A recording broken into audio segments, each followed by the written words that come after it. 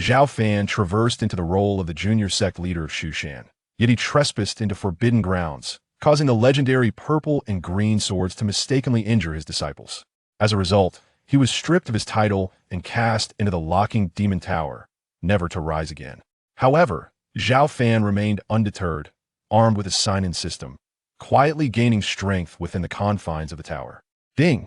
Sign-in at the locking demon tower successful. Reward: Innate sword body. Ding! Sign-in at the locking demon tower successful. Reward: Cultivation pill. Chapter 1. Cast into the locking demon tower. Master Sect Leader. The junior sect leader not only trespassed into forbidden grounds, but also unsealed the sword tomb, provoking the purple and green swords and resulting in the death and injury of dozens of Shushan disciples. According to the sect's regulations, he should be stripped of his title and banished to the locking demon tower for eternity. Please, sect leader, strip the junior sect leader of his title and banish him to the locking demon tower for eternity. Within the grand hall of Shushan, the senior elders wore grim expressions, vehemently demanding the expulsion of Zhao Fan. The piercing shouts echoed in Zhao Fan's ears, gradually awakening his once-dulled consciousness. Have I truly traversed? 2 days prior, due to the instigation of others, my predecessor recklessly ventured into the forbidden grounds and unsealed the sword tomb, leading to the rampage of the purple and green swords and the casualties of numerous disciples. Shushan is engulfed in furious wrath, and today, I am brought to the hall for judgment, just as I have arrived in this new life. Zhao Fan could not help but let out a bitter laugh. He had just traversed to become the junior sect leader of Shushan. Yet before he could even begin to showcase his abilities, he was condemned to the locking demon tower. Such farcical events occurring to him were truly absurd. Sect leader, I dissent. Elder brother was misled and thus inadvertently entered the forbidden grounds and unsealed the sword tomb. I implore the sect leader to show leniency. At this moment, the only one to stand up for Zhao Fan was his younger brother, Zhao Cheng. The once closed disciples who had called Zhao Fan elder brother either remained silent or joined in support of the elder's proposals. Zhao Cheng stepped back. The Shushan sect leader, Zhao Sihai, wore a face pale as iron, his heart torn, yet he gestured for his younger son to withdraw. Father, elder brother, is your own son. Did you not hear me clearly? I said to step back. Zhao Sihai's brows furrowed, his tone hardening. Realizing the shift in his father's demeanor, Zhao Cheng clenched his fists, his expression one of unwillingness, yet he silently retreated. Zhao Sihai turned to face his son, Zhao Fan, who had been stripped of his cultivation.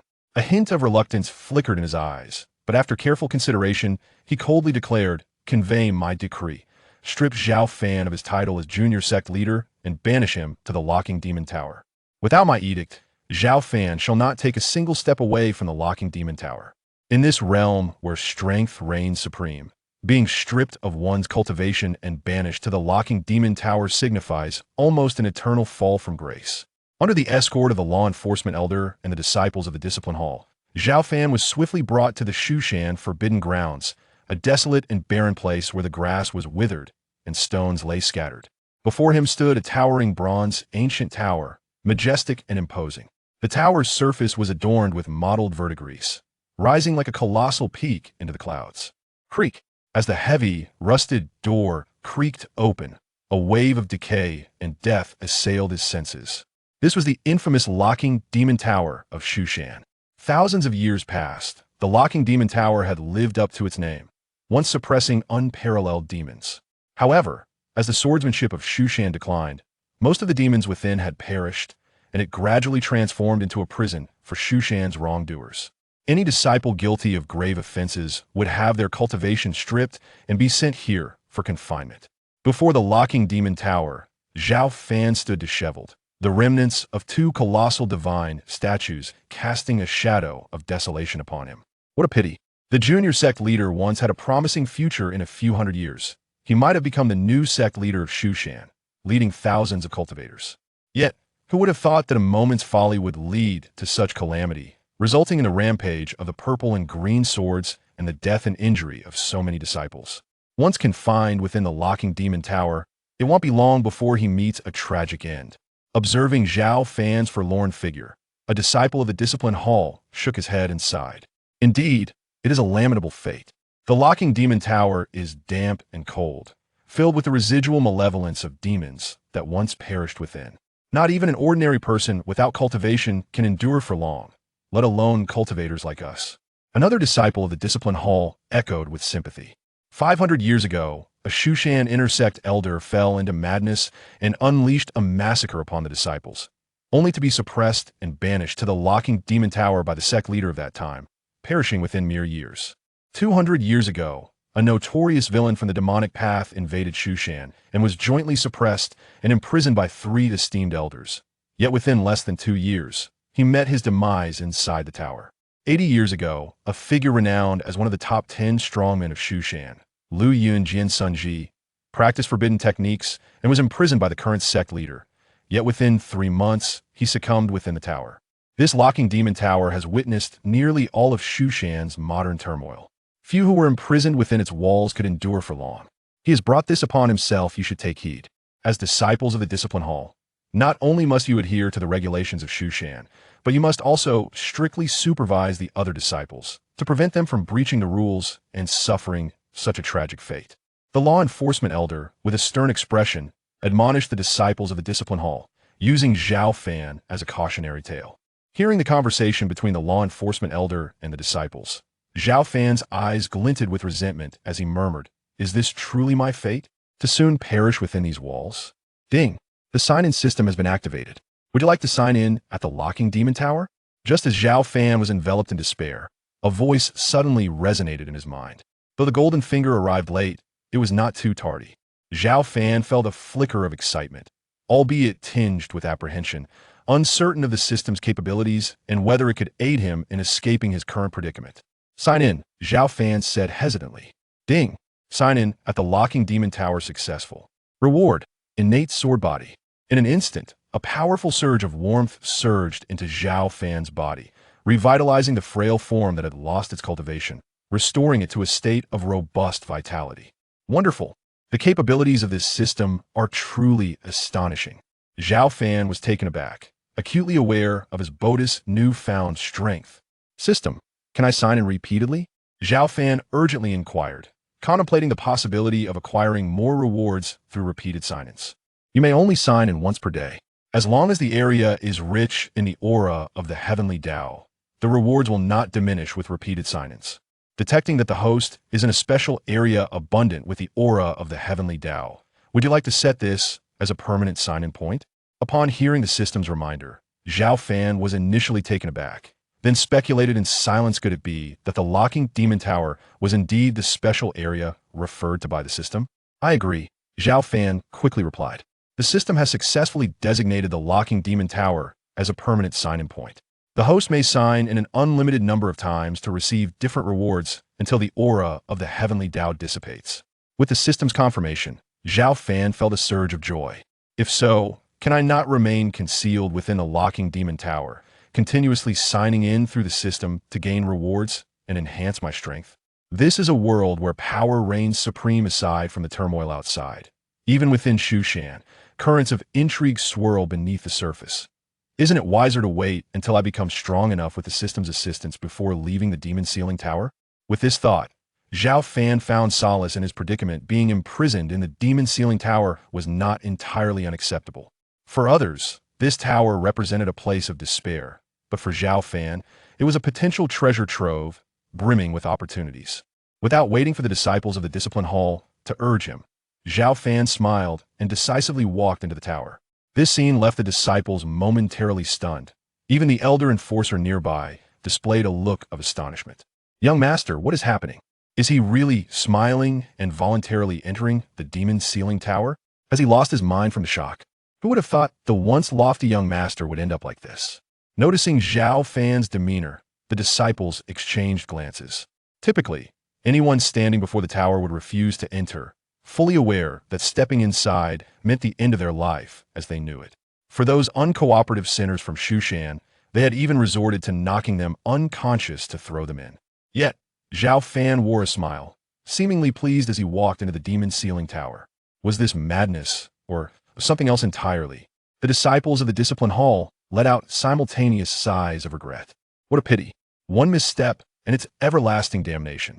The elder enforcer shook his head and turned to a young female disciple, saying, "Zhang Qian, you are the youngest disciple in our discipline hall from now on. You will be responsible for delivering meals to the young master.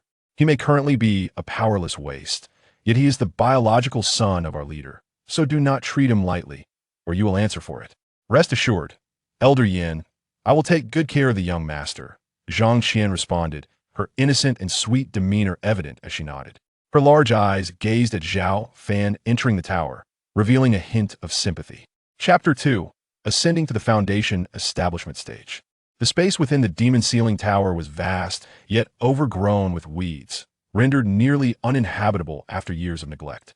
Moreover, the air was thick with a sinister aura. This malevolent energy was as sharp as a blade. Even ordinary cultivators could face dire consequences if exposed to excessive amounts, risking madness or worse. Although the amount of malevolent energy was not overwhelming, it could swiftly erode the strength of an ordinary person, leading to death within a year. This explains why past inmates sent to the demon ceiling tower often met tragic fates. Ignoring the hostile environment, Zhao Fan casually found a flat spot to sit and began to examine his internal situation. Truly remarkable, the innate sword body rewarded by the system is beyond imagination. My dantian was once destroyed, leaving me powerless, yet now it has not only been restored, but has become even stronger and more resilient, providing me with the means to re-embrace the path of cultivation. Zhao Fan was taken aback by what he discovered. Merging with the memories of his past life, he was well-versed in the intricacies of cultivation. The dantian was the key for an ordinary person to become a cultivator, as it was where the gathered spiritual energy was stored. The more robust the dantian, the faster the cultivation and the higher the potential. First, I must draw energy into my body to regain my status as a cultivator. Focusing his mind, Zhao Fan opened his pores, and the surrounding spiritual energy seemed to be drawn toward him, surging forth like a howling wind. Despite being in the demon's ceiling tower, the nearby void still contained sparse spiritual energy to aid him. Buzz. Streams of spiritual energy rapidly entered Zhao Fan's body, coursing through his limbs and ultimately transforming into pure spiritual power, accumulating in his dantian. His aura strengthened visibly, and within just an hour, Zhao Fan noticed the spiritual energy in his dantian accumulating to an astonishing level, akin to a reservoir on the brink of overflowing. At that moment, an explosive sound erupted from within him, reminiscent of popping beans. This was the phenomenon accompanying a breakthrough, as he swiftly advanced to the Qi refinement stage. Incredible! I have broken through to the Qi refinement stage and regained my status as a cultivator in just 1 hour. In contrast, my predecessor relied on Shu Shan's extensive resources, taking over 3 months to achieve the same. Zhao Fan was both astonished and elated. The innate sword body was truly extraordinary. No wonder it was a reward from a system. It is crucial to note that cultivation adheres to a strict hierarchy, with stages including Qi refinement, foundation establishment, core formation, nascent soul, out-of-body, spirit severing, integration, tribulation transcendence, great ascendance, and beyond to the realm of Earth Immortals. His predecessor possessed commendable talent and was already a young powerhouse in the early core formation stage before losing his abilities, which is why he could command respect as Shu Shan's young master. The Qi refinement stage merely marked the beginning of one's cultivation journey. It was not even comparable to his predecessor, let alone the many external disciples of Shu Shan who far surpassed this stage. Thus, filled with joy, Zhao Fan did not cease his cultivation. Instead, he continued to refine and absorb the spiritual energy, enhancing his strength. He relished the feeling of constant improvement. On his first day in the demon's ceiling tower, Zhao Fan immersed himself in practice. His speed of advancement was nothing short of miraculous as he progressed from the early Qi refinement stage to the mid and late stages, reaching the peak of Qi refinement, now just 1 step away from foundation establishment. I am now a peak Qi refinement cultivator. It is time to begin studying Shu Shan's martial arts. Otherwise, no matter how strong my cultivation, without the means to wield my power, I am like a tiger without sharp claws, unable to leverage my advantages. As night fell, Zhao Fan's eyes sparkled with vitality despite a day's rigorous practice. He felt little fatigue. My current cultivation level is low, limiting my martial arts options. It seems the only suitable one is the basic sword technique. Zhao Fan pondered briefly. Shu Shan was a sect dedicated to sword cultivation, having once been a premier force capable of producing Earth Immortal level sword masters over 10,000 years ago. However, it had fallen into decline over the past millennium, compounded by several upheavals that led to the loss of much of their swordsmanship literature. Today, the number of martial arts techniques suitable for chi refinement practitioners was scant, with the basic sword technique being the most appropriate. As the name suggests, the basic sword technique is the foundational swordsmanship of Shu Shan, simple and easy to learn, with nearly every disciple mastering it. The basic sword technique comprises 9 levels, with most disciples only practicing the first 3 tiers. Even elders typically only grasped the first 5, not because they couldn't master it fully, but because they deemed it somewhat lackluster due to its limited power. With the system's assistance, Zhao Fan underwent a transformation from an ordinary body to an innate sword body, granting him an extraordinary comprehension of swordsmanship. In just half an hour, he had fundamentally mastered all 9 levels of the basic sword technique. Strange, this basic sword technique seems more profound than it appears. If my memories serve me right, this technique emphasizes its intent rather than the actual sword moves. But if one can combine the sword's intent with its techniques, the resultant power could be significantly greater. A look of contemplation crossed Zhao Fan's face with his innate sword body. He possessed a unique insight into swordsmanship. With a spirit of experimentation, Zhao Fan picked up a twig, wielding it like a sword, and thrust it forward. In an instant, a chilling light erupted, and stones a dozen meters away shattered with a resounding crash. Indeed, Zhao Fan's heart was filled with understanding, confirming his speculations. This fundamental sword technique was not as trivial as it appeared. Rather, the vast majority of the disciples from the Shushan sect focused solely on its essence, failing to integrate it with actual swordplay, thereby unable to unleash its formidable power. As night deepened, Zhao Fan swiftly mastered this martial art, and the might he could exert was undoubtedly several times stronger than that of others.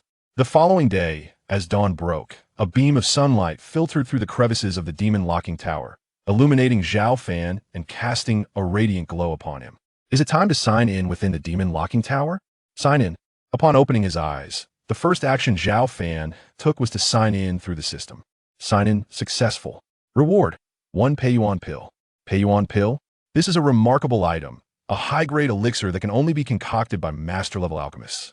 In Shushan, it would require thousands of spirit stones to exchange for a single pill. The Peiyuan pill can rapidly enhance the spiritual energy within my body. Now that I am at the pinnacle of the Qi refinement stage, consuming this pill will allow me to attempt a breakthrough into the foundation establishment stage. As the system's voice faded, Zhao Fan felt a surge of excitement and immediately consumed the pill he had just acquired. As the elixir entered his system, a powerful energy surged within him, and 2 hours later, he effortlessly broke through to the early foundation establishment stage. Why do I feel so filthy all of a sudden? Upon opening his eyes, Zhao Fan was startled to find himself covered in a layer of black mud. Of course, after breaking through to the foundation establishment stage, impurities within the body will be expelled. So this is the residue from my body. Zhao Fan recalled that this was a common occurrence for cultivators during their breakthrough to the foundation establishment stage. The expulsion of bodily impurities would render one's physique more flawless and translucent. This sticky sensation is quite uncomfortable. Zhao Fan chuckled wryly, then circulated his spiritual energy, and in an instant, the black mud enveloping him dissipated, leaving him feeling refreshed and clean. Young Sect Master, I've come to bring you your meal. Just as Zhao Fan was about to continue his training, the person delivering the food arrived. What is your name? To his surprise, the food bearer was a young girl. As far as he knew, the disciples guarding the Demon Suppression Tower were predominantly male, with very few female disciples. My name is Zhang Qian, the youngest disciple of the Discipline Hall. Zhang Qian was taken aback by Zhao Fan's initiative to speak with her, responding shyly. Zhang Qian, I will remember you. From now on, please come to deliver meals every 3 days. Zhao Fan said with a smile. Once every 3 days? Zhang Qian scrutinized Zhao Fan, her delicate nose wrinkling as she questioned, but young sect master, you currently possess no cultivation. Will you be able to manage? Do not call me young sect master, simply refer to me as Brother Zhao. Rest assured, should anything arise, I will take full responsibility and will not hold you accountable. Well, all right then. Zhang Qian hesitated, but eventually nodded, captivated by Zhao Fan's bright eyes. After delivering the meal, Zhang Qian returned to the discipline hall and conveyed Zhao Fan's request to the law enforcement elder. Once every 3 days, does he intend to attempt cultivating again? With his dantian completely depleted, how could that be possible? The law enforcement elder furrowed his brow, guessing Zhao Fan's intentions, but still shook his head, sighing, had I known this would be the case, I would have acted differently. Zhang Qian, just comply with his wishes. Deliver meals every 3 days henceforth. Chapter 3. The sign-in at the ancient demon tomb. Zhang Qian brought forth delectable dishes that delighted Zhao Fan's palate, allowing him to indulge in a sumptuous feast. The fatigue from his prolonged training dissipated in an instant, rejuvenating his spirit. It was undeniable that despite his demotion and confinement to the demon ceiling tower, the members of the discipline hall had not neglected his sustenance. The space within this demon ceiling tower was far more expansive than Zhao Fan had anticipated. Currently situated in the outer region, he resolved to venture deeper to explore other areas, seeking a suitable place to settle. After all, the days ahead were long, and he might have to reside here for an extended period, necessitating a comfortable and decent refuge. As he proceeded, the underbrush and rubble diminished significantly, yet the ominous atmosphere intensified. Fortunately, as a practitioner at the Foundation establishment stage, Zhao Fan could barely withstand the encroaching malevolence. Minutes later, he halted before a grand bronze door. The door appeared ancient, covered in a thick layer of dust and intricate spider webs, indicative of its long-standing neglect. To access the inner regions of the demon ceiling tower, this bronze door was his only passage. After a moment's contemplation, Zhao Fan stepped forward, unleashing a surge of sword energy from his fingertips, aimed directly at the door. Although this thread-like sword energy was slender, the force it contained could effortlessly shift boulders weighing several tons. However, upon impact with the bronze door, it merely quivered slightly. Not only did it fail to budge the massive portal, but it hardly disturbed the dust atop it. How can it be? Zhao Fan mused, perplexed. I have thoroughly mastered the foundational sword techniques, and my prowess far surpasses that of the ordinary elders and disciples of Shu Shan. Yet, even with 50% of my strength, I cannot move this door? Doubtful of the door's resistance, he gathered his internal energy, allowing it to surge forth in an explosive wave. Boom. The bronze door trembled violently, dislodging a cloud of dust that cascaded to the ground.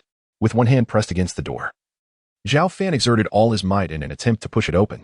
It felt extraordinarily heavy. His brow furrowed in concentration, even with 80% of his strength. He could only create a narrow opening. Just as he prepared to intensify his efforts and fully unseal the door, a terrifying turn of events transpired.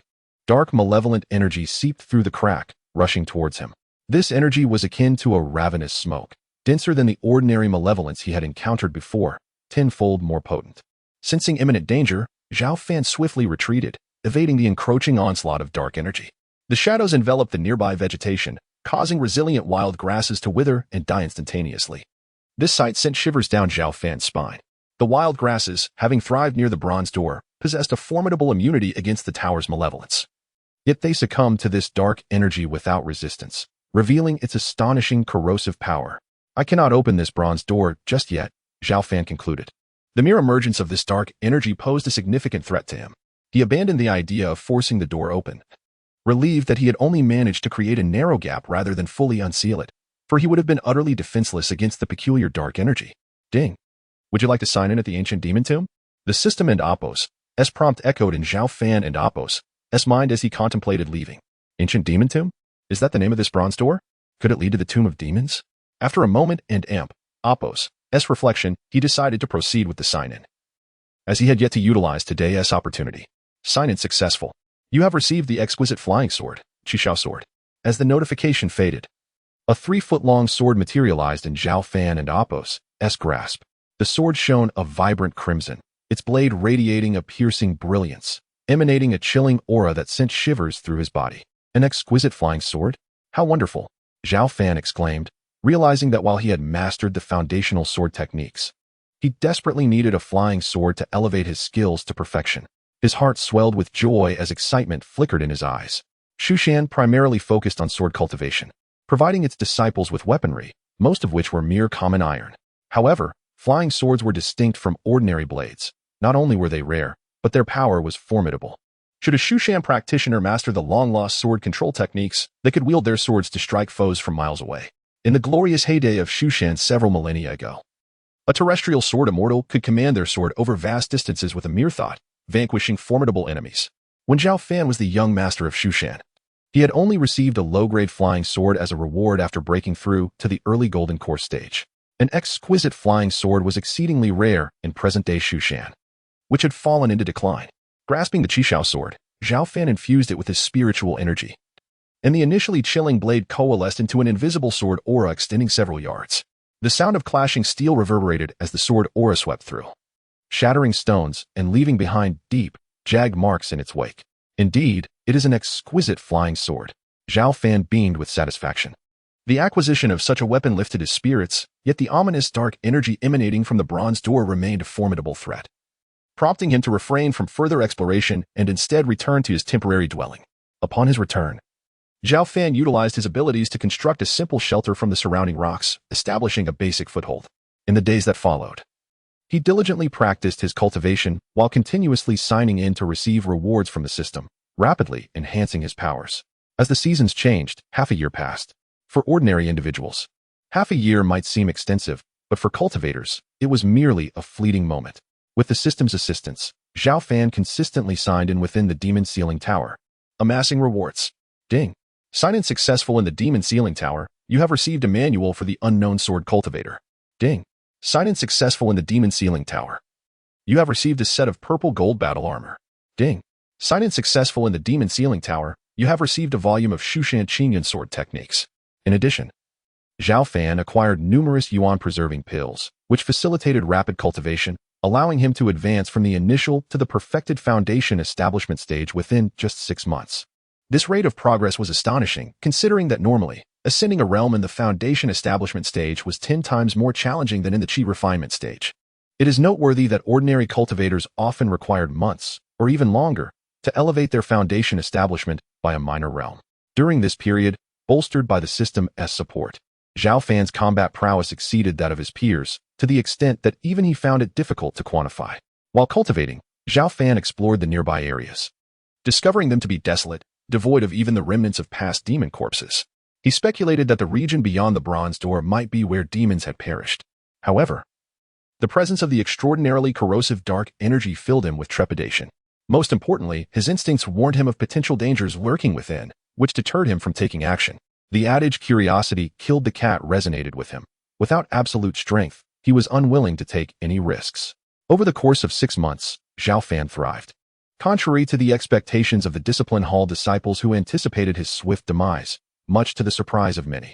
Fortunately, few cared for the well-being of Zhao Fan, the deposed young master, which rendered his presence increasingly inconspicuous. However, it was Zhang Qian, a junior sister from the Discipline Hall, who became the most concerned and understanding individual regarding Zhao Fan. Every 3 days, without fail, she would bring him delicious meals, unwavering through rain and shine for over 6 months. Although Zhao Fan did not actively inquire about the outside world, Zhang Qian would, seemingly fearful of his boredom, take the initiative to share the latest developments and changes occurring beyond the confines of his solitude. Engaging in daily cultivation brought Zhao Fan immense joy, yet it also instilled a sense of numbness within him. Thus, he did not decline the goodwill of his junior sister and would engage her in casual conversation. Recently, Zhang Qian mentioned the undercurrents stirring within the entire realm of cultivation. After thousands of years of dormancy, the demonic sects had resurfaced, sweeping through various sects like a tempest, resulting in the deaths of several formidable cultivators at the nascent soul stage. Upon hearing this, Zhao Fan suddenly felt that remaining quietly within the confines of the Demon Suppression Tower to strengthen himself was the most prudent course of action. On this particular day, Zhang Qian arrived with food once more. However, unlike her usual demeanor, the young girl appeared somewhat perturbed, lacking her customary vivacity and cheerfulness. "Junior sister, why are you not sharing any amusing anecdotes today?" Zhao Fan inquired with a friendly smile, noticing her unusual expression. "Young master, I have mentioned many times that you may simply call me senior brother. I am no longer the young master of Shushan." Zhao Fan interjected with a smile before Zhang Qian could finish her thought. "Senior brother Zhao. Today, the sect leader has appointed a new young master," Zhang Qian said, her lips pressed together, hesitating as she spoke. She cautiously observed Zhao Fan's reaction and, upon seeing no immediate response, continued. "The new young master is none other than your younger brother, Zhao Cheng." Zhao Cheng. Zhao Fan was momentarily taken aback, then smiled in understanding. "That lad is quite capable. His talent is on par with mine, and it is only natural for him to become the young master of Shushan. But, do you not feel any resentment?" That was originally your position. Zhang Qian murmured softly. That was never my position. My place is right here, Zhao Fan replied with a smile. Refraining from elaborating further, Zhang Qian wished to say more but was gently silenced by a wave of Zhao Fan's hand. Senior brother Zhao, I shall return in a few days to bring you more food. After half an hour, Zhang Qian bid him farewell and departed with the food container in hand. Very well. Watching her leave, Zhao Fan turned to the desolate rocky ground, an open area he cherished for his cultivation practice. Does the host wish to begin signing in? Sign in. Zhao Fan responded habitually as the system prompt sounded. Sign in successful. Congratulations, the host has obtained a He Yuan Dan. Is it truly a He Yuan Dan? Just when I have reached the pinnacle of the foundation establishment stage, this elixir will be immensely beneficial for me. It seems the system understands my needs well. Zhao Fan smiled as he gazed at the He Yuan Dan in his hand. Chapter 4. The Demon Grave. The He Yuan Dan is an extraordinary elixir, esteemed above the Pei Yuan Dan. Most crucially, the He Yuan Dan significantly enhances the likelihood of a cultivator successfully breaking through from the foundation establishment stage to the golden core stage. It is important to note that while the transition from perfected foundation establishment to golden core may seem merely a single step, the difficulties involved are immense.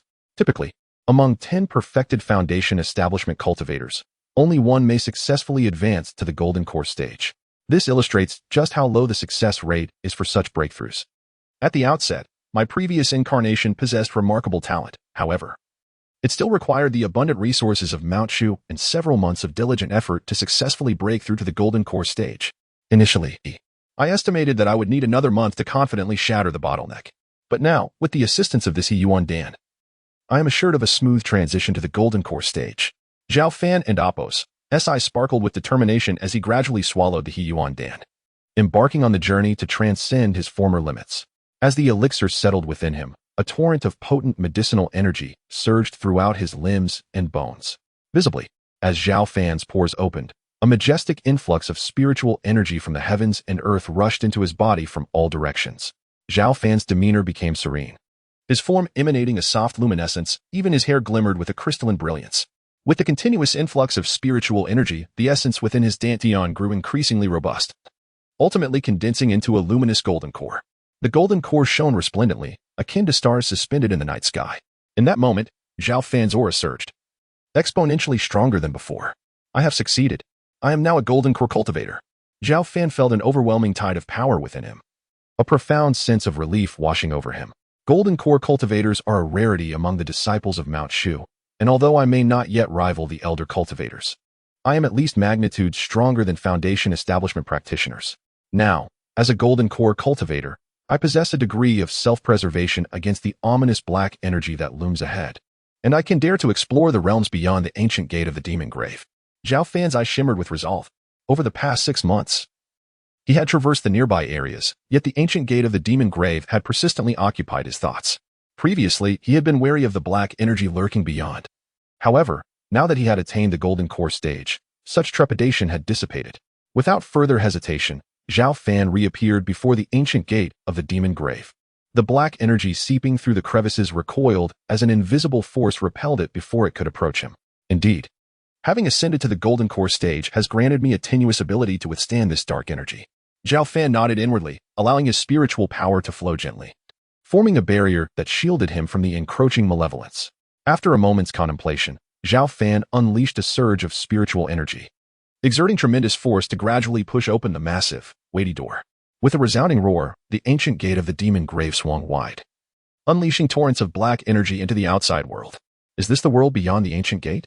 Zhao Fan stepped forward with steady resolve, and a mere glance left him utterly astounded. The ground was littered with bones, both human and beast alike, countless and overwhelming. Further in the distance, obscured yet towering, were skeletal remains standing several tens to hundreds of meters high, resembling small mountains, still exuding a jade-like sheen despite the passage of countless ages. This is the true demon locking tower. Zhao Fan felt a chill run down his spine, unable to suppress a gasp of astonishment. As he surveyed the scene, the sheer number of remains was staggering. Moreover, he could distinctly sense the immense demonic aura emanating from some of the bones, which, despite enduring the ravages of time, still radiated an unfathomable malevolence. Even from a distance, the oppressive pressure that permeated the air was suffocating. It was evident that these remains belonged to formidable, legendary demons in their prime. The expanse of the demon grave was vast, yet Zhao Fan found it challenging to delve deeper. for the terrifying energy exuded by the colossal skeletal remains rendered him nearly immobile, burdened by immense pressure. This was merely the outermost layer of the demon grave. If Zhao Fan stubbornly pressed onward, he would likely be crushed to dust by the overwhelming force emanating from the countless bones. This was not due to Zhao Fan's deficiency in strength, but rather the sheer might these remains once possessed. Thousands of years ago, Mount Shu reached its zenith, and those imprisoned within this demon-locking tower were nearly all renowned, unparalleled demons of their time. Such terrifying entities, even in death, left behind remains that ordinary cultivators could hardly withstand. My power still falls short. To truly explore this demon grave, I would need to ascend to the nascent soul stage. Zhao Fan lamented internally. He had believed that attaining the golden core stage would allow him to disregard the encroaching black energy, only to discover that the horrors within the demon grave far exceeded his expectations. Just as Zhao Fan pondered, an unexpected event transpired. Buzz, not far away, a humanoid skeleton collapsed amongst the rubble, suddenly awakening. Its hollow eye sockets ignited with a ghostly green flame, the aura of a cultivator. I, Sun Shi, have waited 80 long years for a cultivator. If I can seize your body, I shall be reborn. The humanoid skeleton lunged towards Zhao Fan with lightning speed. Zhao Fan's expression changed dramatically. The exquisite flying sword, Qi Shao, was at the ready, and he instinctively swung it with force. The Qi Shao was unstoppable. And combined with Zhao Fan and Appo's mastery of the foundational sword techniques of Mount Shu, it wielded immense power capable of effortlessly cleaving through boulders. The blade's cold brilliance surged towards the humanoid skeleton. The skeletal figure raised its claw, seemingly dismissing Zhao Fan's attack. Boom. In the next moment, the humanoid skeleton let out a wail, overwhelmed by the torrent of sword energy, severely damaged and near collapse. Seeing his first strike succeed, Zhao Fan wasted no time and prepared to unleash a second blow. Stop. The humanoid skeleton, sensing the impending doom, trembled in fear, hastily raising its hand in surrender. Who are you? Zhao Fan, poised for action, fixed an unsparing gaze upon the skeletal figure. This creature had launched a surprise attack. Had it not been for Zhao Fan's strength and the Qi Shao in his possession, another cultivator might have fallen victim to its assault. I am Sun Shi, once a disciple of Mount Shu. The humanoid skeleton spoke in a somber, desolate tone, introducing itself. Sun Shi, could it be? One of the top 10 powerhouses of Mount Shu 80 years ago, cast into the demon-locking tower for practicing forbidden arts? Zhao Fan stared in disbelief, astonished by the remarkable origins of this humanoid skeleton. Indeed, that is I. Under Zhao Fan's incredulous gaze, the skeleton nodded slowly, explaining, years ago, I was stripped of my powers and imprisoned within the demon-locking tower, suffering the toxic influence of its malevolence. In desperation, I resorted to a certain secret technique, binding my lingering soul to this skeleton, thus allowing me to persist until now. After finishing, Sun Shi's remnant soul fixed its gaze upon Zhao Fan, speaking earnestly. Young man, I see you are also a disciple of Mount Shu. Let us strike a deal. If you spare my life, I shall impart upon you several techniques of Mount Shu and Appo's unparalleled secret arts. Perhaps with these, you may endure in this tower. Zhao Fan noticed that as Sun Shi spoke, its deep-set eye sockets remained fixed upon him, akin to a predator eyeing its prey, subtle yet tinged with a palpable greed. Zhao Fan was no fool. He recognized that his adversary sought to tempt him into lowering his guard. Thus, he resolutely replied, I beg your pardon, but I have no interest. Had you not previously made an attempt on me, I might have spared you. However, since you wish to seize my corporeal form, you may as well hasten your demise. As soon as the words left his lips, Zhao Fan unleashed a sweeping strike with his sword, its cold gleam radiating like a forged blade, swiftly overwhelming the remnant soul of Sun Shi. Please, I can impart to you the secret arts of Mount Shu and reveal the mysteries of this demon grave. Sun Shi's lingering spirit cried out in desperation, exerting every ounce of strength to resist. Yet it was ultimately dissolved beneath the astonishing force of Zhao Fan's sword energy, dissipating into a wisp of smoke, vanishing entirely. What secrets of Mount Shu? What mysteries of the demon grave? With the aid of my system, I am not in need of various formidable martial arts techniques. As for the secrets of this demon grave, I shall explore them in due time when my strength has reached a greater height, Zhao Fan mused with a self-deprecating smile. For now, I must swiftly depart from this place. Otherwise, I cannot guarantee that other formidable demons, like Sun Shi, have not left their remnants behind. With a furrowed brow, Zhao Fan hastily exited the demon grave and sealed the great door once more. Chapter 5. A reunion of brothers observing the ancient gate of the demon tomb that had once again sealed shut, Zhao Fan exhibited a look of trepidation. He profoundly realized that his strength was still far from sufficient. With his current cultivation at the golden core stage, he could hardly endure even the faintest aura emanating from the remains of the great demon within. He resolved to wait until he made further advancements in his cultivation before delving into the secrets of this place. However, Zhao Fan was not disheartened, on the contrary. He brimmed with confidence. With the aid of the system, he was certain that he would soon achieve greater heights. At that time, the entire demon tomb would no longer hold any mysteries for him. Subsequently, Zhao Fan returned to the periphery of the demon ceiling tower, diligently signing in each day to receive rewards from the system, witnessing his strength visibly enhance. Has the host begun signing in? Sign in. Sign in successful. Congratulations, host. You have acquired the Shu sword technique. On this day, as the system's prompt echoed, Zhao Fan was momentarily taken aback, but soon his face lit up with joy. The sword technique. It was indeed the Shu sword technique. Zhao Fan felt a surge of excitement. Unlike other cultivation sects, Shu focused primarily on the path of swordsmanship. Due to the tremendous changes in the world over the past millennia, which rendered the sword path less compatible with the current environment, Shu had lost its former glory. Many invaluable texts on swordsmanship had been lost in the turmoil, including the renowned Shu sword technique. Zhao Fan never anticipated that he would obtain the Shu sword technique as a reward from the system. If this news were to spread, it would undoubtedly cause a significant stir throughout Shu. Indeed, he discovered within the depths of his mind a complex and profound text on swordsmanship, which contained the essence of the sword technique. Without hesitation, he began to study it. True to its reputation, the sword technique was vast and intricate. According to the records, the sword technique was divided into 9 distinct realms, and only by mastering all 9 could one unleash its most formidable power. With fervor in his heart, Zhao Fan commenced his practice of the first realm of the sword technique. The sword follows the heart. The initial step in his training was to nurture the sword. Nurturing the sword involved establishing an inseparable connection with the flying sword, Qi Shao, through his spiritual energy. Only with successful nurturing and the sword's complete acknowledgement could he wield it as an extension of himself. As Zhao Fan continuously infused his spiritual energy into the flying sword, the originally vibrant crimson blade quickly formed a mysterious bond with him. In the next moment, the flying sword Qi Shao emitted a soft chime and began to float before Zhao Fan, dancing joyfully like a child, swirling around him in a playful manner.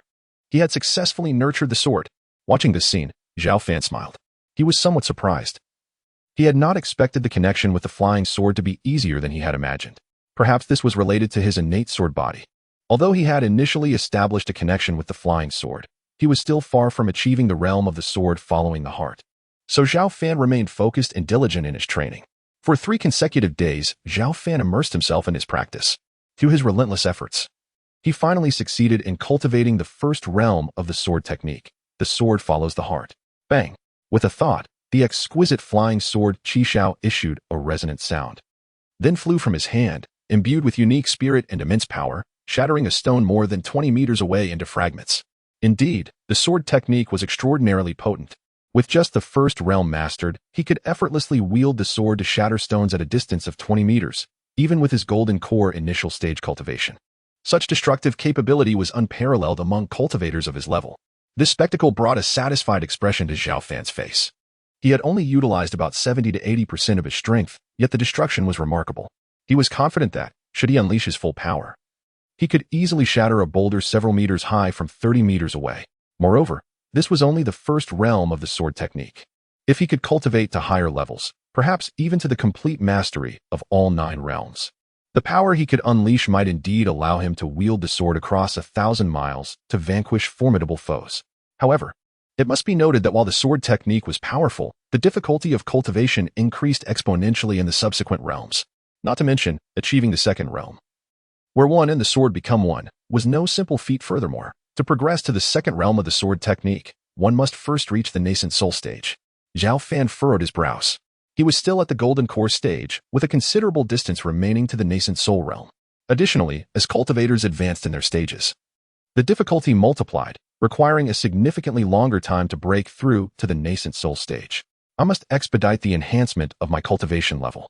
Only by breaking through to the nascent soul stage can I explore the secrets of the demon tomb and further my practice of the sword technique to the second realm. Zhao Fan resolved to elevate his cultivation level as quickly as possible. Just as he intended to continue his focused training, the heavy doors of the demon ceiling tower suddenly swung open. Sensing a shift, Zhao Fan looked up. A young man clad in a brocade robe strode in. He was tall and robust, with handsome features and an air of distinction that bore a striking resemblance to Zhao Fan. This was none other than his younger brother, Zhao Cheng. Brother, Zhao Cheng exclaimed, his expression slightly agitated as he called out. What brings you here? Zhao Fan was initially taken aback, then furrowed his brow in inquiry. The Demon Sealing Tower was a forbidden area of Shushan, and ordinarily, no unauthorized personnel were permitted to enter, otherwise, they would face severe consequences. Brother. I obtained father's permission to visit you. Zhao Cheng hesitated briefly before continuing. I have now become the new young sect master of Shushan. Is that so? Brother. Congratulations on becoming the young sect master. Zhao Fan smiled and offered his congratulations. Brother, you do not hold any resentment towards me, do you?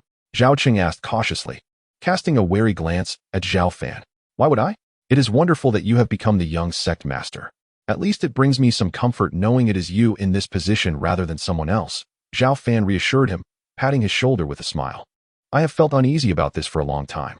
Now that you have said this, I can finally breathe easy. Zhao Cheng sighed in relief. Brother, I truly apologize for taking so long to visit you. I have been overwhelmed with affairs concerning the sect, and there has been immense pressure from father. Since your incident, many elders have expressed dissatisfaction with him, Zhao Cheng explained, a hint of guilt coloring his words. It is all right. I am simply glad you could come. Zhao Fan waved his hand dismissively, indicating that it was of no consequence. He understood well that his brother had faced considerable pressure to arrive at the Demon Sealing Tower today. Brother, please do not harbor any hatred towards father. In truth, he has always cared for you. However, as the sect master, he must balance many factors, especially with Shushan currently facing numerous difficulties. Zhao Cheng hesitated, struggling to find the right words. I do not harbor resentment towards him. If blame is to be placed, it lies with the initial reckless pursuit of power that caused him to lose his way. Zhao Fan interjected with a gentle smile before Zhao Cheng could finish. That is good to hear. Zhao Cheng noticed that his elder brother seemed to have changed significantly, no longer the domineering and obstinate figure he once was. By the way, brother, I heard you were attempting to cultivate again. Here is a chi gathering pill I obtained, which may help you consolidate your Dantian and Apos energy. I also brought some spiritual fruits imbued with the essence of heaven and earth to aid in enhancing your physique swiftly. As he spoke, Zhao Cheng produced a precious elixir and several dozen spiritual fruits. The superior grade elixir, the chi gathering pill, astonished Zhao Fan, for such a treasure was exceedingly rare. Nearly impossible to find throughout the entirety of Shushan. It was evident that his younger brother, Zhao Cheng, must have sacrificed significantly to acquire this pill. Brother, this is my heartfelt gift, and you must accept it. Once I secure my position as the young sect master, I will surely find a way to rescue you. Zhao Cheng hastily insisted, fearing Zhao Fan and Apos' rejection. Observing his brother and Apos' earnest demeanor, Zhao Fan, now a cultivator once more, felt reluctant to dismiss his brother and Apos' goodwill and replied with a warm smile, in that case, I shall accept it. However, I am content here.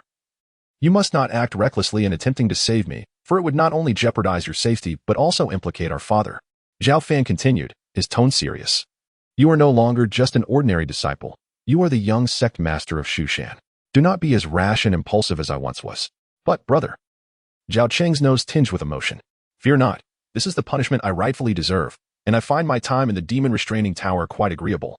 Zhao Fan said with a light-hearted smile. His words were not dismissive.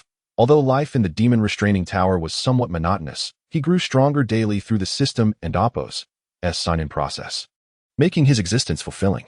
Very well, Zhao Cheng conceded reluctantly, understanding that his brother and Apos' intentions were for his future. The two brothers, having not seen each other for an extended period, conversed for over an hour. Eventually, Zhao Cheng departed the demon restraining tower, turning back 3 times to glance at his brother. Brother, I promise to visit you whenever I can. Zhao Cheng waved goodbye as he left. That foolish boy. Zhao Fan watched him go, a smile gracing his lips, warmth blooming in his heart. Chapter 6. The intruders of the demon clan upon departing from the demon lock tower. Zhao Cheng hastened to the Shushan Grand Hall. There, he encountered his master and father, Zhao Sihai. In just over half a year, Zhao Sihai appeared considerably aged. Strands of gray now intermingled with his once lustrous black hair, and his robust physique had diminished. The sternness that once characterized his features was replaced by an unmistakable weariness. Father, I have met with my elder brother. His condition is relatively stable, Zhao Cheng reported, bowing respectfully as he recounted the encounter with Zhao Fan. Indeed, he is truly my son. Even confined within the demon lock tower, he has managed to endure, Zhao Sihai remarked, his eyes gleaming with a complex mixture of relief and sorrow. He was relieved that the fearsome demon lock tower had not claimed Zhao Fan's life too swiftly. Yet he lamented his inability to alleviate his elder son and Apos' suffering. Father, is there truly nothing you can do? As the esteemed master of Shu Shan, cannot you grant my brother a moment of clemency? Zhao Cheng knelt, earnestly pleading. The malevolent energies within the tower are overwhelming. It is remarkable that my brother has survived for over half a year. I fervently wish for his early release. Chinger, Zhao Sihai sighed, looking at his younger son with a heavy heart. It is precisely because I am the master of Shu Shan that I am unable to pardon your brother. The current state of Shu Shan is fraught with peril, both internal and external. How many eyes are watching my every move? If I were to abuse my power, countless elders would seize the opportunity to find justifications to oust me. Of course, I could relinquish my position as master, but that would plunge Shu Shan into chaos, jeopardizing our legacy built over millennia. Cheng and Oppos. It is not that I do not wish to save your brother, but at this moment, I cannot grant him clemency. I understand. Father, Zhao Cheng replied with a sigh, fully comprehending Zhao Sihai's predicament. Since ascending to the position of Shu Shan's junior master, he had recognized that the seemingly prosperous Shu Shan was, in fact, riddled with vulnerabilities. As his father had articulated, should he be forced from his position, the ensuing turmoil could herald the downfall of their sect. Especially in these tumultuous times, the world was rife with unrest, and the once dormant demonic sects were emerging, igniting waves of bloodshed. Cheng and Oppos. You are now the junior master of Shu Shan. Every word and action must be executed with utmost caution. I am growing old, and the future of Shu Shan will require your guidance to restore its former glory. Should you possess the capability to lead Shu Shan back to prominence, your power and prestige will naturally allow you to grant your brother clemency with but a word. Father, I understand, Zhao Cheng declared, taking a deep breath. I will strive with all my might to live up to your expectations. Very well. It is gratifying to see you possess such awareness. Zhao Sihai nodded slightly, pleased with his younger son's demeanor. Compared to Zhao Fan, he felt a greater sense of satisfaction with Zhao Cheng's performance. The latter had only recently taken on the role of junior master, yet he managed affairs with remarkable organization and a gentle disposition, earning the affection of all within Shu Shan. Most importantly, Zhao Cheng exhibited exceptional talent in cultivation. By the way, I have received reports from Shu Shan disciples indicating that the demonic sects are stirring, contemplating an assault on us. You are tasked with dispatching individuals to gather intelligence, so we may prepare in advance, Zhao Sihai instructed. Understood. I will see to it at once. Zhao Cheng nodded and promptly departed from the Grand Hall.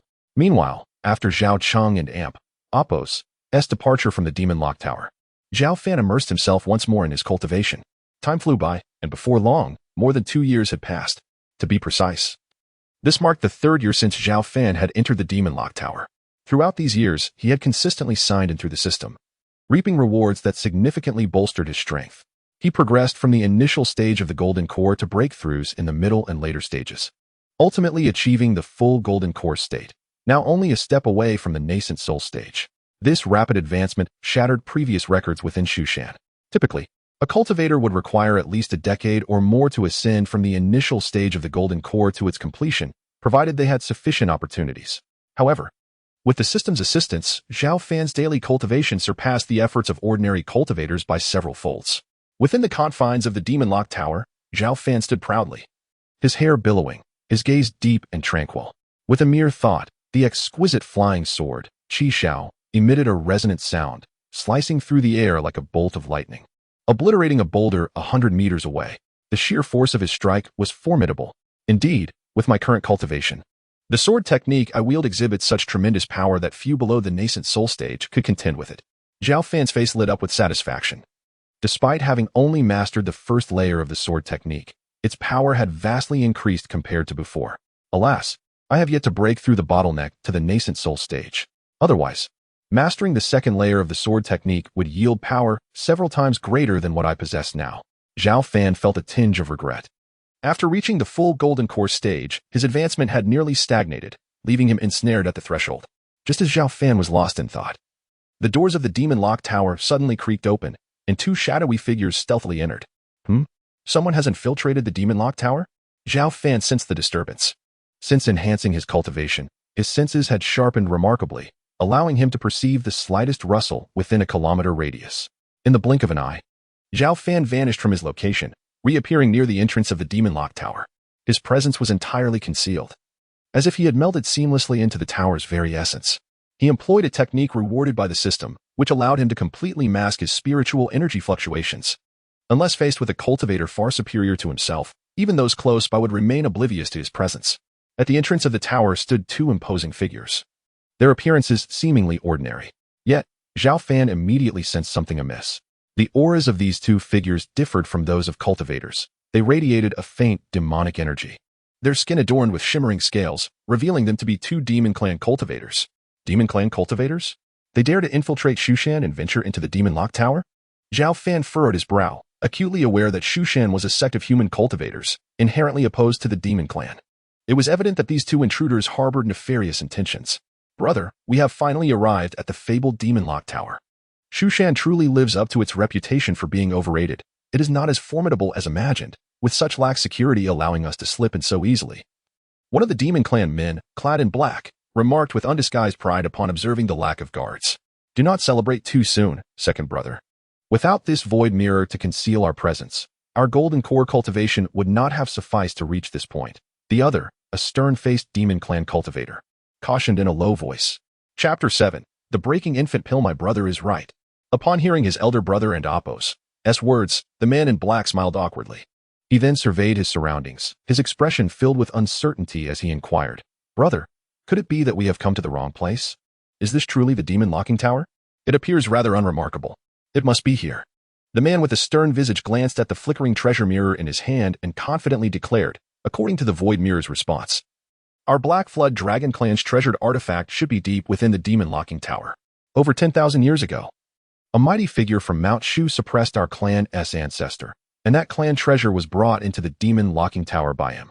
This time, we have risked everything to come here, and we must retrieve the clan's treasure to restore our Black Flood Dragon Clan. The cold-faced man was named Zhao Shang, and beside him stood his younger brother, Zhao Tian. They hailed from the Black Flood Dragon Clan, and had stealthily infiltrated Mount Shu under the orders of their clan's higher-ups to reclaim the long-lost clan treasure from the Demon Locking Tower. Oh, so they are members of the Black Flood Dragon Clan. Zhao Fan, upon hearing the brothers and Appo's conversation, realized their identity. The Black Flood Dragon Clan was a formidable group among the demon tribes, having wreaked havoc thousands of years ago. During Mount Shu's zenith, a powerful figure had captured the ancestor of the Black Flood Dragon Clan and imprisoned him within the Demon Locking Tower. Who would have thought that after a millennium, the Black Flood Dragon Clan would dare to take such risks and send people to invade the tower to reclaim their treasured artifact? Second brother, follow me. The void mirror has sensed the aura of the clan treasure. Zhao Shang gestured for his brother to follow as they moved toward the ancient gate of the demon grave. The Demon Locking Tower was a significant site, and trespassers were not permitted. Just then, a faint voice suddenly rang out, startling the brothers. Zhao Shang turned to see that a young man had appeared before them. Is there someone here? Zhao Tian asked in surprise. Scrutinizing the suddenly materialized Zhao Fan, noticing the complete absence of any aura of spiritual power emanating from him, his expression then turned menacing as he harshly questioned. Are you a disciple of Mount Shu? Although Zhao Shang did not speak, he too regarded Zhao Fan with a hostile glare. This is the Demon Locking Tower. I advise you to leave immediately, Zhao Fan stated expressionlessly, not deigning to answer his question. Though imprisoned within the tower, he still considered himself a disciple of Mount Shu, unwilling to allow any demon tribe members to invade the sacred ground. Brother, this kid must be from Mount Shu. We cannot let him expose our whereabouts. Zhao Tian warned Zhao Shang. Kill him, Zhao Shang commanded coldly. Understood. Zhao Tian's eyes gleamed with delight at the order, and without hesitation, he raised his hand to strike at Zhao Fan's forehead. As his hand reached toward Zhao Fan, it suddenly transformed into a massive beast's claw, glimmering with a chilling light. Foolish. Zhao Fan had initially intended to frighten his opponent, but was taken aback by their malicious intent. He decided to show no mercy. With a resounding clang, the flying sword, Qishao, sliced through the air like a bolt of lightning, severing Zhao Tian and Appo's claw. The momentum continued unabated, bisecting Zhao Tian and Appo's body, his piercing scream echoing as blood gushed forth. Second brother, Zhao Shang was taken aback, utterly shocked that this seemingly ordinary young man was a rare sword cultivator. Void mirror. Zhao Shang roared in fury, the void mirror in his hand erupting with a myriad of radiant beams, surging toward Zhao Fan. This was not only a treasure that could conceal one's aura but also a powerful offensive artifact. Facing Zhao Shang's wrathful strike, Zhao Fan remained composed. With a mere thought, the cold light of the flying sword Qishao surged, shattering the incoming radiant beams. Then, with overwhelming sword energy, it completely engulfed Zhao Shang, who wore a look of terror. With a squelch, Zhao Shang's bloodied head rolled to the ground. The moment the flying sword was drawn, the two fully realized golden core cultivators had virtually no capacity for resistance, meeting their demise at Zhao Fan's feet. Such was the ferocity of a sword cultivator. The formidable power of swordsmanship. You could have avoided death. I offered you good advice, yet you insisted on turning against me, seeking your own demise. Zhao Fan murmured to himself as he gazed at their lifeless bodies, shaking his head. Oh, this item is quite remarkable. Out of the corner of his eye, Zhao Fan noticed the fallen void mirror and effortlessly drew it into his grasp. If memory served him right, this void mirror could sense the clan's treasured artifact of the Black Flood Dragon clan. Gazing at the flickering void mirror, Zhao Fan felt a flicker of interest in the clan treasure, suspecting it might be hidden within the demon grave. However, regrettably, he had not yet broken through to the nascent soul stage and was currently unable to thoroughly explore the space within the demon grave. Ding. Would you like to sign in at the site of the Black Flood Dragon clan members and Appo's bodies? At that moment, a prompt sounded in Zhao Fan and Appo's mind. Sign in. Zhao Fan instinctively replied. Sign in successful. Congratulations, host. You have received the Breaking Infant Pill. What? The Breaking Infant Pill? Zhao Fan was momentarily taken aback, but then elation surged within him. The Breaking Infant Pill was an exceptionally rare and precious elixir, crucially enhancing the success rate of breaking through from the complete Golden Core stage to the nascent soul stage. Currently, Zhao Fan found himself trapped at the pinnacle of the Golden Core stage, and according to his previous estimates, it would take him at least half a year, if not a year, to ensure a successful breakthrough to the nascent soul stage. However, with the Breaking Infant Pill in hand, he could significantly shorten this time frame. Excellent. With this Breaking Infant Pill, I can attempt to break through to the nascent soul stage. If I successfully become a nascent soul cultivator, what has to stop me from exploring the demon grave region? Zhao Fan felt a surge of excitement, grateful for the timely assistance from the system. Without a moment's hesitation, he consumed the Breaking Infant Pill. Having been stuck at the Golden Core stage for some time, he had accumulated sufficient foundation and required no elaborate preparations. Zhao Fan sat solemnly upon the ground, his entire being seemingly transformed into a black hole, drawing in the surrounding spiritual energy of heaven and earth, which flowed continuously into his body. The luminous golden core within him began to undergo significant changes. Zhao Fan meditated for 2 days and nights, his aura steadily intensifying. Eventually, the sounds of crackling, akin to frying beans, emanated from within his organs. Boom. With a tremendous roar from within, the golden core suspended in his dantian suddenly shattered, forming a golden figurine, a manifestation of the nascent soul, which only cultivators at that stage possessed. At last, the breakthrough was successful. Nascent soul stage. Zhao Fan exhaled a sigh of relief, the strain of 2 days and nights of relentless effort finally yielding results, making him the youngest nascent soul cultivator in the history of Mount Shu. Today, Mount Shu was no longer in its former glory, and nascent soul cultivators were an exceedingly rare breed. Countless disciples of Mount Shu spent decades, even lifetimes, striving to reach this realm.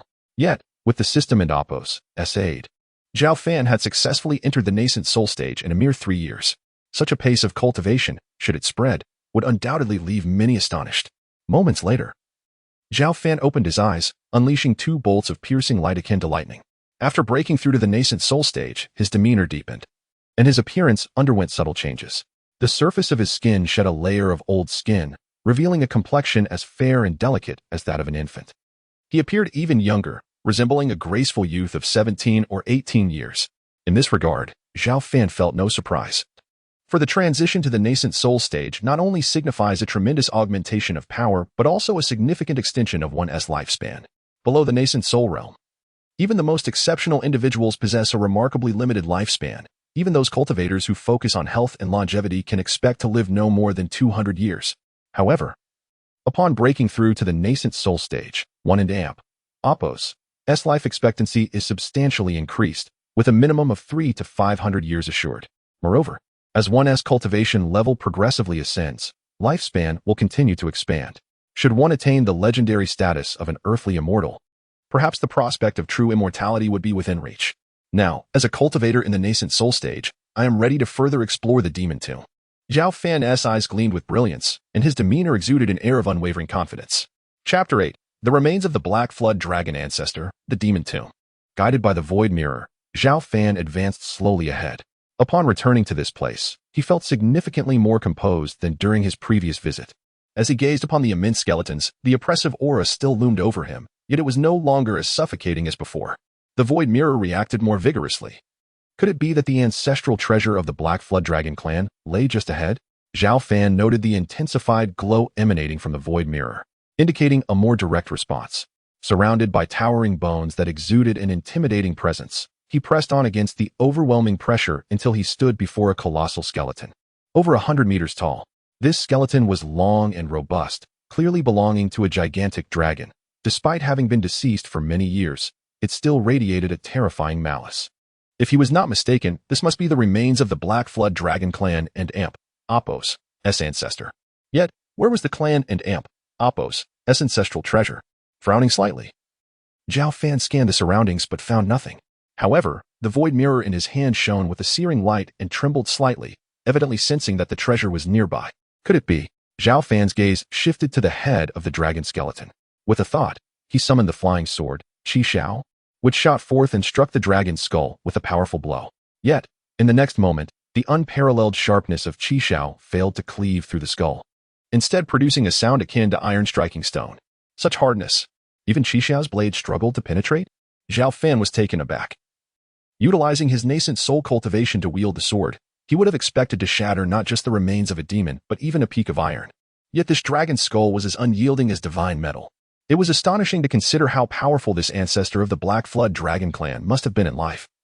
Leaving behind such indestructible remains, Zhao Fan clenched his teeth, feeling resolute. A surge of spiritual energy coursed through him, invigorating the flying sword to emit a resonant cry as it sliced through the air once more, striking the skull repeatedly. With each successive strike, the power grew stronger. Finally, on his 10th strike, the once impenetrable dragon skull cracked amidst a thunderous roar. Suddenly, a burst of white light shot forth from within the skull, attempting to escape into the void. Zhao Fan reacted swiftly, raising his hand to conjure a golden hand formed from spiritual energy, capturing the white light in an instant. The white light coalesced into the phantom of a true dragon, thrashing within his grasp and emitting a furious roar. This spectacle left Zhao Fan incredulous. What kind of treasure could conjure the illusion of a true dragon? With utmost caution, Zhao Fan reinforced the golden hand, exuding formidable power as he suppressed the white light. As the brilliance faded, the object finally revealed itself, a horn, roughly the size of a fist. The horn was translucent, adorned with intricate, arcane patterns, emanating an ancient and primal aura. Though faint, the essence it radiated evoked a profound tremor within Zhao Fan's soul, akin to confronting an ancient dragon of immense stature. However, as a nascent soul cultivator, he swiftly insulated himself from this sensation. Could this truly be a dragon's horn? Zhao Fan scrutinized the horn, growing increasingly convinced that it was indeed a shard from an ancient true dragon. With a mindset of experimentation, he gently infused spiritual energy into the horn, and in an instant, a deafening dragon's roar echoed in his ears. Before he could fully comprehend the situation, the horn trembled violently, unleashing a fierce beam of white light that struck directly at the gigantic dragon skeleton. Boom! With a resounding crash, the 100-meter-high dragon skeleton shattered into countless fragments, ultimately reducing to dust. Zhao Fan stood in stunned silence, grappling with the sheer magnitude of power displayed. It was astonishing to note that while he had required 10 strikes to breach the skull using his nascent soul cultivation, the dragon horn obliterated the entire skeleton with but a single beam of light. The destructive force was beyond imagination. No wonder the Black Flood Dragon clan would go to such lengths to retrieve it. Zhao Fan and Amp, Apos, S.I. sparkled with excitement. This horn possessed extraordinary might. And if he kept it, it could serve as a formidable weapon. Moreover, he had an inkling that the origin of this horn might be exceptionally significant. After all, even thousands of years ago, true dragons were revered as transcendent beings, close to the path of immortality. The fact that such a creature left behind a horn surely bore some special reason. With great care, Zhao Fan tucked the horn away and continued onward. He intended to seize this opportunity to thoroughly explore the demon tomb. As he ventured deeper, he realized that the space within the tomb was far more expansive than he had imagined. The further he went, the more concentrated the malevolent aura became, with increasingly colossal skeletons emerging. Eventually, he encountered several remains that dwarfed even the 100-meter dragon skeleton, and the mere presence of their energy instilled a primal fear within him. He could only speculate on the level of beings these bones belonged to, but the strength they must have possessed in life was incomprehensible. Ahead lay the innermost depths of the demon tomb. However, the surrounding malevolence was so dense it was almost tangible, even as a nascent soul cultivator. He feared he would struggle to withstand it. After a brief moment, Zhao Fan halted. Before him, the black malevolence surged like a churning ocean, dark and foreboding, with enormous skeletons standing tall within. He had initially believed that breaking through to the nascent soul stage would allow him to explore the entirety of the demon tomb. It seemed he had been overly naive. Taking a deep breath, he muttered to himself, realizing that the secret spoken of by Sun Ji would likely only be unveiled by venturing to the deepest parts. Ding! Just as Zhao Fan prepared to turn back, a notification echoed in his mind. Sign in here? Sign in. Zhao Fan replied instinctively. Sign in successful. Congratulations, host. You have obtained the ancient frightening talisman.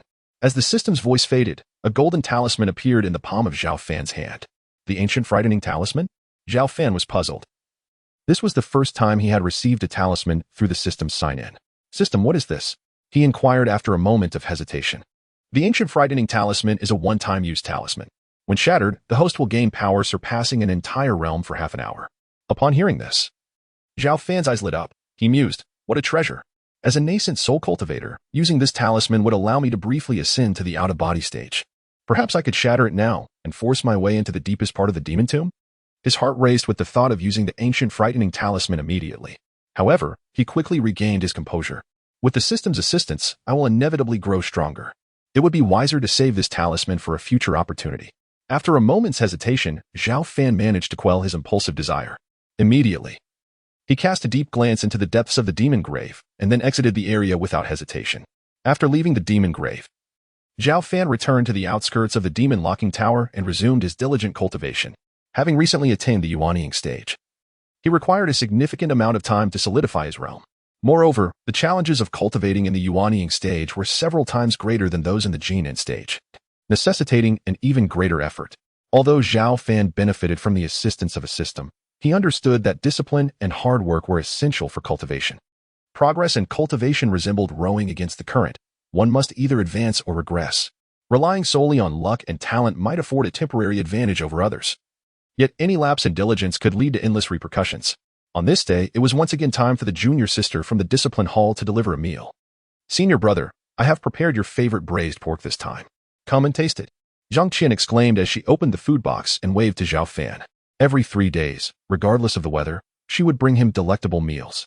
Over the past 2 to 3 years, she had never missed a single occasion. The flavor was indeed delightful.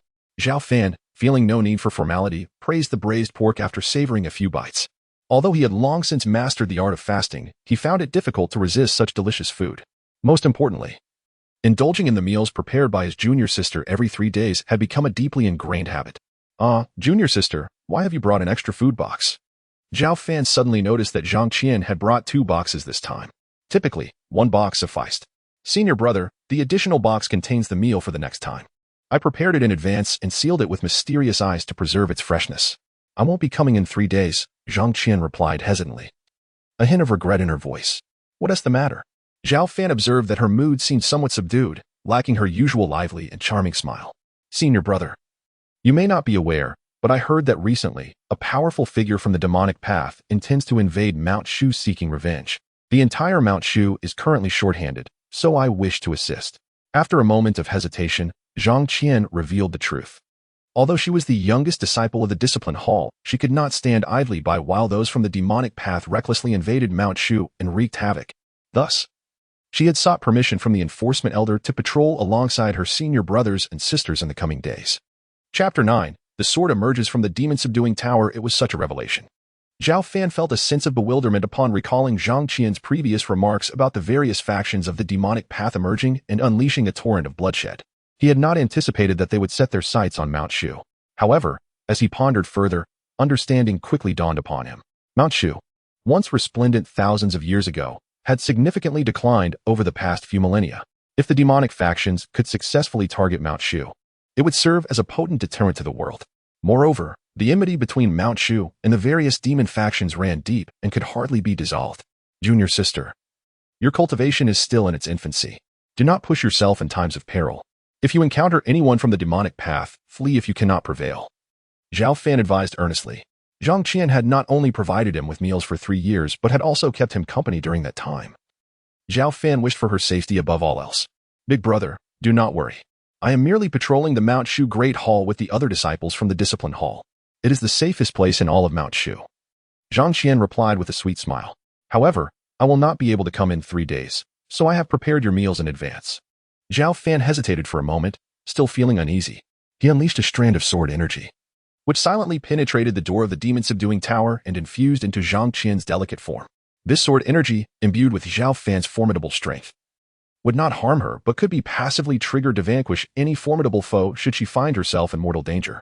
Be cautious, Zhao Fan nodded, reiterating his concerns. Zhang Qian, with her vivacious spirit, always brought him homemade meals and engaged him in conversation about the outside world, fearing he would feel bored. This innocent and endearing junior sister had never sought anything from Zhao Fan. Her kindness stemmed from sympathy and goodwill when she agreed to deliver meals for the former elder in charge of law enforcement, a commitment she had honored for 3 years. In the present landscape of Mount Shu, she was one of the few he cherished dearly. Zhao Fan would not permit anyone to harm her. With Zhang Qian and Appo's departure, taking with her the sword energy Zhao Fan had bestowed, he resumed his routine, and life settled into tranquility as his cultivation deepened. The nascent soul stage, too, was divided into early, middle, late, and perfected phases. While the differences between these minor realms may appear slight, the actual disparities were as vast as a chasm. It is no exaggeration to say that the gap between the early and middle nascent soul phases rivaled that between the Qi refining and golden core stages. Moreover, unlike the golden core stage, each advancement within the nascent soul stage demanded an extensive investment of time and energy to refine and perfect one's spiritual essence rather than merely augmenting the internal spiritual power. Although Zhao Fan had the assistance of a system, he could still discern that his rate of progress had significantly slowed compared to earlier times. On the 5th day after Zhang Qian's departure, the door of the demon-subduing tower swung open once more. Zhao Cheng, what brings you here again? Zhao Fan was taken aback upon seeing his brother arrive with fine wine. Previously, Zhao Cheng had needed to seek permission from their father, the sect leader, to enter the tower. Ordinarily, even as the young sect master, he could not freely access it. Big brother, do not fret.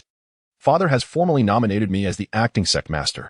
Now, I am entrusted with the majority of matters concerning Mount Shu, Zhao Cheng said, arranging the wine cups with a smile. However, Zhao Fan keenly noticed that the smile lacked sincerity and seemed somewhat forced. What troubles you? Zhao Fan inquired, furrowing his brow as he sensed his brother was burdened with thoughts. Big brother, you are unaware of the turmoil Mount Shu is facing. The forces of evil have set their sights on us, Zhao Cheng lamented, his expression grave. Recently, the powerful figures of the demonic path have repeatedly invaded our territory, acting brazenly and even committing mass slaughter. Most infuriatingly, they are declaring their intent to attack Mount Shu in 3 days, threatening to slay our father before everyone's eyes. As he spoke, Zhao Cheng clenched his fist and slammed it into the stone table, frustration palpable in his tone. Zhao Fan's brow furrowed deeper as he asked, the foundation of Mount Shu still stands, and the esteemed elders have not yet passed away. Are they unwilling to intervene? The esteemed elders have indeed taken action, Zhao Cheng explained solemnly. They are currently engaged in a tense standoff with the top powerful figures of the demonic path. However, the main aggressor is an ancient being from the demonic island, who has recently emerged after centuries of seclusion, breaking free from his shackles to become a rare out-of-body stage master. The demonic factions have targeted Mount Shu under his instigation. Out-of-body stage? Zhao Fan raised an eyebrow, pondering the current state of the world where spiritual laws were incomplete, and the spiritual energy of the heavens and earth was far less potent than it had been a millennium ago. Even the presence of nascent soul practitioners was exceedingly rare, let alone an out-of-body stage expert. It had been centuries since such a formidable cultivator had appeared in Mount Shu. How could they contend with such an adversary? Indeed, it is quite troublesome, Zhao Fan remarked, then pressed further, what enmity does the demonic island hold against us? Old grievances, Zhao Cheng sighed. A millennium ago, when the demonic island emerged, its practitioners indulged in bloodthirsty techniques, ruthlessly slaughtering the innocent people of the Tang Kingdom, whom Mount Shu had sworn to protect, resulting in rivers of blood. The then sect master of Mount Shu, in righteous fury, struck down the entire island, severing their lineage.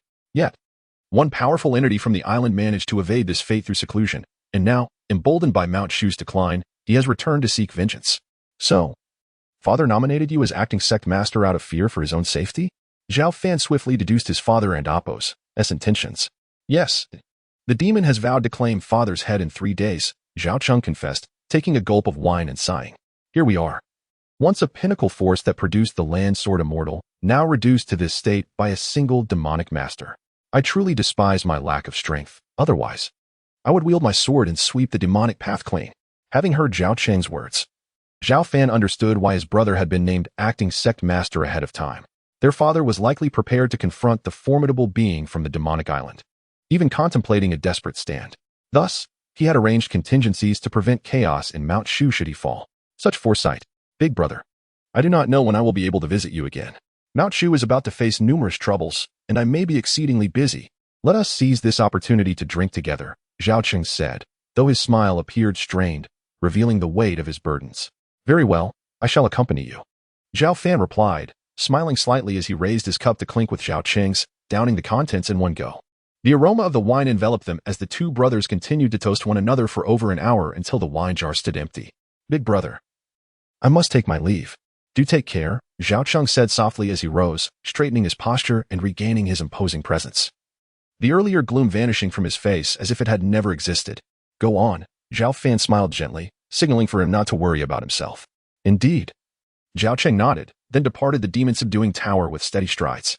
3 days hence? An out-of-body stage master from the demonic island? Zhao Fan gazed at the empty wine jar, his eyes narrowing with a glint of chilling resolve. Although Zhao Fan was imprisoned in the demon ceiling tower, he still regarded himself as a disciple of Shu Shan deep in his heart. Given the current turmoil facing Shu Shan, he could not remain indifferent. Moreover, if chaos truly erupted in Shu Shan, he might find it impossible to stay at ease within the confines of the demon ceiling tower, waiting to grow stronger. The span of 3 days was exceedingly brief, and the atmosphere inside and outside Shu Shan had become tumultuous. Particularly, various malevolent forces were stirring, with many incited to storm Shu Shan. Eager to witness the awe-inspiring spectacle of a ghost path master beheading the current sect leader of Shu Shan, having spent 3 years in the demon ceiling tower, it was time for Zhao Fan to venture out. He polished the blade of the Qi Shao sword to a radiant sheen and then soared into the air, akin to an ethereal being, vanishing from the vicinity of the demon ceiling tower. Chapter 10. The sword's cry echoes through the heavens today. Mount Shu is on high alert. The atmosphere laden with tension. Throughout the key locations, disciples of Mount Shu patrol and guard diligently. Not even a fly could infiltrate, let alone a formidable opponent from the demonic path. Within the grand hall of Mount Shu, Zhao Cheng knelt on one knee, earnestly pleading with his father, Zhao Sihai. Father, several elders have prepared a secure refuge for you. Why do you refuse to take shelter? Father, as the leader of Mount Shu, if anything were to happen to you, it would unleash unimaginable consequences for the entire sect. Zhao Cheng spoke with heartfelt urgency, yet Zhao Sihai's resolve remained unwavering. It is precisely because I am the leader that I must not retreat into hiding at this critical juncture. If word were to spread, would I not be seen as a coward, a turtle withdrawing into its shell, inviting ridicule from the world? Zhao Sihai and Appo's eyes shone with determination, his voice resonating with certainty. But the opponent is a formidable expert at the out-of-body stage. If he truly breaches Mount Shu, I fear no one will stand against him. Zhao Cheng sought to persuade his father once more. He is merely an evil cultivator at the out-of-body stage. There is no need for you to be afraid. Cheng, if he does not come, that is well. But if he dares to appear, even if it means mutual destruction, I will ensure he cannot take even a step out of Mount Shu. Zhao Sihai took a deep breath, his gaze unwavering. Father, Zhao Cheng clenched his fists, aware of his father's firm decision, yet feeling helpless. Cheng, you are the next leader, the hope of Mount Shu. I have grown old. My life or death matters little. But you must not come to harm. This place is no longer safe. I command you to retreat to the refuge immediately. Zhao Sihai insisted with an irrefutable tone. No, I will not leave. I wish to stay and face the enemy alongside you. If that evil from Ghost Island dares to come, we shall fight him together. Zhao Cheng shook his head, gritting his teeth. Do not be reckless, Cheng. Staying here will not help, but rather hinder. The 6 great Yuaning elders are stationed outside. You need not worry for my safety. As Zhao Cheng disobeyed his orders, Zhao Sihai's voice grew more authoritative. Father, Zhao Cheng relented, though reluctantly. As Zhao Cheng exited the hall, Zhao Sihai's imposing demeanor began to fade. He gazed outside the grand hall, his eyes sharpened, murmuring, let us see how the minions of the demonic path intend to claim my head today. I, Zhao Sihai, await you here in the grand hall of Mount Shu. Outside the grand hall, several disciples of the discipline hall patrolled anxiously. Senior Lingyun, do you think that the strongman from Ghost Island will truly invade Mount Shu to attack the leader? Asked Zhang Qian, the youngest disciple of the discipline hall, tasked with guarding the grand hall. Do not worry, junior sister. Mount Shu was once a top sect renowned throughout the world millennia ago. Even if we are not as powerful as before, we are not a place that the minions of the demonic path can easily offend. Did you not see? The leader remains composed and unafraid within the grand hall. Suddenly, just as the senior disciple finished speaking, a colossal black hand materialized from thin air. This hand blotted out the sun, enveloped in swirling black mist, resembling the outstretched hand of a giant demon, radiating waves of unimaginable energy, crashing down upon Mount Shu. Boom! A thunderous explosion echoed, and the golden protective array shielding Mount Shu shattered into countless fragments, dissipating into nothingness. I, the Black Butcher of Ghost Island, have arrived. You rabble of Mount Shu, kneel and beg for mercy. The black hand receded, revealing a tall man clad in dark attire. His countenance was stern and cold, exuding an aura that inspired dread. This man was none other than the out-of-body stage expert from the demonic path, the Black Butcher. With disheveled hair and bloodthirsty eyes, he stood high in the air like a true demon, emanating a suffocating pressure that surged toward Mount Shu. Some weaker disciples of Mount Shu collapsed under this oppressive force, while even a few young Golden Core cultivators staggered back in retreat. Bold demonic fiend, you dare trespass upon Mount Shu. You shall pay for your crimes with death. At that moment, 6 powerful figures soared skyward from near the Grand Hall. The 6 yawning elders, lying in ambush, wasted no time in launching a fierce assault against the Black Butcher. Mount Shu prides itself on its swordsmanship. The 6 elders wielded gleaming swords, unleashing dozens, even hundreds, of formidable sword energies that cut through the sky. The sword energies soared, piercing the heavens. The 6 elders unleashed their full strength, fully aware that despite their numerical advantage, they faced an out-of-body stage cultivator. If they did not seize this opportunity, victory would be beyond their grasp. Child's play. The Black Butcher scoffed at the oncoming sword energies and casually swatted them away. His palm energy erupted, forming the illusion of a 100-meter-tall black tiger, releasing thunderous roars that shattered all sword energies and charged aggressively toward the 6 elders. Not good. The 6 elders and Oppos' expressions changed drastically as they hastily raised their swords to defend. However, in the next moment, they were struck as if by a heavy blow, flying hundreds of meters away and crashing to the ground, bloodied and battered. With a mere flick of his hand, the Black Butcher had grievously injured the 6 elders, rendering them incapable of resistance in the eyes of the disciples of Mount Shu. This was the overwhelming might of an out-of-body stage cultivator. I shall first slay the leader of Mount Shu and then annihilate the entire sect, the Black Butcher cackled, soaring toward the Grand Hall. To kill me, Zhao Fan? Let us see who falls today.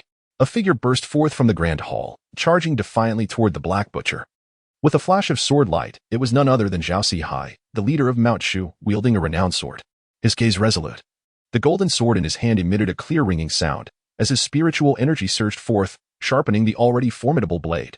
How dare a firefly challenge the brilliance of the moon? The Black Butcher extended 2 fingers, deftly pinching Zhao Fan's long-prepared strike. Despite the ringing of the sword and the glimmering cold light, the Black Butcher remained unfazed. Impossible. Zhao Fan was initially taken aback, but soon his expression hardened with determination. His spiritual energy surged violently, dramatically increasing his momentum. The golden sword broke free from the Black Butcher's grip and lunged toward his brow. He actually forced his strength with a secret technique. The Black Butcher was surprised but reacted swiftly, instinctively shifting to the left to evade the fatal strike, though he was still grazed on the shoulder by the sword's edge. Clang! As the golden sword pierced through the Black Butcher's shoulder, it met an immense force that halted its advance. How could this be? Zhao Fan furrowed his brow, unable to comprehend the unexpected outcome. This is the supreme technique of Ghost Island, the Diamond Demon Body. With your capabilities, you are not qualified to break through it. The Black Butcher's gaze turned cold, his expression slightly twisted. As a proud out-of-body stage cultivator, being injured by a mere late yawning Zhao Fan was a profound humiliation. You, as the leader of Mount Shu, wield only the meager cultivation of the late yawning stage, and yet you dare to brandish your sword before me? Mount Shu has truly fallen. Thus, there is no need for its existence. As the words fell, Heitu's massive hand reached out with an overwhelming force, sending Zhao Fan's sword flying. The momentum continued unabated as it struck his chest. With a cough, Zhao Fan spat blood and crashed heavily to the ground hundreds of meters away. The leader of the Shushan sect had been defeated. Truly, a formidable opponent in the out-of-body stage, Zhao Fan was no match for him. With this, our demonic faction can finally trample Shushan. As Zhao Fan lay gravely injured, the excited cultivators of the demonic factions, who had followed closely behind Heitu, were filled with exhilaration. Once, Shushan had been a powerful force that instilled fear and trepidation in them. Yet, after thousands of years, it had fallen to the point of being unable to withstand a single formidable opponent from Ghost Island. If they succeeded in conquering Shushan today, they could not only divide its vast cultivation resources, but also elevate the prestige of the demonic faction to unprecedented heights, enough to intimidate all sects across the realm. Master, Zhao Fan, heavily injured and fallen, landed right before Zhang Qian and her fellow disciples. Without a moment and Oppos' hesitation, Zhang Qian rushed forward, shielding her nearly lifeless master behind her. Get away, little girl. I will take Zhao Sihai and Amp, Apos, S head. He-Tu approached with heavy strides, his terrifying aura causing the disciples to tremble to their very souls. Under the oppressive force of his presence, Zhang Qian's body trembled. Yet she bit her lip defiantly. She raised her long sword, trembling yet resolute, aiming it at the rapidly advancing He-Tu's day. You seek death. Enraged, He-Tu could hardly contain himself. Having inadvertently harmed Zhao Sihai earlier, now a disciple dared to obstruct him. It was utterly reckless. He-Tu unleashed a powerful slap, his formidable energy surging towards Zhang Qian like a hurricane. Zhang Qian and Apos' beautiful eyes widened in horror as she sensed the overwhelming aura of death. With her mere foundation establishment cultivation, how could she possibly withstand such a terrifying blow? Clang! Just as the situation reached a critical point, a crisp and resonant sound of a sword echoed through the heavens. The hurricane-like force of He-Tu's attack was cleaved apart by a formidable beam of sword light. To everyone and Apos' astonishment, a figure soared through the air, riding the winds on a sword, resembling a true transcendent sword immortal, charging toward the imperious He-Tu with an unstoppable momentum. Chapter 11. A stir among the four directions. Who are you? Black Butcher frowned, acutely sensing the formidable presence of the figure before him. The fluctuations of spiritual energy emanating from the individual were not in the slightest inferior to his own. Could this be a concealed elder from Mount Shu, a powerful cultivator?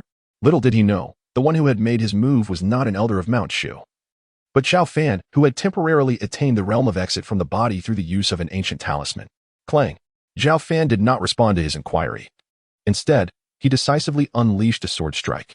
This was a technique he had comprehensively mastered after grasping the basic swordplay, and executed at his current level of exit from the body. It was sufficient to threaten the majority of his peers. Bang! Seeing that his opponent remained silent and struck with such ferocity, Black Butcher felt a surge of anger and retaliated with a ferocious black hand.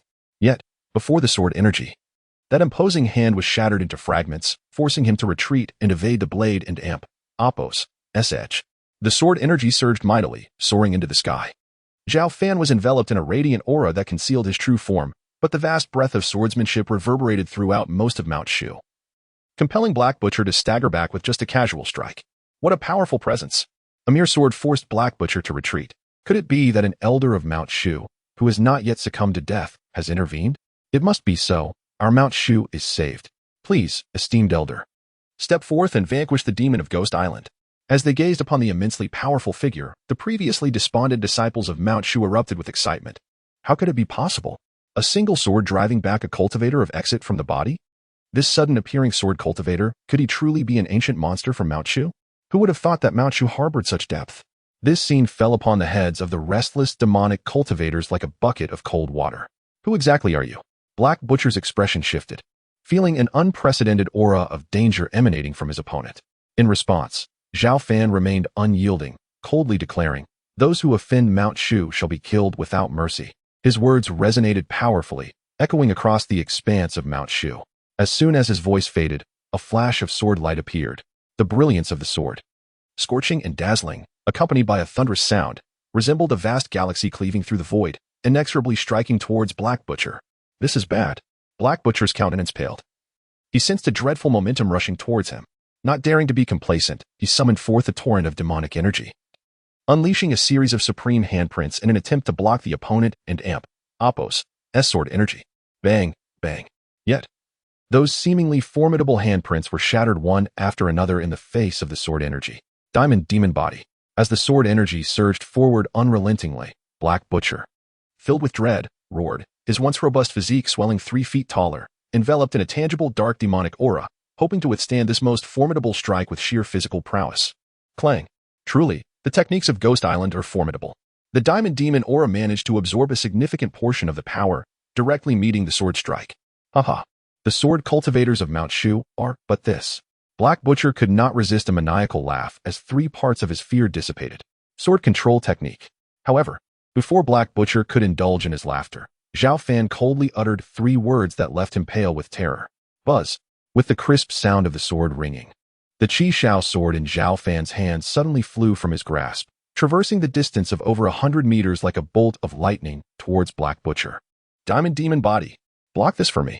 Black Butcher could not discern the trajectory of the flying sword. An overwhelming chill enveloped him, forcing him to push the Diamond Demon Body to its utmost. aiming to withstand this strike once more. Puff. In the next moment, blood erupted, accompanied by Black Butcher's anguished scream as his bloodied head rolled to the ground. Under the assault of the sword control technique, he was decapitated, and even the prideful Diamond Demon body could not withstand it. This demon of Ghost Island, who had reached the exit from the body, met his demise at Zhao Fan and Amp, Apos, S-Blade. He is dead. A cultivator of exit from the body was actually slain with a single sword strike? How could this be possible?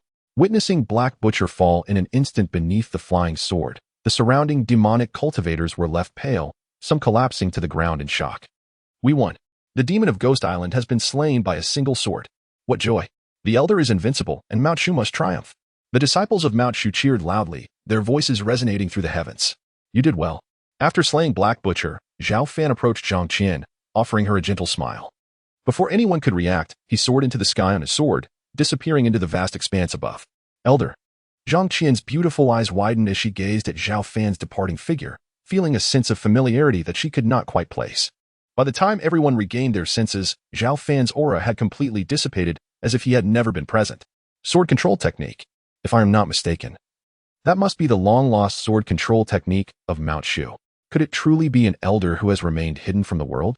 At that moment, a deeply seasoned elder from Mount Shu stared in astonishment at the direction Zhao Fan had vanished, murmuring incessantly. After slaying Black Butcher, Zhao Fan quietly returned to the demon ceiling tower. At that moment, the effect of the ancient talisman had just faded, and he fell from the exit from the body back to the nascent soul stage.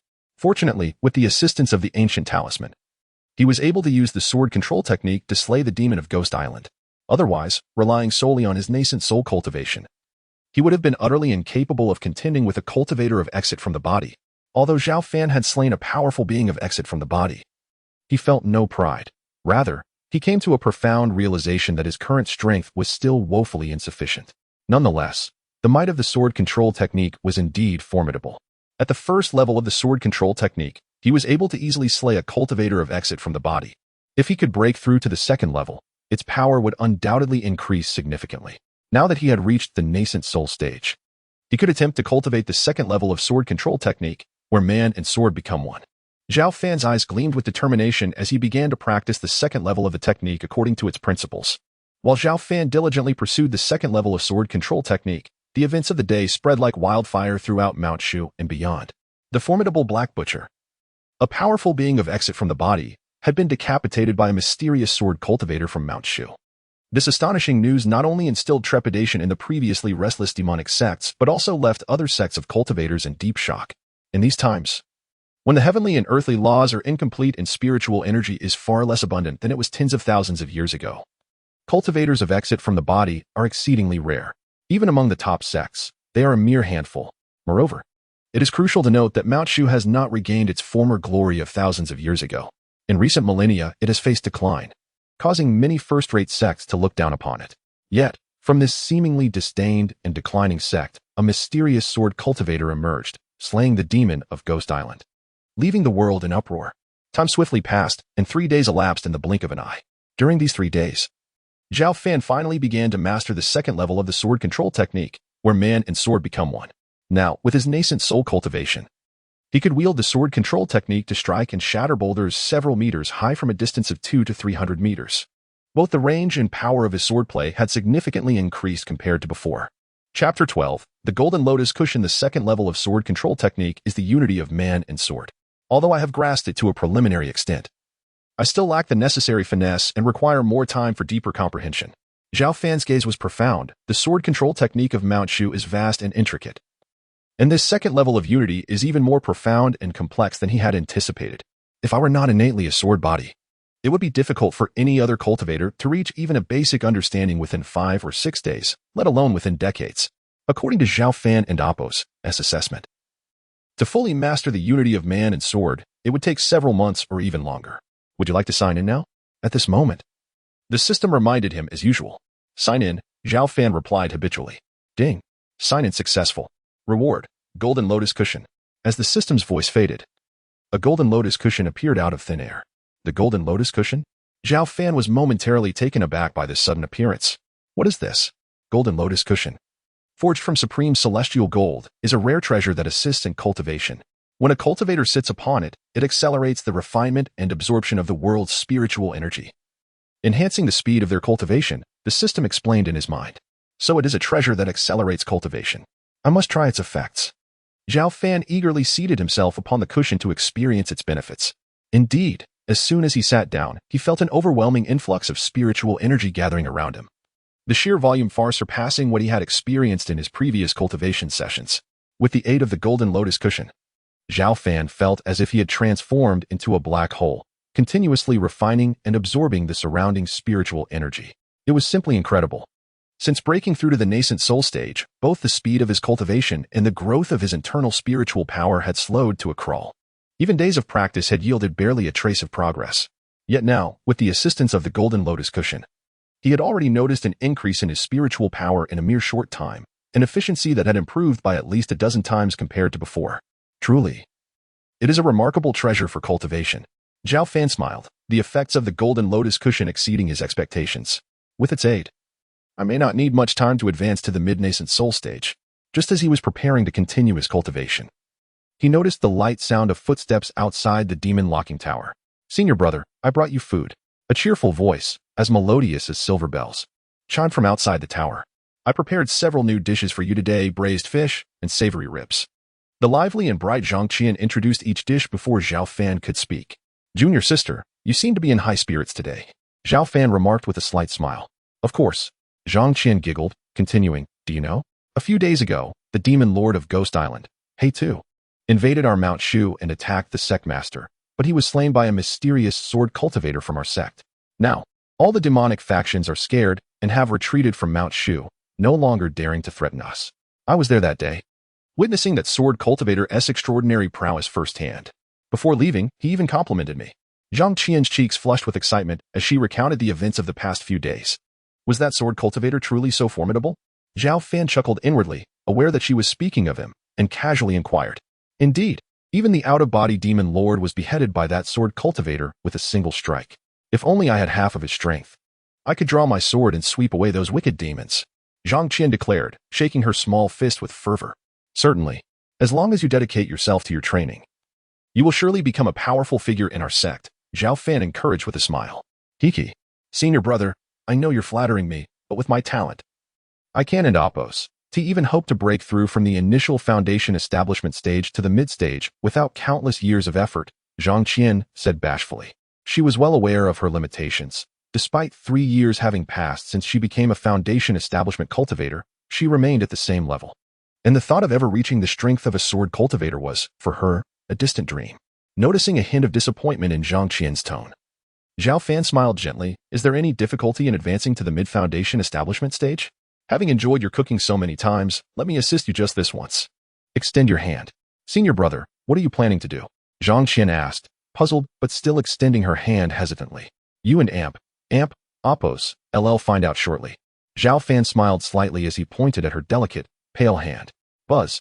A surge of profound spiritual energy flowed into her body through her palm. Senior brother. Zhang Qian trembled slightly, feeling a warm energy enter her body, loosening the bottleneck she had faced for years. Unifying mind and spirit. Attempt to break through your realm. Zhang Qian was astonished, but knew this was a crucial moment. She closed her eyes and focused intently on breaking through her previous boundaries. Half an hour later, a series of crackling sounds emanated from her body, her aura visibly surging. Oh my!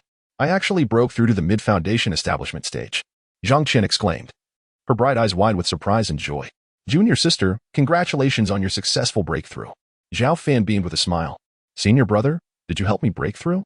Zhang Qian stared at Zhao Fan in shock. I merely provided a little assistance. The key was your own accumulation. You only needed a slight opportunity. Zhao Fan explained with a gentle smile.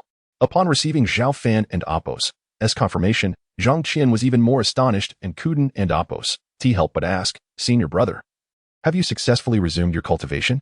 Sort of, Zhao Fan admitted without denial. That and Oppos, wonderful. Senior brother, you are truly remarkable. Zhang Qian and Oppos' joy was genuine, realizing that Zhao Fan's power far exceeded her imagination. After all, even the elders of Mount Shu would find it challenging to help a foundation establishment disciple break through their bottleneck so effortlessly, which spoke volumes about Zhao Fan's extraordinary methods. Despite her astonishment at Zhao Fan's cultivation prowess, Zhang Qian did not connect him to the mysterious sword cultivator, as she subconsciously believed that even if Zhao Fan had resumed his cultivation, he could not possibly be strong enough to slay an out-of-body demon lord. Please refrain from spreading the news of my successful cultivation for now. Zhao Fan pondered for a moment and reassured, Senior brother, rest assured, I shall remain tight-lipped. Zhang Qian expressed her heartfelt gratitude. Thank you for your assistance earlier. There's no need for such formality. It was merely a trifling endeavor, Zhao Fan replied with a smile, dismissing her thanks. What may have been a trivial act for his senior brother was, in fact, a tremendous favor for Zhang Qian. I shall find an opportunity to repay you in the future, she declared earnestly, her delicate features reflecting sincerity. Without Zhao Fan and Apos as timely intervention, she could not fathom how long it would take her, perhaps half a year, or even several years, to shatter her bottleneck and achieve success. Repayment is unnecessary. Simply prepare a few delectable meals for me in the future, or regale me with tales of the outside world, Zhao Fan replied nonchalantly, still smiling. Very well, I shall do that, Zhang Qian responded with a delighted laugh. By the way, there is another piece of news I feel compelled to share with you. Before Zhao Fan could speak, she hesitated and continued. Last time, our sect leader engaged in combat with the demon lord of Ghost Island and sustained grave injuries. I've heard that, as of now, the situation remains rather dire. Moreover, as news of our leader's unhealed wounds spreads, the 6 major sword sects under Mount Shu have begun to stir, contemplating independence, which has left the young master of Zhao City in a state of turmoil. The 6 major sword sects? Zhao Fan's eyes narrowed slightly at this mention. During his previous life as the young master, he often found himself troubled by these sections. Officially, the 6 major sword sects were subordinate to Mount Shu. However, with the decline of Mount Shu over the past several millennia, they had long harbored intentions of self-governance. When the demon from Ghost Island ravaged Mount Shu, the 6 sects had remained indifferent, failing to send any reinforcements. I understand. I trust that Zhao City will find a way to manage this, Zhao Fan said, opting not to delve deeper into the matter. He was well aware that his esteemed sect leader, who had guided Mount Shu for over a century, would not simply falter. As for the lurking threat of the 6 sword sects, it was not a burden he needed to bear. In comparison to these pressing concerns, Zhao Fan preferred to remain diligently within the demon sealing tower, enhancing his abilities through the system. Subsequently, he and Zhang Qian engaged in light-hearted conversation, discussing inconsequential matters, yet enjoying each other's company. Before Zhang Qian departed, Zhao Fan requested that her visits for meals be adjusted from every 3 days to once every 10 days, as he intended to utilize the Golden Lotus cushion to aid his cultivation and maximize his growth and strength. Chapter 13. 5 years in the blink of an eye in the tranquil halls of the Shushan Grand Palace, an unusual stillness enveloped the space. With only the sect leader Zhao Sihai and his son Zhao Qing present. Cheng-er, have you still not located that venerable sword cultivator? No, father. In recent days, I have dispatched numerous individuals to search, yet we have uncovered no trace of that esteemed sword cultivator, Zhao Cheng replied, his heart heavy as he gazed at his injured father. Alas, it appears that the sword cultivator wishes to remain undisturbed, Zhao Sihai sighed wistfully. Though the demise of Haida seems to have alleviated our immediate peril, underlying threats still low. Moreover, a significant upheaval may soon occur in the world, and Shushan requires formidable guardians to maintain order. Otherwise, we shall struggle to deter the various factions of demons and spirits. With a solemn expression, Zhao Sihai continued. The impending upheaval. What does that signify, father? I have never heard of it. Zhao Qing's surprise was palpable, for this was the first time he had encountered such news. It is entirely normal that you have not heard of it before. This matter is a closely guarded secret passed down through generations of Shushan sect leaders. Now that you are poised to become the sect leader, it is permissible for me to disclose this to you. Cheng-er, are you aware that the spiritual energy of the vast world operates much like the cyclical tides? Tides? Zhao Cheng's confusion deepened. Indeed, tides. As cultivators, we defy the heavens, absorbing the abundant spiritual energy of the world to enhance our strength and elevate our realms. Have you ever considered that the spiritual energy also experiences periods of depletion and resurgence? Much like the ocean's tides, retreating at dawn and surging at dusk. At this point, Zhao Sihai paused, observing Zhao Cheng's reaction closely. Father, I understand now. The so-called upheaval refers to a significant alteration in the world's spiritual energy? Zhao Cheng, displaying commendable insight, swiftly grasped his father's intent. Precisely. Every several millennia, the vast world undergoes a dramatic transformation in its spiritual energy. Thousands of years ago, it was this very abundance of spiritual energy that allowed our Shushan sword path to dominate the realm of cultivation and gave rise to sword immortals. This was not merely due to our strong lineage and remarkable talents, but also because the flourishing spiritual energy elevated the potential of countless cultivators. With his eyes gleaming with fervor, Zhao Sihai continued, such bountiful spiritual energy may soon reappear within the next few decades or centuries. At that time, not only will those at the out-of-body stage emerge like bamboo shoots after the rain, but even those at the divine separation and integration stages will arise in abundance. Zhao Cheng's eyes widened in disbelief, murmuring, "Father, you cannot be deceiving me? There is no reason for me to mislead you. If Shu Shan can seize this opportunity, we may well reclaim the splendor of millennia past." Zhao Sihai inhaled deeply, a hint of regret crossing his features. "Unfortunately, my previous battle with Haida has left me gravely injured, my foundation compromised, and my lifespan diminished. My potential has been nearly exhausted. Otherwise," he sighed heavily, then turned to Zhao Cheng with earnestness. "Cheng, I am but a shadow of my former self, yet you are the hope of Shu Shan.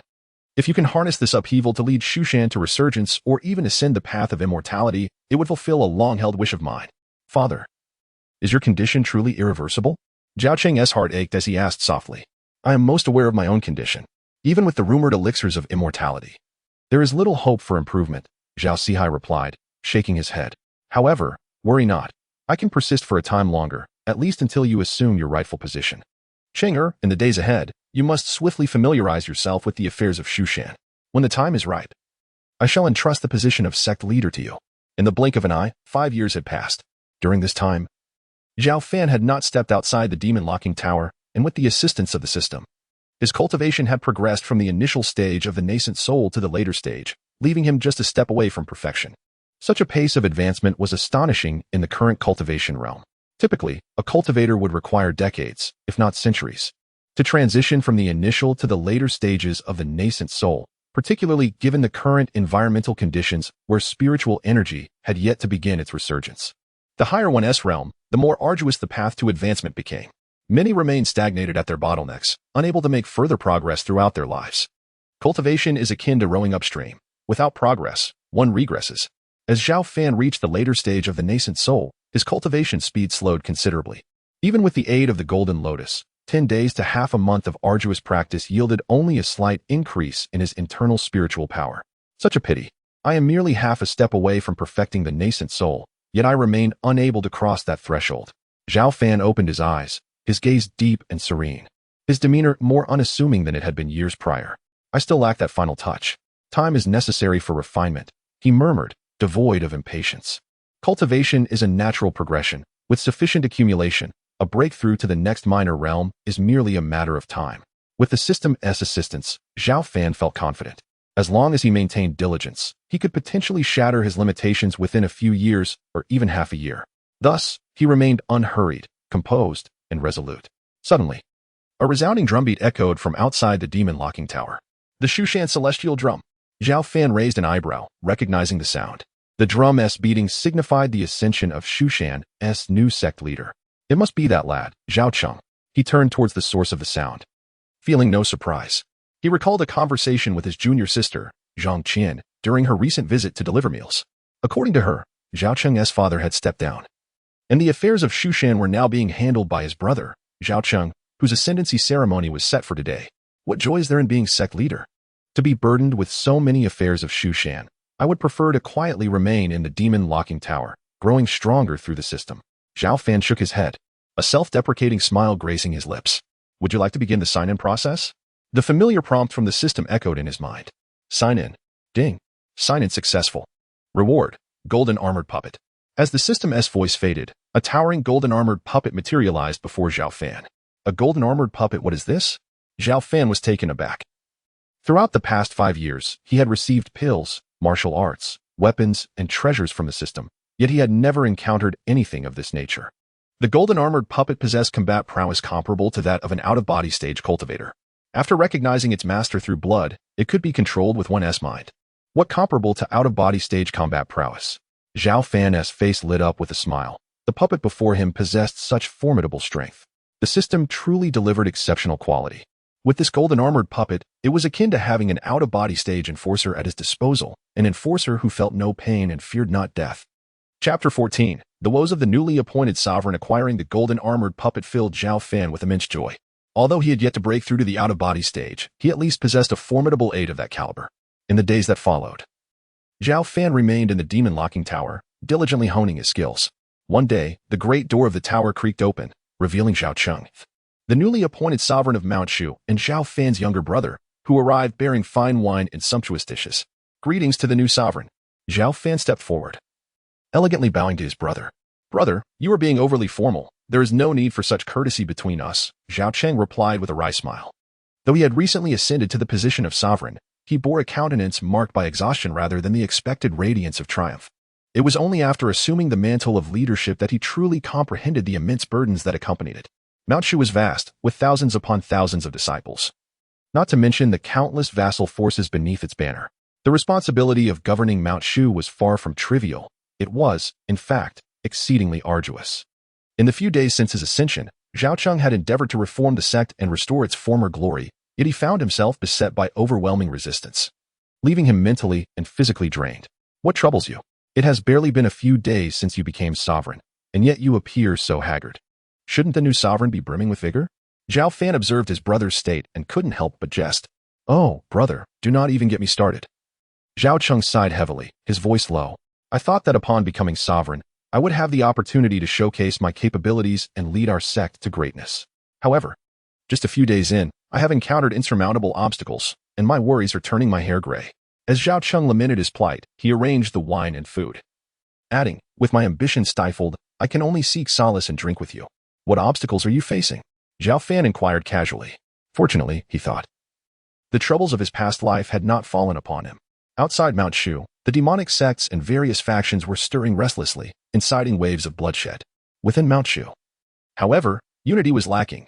The disciples were scattered like loose sand, engaged in covert conflicts and showing no desire for advancement.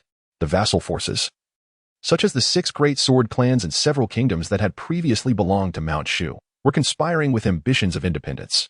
Even during my recent ascension ceremony, not one emissary from the 6 great sword clans came to offer congratulations, infuriating our father. Had I not intervened in time, he might have summoned the elders to confront them. With a heavy heart, Zhao Cheng sighed deeply and took a swig of his drink. Brother, I truly envy you. Though you are confined within the demon-locking tower, you are free from these burdensome worries. In the past, I admired our father as he sat majestically in the sovereign seat, but now that I occupy this position, I have come to understand the weight of the responsibilities that accompany it. After finishing his drink, Zhao Cheng continued, I resent my lack of power.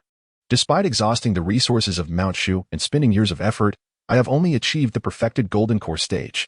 If only I possessed the strength I had when I defeated the Black Butcher Sword Cultivator, I would not feel so constrained. Hearing this, Zhao Fan smiled and offered words of comfort. Do not rush. Take your time. You are the youngest sovereign in Mount Shu's history, and you have ample time to revive the sect. Moreover, Mount Shu has suffered for millennia, and rising once more requires extensive preparation. That may be true, brother. But my time is limited, Zhao Cheng replied, inhaling deeply as if recalling something. Do you know? Just 2 days ago, the 6 great sword clans ceased supplying us with cultivation resources. Moreover, when the Black Butcher invaded Mount Shu years ago, had he succeeded in killing our father, the 6 great sword clans would have immediately rebelled and devoured Mount Shu. If it were not for that sword cultivator's formidable intervention 5 years ago, Mount Shu might have long since ceased to exist. Now, the ambitions of the 6 great sword clans are glaringly evident. It will not be long before they seek to establish their own independence. What is the strength of the 6 great sword clans? Zhao Fan suddenly inquired. Immeasurable. Zhao Cheng replied gravely. A millennium ago, the 6 great sword clans were merely a weak vassal faction that split from Mount Shu. However, over the past few thousand years, while we clung to outdated practices and our primary swordsmanship heritage underwent significant changes, the 6 great sword clans gathered and integrated various cultivation techniques, flourishing in the process. Their number and quality of disciples far exceed ours, and the combined strength of their top-tier cultivators is several times that of Mount Shu. Upon hearing this, Zhao Fan began to grasp the situation. Given Zhao Cheng's account, it was understandable that the 6 great sword clans harbored intentions of independence. After all, their lower-tier disciples and elite cultivators were not inferior to those of Mount Shu. Why should they continue to pledge fealty to Mount Shu and remain as vassals? These vassal forces sought protection from Mount Shu, but once their strength surpassed that of the sect, why would they need to bow to it? Since they have grown so powerful, should we not allow them to establish their own independence? Zhao Fan asked coolly, with a hint of hesitation. Absolutely not. Zhao Cheng furrowed his brow, explaining, Brother, if we permit them to successfully break away. It will not only diminish Mount Shu's prestige, but also result in a catastrophic loss of cultivation resources. Much of our resources are supplied by those vassal forces. And if the 6 great sword clans succeed in their independence, other vassal factions may follow suit. Mount Shu's foundation would be destabilized, and we would be far from revival. Teetering on the brink of annihilation. So that is the connection, Zhao Fan mused. Is there truly no other solution? Other solutions? Zhao Cheng let out a bitter laugh, helplessly stating, unless that sword cultivator personally intervenes to lend me substantial support, I have no means to reverse the situation. Otherwise, the consequences for Mount Shu could be dire. Do not worry. A solution will ultimately present itself, Zhao Fan gently reassured. Let us hope so. Zhao Qing shook his head, aware that his elder brother was merely trying to comfort him. By the way, brother, having spent so long in the demon locking tower, do you not wish to leave? Zhao Cheng suddenly inquired. Not at all, Zhao Fan replied decisively, surprising Zhao Cheng with his firm refusal. Brother, do not jest. I am now the new sovereign of Mount Shu. I can help you leave the demon locking tower. You need not worry about burdening me, Zhao Cheng urged, mistakenly believing that his brother's refusal stemmed from concern about being a hindrance. Zhao Fan understood his brother's misunderstanding and clarified, I am not joking. The outside world is chaotic. Staying here is far more comfortable. I genuinely do not wish to leave. After a pause, he added with a confident smile, moreover, I can depart from the demon locking tower whenever I choose. Very well. Sensing his brother's unwavering resolve, Zhao Cheng refrained from further persuasion, though a flicker of confusion arose within him. Was it truly so comfortable to remain in this lightless prison? Chapter 15. Zhao Fan's gift. Zhao Cheng found it difficult to comprehend Zhao Fan's joy, as he was unaware that the latter was staying in the demon-subduing tower, growing stronger each day through the system's sign-in. Although the days were somewhat mundane, the sensation of constantly enhancing his power brought Zhao Fan immense satisfaction. Brother, the wine has been consumed. I shall visit you again next time. Setting down his cup, Zhao Cheng prepared to depart. As the current leader of the Shushan sect, he was burdened with countless responsibilities, and finding time to visit today was a challenge. Wait. At that moment, Zhao Fan suddenly called out to Zhao Cheng. Brother, do you have something else to discuss? Have you perhaps changed your mind about leaving the demon-subduing tower? Zhao Cheng chuckled, teasingly. In response, Zhao Fan shook his head and slowly said, I have a gift for you, a token of congratulations for your new position as the leader of Shushan. As soon as the words left his lips, a golden-armored puppet materialized in thin air at Zhao Fan's command. What is this?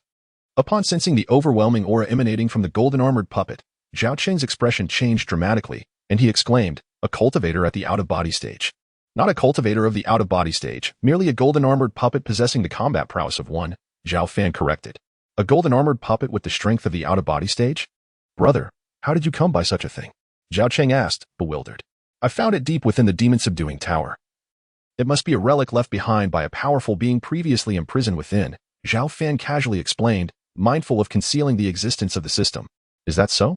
Hearing Zhao Fan and Appo's explanation, Zhao Cheng was somewhat convinced. For over 10,000 years ago, the demon-subduing tower had indeed housed formidable demons, making it plausible for unique items to remain. Brother, are you truly certain you wish to gift me something so precious and rare? Although Zhao Cheng's eyes glowed with excitement as he gazed at the golden-armored puppet, he still hesitated and asked repeatedly. Of course, I have little use for this puppet. You need it far more than I do, Zhao Fan replied with a gentle smile. His words were sincere. Although the golden-armored puppet was powerful, Zhao Fan spent his days in the demon-subduing tower and had no practical use for it.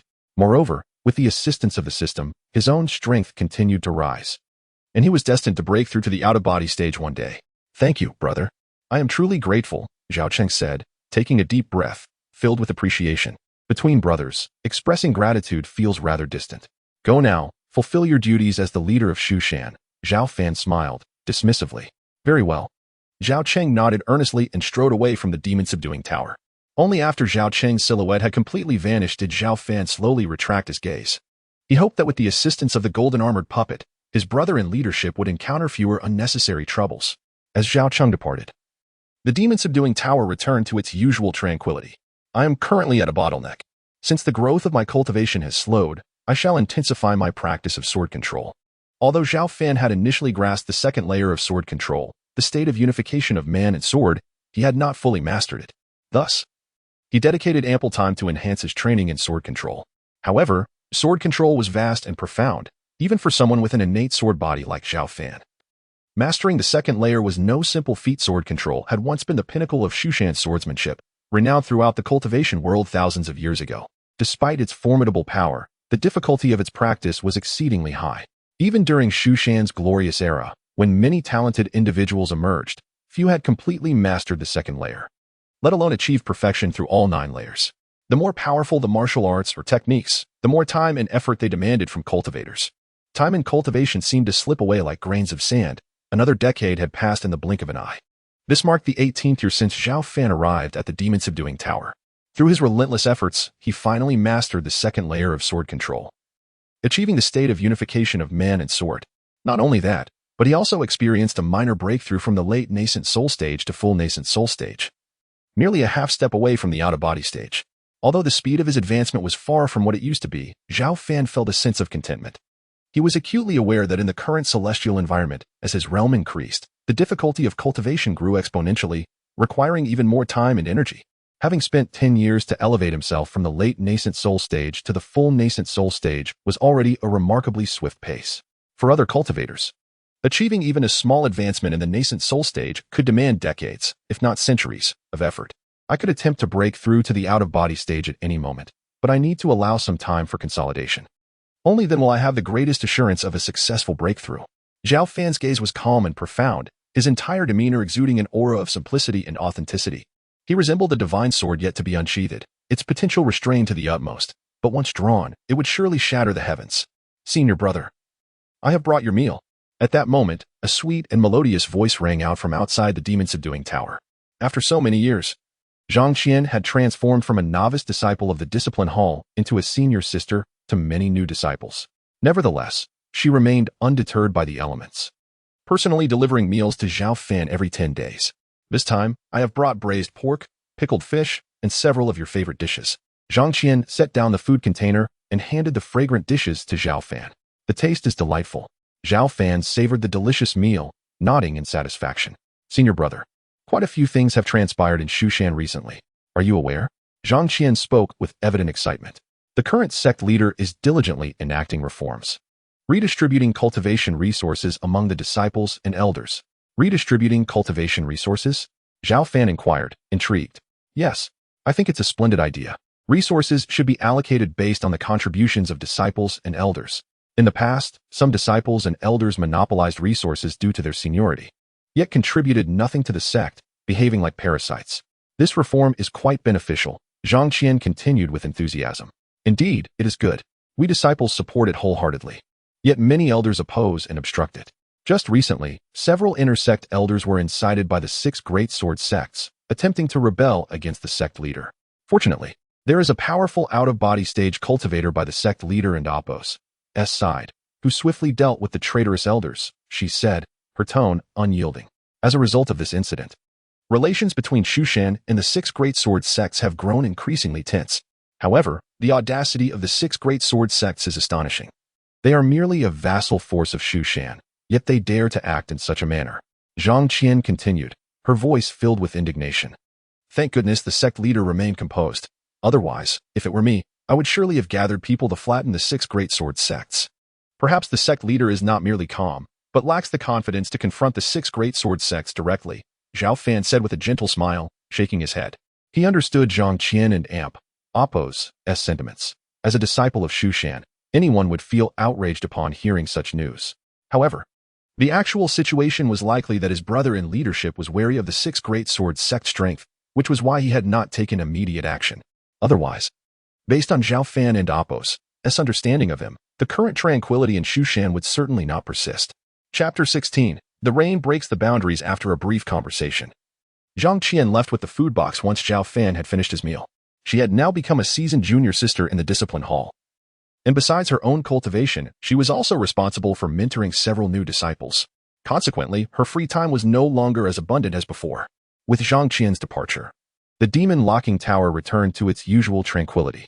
However, unlike the serenity within the tower, turmoil brewed throughout Mount Shu.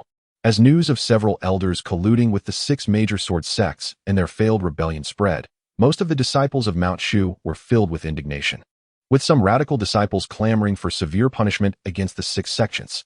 Yet, the current sect leader, Zhao Cheng, along with the higher-ups of Mount Shu, maintained a certain level of restraint. It was evident to all that relations between Mount Shu and the Six Sword sects had reached a critical breaking point. The other cultivation sects were eagerly awaiting to witness the downfall of Mount Shu. If this matter was mishandled, it could result in a significant blow to Mount Shu's reputation. Zhao Fan, however, chose to remain indifferent to these affairs, continuing his diligent practice within the demon locking tower. Having achieved the completion of the nascent soul stage, he was merely a step away from the out-of-body stage. Yet, this half-step was not as simple as it seemed. It required a certain fortuity and timing to successfully break through. One must remember that the infamous Ghost Island's Black Butcher had sequestered himself overseas for several centuries before attaining the out-of-body cultivation.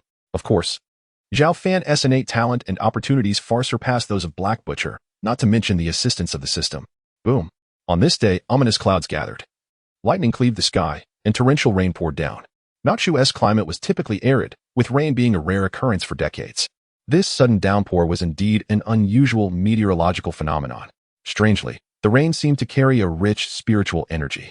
Gazing at the large raindrops, Zhao Fan's eyes reflected a calm depth, sensing something extraordinary. His heightened senses allowed him to perceive that the density of spiritual energy in the surroundings had noticeably increased in an instant due to the unexpected rain. Could it be a rare celestial phenomenon? Zhao Fan mused, recalling that throughout history, unique atmospheric events occasionally occurred. Perhaps today's rainfall was one of them. Buzz.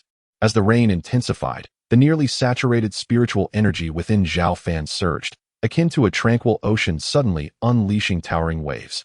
The bottleneck phase had become considerably loosened. Perhaps I can seize this opportunity to break through to the out-of-body stage. Zhao Fan was astonished to discover that, alongside the downpour, the previously firm bottleneck had not only loosened, but the spiritual energy within him had distinctly increased. A smile graced his face. He hesitated no longer and began to exert all his effort to transcend his existing realm. The rain fell increasingly heavier. Even the demon-locking tower, filled with malevolent energy, was inundated with a continuous influx of spiritual essence.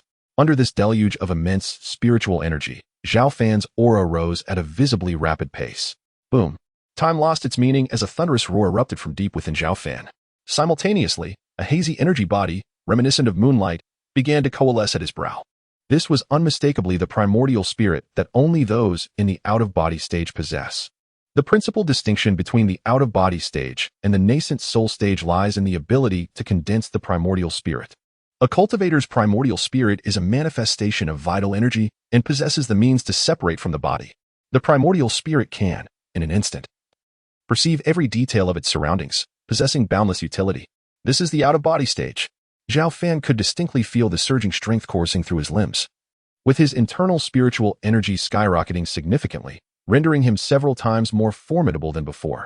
Most importantly, following the successful condensation of his primordial spirit, his senses were greatly enhanced. This transformative elevation brought a smile to Zhao Fan's face. He had initially thought he would require more time to ensure a successful breakthrough, but unexpectedly, the rain had expedited this process. The powerful aura of the out-of-body stage resonated throughout much of the demon-locking tower, and it was only after a considerable duration that Zhao Fan regained his composure. Despite the premature success of his breakthrough, Zhao Fan did not succumb to hubris. The path of cultivation is boundless. The out-of-body stage is merely a small peak on the journey, with a long way yet to ascend towards the true pinnacle of the immortal path. It is hardly significant. In the Great Hall of Mount Shu, Chung and Amp oppose. Have you made up your mind? Are we really going to take action against the 6 major sword sects? Former sect leader Zhao Sihai gazed at his son, now the esteemed sect leader Zhao Chen, with a furrowed brow. Father, I have made my decision. Over the past decade, I have swallowed my pride, retreated, and compromised. Yet this has not quelled the 6 sects. Rather, it has emboldened their arrogance. They even incited several elders of our sect to rebel. If we continue to compromise without a strong response, Mount Shu's prestige will be irrevocably lost. We will become a laughingstock among the other cultivation sects. Zhao Chung clenched his fists, speaking with palpable resentment. Though that may be so, do you have confidence? Zhao Sihai paused before gravely inquiring. Though I have stepped back, I have heard that the 6 major sword sects have expanded their powers significantly over the past decade. Father, you need not worry. I have prepared thoroughly over these 10 years, Zhao Cheng replied, his eyes gleaming with determination. Since his ascension to sect leader, he had been making preparations. Presently, Mount Shu not only had increased its lower and mid-tier disciples by over half, but the number of nascent soul elders had also risen from a mere dozen to 30. More importantly, aside from the protection of his golden armored puppet, There was another elder who had recently achieved a breakthrough to the out-of-body stage. Zhao Cheng had deliberately kept this news under wraps, intending to use it as a trump card against the six sections. Thus, he was brimming with confidence and seeking his father Zhao Sihai and Appos as support. Qing and Appos, since you are confident, I shall wholeheartedly support you. Should the need arise? This frail body of mine can still contribute to Mount Shu, Zhao Sihai declared after a moment, and Appos, as hesitation, taking a deep breath to clearly express his stance. That and Appos, that's wonderful. With your words, father, I feel even more assured. This time, I will undoubtedly restore Mount Shu to its former glory.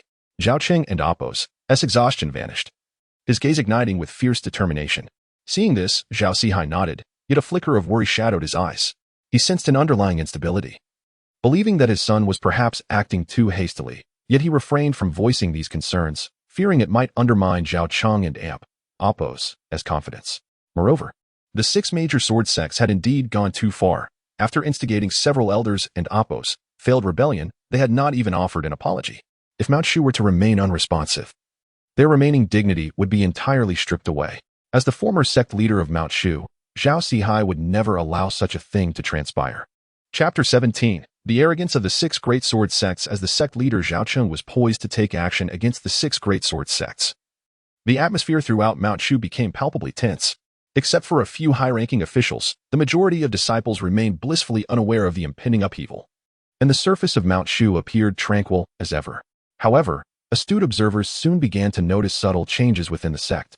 For instance, most disciples stationed at various branches had recently returned to the main sect, and the healing elixirs, typically distributed every few months, were now hastily allocated to the disciples. These seemingly minor actions alerted many to the undercurrents of unrest, hinting at a brewing conflict. The countless vassal forces under Mount Shu felt a sense of unease, uncertain of the true intentions of their sect leader. After thousands of years of gradual decline, these former vassals had developed a sense of resentment towards Mount Shu, often disregarding its commands either openly or covertly, even turning against it at times. Zhao Cheng, the current leader, appeared composed in his actions. Yet his recent sweeping reforms and the decisive elimination of several rebellious elders revealed him to be an ambitious figure, intent on reasserting Mount Shu's dominance. Speculation ran rampant among various factions, but no one anticipated that Zhao Qing truly intended to confront the six great sword sects. Zhao Fan, for his part, was oblivious to these developments. Since breaking through to the out-of-body stage, he had been immersed in the comprehension of the third level of sword control, the realm of manifesting swords from the void. The difficulty of mastering this level far exceeded that of the previous one, and despite being born with a sword physique, Zhao Fan found it exceedingly challenging to grasp. Engrossed in his cultivation, he spent his days within the demon-locking tower, enhancing his strength through systematic practices. Indifferent to the external turmoil, only during the bi-weekly visits from his junior sister Zhang Qian, who brought him meals, did he receive snippets of news from the outside world. As a mere ordinary disciple, Zhang Qian could scarcely acquire significant intelligence. Her reports were mostly hearsay, which Zhao Fan regarded as mere curiosities rather than matters of consequence. As time passed, Zhao Fan's strength continued to grow, albeit slowly. He began to sense a change in the ambient spiritual energy, which seemed to have intensified following an extraordinary rainstorm. Under ordinary circumstances, the cultivation in the out-of-body stage was exponentially more difficult than that in the nascent soul stage. However, the increase in spiritual energy alleviated much of this difficulty. Several months later, Zhao Fan solidified his cultivation at the initial stage of out-of-body. And due to his robust foundation and the cultivation of superior techniques, his overall combat power had become formidable.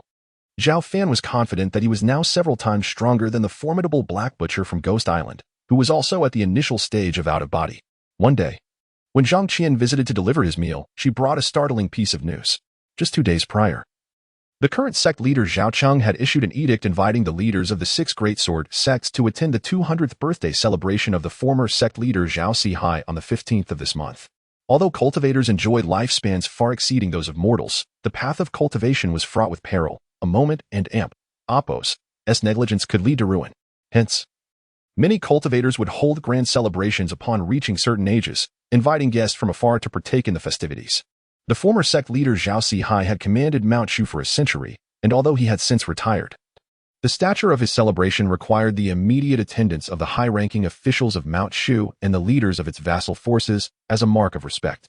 In the glorious days of Mount Shu, whenever an elder hosted a birthday celebration, not only the vassal forces, but also those with even the slightest connection to the sect would seize the opportunity to present lavish gifts, hoping to earn the favor of Mount Shu. However, at this sensitive juncture, the sect leader's invitation to the six great sword sects was evidently a provocation. Should the six great sword sects refuse, Mount Shu could accuse them of disrespecting its authority and mobilize countless disciples to retaliate. As news of this invitation spread, shockwaves rippled not only through Mount Shu but also among other observing sections. For nearly millennia, successive leaders of Mount Shu had been powerless against the increasingly powerful vassal forces, forced to compromise and yield. However, was the current sect leader truly prepared to sever ties and eliminate this latent threat? With Zhao Qing and Appo's edict echoing across the realm, all parties realized that a potentially devastating conflict was looming between Mount Shu and the six great sword sects. Zhao Qing's impatience was apparent. Did the six great sword sects truly dare to challenge Mount Shu? Gazing at the sky beyond the demon locking tower, Zhao Fan and Appo's expression turned contemplative. Traditionally indifferent to worldly affairs, he now found himself quietly monitoring the situation, for the current sect leader Zhao Cheng was his brother, and he could not remain indifferent should danger arise. As attention mounted from all sides, the 15th day arrived. At the birthday celebration of former sect leader Zhao Sihai, none of the leaders of the six great sword sects attended. They did not even send a representative. This blatant disregard incited outrage throughout Mount Shu. Although the six great sword sects had long been known for their arrogance, their complete dismissal of Mount Shu was unexpected. The absence of representation from the six great sword sects at the birthday celebration of the former sect leader was a blatant affront to Mount Shu. On the same day, sect leader Zhao Cheng convened a meeting with the elders to formally devise a plan for addressing the six great sword sects. The news of this gathering sent shockwaves across the realm. The Qingfeng sword sect, having flourished in recent years among the six great sword sects, saw many attendees at its meeting, including the leaders of all six sects: Hong Xiong of the Qifeng sword sect, Feng Lu of the Quangjun sword sect, Qi Zhang of the Bishua sword sect, Shi Shan of the Shanyue sword sect, Bei Feng of the Jindao sword sect, and Xiaobadong of the Heifeng sword sect. It was laughable that a mere decade-old sect leader from Mount Shu dared to take action against the six great sword sects. Did he believe that Mount Shu still held the same authority it had thousands of years ago?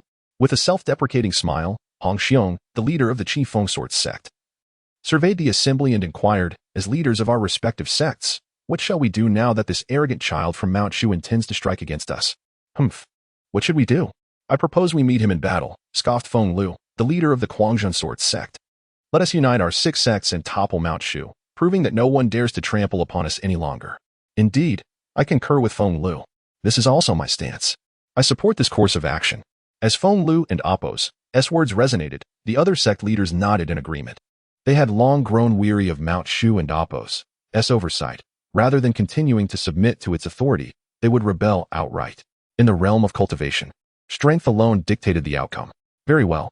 Since we are all in agreement, we shall formally ally our six sects, Hong Xiong declared with satisfaction. However, should we engage in battle, even if we manage to defeat Mount Shu, it will come at a considerable cost to our own strength. Therefore, I propose we send our strongest members to infiltrate Mount Shu and eliminate Zhao Qing, thereby intimidating the higher-ups of Mount Shu. This way, we can achieve our goal without incurring heavy losses. That is an excellent suggestion, Feng Lu nodded, his eyes gleaming with determination.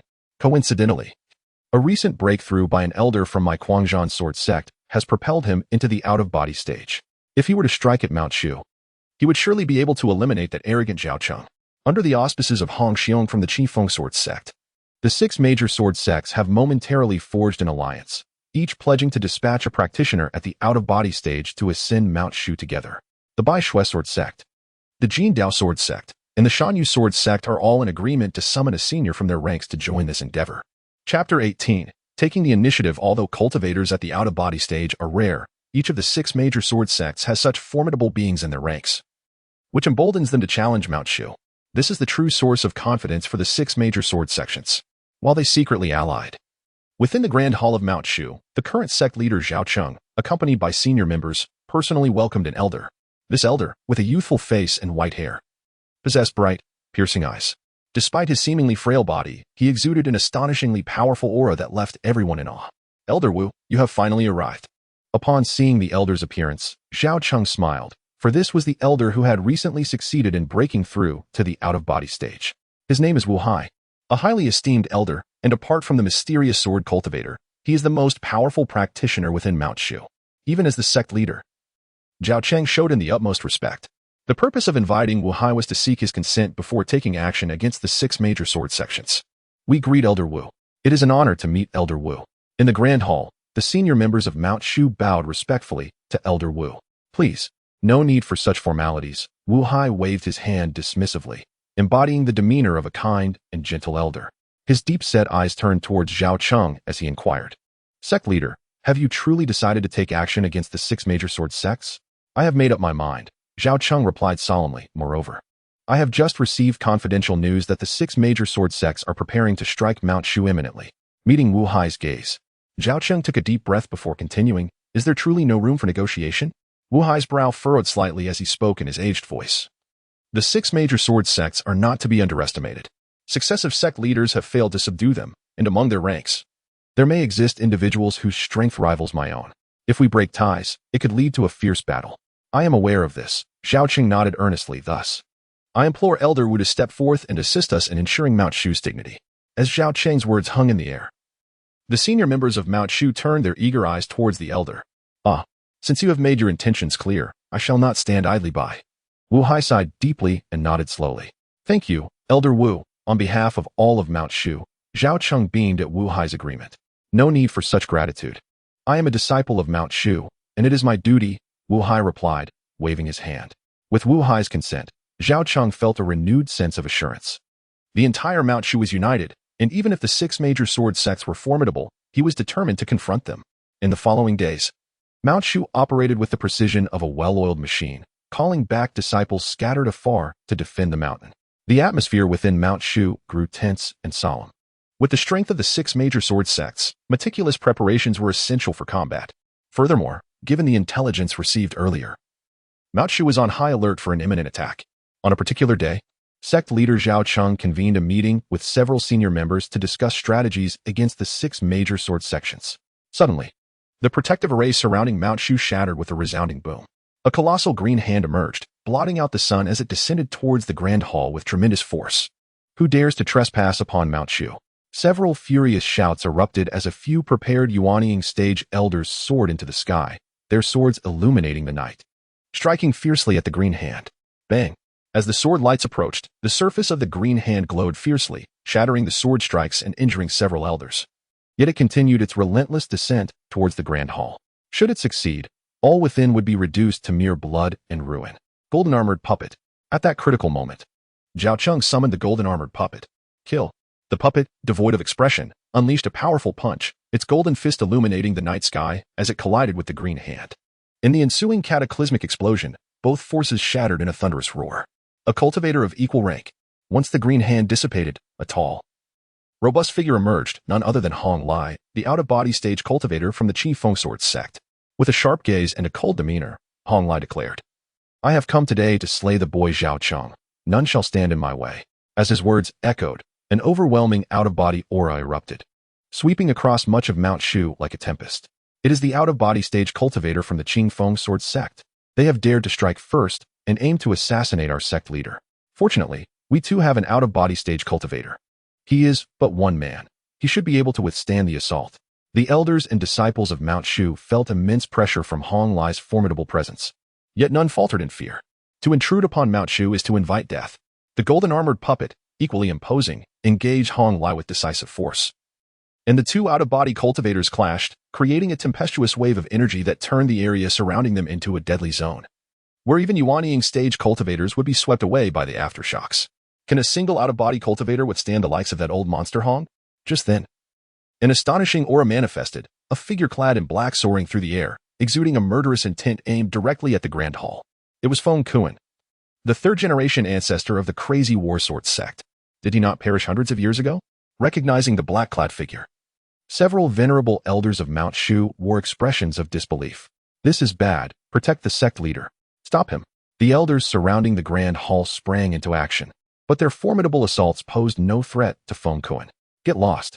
My target today is Zhao Cheng. He shall pay with his life. Before the words had left his lips, Feng Kuan unleashed a punch that sent 7 or 8 Mount Shu elders flying, bloodied and defeated. Zhao Cheng of Mount Shu, prepare to die. Feng Kuan roared as he advanced toward Zhao Cheng, who remained seated with a grim expression, steadfast as the sect leader, refusing to show any sign of panic. How dare you defy authority, seeking to slay our sect leader. At that moment, an aged figure appeared, standing resolutely before Feng Kuan, none other than Elder Wu Hai. Wu Hai, you old fool, you and Amp, Oppos, still alive and have broken through to the out-of-body stage? Feng Kuan and Oppos' eyes widened in surprise at the sight of his opponent. If you, the old scoundrel of the crazy warsword sect, have survived, how could I possibly perish? Wu Hai and Oppos' expression remained stoic as he unleashed a torrent of sword energy from his blade, akin to the Milky Way raining down upon Feng Kuan, forcing him to retreat despite their shared rank. You old fool, don't get cocky. This time, we are not alone. Feng Kuan laughed maniacally, then turned his gaze towards a certain void, coldly commanding, Old North from the Golden Dao Sword sect. Why not seize Mount Shu's sect leader? Haha. Allow me to personally sever the head of that sect leader. As a chilling voice echoed, a ghostly figure surged toward Zhao Qing, who sat unwaveringly in the grand hall. Another out-of-body stage cultivator. A total of 3 out-of-body powerhouses had appeared simultaneously, all intent on executing Zhao Qing. The first 2 were obstructed by the golden armored puppet and Elder Wu Hai, yet who could possibly shield Zhao Qing from the third? The sect master. The elders and disciples of Mount Shu, with unwavering determination, charged towards the third formidable being at the out-of-body stage, but the disparity in power was insurmountable, rendering their efforts futile. Chapter 19. A sword comes from the west. 3 formidable experts in the out-of-body stage shook the very essence of Mount Shu. Although the golden armored puppet and Wu Hai managed to obstruct 2 of them, one individual, exuding an overwhelming aura, charged directly toward the sect leader, Zhao Qing. The elders and disciples of Mount Shu yearned to intervene, yet their strength paled in comparison to the might of the out-of-body cultivators, rendering them powerless. Sensing the imminent threat, Zhao Qing refused to remain passive. With unwavering resolve, he drew his treasured sword, his fighting spirit surging forth. Over the years, since becoming the leader of Mount Shu, he had not faltered in his cultivation and now stood as a Yuaning stage practitioner. Although he recognized the futility of his efforts as the sect leader, retreat was not an option. Cheng'er, allow me to take this on, came the voice of his father, the former sect leader Zhao Sihai, who approached with steady steps. Father, you absolutely must not. Zhao Qing urgently protested. His father had sustained grave injuries during his previous encounter with the Black Butcher, and the backlash of secret techniques had left him with little time left. Should he rashly intervene, not only would he be unable to stop the foe, but he would also exhaust his remaining life force. For the sake of Mount Shu, I would willingly sacrifice my life, Zhao Sihai declared, rather than linger in despair. It is better to conclude one's life in battle.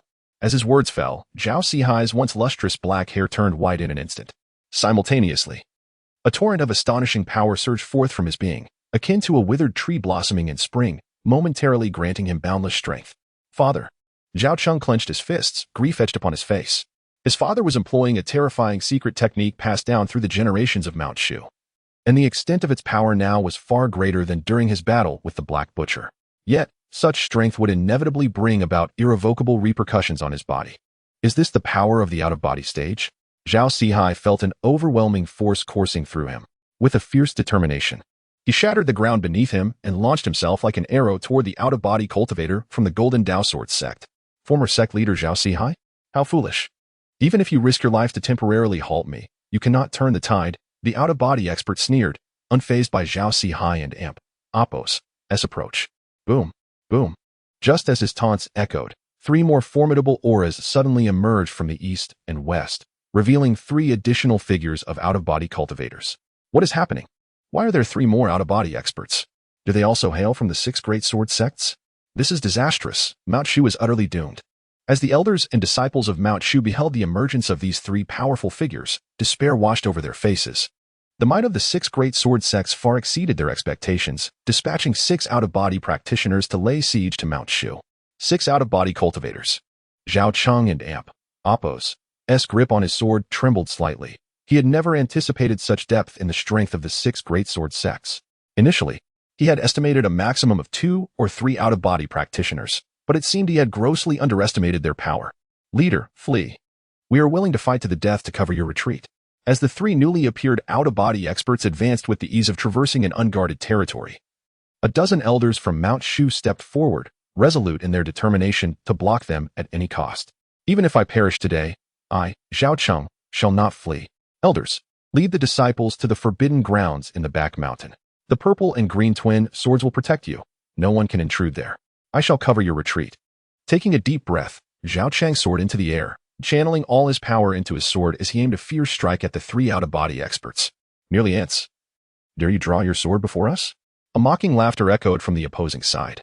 One figure casually flicked his finger, shattering Zhao Cheng's full-powered strike, followed by a massive golden hand emerging, swirling through the boundless mist, intent on crushing Zhao Cheng into a bloody pulp. I refuse to accept this. As the sect leader of Mount Shu, I am not meant to perish here. Zhao Cheng, disheveled and furious, roared in defiance, yet his cries were futile. Leader. Witnessing this scene, the elders and disciples of Mount Shu were engulfed in despair. Could it be that their esteemed sect leader would truly fall to the hands of the 6 greatsword sects? Clang. Just as the situation reached its critical point, a clear and resonant sword cry approached from afar, a golden sword light slicing through the night sky in the west, illuminating all of Mount Shu. Boom. The golden hand was obliterated. The sword light surged forth with unyielding momentum, aiming directly at the 3 out-of-body cultivators. Who dares? The 3 were taken aback, and almost simultaneously unleashed their formidable attacks to fully block the sword light. Those who violate Mount Shu shall be mercilessly slain. Amidst the gazes of all, a tall and robust figure rode the wind on a sword, akin to a legendary sword immortal, ethereal, and divine. This figure, exuding unparalleled strength, was none other than Zhao Fan, who had emerged from the demon-locking tower. The intense commotion caused by the 6 out-of-body cultivators attacking Mount Shu had not escaped Zhao Fan and Appo's notice. As a disciple of Mount Shu, he could not stand idly by, especially when they aimed to harm his younger brother, the current sect leader Zhao Cheng. It is that same elder who vanquished the Black Butcher. Wonderful. Mount Shu is saved. As they beheld Zhao Fan's silhouette, the previously despondent elders and disciples of Mount Shu were now filled with exhilaration. Elder Sword Cultivator. The surviving Zhao Cheng gazed at Zhao Fan in awe, his heart racing with excitement. You are the one who defeated the Black Butcher? At last, you have emerged. However, we are not the Black Butcher of old. Can you single-handedly withstand the 3 of us? The 3 out-of-body cultivators from the 6 great sword sects regarded Zhao Fan with cold disdain, their expressions unfazed. Merely ants, Zhao Fan replied impassively, his body radiating sacred light. The Qi Shao flying sword slipped from his grasp, piercing through layers of the void like a meteor plummeting to the earth, bearing an overwhelming force aimed at the 3. With his first strike, he unleashed the mightiest technique of Mount Shu's swordsmanship, channeling the out-of-body stage's cultivation into the sword technique. Even Zhao Fan himself could not fathom its full power. The golden sword light, compared to before, surged with multiple times the intensity, illuminating all of Mount Shu as if it were daylight. This is bad. Do not hold back. Give it your all. The 3 out-of-body cultivators, sensing an unusual aura of death, dared not underestimate the threat and unleashed their most potent martial arts. Golden Light Sword Path, Sky-Rending Sword, Great Annihilation Fist. 3 ferocious and terrifying attacks surged toward the Qi Shao flying sword, attempting to block this formidable strike. Yet, they still underestimated Zhao Fan's strength and the might of Mount Shu's swordsmanship. Boom.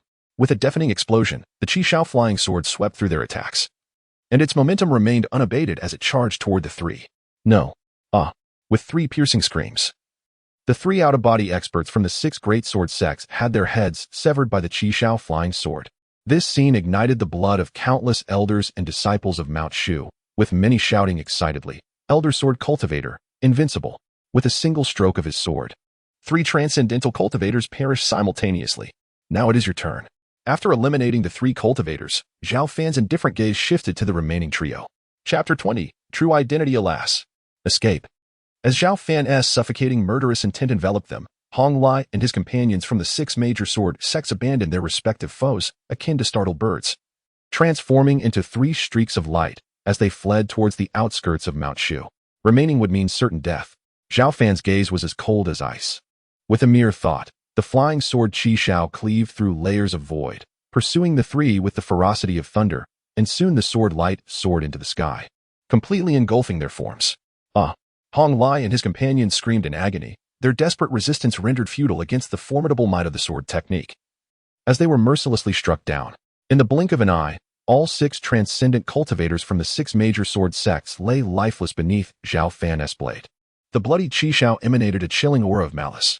Zhao Fan stood proudly, enveloped in an ethereal glow, rendering his true visage difficult to discern. The greater his mystery, the deeper the reverence felt by all on Mount Shu.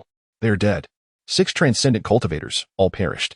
How formidable must this sword cultivator be? Gazing upon the figure that appeared as an invincible deity, an elder of Mount Shu murmured.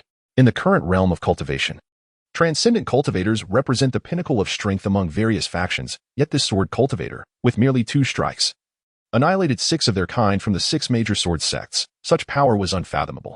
The sword cultivator is unrivaled. Unrivaled. The disciples of Mount Shu gazed at Zhao Fan's silhouette with fervent eyes and swelling hearts, unable to restrain their cheers. In response, Zhao Fan paid no heed, preparing to depart. Father. At that moment, Zhao Cheng and Appo's voice rose in alarm. Following the sound, Zhao Fan beheld Zhao Cheng supporting his adoptive father, Zhao Sihai. Zhao Sihai, with hair turned white, appeared exceedingly aged, a palpable aura of decay surrounding him. Please, sword cultivator, intervene and save my father, Zhao Cheng implored, desperation evident in his voice. Please, sword cultivator, spare the life of our former sect leader. Observing the scene, the other elders of Mount Shu also pleaded, hoping that the enigmatic and powerful Zhao Fan could restore the former leader's life. Chenger, do not fret for me. It is already a challenge for this sword cultivator to vanquish our adversaries. I am beyond rescue. Do not trouble him on my behalf. Zhao Sihai shook his head, addressing Zhao Qing and the other elders of Mount Shu. Father, sword cultivator, I implore you to save my father. Zhao Cheng, filled with despair, clung to the hope that the powerful sword cultivator could save Zhao Sihai, despite knowing the truth of his condition. I shall give it a try. After all, blood is thicker than water. Zhao Fan did not turn a blind eye, yet he sensed that Zhao Sihai's life force was nearly extinguished, evidently a consequence of a previous forbidden technique's backlash. The hall of Mount Shu was profoundly silent. Only Zhao Fan and the barely conscious Zhao Sihai remained, while Zhao Cheng and the others anxiously awaited outside. Sword cultivator, I am acutely aware of my condition. I am at the end of my tether. There is no need for you to expend your efforts on my behalf. Zhao Sihai spoke calmly, unafraid. Indeed, Zhao Fan furrowed his brow, nodding slightly. Even with his transcendent cultivation, saving Zhao Sihai's life would be nearly impossible. However, prolonging his existence for a while was still within his capabilities. As those words left his lips, Zhao Fan resolutely acted, infusing pure, surging spiritual energy into Zhao Sihai's body, rekindling a flicker of life within his fading essence. Zhao Sihai was taken aback, clearly feeling the transformation of his deteriorating form, as if experiencing a momentary revival. This energy will sustain you for another 6 months. During this period, avoid combat, or you shall perish. Having completed this, Zhao Fan solemnly cautioned. Thank you, sword cultivator. 6 months is ample time for me to settle my affairs. Zhao Sihai expressed profound gratitude, initially resigned to face death, yet unexpectedly granted an extension of life by the sword cultivator. I must take my leave. As he spoke, Zhao Fan prepared to depart. Wait, sword cultivator. You have consecutively intervened to save Mount Shu. You are a benefactor to all of us. Might I glimpse your true visage, so that Cheng and Appo's may honor you with a longevity tablet in the ancestral hall of our forebears? Zhao Sihai earnestly requested. Are you certain you wish to see my true form? Zhao Fan inhaled deeply, slowly inquiring. Please grant my request. Zhao Sihai insisted earnestly. As you wish. Buzz. The radiance surrounding Zhao Fan gradually receded, revealing his strikingly handsome countenance, his true appearance unveiled. You are Zhao Fan. Zhao Sihai's eyes widened in disbelief, astonished beyond measure. He could hardly fathom that the sword cultivator who had effortlessly slain transcendent cultivators was, in fact, his eldest son, the same son he had once cast into the locking demon tower. Zhao Fan. How could it be you? A tempest of emotions surged within Zhao Sihai, overwhelmed by shock. I have done what I can for you. Take care of yourself. Zhao Fan's expression remained impassive, harboring no fondness for this adoptive father. Wait. Before Zhao Sihai could collect himself, Zhao Fan had vanished from sight. Zhao Fan. Zhao Sihai murmured, filled with both guilt and regret. He had never imagined that the sword cultivator was his eldest son, who not only rescued him but also averted calamity from Mount Shu on 2 occasions. Father, what is wrong? Where is the sword cultivator? At that moment, Zhao Cheng entered the hall, only to find his father lost in thought. Cheng and Appo's, do you know? The sword cultivator is your elder brother, Zhao Fan. What? Father, you cannot be serious. Zhao Cheng was flabbergasted, soon expressing disbelief. How is this possible? It is indeed him. It is truly him. Zhao Sihai's expression was complex as he sighed deeply. I never anticipated. Elder brother, was he not trapped in the locking demon tower? How could he be the sword cultivator? This cannot be true. Zhao Qing struggled to accept this reality. Alas. Zhao Sihai sighed heavily. It is indeed him. Chapter 21. Annihilation of the 6 great sword sects after departing from the Shushan Great Hall. Zhao Fan did not hasten back to the demon locking tower. Remarkably, it had been 18 years since he last left Shushan. He was on the verge of forgetting what the world beneath Shushan truly resembled. As he gazed towards the direction of the 6 great sword sects, his eyes turned icy cold, and he murmured to himself, "Despite everything, my father is still my father. The 6 great sword sects have drained him of his vitality. This debt must be settled." With those words, Zhao Fan soared into the sky on his sword, swiftly vanishing into the vastness of the night. At the Qingfeng sword sect, Hong Xiong sat anxiously in his grand chair. A night had passed without any news from the ancestor. Had the operation failed? That seemed impossible. With all 6 out-of-body cultivators present, not even 2 Shushans could withstand them. Surely, they were preoccupied with dividing Shushan's resources, which explained the lack of timely updates. Hong Xiong consoled himself with these thoughts. Suddenly, a deafening crash echoed, shattering the protective formation of the Qingfeng sword sect. What is happening? Hong Xiong sprang to his feet, his expression dark as he looked towards the entrance. "Master, it's terrible. Someone has shattered our protective formation and is advancing towards us. 7 or 8 elders have already perished." A blood-soaked disciple rushed in, panting heavily as he reported. "What? How dare they assault my Qingfeng sword sect? They are courting death." Furious, Hong Xiong sneered coldly, drawing a treasured sword and striding outside. As he stepped out of the hall, he beheld chaos engulfing the Qingfeng sword sect. At the forefront, 5 or 6 elders, accompanied by hundreds of disciples, were locked in a standoff against a figure radiating a hazy brilliance. Despite their numerical superiority, the elders and disciples of Qingfeng sword sect were retreating in terror. Let the master of the Qingfeng sword sect come out. Otherwise, do not blame me for my merciless slaughter. Zhao Fan's expression remained impassive. His sword, Qi Shao, emitted a clear ringing sound, and the sword light surged forth, causing nearby elders and disciples to scream in agony. This was merely his restraint. Otherwise, they would have stood no chance of survival. "Audacious madman, I am Hong Xiong, the sect master. You trespass upon my Qingfeng sword sect, and for that, you shall pay with your life." At that moment, Hong Xiong arrived, wielding his sword with authority and striking towards Zhao Fan. "You are Hong Xiong?" Zhao Fan cast a cold glance at him, his voice devoid of warmth. "Indeed, I am."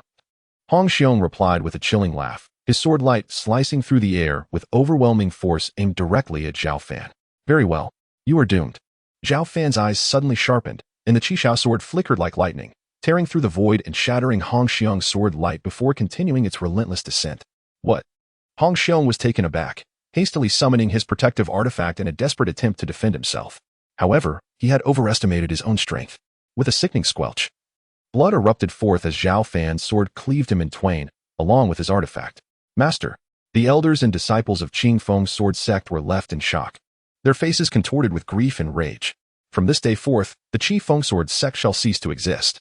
With a single stroke, Zhao Fan unleashed a golden sword light, resembling a sweeping river of stars, which cascaded down upon the entire Qingfeng sword sect.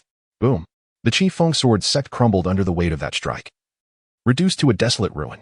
Those few elders who dared to resist were buried beneath the debris, with only a handful managing to escape unscathed. In the aftermath of this battle, the upper echelons of the Qingfeng sword sect were nearly annihilated, leaving only the lowly disciples to survive. But they would never amount to anything significant thereafter. After obliterating the Qingfeng sword sect, Zhao Fan ascended on his sword, transforming into a fleeting light that vanished into the distant sky. Half an hour later, Zhao Fan arrived at the Quanzhan sword sect, and without uttering a word, he shattered their protective formation. The sword light poured forth, engulfing and devouring the stronger members of the Quanzhan sword sect. "Who dares to attack my Quanzhan sword sect?" The sect master, Feng Lu, bellowed in anger as he soared into the sky. Yet, his response came in the form of Zhao Fan's straightforward strike.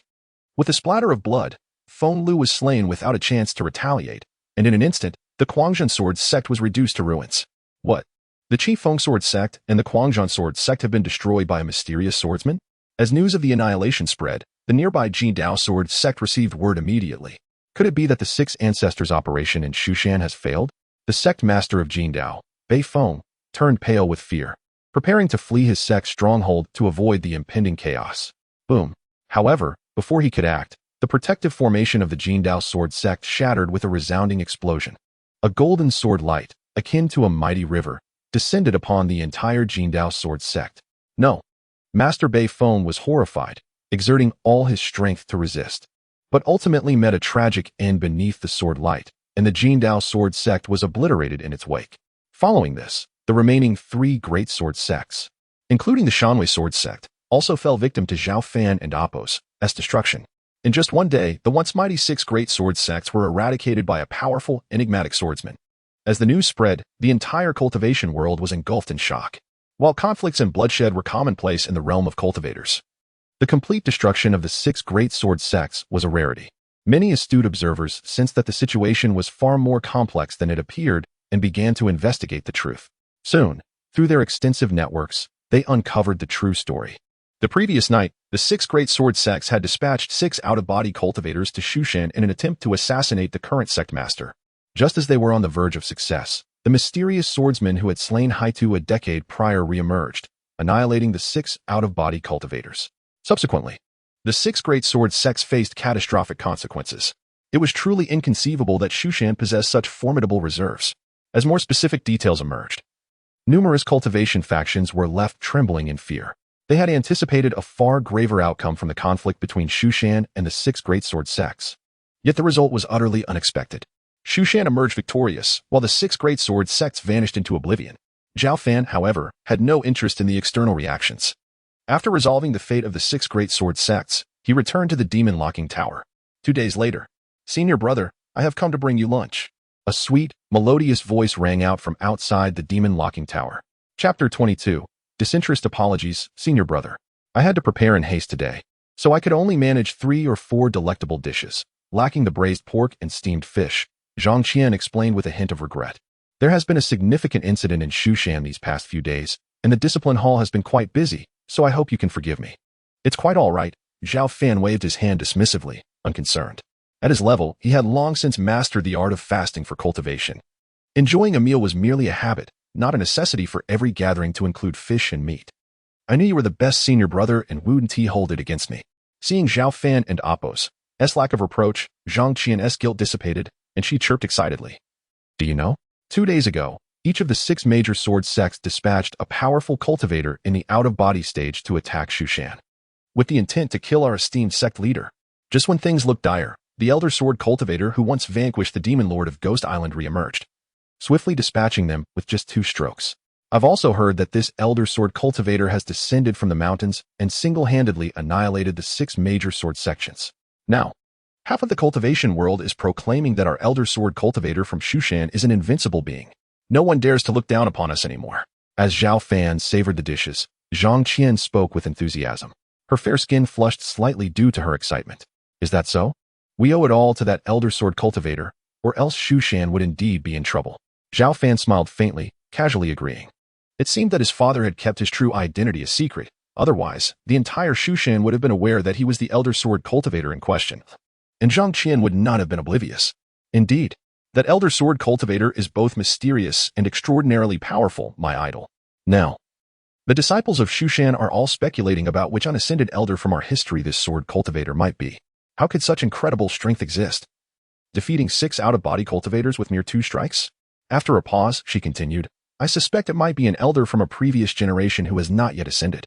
Not necessarily, Zhao Fan chuckled, shaking his head in jest. It could very well be a recent disciple. Perhaps the answer is closer than it appears.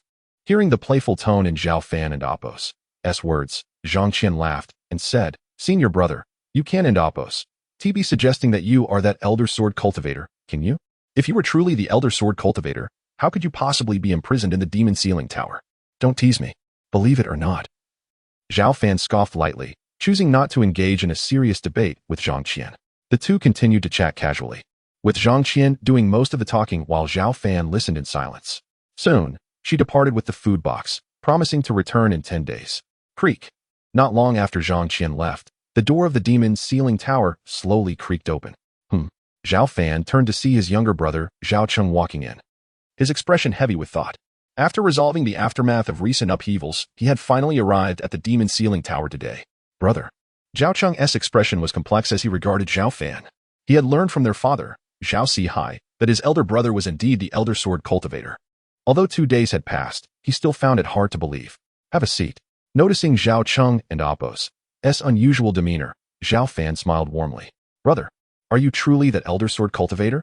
After a moment's hesitation, Zhao Cheng slowly inquired, wanting to hear this confirmation directly from his brother. What? Do you think I don't look the part? Zhao Fan smiled faintly, allowing his previously restrained aura to surge forth, akin to a tempest, causing the vast demon ceiling tower to resonate with a deep rumbling sound. Zhao Cheng was taken aback. Although he was a nascent soul cultivator, he still felt a suffocating pressure from the overwhelming aura. Yet, the intensity came and went swiftly. Before Zhao Cheng could fully process it, Zhao Fan reverted to his ordinary demeanor, as if that terrifying presence had never existed. Brother, you truly are that elder sword cultivator. Did you personally annihilate the 6 major sword sects?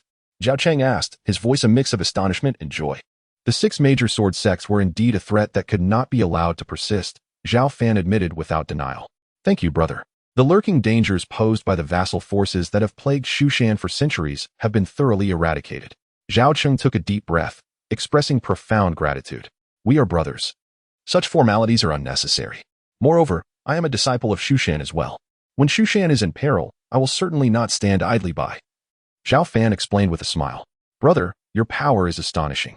Why not come with me to revitalize Shushan? Do not remain in the demon ceiling tower any longer, please. If you wish, I can relinquish the position of sect leader for you. Zhao Cheng's eyes gleamed with fervor as he made his request. I appreciate your good intentions, but I have no interest in the position of sect leader. The outside world is tumultuous. I seek only solitude in the demon ceiling tower to cultivate and grow stronger. To Zhao Cheng's surprise, Zhao Fan declined decisively. Brother, you need not persuade me further. My mind is made up. Before Zhao Cheng could continue, Zhao Fan interjected. Zhao Cheng showed a helpless expression, realizing he could not sway his elder brother, so he chose to remain silent. You are now the sect leader of Shushan. And as my brother, should you have any ambitions, pursue them freely. I will support you. Sensing Zhao Cheng and Appo's thoughts, Zhao Fan suddenly spoke. Wonderful. With your words, I feel reassured. Zhao Cheng trembled with excitement upon hearing this. Go now. Shushan has just weathered a storm, and you, the sect leader, have many matters to attend to. Zhao Fan smiled gently. All right. I shall return to visit you next time. Zhao Cheng nodded, and then exited the demon ceiling tower. With the 6 major sword sects no longer a constraint, Zhao Fan believed Shushan would soon embrace a brighter future. Watching his brother depart, Zhao Fan murmured to himself. Just as he had anticipated, without the 6 major sword sects looming over them, Shushan entered a rapid development phase. With the fall of these sects, Shushan absorbed their territory and resources, gaining immense support. Most importantly, the other vassal forces, which had previously harbored treachery, witnessed the tragic fate of the 6 major sword sects and promptly relinquished their rebellious aspirations, dutifully submitting their resources to Shushan. The threat that had troubled Shushan for centuries was finally resolved. Chapter 23: The passing of the former sect leader with the demise of the 6 great sword sects. Mount Shu ushered in a fleeting period of development. Most importantly, ever since the exceedingly heavy rain some time ago, the entire environment seemed to have undergone subtle changes, and the spiritual energy between heaven and earth gradually became more abundant. Elders and disciples of Mount Shu, previously stalled at their bottlenecks, experienced significant breakthroughs, leading to an overall enhancement of the sect and Appo's strength. This phenomenon, however, was not limited to Mount Shu. The entire realm of cultivation experienced a similar transformation. Although the changes appeared minuscule, they did not escape the notice of some exceptionally perceptive and powerful cultivators. The spiritual energy in the world seemed to be increasing. What could be the cause of this? Inside the demon locking tower, Zhao Fan furrowed his brow. Even in the resource-scarce confines of the tower, he could distinctly sense the subtle shifts in the environment. Furthermore, as time passed, the spiritual energy continued to thicken. Yet, Zhao Fan mused. Such changes should not bode ill for me. Is it time to check in? Just as Zhao Fan was lost in thought, a prompt from the system echoed in his mind. Check in, Zhao Fan replied habitually. Check in successful.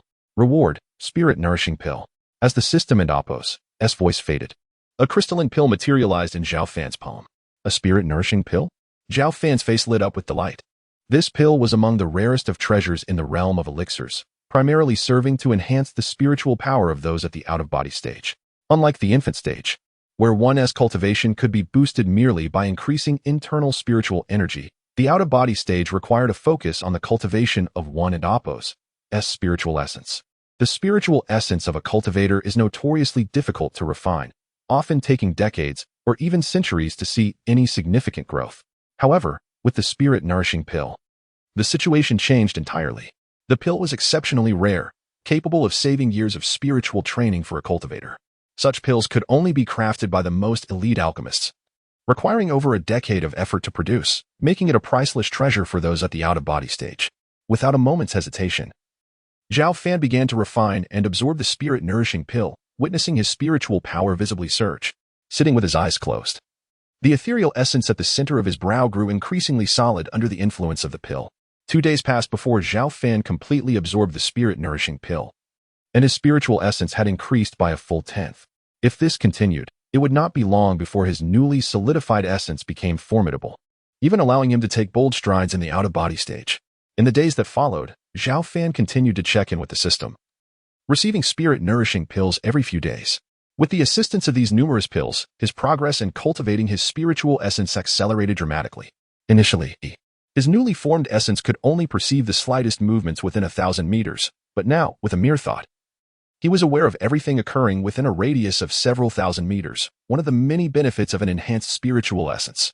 Time passed gradually, and Zhao Fan immersed himself in the cultivation of his essence, until over half a year had slipped by. One day, the current sect leader of Mount Shu, Zhao Cheng, visited the demon locking tower once more. A hint of sorrow clouded his usually resolute features as he addressed Zhao Fan. Elder brother, our father is on the brink of death. He wishes to see you one last time. Let us go, Zhao Fan replied, taking a deep breath and speaking solemnly. He felt little surprise at this news, having realized long ago that the most his father could endure was about half a year after the extension of his life. At Qinyuan Hall, where his father had resided since stepping down as sect leader, Zhao Fan entered to find the hall desolate, with no one present except his father, Zhao Sihai. Compared to 6 months prior, Zhao Sihai appeared even older, exuding an aura of imminent decline. His complexion had paled, and the once robust figure now appeared slightly hunched. Though Zhao Fan held little affection for Zhao Sihai, witnessing this scene stirred complex emotions within him, making him feel quite uncomfortable. Father, elder brother has arrived, Zhao Cheng gently reminded, stepping forward. Upon hearing this, Zhao Sihai slowly opened his eyes. The once dull gaze brightened upon seeing Zhao Fan. Chenger, you may leave. I have matters to discuss with your elder brother. Understood, Zhao Cheng nodded and stepped outside. I have strived to be a responsible sect leader for the revival of Mount Shu, yet I have never been a good father. My greatest regret and guilt over the years is having cast you into the demon locking tower. Zhao Sihai sighed softly, gazing at Zhao Fan. Fanner, have you harbored resentment towards me all these years? Facing his father, who was on the verge of death, Zhao Fan felt his emotions swirl but ultimately replied, I do not harbor hatred, for I brought this calamity upon myself. Were I in your position, I might have taken similar actions for the greater good.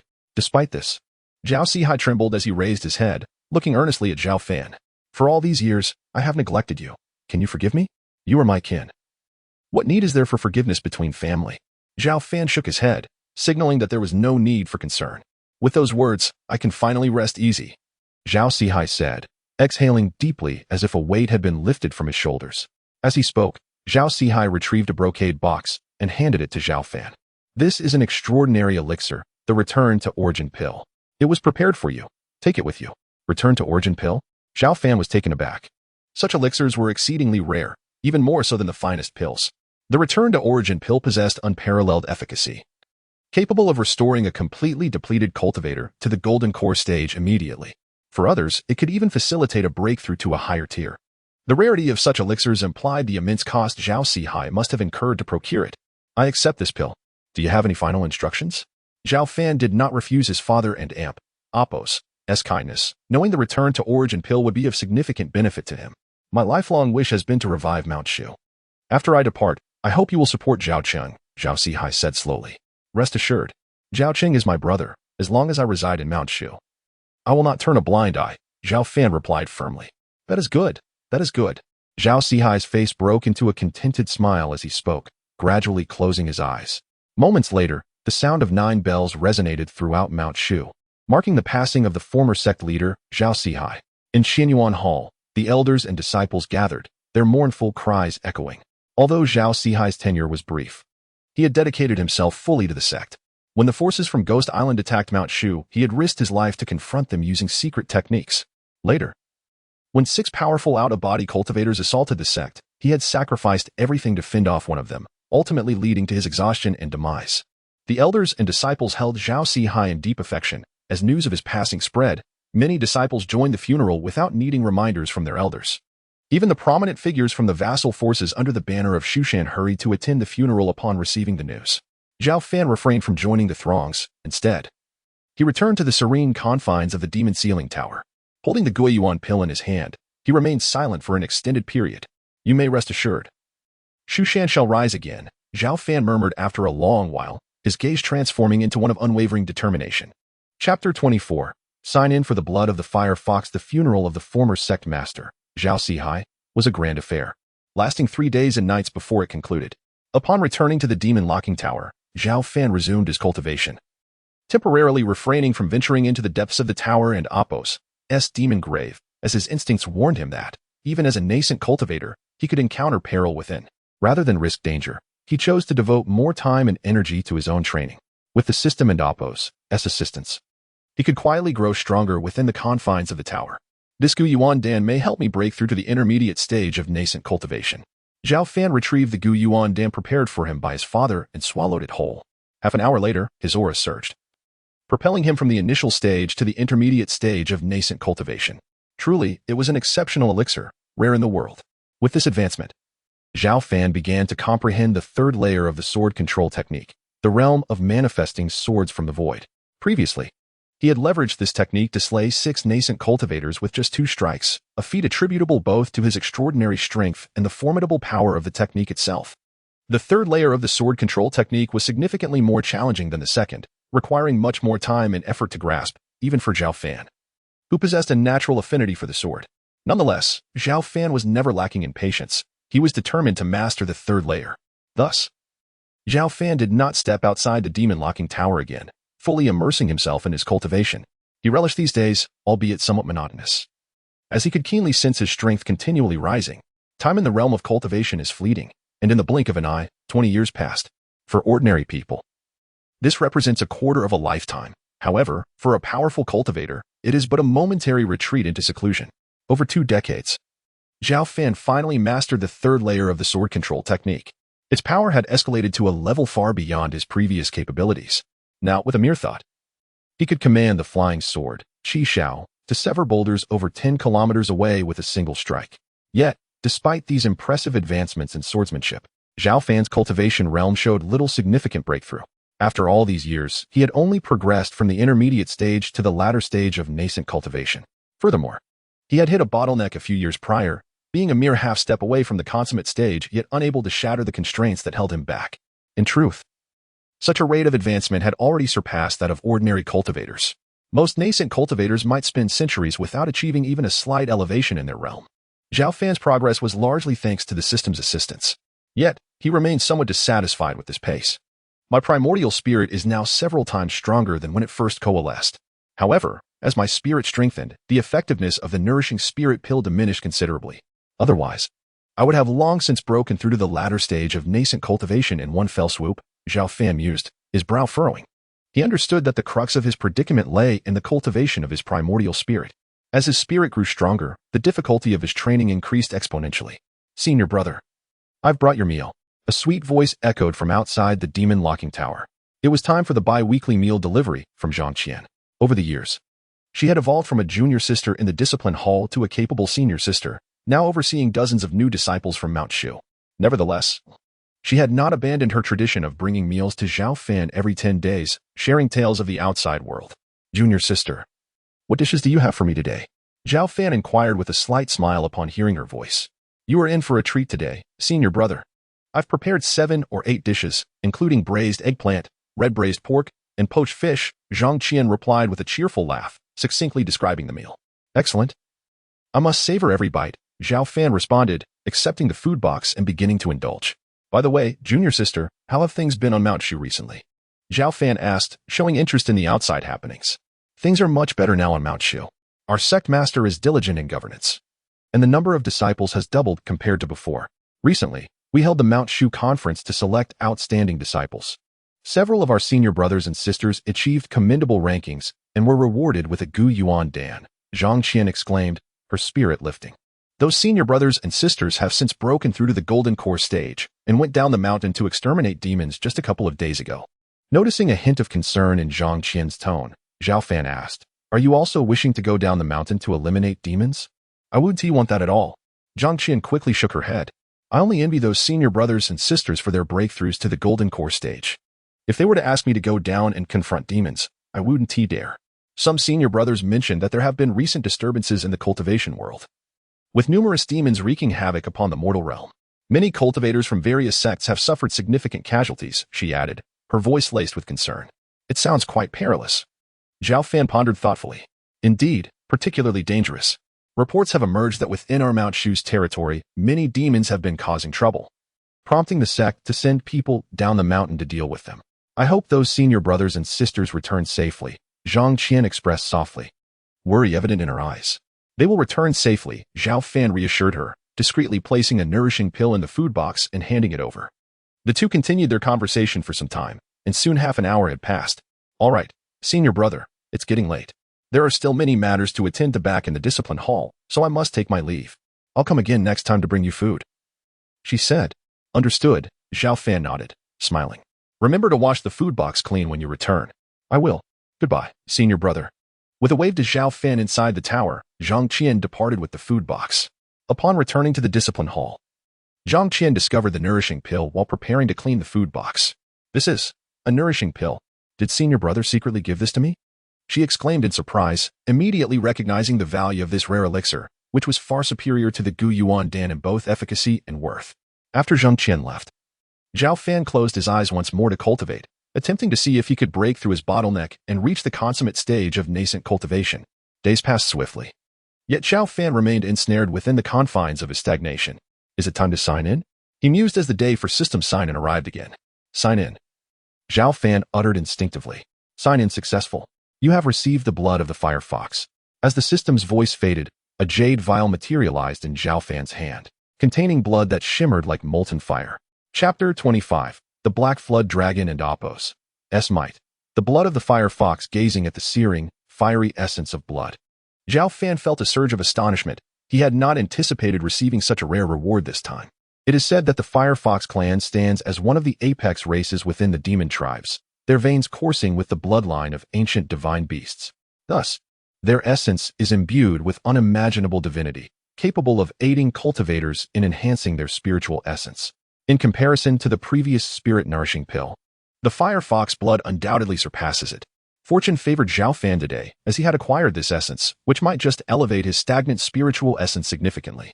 A smile graced his face as he wasted no time beginning the process of refining and absorbing the Fire Fox blood. As he focused, a hum resonated, and with a solemn expression, his spiritual essence gradually emerged from his brow. Compared to before, Zhao Fan and Oppos' spiritual essence had become much more solidified. Yet it still appeared as a vague orb of light, somewhat hazy and indistinct. For a cultivator in the out-of-body stage, spiritual essence holds boundless utility, allowing one to anticipate adversaries. However, it also possesses notable vulnerabilities. In contrast to the physical body, a cultivator's spiritual essence is inherently frail, and a fatal blow could result in utter obliteration. Despite 2 decades of cultivation, Zhao Fan's spiritual essence, while significantly advanced, still lacked formidable strength. This limitation became the greatest obstacle to his breakthrough into the perfected out-of-body stage. Yet now, as he absorbed the divine qualities within the Fire Fox blood, his previously stagnant spiritual cultivation witnessed a remarkable enhancement. The once indistinct spiritual essence began to manifest subtle changes, gradually becoming more solidified. He could distinctly sense the substantial increase in his spiritual power, the effect of the Fire Fox blood proving even more pronounced than he had anticipated. Zhao Fan felt a blend of surprise and joy, hastening the refinement and absorption of the divine essence. However, the divine energy contained within this blood was immensely potent, consuming several days before he could entirely assimilate its essence. At last, Zhao Fan's spiritual essence underwent a transformative evolution.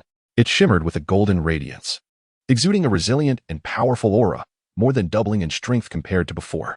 With newfound confidence, Zhao Fan believed that, with his current spiritual capabilities, even if pierced by sword light or scorched by celestial fire, he would sustain no harm. If previously his spiritual essence resembled a grain of sand, it now embodied the resilience of a stone, a qualitative metamorphosis. As his spiritual essence strengthened, Zhao Fan also noticed a marked increase in the spiritual energy within him, which approached saturation. Indeed, with the elevation of his spiritual essence, the long-standing bottleneck he faced began to loosen. With a surge of determination, Zhao Fan inhaled deeply, preparing to draw in the abundant spiritual energy from the heavens and earth. As the spiritual energy converged in great volumes, several massive vortices, each spanning hundreds of meters, formed above the locking demon tower, continuously channeling energy towards Zhao Fan, whose aura soared dramatically. Fortunately, the locking demon tower was typically secluded and tranquil. Otherwise, such a tremendous commotion would have undoubtedly drawn widespread attention. After a considerable time, the swirling vortices of spiritual energy gradually dissipated. At this moment, Zhao Fan slowly opened his eyes, their depths calm and profound, akin to an unfathomable black hole capable of consuming all within its gaze. The violent aura that once surrounded him had vanished, yet his presence had grown even more inscrutable. Having reached this new realm, Zhao Fan mused that he must now be considered a true master in the realm of cultivation. Feeling the boundless power coursing through him, he questioned himself quietly. He did not allow the enhancement of his abilities to render him blindly confident or impulsive. Instead, he remained remarkably composed. For nearly millennia, while cultivators in the out-of-body stage were perceived as the pinnacle of the cultivation world, Zhao Fan firmly believed that within the major factions, formidable cultivators who transcended this stage undoubtedly existed. This was merely his conjecture. Regardless of their existence, he paid it no mind. For as long as he remained here to sign in, he could continuously grow stronger, even if ancient and powerful cultivators lurked within the vast world. He was confident he could surpass them. It was simply a matter of time. In the subsequent days, Zhao Fan dedicated himself to solidifying his cultivation realm.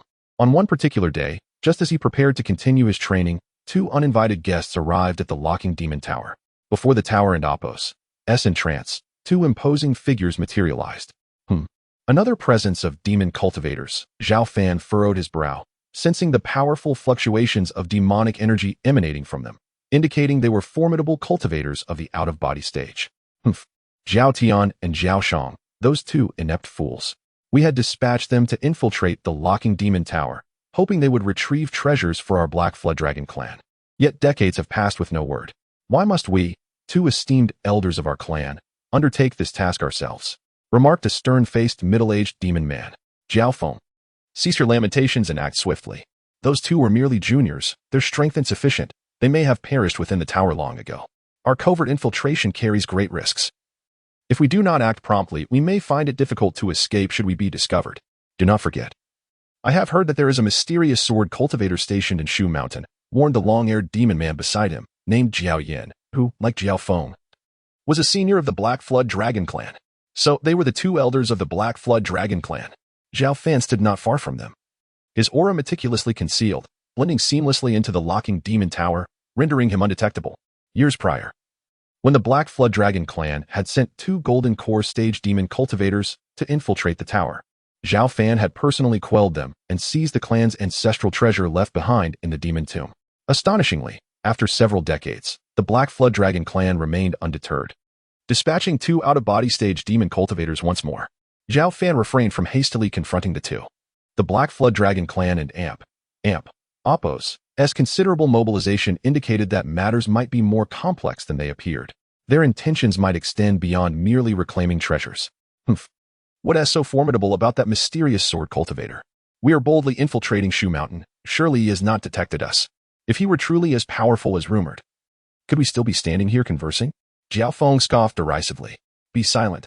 Let us hasten inside, locate the ancestral treasure, and investigate the true secrets hidden deep within the locking demon tower. If we can unveil that secret, perhaps our Black Flood Dragon clan can transcend all others and emerge as the leaders among the demon tribes. Zhao Yan spoke with a glimmer of urgency in his eyes. Chapter 26. The Treasure and the Secret. Upon hearing Zhao Yan's words, Zhao Fan's eyes sparkled with intrigue. It appeared that the two elders of the Black Zhao clan were indeed not merely here for the sake of their clan's treasured possession. He decided to refrain from immediately subduing them, opting instead to observe their actions. Under Zhao Fan and Appos' watchful gaze, Zhao Yan and his companion infiltrated the demon locking tower and swiftly made their way towards the ancient gate of the demon tomb. They seemed to possess a certain familiarity with the tower's layout. Zhao Fan followed at a leisurely pace, knowing he could easily overpower them if necessary. But he was particularly intrigued by the secret they mentioned.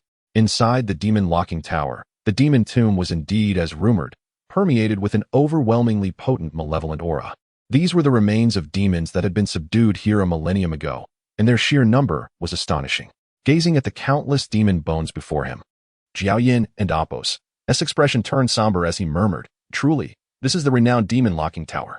Alas, the glory of Mount Shu has long since faded. Otherwise, would we dare tread here so freely? Zhao Fan scoffed dismissively. Let us proceed and search for the remains of our ancestor. The two moved swiftly ahead. Strange. Where could the ancestor and Apos' remains be? Could the information we received previously have been false? Moments later, Zhao Yin and Zhao Fan exchanged glances. Having scoured nearly the entirety of the demon tomb, yet finding no trace of the Black Zhao ancestor and Apos' bones, let alone the clan and Apos' treasured possession. Little did they know. The remains of the Black Zhao ancestor had long been obliterated by Zhao Fan, and the clan and Apos' treasure had already fallen into his hands. This is troublesome. If the clan and Apos' treasure is embedded within the ancestor and Apos' remains, it is the ancient dragon horn, which harbors unparalleled divinity, capable of aiding our Black Zhao clan in transforming into true dragons. If we cannot retrieve it, how shall we hope to rise again? Zhao Yin furrowed his brow, voicing his concerns. Do not fret. I shall employ a secret technique to sense the ancestor's remains, Zhao Fan responded, visibly anxious. As he began to utilize his mystical arts to search for the Black Zhao ancestor and Apos' remains, he slowly extracted a drop of his blood, allowing it to hover in midair. This was the Black Zhao clan's blood sensing technique. Any nearby presence of their kin would be detected by the blood. However, at that moment, there was no response whatsoever.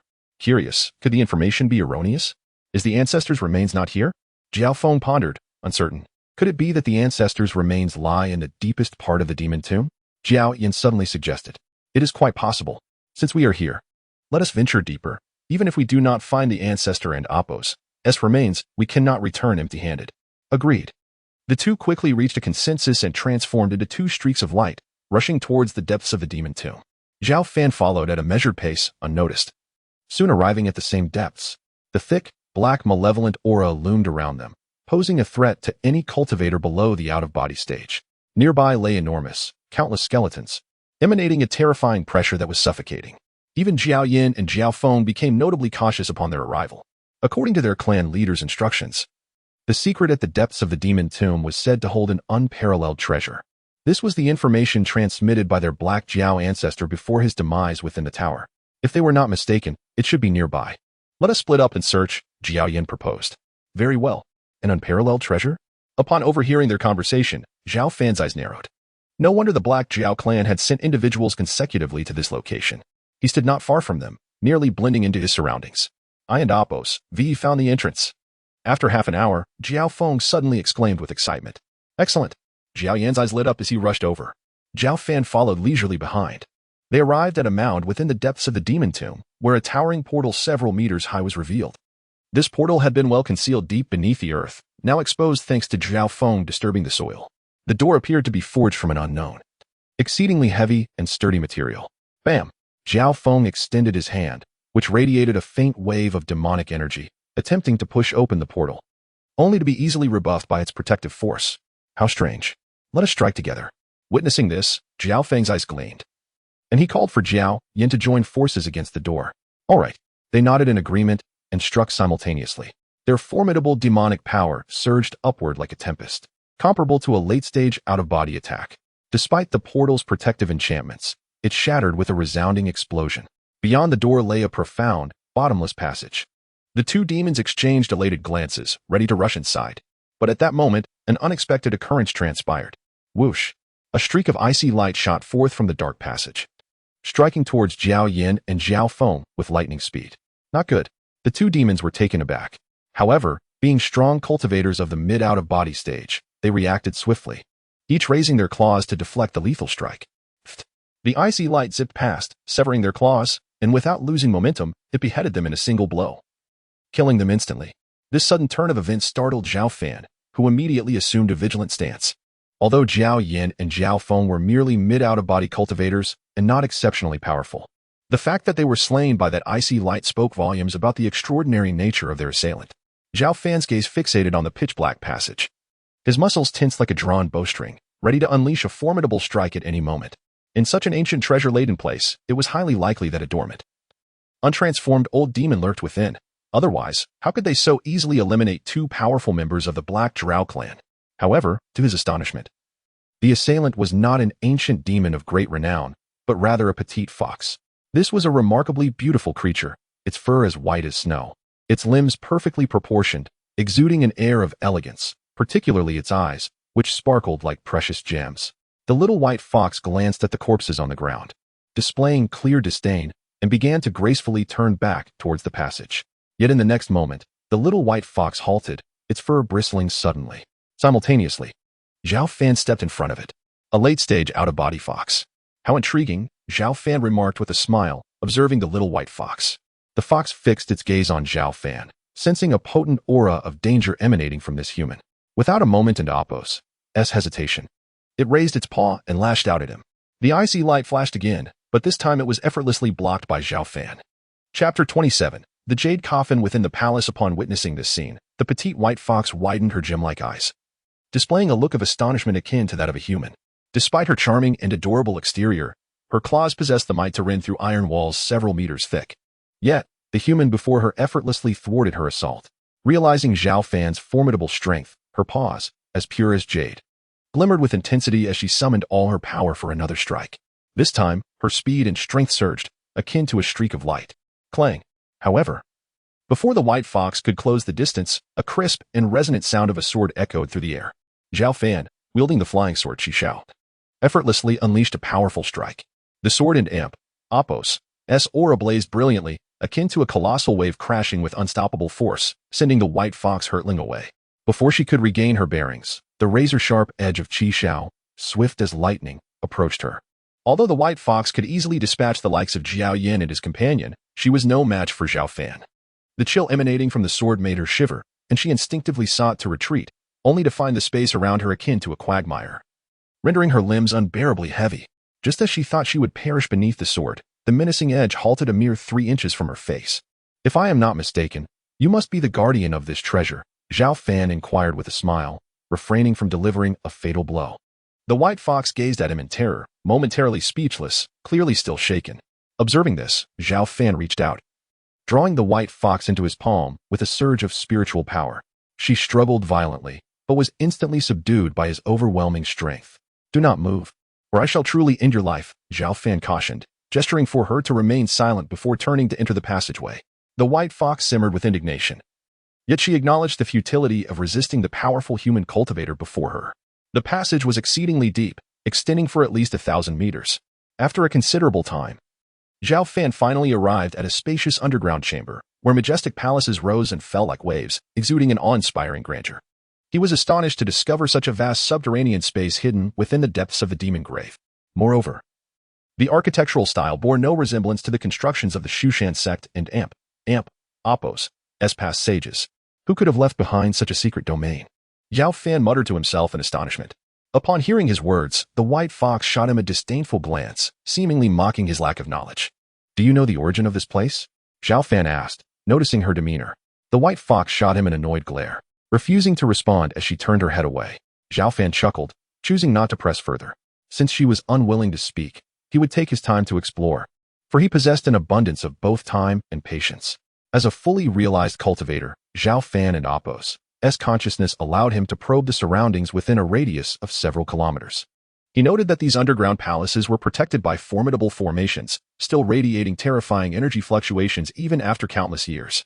Surely, treasures must lie within these palaces. Otherwise, why would such elaborate protections be in place? Zhao Fan's gaze ignited with fervor as he approached one of the palaces. This palace, resplendent in pure white, stood as the largest structure within the subterranean realm. The fluctuations of the protective formation surrounding it felt considerably weaker compared to the other palaces, suggesting that if Zhao Fan were to exert force, he might be able to dismantle it. Sensing Zhao Fan and Apos' intentions, the white fox grew anxious, her snowy fur bristling as she emitted a series of melodious cries, akin to a young girl protesting in displeasure. Disregarding her, Zhao Fan arrived at the White Palace. Raising his hand to strike with his sword, bang! The razor-sharp edge of Qishao was halted by a sturdy layer of protective formation. Sword control technique. Zhao Fan ceased holding back, directly employing the Shushan sword control technique.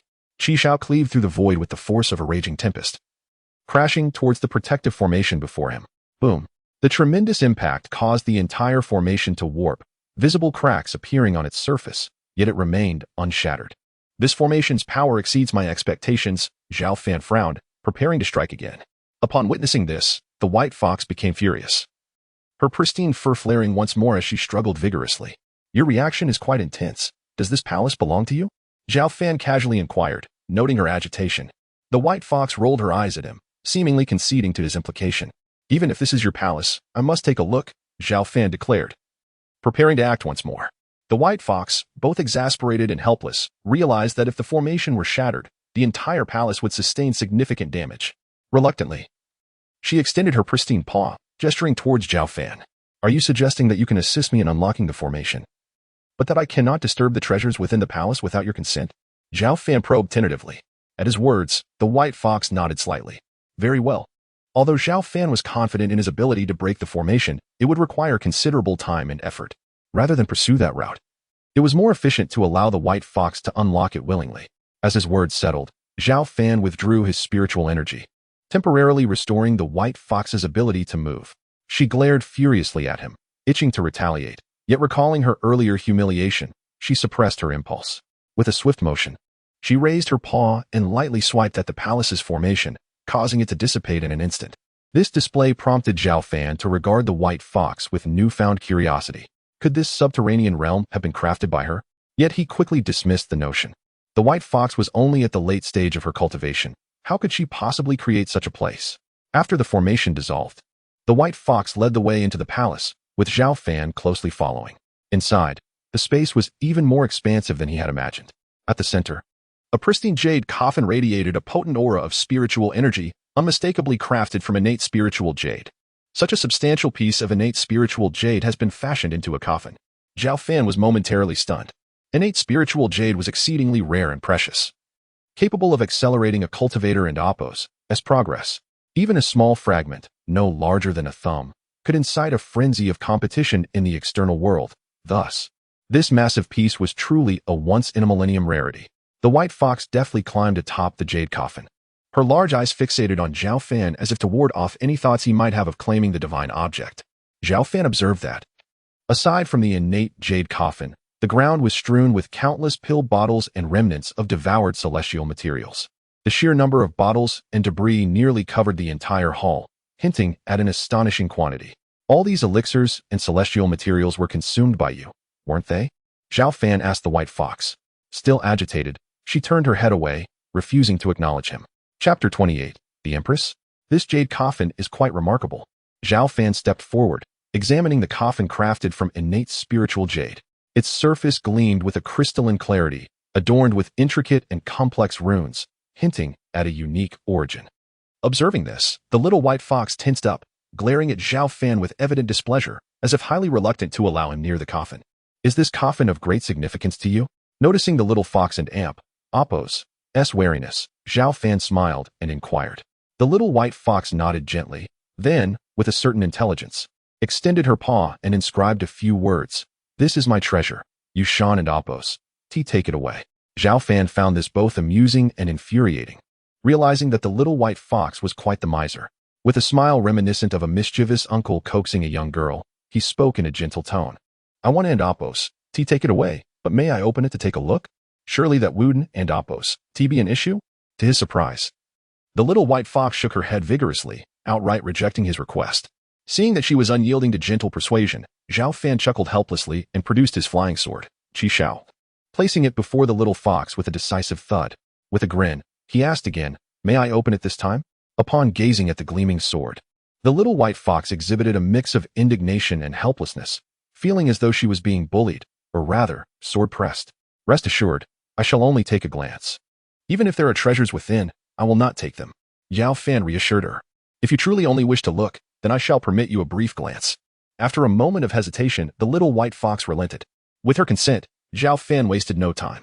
Placing his palm on the surface of the coffin and slowly pushing it open, the little white fox appeared anxious, closely monitoring him, seemingly fearful that he might snatch away her precious coffin. With a resounding boom, the heavy coffin creaked open, but to Zhao Fan and Appo's astonishment, it was entirely empty inside. This revelation also left the little white fox bewildered, her gem-like eyes reflecting a flicker of confusion. Since her awakening, she had regarded the coffin as an indispensable treasure, guarding it closely. Thus, subconsciously, she believed it contained something of great importance to her. Yet now, gazing at the hollow interior, she felt a profound sense of loss. Empty. Zhao Fan frowned. This coffin, crafted from the exceedingly rare innate spiritual jade, should have housed some extraordinarily precious artifact or item. How could it be devoid of contents? Little fox, could it be that you consumed whatever was inside? Zhao Fan glanced at the little white fox beside him. Not at all. Since my awakening.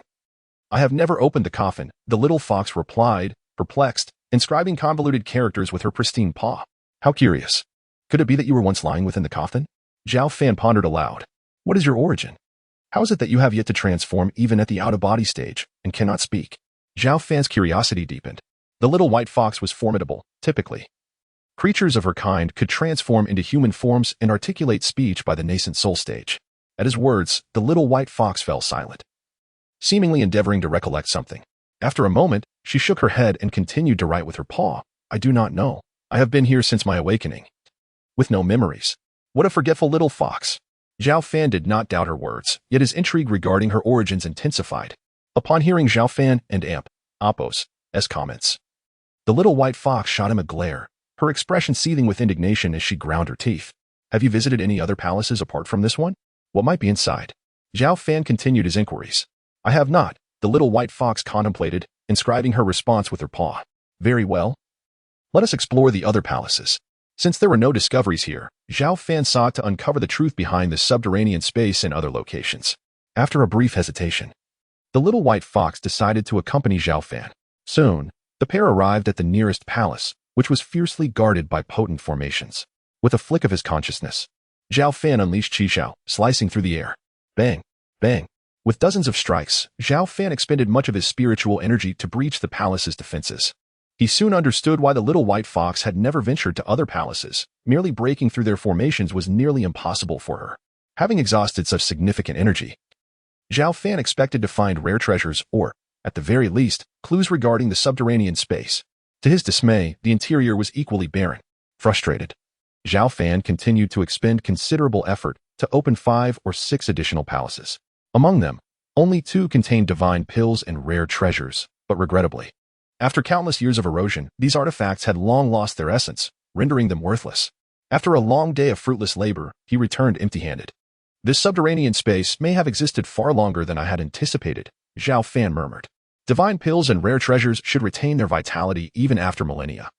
Unless this subterranean space had been in existence for far longer than that. Little fox, do you truly have no memories of this place? Zhao Fan turned to the little white fox and softly inquired. The little white fox clawed at the ground, emitting a squeaking sound as she strained to recall any associations with the subterranean space. However, after much contemplation, her mind remained a blank slate, devoid of any impressions. She didn't know who she was or why she was here. Suddenly, the little white fox's eyes sparkled, a fleeting glimmer of clarity flashing in her mind. Empress.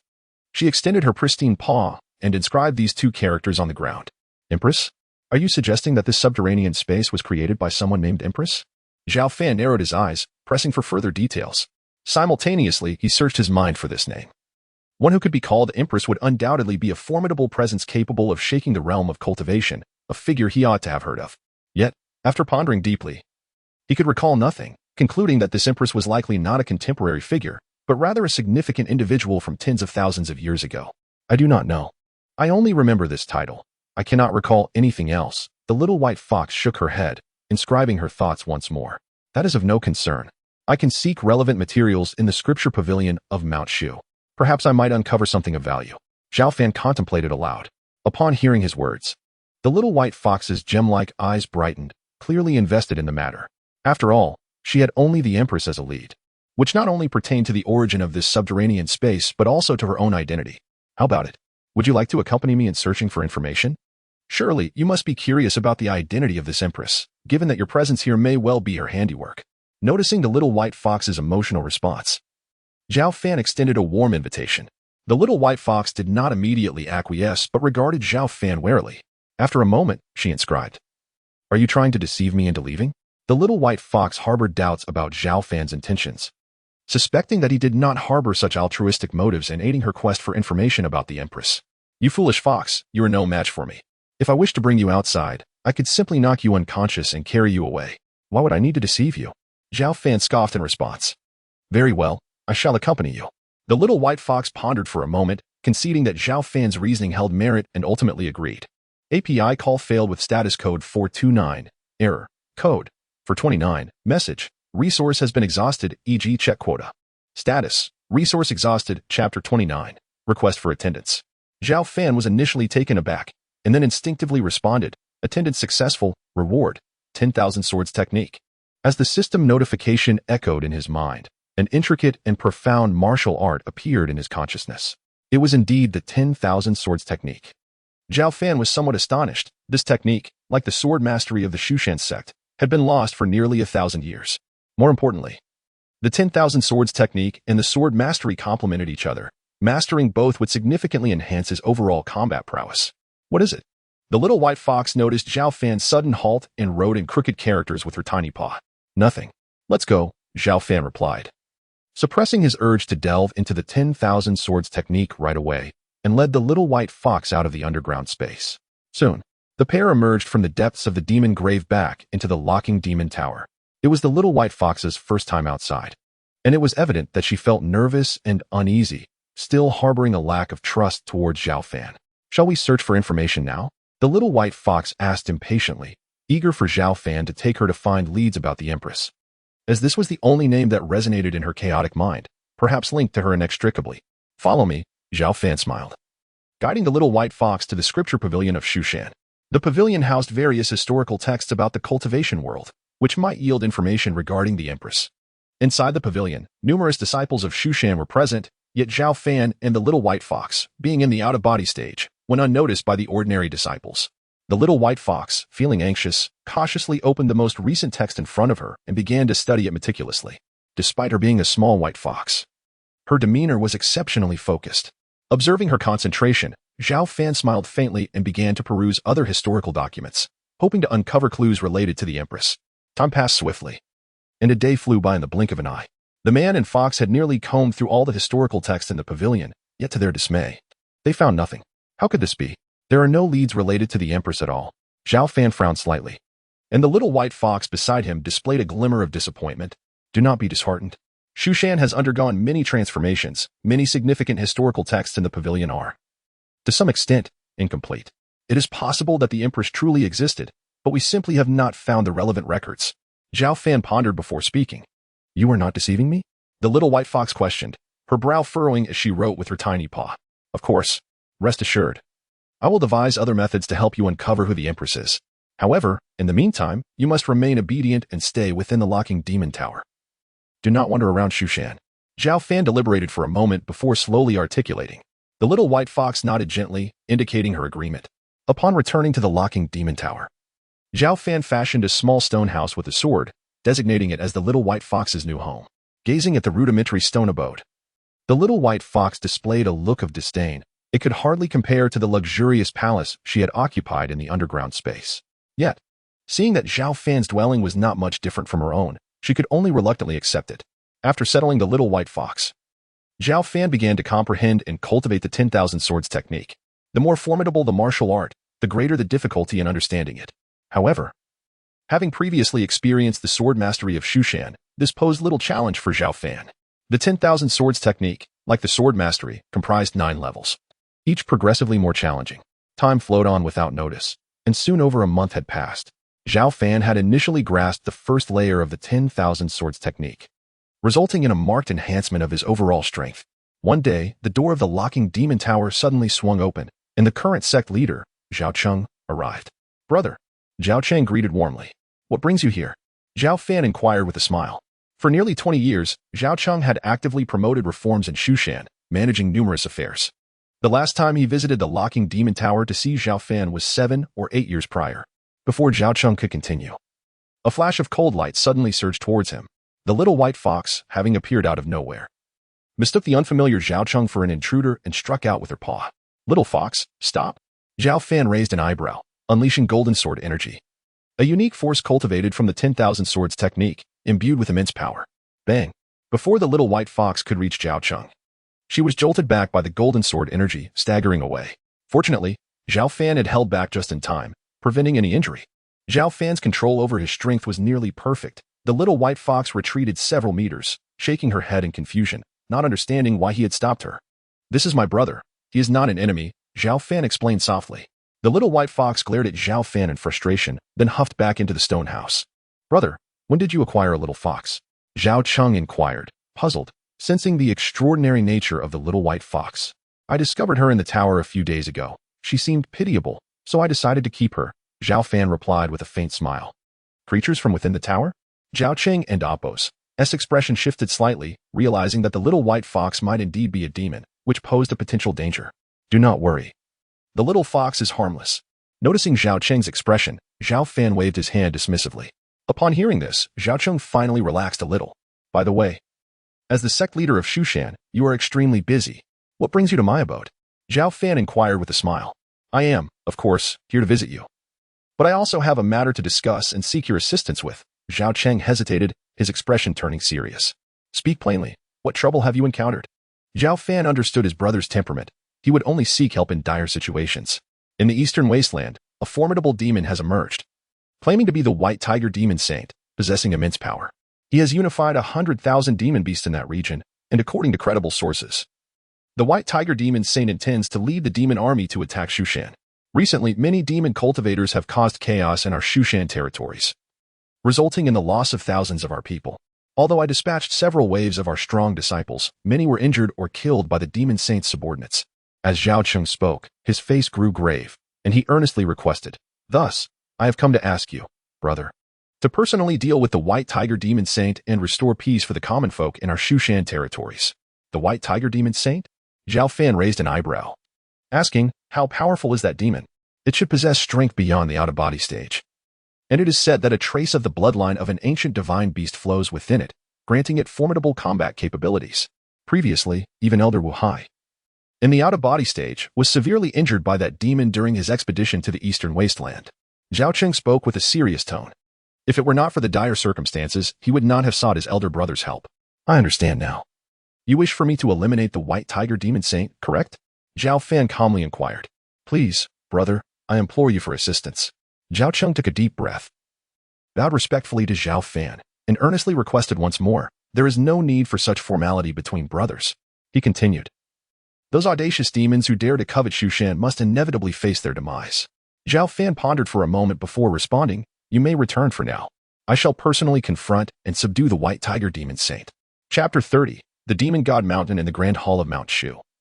Zhao Cheng returned from the demon locking tower, feeling as if a great weight had been lifted from his shoulders, and a long-lost smile adorned his face. With his elder brother willing to intervene, he believed that the troubles of the northeastern wilderness would soon be resolved. Inside the hall, the elders were still embroiled in heated discussions and arguments regarding how to address the White Tiger Demon Saint and the issues with the wild tribes. Some elders, being warmongers, insisted on a strong retaliation against the provocations of the White Tiger Demon Saint, advocating for the mobilization of disciples for battle. Others, however, believed that a more measured approach was necessary, suggesting that negotiations could be possible with the White Tiger Demon Saint if circumstances allowed. As the debate raged on, the hall resembled a chaotic marketplace, with each faction presenting their arguments fervently. The crux of the matter lay in the overwhelming power of the White Tiger Demon Saint. Even the esteemed Elder Wu Hai, who was at the out-of-body stage, had been gravely injured in his attempt to confront him. The stakes were high. Should the White Tiger Demon Saint lead an army of 100,000 beasts against Mount Shu, the consequences would be dire. Previously, Zhao Cheng had been deeply troubled by this situation, losing sleep for nights. Yet, upon receiving his brother's assurance of assistance, he felt a wave of relief wash over him, entering the hall with a confident stride and a hint of a smile. This unexpected transformation caught the attention of the elders, silencing the ongoing dispute. Why do you smile? Sect Master? Have you found a solution to the White Tiger Demon Saint and the issues in the eastern wilderness? Elder Lin Mu, the true martial elder responsible for the defense of Mount Shu, inquired gravely. His concern for the eastern wilderness was palpable, and he emphasized the need for a decisive plan. For continued bickering would only squander precious time. As Elder Lin's words resonated, the remaining elders nodded in agreement. All eyes turned towards Zhao Cheng, awaiting his decision. Esteemed elders, there is no need for further quarrels. I have enlisted a formidable cultivator to eliminate the White Tiger Demon Saint. Once he is defeated, the wild tribes will surely disband and cease to pose a threat to us, Zhao Cheng declared with a smile, his mood buoyant. What, is this true? Sect Master, Yuhaven and Amp, Appo's, summoned that mysterious sword cultivator. Have you? Elder Lin Mu and Amp, Appo's, Zhao's initial astonishment quickly transformed into excitement as he pressed for confirmation. The other elders, upon hearing this, looked at Zhao Cheng with eager anticipation. Indeed, it is that very predecessor, Zhao Cheng affirmed with a nod, eliciting a wave of astonishment and delight among the elders. If that enigmatic sword cultivator were to intervene, the White Tiger Demon Saint would pose little threat, after all. When the 6 major sword sects had sent their out-of-body stage cultivators to Mount Shu, they had faltered against him in mere moments. Rest assured, esteemed elders, await the good news of the White Tiger Demon Saint's demise. Without his turmoil, the wild tribes of the eastern wilderness will be of no concern, Zhao Cheng reassured them. Within the confines of the demon locking tower, Zhao Fan gently polished the blade of the Qi Shao sword, its crimson edge gleaming more brilliantly under his care. Not far away, the little white fox approached with graceful steps, her gem-like eyes fixed on Zhao Fan as she rode in the dust with her tiny paw. Are you going out? Although she had hidden in the stone chamber, she had clearly overheard Zhao Fan and Appo's conversation with his brother. Curiosity and longing stirred within her. She wished to accompany Zhao Fan, having never ventured beyond since awakening in the subterranean space. Yes, we are going out to hunt demons, Zhao Fan replied, noticing the spark of excitement in her eyes. Would you like to join me? The little white fox nodded eagerly, her joy evident. I can take you along, but you must promise to behave, Zhao Fan warned with a smile. The little white fox, though somewhat reluctant, gave a soft chirp, seemingly agreeing to comply. The distance to the eastern wilderness from Mount Shu was considerable, compounded by the scorching weather along the way. As Zhao Fan soared through the skies on his sword, enveloped in spiritual energy, he shielded himself from the biting winds. The little white fox nestled comfortably on his shoulder, her sparkling eyes surveying the sights with unbridled curiosity. This marked her first journey outside the demon locking tower, and her wonder was palpable, evoking a sense of nostalgia in Zhao Fan. This was indeed his first departure from Mount Shu since arriving in this world. Though the scenery was not particularly remarkable, both man and fox maintained a sense of wonder and appreciation, fostering a serene atmosphere. A perfected out-of-body stage cultivator could traverse vast distances at incredible speeds. Yet it took Zhao Fan an entire day to reach the eastern wilderness. Though it bore the name of a wasteland, upon arrival, he discovered a vibrant prairie rich in spiritual energy. The horizon blurred the line between sky and earth, and with his formidable spiritual sense, Zhao Fan quickly detected several small demons. From them, he learned that the White Tiger Demon Saint was currently forging a demon altar on the Demon God Mountain, with nearly 100,000 wild tribes gathered at its base. Confronted by Zhao Fan's overwhelming presence, the small demons dared not conceal any information, promptly directing him towards the Demon God Mountain. This mountain was revered among the wild tribes as a sacred site, rumored to have once been the dwelling of a deity commanding all demons. It was a place of great reverence, and even the bloodthirsty creatures of the wilderness would seldom approach unless absolutely necessary. However, the White Tiger Demon Saint was audaciously crafting a demon altar on the sacred mountain, rallying the wild tribes at its foot, clearly with grand ambitions. As Zhao Fan flew swiftly, he soon beheld a magnificent mountain towering majestically between heaven and earth. Its peak disappeared into layers of mist, exuding an ancient and primal aura. This was the Demon God Mountain. At its base, he observed a throng of demons gathered like a surging tide, easily numbering in the tens of thousands. The White Tiger Demon Saint indeed harbored intentions to invade Mount Shu. Had Zhao Fan not arrived in time, this multitude alone could have wrought devastation upon the sect. Such a mere tribe of demons dared to incite such chaos. It was clear that they could not be spared. Zhao Fan and Appo's eyes gleamed coldly, a flicker of murderous intent emerging within. Chapter 31. The sword slays the demon saint. Atop the Demon God Mountain stands an imposing altar, several dozen meters high, shrouded in an aura of malevolence. Its surface is adorned with countless skulls, some belonging to humans, others to demons, creating a visage that is both eerie and terrifying. Upon this altar kneels a robust and towering figure, his face contorted in a fierce grimace, exuding a palpable ferocity. He is the White Tiger Demon Saint, who once roamed the wilderness as an ordinary tiger but unexpectedly awakened a fragment of the White Tiger bloodline, rising to become a formidable practitioner among the demon race. O great demon god, I am about to lead my army against Mount Shu. I beseech you to bestow upon me unparalleled power to aid my endeavor. The White Tiger Demon Saint kneels fervently, offering his prayers. As his words echo into the air, a chilling malevolence converges from all directions, coalescing into strands of sinister energy that surge into his being, amplifying his already formidable presence to unfathomable levels. To cultivate power through the sacrifice of living beings, how beastly, how audacious to attempt an assault on Mount Shu. Just then, a golden sword aura streaks through the air from a distance of 10,000 meters, akin to a meteor falling to earth, carrying the momentum of thunder as it strikes at the White Tiger Demon Saint. This strike is beyond imagination, scattering the clouds atop the mountain. Who dares to ambush me? The white tiger demon saint roars in fury, swiftly transforming his hands into claws of a tiger, unleashing a torrent of demonic energy to counter the incoming golden sword aura. The sheer force of his claws creates a massive tiger silhouette, crashing forward with the weight of 10,000 mountains in an attempt to intercept this supreme strike. Bang! In the next instant, a deafening explosion reverberates as the tiger's silhouette shatters. The golden sword aura, undeterred, continues its advance toward the white tiger demon saint, who hurriedly raises his claws, forged as if from unbreakable divine iron, to defend against the onslaught. The demon practitioners possess physically powerful bodies, and the white tiger demon saint is among the mightiest. His claws comparable to potent artifacts. However, to his astonishment, his claws tremble, blood oozing from them, and he is hurled backward from the altar, staggering a full 1,000 meters before managing to regain his footing. At that moment, he finally beholds his adversary, a young man with flowing dark hair and striking features. His countenance imbued with an air of coldness that evokes a sense of profound depth, akin to a bottomless abyss. This is none other than Zhao Fan, who has arrived here accompanied by a small white fox. Who are you? The white tiger demon saint, in pain and fury, questions, bewildered by the strength of this young man, suspecting him to be an ancient cultivator of the human race. Yet, despite his efforts to recall, he finds no familiarity with such a figure. Those on the brink of death need not know too much, Zhao Fan replies coldly, preparing to strike once more. However, at that moment, the small white fox perched on his shoulder taps him with its tiny paw, expressing keen interest in the white tiger demon saint. Noticing this, Zhao Fan halts his movements and inquires, "What is it?" The fox sniffs the air vigorously, fixating on the demon, and begins to inscribe characters with its paw. Zhao Fan observes with intrigue. The fox's gaze is fervent, as if it beholds a fresh and delectable meal. "Let me handle him," the small white fox insists, unable to contain its eagerness. After a moment's hesitation, Zhao Fan nods in acquiescence. "Arrogance! You seek death." The white tiger demon saint bellows in rage, witnessing the audacity of the man and the fox as if he were invisible. With a furious roar, he transforms into a 3-meter-tall form, half man, half tiger, his overwhelming presence surging into the sky. Kill.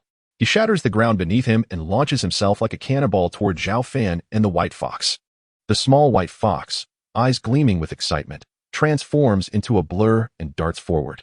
Under Zhao Fan's watchful gaze, the two collide, unleashing a terrifying shockwave. The battles of demon practitioners are more direct and simplistic than those of human cultivators, often relying purely on brute strength and speed, with little in the way of technique. Though both the small white fox and the white tiger demon saint are at the late stage of the out-of-body realm, the latter and Appos, towering form and tremendous strength, with claws as hard as divine iron capable of shattering mountains, seem formidable. Yet, the small white fox, petite and agile, easily evades the demon and Appos' attacks, its claws striking with unparalleled sharpness, leaving grievous wounds upon the white tiger demon saint. Roaring in frustration, the white tiger demon saint finds himself unable to land a blow on the nimble fox, which continues to inflict damage. The fierce battle rages on, with the small white fox leveraging its speed to overpower the larger demon. The little fox is quite clever, Zhao Fan muses, observing that perhaps he need not intervene. However, as the tide of battle turns increasingly unfavorable for the demon, he bellows, his body surging with visible blood energy, enhancing his already formidable aura.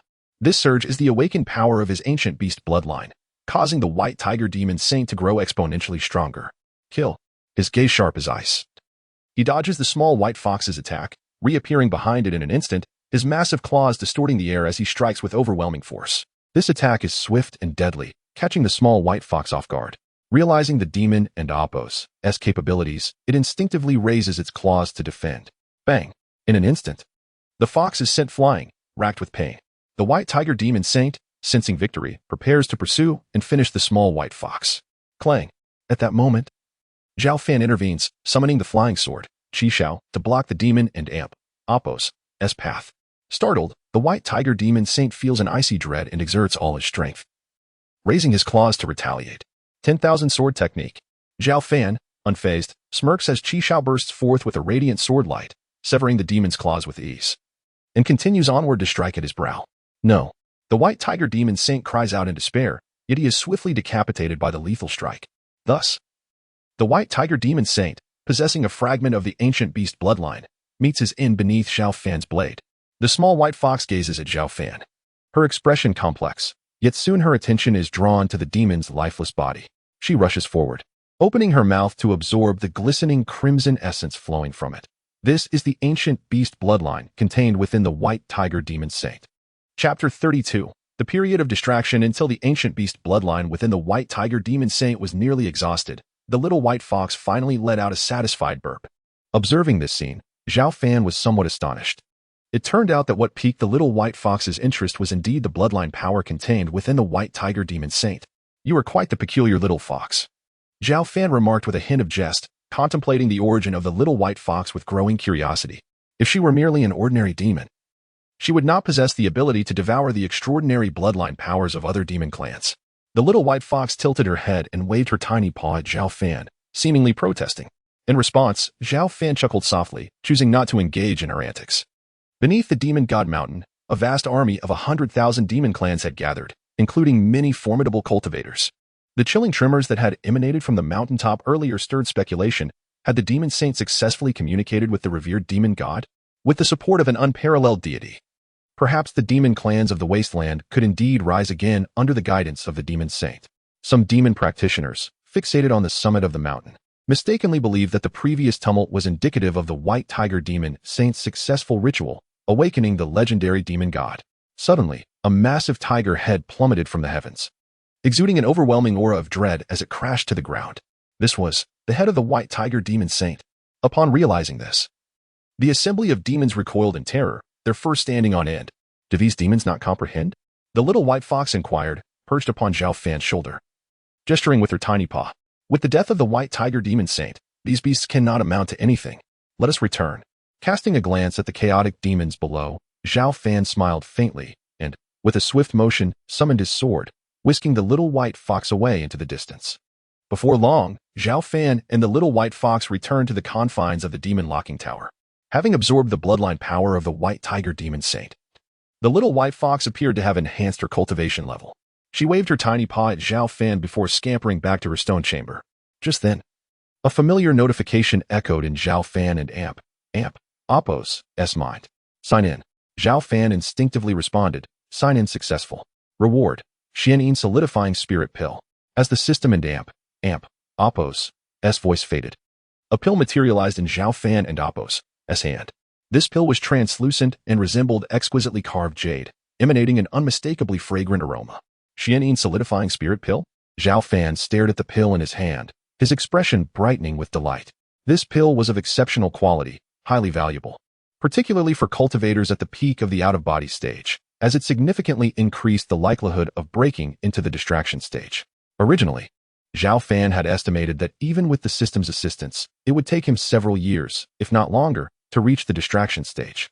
However, with the Xianyin solidifying spirit pill, this duration could be drastically shortened. Without a moment's hesitation, Zhao Fan consumed the pill. Having already attained the peak of the out-of-body stage, his foundational cultivation was robust, and he lacked any preparatory deficiencies. As the pill took effect, a rush of potent medicinal energy surged from his abdomen, spreading throughout his limbs and bones. His spiritual energy, akin to a reservoir brimming to the brim, had reached its limit. Yet now, with the aid of this medicinal force, the previously stagnant energy began to increase at a visible pace. Moreover, it was not solely the spiritual energy that was amplifying. Zhao Fan's primordial spirit was also undergoing a transformative elevation. His primordial spirit, residing in the sea of consciousness at his brow, became increasingly brilliant, radiating powerful and harmonious waves of spiritual energy.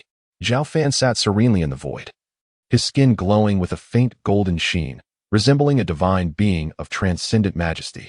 With a resounding burst, his aura surged, ultimately shattering the barriers of the out-of-body stage and ascending to a higher realm.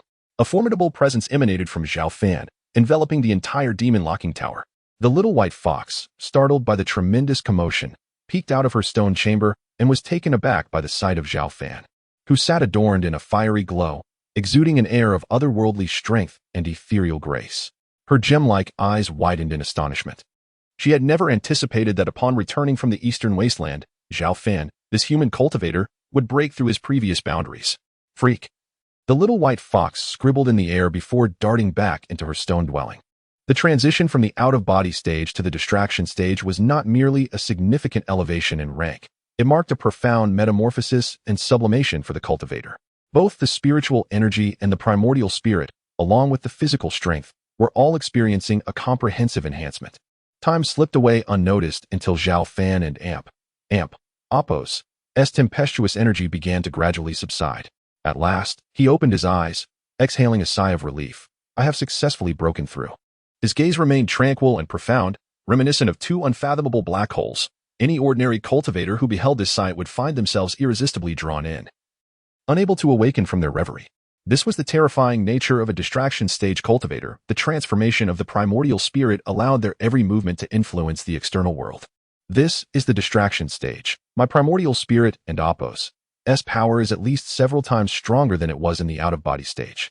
My internal spiritual energy has surged dramatically, remaining inexhaustible even after multiple battles.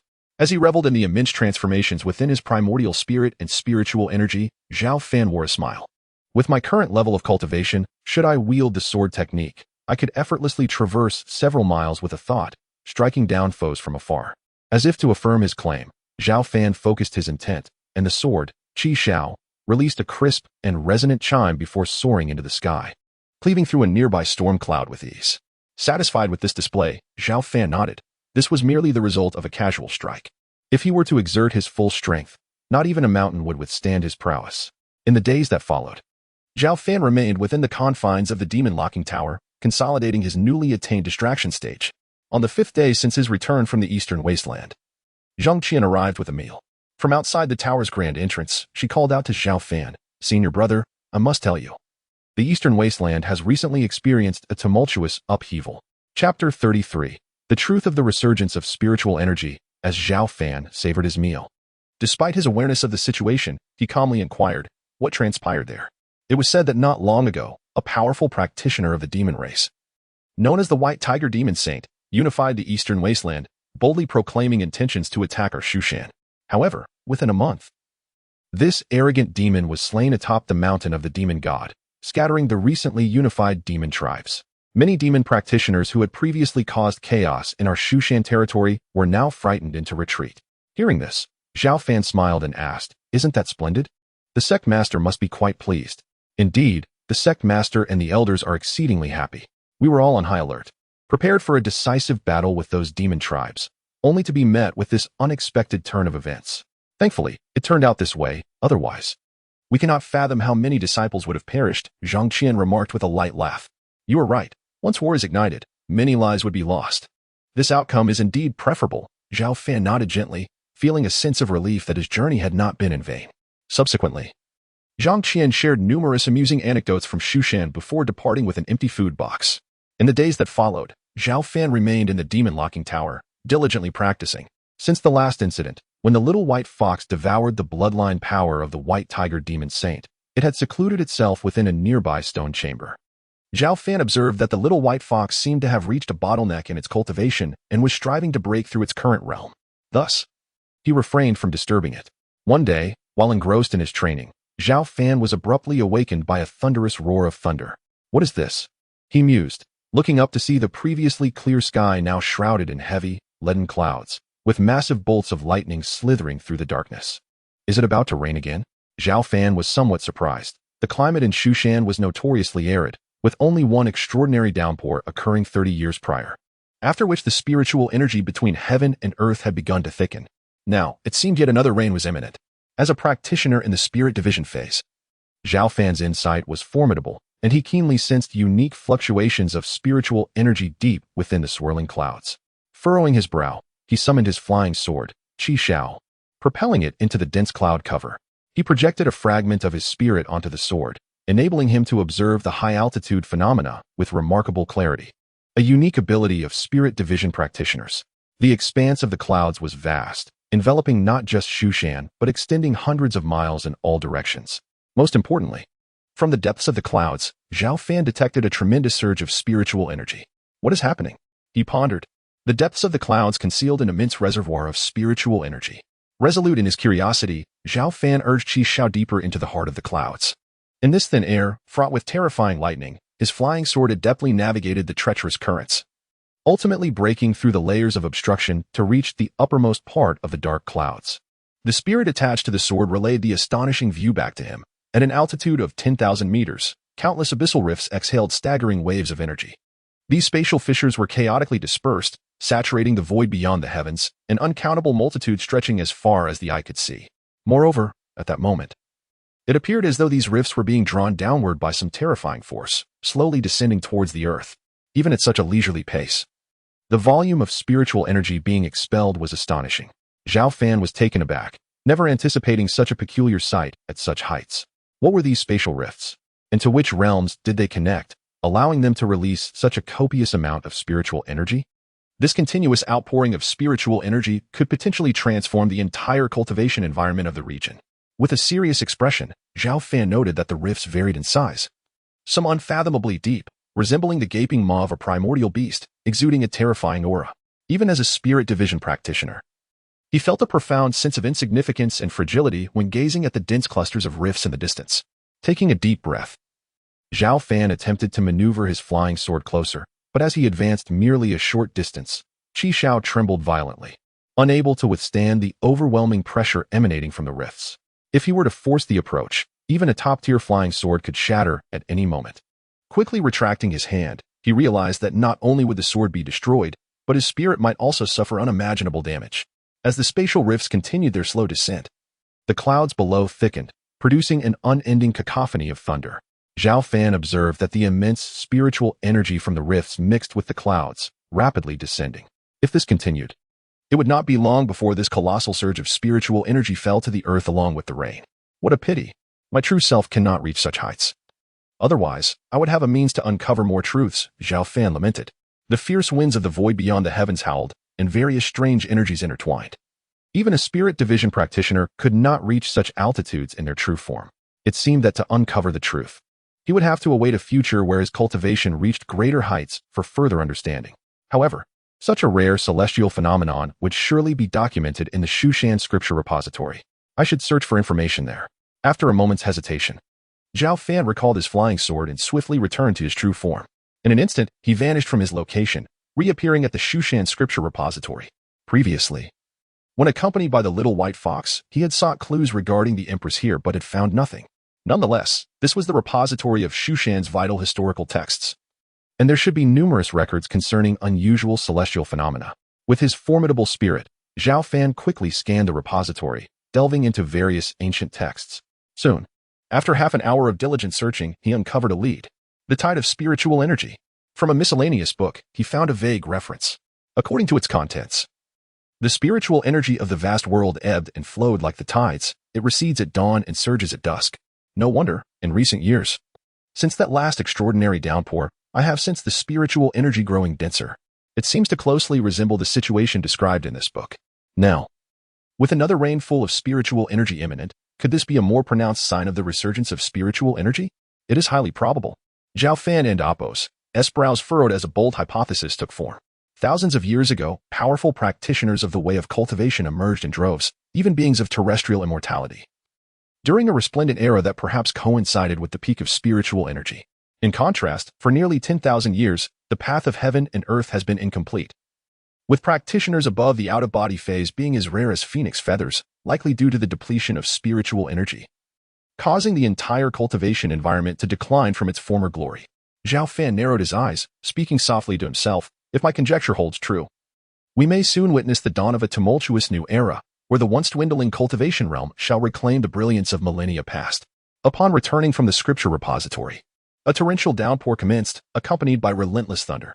Indeed, the ethereal essence within this rain is vast and magnificent, akin to an astounding spiritual downpour. It is several times more potent than the spiritual energy brought by the rain of yore. Gazing upon this torrential rain, Zhao Fan felt a shiver of anticipation, convinced that following this celestial rainfall, the entire environment would flourish.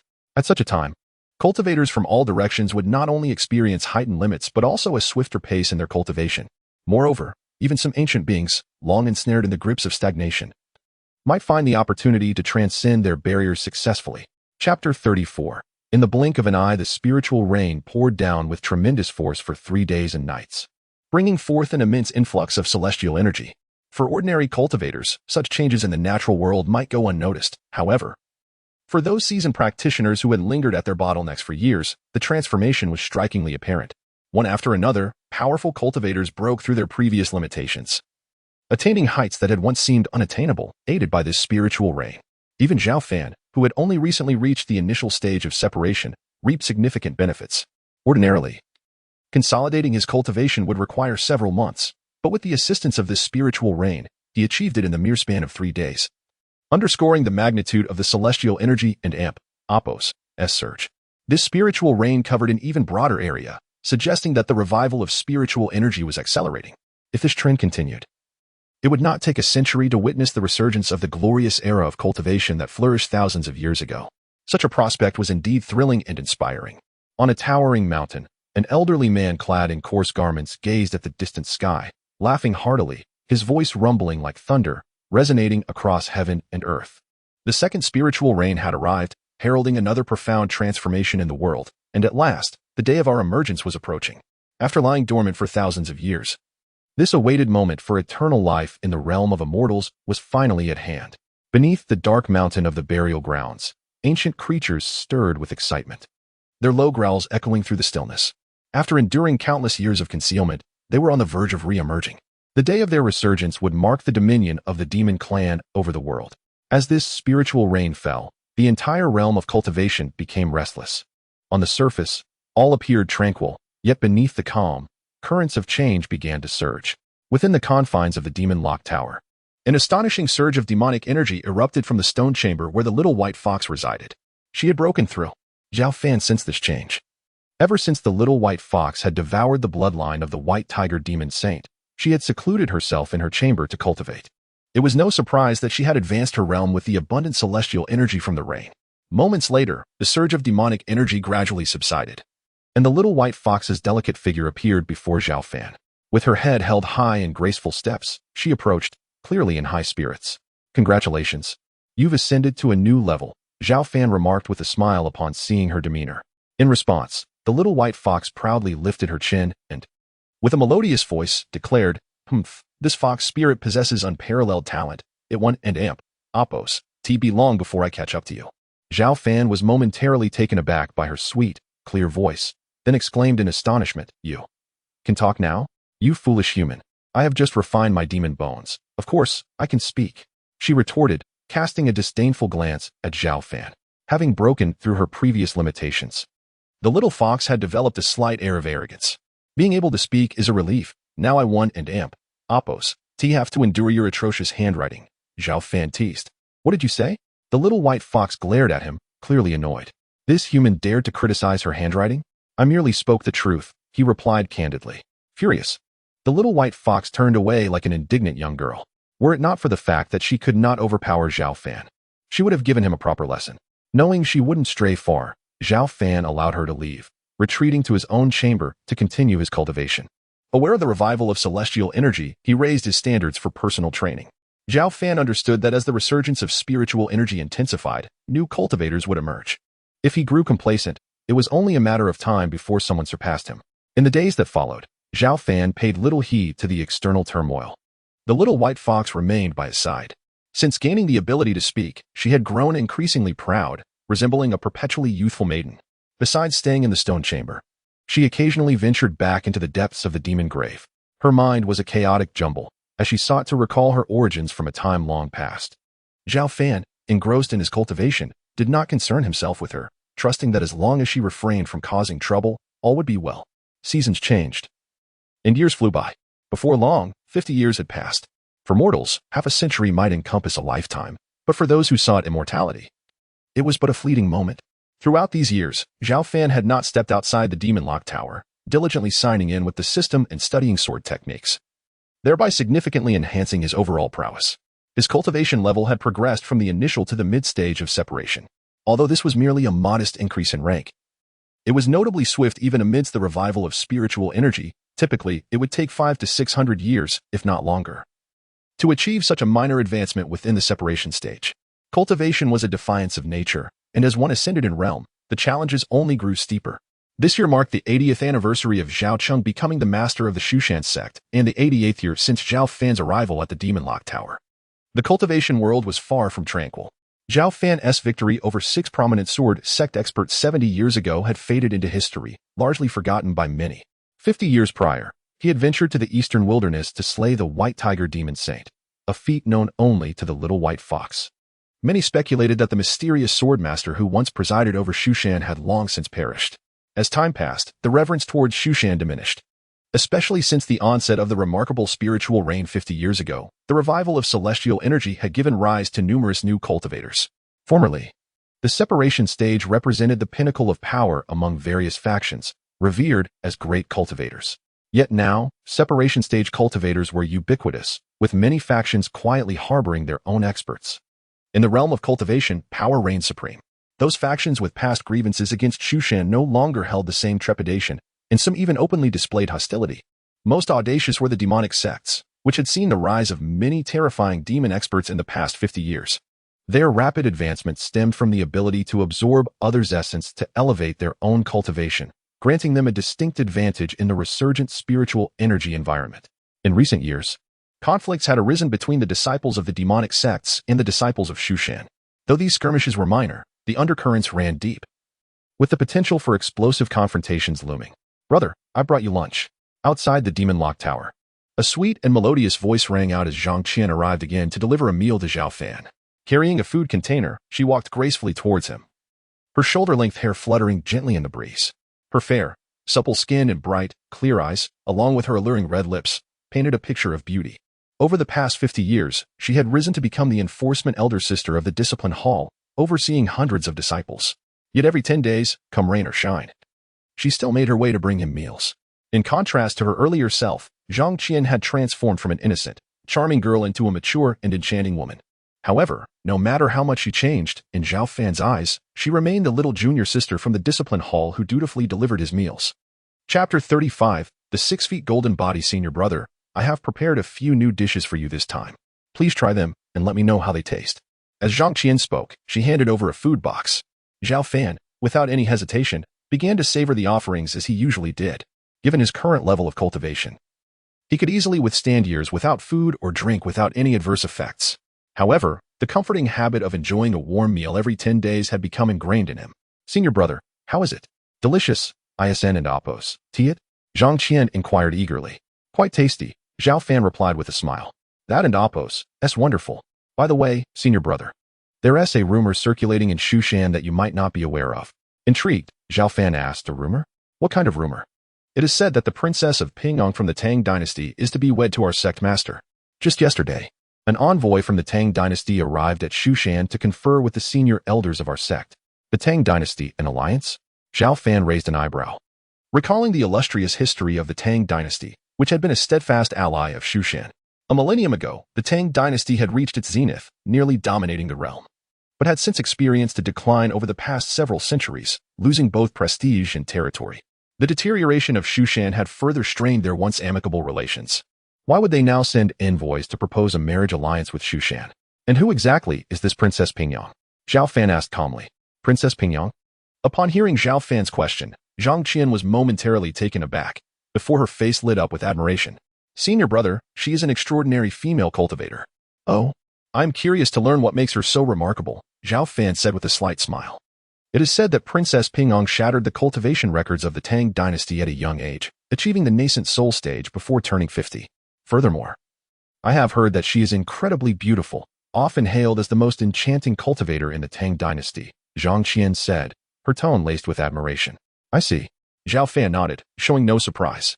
For cultivators, 50 years was considered quite young. Achieving the nascent soul stage at such an age marked one as a prodigy, as many would find it impossible to reach such heights in their lifetime. Senior brother, do you think Princess Pingyang is formidable? Zhang Qian asked playfully, her eyes sparkling. She is as she is, Zhao Fan replied with a chuckle, wishing not to delve deeper into the topic. If it were an end Appos, T for Zhaocheng and Appos, S connection. He would have preferred not to inquire further. Alright. Sensing Zhao Fan and Appos, S indifference towards the Tang dynasty and Princess Pingyang, Zhang Qian quickly shifted the conversation. Sometimes, I find myself quite envious of you. Envious of me? What is there to envy? Zhao Fan asked with a self-deprecating smile. Truly, look at you. Residing quietly in the demon locking tower, free of worries, unlike me, burdened with responsibilities. Zhang Qian paused, unable to contain her grievances. I now oversee hundreds of disciples in the discipline hall, and it is far more exhausting than before.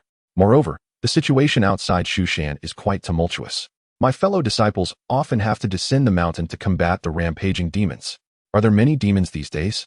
Zhao Fan inquired casually. Quite a few. And they frequently wreak havoc within our Shushan territory. The entire cultivation world is in turmoil. Just recently, the infamous moon-devouring sect brutally slaughtered the Qingyuan sect, resulting in the tragic demise of over 3,000 cultivators, Zhang Qian said, her face reflecting her unease. The Qingyuan sect was slaughtered? Zhao Fan's brow furrowed. He was aware that this sect had once been a powerful force in the cultivation realm, not far from Shushan. Indeed, those demonic practitioners employ exceedingly cruel methods, inciting outrage throughout the cultivation world. Many top sects have dispatched their strongest to attack the moon-devouring sect. It is said that even advanced cultivators have personally intervened. Yet several have perished. The moon-devouring sect remains unscathed and is even more arrogant than before, Zhang Qian remarked, shaking her head. Her upright and kind nature led her to detest evil, and discussions of such matters filled her with indignation. Evil will not have a good ending, Zhao Fan said softly, sensing her emotions. You're right, Zhang Qian nodded, glancing at the sky. It is getting late. I will take my leave now and visit you again next time. All right. With that, Zhang Qian departed, leaving the demon-locking tower in tranquility once more. The external world was fraught with chaos, where even advanced cultivators faced peril. I shall dutifully remain in the demon-locking tower and cultivate to become stronger. Reflecting on Zhang Qian's earlier words, Zhao Fan shook his head slightly and murmured to himself. Although the days in the tower could be somewhat monotonous, the constant sense of growth provided him with immense peace and fulfillment. Is the host ready to begin signing in? At that moment, a familiar system notification echoed in Zhao Fan's mind. Sign in, Zhao Fan replied without hesitation. Sign in successful. You have acquired the 6 feet golden body. As the system and Appo's voice faded, a complex and profound martial art filled Zhao Fan and Appo's mind. What? It is indeed the supreme physical cultivation method of the Buddhist sect. The 6 feet golden body. Zhao Fan was initially taken aback, then a look of joy spread across his face. The Buddhist sect was renowned and powerful in the cultivation world, and its few lineages were among the most prestigious. The famed Famen Temple was an ancient lineage that had given rise to arhats and bodhisattvas. Within Famen Temple, the most formidable martial art was the 6 feet golden body, which, when fully cultivated, rendered the practitioner's body flawless and capable of feats akin to moving mountains and filling seas. Zhao Fan was genuinely surprised, never expecting that today's sign-in reward would grant him the highest martial art of the Buddhist sect. Over the past 50 years, through the system, he had acquired numerous lost martial arts of Shushan and various cultivation techniques from other sects, yet he had never obtained anything from the Buddhist sect. This underscored the rarity and value of Buddhist martial arts. With the aid of Shushan's sword control technique and the 10,000 sword art, my combat prowess far exceeds that of my fellow cultivators of the same level. The only shortcoming lies in my physical form. If I can successfully cultivate this 6 feet golden body, I will possess no flaws whatsoever. Taking a deep breath, Zhao Fan wasted no time and began to contemplate the intricacies of the 6 feet golden body technique. Chapter 36. The Confusion of Zhaocheng Truly. The formidable martial arts of the Buddhist sect. According to the recorded content, the Zhonglu golden body is divided into 9 distinct realms.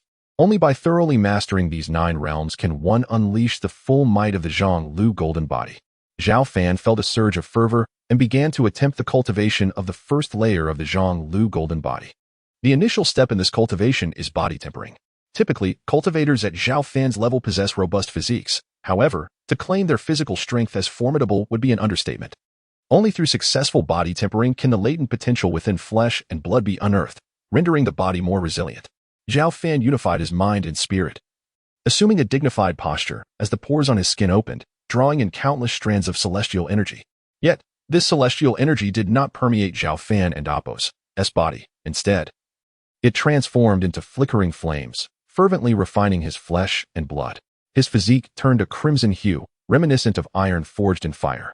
This was a method of utilizing celestial energy to temper the body. Zhao Fan could distinctly feel his physical form growing stronger, albeit accompanied by acute pain, which he was entirely capable of enduring. After an indeterminate period, accompanied by a soft chime, a layer of old skin shed from Zhao Fan's body. The initial phase of body tempering had been successfully achieved. Zhao Fan exhaled in relief, a smile gracing his features. This was a natural occurrence. The newly formed skin would be far more resilient and robust. Although he had made a preliminary breakthrough, there remained a considerable distance to fully realize the first layer of the realm, prompting Zhao Fan to remain diligent in his practice. For the next 5 days, Zhao Fan immersed himself in cultivation. It was not until this day that the previously sealed gates of the demon-locking tower slowly creaked open. Zhao Cheng, the sect leader of the Shushan school, arrived at the tower, his demeanor now marked by a greater sense of composure compared to before. Zhao Cheng, what brings you here? Zhao Fan inquired, somewhat astonished that his brother had chosen this moment to visit the demon-locking tower. I haven't seen you in ages, so I thought I would come and check on you, Zhao Cheng replied, a warm smile on his face, devoid of the authoritative demeanor typically associated with his role as sect leader. It was only in front of his elder brother that he revealed such an authentic side of himself. Zhao Fan observed that, despite the smile on his brother's face, it appeared somewhat strained, and a trace of fatigue lingered in his brow. You seem burdened by something, Zhao Fan remarked, maintaining a composed demeanor. Brother, nothing escapes your notice. Zhao Cheng sighed as he sat down, a bitter smile crossing his lips. I have indeed encountered some troubling matters lately and wish to consult with you. Speak freely. What troubles you? Zhao Fan prompted, his tone calm. Brother, it has been 50 years since you descended the mountain to slay the White Tiger Demon Saint. During these years, I have devoted myself wholeheartedly to the stewardship of Shushan, which has flourished remarkably. Yet now, I find myself at a loss. At a loss? Zhao Fan and Appo's brow furrowed as he awaited Zhao Cheng to elaborate. Brother, have you heard? The Tang dynasty has sent envoys seeking to arrange a marriage alliance, proposing that I wed their Princess Pingyang. I have heard a whisper of this. Is it not a fortuitous opportunity? Given your age, as the sect leader of Shushan, it is time you established a family, Zhao Fan said with a faint smile. Not at all, Zhao Cheng shook his head. In recent years, the Tang dynasty has been plagued by internal strife and has significantly weakened. They perceive our Shushan's prosperity and wish to rekindle relations. More critically, I have received credible intelligence that the demonic sect, the Moon Worshippers, is preparing to invade the Tang. Their proposal for a marriage alliance is merely a tactic to bolster their own defenses against the Moon Worshippers. The Moon Worshippers wield a formidable influence, having seized vast territories in the northern regions, amassing countless followers. If Shushan becomes entangled in their conflict with the Tang, the consequences could be dire, and the fruits of decades of labor may be for naught.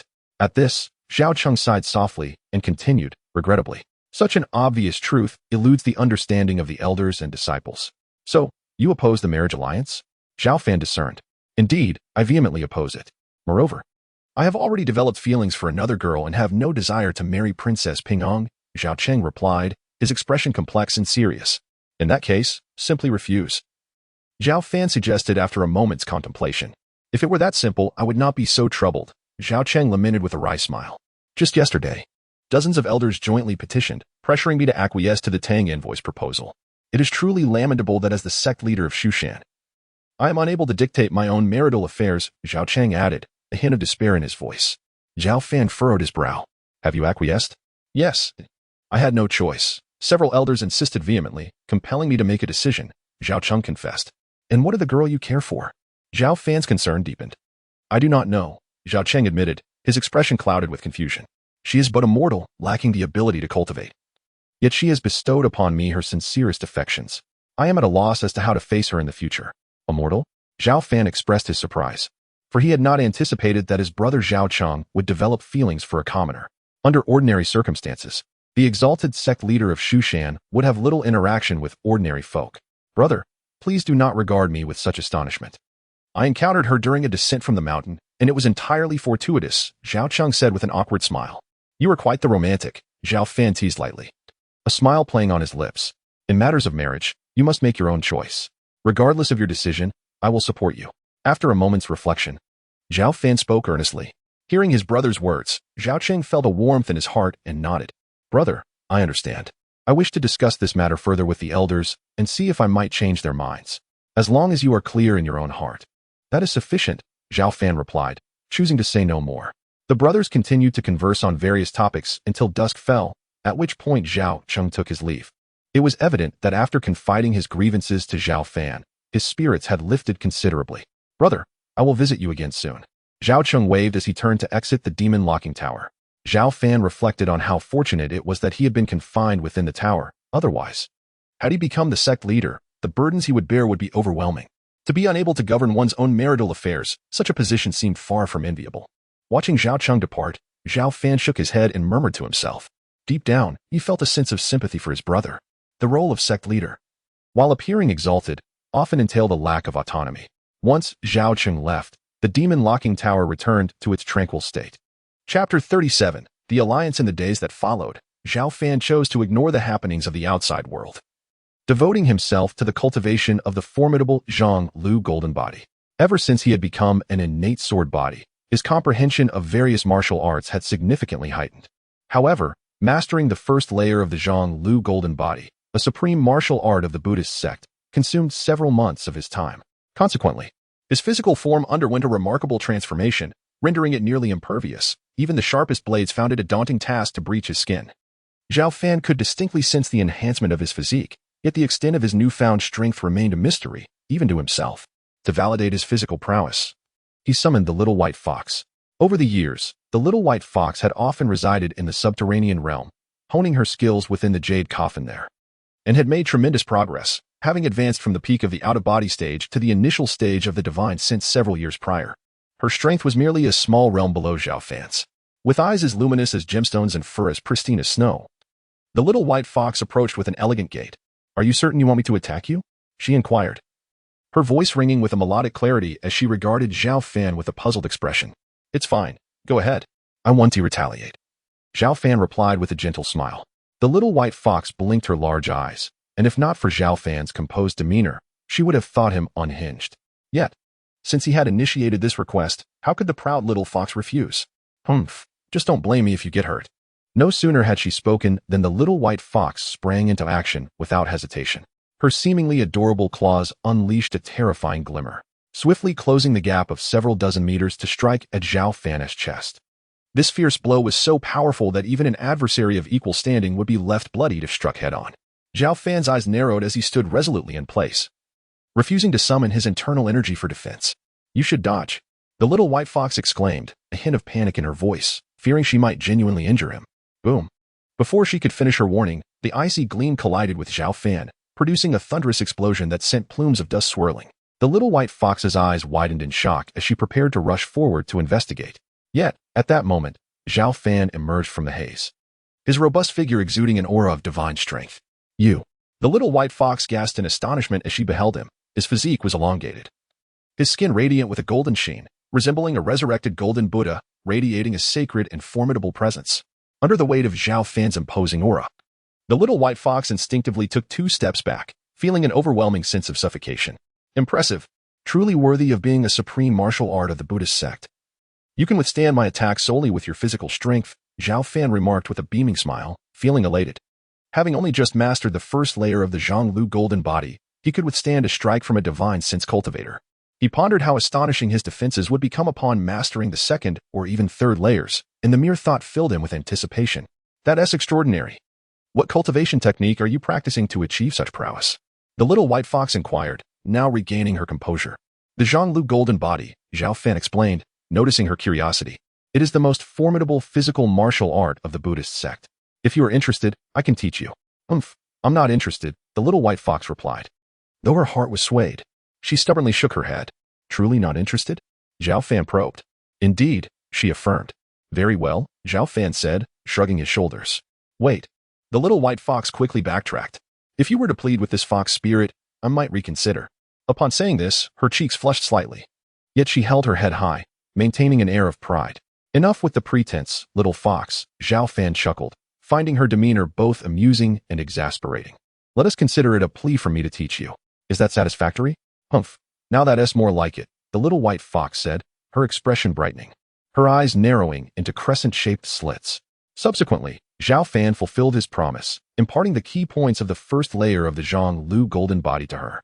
Remarkably, the little white fox demonstrated exceptional aptitude, grasping the essentials after merely one hearing. "This physical martial art is rather mediocre. I'll just use medicinal pills to counter it," she declared as she produced a pill from her tiny paw, the rich fragrance wafting through half of the demon-locking tower. "This is a crimson gold blood pill. A low-grade Dao pill." Zhao Fan exclaimed in astonishment upon recognizing the pill in her grasp. Such pills were exceedingly rare, even in the current realm of cultivation. Few alchemists could concoct them, making them nearly priceless, and their emergence would incite a frenzy among countless cultivators. "I found it while I was bored, breaking through several ancient subterranean palaces," she said, tossing the crimson gold blood pill to Zhao Fan. "You take it. But little fox, what will you do without this pill?" Zhao Fan asked, though intrigued by the pill. He felt that the little white fox needed it far more than he did. A wave of gratitude washed over him. This fox spirit has another entire bottle. The little white fox replied unexpectedly, her big eyes sparkling as she produced a full vial of crimson gold blood pills, shaking it vigorously before him. This. Zhao Fan stood frozen, unable to suppress the twitching of his lips. Enough chit-chat. This fox spirit is busy returning to the subterranean realm to cultivate. I must elevate my realm further. Perhaps I can soon recall past events, she proclaimed. Her excitement palpable as she bounded away, disappearing into the depths of the demon graveyard. This little fox. Zhao Fan shook his head with a wry smile. The crimson gold blood pill was indeed a treasure, yet hastily consuming it would squander its efficacy. He resolved to save it for when he approached a bottleneck, ensuring a successful breakthrough to the later stage of divine sense. He carefully stored the crimson gold blood pill without haste. Time slipped away swiftly, and half a year passed in the blink of an eye. Through Zhangqian, Zhao Fan inadvertently learned that Zhao Cheng had deliberated with the elders of Shushan regarding the alliance for several discussions, even leading to arguments. Ultimately, as the sect leader, Zhao Cheng chose to compromise, agreeing to wed the princess of Pingyang from the Tang dynasty in 10 days. The union between Shushan and the Tang dynasty sent ripples throughout the cultivation world. Especially during this tumultuous period, the news of the alliance stirred the nerves of many. With turmoil rampant among various demonic factions, the Shushan and Tang dynasty, though diminished, still represented formidable forces. Should the alliance succeed, their influence would undoubtedly swell. For most sects of cultivators, this news was inconsequential. However, for the demonic factions, it posed a significant threat, particularly for the rapidly rising moon worship sect. The news of the alliance incited the sect leader to shatter a table in fury, for they had long set their sights on the Tang dynasty. If Shushan and the Tang were to unite, they would gain an unwarranted adversary. Send my orders, regardless of the cost. We must thwart the alliance between Shushan and the Tang, the sect leader bellowed, his voice resonating like thunder, instilling fear in the hearts of countless disciples. Chapter 38. Zhao Fan draws his sword 10 days later. The long-awaited wedding commenced. The atmosphere in Mount Shu was jubilant, with guests arriving in droves from all directions. Even several prestigious cultivation sects sent representatives to attend this grand occasion. Both Mount Shu and the Tang dynasty are deeply rooted cultivation powers, and the significance of this union between the sect leader of Mount Shu and the princess of the Tang dynasty was of utmost importance. The sound of gongs and drums resonated through the air, heralding an atmosphere of celebration as the disciples of Mount Shu radiated joy. Within the grand hall of Mount Shu, amidst the witnesses of esteemed elders and honored guests, sect leader Zhao Cheng and Princess Pingyang were engaged in a solemn wedding ceremony. They bowed to heaven and earth, then to their parents. Elder Lin Mu, beaming with delight, personally officiated the ceremony for sect leader Zhao Cheng and Princess Pingyang. Alas, my elder brother could not attend my wedding. As Lin Mu's words echoed, Zhao Cheng felt a twinge of regret. Before the ceremony, he had ventured to the demon ceiling tower to invite his elder brother Zhao Fan to witness this significant moment in his life, but the latter had declined. Gazing at the nearby Princess Pingyang, Zhao Cheng, though somewhat reluctant, slowly bent his body, preparing to kneel in homage to heaven and earth. Suddenly, a deafening explosion shook the ground, accompanied by a violent tremor. What is happening? The crowd inside the hall turned pale. Today was the joyous day of the union between the sect leader of Mount Shu and the princess of the Tang dynasty. Could anyone dare to cause a disturbance at such a moment? Sect leader, it appears your wedding may not proceed. An imposing figure strode into the hall. Elder Qi Yang, why are you here when you were assigned to guard the mountain gate? Elder Lin Mu furrowed his brow and inquired solemnly upon recognizing the intruder. Elder Lai Xiong, known for his fiery temperament and contempt for sect leader Zhao Cheng, had been tasked with guarding the mountain but had unexpectedly shown up here. What do you want? Elder Qi Yang scoffed coldly, of course, to rebel. He then turned his gaze to Zhao Cheng and continued, I have long found you displeasing. I was the most qualified to inherit the position of sect leader. Had it not been for the previous sect leader and Oppos' covert interference, it would not have been your turn to lead Mount Shu. Elder Qi Yang, do you know what you were saying? Zhao Cheng, as the sect leader, remained composed and calmly questioned. I certainly do. Elder Qi Yang sneered. Do not attempt to assert your authority over me. I have already taken control of a significant portion of Mount Shu. If you are wise, you will promptly cancel the wedding and surrender, or you shall face my wrath. Preposterous. Lai Xiong, have you lost your mind? Guards, seize him. Before Zhao Cheng could respond, Elder Lin Mu, unable to tolerate the situation, commanded several nearby elders. Apologies. Elder Qi Yang. As Lin Mu and Oppos' words fell, several loyal Mount Shu elders sprang into action simultaneously. Over the years, they had all made considerable advancements, reaching the pinnacle of the nascent soul stage. mere steps away from the out-of-body stage. With the sound of swords ringing out, numerous streams of sword energy surged forth, cleaving towards Elder Qiyang. Humph, mere parlor tricks. Elder Qiyang scoffed disdainfully, stepping forward as his aura surged intensely. He flicked his fingers, unleashing a powerful force that effortlessly shattered the incoming sword energy, and then continued unabated, striking several Mount Shu elders, leaving them gravely injured. Out-of-body stage? You were hiding your strength. Elder Lin Mu was taken aback, realizing that Elder Qiyang, who had appeared to be merely a nascent soul cultivator, was actually a formidable out-of-body stage expert, having deceived everyone. I have even deeper abilities. Elder Qiyang clapped his hands, summoning several ghostly figures that appeared out of thin air, each exuding a terrifyingly powerful aura. The 6 Hall Masters of the Moon Worship Sect. Seeing the imposing figures beside Elder Qiyang, the ethereal Princess Pingyang instinctively gasped. She recognized them immediately due to past confrontations between the Tang dynasty and the Moon Worship Sect. The Moon Worship Sect? Zhao Cheng's expression turned ashen, gritting his teeth. You scoundrel, you colluded with the Moon Worship Sect.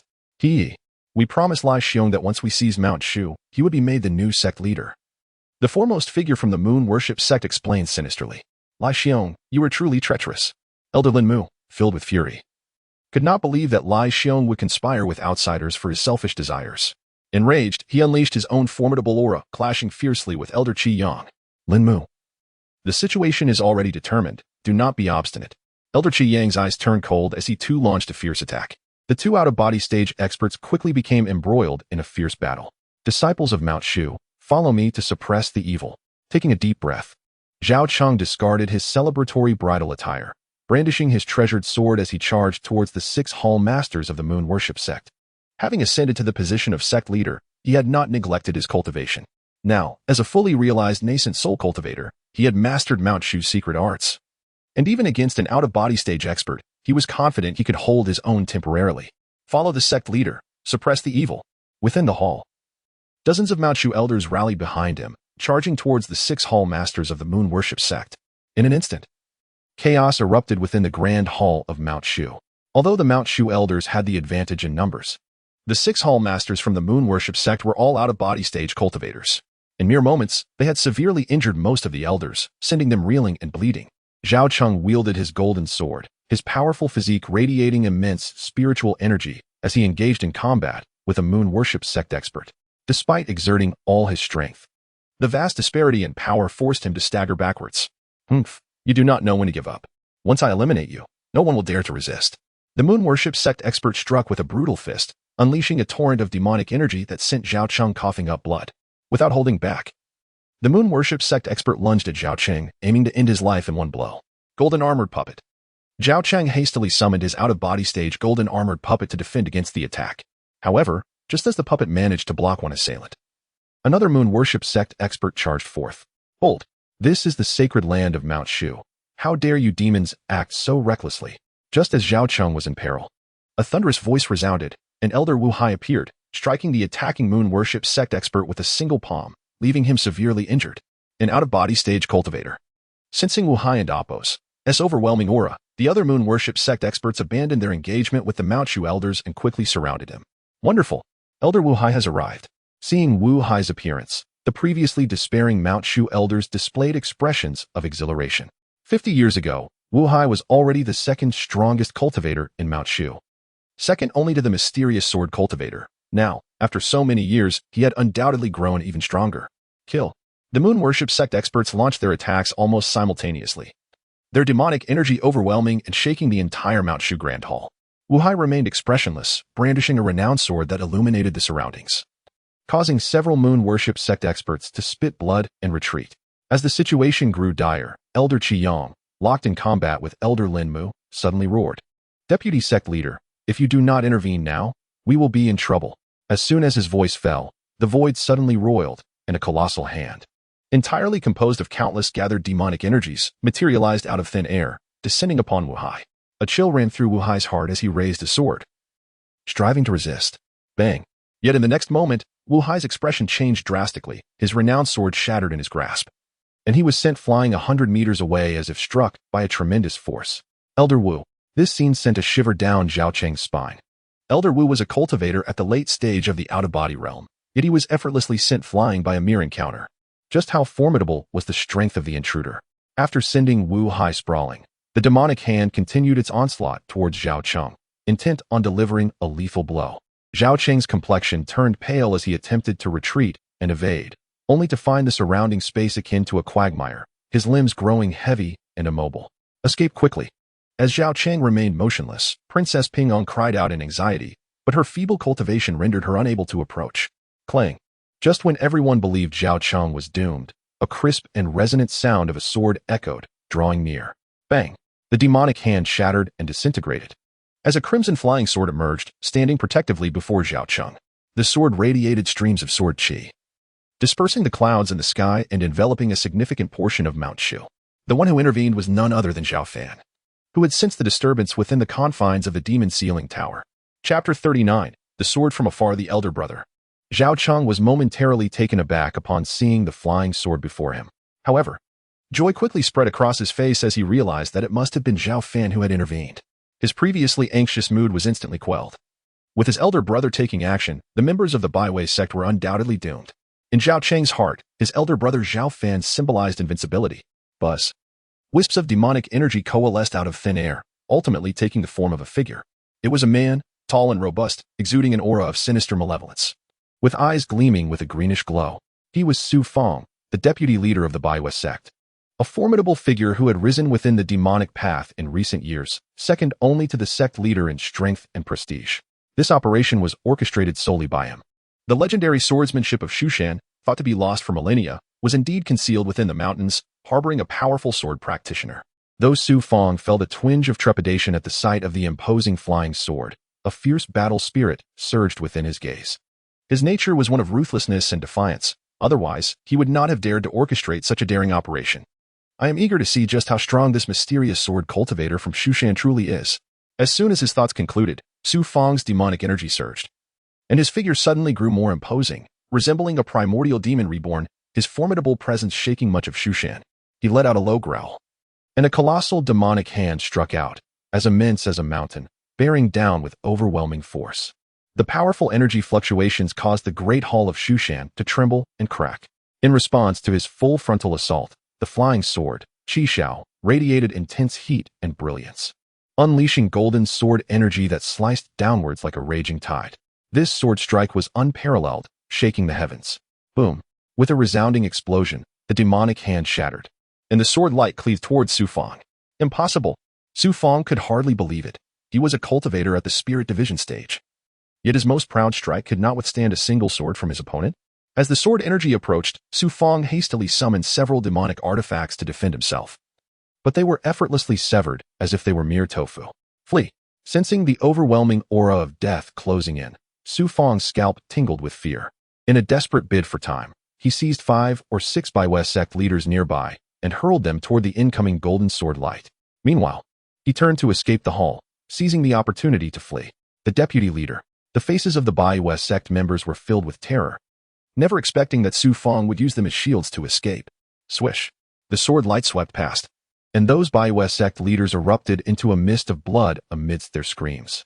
The golden sword energy, relentless and thunderous, continued its pursuit towards Su Fong. Su Fong's complexion turned pale as he roared, heavenly demon disintegration technique.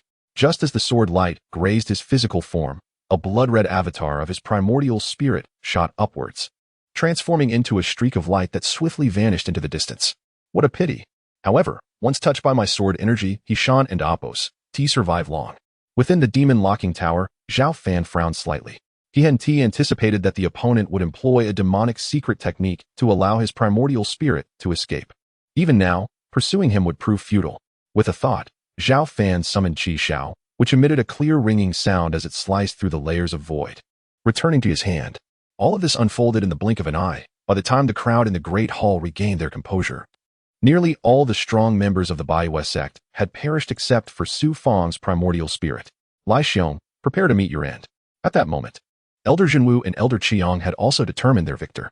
With a furious shout from Linmu, he severed Lai Xiong and Oppos, as head with a single strike. After dispatching Lai Xiong, Linmu rushed to Zhao Cheng's side, concern etched on his face. Sect leader, are you unharmed? I am fine. Zhao Cheng waved his hand, signaling for him not to worry. Was that the renowned sword cultivator who acted just now? Lin Mu asked, uncertainty in his voice. Indeed. We owe our gratitude to that venerable sword cultivator, Zhao Cheng replied, taking a deep breath as he gazed in the direction where the sword had vanished. His voice, though soft, resonated clearly among the many guests present, causing several to shudder with trepidation. The memory of that overwhelming sword strike lingered, instilling fear in the emissaries from other top-tier cultivation sections. It dawned upon them that Shu Shan harbored a mysterious and powerful sword practitioner. Yet, over the past 50 years, this sword cultivator had remained in seclusion, and with the upheaval of the world, many powerful beings emerging, they had almost forgotten his existence. However, after this battle, the name of Shu Shan and Appos, as sword practitioner, would undoubtedly resound across the realm once more. Having not revealed his true form, he had effortlessly slain 6 of the Baiwei sect's leaders and obliterated the deputy leader's corporeal body. What feats could rival such accomplishments? The wedding proceeded, following a brief chaos. With the consent of sect leader Zhao Cheng and Princess Pingyang, Elder Jinwu announced the resumption of the ceremony. Meanwhile, at the headquarters of the Baiwei sect, the sect leader sat on his throne, radiating a terrifying and sinister aura. Below him stood powerful figures, among the elite of the Baiwei sect. Once Su Fang disrupts the union between Shu Shan and the Tang Empire, we shall strike swiftly, seizing the Tang Empire and then annihilating Shu Shan. With the vast resources of both the Tang and Shu Shan, our Baiwei sect will surely rise in power, becoming a leading force in the demonic path. At that point, dominating the entire cultivation world will be a mere formality. The Baiwei sect leader sneered, outlining his grand ambitions to those gathered. First, we will attack the Tang Empire. Then destroy Shu Shan, achieving supremacy in the cultivation world. Baiwei will be invincible, unparalleled. As the sect leader and Appos' words concluded, fervent excitement lit up the faces of the crowd, who collectively cheered in agreement. The Baiwei sect was poised for action, awaiting the successful news of Su Fang and his compatriots disrupting the union. Boom. Just then, a primordial spirit avatar plummeted like a meteor, crashing through the Great Hall's array and landing heavily. Deputy leader. The sudden turn of events startled the Baiwei sect members. Once they discerned the form of the primordial spirit, they gasped in shock. Su Fang, what has happened to you? The Baiwei sect leader asked, his brow furrowing in concern. Sect leader, the operation has failed. Su Fang's primordial spirit flickered dimly. Having paid an unimaginable price to escape Shu Shan, he felt immensely weak but managed to convey the events that had transpired in Shu Shan. What? A mysterious sword practitioner from Shu Shan intervened, slaying 6 of our protectors and obliterating your physical form with a single strike? The Baiwei sect leader's expression darkened, unable to quell the turmoil within. Su Fang was a formidable force, second only to him. Even he would need considerable effort to subdue such a powerful being. Yet, the mysterious sword practitioner from Shu Shan had destroyed Su Fang and Appos' corporeal body without revealing his true form. What level of strength did this individual possess? Sect leader. If I had not utilized the heavenly demon disintegration technique to escape, my primordial spirit would not have returned safely. Su Fang and Appos' avatar dimmed further, on the verge of collapse. Do not speak. I shall stabilize your primordial spirit, the Baiwei sect leader said, stepping forward to channel demonic energy into Su Fang's spirit. However, as he reached out, it seemed to trigger something. Suddenly, a burst of sword energy erupted, shattering Su Fang's weakened primordial spirit, transforming into an unstoppable divine sword that silently surged toward the Baiwei sect leader. What? The Baiwei sect leader and Appos' expression shifted dramatically as he instinctively raised his hand to defend. Boom. The dreadful sound of an explosion reverberated, causing the Baiwei sect leader to cough up blood as he was sent staggering back over 10 meters before barely regaining his footing. The sword energy was terrifying, its form imperceptible, able to injure me from a distance. As these words left my lips, a profound silence enveloped the hall. The once boisterous disciples of the moon worship sect, who had proclaimed their ambition to dominate the realm of cultivation, now wore expressions of sheer dread, no longer daring to utter another word. Chapter 40. The subtle transformations in the grand hall, the sound of falling leaves echoed, and the disciples of the moon-worshipping sect were in a state of utter disarray. They had never anticipated that such a formidable swordsman would be stationed at Shu Shan, capable of not only slaying the deputy leader Su Fang, but also injuring the sect leader from afar with a single stroke of his sword. Leader, are you all right? A graceful woman inquired, her expression laced with concern as she gazed upon the sect leader. It is but a minor injury, nothing severe, the sect leader replied, feigning composure. However, his pale complexion betrayed the gravity of his condition, leaving all present apprehensive. they were not fools and could discern the seriousness of his wounds. Tension filled the air, as the sect leader was a formidable cultivator at the initial peak of the spirit separation stage, far surpassing the deputy leader. Yet, even he had been wounded from a distance, leaving them to ponder the extraordinary prowess of the swordsman who had struck him. The plan to thwart the union has failed. What shall we do next, leader? The woman asked, her brows slightly furrowed. Disseminate orders to halt our actions, the leader commanded, though his expression reflected reluctance. The endeavor to prevent the union not only failed but also resulted in the loss of a powerful cultivator like Zhao Fan. If the moon-worshipping sect were to provoke the Tang dynasty now, it would face the combined might of Shushan and the Tang, two deeply rooted sects of cultivation. Moreover, the sect leader was most wary of the enigmatic swordsman from Shushan. As you command, the disciples responded, nodding in acceptance of the order. Once they departed, the sect leader exhaled a sigh of relief, only to have blood trickle from the corner of his mouth. His once resilient form now resembled a deflated balloon, collapsing weakly upon his throne. I have reached the pinnacle of the initial spirit separation stage, mere steps from the mid-stage. Yet that individual managed to injure me with a mere sword aura from afar. Could he be a master at the late spirit separation stage, or even a consummate expert? The sect leader's brows knitted in worry. Over the years, he had believed that upon attaining the spirit separation stage, few opponents existed in the realm of cultivation. Now, he realized that there were greater heights and more formidable beings beyond his ken. This will not do. I must summon the old sect leader back. With his intervention, we could surely eliminate that swordsman from Shushan, and then the annexation of Shushan and the Tang would be a trivial matter. A spark of determination ignited in the sect leader and Appos' eyes as he made his resolution. Within the demon-locking tower, Zhao Fan remained oblivious to the fact that his actions had temporarily quelled the once arrogant and domineering moon-worshipping sect. My sword control technique has become increasingly refined, and I have fully mastered the third level of the Void Sword manifestation. It is now time to attempt comprehending the fourth level, the formless transformation. Compared to the first three levels, the fourth level of sword control presented a daunting challenge, its difficulty magnified several times over. For decades, Zhao Fan had found no clues. Only after vanquishing the moon-worshipping sect's intruders at Shushan did he receive a glimmer of inspiration. Zhao Fan sat with his eyes closed, an aura of formidable sword intent enveloping him. He found himself in a wondrous state, as if he had transformed into an exalted sword, or perhaps into the very essence of all things. As he silently contemplated the profundity of the fourth level of sword control, time slipped by unnoticed. 10 days passed in the blink of an eye. Indeed, the sword control of Shushan is profound. The fourth level of formless transformation is vast and intricate.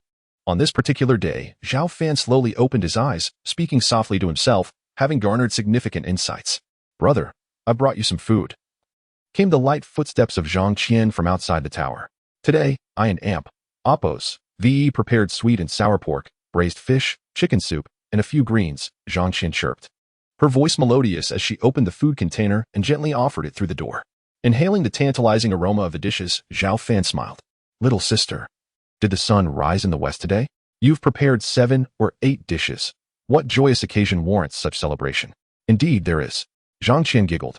Brother, not long ago, our sect leader was married, and now Shushan and the Tang dynasty share an unbreakable alliance. Is that not worthy of celebration? Certainly worth celebrating. Zhao Fan replied with a slight smile, savoring Zhang Qian and Appos' culinary skills. Take your time eating, brother.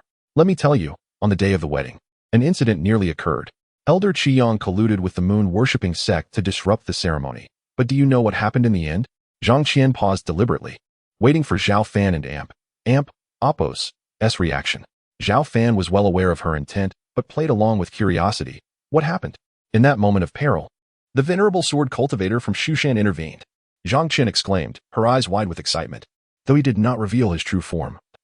A single flying sword felled 5 or 6 of the moon-worshipping sect's out-of-body phase cultivators and obliterated the deputy leader's physical body. That deputy leader, rumored to be a great cultivator of the spirit separation stage, was severely wounded and barely escaped with his primordial spirit. You cannot imagine the astonishment of the representatives from other cultivation factions present that day. Zhang Qian continued, her face aglow with enthusiasm. Now, rumors abound that our venerable sword cultivator is a top-tier master of the spirit separation stage. With such an invincible figure, who would dare to underestimate us now that Shushan and the Tang have re-established their alliance? Indeed, that is certainly cause for celebration, Zhao Fan concurred, smiling in agreement. As he gazed at the imposing door of the demon-locking tower, Zhang Qian felt a tinge of regret.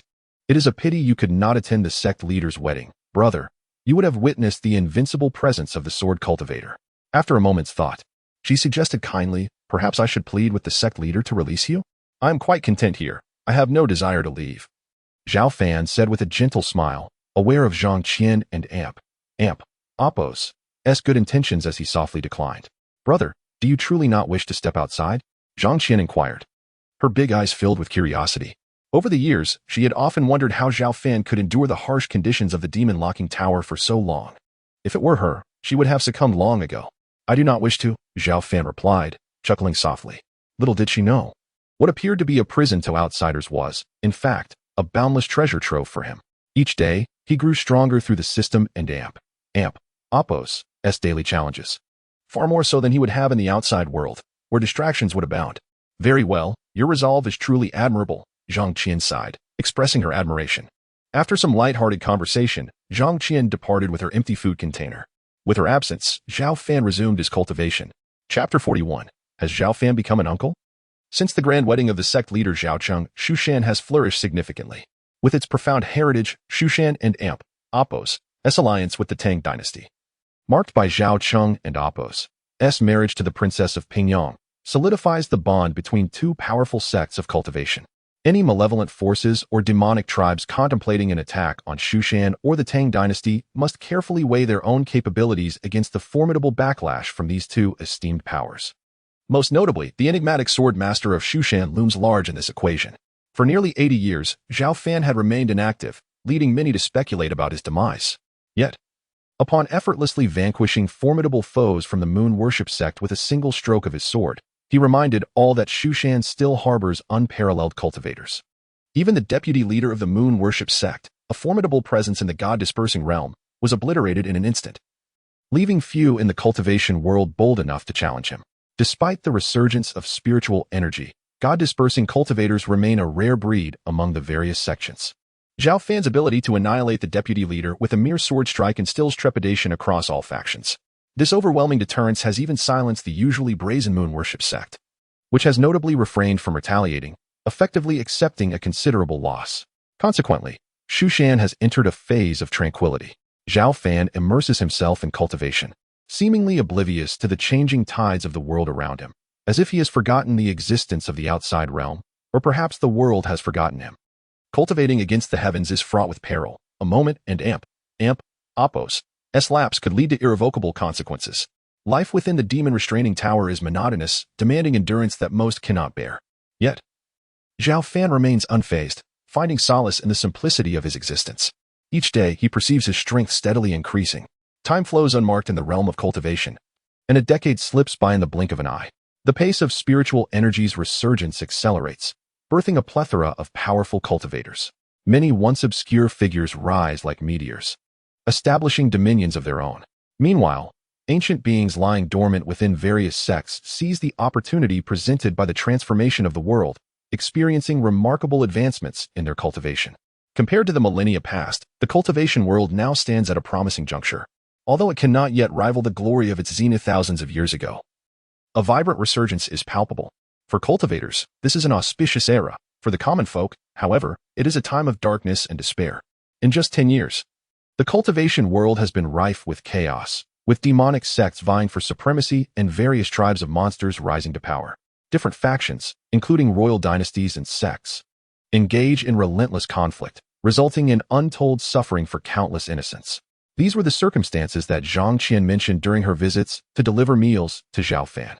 Fortunately, Shushan remains relatively stable, temporarily escaping the gaze of rival factions, allowing the common people in its territories to enjoy a semblance of peace. Within the confines of the demon-restraining tower, Zhao Fan, exuding a regal aura, sits in tranquil meditation. His robust physique radiates a faint golden glow, seemingly forged from celestial gold, brimming with immense power. Remarkably, he sits there without channeling any spiritual energy, yet emanates a terrifying sword intent that distorts the very fabric of the surrounding space. With his eyes closed, Zhao Fan's sword intent grows stronger, evolving from a mere few dozen to hundreds, ultimately culminating in thousands. This overwhelming sword intent stirs the air, causing the majority of the demon-restraining tower to tremble. With a resounding boom, countless strands of sword intent vanish, akin to droplets dissipating upon a lake and Apos, surface. Yet more like becoming formless and merging with all existence, as Zhao Fan and Apos, vast sword intent blankets everything in sight. A mere thought from Zhao Fan births a multitude of sword energies, causing the tower to erupt with the deafening sound of sword cries, as terrifying sword energy surges skyward, scattering thick clouds for miles. Success! I have finally grasped the initial stage of the 4th level of the sword mastery technique, the formless transformation. Taking a deep breath, Zhao Fan slowly opens his eyes, a fleeting golden glimmer flashing within their depths. In these 10 years, he has devoted himself to comprehension and has only now achieved a preliminary mastery of the 4th level of the sword mastery technique. My cultivation level has significantly increased? Zhao Fan then realizes that his spiritual energy has nearly reached saturation, attaining the pinnacle of the god-dispersing realm, just a step away from perfection. Under normal circumstances, he had anticipated spending several more years, if not longer, to reach this bottleneck, yet he has surpassed that expectation quite early. Given this, he decides to consume the crimson gold blood pill and make a decisive leap into the realm of perfection. Feeling the near-saturated energy within him, Zhao Fan shows no hesitation as he retrieves the pill gifted to him by the little white fox and swallows it. Half an hour later, an aura that could eclipse the heavens permeates the clouds, causing the entire demon-restraining tower to tremble and roar. With the aid of the crimson gold blood pill, Zhao Fan successfully breaks through to the peak of the god-dispersing realm, his demeanor growing ever more inscrutable. After achieving this breakthrough, Zhao Fan takes some time to solidify his newfound strength. On this day, the grand doors of the demon-restraining tower slowly swing open. After many years, sect leader Zhao Cheng returns. Zhao Cheng, what brings you here? Zhao Fan inquires, only to notice a young boy of about 8 years old accompanying him. The boy's bright eyes and delicate features make him exceptionally adorable. This child is. Zhao Fan is taken aback, hesitating to ask. Eldest brother. He is my illegitimate son, Zhao Xiaotian. Zhao Cheng replies, gently patting the boy and softly urging, Xiaotian, come forward and greet your uncle. The shy boy hides behind Zhao Cheng, peeking out timidly at Zhao Fan.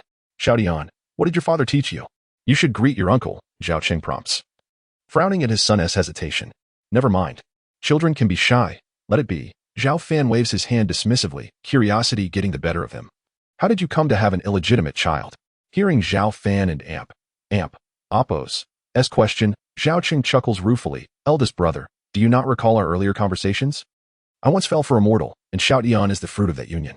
You certainly have a way with things. Zhao Fan shakes his head, begrudgingly admiring his brother and Apos' charm. Chapter 42, Clash of Conflicts. Zhao Cheng sighed deeply, a hint of sorrow clouding his expression as he spoke with a bitter smile.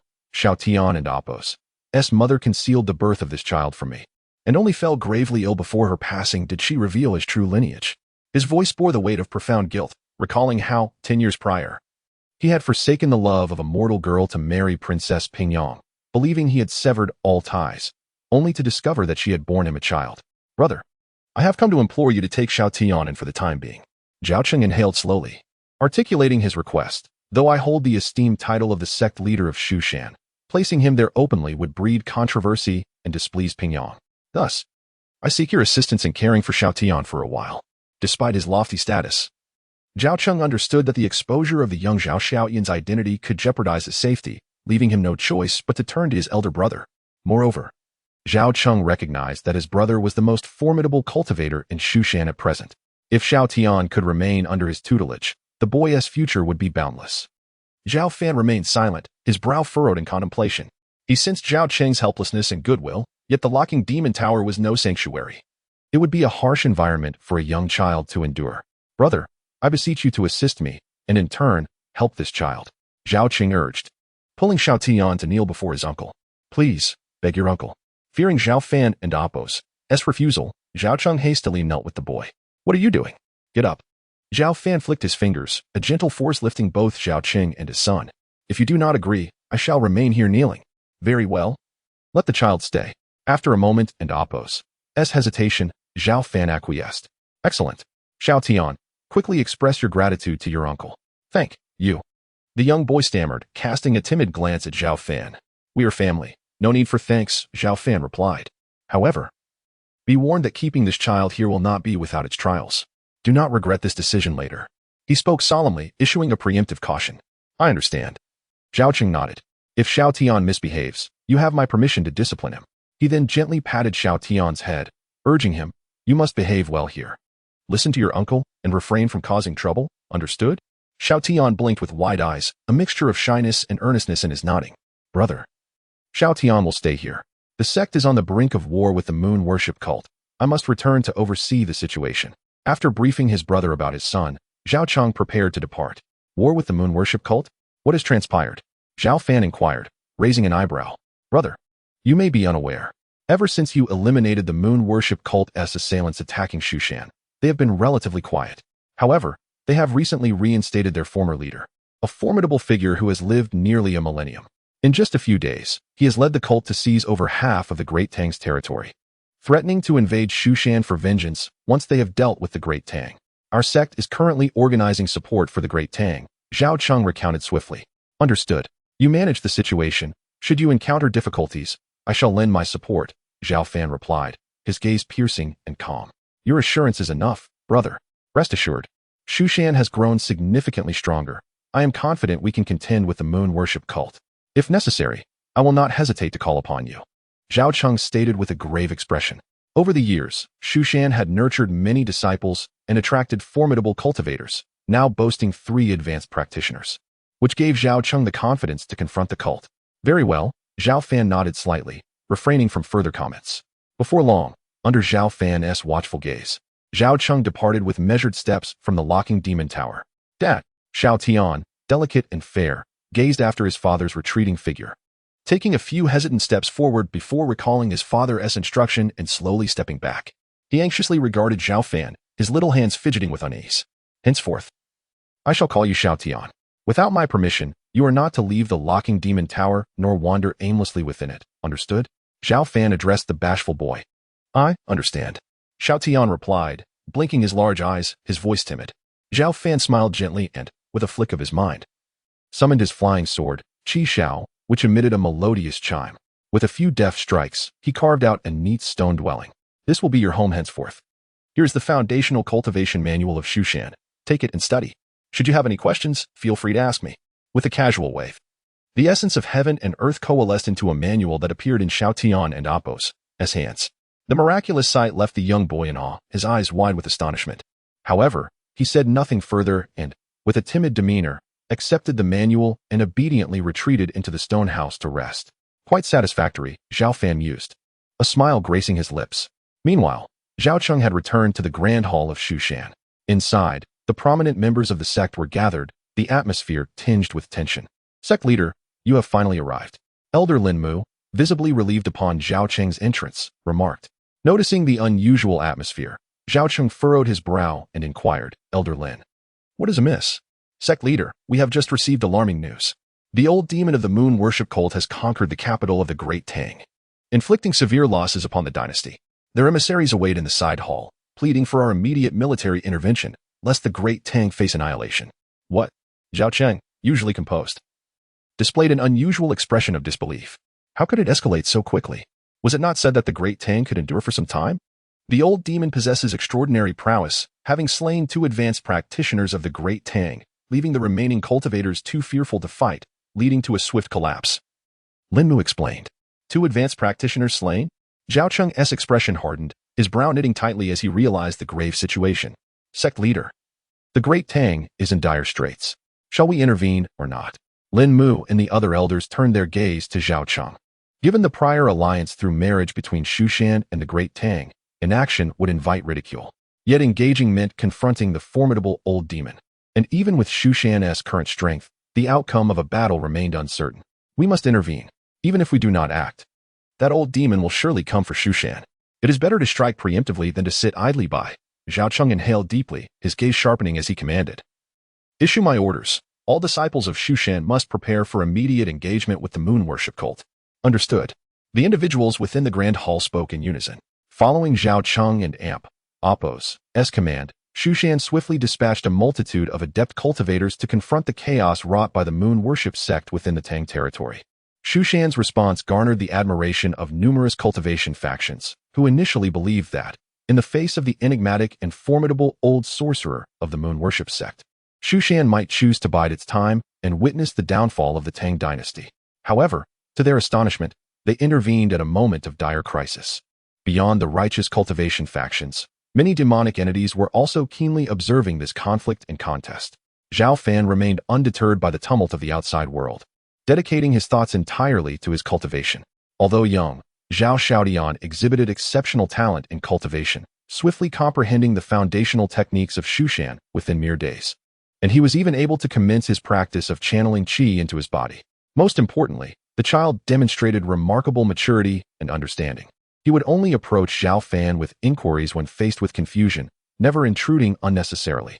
While Zhao Fan did not vocalize his acceptance, he gradually grew fond of the boy. And during moments of leisure, he willingly offered guidance. Would you like to check in? Yes. Within the demon locking tower, Zhao Fan habitually replied. Check-in successful. Reward, a superior grade flying sword, Lu Yun. As the system's voice faded, a silver flying sword materialized in Zhao Fan and Apos' hand. A superior grade flying sword? Zhao Fan raised an eyebrow. Surprised that today and Apos' reward was a flying sword, albeit one of inferior quality compared to his own sword, Qishao, rendering it somewhat superfluous. He shook his head and casually placed the flying sword into the system's spatial compartment. Although it was of no immediate use to him, it was still a superior grade sword that he could later bestow upon someone in need. Chapter 43. The Manifestation of the Spirit Sword on this day. Zhang Qian visited once more. The dishes she brought were, as always, delectable as she engaged in conversation with Zhao Fan. As he savored the meal, a smile graced his face while he listened to her recount various trivialities. Senior brother, I shall descend the mountain in a few days. If I do not return, the others from the discipline hall will send my regards. Please do not take offense. Upon my return, I shall prepare a feast to make amends. Zhang Qian said with a gentle smile and a hint of regret in her voice. Zhao Fan raised an eyebrow in surprise and inquired, what is the purpose of your descent? Now a seasoned sister within the discipline hall, Zhang Qian was responsible for guiding over 100 new disciples. A task of considerable weight. Under normal circumstances, she should not have the liberty to leave the sect. Recently, the demonic sect, the moon worship cult, had nearly overrun the entire Tang dynasty. The sect had been engaged in battle with the cult for several days, suffering significant casualties among its disciples. To decisively address the threat posed by the moon worship cult, the sect leader planned to lead the elders and elite disciples into a showdown at Chi Feng Gorge in 3 days. I am a sister in the discipline hall, and it is my duty to assist the sect in combating these wicked forces, Zhang Qian stated resolutely, her eyes shining with determination. Zhao Fan furrowed his brow. Recalling the situation mentioned by Zhao Qing some time ago, he had initially thought that his sect leader brother could handle the situation with ease, thus dismissing his concerns. However, it now appeared that the problem was graver than he had anticipated. Otherwise, a disciple like Zhang Qian would not need to descend the mountain to engage in battle. Little junior sister, be cautious as you descend. If you encounter any disciples of the demonic sect, fight only if you can win. Otherwise, do not hesitate to retreat. Do not act recklessly, Zhao Fan admonished earnestly. He had received meals from her for so many years and did not wish for any misfortune to befall her. Thank you for your concern, senior brother. I am now in the late stage of the Golden Core realm. As long as I do not encounter an overwhelmingly powerful demonic practitioner, I should be safe. Moreover, I will not be alone. I will fight alongside other brothers and sisters from the sect to eradicate evil and uphold justice, which is an exhilarating prospect, Zhang Qian replied with a cheerful smile. Her character was inherently righteous and kind, and she harbored a deep-seated aversion to the wicked. She had long desired to personally eliminate those demonic practitioners who harmed the innocent. Nevertheless, the battlefield is fraught with peril. You must exercise caution, Zhao Fan advised, still somewhat uneasy. With a gesture, he summoned the spiritual energy from the surrounding area, condensing it into a shimmering spirit sword that materialized in his palm. This was a manifestation of the 4th tier of the sword control technique, a method to ensnare and refine the spiritual energy of a specific area into a weapon imbued with a fragment of Zhao Fan's own essence. Should the spirit sword be unleashed, few below the level of a full-fledged divine spirit practitioner could withstand its might. Take this small sword. It should prove useful, Zhao Fan said, extending the 3-inch blade through the gap of the demon ceiling tower and Apos' door to Zhang Qian outside. Senior brother, what is this? Zhang Qian gazed at the exquisite sword, sensing its extraordinary nature yet unable to articulate why, as her own cultivation level was still limited to the late Golden Core stage. Do not dwell on it. It may save your life in critical moments. We have known each other for many years, and I do not wish to see you come to harm, Zhao Fan replied, appreciating Zhang Qian and Apos' straightforwardness. For over 90 years, she had selflessly brought him meals at the behest of the enforcement elder, never asking for anything in return. In everyone and Apos' eyes. Zhao Fan was merely a prisoner confined within the demon's ceiling tower, with nothing to offer in recompense. Presently, his only concerns were Zhang Qian and his brother, Zhao Cheng. "Thank you, senior brother. I will carry it with me at all times," Zhang Qian said, her heart warmed, nodding earnestly. Although she harbored doubts about the sword's purported power, she recognized it as a token of Zhao Fan's goodwill and solemnly tucked it away. Soon, Zhang Qian departed, leaving with Zhao Fan's spirit sword in hand. The demon's ceiling tower returned to its usual tranquility. Since breaking through to the full divine spirit stage, Zhao Fan and Appo's growth in spiritual energy had markedly slowed. Even after expending several days in practice, he could not attain even a fraction of progress. Zhao Fan had anticipated this scenario and remained undeterred. Shifting his focus to the cultivation of the 10,000 sword technique and the golden body of 6 feet. While pursuing his own cultivation, he also found time to instruct his nephew, Zhao Xiaodian, who was exceptionally obedient and diligent, spending each day in the stone chamber practicing without daring to wander off without Zhao Fan and Appo's permission. As for the little white fox, it had remained deep within the demon grave's subterranean space, having not emerged for quite some time. Zhao Fan visited it, discovering the little white fox in a deep slumber, yet its aura was steadily growing, indicating it was in a pivotal stage of cultivation. He chose not to disturb her, as her sole focus was on enhancing her strength and attempting to recall her lost memories. Time passed. At long last, the day arrived for the decisive battle between the Shu Mountain sect and the moon worship cult. Qingfeng Gorge, the gateway to Shu Mountain, usually desolate, was now teeming with countless figures. Under the leadership of sect leader Zhao Cheng, the elite disciples of Shu Mountain emerged in full force, with thousands of cultivators stationed to guard the gorge. Beyond the gorge, the air was thick with demonic energy, as over 10,000 disciples of the moon worship cult surged forward like a tide. Not far off, powerful figures from various righteous and demonic sects observed the impending clash.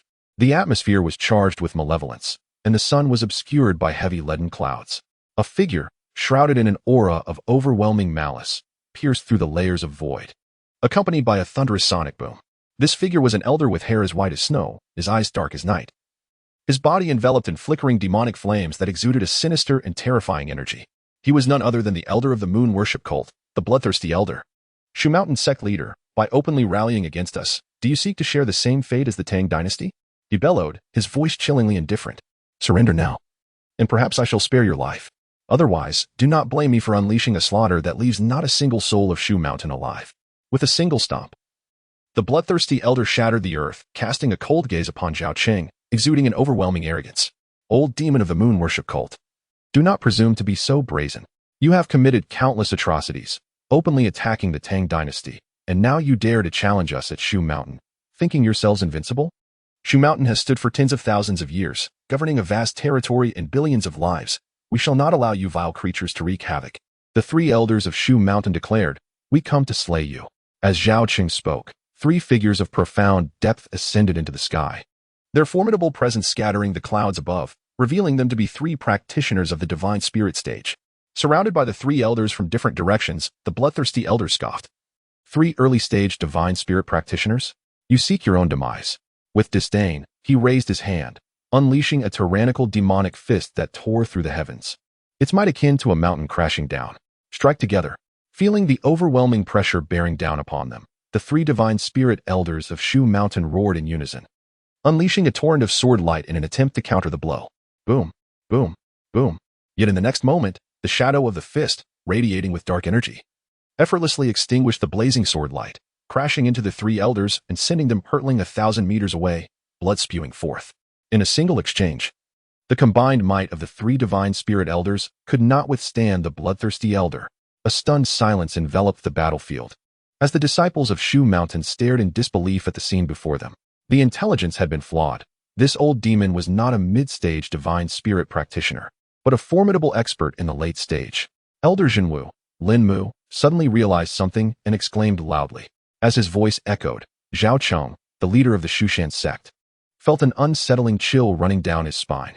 He had previously perceived the bloodthirsty elder's cultivation to be at the mid-stage of the spirit separation realm, leading him to believe that with 3 elders at the same level, they could effectively counter the opponent, thus enabling Shushan to engage in a formidable battle against the moon worship sect. However, he never anticipated that the true strength of the bloodthirsty elder was at the late stage of the spirit separation realm. capable of severely injuring 3 elders with just a glance. The distinction between mid-stage and late-stage spirit separation may appear to be a mere nuance. Yet the actual disparity is tremendously vast. How could Shu Shan possibly contend against such an ancient fiend? The bloodthirsty elder descended through the air with an overwhelming and astonishing aura, akin to a colossal wave crashing upon them, instilling a profound sense of suffocation among the people of Shu Shan. Despair began to blossom in their hearts. Could it be that the formidable Shu Shan, which had stood for millennia, was destined for annihilation today? I'm aware that there exists a mysterious swordsman among you in Shu Shan. Let him emerge and battle me, or you shall all meet your demise. The bloodthirsty elder and amp, Appos, eyes, dark as night, gazed down with an intimidating presence, his murderous intent as chilling as a biting wind. At that moment, Zhang Qian, standing behind Zhao Cheng and the other elders, unexpectedly felt something in her embrace quiver gently. This is the small sword my senior brother gifted me. As she withdrew the object from her bosom, she was astonished to find it was none other than the translucent spirit sword, which had now become inexplicably warm to the touch. With a resonant clang, perhaps sensing the terrifying and malevolent aura of the bloodthirsty elder, the spirit sword gently slipped from Zhang Qian and amp, Appos' grasp, soaring into the sky accompanied by a sound reminiscent of metal striking stone. In the next instant, a brilliant sword light illuminated the air, coalescing into a golden figure high above. Chapter 44. A sword shocking the world. A golden figure stood proudly in the void, appearing both elusive and omnipresent, emanating strands of sword intent that distorted the surrounding space. He resembled a true sword immortal, unfathomable and transcendent. This figure was none other than Zhao Fan, manifested from a fragment of his primordial spirit attached to the spiritual sword. This silhouette seems to be that esteemed sword cultivator from our Shu Shan, remarked Elder Lin Mu of the Jinwu sect, unable to suppress his astonishment. His voice brimmed with excitement and fervor. "It is my elder brother," exclaimed the sect leader, Zhao Cheng, overwhelmed with joy at the unexpected arrival of his brother. "It is indeed the revered sword cultivator of Shu Shan. We are saved." The disciples of Shu Shan, who had previously been engulfed in despair, were now filled with exhilaration. In their minds, the sword cultivator represented an invincible symbol. Why sword cultivator? Zhang Qian gaped in disbelief until, moments later, a realization dawned upon her, prompting her to hastily cover her mouth. Meanwhile, the disciples of Shu Shan remained oblivious to her unusual reaction. At last, the sword masters of Shu Shan have arrived, the bloodthirsty elder sneered, undeterred by Zhao Fan's presence. He had lived for nearly a millennium and was a formidable being, confident in his ability to suppress any reputed sword cultivator. Those who offend Shu Shan shall face death without mercy. Zhao Fan's expression remained impassive, yet his voice resonated clearly, echoing in everyone's ears. "I shall see how you intend to kill me," the bloodthirsty elder scoffed. As soon as he finished speaking, he unleashed a torrent of punches, each strike resonating with immense power, forming terrifying shadows akin to mountains. Compared to his previous defeat of the 3 elders, this attack was even more formidable. In the face of the bloodthirsty elder's onslaught, Zhao Fan remained unperturbed, emanating a dazzling golden radiance. With a deafening roar, the horrifying punches were shattered by the golden light surrounding Zhao Fan. "What?" The bloodthirsty elder and Appos' expression changed drastically. "Die?" Zhao Fan and Appos' gaze turned frigid as he took the initiative to strike. The originally delicate spiritual sword surged into a 3-foot divine sword, and with a sweeping motion, the sword light illuminated the heavens and the earth, tearing through the boundless void as it swept towards the bloodthirsty elder. This strike was earth-shattering, causing even deities to tremble. Darkness demonic fist. Sensing the overwhelming aura of death, the bloodthirsty elder gritted his teeth and roared in fury, unleashing his full might in an attempt to block the fatal blow. Boom. Beneath Zhao Fan's sword light, the bloodthirsty elder's fists were obliterated in an instant, unable to withstand the force. No. The sword light, akin to a galaxy descending upon him, completely engulfed the bloodthirsty elder. Ultimately, amidst his unwilling screams, his body exploded into a cloud of blood mist, leaving no chance for his primordial spirit to escape. Both body and spirit were obliterated. This transpired in the blink of an eye. By the time the onlookers regained their senses, the bloodthirsty elder had perished entirely. Just a single sword had slain the ancient monster who had survived for nearly a millennium, leaving everyone in stunned silence. He is dead. The old leader is truly dead. The current leader of the Baiwei sect was filled with terror, trembling and fear. How could the formidable bloodthirsty elder be slain by a mere sword? "Leader, we must flee at once," several terrified Baiwei sect members urged. "Flee, we must escape immediately." The Baiwei leader finally snapped back to reality, abandoning thousands of followers to escape with a few key figures. However, before they could get far, a sword light tore through the void, striking them with lightning speed. With a series of anguished cries, the Baiwei leader and several formidable allies were annihilated. This is dire. Both the old leader and the current leader are dead. We must run. Flee, quickly, as chaos engulfed the Baiwei sect. Their once numerous followers scattered like startled birds, fleeing in all directions. Zhao Fan had no intention of pursuing them. If he couldn't and Oppose, to handle them, then sect leader Zhao Cheng should step down. Zhao Fan cast a glance at the disciples of Shu Shan, his golden form gradually dissipating until it vanished entirely. Within the demon locking tower, as the fragment of his primordial spirit returned, Zhao Fan opened his eyes, letting out a sigh of relief. Although he had successfully killed the bloodthirsty elder from an immense distance without expending much spiritual energy, it posed considerable risks to his primordial spirit. If even a fragment of his spirit were harmed, it would inflict significant damage upon his true self. Thus, such long-distance combat should not be attempted lightly unless one possessed absolute confidence in their strength. Despite the demise of the bloodthirsty elder and the key figures of the Baiwei sect, the sect's numerous followers posed a grave threat to innocent civilians. Allowing them to escape would be a lingering peril. Thus, after Zhao Fan's figure vanished, sect leader Zhao Cheng quickly reacted, decisively issuing orders. All disciples of Shu Shan, follow me to eradicate the remnants of the Baiwei sect. Understood. Kill. The battle cry of thousands of elite disciples of Shu Shan resonated through the heavens, their momentum surging as they pursued the Baiwei sect members. Despite their numerical advantage, the Baiwei followers were paralyzed by fear and, within half a day, suffered substantial losses, with only a handful escaping the Qingfeng Gorge. After this battle, the Baiwei sect was utterly shattered. Word of the day's events swiftly spread throughout much of the cultivation world. The formidable bloodthirsty elder, a master of the late stage of spirit separation, had been effortlessly slain by the mysterious sword cultivator of Shu Shan, creating an uproar. Countless individuals speculated on the true level of strength possessed by this Shu Shan sword cultivator. Some claimed he was a consummate master of the spirit separation stage, while others suggested he was on the brink of entering the integration stage. Opinions varied, yet no one could provide a definitive answer. However, it was undeniable that this battle had instilled profound respect for Shu Shan throughout the cultivation world. Even the once arrogant demonic clans and sects, upon receiving the news, hastily advised their disciples and kin to steer clear of Shu Shan territory, temporarily avoiding any provocations against this formidable power. Amidst the uproar outside, Zhao Fan remained unfazed and instead began a new day of sign-in with the system. Shall we commence the sign-in? Sign-in, Zhao Fan stated habitually. Sign-in successful. Reward, blood-soaked demon-repelling pill. As the system and Oppo's voice faded, a green pill materialized in Zhao Fan and Oppo's hand. This was a rare elixir, capable of aiding cultivators below the spirit separation stage and enhancing their cultivation, although Zhao Fan had little use for it himself. Chapter 45, Zhongqian and Oppo's adoration. Zhao Fan quietly put away the elixir, preparing to resume his cultivation. However, at that moment, a surge of intense spiritual energy emanated from the nearby stone house. Whoosh! Zhao Fan's figure vanished, reappearing next to Zhao Xiaodian. The boy, barely 8 years old, had his eyes tightly shut, a trace of pain etched on his tender face. His brow was beaded with cold sweat, his skin flushed, and his body feverish. Attain mental harmony, and focus your qi in the dantian, Zhao Fan intoned solemnly. Attempt to refine the influx of spiritual energy within, transforming it into your own spiritual power. Zhao Fan's expression was grave.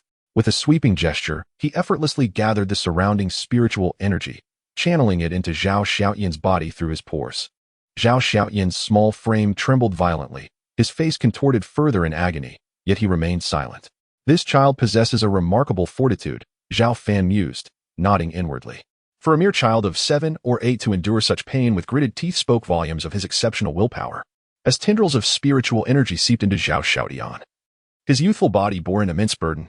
Even seasoned adults often struggle to withstand the pressure and torment of absorbing and refining spiritual energy for the first time, let alone a child like Zhao Xiaodian. Nevertheless, Zhao Xiaodian persevered, tenaciously enduring the influx of spiritual energy, diligently converting it into spiritual power within his body. Guided by the fundamental cultivation techniques, despite his tender age, he was acutely aware that he stood at a crucial juncture. Successfully harnessing this spiritual energy would shatter his limitations, elevating him to the rank of a qi-refining cultivator. Is he reaching his limit? Zhao Fan wondered, his brow furrowing slightly as he observed Zhao Xiaoyan's faltering stance. If the child could endure a greater influx of spiritual energy during this initial qi induction, His future cultivation would be marked by a higher starting point and unparalleled advantages. Just as Zhao Fan and Apos' apprehension peaked, Zhao Xiaodian pressed on, his delicate face ashen, his skin even exhibiting faint traces of blood. Time trickled by, second by agonizing second. Crackle. Pop. Finally, as a sound reminiscent of popping beans echoed from within Zhao Xiaoyan's body, his previously frail aura surged dramatically, visibly transcending its limitations, solidifying his status as a qi-refining cultivator. Nourished by his own spiritual power, the bloodstains on Zhao Xiaotian and Apos' skin gradually faded, and his formerly labored breathing returned to a steady rhythm. Seeing this, Zhao Fan breathed a sigh of relief. The child had proven even more resilient than he had anticipated. Moreover, to initiate the induction of spiritual energy and ascend to the qi-refining stage in one fell swoop was an accomplishment unmatched by his peers, a feat that even many so-called prodigies struggled to achieve. Sensing the profound transformation within himself, Zhao Xiaodian opened his eyes. Just as he was about to leap up and exult, he caught sight of Zhao Fan standing beside him, causing him to startle. He addressed him timidly, "Uncle." "You have done exceptionally well," Zhao Fan replied with a smile. "To become a qi-refining cultivator upon your initial qi induction is a remarkable feat with diligent cultivation. Your future achievements will be extraordinary." He beckoned him closer, saying, "Come with me." Though somewhat perplexed, Zhao Xiaodian cautiously followed Zhao Fan. "Observe carefully," Zhao Fan instructed as they reached the open space. He gazed at a massive rock 100 meters away, his fingers forming a sword-like gesture. With a casual, seamless strike, as if channeling the very forces of nature, a beam of sword light flashed, obliterating the rock in a thunderous explosion. "Heavens!" Zhao Xiaodian exclaimed, his wide eyes reflecting his astonishment. "This is the foundational swordplay of Mount Shu," Zhao Fan explained. "I will demonstrate it only once. Grasp as much as you can." As his words faded, Zhao Fan gracefully began to execute the Mount Shu foundational swordplay, enhanced by his own modifications. Though his movements were deliberate, they appeared incredibly intricate to Zhao Xiaodian. Each stance and motion resonated with the essence of supreme swordsmanship.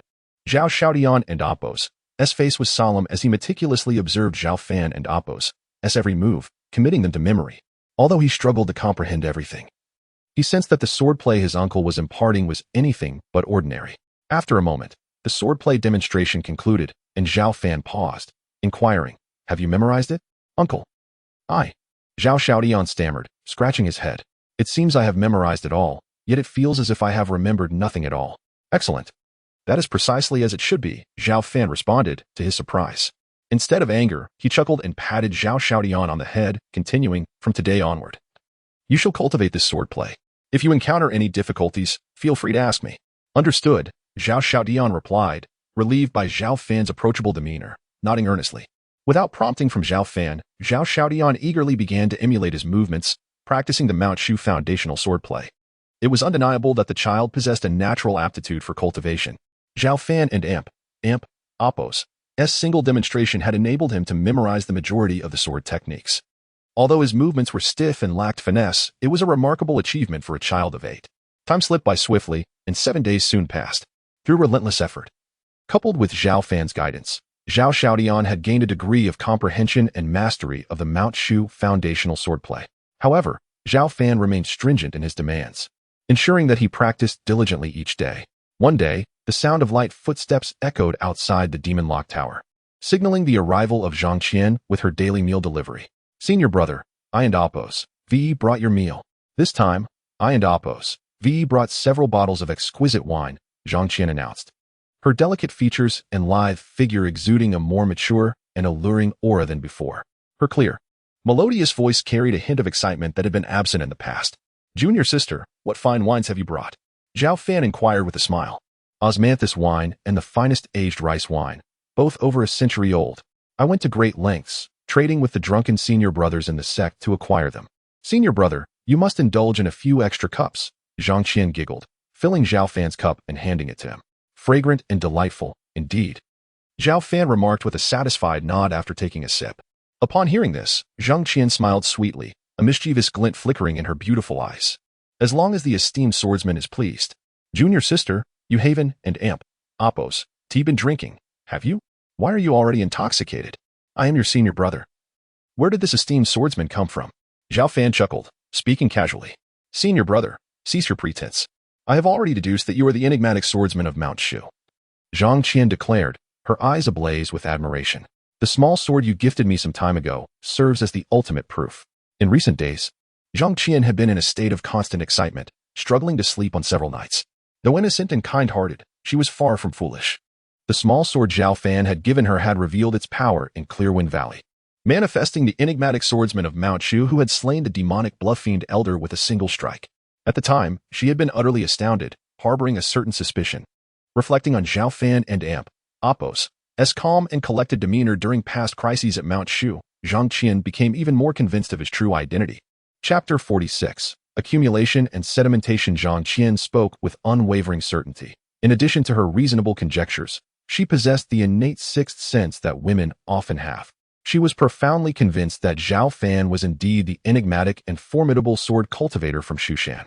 Despite the imposing gates of the demon locking tower standing between them, Zhao Fan could still sense her eager anticipation. Since you've already guessed it, I suppose I cannot deny it any longer, Zhao Fan mused before openly confirming her suspicions. Senior brother, is that truly the case? Upon hearing Zhao Fan's admission, Zhang Qian nearly leaped with excitement and repeatedly inquired, "You are indeed the sword cultivator from Shushan. How wonderful! I knew my instincts were correct." Her joy was boundless, surpassing even the elation of breaking through a significant realm in her cultivation.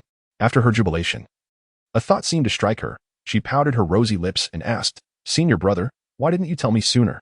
"Did I not inform you?" Zhao Fan replied playfully, feigning ignorance. "If memory serves, I mentioned before that I am the sword cultivator from Shushan. You simply did not take me seriously at the time." Zhang Qian flushed with embarrassment, recalling the incident after the Sixth Great Sword Sect affair when Zhao Fan had jokingly claimed to be the sword cultivator, only to have taken it lightly. Reflecting on it now, she realized that he had not deceived her. "Senior brother, can I still call you that? Can I continue to bring you meals as before?" Zhang Qian blinked her large eyes, asking timidly. The realization that Zhao Fan was the unfathomable sword cultivator from Shushan filled her with both joy and a sense of pressure. "Of course. Why? Do you not wish to bring me meals anymore?" Zhao Fan teased. No. I would be more than happy to bring you meals every day. To serve as sword cultivator is a dream come true for many." Zhang Qian laughed heartily in response. "Little junior sister, you may continue to call me senior brother as before. Remember, our secret regarding my identity must remain between us," Zhao Fan gently reminded her. "Rest assured, senior brother, I will not disclose it to anyone, lest the others disturb your tranquility," Zhang Qian assured him earnestly. "Then it is settled." Zhao Fan smiled slightly and asked, "By the way, I have dealt with the bloodthirsty elder and his associates. Is the problem with the moon worship sect resolved?" "Senior brother, the moon worship sect has been completely eradicated. Moreover, this incident has instilled great fear in many demon clans and sects, prompting several factions to issue direct orders restraining their disciples from stepping into Shushan. Most delightfully, during this time, over a dozen cultivation families have voluntarily allied with us, becoming vassals of Shushan. I hear that the sect leader and the elders have been quite busy." Zhang Qian recounted succinctly the aftermath of the moon worship sect's downfall. "This is all thanks to you, senior brother. As long as you're with us, Shushan will undoubtedly grow stronger," Zhang Qian added, not forgetting to flatter him. "Shushan's revival cannot rely solely on one individual. It requires the collective effort of many," Zhao Fan stated calmly with a slight smile. Zhang Qian blinked her bright eyes. Nodding thoughtfully, the two continued to chat casually until dusk approached, at which point Zhang Qian reluctantly took her leave. Once she departed, the demon locking tower returned to its usual tranquility. In the days that followed, Zhao Fan did not venture beyond the confines of the tower. Each day was spent either signing in or cultivating, and on rare occasions, he would take the time to guide his nephew, Zhao Xiaodian, in his cultivation practice. For a cultivator of Zhao Fan and Appo's caliber, even the most casual guidance provided immense assistance to ordinary practitioners. Zhao Xiaodian possessed commendable aptitude for cultivation, and under Zhao Fan and Appo's repeated mentorship, his progress was remarkably swift. As time slipped away, 22 years passed in the blink of an eye. This marked the 120th year since Zhao Fan arrived at the demon locking tower. For ordinary mortals, a century is a lengthy lifetime, yet for cultivators, it is but a fleeting moment. Throughout these 22 years, Zhao Fan did not achieve any significant breakthroughs in his cultivation and remained at the pinnacle of the spirit separation stage. Above the spirit separation stage lies the fusion stage, a profound and pivotal realm for cultivators. Even during the most glorious era of the cultivation world thousands of years ago, those who attained the fusion stage were regarded as mighty beings, for their mere gestures could move mountains and fill cities. The fusion stage was within reach. Zhao Fan could almost touch it, yet he felt no urgency. To transcend all previous cultivation realms, one must achieve a harmonious elevation of the primordial spirit, spiritual energy, and physical body to their utmost limits. Throughout the last 10 millennia, few exceptional cultivators have reached this level, and those who did often excelled in only one or two aspects, failing to qualify as true masters. My primordial spirit and spiritual energy have been refined to near perfection over the years. It is merely my physical body that requires a slight enhancement. Once these three aspects converge and break through simultaneously, my overall strength will far surpass that of other cultivators at the same stage, Zhao Fan murmured to himself, his eyes shimmering with determination. Over the years, he diligently honed himself, steadily accumulating and solidifying his power. After 22 years, the spiritual energy within him had become as boundless as the ocean, and his primordial spirit was dense and vibrant, akin to a radiant sun. In the expansive courtyard of the demon locking tower, Zhao Fan stood with his hands clasped behind his back, gazing at the endless dark clouds above. With a gesture resembling a sword, he struck with ease. Boom! The heavy black clouds, stretching for miles, parted instantaneously, creating an awe-inspiring spectacle as if the entire sky had been cleaved in two. Zhao Xiaodian, observing from a distance, could not help but widen his eyes in astonishment. Yet this was merely the beginning. Without employing any spiritual energy, Zhao Fan concentrated, causing the moisture in the air to coalesce into countless razor-sharp, flying swords, which surged upward into the depths of the clouds, shattering the previously divided mass into fragments. As the dark clouds dissipated, golden sunlight poured down upon Zhao Fan, rendering his silhouette even more majestic and imposing. My uncle has grown even stronger. When will I become such a formidable force? Zhao Xiaodian whispered, awe and reverence evident in his gaze. After years of Zhao Fan's guidance, he had evolved from a mere child of 8 into a capable nascent soul-stage cultivator. Yet he remained unable to fathom the depths of his uncle and Appo's power, only aware that Zhao Fan was immensely strong, like an ocean, unfathomably deep. The spiritual energy in the world has become increasingly abundant. I must hasten my physical cultivation and strive for a breakthrough as soon as possible. After dispersing the clouds, Zhao Fan could distinctly sense the intensifying spiritual energy in the heights above. Its resurgence was accelerating over the years. Life continued as usual. Aside from occasionally guiding his nephew Zhao Xiaodian, Zhao Fan focused on his physical cultivation. His golden body had reached the second layer of completion, just a hair's breadth away from the third layer. Chapter 47. The disturbance in the underground space on this day. Heavy snow fell as Mount Shu welcomed the frigid winter. It had been many years since the sect leader Zhao Cheng visited the demon locking tower, yet today he braved the swirling snowflakes to arrive. Clad in a flowing golden robe, his countenance was resolute, with piercing eyes that exuded an aura of authority, a stark contrast to the straightforwardness of his past. Under Zhao Cheng's leadership, Mount Shu had experienced remarkable growth, and he himself had ascended to the stage of an out-of-body cultivator. However, the realm of spirit division remained a distant goal, and without fortuitous opportunities, it seemed unlikely that he would ever transcend his current limitations. Most critically, he was burdened by countless trivial matters, leaving him little time to devote to his cultivation. Cultivators defy the heavens, regardless of one's exceptional talents, without focused training. One's achievements remain painfully limited. Elder brother, Zhao Cheng called out warmly.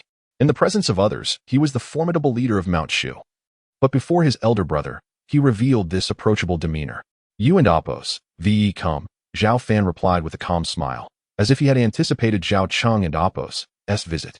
Father, Zhao Xiaodian said stiffly, gazing at Zhao Cheng before him. His emotions were tumultuous, having lived alongside his uncle Zhao Fan for many years. He felt a tinge of dissatisfaction that his father had never come to see him.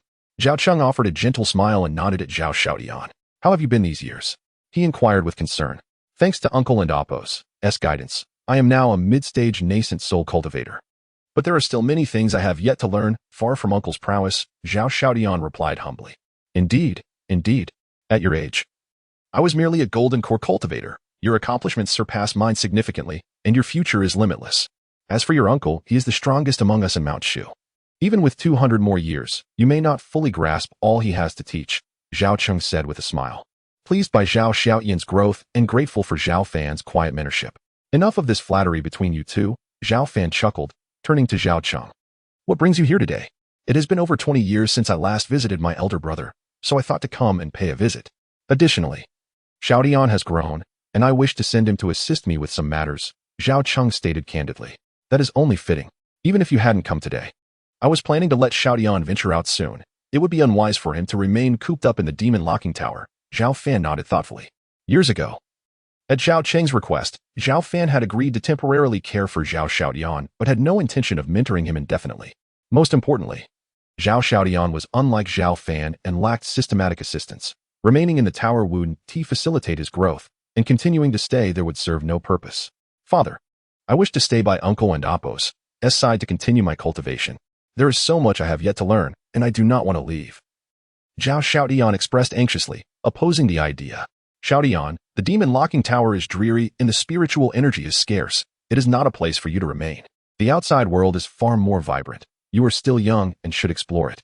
Whenever you encounter difficulties or have questions regarding cultivation, you may always seek me out within the tower, Zhao Fan gently reassured him. After living together for over 20 years, who could remain indifferent? Especially since Zhao Fan had personally nurtured his dear nephew. Uncle, Zhao Xiaotian gritted his teeth, his eyes tinged with red. Listen to your uncle. The affairs of Mount Shu are numerous, and your father finds himself somewhat overwhelmed. Your assistance is needed. Zhao Cheng placed a hand on his shoulder and spoke earnestly. Very well, uncle. I shall take my leave. Zhao Xiaotian acquiesced, kneeling before Zhao Fan and bowing respectfully. Zhao Fan did not stop him, accepting the gesture with calmness. This top-grade flying sword, Flowing Cloud, is a gift from me to you. Take it with you, Zhao Fan said, presenting a sword to Zhao Xiaotian. Thank you, uncle. I will not disappoint your expectations. Zhao Xiaotian breathed deeply, solemnly accepting the sword, though he felt a profound reluctance. Zhao Xiaotian ultimately departed the demon locking tower under Zhao Cheng and Appo's urging. As he observed the departing figures of father and son, Zhao Fan let out a gentle sigh, and tranquility once again enveloped the tower. After Zhao Xiaotian left, Zhao Fan immersed himself back into his cultivation routine. He had perfected the second layer of the Vajra body, but lacked the necessary opportunity to break through to the third layer. On one fateful day, while Zhao Fan was deep in meditation, a subtle tremor resonated from the depths of the tower. Though faint, it did not escape Zhao Fan's keen perception. Zhao Fan suddenly opened his eyes and vanished from his spot. When he reappeared, he found himself deep within the demon grave, where the entrance to the underground space trembled ominously. Could it be that the little fox is in trouble? Zhao Fan furrowed his brow and dashed inside like a bolt of lightning. In that moment, the once majestic underground space, adorned with grand palatial structures, was marred by extensive collapses, forming a menacing black hole. The abyss was unfathomable, resembling the gaping maw of a colossal beast, emitting traces of a terrifying toxin that corroded the surrounding palaces. Even the formidable protective formations guarding those structures faltered against the onslaught. In this critical moment, a small fox with snow-white fur harnessed an overwhelming surge of demonic energy to erect a massive barrier, struggling to contain the majority of the poison. Otherwise, the entire palace complex would be obliterated in an instant. As the toxic fumes intensified, the little white fox's eyes brimmed with anxiety, her petite frame retreating under the crushing pressure. You're awake, little fox. What has happened? Just as she was about to falter, Zhao Fan appeared beside her, swiftly drawing his sword and unleashing a torrent of sword light that rent the air, annihilating the encroaching poison. Quickly, help me seal that opening, otherwise the toxins will continue to pour forth, the little white fox urged, her joy at Zhao Fan's arrival quickly overshadowed by urgency. Despite not fully comprehending the situation, Zhao Fan sprang into action, his formidable sword energy surging forth like a tempest, striking at the black hole. Simultaneously, the little white fox raised her paw, creating a colossal claw shadow that bore down upon the breach. With a thunderous roar, their combined might temporarily forced back the surging toxins from the black hole. Yet this was merely the beginning. It seemed that a fearsome creature lurking within the abyss had sensed the disturbance. With a low growl, the toxic fumes erupted like a volcano, pouring forth relentlessly. Interesting, Zhao Fan's eyes narrowed as he unleashed his potent spiritual energy, summoning the crimson flying sword, which resonated with a clear, powerful chime. Break. With a commanding shout, the sword light illuminated the entire underground space, akin to a golden sun, obliterating countless waves of black poison, then surged forth with unrelenting force, descending upon the black hole. Hiss! The toxins enveloping the black hole evaporated, as the sword light formed a colossal net of sealing energy, ensnaring the opening and preventing the toxins from escaping further. Chapter 48. Signing in before the abyss of 10,000 beasts. The abyss, unfathomably deep, was shrouded in a noxious mist that roared in defiance under the overwhelming force of golden sword light, ultimately retreating into the void.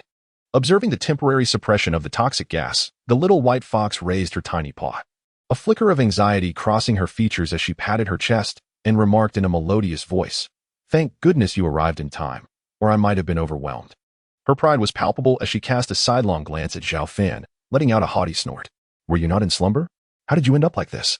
Zhao Fan inquired, furrowing his brow, choosing not to dwell on her attitude. I have no idea, the little white fox replied, shaking her head in bewilderment. I had just awakened from a long slumber, barely had time to celebrate my breakthrough to the late stage of spirit separation, when the ground suddenly collapsed, revealing this abyss that spewed forth relentless toxic gas, nearly suffocating me. You and Appos, VE reached the late stage of spirit separation? Zhao Fan remarked, scrutinizing the little white fox, and indeed, he sensed a significant increase in her aura. Even her form had undergone subtle changes. Remarkably, a second tail had sprouted behind her, gently swaying, exuding an air of mystery and strength.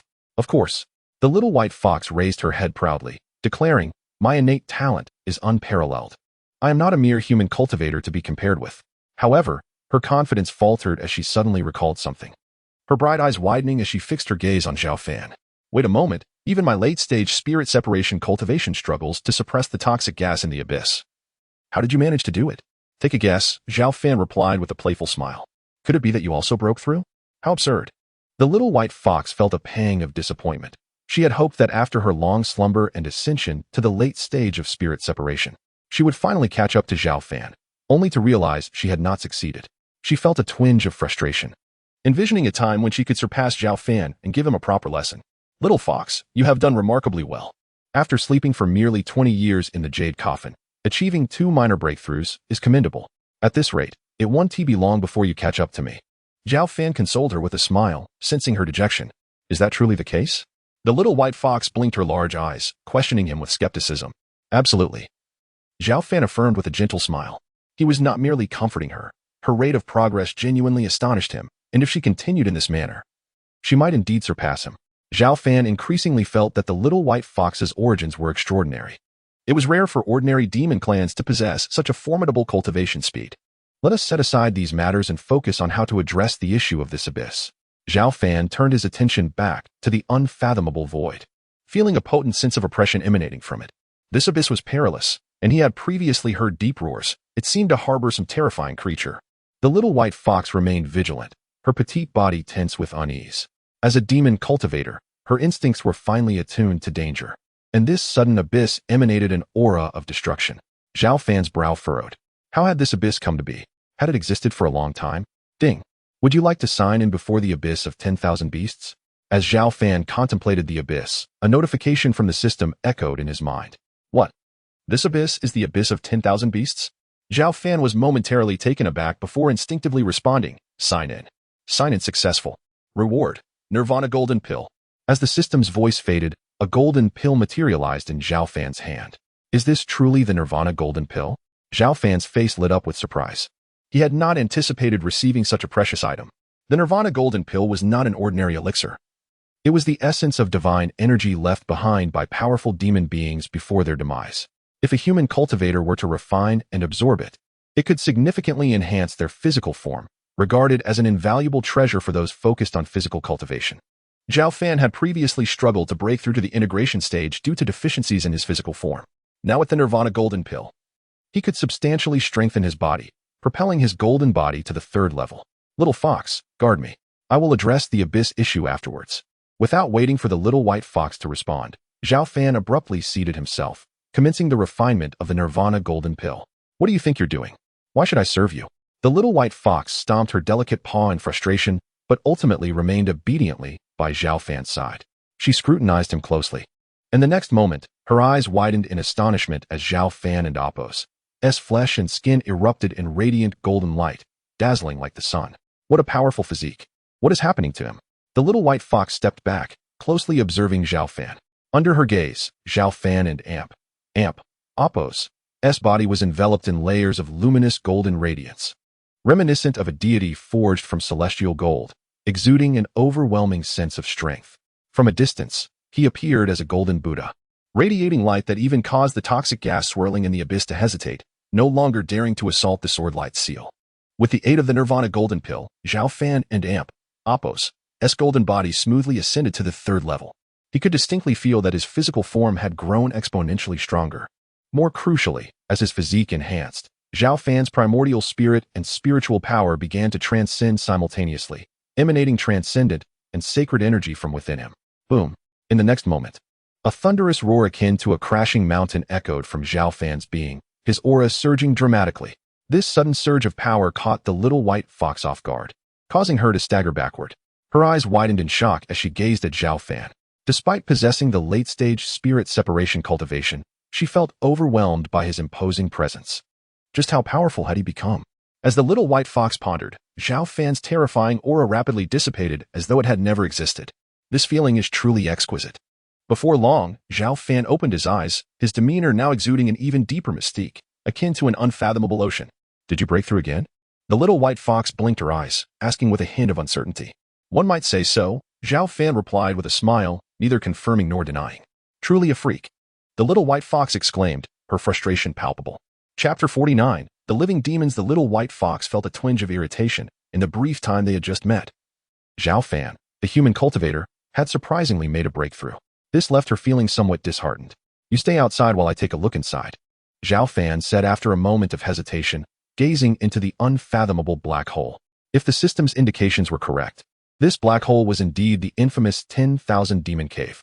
Throughout the annals of the cultivation world, it was recorded as a peculiar place formed by the heavens, where demonic energy congregated, potentially giving rise to extraordinary treasures or terrifying demons. Zhao Fan needed to delve into its depths, otherwise, it would remain an uncertain threat. What intrigued Zhao Fan the most was why the 10,000 Demon Cave existed beneath the ground. Had it always been there, or was it a recent formation? If it had been there for a long time, it might hold secrets about the origins of this subterranean space. What? Have you lost your mind? The little white fox was startled. No one knew what lay within the black hole, and if Zhao Fan recklessly ventured inside, danger could strike before she could even attempt to rescue. Do not worry. Should I encounter peril, I will retreat immediately, Zhao Fan assured her, feeling an immense surge of spiritual energy within him. Previously, he might have hesitated to enter the black hole, but now, having attained the third level of the golden body and surpassing the spirit division stage, he was confident in his ability to escape, regardless of the dangers that lurked within. As his words fell, Zhao Fan transformed into a streak of light, darting into the black hole like an arrow. Hey! The little white fox was taken aback, angrily patting the ground with her little paw, causing the entire subterranean space to tremble. The toxic gas was formidable, even posing a threat to powerful cultivators at the integration stage. Upon entering the black hole, Zhao Fan was met with the sight of the toxic gas that had been lying in wait below, rising like a monstrous beast sensing its prey, surging toward him like a tidal wave. Even Zhao Fan, strong as he was, felt a prickling unease. Fortunately, Zhao Fan had prepared for this. Golden body, he exclaimed. And in an instant, his flesh and blood gleamed, resembling a true golden-bodied Arhut, radiating dazzling golden energy that illuminated much of the cavern. The torrent of toxic gas, upon contact, evaporated as if frozen ice met flame. This was the protective aura of his perfected golden body. Not even a fully realized integration stage cultivator could hope to breach such defenses, let alone contend with these toxic fumes. Although he was shielded from the corrosive gas, Zhao Fan remained cautious, his expression growing grave. The further he descended, the denser the toxic gas became, eventually taking on a tangible form. After plummeting for thousands of meters, he still could not see the end of the cavern. It seemed unending. Suddenly, a deep growl resonated from the abyss below, scattering the toxic gas. And a gigantic crimson claw, stretching 100 meters, surged upwards towards Zhao Fan, carrying a menacing wind. Could there really be a creature within? Zhao Fan thought, sensing an intense aura of danger emanating from the massive claw. Without hesitation, he conjured his sword, the Qi Shao, which erupted in brilliant light, and struck down upon the claw with tremendous force. The sword light cleaved through the toxic gas, severing the enormous red claw in one stroke. A furious roar erupted from the unknown creature below, and the entire cavern trembled as powerful claws tore through the layers of toxic gas, rushing violently toward Zhao Fan. His expression shifted slightly as he gazed around. There were at least 100 gigantic claws, threatening to burst the cavern apart, their overwhelming demonic power surging like a tidal wave. Spirit Sword Technique. Zhao Fan took a deep breath, unleashing a torrent of spiritual energy. The Qi Shao emitted a clear, resonant sound, transforming into a multitude of sword shadows that tore through the air and descended upon the claws with unstoppable force. The cavern erupted with a series of explosive clashes as the myriad sword lights collided with the fearsome claws, causing the entire space to tremble violently. As the dust began to settle, numerous colossal shadows emerged in Zhao Fan and Appo's line of sight, each emanating a progressively stronger and more terrifying aura. pressing relentlessly towards him. Even Zhao Fan, formidable as he was, felt a tightening in his body, recognizing the severity of the situation. The sensation was akin to facing ancient behemoths that could shake the very earth, a primal pressure resonating deep within his soul. Zhao Fan and Appo's scalp tingled. Was there a terrifying demon lord reigning within the 10,000 demon cave? Run. Without a moment and Appo's hesitation, he turned to flee, sensing his intent. The cavern erupted in a cacophony of terrifying roars, echoing like thunder, the sound waves potent enough to obliterate any cultivator below the integration stage. However, Zhao Fan was a formidable integration stage expert.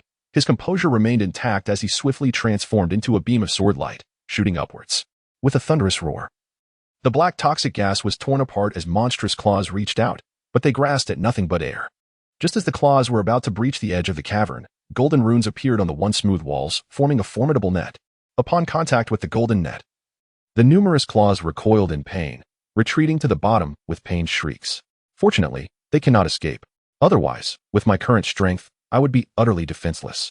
As the golden net slowly faded, Zhao Fan exhaled a sigh of relief, realizing how perilous the 10,000 demon cave truly was, with dormant demons still lurking within.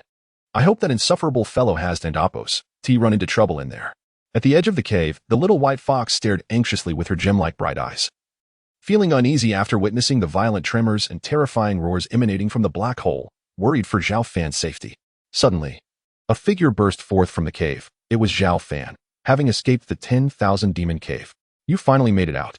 You nearly gave this fox spirit a heart attack, she exclaimed, relief washing over her as she saw him, though she couldn't help but complain.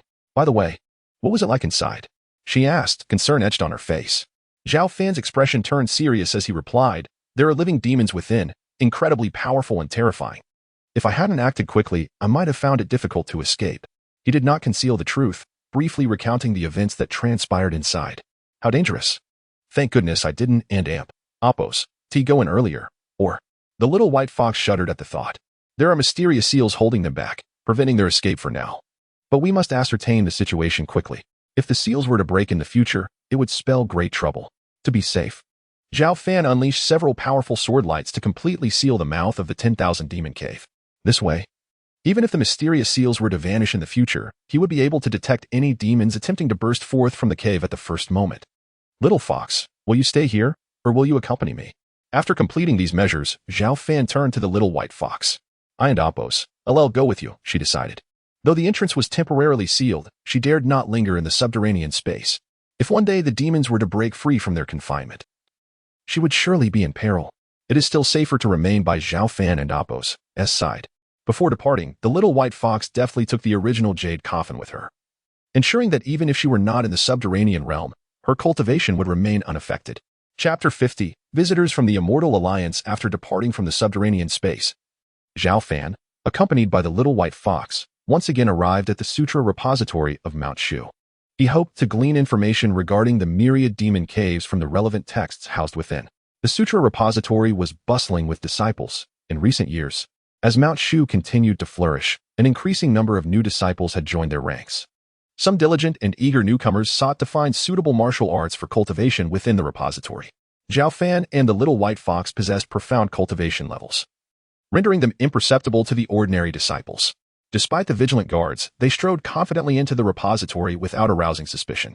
Zhao Fan began his inquiry into the records of the myriad demon caves by meticulously examining historical documents, his speed of comprehension remarkably swift. In a mere moment, he located scant references to the myriad demon caves.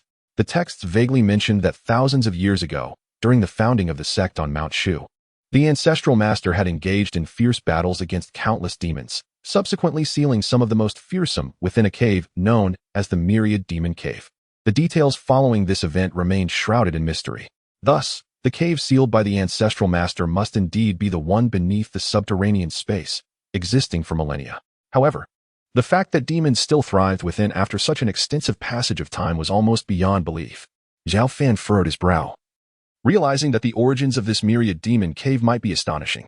The ancestral master of Mount Shu was one of the most legendary figures in the cultivation world thousands of years ago, and the demons he sealed must have been immensely powerful. Regrettably, the records were limited, almost akin to mythological tales, containing but a few sentences. Zhao Fan continued to search, but found no further leads. By the way, little fox, have you recalled any other memories over the years? At that moment, Zhao Fan turned to the little white fox beside him and inquired softly. Upon hearing this, the little white fox responded with a sound and leaped onto his shoulder, her bright eyes reflecting a hint of confusion as she murmured, "The Empress, the Nine-Tailed Fox Clan. The Nine-Tailed Fox Clan? Could it be related to the Empress you mentioned earlier?" Zhao Fan expressed his surprise, not expecting the little white fox to provide a new clue with such a casual question. "I don't know," she replied, shaking her head in bewilderment. "Since I awakened this time, this fragment of memory has suddenly surfaced." Zhao Fan raised an eyebrow but refrained from pressing further. Instead, he quickly searched for records concerning the nine-tailed celestial fox.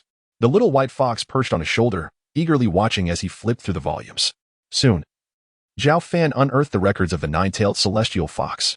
The nine-tailed fox clan had unified the entire demon race thousands of years ago, dominating much of the cultivation world, and was regarded as the most powerful and mysterious race among demons.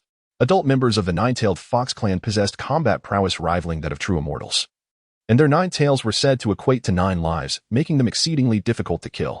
According to legends, the nine-tailed fox clan also had the formidable nine-tailed celestial fox, which underwent tribulation and reincarnation once every millennium. After achieving perfection over 9 lifetimes, it could shatter the shackles of heaven and earth, becoming an existence beyond true immortals. However, since the depletion of spiritual energy in the world 10,000 years ago, not only had the legendary nine-tailed celestial fox all but vanished, but the entire nine-tailed fox clan had also nearly disappeared. Many other fearsome races that once left a mark on the cultivation world similarly faded into oblivion following the decline of spiritual energy. Such extinct races were referred to by cultivators as the last remnants of the demon race, indicating that since their disappearance, the spiritual energy of the cultivation world had steadily diminished. In nearly 10 millennia, it had become increasingly difficult to witness the resurgence of the once glorious cultivation world. Even the demons and cultivators at the spirit-severing stage had nearly vanished from existence. Only recently, as the spiritual energy began to gradually revive, had a number of spirit-severing cultivators and demons emerged. Nevertheless, the emergence of beings beyond the spirit-severing stage remained a formidable challenge. Little Fox, could it be that you are a member of the nine-tailed fox clan? After perusing the relevant records, Zhao Fan gazed intently at the little white fox, particularly her 2 tails, which were unmistakable indicators. "I'm not sure," the little white fox replied, a bit dazed. "The nine-tailed fox clan is said to have 9 tails, but I currently possess only 2, and many other fox clans can also have multiple tails." "Very well. Yet, could it be that the subterranean space was constructed by the nine-tailed fox clan? Or perhaps that enigmatic empress hails from the nine-tailed fox clan and constructed the subterranean space?" Zhao Fan speculated thoughtfully, yet lacking concrete evidence left him at an impasse. The little white fox remained silent, lost in her own contemplations, harboring an even greater curiosity about her origins than Zhao Fan. She was equally uncertain about whether she belonged to the nine-tailed fox clan, her mind a tumult of confusion. Thus, one human and one fox exchanged silent glances, falling into a profound quietude. "Never mind, speculating yields little. Little fox, focus on your cultivation and strive to recall more useful memories. I shall assist you in uncovering your origins when the time comes," Zhao Fan finally said after some contemplation. The little white fox nodded gently, lying on Zhao Fan's shoulder, her demeanor somewhat despondent. "Do not dwell on negative thoughts. I will support you," Zhao Fan reassured her with a smile, noticing her despondency. "Humph." The little white fox turned her head away, yet warmth spread within her heart. Before long, the duo departed the Sutra repository, returning once more to the demon locking tower. The little white fox moved the jade coffin into her stone chamber, comfortably lying atop it to cultivate. Having witnessed Zhao Fan's breakthrough firsthand, she was significantly motivated and diligently dedicated herself to her practice, rarely interrupting him.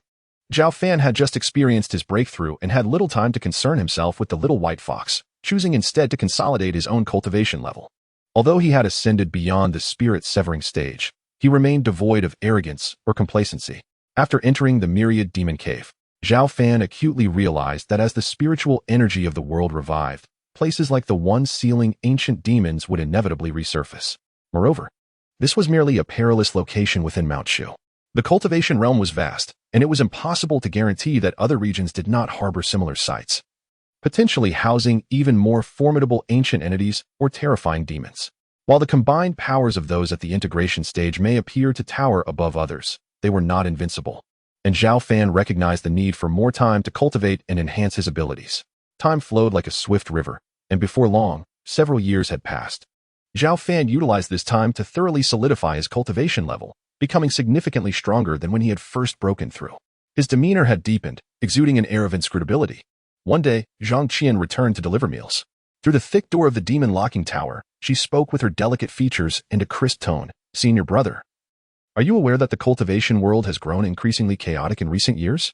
Recently, several factions even established the Kunlun Immortal Alliance, preparing to wage war against the demons and various clans."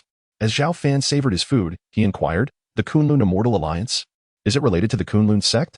He recalled that the Kunlun sect was a venerable and enduring powerhouse, surpassing Mount Shu as a top-tier cultivation force. Indeed, it is the alliance of cultivation advocated by the Kunlun sect, which reportedly has attracted several prominent sects, creating an impressive momentum. I have also heard that the Kunlun Immortal Alliance has dispatched envoys, preparing to engage in discussions with the sect leader and elders regarding the invitation for our Shushan to join the alliance. Have the leaders agreed? Zhao Fan inquired with a furrowed brow. Not yet. It is said that the envoys of the Kunlun Immortal Alliance harbor ulterior motives on the surface. They extend an invitation for our Shushan to join the alliance, but in reality, they seek to make us a vassal, with Kunlun as the sovereign, using Shushan as cannon fodder in the battle against the demons. Once embroiled in this conflict, who knows how many brothers and sisters may meet with untimely demise. Zhang Qian shook her head and spoke softly. Chapter 51. Unending dispute. Since that is the case, why not simply refuse? Zhao Fan chuckled as he spoke. The fact that even Zhang Qian, a mere disciple, understood this principle indicated that the disciples of Shushan held no fondness for the so-called Kunlun Immortal Alliance.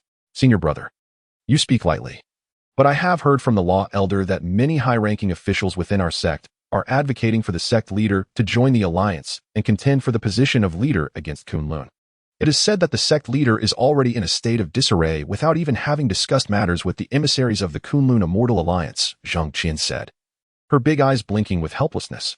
Over the years, Shushan had experienced considerable development, leading many within the sect to harbor significant ambitions. Believing that joining the Kunlun Immortal Alliance was a splendid opportunity. Being the sect leader of Shushan is no easy task. Zhao Fan smiled slightly, choosing not to elaborate further. He had faith in his brother Zhao Cheng's ability to manage these affairs.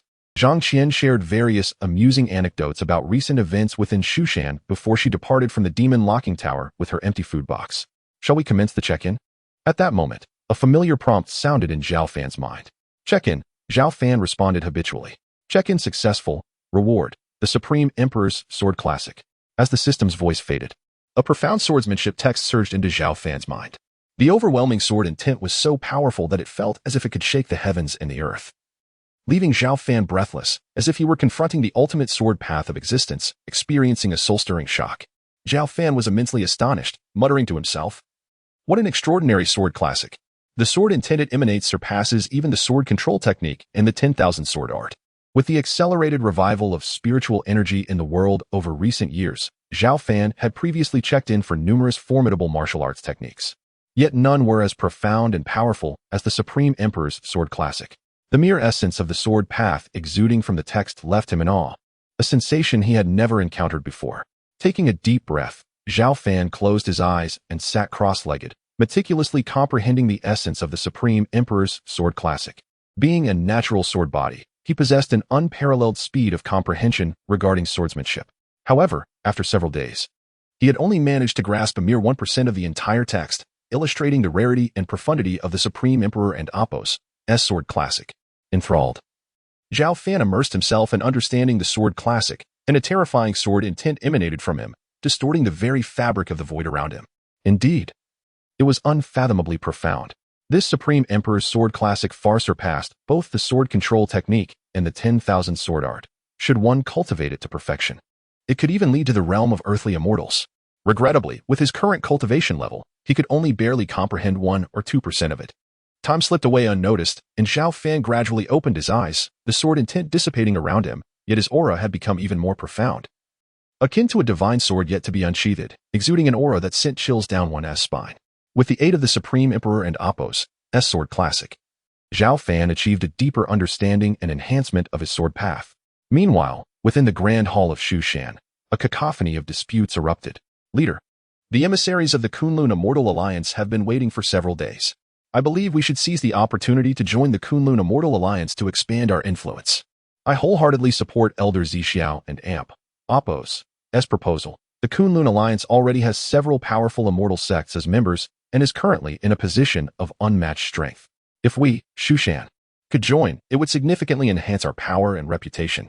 Indeed, we have worked diligently in recent years, and our sect and Appos' strength far surpasses that of a century ago. The immortal realm is undergoing an unprecedented transformation, and we should seize the chance to ally with the Kunlun Immortal Alliance, led by Elder Zixiao. Over a dozen high-ranking elders advocated for sect leader Zhao Cheng to agree to join the Kunlun Immortal Alliance, believing it would elevate Shushan and Appos' standing. I disagree. The Kunlun Immortal Alliance is on the brink of war with various demonic factions. Their invitation is merely a ploy to make us their vassals and fodder. They will not allow Shushan to rise in power. Do not forget that the Kunlun Immortal Alliance acts tyrannically. Recently, when they attempted to recruit the Wind and Thunder Immortal sect without success, they slaughtered thousands within that sect. Such brutality is hardly the conduct of righteous immortals. How is it any different from the demons? Elder Lin Mu vehemently opposed, arguing his case. Elder Lin is correct. The Kunlun sect has always been overbearing. This time, they extend an invitation without any sincerity. If we join, we would be living under someone else and Appos' roof. As Lin Mu and Appos' words echoed, many elders of Shushan voiced their agreement.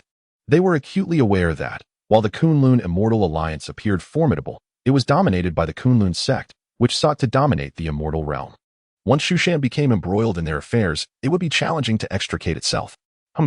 In recent years, Shushan has witnessed the emergence of numerous strong figures, with disciples numbering in the tens of thousands. If we join the Kunlun Immortal Alliance, we can certainly vie for sufficient influence, even if Kunlun has deep roots. We are not to be trifled with. Instead, we should rise to prominence and rejuvenate our sect. As both sides of elders expressed their opinions, the hall was filled with incessant arguing, creating a chaotic atmosphere. Sect leader Zhao Cheng wore a stern expression, yet a hint of gloom lingered on his brow. Although he did not voice his stance, he appeared somewhat troubled. Enough. I will deliberate on this matter further. You may leave for now. Observing the unending dispute, Zhao Qing took a deep breath, interrupting the elders and signaling for them to depart. As you command. Though reluctant, the elders respectfully exited, and the once tumultuous grand hall fell into an eerie silence. Tian and Appos, what are your thoughts on this matter? Zhao Qing turned to Zhao Xiaodian, asking in a deep tone. Father, Kunlun harbors ambitions of dominance over the immortal realm. If we, Shushan, join the alliance, we will undoubtedly be bound to their war chariot. However, if we refuse outright, Kunlun will not let it go easily. The fate of the Wind and Thunder Immortal sect serves as a warning for us, Zhao Xiaodian replied, his expression grave. Prior to the emissaries from Kunlun arriving at Shushan, the Wind and Thunder Immortal sect was annihilated for rejecting their invitation. Clearly, they sought to intimidate us. I am well aware, but Elder Zixiao and the others are driven by immense ambition. Moreover, the Kunlun emissaries are pressing. If we refuse directly, it is likely that the Kunlun Immortal Alliance will turn their weapons against us. Kunlun has deep roots and a long-standing history. It is said that in recent years, 7 or 8 powerful cultivators at the Spirit Division stage have emerged. If negotiations falter, it could lead to significant trouble, Zhao Qing said, his brow furrowed. In the case of other immortal factions, Shushan could easily refuse in person, but facing Kunlun is entirely different. They have remained at the forefront for millennia, and their strength is immeasurable. Even now, with the demons growing powerful, few dare to provoke Kunlun. Father, perhaps we should consult Uncle? Noticing Zhao Qing's distress, Zhao Xiaodian suddenly suggested, consulting your elder brother? That is indeed a good idea. Xiaodian, please visit the demon locking tower on my behalf. Understood, Zhao Xiaodian nodded in agreement.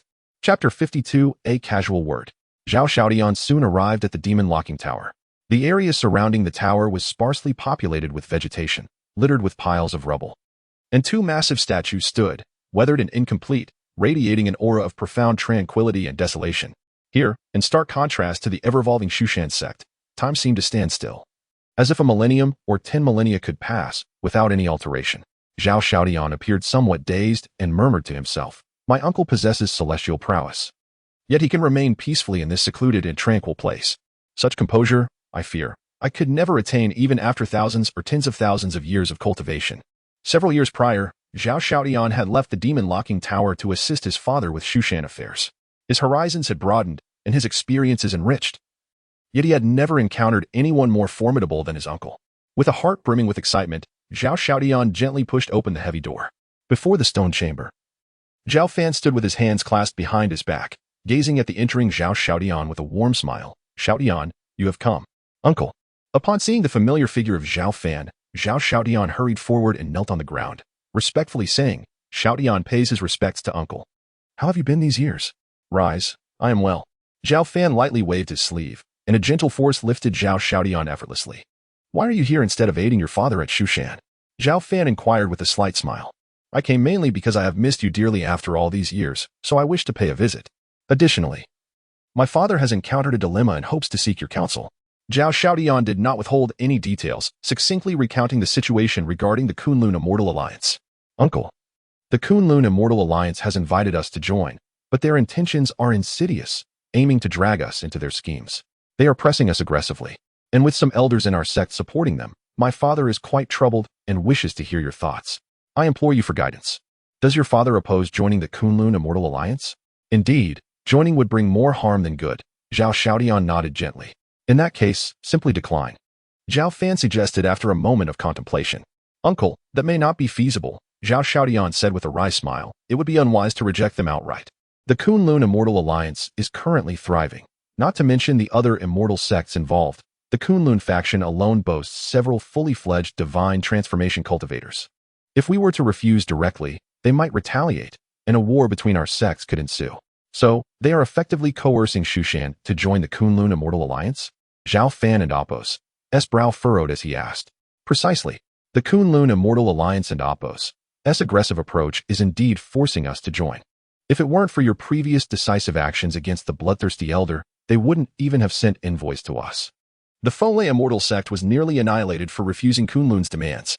Such actions are more brutal than demons. Zhao Fan and Appos' tone turned cold as he waved his hand. Bring me paper and a brush. Though puzzled, Zhao Xiaodian promptly fetched the requested items. Uncle, here are the paper and brush, he said respectfully, placing them before Zhao Fan. Zhao Fan's demeanor remained calm as he took the brush and began to write. With fluid strokes, he completed a single character, sword. Though somewhat hasty, the characters were forceful, exuding an aura of formidable power and containing an ominous essence. Uncle, what is this? Zhao Xiaodian asked, perplexed. He had come seeking help, not a mere character. Zhao Fan smiled mysteriously, offering no further explanation, and handed the artwork to Zhao Xiaodian, advising, return and inform your father to send a divine transformation cultivator from Shushan with a decree to decline the alliance to the Kunlun faction. If they dare to protest, simply unfold this paper before them. Will this truly work? Zhao Xiaodian was incredulous, struggling to believe that a mere character could intimidate the currently arrogant Kunlun faction. What? You doubt it? Zhao Fan shot him a sidelong glance. Xiaodian would not dare. He quickly shook his head. He would not question his uncle's capabilities. Remember, do not unveil this character before arriving at the Kunlun faction, Zhao Fan added, pausing for emphasis. Otherwise, it could lead to dire consequences. Zhao Xiaodian felt a slight tremor in his heart and assured, rest assured, uncle, I shall remember this well. Go now. Zhao Fan waved his hand, signaling for Zhao Xiaodian to leave. Uncle, Xiaodian takes his leave. Zhao Xiaodian bowed respectfully once more, carefully securing the calligraphy as he departed from the demon locking tower. Little fox, have you listened in enough? After watching Zhao Xiaodian leave, Zhao Fan suddenly turned to the adjacent stone chamber. As his words fell, the little white fox appeared out of thin air. She had already awakened and had overheard every word exchanged between the two. Are you toying with him? Just a single character, what can it accomplish? The little white fox blinked her gem-like bright eyes, her voice crisp and melodic. Do not underestimate that character. It is more than sufficient to intimidate an immortal sect, Zhao Fan replied with a faint smile, his confidence unwavering. What did you write? The little white fox inquired with great curiosity. The true essence of the sword, Zhao Fan contemplated before responding earnestly. Upon hearing this, the little white fox's eyes widened in alarm. Your previous breakthrough? Could it be that you have ascended to the realm of the combined entity? Although the little white fox had a hazy memory of her origins, she was well aware of the significance of cultivation levels. The realm of true essence was a domain only accessible to those of great power, even in the glorious eras of the immortal world eons ago. Those at this level were considered top-tier cultivators. She had her suspicions when witnessing Zhao Fan's breakthrough, but never would she have imagined that he had truly shattered the confines and entered that realm. Observing the little white fox and Appos' reaction, Zhao Fan simply smiled calmly, his demeanor becoming even more inscrutable. With Zhao Fan and Appos' calligraphy in hand, Zhao Xiaodian swiftly returned to the Shushan Grand Hall. Xiaodian, you are back so soon? What is your uncle's intent? Upon seeing Zhao Xiaodian, sect leader Zhao Cheng expressed concern. Father, Uncle instructed me to bring back this character. Zhao Xiaodian respectfully presented the neatly folded artwork to Zhao Cheng and briefly recounted Zhao Fan's instructions. Just a character, what impact could it possibly have? Zhao Cheng was puzzled, somewhat skeptical. Father, since Uncle is confident, I believe we should follow his advice, Zhao Xiaodian suggested softly. You are right. Summon Elder Wang Lai. Zhao Cheng decided after some thought. Wang Lai is currently the strongest elder in Shushan, previously a formidable member of a subordinate sect. His exceptional talent has flourished with the revival of spiritual energy, and he has become a late-stage divine transformation cultivator. Following the attacks from the Baiwei sect on Shushan, Zhao Cheng has been actively recruiting powerful cultivators to bolster Shushan and amp Oppo's overall strength. With the vast resources available to Shushan, the benefits and status Zhao Cheng offers have earned Wang Lai and amp Oppo's unwavering loyalty. Chapter 53. Ascending Kunlun to meet the sect master Elder Wang Lai soon arrived at the Grand Hall of Shushan, respectfully bowing to Zhao Cheng. Elder Wang, I would like you to make a trip to the Kunlun sect, Zhao Cheng stated directly. To the Kunlun sect? Wang Lai was taken aback. Sect master, do you mean to say that you have agreed to join the Kunlun Immortal Alliance? Recently, Shushan had been in an uproar over the question of joining the Kunlun Immortal Alliance. Although he maintained a neutral stance, he was nonetheless quite concerned about the matter. Not at all, Zhao Cheng shook his head, speaking sternly. I intend to refuse their proposal. What? This? Wang Lai's expression turned grim as he spoke bitterly. If that is the case, I fear I would be inadequate for a visit to Kunlun. Kunlun has stood for tens of thousands of years, its depth unfathomable. It is said that there are 7 or 8 powerful beings at the peak of the spirit division stage within their sect. With my mere late-stage spirit division cultivation, I would only be inviting humiliation upon myself. Though Wang Lai was fiercely loyal, he was not a fool. If Zhao Cheng intended to decline joining the Kunlun Immortal Alliance, then sending him as an envoy could incite Kunlun's wrath, making it difficult for him to return unscathed. Having just achieved the late-stage spirit division, he was not about to walk into his own demise. Zhao Cheng, understanding Wang Lai's concerns, smiled reassuringly. Elder Wang, do not misunderstand. I am merely sending you to deliver a decree, not to provoke Kunlun. We shall avoid confrontation if possible. Avoid confrontation? Wang Lai's brow furrowed in worry. Sect Master, I have heard that Kunlun is notoriously overbearing. What if they refuse to accept your decree and choose to attack me? As if anticipating Wang Lai and amp Oppo's concerns. Zhao Cheng handed him a piece of calligraphy. If that happens, you must unfurl this work of art. What could a piece of calligraphy possibly do? Wang Lai looked skeptical. Sensing that Zhao Cheng might be pulling his leg, yet he hesitated to voice his doubts. Elder Wang, this calligraphy was personally inscribed by a senior sword cultivator. Zhao Xiaodian interjected. The same sword cultivator who defeated the bloodthirsty elder a few years ago? Wang Lai's eyes lit up with excitement as he asked. Though he had only recently joined Shushan, he held a deep respect and longing for that mysterious sword master. His decision to become an elder of Shushan was not solely based on the benefits Zhao Cheng offered, but also due to his admiration for that enigmatic sword cultivator.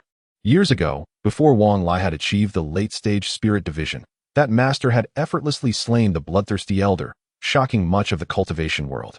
Now, with the passage of time, who could say how much stronger that sword master had become? Indeed, that is correct, Zhao Cheng replied with a slight smile. If that is the case, I shall personally visit Kunlun, Wang Lai said after a moment's hesitation, readily agreeing.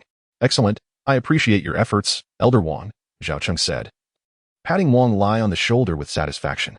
Wang Lai was currently the strongest elder of Shushan and the most suitable candidate to visit Kunlun. Sending anyone else might result in them not even being allowed to enter. Elder Wang, remember not to unfurl this calligraphy before arriving at Kunlun, otherwise it could endanger your life, Zhao Xiaodian added, echoing Zhao Fan and amp Oppo's explicit instructions. Understood, Wang Lai nodded, then clasped his hands to Zhao Cheng. Rest assured, Sect Master. I will not let you down.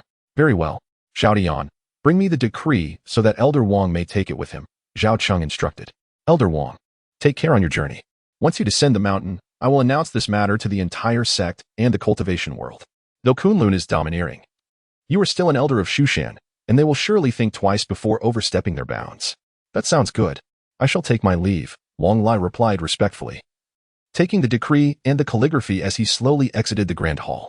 As soon as Wang Lai departed from Shushan, Sect Master Zhao Cheng did not hold back, announcing the decision to refuse joining the Kunlun Immortal Alliance, informing the entire cultivation world that Shushan would not align itself with any faction. The news of Zhao Cheng sending someone to Kunlun quickly spread, causing a significant stir. At present, the Kunlun Immortal alliance was rising swiftly. In the span of mere months, countless cultivation factions were clamoring to join, seeking the protection of Kunlun, while others feared facing the same grim fate as the Fenglai sect if they did not align themselves. No one expected Shu Shan to boldly oppose the Kunlun Immortal alliance at such a critical juncture. As the news continued to spread, all factions, whether righteous or malevolent, awaited Kunlun's response in silence.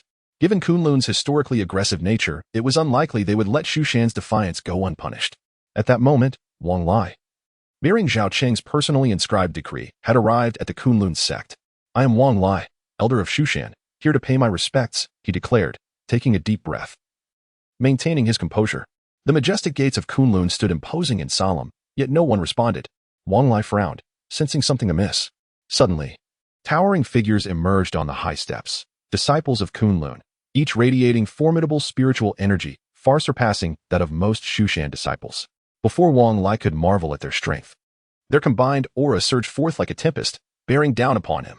The pressure was immense, a collective force of hundreds, even thousands, of Kunlun disciples. Even an average spirit division cultivator would struggle to withstand such direct confrontation. Wang Lai and Appos, as expression darkened, had Kunlun chosen to intimidate him upon his arrival? Indeed, as rumored, their methods were as tyrannical as ever. Yet he was no pushover. Drawing upon his own spiritual power, he unleashed the formidable aura of a late-stage spirit division cultivator. Boom. The clash of two utterly distinct forces resonated through the air with a deafening roar. Wang Lai stood firm, while the surrounding Kunlun disciples staggered back in disarray. "How dare you, arriving at our Kunlun and displaying such audacity? Seize him, remove his legs, and then conduct a thorough interrogation." A voice rang coldly, imbued with lethal intent. "Is this how Kunlun treats its guests?" "I come as an elder from Shu Shan," Wang Lai retorted, his face darkening. "A Shu Shan elder? What does that amount to?" "Kunlun welcomes esteemed guests, but shows no mercy to unwelcome ones."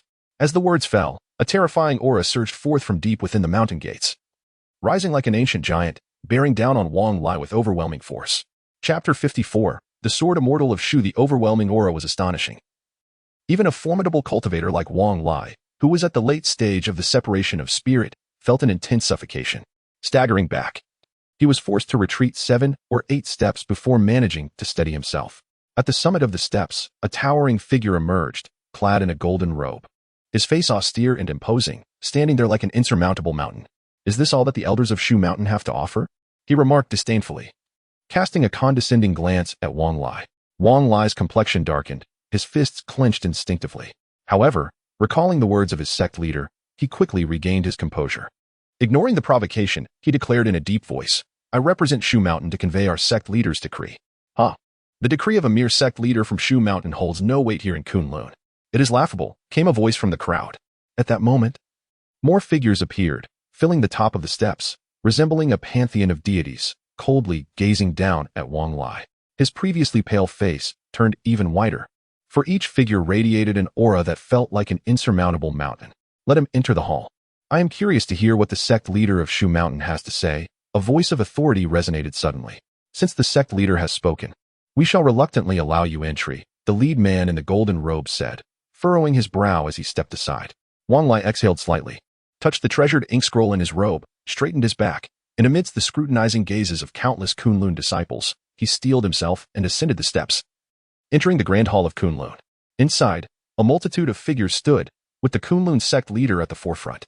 His demeanor was solemn and dignified, exuding an air that made him difficult to look upon directly. Behind him stood 7 or 8 individuals, their auras deep and profound, their expressions ranging from disdainful to indifferent as they regarded Wang Lai. A palpable pressure enveloped Wang Lai, far more intense than before. "What business does the sect leader of Shu Mountain have in sending you?" inquired the Kunlun sect leader slowly, feigning ignorance. Although Wang Lai felt nervous, he maintained a facade of calmness, stating, "Sect leader of Kunlun, this is our sect leader's decree. Would you like me to read it aloud? Or would you prefer to review it yourself?" With an impassive expression, the Kunlun sect leader raised his hand, effortlessly grasping the decree. Within moments, his brow furrowed, and his expression darkened as he read the succinct and forceful words. Not only did it refuse Kunlun and Appos' invitation for Shu Mountain to join the alliance, but it also enumerated Kunlun's overbearing conduct, clearly signifying Shu Mountain's unwillingness to collude with such tyranny. When Zhao Cheng penned it, he expressed much dissatisfaction with Kunlun, leaving the Kunlun sect leader's face grim and his eyes icy. Kunlun had stood unyielding in the cultivation world for millennia, never showing any signs of decline. Remaining a top-tier force. How dare a mere Shu Mountain speak against Kunlun? Very well. Your sect leader has rejected the invitation to join the Kunlun Immortal Alliance and has the audacity to criticize our actions as tyrannical. I haven't encountered such foolishness in a long time, the Kunlun sect leader sneered. With a flick of his hand, the decree disintegrated into dust. In my view, Shu Mountain need not exist any longer. Let us make an example of you today. A glint of murderous intent flashed in the Kunlun sect leader and imp, Apos, eyes as he resolved to eliminate Wang Lai, intending to demonstrate the consequences of rejecting Kunlun. The surrounding Kunlun disciples showed no surprise, were it not for the fear of a mysterious sword master from Shu Mountain. They would not have even considered inviting the sect to join the alliance. Moreover, now that Shu Mountain had openly refused and dared to criticize Kunlun, it was akin to courting destruction. Kunlun was known for its domineering ways. They would not grant others the opportunity to oppose them. Wang Lai. I am an elder from Shu Mountain. Do you not fear instigating a war between our sects? Wang Lai's cold sweat dripped. Feeling like a sheep amidst a pack of wolves, panic gripping his heart. Kill him, the Kunlun sect leader coldly commanded. As his words fell, a formidable and astonishing aura surged forth, with 8 masters at the peak of the separation of spirit surrounding Wang Lai. Under normal circumstances, one master of that level could easily handle Wang Lai, let alone 8. The Kunlun sect leader's actions were clearly intended to showcase Kunlun's might. Present were not just Kunlun disciples, but also many from other allied cultivation forces, and he sought to impress upon them the depth of Kunlun's foundation. The other cultivators observed the scene, shaking their heads in disbelief, astonished by Kunlun's power while pitying Wang Lai's fate. The sect leader of Shu Mountain had been overly arrogant, sending only a late-stage separation of spirit cultivator to confront Kunlun, akin to a lamb entering a tiger's den. The situation was dire. Wang Lai, drenched in cold sweat, struggled to maintain his composure. Scanning the Kunlun sect leader and his entourage, he mustered his courage, saying, "Sect leader of Kunlun, do not blame me for not warning you. Before I left Shu Mountain, I obtained a treasured ink scroll, a true relic penned by our esteemed sword master." At these words, the Kunlun disciples were bemused. Even if it were indeed a relic from the mysterious sword master of Shu Mountain, what could it accomplish? At this moment, not even a treasured scroll, nor the sword master's personal presence, could save Wang Lai's life. He might well be trapped and slain here, surrounded by 8 masters of the highest level. Utterly ludicrous. Though he was powerful enough to slay the bloodthirsty elder years ago, he is still merely at the peak of separation of spirit. With the resurgence of spiritual energy, powerful cultivators abound. Even if he were to come in person today, he would meet a bitter end, the Kunlun sect leader scoffed, regarding Wang Lai as if he were a fool. In Shu Mountain, that sword master symbolizes invincibility. If you doubt it, do not blame me for revealing this treasured ink scroll. Wang Lai inhaled deeply, and under the scornful gazes of the crowd, he slowly unfurled the artwork. Boom. The previously clear skies over Kunlun suddenly darkened, as a golden sword light, spanning thousands of meters, descended with the force of creation itself upon the entire Kunlun. Before the sword light even landed, its overwhelming sword intent had already summoned the powers of heaven and earth, unleashing a terrifying pressure that caused all Kunlun disciples to tremble and fall to their knees. Even the Kunlun sect leader and other powerful cultivators struggled to withstand this terrifying force, compelled to kneel in unison. Their knees struck the hard ground, fracturing it with a myriad of cracks. Chapter 55. The might of the powerful, the dazzling sword light shone brilliantly, akin to a blazing sun illuminating the entirety of Kunlun. Except for Wang Lai, none could maintain their stance. Oh heavens, is this truly the masterpiece of a senior sword cultivator? A young boy is depicted practicing swordsmanship. What a terrifying technique it embodies. This seemingly simple artwork harbors such formidable power. Wang Lai gazed at the scene before him, his expression filled with fervent excitement. Upon the artwork, there was but a single character for and amp, Apos, sword, and amp, Apos. Yet at this moment, it appeared almost divine, erupting with an awe-inspiring radiance. The earlier sword light that seemed to cleave the heavens was indeed emitted from the strokes of this masterpiece. How utterly terrifying. What seemed to be merely a painting concealed within it a fragment of Zhao Fan and Apos' divine essence. Do not underestimate this mere fragment. It possessed the ability to summon the grand forces of nature, coalescing into an unmatched power of the sword to suppress all of Kunlun. The Kunlun sect master looked on in disbelief, his voice trembling as he inquired, "What on earth is happening?" He could scarcely fathom how a mere artwork could dominate all of Kunlun. Even a powerful cultivator like him, when exerting his utmost efforts, found himself kneeling in submission. The Kunlun sect master felt a chill run down his spine. This was merely a wisp of terrifying sword intent, devoid of any killing intent. Were it otherwise, A single stroke could spell disaster for the entire Kunlun. Within the Grand Hall of Kunlun, everyone was prostrated in fear. Among them were the once mighty sect master and elders at the pinnacle of their cultivation, alongside formidable figures from other factions who had come to observe. Yet, regardless of their status, all trembled under the oppressive weight of the sword intent, experiencing a fear that pierced their very souls. It was as if Miran stood before a dragon, utterly insignificant. The radiant sword light descended with the force of creation. Yet it did not destroy a single fragment of Kunlun. However, the pressure emanating from the sword was boundless and unfathomable. This was an exceedingly horrifying spectacle. Wang Lai, holding the painting, had quelled all of Kunlun and subdued the onlookers. Fear and astonishment gripped the crowd. Had they foreseen such an outcome, they would not have dared to come and spectate. In contrast to their sentiments, the disciples of Kunlun felt a deep sense of shame and anger. Some erupted in curses, while others wore expressions of deep fury. Several elders, confident in their prowess, channeled their spiritual energy to its utmost, attempting to rise against the overwhelming pressure. Boom. In the next moment, these elders were met with a greater backlash and collapsed to the ground, blood spilling from their mouths and noses under the oppressive sword intent. This was a being of the integration stage. At that moment, a seasoned elder of Kunlun, his face filled with terror, stammered, "Elder Quangfeng, what do you mean?" The Kunlun sect master's heart raced, and he blurted out in disbelief, "What are you saying?" The elder, steeling himself, replied with great difficulty, "This is the might of a being at the integration stage. How could this be?" The Kunlun sect master felt a surge of panic, struggling to accept this reality. A being of the integration stage transcends the spirit-severing stage, even during the most glorious epochs of the cultivation world thousands of years ago. Such figures were paramount. In nearly 10 millennia, no integration stage being had emerged. This scarcity was not merely due to the thinning of spiritual energy but also because, for most cultivators, it represented an insurmountable pinnacle. If Mount Shu truly had a being of the integration stage in residence, then not just Kunlun, but even 3 Kunluns combined would be powerless against them. An integration stage being, could this truly be the case? The cultivation world had not seen such a powerhouse for 10,000 years. Could it be that Mount Shu harbored a formidable presence? As the elder's words fell upon the assembly, a wave of cold sweat broke out among the crowd. Meanwhile, Wang Lai grew increasingly animated, his hands trembling as he held the artwork. He was both astonished and elated, never having imagined that the senior sword cultivator from Mount Shu was indeed a being of such exalted might. No wonder the sect master was so confident in sending him forth with just a painting from the sword cultivator. Wang Lai had previously found this puzzling, but now he felt a profound respect for sect master Zhao Cheng's foresight.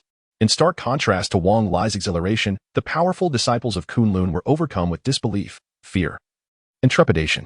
If a mere wisp of sword pressure was already so terrifying, what kind of devastation could an integration stage being unleash if they were to act directly? Previously, buoyed by the presence of several complete spirit-severing stage cultivators in their sect, the Kunlun leaders had been quite arrogant, seeking to forge the Kunlun Immortal Alliance to dominate the cultivation world. They had even considered waging war against Mount Shu if their invitation to join the alliance was declined. Yet, they now realized just how naive they had been. Even a casual artwork from the integration stage could suppress all of Kunlun. This was the terror of a being at the integration stage. Even a mere fragment of their aura could summon the great forces of nature within 100 miles, forming an unimaginable and relentless power. Historical records from 10,000 years ago indicated that such beings could move mountains and fill seas with a mere flick of their wrist, obliterating entire sects with a single thought. The elder of Kunlun, his face marred by despair, sighed as he cautioned, "We are utterly outmatched." As his words echoed, the Kunlun sect master closed his eyes in hopelessness, a rare expression of defeat etched upon his face. He knew that from this day forth, even if they could preserve their lineage, the prestige they had accumulated over millennia would be irrevocably tarnished. No wonder Mount Shu had so boldly rejected Kunlun and Appos as overtures. It was clear now that they were up against a formidable force. Yet, there was no shame in this, after all. They faced an integration stage being, who among the current cultivation world would dare challenge them directly? The observing powers, humbled by the revelation, knelt in silence, whispering among themselves. Hearing these murmurs, the disciples of Kunlun felt their faces flush with shame, their hearts heavy with humiliation, yet none dared to act recklessly. Let it be. We, Kunlun, concede. We shall retract our previous request for Mount Shu to join the Immortal Alliance and publicly apologize, declared the Kunlun sect master, taking a deep breath and choosing to bow to the inevitable in front of all. Previously high and mighty, he now appeared contrite and submissive, a stark contrast to his former demeanor. However, none mocked the Kunlun sect master, facing a power of such caliber as that of Mount Shu. It was clear that any refusal to yield would lead to dire consequences. In the cutthroat world of cultivation, the strong dictate terms. Kunlun had harbored ambitions of establishing an immortal alliance to dominate the cultivation world, relying on their deep-rooted sect. Now, faced with a mightier Mount Shu, they had no choice but to seek peace. Upon hearing the Kunlun sect master's words, Wang Lai nodded in satisfaction, slowly closing the painting. In an instant, the terrifying sword light and oppressive aura vanished without a trace. Within the hall, a collective sigh of relief was palpable as everyone gasped for breath, their backs drenched in sweat. What had transpired felt like a harrowing nightmare, leaving them uneasy. Many exchanged glances, bitter smiles on their faces. The might of an integration stage being was indeed terrifying. Merely a wisp of their aura had left all gasping for breath. The thought of what would happen should they truly engage was enough to send shivers down their spines. Kunlun sect master, we of Mount Shu do not lightly provoke others. Yet we shall not cower from provocation. Today's events serve as a minor lesson. We hope you will not repeat such mistakes in the future. Otherwise, the next encounter will not be as straightforward as today. Wang Lai solemnly secured the treasured calligraphy, then turned to the Lord of Kunlun and spoke in a deep, resolute tone. This time, his voice was filled with conviction. The Lord of Kunlun displayed none of his previous arrogance or indifference. Instead, he slightly bent forward and gently replied, I have taken note of that. Please convey to the Lord of Shushan that we of Kunlun shall never be adversaries of Shushan. That is reassuring. I take my leave. Wang Lai said, his spirits soaring. He laughed heartily and, amidst the complex gazes of onlookers, strode confidently out of the Kunlun Great Hall. Chapter 56. The world in shock. Previously, the refusal of Shushan to join the Kunlun Immortal Alliance had drawn the attention of various factions. Many were eager to witness how this situation would unfold. It is well known that Kunlun has always acted with great arrogance, intolerant of any opposition or refusal from other powers, as evidenced by the previous incident with the Thunderstorm Immortal sect. Some factions from the demon tribes and dark arts even speculated that upon the arrival of Shushan's envoy to Kunlun, their declaration of refusal would incite the wrath of Kunlun's higher-ups, potentially leading to a war between the two sections. However, as news spread, it took everyone by surprise. Almost every sect concerned with the matter was left dumbfounded upon receiving the news, displaying expressions of disbelief, and some even became filled with dread. A powerful being at the integration stage had emerged. The entire cultivation world was thrown into uproar. It was as though a stone had been cast into a tranquil lake, sending splashes everywhere and stirring up tumultuous waves, rapidly escalating this incident to become the focal point of the entire cultivation realm. A being at the integration stage had emerged from Shushan. This was the first such powerhouse in 10,000 years. It must be noted that the current state of the world is far inferior to that of the cultivation realm thousands of years ago. For nearly several millennia, not only had there been a scarcity of powerful beings, but even those at the out-of-body and spirit separation stages were exceedingly rare. It was only in recent decades, with the revival of spiritual energy, that many individuals of such caliber began to emerge. Had it not been for Shushan giving birth to a being at the integration stage, many would have forgotten that such a realm even existed. Even during the cultivation realm and Apos' most glorious era 10,000 years ago, powerful beings were few and far between. This illustrates how exceedingly rare integration stage cultivators truly are. Had it not been for the numerous eyewitness accounts of Shushan's integration stage powerhouse suppressing the entirety of Kunlun with a mere painting, many would have dismissed the news as mere fantastical rumors. It is astonishing to think that the environment has only just begun to improve in the past century, and yet a powerful being has already emerged. We once believed that reaching the spirit separation stage would allow us to look down upon others, but now it seems we were profoundly naive. Some powerful cultivators lamented that despite their diligent efforts over the years, aided by the revival of spiritual energy, they had only barely managed to break through to the spirit separation stage, nearly exhausting their potential. To aspire to ascend to the integration stage seemed a dream beyond reach. In the demon domain, at the holy land of the Tianping clan, a tall and imposing man stood with his hands clasped behind his back, his presence commanding and intense. His pupils constricted as he gazed at the distant sky, muttering coldly to himself, I never imagined that the revival of spiritual energy, still in its nascent stage, would lead to the emergence of a being at the integration stage, and right within our sworn enemy, Shushan. However, it matters not. I have just awakened the bloodline of the ancient beast, the golden-winged Great Ping. Given enough time, I will undoubtedly comprehend the supreme legacy and ascend to the legendary realm of powerful beings. At that time, my Tianping clan will first eradicate Kunlun and then annihilate Shushan. How could I not lead the myriad demon tribes to reassert dominance over the cultivation world? This man was none other than the chieftain of the Tianping clan. In recent years, with the revival of spiritual energy, the Tianping clan had become incredibly active, ranking among the top factions in the demon domain. and he had already achieved a full breakthrough to the spirit separation stage, with only one step remaining to reach the integration stage. The priority now was to continue his seclusion. When I achieve my breakthrough, it will mark the day the Tianpeng clan reclaims its place in the cultivation world. The Tianpeng chieftain's gaze burned with determination, pledging resolutely. Meanwhile, in the Shushan Grand Hall, the sect leader Zhao Cheng was momentarily stunned upon receiving the news, followed by an overwhelming surge of joy. His elder brother was indeed a being at the integration stage. With such support, how could I not revive Shushan? Zhao Cheng's face broke into a smile. The mere presence of a powerful being at Shushan was sufficient to intimidate the world. Undoubtedly, after this incident, Shushan and Appo's reputation would soar to new heights. Xiao Tian, why did you not inform me sooner of your uncle and Appo's formidable strength? I have been restless these days, worrying for Elder Wang's safety. Coming back to his senses, Zhao Cheng expressed his dissatisfaction to Zhao Xiaotian beside him. Father, you have misunderstood me. I only knew that uncle was powerful, but I had no idea he was of such caliber. Zhao Xiaotian replied with a mix of excitement and helplessness. In his heart, his admiration for Zhao Fan grew deeper.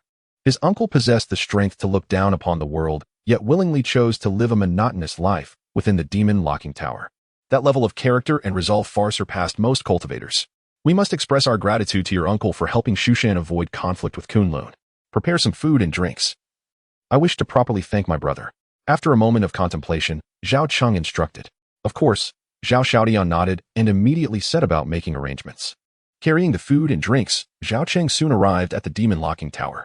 He did not bring Zhao Xiaotian along, as there were many trivial matters to attend to within Shushan that required the latter's assistance. It would not do for both of them to be idle. Brother, I have come bearing fine wine and delicacies for you, Zhao Cheng announced as he pushed open the door and immediately spotted Zhao Fan seated before the stone house. Despite the passage of so many years, Zhao Fan's appearance had not aged. Rather, he looked even more youthful, akin to a young man of 18 or 19. Though he appeared youthful, the aura Zhao Fan exuded made Zhao Cheng feel increasingly inscrutable. Why have you come again? Zhao Fan smiled and asked calmly. The matter with the Kunlun Immortal Alliance has been resolved. Fortunately, your painting spared us a great deal of trouble, Zhao Cheng replied as he seated himself, methodically arranging the dishes before him. Raising his wine cup, he said earnestly, Brother, on behalf of all of Shushan, I thank you. As soon as he finished speaking, Zhao Cheng downed his drink in one go. Between us, brothers, there is no need for such formalities, is there? Zhao Fan chuckled and shook his head, dismissing the niceties as he too drained his cup. It is not mere formalities. Shushan has come this far thanks to your indelible contributions. Without your support, I would find it difficult to maintain my position as sect leader. Zhao Cheng responded with a smile, revealing his genuine self only before his elder brother. Do not flatter me. For Shushan to truly rise again, it cannot rely solely on my assistance. After resolving the Kunlun Immortal Alliance incident, perhaps this presents a good opportunity for Shushan. As the sect leader, you must put in more effort, Zhao Fan advised meaningfully. I understand. Rest assured, brother. I will seize this opportunity to significantly enhance Shushan's influence. Zhao Cheng nodded earnestly, comprehending his elder brother's intentions. The two brothers then engaged in casual conversation until the wine jug was completely emptied, at which point Zhao Cheng, thoroughly inebriated, took his leave. He was in high spirits this time, having indulged heartily since Shushan had triumphed over Kunlun, an enduring top-tier sect for millennia. The significance of this victory far surpassed the previous defeat of the moon-worshipping cult. Chapter 57. Signing in for Tai, nourishing the spirit after Zhao Cheng had just departed from Zhao City, a graceful little white fox made her entrance. Her fur was a pristine white, sparkling like snow, and her eyes shone with a clarity akin to precious gems. She resembled an innocent and charming young maiden. And in a melodious voice, she inquired, It seems you are aware that you possess the strength of a harmonization stage adept. How did you come to know? And what does it matter if you did not? Zhao Fan chuckled lightly, responding nonchalantly, It is of little consequence either way. The little white fox tilted her head. Her rosy paws perched daintily, and curiously asked, But why do you always assist him? Do you not find it bothersome? I am not aiding him. I am aiding myself. Zhao Fan replied, shaking his head. His gaze deepened, becoming tranquil as he continued, Only by strengthening Shushan can I cultivate peacefully here. Otherwise, how could I find such contentment? Upon hearing this, the little white fox pondered and recognized a kernel of truth in Zhao Fan's words. Yet, she felt that this reason alone could scarcely justify his repeated interventions to aid Shushan during its trials. Observing the lingering confusion in her eyes, Zhao Fan smiled gently, refraining from further explanation. She was merely a small fox, incapable of comprehending the depth of his sentiments towards Shushan. Although Zhao Fan spent his days ensconced within the demon's ceiling tower, seemingly indifferent to the tumult of the outside world, like the other disciples of Shu Shan, he harbored aspirations for its resurgence, to once again stand proudly within the realm of cultivation. Furthermore, this was a promise made to his deceased father. Are not humans, unlike mere plants, capable of feeling? Though cultivators possess extended lifespans, the path of cultivation is fraught with peril. A moment's carelessness may lead to death and obliteration. Thus, they placed great emphasis on the bonds of their sect.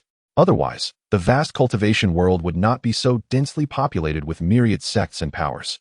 By the way, what is the distinction between the harmonization stage and the divination stage? The little white fox inquired, tilting her head once more. Having reached the late stages of the divination realm, she was but a half step away from achieving its completion, and thus she was particularly curious about the harmonization stage. The differences are quite significant. A harmonization stage cultivator's primordial spirit, spiritual energy, and physical body no longer exist independently. They begin to merge into one. With a mere gesture, they can summon the spiritual energies of heaven and earth, wielding power that far surpasses that of a divination stage practitioner by a factor of 10 or even 100. The prowess of a harmonization stage adept is not to be underestimated. With but a thought, they can move mountains and part seas. Moreover, Zhao Fan continued, upon reaching the harmonization stage, one's lifespan experiences a substantial increase. Barring injury, one can live for a millennium. In the peak era of cultivation, thousands of years ago, ancient texts recorded that a master of health and nourishment, with the aid of divine herbs, managed to survive for over 2 millennia. For ordinary mortals, a century is but a fleeting moment, yet for a harmonization stage adept, they may enjoy a lifespan of 1,000 years or longer. In a certain sense, this can be viewed as achieving immortality. With such formidable abilities and such protracted lifespans, it is no wonder that those at the harmonization stage are deemed mighty. In light of this, I must strive even harder, the little white fox declared, her beautiful eyes sparkling with determination. I shall endeavor to break through to the harmonization stage and seize the opportunity to best you in a contest. I eagerly await that day. Zhao Fan replied with a slight smile, eliciting an exaggerated roll of her eyes from the little white fox. As long as the system remains, even 6 little foxes combined would find it arduous to surpass me. However, Zhao Fan's tone bore no trace of arrogance or complacency. He understood all too well that without the system's assistance, such rapid progress would have been unattainable. Furthermore, with the continuous resurgence of spiritual energy in the world, even stronger cultivators, perhaps those equal to his prowess, would soon emerge. The cultivation world is teeming with talent, and numerous formidable individuals continue to arise. Zhao Fan did not harbor the illusion that he could forever dominate the contemporary scene. Not to mention, within the major sects, there remain ancient beings who have lain dormant for hundreds or even thousands of years. These individuals, with the revival of spiritual energy, are bound to achieve remarkable breakthroughs. Nevertheless, it appears that only Zhao Fan himself is destined to reach the harmonization stage, for such a feat would undoubtedly astonish and stir the various forces in the cultivation realm. Having experienced the events surrounding Kunlun, Shu Shan is poised to enter a new period of development. Zhao Fan's display of strength has reverberated throughout the entire realm of cultivation. Should his brother, Zhao Cheng, seize this opportunity to solidify the previous reforms while simultaneously enhancing Shu Shan's reputation, the goal of revitalizing Shu Shan would draw ever closer. Subsequently, Zhao Fan engaged in further discussions with the little white fox regarding matters of cultivation, after which she scampered back to her stone cottage to continue her practice. Zhao Fan, too, dedicated himself wholeheartedly to his own cultivation.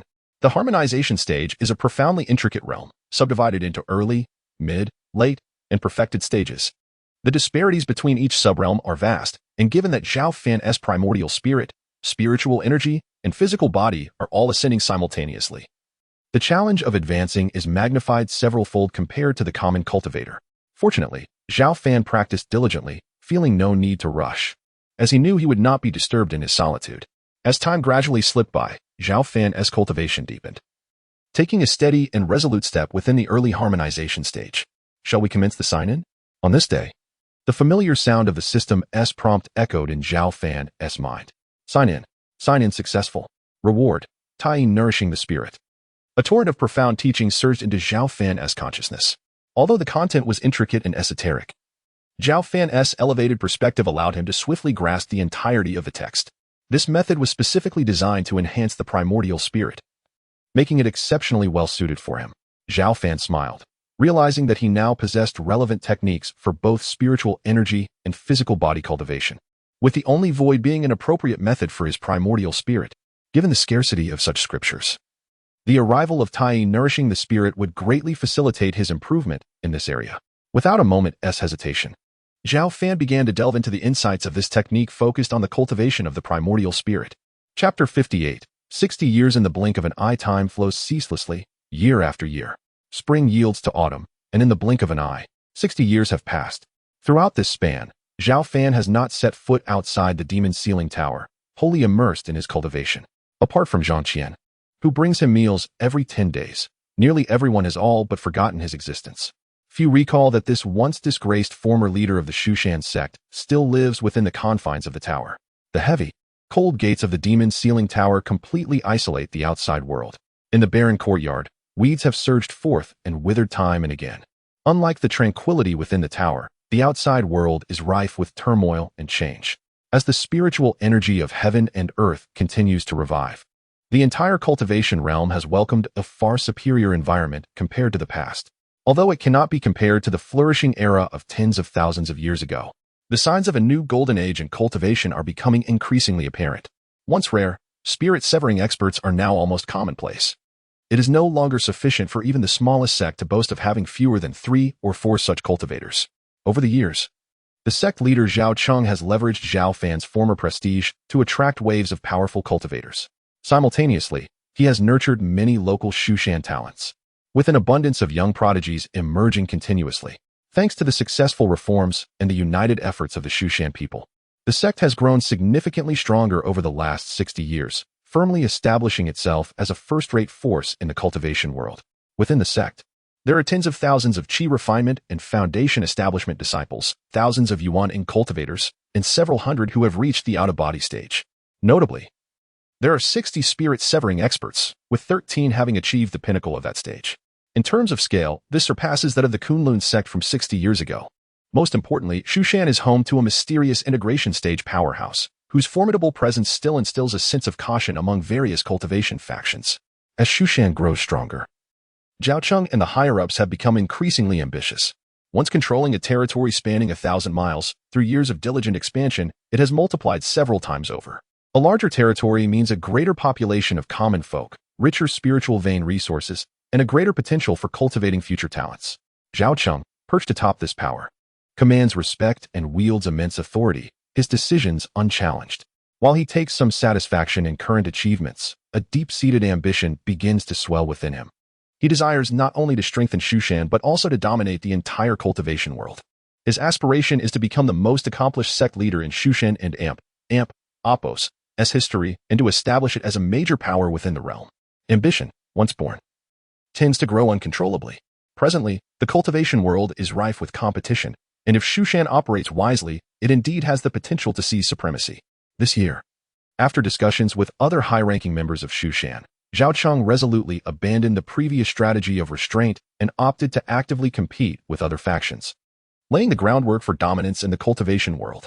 Previously, Shushan operated with caution, adhering to a principle of non-aggression. However, with Zhao Cheng and Appos' decision to vie for supremacy, the sect has radically altered its approach. Disciples have begun to launch offensives, gradually purging and annexing nearby territories occupied by demonic and beastly forces.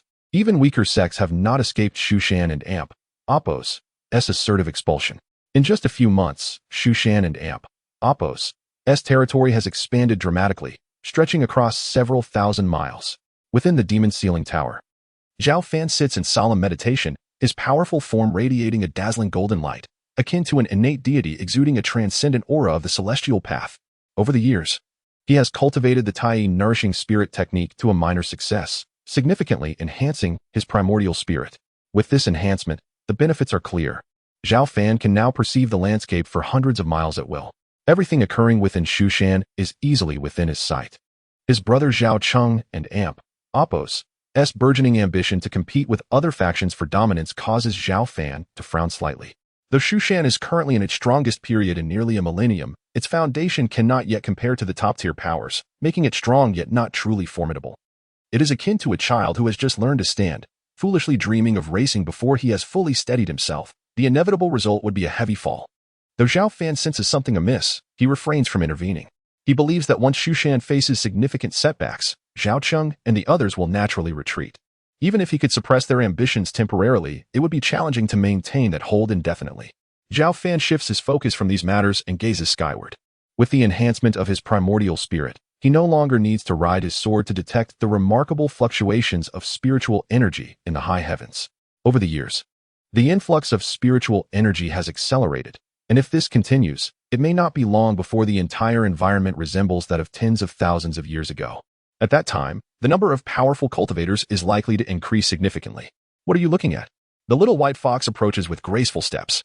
Her fur is as snow-white and crystalline as ever, her eyes still bright and clear. Over the years, she has grown stronger, recalling many fragmented memories. Yet she still has not uncovered detailed clues about that empress. Most importantly, unlike other beasts, the little white fox shows no signs of transformation even now. This troubles her greatly, but Zhao Fan comforts her, suggesting that perhaps the moment she breaks through to the integration stage will coincide with her transformation. The little white fox wholeheartedly agrees, thus dedicating herself to diligent practice. With the aid of the jade coffin, she reached the peak of the spirit-severing stage years ago and is now merely a half-step away from the integration stage. Given the right opportunity, she could attempt the breakthrough at any moment. The spiritual energy in the high heavens has suddenly increased in recent years, Zhao Fan observes with a deep gaze, speaking calmly. He had previously discussed the changes in high-altitude spiritual energy with the little white fox, so he does not worry about her understanding. Isn't that a good thing? At this rate, I can break through more quickly, the little white fox replies, her voice bright with excitement. Breaking through to the integration stage is not that simple. You must be prepared and cannot rely solely on the benefits from the changes in spiritual energy, Zhao Fan gently admonishes her, shaking his head. I understand. After all, you will be by my side, right? If I fail to break through, you wouldn't just watch me perish, would you? The little white fox blinks her gem-like eyes and asks innocently, You little fox. Zhao Fan chuckles helplessly, unable to resist ruffling her small head. Chapter 59. The news brought by Zhang Qian over the years of companionship, although the little white fox still retained some of her proud demeanor. Her attitude towards Zhao Fan had improved significantly. On occasion, when she felt particularly joyous, she would even allow Zhao Fan to gently stroke her little head. I am off to cultivate, she declared. Once this fox immortal breaks through to the fusion stage, perhaps I shall be able to take on a human form and recall more memories. The little white fox blinked her bright, beautiful eyes, brimming with determination to reach the fusion stage as swiftly as possible. Zhao Fan merely smiled faintly, permitting her to return to the stone chamber to continue her cultivation. Shall we commence the daily sign-in? At that moment, as per usual, a familiar prompt resonated within Zhao Fan and Appos' mind. Sign in, he responded instinctively. Sign-in successful. Reward, sacred method of life extension. As the system's voice faded, a piece of secret technique materialized in Zhao Fan's mind. The sacred method of life extension could heal certain injuries and effectively prolong the life of a cultivator. Zhao Fan raised an eyebrow, surprised to have signed in for such a healing technique. With a flicker of curiosity, he began to comprehend it, only to quickly furrow his brow in concern. The requirements for this sacred method of life extension were exceedingly stringent. It could only be applied to those whose cultivation level was inferior to that of the practitioner. And to achieve effective healing, it demanded immense spiritual energy and even a portion of one's lifespan. This healing method seemed rather impractical. Nonetheless, it was simple and easy to learn, and Zhao Fan hoped he would not need it in the future. After a moment of contemplation, he grasped its key points. For him, unless it was a profound martial art like the sword control technique or the 10,000 sword art, ordinary techniques posed little challenge.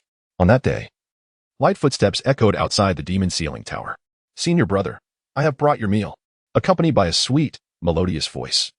Zhang Qian arrived at the tower with a food box, delivering warm dishes to Zhao Fan.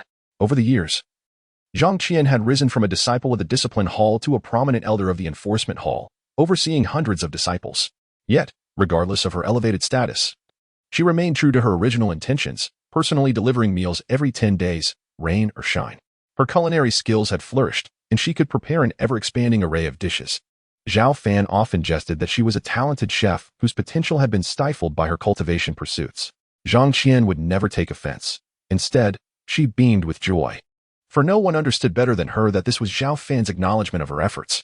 To earn the recognition of the renowned swordsmanship master of Mount Shu was a source of immense pride. Little junior sister, what delectable dishes have you prepared this time? Zhao Fan inquired with a gentle smile. There's your favorite braised pork, sweet and sour ribs, kung pao chicken. Zhang Qian's eyes sparkled as she giggled, adding, I also brought you a bottle of fine wine. Excellent, excellent. Thank you for your trouble, Zhao Fan replied gratefully, savoring each dish. The exquisite food and drink served as a delightful reprieve from his monotonous cultivation life. Senior brother, you must eat more, Zhang Qian urged, her face lighting up at Zhao Fan and Oppos, as compliments.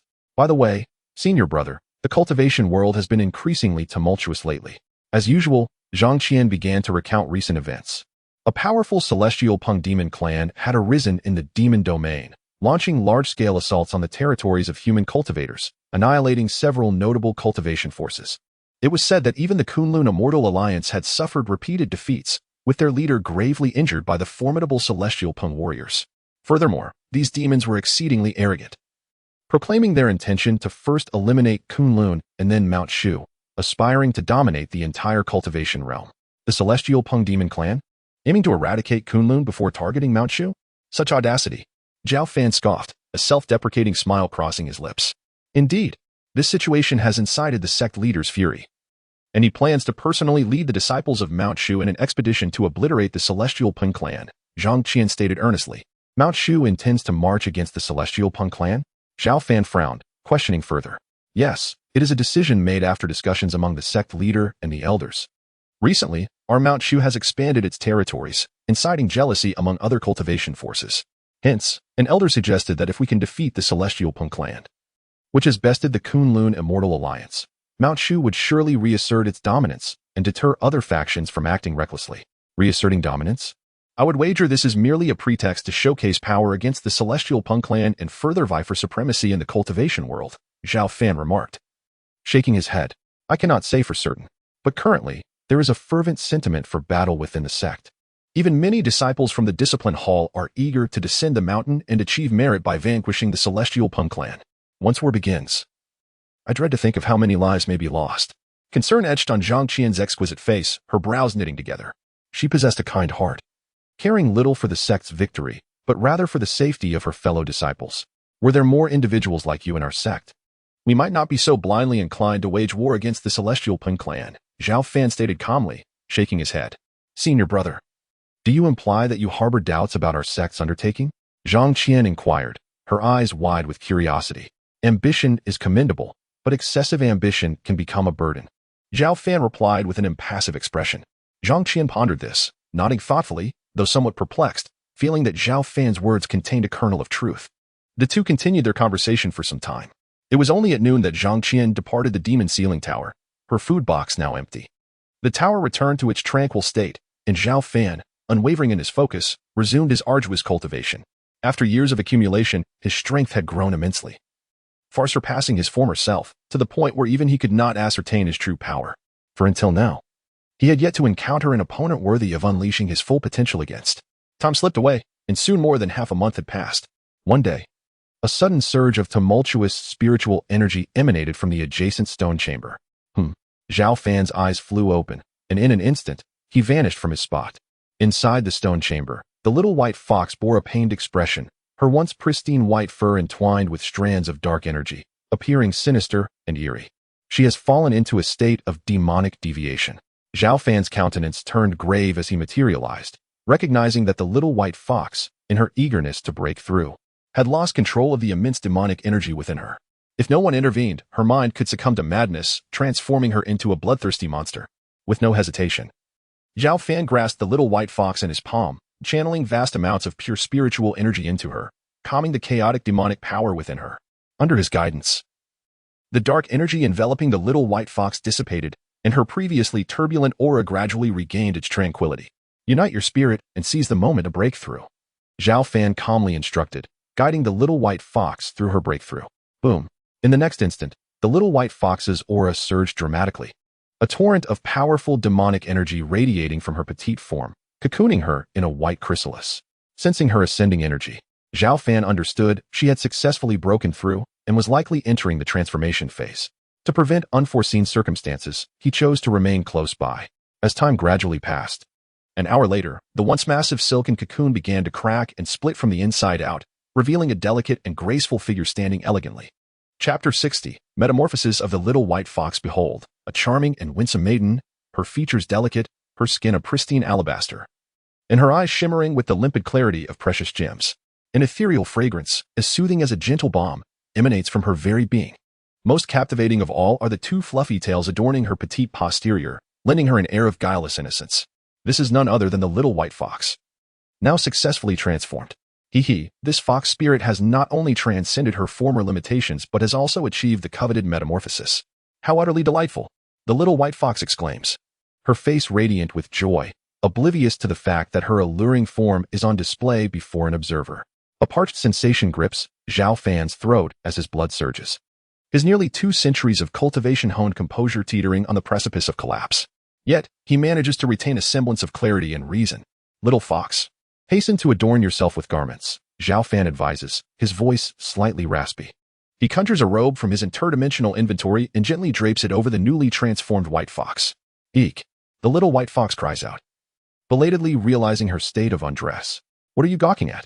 Should you persist in your ogling, this fox spirit shall relieve you of your eyes, she threatens, casting a glare at Zhao Fan before hastily donning the robe. A rosy blush creeps across her once pale cheeks, rendering her even more enchanting. I avert my gaze. I do. Zhao Fan stammers, reluctantly turning away. How came you to be here? The little white fox demands, her lithe body tensing as she fixes Zhao Fan with a piercing stare. Her voice laced with indignation. Despite her newfound form and somewhat naive demeanor, the female members of the demon race hold their honor in high regard. The fact that Zhao Fan has witnessed her in such a compromising state fills the little white fox with fury. Her eyes blaze with murderous intent, poised to strike should his response prove unsatisfactory. Zhao Fan offers an awkward smile, attempting to placate her. You are on the verge of succumbing to a demonic incursion. I merely intervene to assist you. A demonic incursion? The little white fox murmurs, her brow furrowing in contemplation. Vague recollections of such an event surface in her mind. Do you speak the truth? She inquires, her voice melodic. Why would I fabricate such a tale? I offer my aid, yet you repay me with suspicion, Zhao Fan retorts. A hint of disappointment coloring his tone. Very well. I suppose I must extend my gratitude, then? The little white fox concedes, rolling her eyes with playful exasperation. Gratitude is unnecessary. Simply treat me with kindness in the future. Perhaps offer a massage now and then. I wouldn't object, Zhao Fan suggests, his lips curling into a mischievous grin. You. The little white fox sputters, stamping her foot in frustration before lunging at Zhao Fan. But Zhao Fan is far from defenseless. As his words fade into the air, he vanishes from his position, leaving the little white fox grasping at empty space. Dare to flee, and this fox spirit shall teach you a lesson. I challenge you. The little white fox declares, her voice ringing with indignation as she gives chase. Soon, the air is rent by deafening explosions as the pair engage in a spirited contest. The little white fox, emboldened by her recent breakthrough, seeks to test her mettle against Zhao Fan. The clash threatens to dismantle the majority of the demon imprisonment pagoda, subsiding only after several minutes of intense conflict. How infuriating. Despite my ascension to the body fusion stage, I remain no match for you. Furthermore, I am unable to perceive the depths of your cultivation, the little white fox laments. Her lips pursed in dejection. Despite her best efforts, she has been unable to so much as graze Zhao Fan. Little fox, you have progressed admirably. Few cultivators of equal standing could hope to withstand your might. However, you have only just attained the body fusion stage and must further solidify your foundations, Zhao Fan offers, gently stroking her hair. Perhaps, she concedes, though she adds with a touch of pride, once my foundations are secure, I shall surpass my current abilities and undoubtedly vanquish you. Zhao Fan merely smiles, keeping his own counsel. He knows that even with decades of further training, the little white fox will likely never pose a serious challenge to him. Now that you have assumed human form, shall I bestow upon you a fitting name? Zhao Fan proposes. I have no need of your appellations. Your naming conventions are likely to be atrocious, the little white fox retorts, her voice tinged with haughtiness. Hear me out. Should you find it disagreeable, you may reject it outright, Zhao Fan persists. Your fur is as white as the driven snow. Therefore, I shall name you Bai Shui. Bai Shui. Bai Shui. The little white fox repeats, her eyes widening with apparent satisfaction. What say you? Zhao Fan inquires, a smile playing upon his lips. It is passable. She concedes, though her tone suggests otherwise. Very well, then. Henceforth, I shall address you as Bai Shui, Zhao Fan declares. Humph. This fox spirit shall now attend to the consolidation of her cultivation, Bai Shui announces, flicking her tail as she strides back into the stone chamber, her slender legs carrying her with grace. Who would have imagined that this little fox would become so comely upon her transformation? No wonder the ancient texts of Mount Shu speak of the fox clan as among the most alluring of demons, Zhao Fan muses, a wry smile tugging at his lips. He had never perceived Bai Shui as particularly attractive, having always regarded her as a mere pet. now that she has metamorphosed into a beautiful maiden. He finds it somewhat challenging to maintain his composure. Despite his nearly 2 centuries of cultivation, Zhao Fan remains, at heart, a bachelor. To be constantly in the presence of such an endearing and attractive fox spirit is undoubtedly a test of his resolve. In the days that follow, Bai Shui remains sequestered within the stone chamber, diligently fortifying her cultivation, while Zhao Fan continues his daily routine of strengthening himself through the system's sign and function. Ding. Sign in successful. Reward, glazed battle garb. Ding. Sign in successful. Reward, sacred spirit swordplay. Ding. Sign in successful. Reward, greater restoration pill. Zhao Fan and Amp, Oppos, S power grows steadily, surpassing even Bai Shui and Amp, Oppos, S ability to perceive his true level. The demon imprisonment pagoda is enveloped in an eerie stillness, as if forgotten by the world. Yet one day, this tranquility is shattered by the sound of hurried footsteps. Uncle, disaster has befallen my father, Zhao Xiaodian exclaims, bursting into the pagoda. Xiaodian, what brings you here? Zhao Fan asks, surprised. Zhao Xiaodian falls to his knees, his face etched with sorrow. Uncle, I implore you, save my father. What has occurred? Speak plainly, Zhao Fan urges, his brow furrowing in concern. Some time ago, father led an elite force from Mount Shu to the demon realm to quell the Sky Rock demon clan. Initially, all went according to plan, but then a powerful Sky Rock emerged, slaying several elders of the Soul Division stage and grievously wounding father. He now lies on the brink of death. Zhao Fan rises abruptly, his aura surging like a tidal wave, causing the entire demon imprisonment pagoda to tremble. Chapter 61. The continuation of life. The Grand Hall of Mount Shu was in utter disarray. The current sect leader, Zhao Cheng, appeared pallid and frail, his breath barely a whisper. Had it not been for several elder masters at the peak of their cultivation, who took turns channeling their spiritual energy into him, he would have long since succumbed to his injuries. Even now, they could only sustain his flickering life force. Witnessing Zhao Cheng and Oppos' near demise, the elders surrounding him wore expressions of profound sorrow. They had believed that under Zhao Cheng and Oppos' leadership, the elite of Mount Shu could vanquish the Tianping clan. Yet they were blindsided by the revelation that a powerful entity had been stationed with the Tianping, resulting in the slaughter of many of their strongest members and leaving Zhao Cheng gravely wounded. What should we do now? Even the most potent healing elixirs could not alleviate the sect leader and Oppos' condition. What other means could possibly turn the tide? Elder Lin Mu, deeply troubled, pondered aloud. Just moments ago, they had administered several exceedingly rare healing potions to Zhao Cheng, yet his state showed no signs of improvement. Even the few elders skilled in the healing arts were left helpless. Were they truly to stand by and watch as their leader perished before their very eyes? If Zhao Cheng were to fall, Mount Shu would be left without guidance, and with the impending threat of the Tianping clan, chaos would surely ensue, even risking the sect and Oppos' obliteration. No, the sect leader must not perish. Dispatch someone down the mountain to seek the legendary life-restoring elixir. We must save the leader's life at all costs. With a firm command from Lin Mu, several elders took their leave, determined to search for the rumored elixir that could bring the dead back to life. Perhaps that was the only hope of preserving Zhao Cheng's life. Lin Mu, do not waste your efforts. Such elixirs have not been seen for millennia. Even if we send someone now, I fear we will not see them return in time. Just as Elder Lin Mu's words faded, Zhao Cheng slowly opened his eyes and, in a voice barely above a whisper, said, I have little time left. Having led Mount Shu for nearly 200 years, striving for reform and progress, I have made some contributions to our sect. Alas, it is a pity. It is my own hubris that has brought this upon us. Without understanding the true strength of the Tianping clan, I foolishly led our forces to attack, resulting in the heavy casualties of our formidable warriors and disciples. This will forever be a blemish upon my life. Upon hearing Zhao Cheng's words, the elders, led by Elder Lin Mu, could not help but feel tears welling in their eyes, some even covering their faces in grief. Despite the defeat against the Tianping clan, none could deny that Zhao Cheng was a brilliant leader of Mount Shu.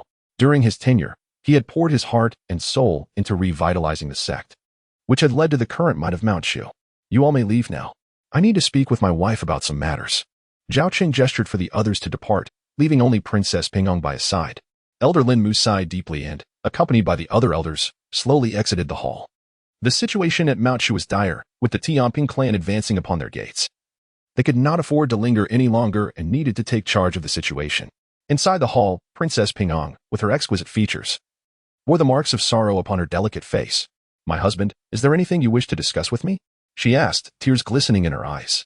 My dear, I have burdened you these years.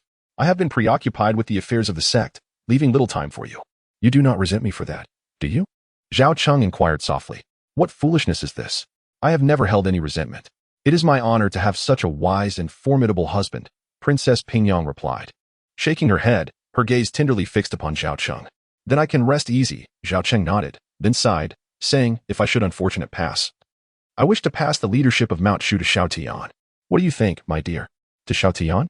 Upon hearing this, Princess Pingyang furrowed her brows momentarily, but then relaxed, responding gently, though Xiao Tian is not my biological son, he is indeed your blood, it would be a fine choice to pass the leadership to him. With your words, I have nothing left to worry about, Zhao Cheng expressed satisfaction. Although he had a son named Zhao Xiaofeng, he paled in comparison to his elder brother, Zhao Xiaotian, in terms of both aptitude and talent. Please, dear, step outside for a moment. I wish to be alone for a while. Husband. Though reluctant, Princess Pingyang slowly exited the hall. Within the grand hall, Zhao Cheng was left alone. Despite his increasingly feeble state, he mustered the last of his spirit. For there was still one vital person he had yet to see. Father, uncle has arrived. Just as Zhao Cheng's consciousness began to wane, Zhao Xiaotian returned to the hall, standing before him. Is that true? Zhao Cheng's spirits lifted as he strained to focus, a tall figure emerging in his blurred vision. It was none other than his elder brother.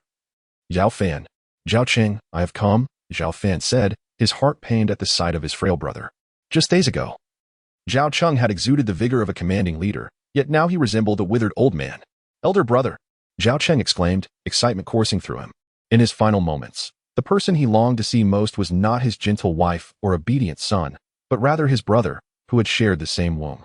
In their youth, Zhao Fan had been the first to be born, endowed with exceptional talent for cultivation, groomed as the young master of Mount Shu, exuding charisma and grace. Zhao Fan was the person Zhao Cheng admired most, a figure he aspired to emulate. Zhao Fan had once declared that Mount Shu was deeply weakened, plagued by an imperfect system within and external forces undermining it. Hence, once he ascended to the role of sect leader, he undertook sweeping reforms and decisively suppressed the 6 major sword sections. Though the journey had been perilous, these efforts had transformed Mount Shu into a far more formidable force than it had been 1 or 2 centuries prior. Most importantly, these achievements were made possible not only through Zhao Cheng's diligence but also by the unwavering support of his elder brother. Thus, as Zhao Cheng faced the twilight of his life, he yearned to see Zhao Fan once more, to express his gratitude. Zhao Fan approached, exuding an ethereal aura, akin to a graceful gentleman. A smile broke across Zhao Cheng's face, pure and childlike in its satisfaction. Do not worry, I will save you, Zhao Fan assured, stepping forward to grasp Zhao Cheng's hand, his tone calm, yet resolute. Elder brother, I am fully aware of my condition. My primordial spirit is dissipating. My inner spiritual energy is exhausted. Even a Deluo Golden Immortal could not restore me. Zhao Cheng shook his head, signaling Zhao Fan not to squander his efforts. Having resigned himself to his fate, Zhao Fan fell silent, instead employing the sacred art of life continuation, channeling immense vitality into Zhao Cheng's body. Zhao Cheng and Appo's once shattered form began to visibly heal under the infusion of life, his frail body regaining vitality, and even his pallid complexion began to bloom with color. Uncle, you have truly saved my father. Witnessing this miraculous transformation, Zhao Xiaotian exclaimed joyfully. Elder brother, what is happening? Zhao Cheng, filled with excitement, clung tightly to Zhao Fan, struggling to comprehend the situation as if caught in a dream. Both father and son rejoiced, yet Zhao Fan bore a weighty heart. As Zhao Cheng had mentioned, his primordial spirit was unraveling. While the sacred art of life continuation wielded remarkable effects, it could only mend the physical injuries and could not truly save Zhao Cheng. At most, it could merely prolong his life for a while longer. Your spirit is in disarray. Although I have employed secret techniques to mend your injuries, it merely addresses the symptoms rather than the root cause. As it stands, I can at most prolong your life for just over 3 months. Beyond that, I am powerless. Zhao Fan shook his head, sighing as he spoke. Chapter 62. The Assault of the Tianping Demon Clan. What Zhao Xiaotian's smile froze, and he suddenly knelt before Zhao Fan, pleading, Uncle, is there truly no other way? Please help my father. Xiaotian, do not trouble your uncle, Zhao Cheng quickly interjected, a smile on his face. To live a few more months, I am already very content. Elder brother, thank you. Looking at Zhao Fan, Zhao Cheng was not disappointed, but rather spoke with a heart full of gratitude. Upon hearing this, Zhao Fan nodded gently, his previously heavy heart feeling slightly lighter. Alas, it is my arrogance that has led me to foolishly dream of dominating the cultivation world from Shushan, leading the elite forces to attack the Tianping Demon Clan. Otherwise, I would not have ended up in such a predicament. Zhao Cheng sighed softly, feeling a tinge of regret. However, at this moment, expressing such sentiments was futile. Zhao Cheng turned his gaze to Zhao Xiaodian and said sternly, Zhao Xiaodian, listen to my orders. Father, I am here. Zhao Xiaodian wiped away the tears at the corners of his eyes and respectfully approached Zhao Cheng. Bow before your uncle, Zhao Cheng commanded with a serious expression. Though puzzled, Zhao Xiaodian obediently complied. Watching Zhao Xiaodian kneel before him, Zhao Fan remained silent, but could sense what his younger brother was about to propose. Elder brother, over the years, I have diligently worked to strengthen Shushan significantly, yet we are still far from true revival. If the next sect leader lacks the bold determination to carry on, all my efforts will have been in vain. Zhao Cheng paused before continuing. Thus, I wish for Xiaodian to become the new sect leader of Shushan. Are you certain? Zhao Fan raised an eyebrow. Although Zhao Xiaodian is the biological son of his brother Zhao Qing, he is still a bastard child, should he ascend to the position. He would undoubtedly face considerable opposition. I have made up my mind, and I have spoken with Pingyang about it. I hope that when Xiaodian takes his position, you will continue to support him, brother. After all, this child has been raised by your hand, Zhao Cheng earnestly stated. Hearing this, Zhao Fan's gaze turned towards Zhao Xiaodian, who felt a bit nervous but instinctively stood tall. Since your father is willing to entrust Shushan to you, I shall not oppose. But Xiaodian, remember, being the sect leader of Shushan is no easy task. You must learn from your father. Zhao Fan advised after a moment of contemplation. Rest assured, uncle, I will not disappoint you or my father, Zhao Xiaodian exclaimed, bowing deeply. No one understood better than him that with Zhao Fan's support, his position as the new sect leader of Shushan would be secure. Excellent. I believe you can fulfill my regrets and restore Shushan to its former glory as a leading sect in the cultivation world, Zhao Cheng said with a smile, feeling as if a heavy burden had been lifted from his heart. Rest assured, I will do my utmost, Zhao Xiaodian declared earnestly, taking a deep breath. By the way, father, the Tianpeng demon clan is already aggressively approaching our mountain. What should we do? Upon becoming the heir, Zhao Xiaodian immediately thought of Shushan's current predicament. Ever since his father Zhao Cheng fled back to Shushan, the Tianpeng demon clan had pursued relentlessly, encircling Shushan completely. The Tianpeng demon clan? They come at an opportune time. I shall avenge you. Before Zhao Cheng could respond, Zhao Fan slowly rose, his stature suddenly towering. His gaze turned frigid. Anyone who dared to severely injure his own brother Zhao Cheng would pay a heavy price. Zhao Fan had never felt such rage before. Elder brother, do not act impulsively. The formidable being of the Tianpeng clan is at the integration stage. Previously, 7 or 8 perfected elders could not withstand a single strike from him. Zhao Cheng warned with concern. A mere beast, I could slay it with a single stroke of my sword, Zhao Fan replied calmly, his demeanor indifferent. Years had passed, and Zhao Fan had grown stronger than ever, to the point where he was uncertain of his own limits. Though spiritual energy had surged for many years, he was confident that he currently stood at the pinnacle of the cultivation world. While he could not claim to be invincible, there were few who could rival him across the vast majority of the cultivation realm. Xiaodian, come with me to confront the Tianpeng demon clan, Zhao Fan beckoned, then strode purposefully out of the grand hall of Shushan. Go ahead. Do not let down your uncle's efforts, Zhao Cheng said, understanding Zhao Fan's intentions as he gestured for Xiaodian to proceed. Father, please rest.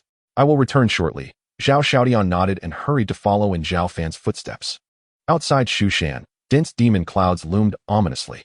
Above those clouds stood powerful figures, nearly all resembling the Tianpeng clan members. The Tianpeng clan had long resided deep within the demon domain, remaining hidden for nearly 1,000 years until their recent resurgence. The Tianpeng demon clan had displayed immense might, repelling the Kunlun Immortal Alliance and recently defeating the Shushan cultivators who had attempted to mount a defense. They now pressed their advantage, surrounding Shushan with the intent to obliterate this cultivation force in one fell swoop. Countless Tianpeng clansmen stood in silence, their eyes filled with fervent reverence as they gazed at the imposing figure at the forefront. That figure, clad in golden robes, was Tianpeng Wang, the clan leader, a being of immense power at the integration stage. It was due to his might that the Tianpeng demon clan could advance with such ferocity to Shushan's gates. This is dire. The Tianpeng demon clan is truly intent on annihilating us. Lin Mu, the true martial elder, led the other elders and disciples, gathering at the entrance of Shushan, ready for battle. With the sect leader gravely injured, should the Tianpeng clan breach Shushan, annihilation could very well follow. In this critical hour, he had to step forward to protect Shushan. True martial elder, can we withstand them? Tianpeng Wang possesses integration stage prowess. Against us, it would be like moths to a flame. Indeed, 60 years ago, we had a senior sword cultivator to defend us. But now that the Tianping clan has reached our gates, why has that senior not made a move? Perhaps he has already passed away? Some voiced their concerns anxiously. Do not speak such nonsense. That senior sword cultivator is undoubtedly still alive. If he chooses to intervene, the Tianping demon clan would be nothing to fear, Lin Mu reassured, taking a deep breath. Yet, internally, he too felt uncertain. If that senior was still alive, why had they not yet appeared? People of Shushan, heed my words. Surrender now, and I shall overlook past grievances, sparing your lives. Otherwise, when I breach your defenses, I shall unleash a massacre, leaving no one alive. At that moment, Tianping Wang, standing high above the clouds, spoke coldly, his voice reverberating like thunder in everyone and Appo's ears. What arrogance! We of Shushan have a senior sword cultivator in residence. If your Tianping demon clan dares to attack, you may test your fate, Lin Mu retorted angrily, his face pale with fury. If that is the case, then let the sword master from Mount Shu, who hides in the shadows, step forth and witness how I can take his life with but a mere gesture. The king of Tianping's gaze was frigid, and a formidable demonic power emanated from him, dispersing the dense clouds at the horizon. His arrogance was palpable, and his fighting spirit was fervent.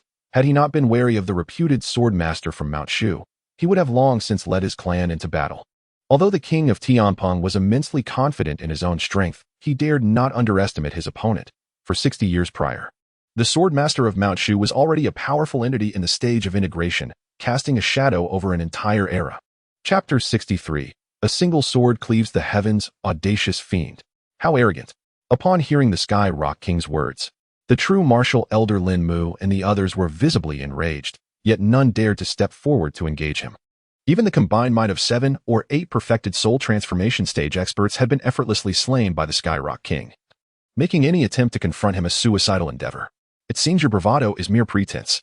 Could it be that the Ascendant Stage Grandee of Mount Shu has passed away in these 60 years? Observing the lack of response from Lin Mu and his cohorts, the Sky Rock King's eyes gleamed with a fierce light. Without further ado, he raised a claw and unleashed it. Instantly, the heavens roared, and countless streams of spiritual energy converged, coalescing into a colossal rock claw that descended upon the Shu Mountain's protective array with the force of a thunderbolt. Not good. Activate the protective array at once. Lin Mu and the others paled, channeling their spiritual power into the array, which erupted in a dazzling display of sword light to meet the gargantuan claw. Over the years, the Shu Mountain's protective array had undergone continuous upgrades and renovations, rendering it exceptionally formidable. Coupled with the combined efforts of dozens of elders pouring in vast amounts of spiritual energy, the resulting power was truly awe-inspiring. Boom! The sword light emanating from the protective array barely managed to hold off the rock claw. The ensuing collision reverberated with deafening intensity, causing the very fabric of space to tremble. A mere swarm of ants. What can you possibly use to contend with me? The Sky Rock King sneered. As his surging demonic power intensified, the rock claw abruptly solidified, resembling the talons of an ancient golden-winged rock, capable of cleaving the heavens and splitting the earth. Bang! In the next instant, the sword light of the protective array shattered, and the all-encompassing rock claw pulverized the array. Lin Mu and the others were struck with immense force, coughing up blood and collapsing, suffering severe backlash. Perish! The Sky Rock King's eyes flashed with murderous intent as he aimed a claw at the Shu Mountain disciples. This was a terrifying strike from an Ascendant Stage powerhouse. Its power beyond comprehension. No. Despair etched itself upon the faces of Lin Mu and the other elders. Before such a mighty demon, they were utterly powerless, able only to watch as the mountain-sized rock claw descended upon them. Clang! At this critical juncture, a streak of golden sword light, like a celestial river, disregarded the intervening layers of space and cleaved towards the rock claw with irresistible force. Boom! With an earth-shattering explosion, the rock claw disintegrated. The golden sword light continued its relentless advance, cleaving towards the Sky Rock King. This sword strike was as swift as lightning and possessed immense power. What? The Sky Rock King and Appo's expression shifted as he sensed the imminent danger. Instinctively, he raised his claws, as sturdy as divine gold, to parry the blow. He was a demon who had awakened the bloodline of an ancient behemoth, possessing an incredibly robust physique. His claws, in particular, were capable of rending divine weapons. But in the next moment, the Sky Rock King's claws bled, and his entire body convulsed. He was sent hurtling through the air as if struck by a colossal mountain, traversing over 10 miles before crashing into several towering peaks, finally collapsing to the ground. This sudden sword strike sent tremors of fear through the previously frenzied Sky Rock demon horde. That is, Lin Mu and the others followed the sound and were astonished to see a golden figure treading upon the void like a deity. With each step, he traversed hundreds of feet. In just a few strides, he appeared in the high sky before the mountain gate. This golden figure exuded an aura of immense power, like an unfathomable ocean, filling everyone with a profound sense of insignificance. It's the Sword Cultivator Senior. The Sword Cultivator Senior has finally made his move. Now Shu Mountain is saved. Upon seeing this transcendent and powerful figure, the Shu Mountain elders and disciples erupted in fervent excitement, cheering loudly. It truly is the Sword Cultivator Senior. Wait, who is that beside him? Is that Zhao Xiaodian, the sect leader and Appo's illegitimate son? Could it be that he invited the Sword Cultivator Senior? Linmu noticed that next to the Sword Cultivator Senior stood another figure, none other than Zhao Xiaodian. This revelation left Linmu in utter shock. Xiaodian, stay back and watch carefully. To protect Zhao Xiaodian, Zhao Fan instructed him. All right, uncle, be careful. Zhao Xiaodian nodded and gracefully landed beside Linmu and the others. Xiaodian, did you invite the Sword Cultivator Senior? As soon as Zhao Xiaodian landed, the elders swarmed around him. Noticing the fervent gazes directed at him, Zhao Xiaodian realized his uncle's intentions. Without denying it, he smiled mysteriously and said, Elders, rest assured. The Sword Cultivator Senior will protect our Shu Mountain. Everyone can watch him defeat the enemy in peace. Excellent. With the Sword Cultivator Senior taking action, these fiends are doomed. The Sword Cultivator Senior is invincible. Upon hearing this, the crowd erupted in cheers. In their eyes, the Sword Cultivator Senior was the embodiment of invincibility. The Sword Dao expert of Shu Mountain. You have finally arrived. Just then, the earth trembled violently. The Sky Rock King, who had been sent flying by Zhao Fan and Appo's sword strike, shattered the ground and soared into the sky like a cannonball. His hair was disheveled. His eyes were cold and piercing, and his entire being radiated a monstrous demonic aura, as if an ancient demon had been resurrected. The terrifying pressure shook the heavens and the earth, sweeping out in all directions. At that moment, both the Sky Rock tribe and the Shu Mountain disciples were overwhelmed by the force, struggling to maintain their footing. Some of the weaker disciples even fainted on the spot. As long as I kill you, Shu Mountain will surely be destroyed today. The Sky Rock King and Appo's murderous intent was palpable as he fixed his gaze upon Zhao Fan. Those who violate Shu Mountain shall be slain without mercy, Zhao Fan replied, his voice resounding with unwavering resolve. Then let's see. As the Sky Rock King's words faded, his demonic power surged forth, and his form instantly expanded, transforming into a colossal rock of 10,000 feet. His body was covered in iron feathers, exuding an unimaginable aura of terror. This was his true form, capable of shattering mountains and rivers with a mere gesture. Kill. The Sky Rock King spread his wings and charged towards Zhao Fan with the force of a tsunami. Demon cultivators wield their formidable bodies as their ultimate weapon, and the Sky Rock clan is among the most formidable of the demon tribes. Facing the oncoming behemoth, Zhao Fan remained unfazed. The scarlet firmament sword in his hand emitted a clear and resonant hum. 10,000 swords art. As Zhao Fan's words echoed, the scarlet firmament sword unleashed a strike. The resulting sword light was even more searing and intense than before, illuminating the entire sky. The terrifying sword intent shattered the firmament and roared in all directions. At that moment, countless swords within Shu Mountain resonated in response. Sky Rock Annihilation Claw. Sensing the power of Zhao Fan and Appo's sword, the Sky Rock King felt a chill run down his spine, but he steeled himself and unleashed his most powerful attack. Boom! With a deafening explosion, the terrifying sword light effortlessly shattered the Sky Rock King and Appo's vaunted claws and continued its relentless advance, obliterating his immense body. How was this possible? The Sky Rock King was incredulous. He had revealed his true form, and his combat prowess far surpassed that of cultivators at the same level. At the very least, he should have been able to withstand the sword light for a moment. In the face of imminent death, he desperately channeled his demonic power, hoping to block the sword. But it was all in vain. No. The Sky Rock King let out a desperate cry before succumbing to the terrifying sword light. Even his nascent soul did not escape in time. Chapter 64. Aberrations in the Demon Lair with the Fall of the Sky Rock King. An eerie silence descended upon the gates of the Shu Mountains. Countless members of the Sky Rock Demon clan were aghast. Their disbelief mingled with profound terror. Some, with weaker wills, trembled, teetering on the brink of collapse. Had they not witnessed it firsthand, they would have deemed it impossible. Zhao Fan had vanquished the Sky Rock King with a single stroke of his sword. He was, after all, the Sky Rock King, a paragon of power in the integration stage. Impossible. I must be dreaming. Our patriarch is the mightiest demon of the Sky Rock clan. How could he be slain? An elder of the Sky Rock clan, trembling, voiced his denial. Elder, it is true. The Sky Rock King is dead. Let us flee while we still can, before it is too late. Gazing at the golden figure standing proudly in the sky, many Sky Rock clan powerhouses were filled with dread, devoid of any will to fight. He was an invincible sword immortal, capable of slaying even the Sky Rock King with a single blow. How could they, mere demon cultivators who had not even attained the integration stage, hope to withstand him? They could barely endure the terrifying aura he exuded. Too powerful, as expected of our Shu Mountain sword cultivator forebear. He vanquished a demon powerhouse in the integration stage with a single strike. Has our sword cultivator forebear become invincible? In stark contrast to the Sky Rock clan's despair, the Shu Mountain elders and disciples, led by Lin Mu, were ecstatic, erupting in cheers. Even Zhao Xiaodian wore a fervent expression. Although he knew his granduncle could defeat the Sky Rock King, he never imagined it would be so decisive. Slaying a powerhouse in the integration stage with a single sword strike. The Sky Rock King was a being at the apex of the cultivation world. As the Shu Mountain disciples rejoiced, the Sky Rock clan members transformed into their true forms, fleeing from Shu Mountain with utmost haste. They could not bear to remain there for even a moment longer. We must not let these Sky Rock demons escape. With hatred burning in his eyes, true martial elder Lin Mu prepared to lead the Shu Mountain powerhouses in pursuit. But then, Zhao Fan, suspended in midair, stirred. His physique was tall and robust, his gaze ruthless and cold. He felt no compassion for these Sky Rock demons.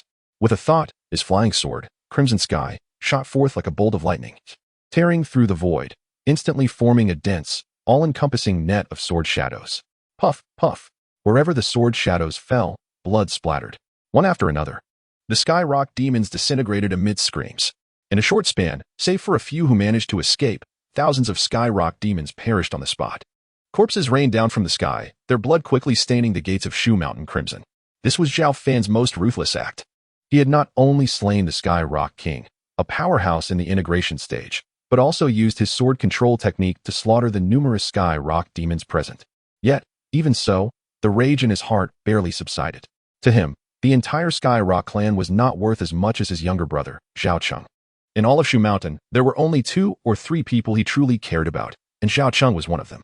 Thousands of Sky Rock demons, all dead. A Shu Mountain elder stammered, gazing at the scene of carnage. The Shu Mountain disciples looked at Zhao Fan's figure in the void, their eyes filled with profound reverence. The sword cultivator forebear was a force of nature, unleashing a cataclysm with a single strike. After this battle, the Sky Rock clan was decimated. Even if they managed to preserve their lineage, they would plummet from a top-tier demon clan to a 3rd or 4th-rate power.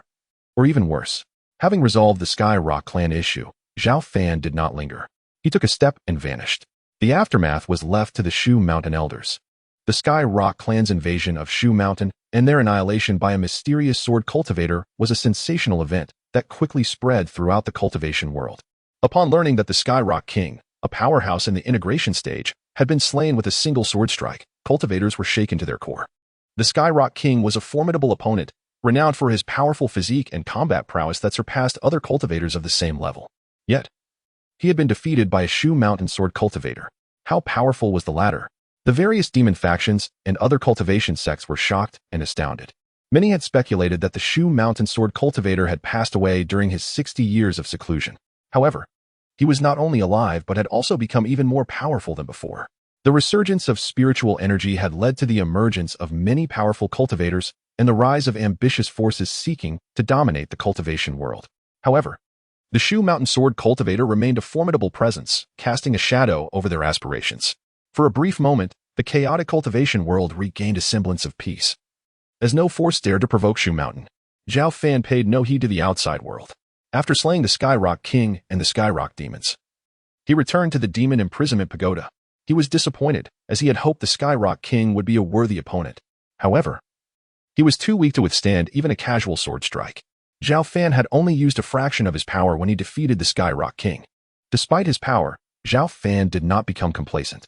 He returned to the Demon Imprisonment Pagoda to continue his cultivation and find a way to save Zhao Cheng through the system and Appos, S sign and function.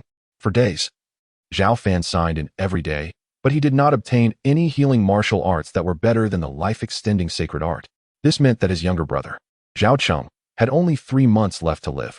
I am powerless to help, Zhao Fan sighed, shaking his head. Boom. Suddenly, a violent tremor shook the depths of the Demon Imprisonment Pagoda. It and Amp, Appos, S coming from the direction of the demon lair.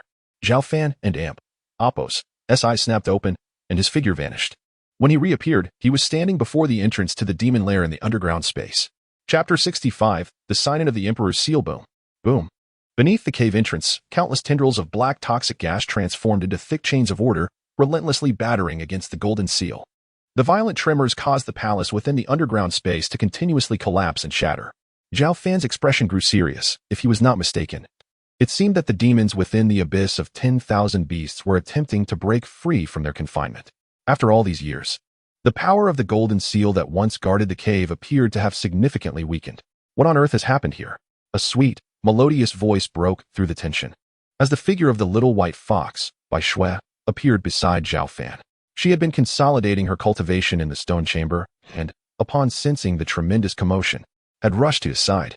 The seal at the cave entrance is weakening. Something is trying to break out. Zhao Fan furrowed his brows and spoke solemnly. It must be the demons inside. What shall we do now? A trace of seriousness crept onto Bai Shui's exquisitely carved face. Her delicate body tensed, ready for battle at any moment. Do not worry. I am eager to experience the might of the demons within once more, Zhao Fan reassured her, signaling Bai Shui to relax. When he had just broken through to the early stage of integration, he had dared to enter the abyss of 10,000 beasts alone, engaging in brief combat with the demons and managing to escape unscathed. Now, with the passage of time, Zhao Fan had grown immensely stronger. Even if the demons were able to escape, he possessed the absolute confidence to confront them. Seeing Zhao Fan's unwavering conviction, Bai Shui blinked her bright, clear eyes, feeling a bit more at ease. Boom.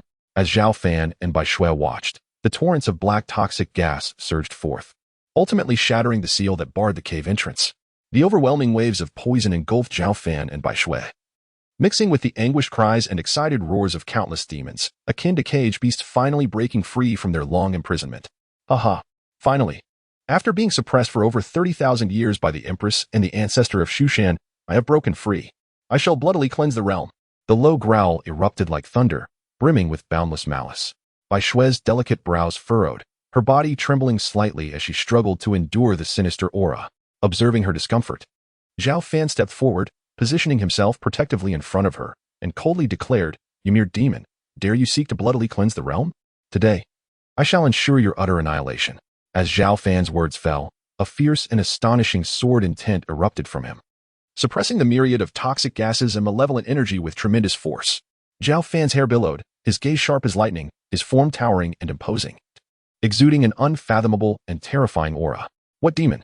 What malevolence? Before me, they are but insignificant creatures. What a powerful aura of a cultivator. How is it possible that such a strong being exists in this world? As the black toxic gas dispersed, it revealed a gaunt, pale figure with twin horns and blood-red eyes, a true demon. Come here. Zhao Fan's expression remained impassive as he extended his hand, commanding the demon with an air of dominance. You insolent fool. I am the demon general of the shaking heaven. How dare you lay a hand on me? Are you seeking death? The demon roared, raising its claw to strike back. However, in the next moment, it was as if it had been struck by a heavy blow. As Zhao Fan's palm slammed it into the ground, before the demon could rise, Zhao Fan's foot, infused with terrifying strength, pressed down on its back, embedding it deeply into the hard earth. Despite its desperate struggles, it could not resist. The demon held in frustration, its face turning crimson, yet it remained pinned down. What demon general? You are utterly pitiful. Zhao Fan looked down from his elevated position, coldly stating, "Tell me your origins, or do not blame me for turning you into bloodied pulp." Although this demon was not weak, it was no match for Zhao Fan, who easily suppressed it. Feeling the overwhelming pressure emanating from Zhao Fan, the demon's eyes filled with fear, and it obediently replied, "I am a demon from the abyss of 10,000 beasts, imprisoned there for over 30,000 years." Zhao Fan raised an eyebrow at this, inquiring further, "Who imprisoned you there?" "It was that wretched empress. If it weren't and oppose, T for her alliance with the ancestor of Shu Shan, I would not have suffered such torment." The demon spat bitterly, recalling its sworn enemy. The empress and the ancestor of Shu Shan joined forces? Hearing the mention of the empress again, Zhao Fan turned to Bai Shui and noticed her agitation. Having perused the tomes in the library, he understood that the ancestor of Shu Shan referred to the founder of Shu Shan, but who exactly was the empress? With curiosity brimming within him, Zhao Fan pressed on, "Who is the empress?" The empress was a formidable figure over 30,000 years ago. Her power was truly terrifying. She and the ancestor of Shu Shan conspired to suppress and seal us within the abyss of 10,000 beasts. The demon continued, its face twisted with anger. To prevent our escape, she constructed this underground palace and reinforced the seal. But alas, she never anticipated that we would survive and endure until this era of revitalized spiritual energy. Upon hearing the demon's words, Zhao Fan came to a realization. This underground space was indeed constructed by that empress, and it dated back even further than he had imagined, over 30,000 years. Furthermore, it was crucial to note that the Empress was acquainted with the ancestor of Shu Shan and had jointly suppressed the demons of the abyss. Yet, why was there no mention of her in the ancient texts of the library? Zhao Fan and Amp, Oppos. As confusion deepened, could it be that someone had deliberately erased her records? After sealing you in the abyss of 10,000 beasts, where did she go? At this moment, Bai Shui spoke up. Her voice tinged with urgency as she sought to learn the whereabouts of the Empress. Who knows? However, to suppress the abyss of 10,000 beasts, the Empress paid a great price, missing her opportunity to ascend to the immortal realm. I suspect she has long since perished, the demon replied candidly. Though the woman was breathtakingly beautiful, to this demon, she was a lifelong enemy. Had it not been confined within the abyss, it would have long transcended this realm, rather than ending up so feeble as to be suppressed by a mere human cultivator. Upon hearing this, Bai Shui's emotions became complex. Could the Empress from her memories truly have perished? If so, what was her true origin? Was she perhaps a creation of the Empress herself? Bai Shui pressed her lips together, a hint of sorrow flitting across her delicate features. She had hoped that if the Empress were alive, she could seek her out to uncover her own lineage. Now, that hope seemed dashed. My lord, I have answered your questions truthfully. Might I beg for my life? Though feeling somewhat aggrieved, the demon still implored. In its prime, it had been a formidable force, poised to dominate much of the cultivation world. But the prolonged confinement in the abyss had caused its power to wane significantly, rendering it utterly weak, hence its defeat at Zhao Fan's hands. Zhao Fan, however, did not rush to respond. Instead, he inquired, how many demons remain within the abyss of 10,000 beasts? Aside from myself, there are dozens, perhaps hundreds, the demon replied. Initially, we chose to hide in the abyss to evade calamity, thus gathering many demons. Evade calamity? Zhao Fan's brow furrowed as he pressed further. So you willingly sealed yourselves within the abyss, only to later be trapped there by the Empress? Certainly, otherwise. Even the Empress and that old fellow could not confine us entirely. The demon proclaimed with an air of arrogance. Are there many forces in this world that, like the 10,000 demon cavern, actively evade calamity? Not particularly. Various demons, along with the Buddhist and Taoist sects, have a number of top-tier powers that choose to remain hidden. Some do so to temporarily escape the great tribulation of the past, while others await the resurgence of spiritual energy in this current era. At this juncture, the demon paused and, with a coaxing tone, declared, Esteemed one, I perceive that your aptitude for cultivation is exceptionally high. To have attained such a level of mastery in this early phase of spiritual revival is no small feat. If you would grant me mercy, I could bestow upon you the supreme demon scripture from tens of thousands of years ago, along with numerous top-tier techniques. Are you attempting to entice me? Zhao Fan scoffed, remarking, I have no need for any demon scriptures, it would be best for you to perish. As his words fell, Zhao Fan raised his hand, unleashing a formidable sword intent that obliterated the demon into mere fragments, leaving not even its primordial spirit intact. Simultaneously, Zhao Fan executed several more sword strikes, employing his terrifyingly potent sword energy to seal the entrance layer upon layer. With his current level of cultivation, sealing an entrance was a trivial matter, unless a demon more powerful than himself intervened. There was no chance of breaking the seal and escaping. Shall we commence the sign-in? Just as Zhao Fan had secured the seal once more, a familiar notification resonated within his mind. Sign-in. Zhao Fan instinctively responded. Sign-in successful. Reward. The Imperial Seal Method. As the system's voice faded, a profound and powerful martial art materialized within Zhao Fan's consciousness. Chapter 66, The Confidence of Bai Shui, the Imperial Seal Technique. Zhao Fan was somewhat taken aback. It was a formidable martial art capable of manifesting the Imperial Seal with supreme spiritual power, effortlessly suppressing mountains and rivers. Its might was on par with both sword mastery and the 10,000 swords technique. Gaining a new and powerful skill lifted Zhao Fan and Oppos' spirits. It seemed that the abyss of 10,000 demons was indeed aligned with the system and Oppos' sign-in mechanism. He had previously signed in here to acquire the Nirvana Golden Pill, which had propelled him to a breakthrough into the fusion stage. Was there something unique about this place? As Zhao Fan pondered, Bai Shui, sensing his contemplation, gently inquired. What troubles you? Nothing much. I and Oppos am merely reflecting on the multitude of demons within. There should still be dozens, if not hundreds, yet to awaken. Otherwise, it would be quite difficult to seal the entrance once more, Zhao Fan replied with a faint smile. But if they awaken later, will your seal still hold? Bai Shui asked, her large, gem-like eyes glimmering with a hint of unease. Do not fret. It should prove effective, unless the demons far exceed my cultivation level. They will find it exceedingly difficult to break free from the seal, Zhao Fan assured her with a confident smile. He had broken through to the early fusion stage over 60 years ago, and with the passage of time, his cultivation had grown exponentially. Unless faced with a late fusion stage demon, it would be impossible for them to breach the sword seal he had established. Furthermore, based on the strength of the demons he had just vanquished, those imprisoned deep within the abyss of 10,000 demons would likely be considerably weakened after such an extended duration, roughly at the early to mid-fusion stages. Of course, this was merely Zhao Fan and Amp, Apos, as speculation. He could not guarantee the absence of more formidable demons within. That is reassuring. Bai Shui placed her faith in Zhao Fan and Amp, Apos, as words, as she had yet to encounter a human cultivator as extraordinary as him since awakening in the subterranean realm. By the way, what is your current cultivation level? She queried, tilting her adorable head. I've solidified my early fusion stage, yet I cannot discern your realm. Just a rough estimate, perhaps mid-fusion stage, Zhao Fan replied calmly, smiling slightly. To spare Bai Shui any discouragement, he withheld the fact that he could easily break through his current bottleneck and ascend to the late fusion stage at will. Mid-fusion stage? That's not too shabby, Bai Shui said, her eyes sparkling with pride. Once this fox spirit returns to enhance her training, she might soon catch up to you. A confident smile crept upon her lips as she envisioned subduing Zhao Fan. Very well. You shall need to put in the effort, Zhao Fan encouraged. Understanding Bai Shui's thoughts but dismissing them lightly, even granting her several decades would not make her his match. After returning from the subterranean realm, Bai Shui diligently resumed her cultivation within the jade coffin in the stone chamber. Meanwhile, Zhao Fan did not remain idle. Within just one day, he had grasped the fundamentals of the imperial seal technique. The seal he conjured resembled a majestic divine mountain, brimming with formidable power. Though the imperial seal technique was impressive, Zhao Fan was primarily a sword cultivator and had no intention of delving deeply into it. As the saying goes, one cannot excel in all fields at once. He had already mastered both sword mastery and the 10,000 swords technique, along with the even more potent Tai Wong sword cannon. After intense prior training, Zhao Fan had reached great heights in swordsmanship, unmatched by anyone in the entirety of Mount Shu.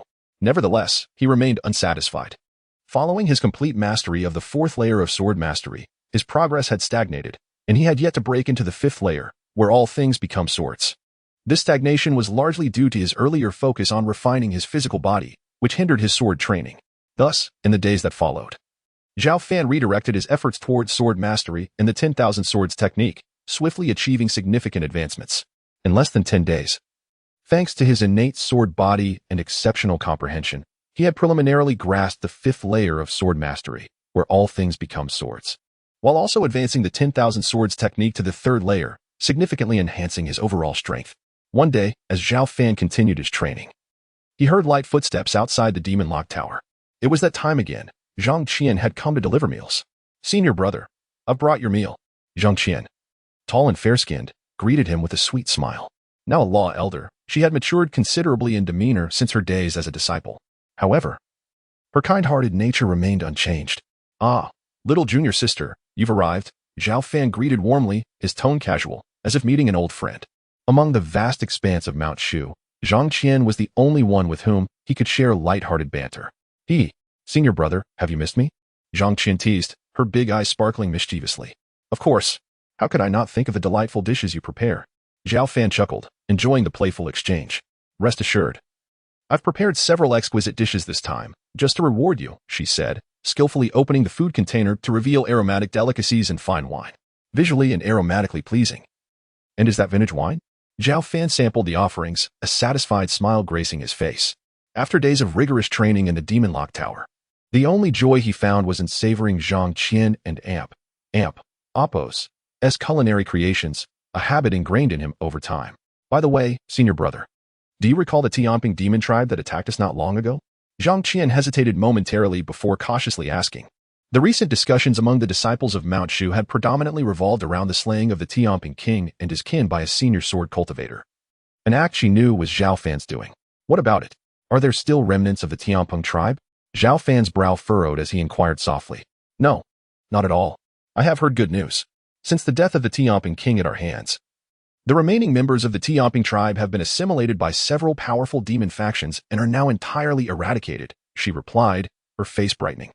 All of this is thanks to you, senior brother. Otherwise, our position would have been quite perilous. I merely acted on impulse. Zhao Fan shook his head, sighing. Had it not been for the ambition of some within the sect, we might have avoided this crisis altogether. You speak true, senior brother. If we had not proactively engaged the Tianping tribe, our sect would not have suffered such losses. Many elders and fellow disciples might still be alive, Zhang Qian lamented. her mood suddenly darkening. Her innate kindness, combined with her current status as a law elder, had exposed her to the grim casualty figures following their failed campaign against the Tianpeng tribe, leaving her feeling distressed. Do not be disheartened. If one wishes to safeguard the brothers and sisters of the sect, one must dedicate oneself to diligent cultivation. For it is only through such efforts that one can assist them in times of peril, Zhao Fan consoled Zhang Qian. I shall heed my senior brother and amp, Apos, words. I too aspire to become a formidable force, much like you, and to stand resolutely when our sect faces adversity, Zhang Qian affirmed earnestly, her resolve unwavering. It is commendable that you possess such determination, Zhao Fan replied with a warm smile. Subsequently, Zhang Qian shared many thoughts with Zhao Fan, mentioning that her brother, Zhao Cheng, had officially elevated Zhao Xiaodian to the position of Vice Master of Shushan, facilitating his eventual succession to the mastership. However, due to Zhao Xiaodian and Apos' illegitimate status, he faced considerable opposition from many elders. Ultimately, it was Zhao Cheng who, against the tide of dissent, insisted on Zhao Xiaodian and Apos' ascension to the vice mastership. Zhao Fan did not express much regarding this, as it was entirely within his expectations. As dusk approached, Zhang Qian departed from the demon-locking tower, carrying an empty food box, while the tower itself returned to its customary tranquility. Chapter 67, The Frozen in the Days That Followed. Zhao Fan disregarded the tumultuous changes occurring in the world outside and remained ensconced within the confines of the demon-locking tower, diligently honing his skills. With the continuous resurgence of spiritual energy in the heavens and earth, an increasing number of formidable cultivators would emerge in the future.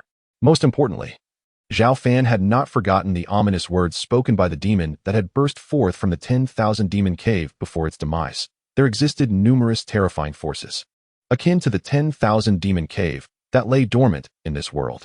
Once the top-tier experts of these forces awakened and regained their strength, they would pose a terrifying threat to the entire realm of cultivation, significantly impacting Mount Shu as well. Therefore, in preparation for the potential upheaval that lay ahead, Zhao Fan needed to seize the moment and continually elevate his own prowess. He persisted in practicing the sword control technique and the myriad sword art. For these two swordsmanship disciplines formed the bedrock of his abilities. 2 months swiftly passed.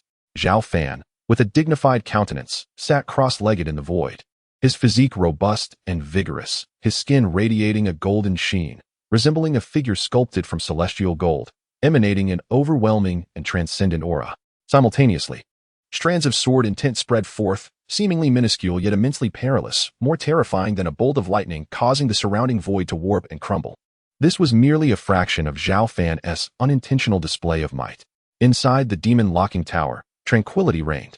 As a gentle breeze wafted through, a slender, dried blade of grass was lifted by the wind, and before it could descend, Zhao Fan suddenly grasped it in his hand. With a thunderous crack, Zhao Fan and Amp, Apos' gaze flashed like lightning as he wielded the dried grass as a sword, casually slicing upward toward the heavens. In an instant, darkness enveloped the land.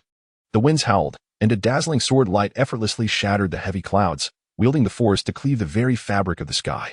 Above the demon-locking tower, a massive rift in the void appeared, stretching for dozens of miles, ominous and fearsome. What was this? The sky had actually split open.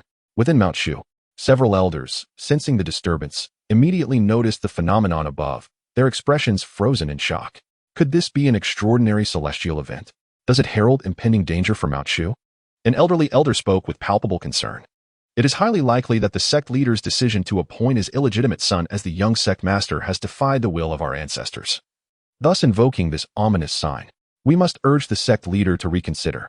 Though these elders possessed considerable strength, they failed to perceive that the rift in the sky was merely the byproduct of Zhao Fan and Apos' casual sword practice. Furthermore, they erroneously attributed the anomaly to the perceived peril facing Mount Shu, linking it to Zhao Cheng and Apos' decision to designate Zhao Xiaodian as the young sect master. I have finally mastered the 5th realm of the sword control technique. All things are swords. Zhao Fan beamed within the confines of the demon-locking tower. Unbeknownst to him, the traces left by his sword strike had instigated widespread trepidation among the people of Mount Shu. Now, even without a flying sword in hand, ordinary blades of grass and wood could become lethal weapons in his grasp, capable of effortlessly cleaving through the frailest of forms. In the current realm of cultivation, few could withstand his might. Zhao Fan brimmed with confidence, for he had not only advanced in the sword control technique, but had also perfected the myriad sword art to its 3rd layer, just a step away from the 4th. The synergy between the two martial disciplines had significantly enhanced his overall prowess. Is it time to check in? At that moment, the familiar notification sound from the system resonated in Zhao Fan and Appo's mind. Check-in, Zhao Fan instinctively replied. Check-in successful. Reward, the Xiantian Spirit Nurturing Coffin. With the system and Appo's announcement, a white crystalline coffin materialized before Zhao Fan, exquisitely carved like jade, inscribed with intricate runes, emanating a bone-chilling aura. The Xiantian Spirit Nurturing Coffin? Zhao Fan inquired of the system, what is the purpose of this item? The Xiantian Spirit Nurturing Coffin is forged from 10,000-year-old Xiantian ice and conceal the vitality and lifespan of cultivators, came the succinct reply from the system.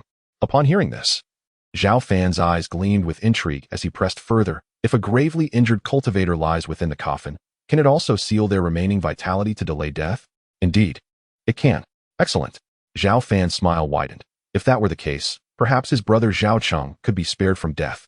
Truly, the system never disappoints, always delivering exceptional quality. Before Zhao Fan could revel further in his joy, he sensed urgent footsteps approaching from outside the demon locking tower. Uncle.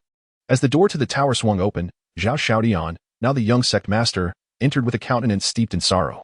Zhao Fan noticed the distress etched on Zhao Xiaoyan's face, and instinctively, his heart tightened as he furrowed his brow and asked, "Why are you here instead of attending to matters at Mount Shu?" "Uncle, my father is on the brink of death," Zhao Xiaotian lamented, his voice heavy with grief. "But it has only been a little over 2 months. He still had half a month left, didn't he? In recent days, my father has relentlessly clashed with the elders and leaders to support my ascension, tirelessly teaching me the affairs of the sect without rest. This morning, he suddenly fainted and has been barely clinging to life. The elders skilled in medicine say he could pass at any moment. That is why I have come to request your presence, to see my father one last time."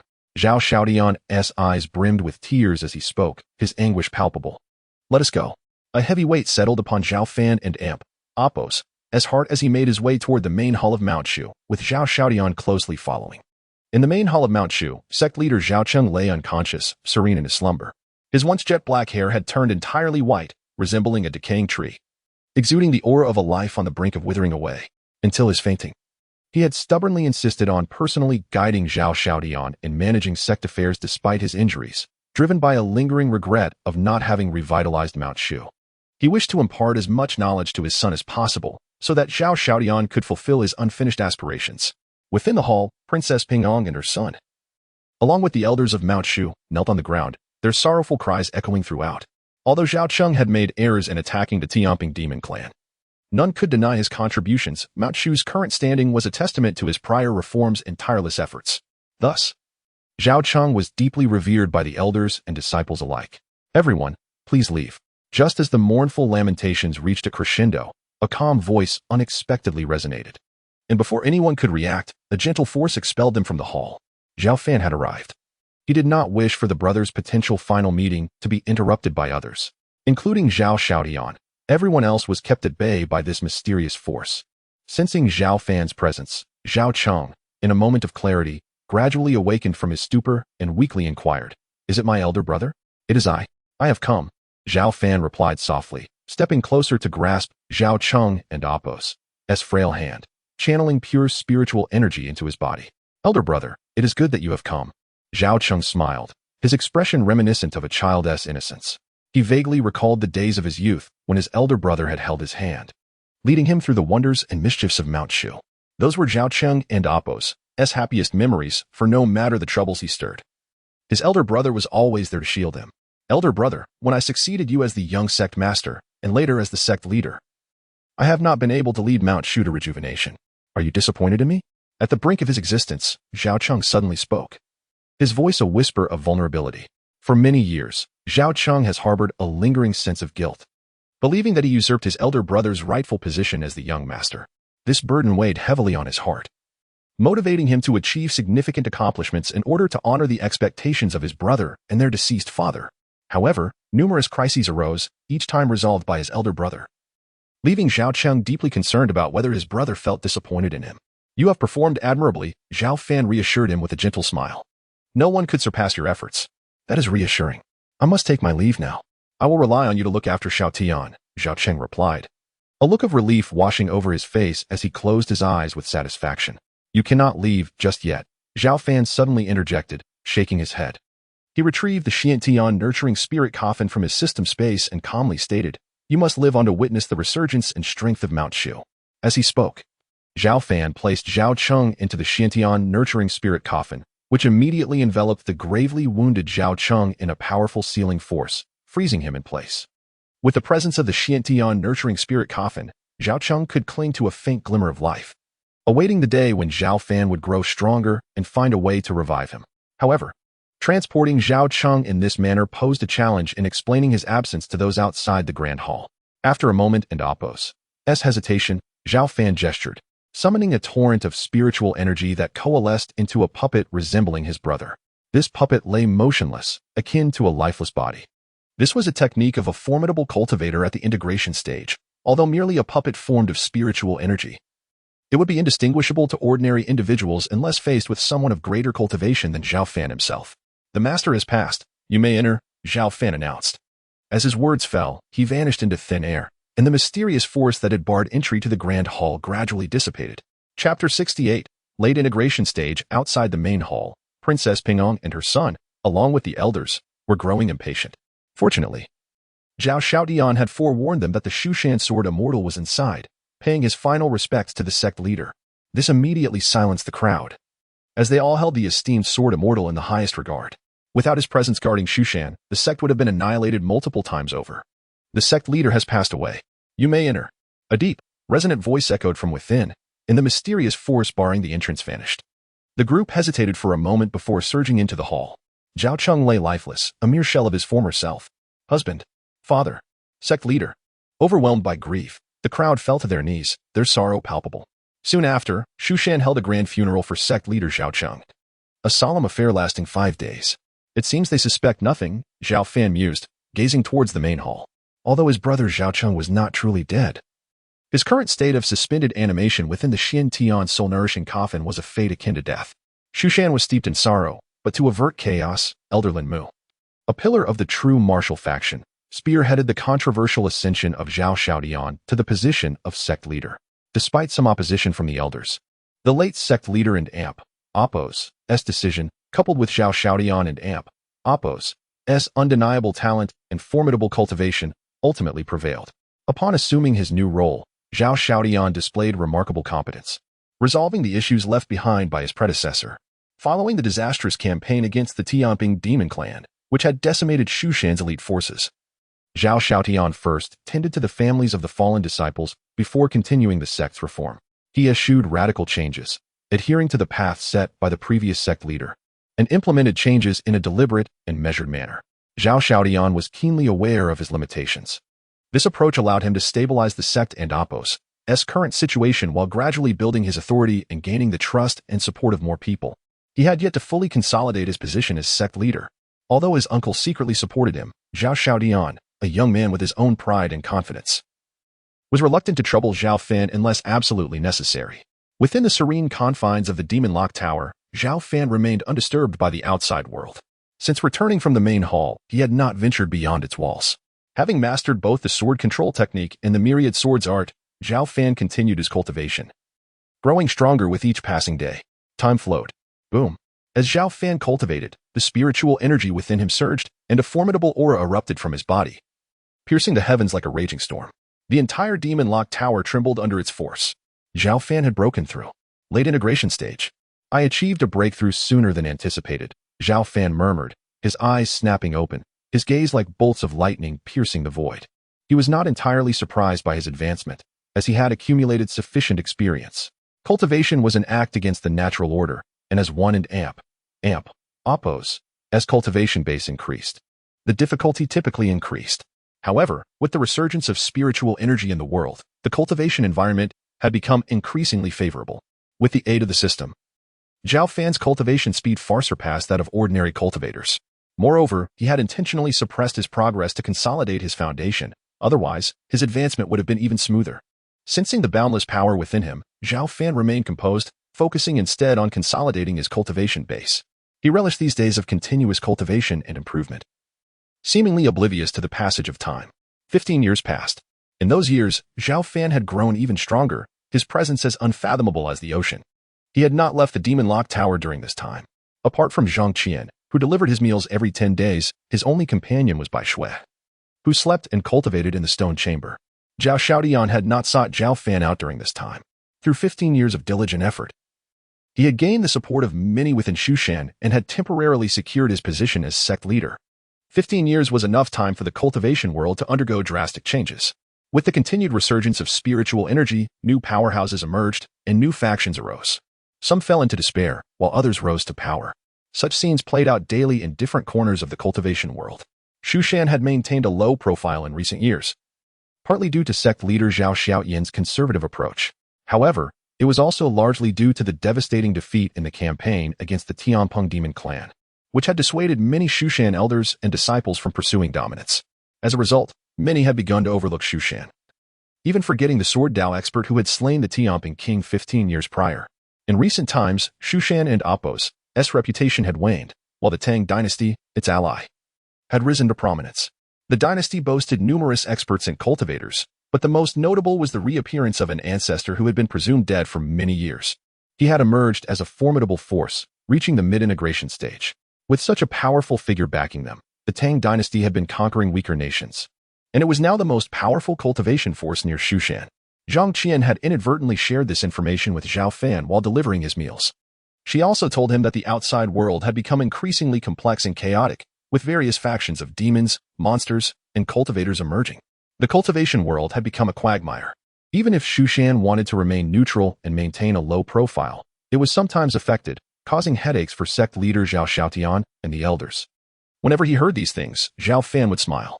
He was fortunate not to have become the sect leader of Shushan. Otherwise, these troubles would have fallen on his shoulders. It was better to stay in the Demon Lock Tower, growing stronger daily through the system while avoiding the troubles of the outside world. He focused his efforts on cultivating his primordial spirit and body. Unlike ordinary integration stage experts, Zhao Fan cultivated his spiritual energy, body, and primordial spirit simultaneously, granting him combat prowess far surpassing that of his peers. The Tai Soul Nourishing Scripture and the Zhonglu Golden Body were powerful martial arts techniques that Zhao Fan had obtained through check-ins, corresponding to the cultivation of the primordial spirit and the body, respectively. Zhao Fan had already cultivated both to a certain level many years ago, making further progress even easier. Chapter 69, The Return of 10,000 Swords. On this day, while Zhao Fan continued his cultivation, an astonishing and powerful aura suddenly emanated from the stone house nearby. It was Bai Shui. It seemed that this little fox had broken through once again. Zhao Fan smiled and murmured to himself. Over the years, Bai Shui had spent most of her time lying in the jade coffin within the stone house, sleeping. Unlike human cultivators, her slumber was a form of cultivation, and after certain intervals, her strength would significantly increase. To be honest, Zhao Fan envied this, despite the assistance of a system. He diligently practiced every day as a determined cultivator who had traversed realms. However, the comparison was disheartening, while Bai Shui merely needed to rest to grow stronger. His own efforts felt far more arduous. Such is the marvel of this vast world. The overwhelming aura lasted for a moment before gradually dissipating. At that moment, a charming and graceful young girl emerged elegantly from the stone house. She was exquisitely beautiful, her eyes glimmering like jewels, her skin fair and supple, standing tall and alluring. Even more so than before. Zhao Fan, I want to fight you, Bai Shui declared with a melodious and confident voice. Despite her sweet and delicate demeanor, she was intent on challenging Zhao Fan. In truth, this was not the first time Bai Shui had sought to spar with him over the past 15 years. Each time her cultivation level improved, whether slightly or significantly, she would look for Zhao Fan to practice. It had almost become a routine, small skirmishes every half-month and larger confrontations every month. Bai Shui, you are not my match, Zhao Fan replied, glancing at her with a tone of gentle admonition. He certainly did not want to make her cry, as that would require him to comfort her for quite some time. Mind your own business, Bai Shui huffed proudly, her confidence unwavering. I just broke through to the mid-stage of the combined body, and I've recalled several formidable demon martial arts techniques. I can surely pin you to the ground. At this point, aside from enhancing her cultivation and recollecting more memories, her sole obsession was to subdue Zhao Fan, proving her prowess. Very well. I shall indulge you, Zhao Fan acknowledged, knowing he could not refuse the spirited little fox. He casually unleashed a remarkable sword light, enveloping the entire demon locking tower with a resilient barrier to prevent any unnecessary disturbances during their sparring. Don't you dare regret this. With her declaration, Bai Shui made her move. In an instant, her delicate figure vanished from sight, reappearing in front of Zhao Fan like a flash of lightning. A slender, fair hand, glowing with a faint golden light, aimed directly at his chest. Such astonishing speed even took Zhao Fan by surprise. Yet, Zhao Fan was incredibly powerful and reacted with astonishing swiftness, raising his hand to meet hers. Bang! The collision of their palms caused the void to distort slightly, revealing the sheer magnitude of their force. Impressive, the 6-foot golden body, Zhao Fan smiled, commending Bai Shui. Previously, he had imparted the technique to her, and it appeared she had already cultivated it to at least the 2nd level. I have even more powerful techniques.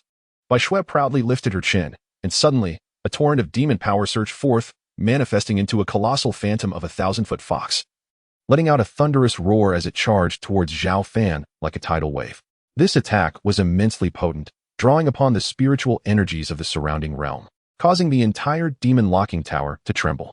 Even formidable cultivators of the same realm would find it challenging to withstand such an assault head-on. Interesting.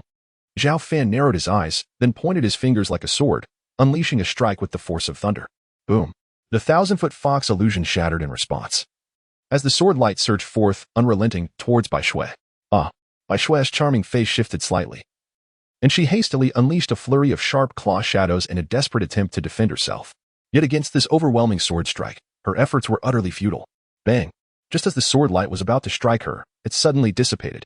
Before Bai Shui could react, a single finger lightly touched her smooth and fair forehead, accompanied by Zhao Fan's gentle laughter. This time, I still win. Feeling the warmth of Zhao Fan's finger, Bai Shui's cheeks flushed with embarrassment, akin to a startled rabbit as she jumped back, glaring at him in indignation. I've already reached the mid-stage of the combined body. Why can't I defeat you? Bai Shui gritted her teeth, filled with frustration. If you keep working hard and break through to the late stage of the combined body, you should stand a better chance. Zhao Fan consoled, not wanting to dampen her spirits. Really? What level of strength do you possess now? Bai Shui blinked her large eyes, somewhat skeptical of Zhao Fan's words, recalling how he had previously said the same. I'm not quite sure, Zhao Fan replied with a helpless smile. He was not dismissing Bai Shui but genuinely unaware of how powerful he had become. 15 years ago, he had advanced to the late stage of the combined body. And now, after all these years, he had reached the pinnacle of that realm. Most importantly, his cultivation comprised the integration of spiritual energy, primordial spirit, and physical body, with true combat strength far exceeding that of other cultivators at the same level. If you don't want to say, fine. Once this fox fairy breaks through to the late stage of the combined body, I will certainly recall more powerful demon martial arts techniques and come back to settle the score with you, Bai Shui huffed, turning on her heel and returning to the stone house to resume her slumber. Witnessing this scene, Zhao Fan found himself both amused and exasperated. Would you like to begin check-in? At that moment, a notification sound echoed in Zhao Fan and Appos' mind. Check-in, Zhao Fan replied without a moment, and Appos' hesitation. Check-in successful. Reward, the return of 10,000 swords. As the system's voice faded, a new swordsmanship technique surged into Zhao Fan's mind. The return of 10,000 swords? As a transmigrator from Blue Star, Zhao Fan was well aware of the power of this sword technique. Filled with anticipation, he quickly reviewed it. But soon his brow furrowed slightly. This martial art was indeed formidable, comparable to both the sword control technique and the 10,000 swords technique. Yet it came with special cultivation requirements. Only cultivators at the spirit separation stage or higher could practice it. With a rueful smile, Zhao Fan realized he had never encountered such peculiar requirements before. Well, I already possess several powerful sword techniques. I shall set the return of 10,000 swords aside or leave it for other fated individuals to cultivate. After some contemplation, Zhao Fan dismissed the thought of practicing this technique. He had reached the pinnacle of the combined body realm. Would he really be foolish enough to sacrifice much of his progress to start anew? Uncle, I'm here to see you. At that moment, an earnest voice broke through his thoughts as the current sect leader, Zhao Xiaodian, arrived. Chapter 70, Zhao Xiaodian's heavy heart pushing open the door of the demon lock tower. Zhao Xiaodian stepped inside with measured strides. Adorned in a resplendent golden robe, he stood tall and robust, his chiseled face reflecting determination, and his bright, spirited eyes echoed the essence of his younger brother, Zhao Cheng. Why is the current sect master of Shushan, who should be diligently attending to important matters in the main hall, here in my presence? Zhao Fan remarked playfully, observing the transformed demeanor of his nephew. Uncle, I apologize. I have been preoccupied with sect affairs for many years, which has prevented me from visiting you. I hope you can forgive me, Zhao Xiaodian, misunderstanding Zhao Fan's jest. Prepared to kneel in contrition. Rise. Zhao Fan chuckled softly, shaking his head in amusement. Before Zhao Xiaodian could kneel, an invisible force gently lifted him. A twinge of disappointment flickered within Zhao Fan. Had it been his brother Zhao Cheng, they would have exchanged light-hearted banter. Although Zhao Xiaotian was raised under his guidance, the boy and Appo's reverence for him overshadowed their closeness, leaving an air of formality between them. It seems I was overthinking it. I am relieved to hear you do not take offense, uncle. Zhao Xiaotian exhaled, a weight lifting from his shoulders. Please, take a seat. Speak your mind. Noticing the evident burden on Zhao Xiaotian and Appo's heart, Zhao Fan brewed some tea, an exquisite blend procured from past rewards of the system, which offered not only medicinal elixirs and weapons but also an array of delightful treasures. The alluring aroma of the tea invigorated Zhao Fan, who would occasionally indulge in it for its refreshing and calming properties. This is truly fine tea. It has revitalized me, Zhao Xiaotian remarked after sipping from the cup. His spirits visibly lifted. The tea is not the cause for your newfound vigor. It is merely that your mind is unshackled from its weighty concerns. Zhao Fan observed with a smile, pouring another cup for his nephew. Now, share with me what troubles you. Uncle, it seems I cannot conceal my worries from your keen perception, Zhao Xiaotian confessed with a rueful smile. I raised you. How could I not understand you? Zhao Fan scoffed lightly. Over the years, I have diligently strived to solidify my position as sect master, hoping to fulfill my father's legacy and restore Shushan to its former glory. However, I have recently encountered an exceedingly vexing dilemma. I find myself at a loss and seek your guidance, Zhao Xiaotian declared, his expression turning serious. What vexing matter could be so troubling? Zhao Fan inquired, raising an eyebrow, his calm demeanor suggesting the gravity of the situation. I have just received credible information that Princess Ping'an, spurred by my second brother, has secretly contacted over a dozen elders of Shushan. She plans to force me to relinquish my position as sect master in favor of my brother Zhao Xiaofeng. Zhao Xiaotian revealed, taking a deep breath. Princess Ping'an, if memory serves, did she not vow before your father to refrain from interfering in the succession of the sect master? Zhao Fan frowned, taken aback. Indeed, she made such a promise before my father's passing. However, with the recent rise of the Tang dynasty and the backing of formidable ancestors, my brother has garnered considerable support from many elders. Despite my unwavering dedication over the past 15 years, many still view me merely as an illegitimate child who ascended by sheer luck. Lacking legitimacy, Zhao Xiaotian expressed, his smile tinged with bitterness. Ah, I see, Zhao Fan mused, comprehending why his nephew appeared so burdened. Uncle, I implore you to advise me. What should I do now? Zhao Xiaotian knelt before Zhao Fan. Despite the knowledge of his brother's impending rebellion, he sought counsel, fully aware that Zhao Xiaofeng had the might of the Tang dynasty behind him. Any discord could lead to a devastating internal strife within Shushan, potentially compromising their strength and leaving them vulnerable to external threats. Furthermore, his position as sect master was sanctioned by Zhao Fan, should his uncle wish for him to step down. Zhao Xiaotian would not dare oppose him and would willingly cede the title to Zhao Xiaofeng. Return home. Fear not. Without my consent, no one can unseat you as the sect master of Shushan, Zhao Fan said, his eyes narrowing as he regarded his kneeling nephew. Though he did not articulate it explicitly, his words offered the strongest assurance. Uncle, I understand, Zhao Xiaotian replied, warmth spreading through his heart. He bowed deeply to Zhao Fan before gradually departing the Demon Lock Tower. 15 years without drawing his sword. Perhaps not only had the realm of cultivation forgotten his existence, but the entirety of Shushan had as well. Watching his nephew leave, Zhao Fan let out a cold laugh, murmuring to himself. Upon returning from the Demon Lock Tower, Zhao Xiaotian made his way directly to the Shushan Great Hall. Sect Master, did you meet with that esteemed swordsman? What stance does he hold? Elder Lin Mu, who had been waiting anxiously, inquired. The news of Princess Pingyang and her son's impending rebellion had first reached Lin Mu, who discreetly reported it to Zhao Xiaotian. As a venerable elder who had served 3 sect masters, Lin Mu held immense respect within Shushan and was deeply invested in the matter, knowing that failure to address it could lead to inevitable internal strife with dire consequences. Elder Lin, there is no need for concern. The situation with Princess Pingyang and my brother does not warrant excessive worry, Zhao Xiaotian replied with a confident smile. Armed with his uncle's assurance, Zhao Xiaotian felt emboldened. Aware that no one understood the true depth of his uncle, who resided within the Demon Lock Tower, better than he did.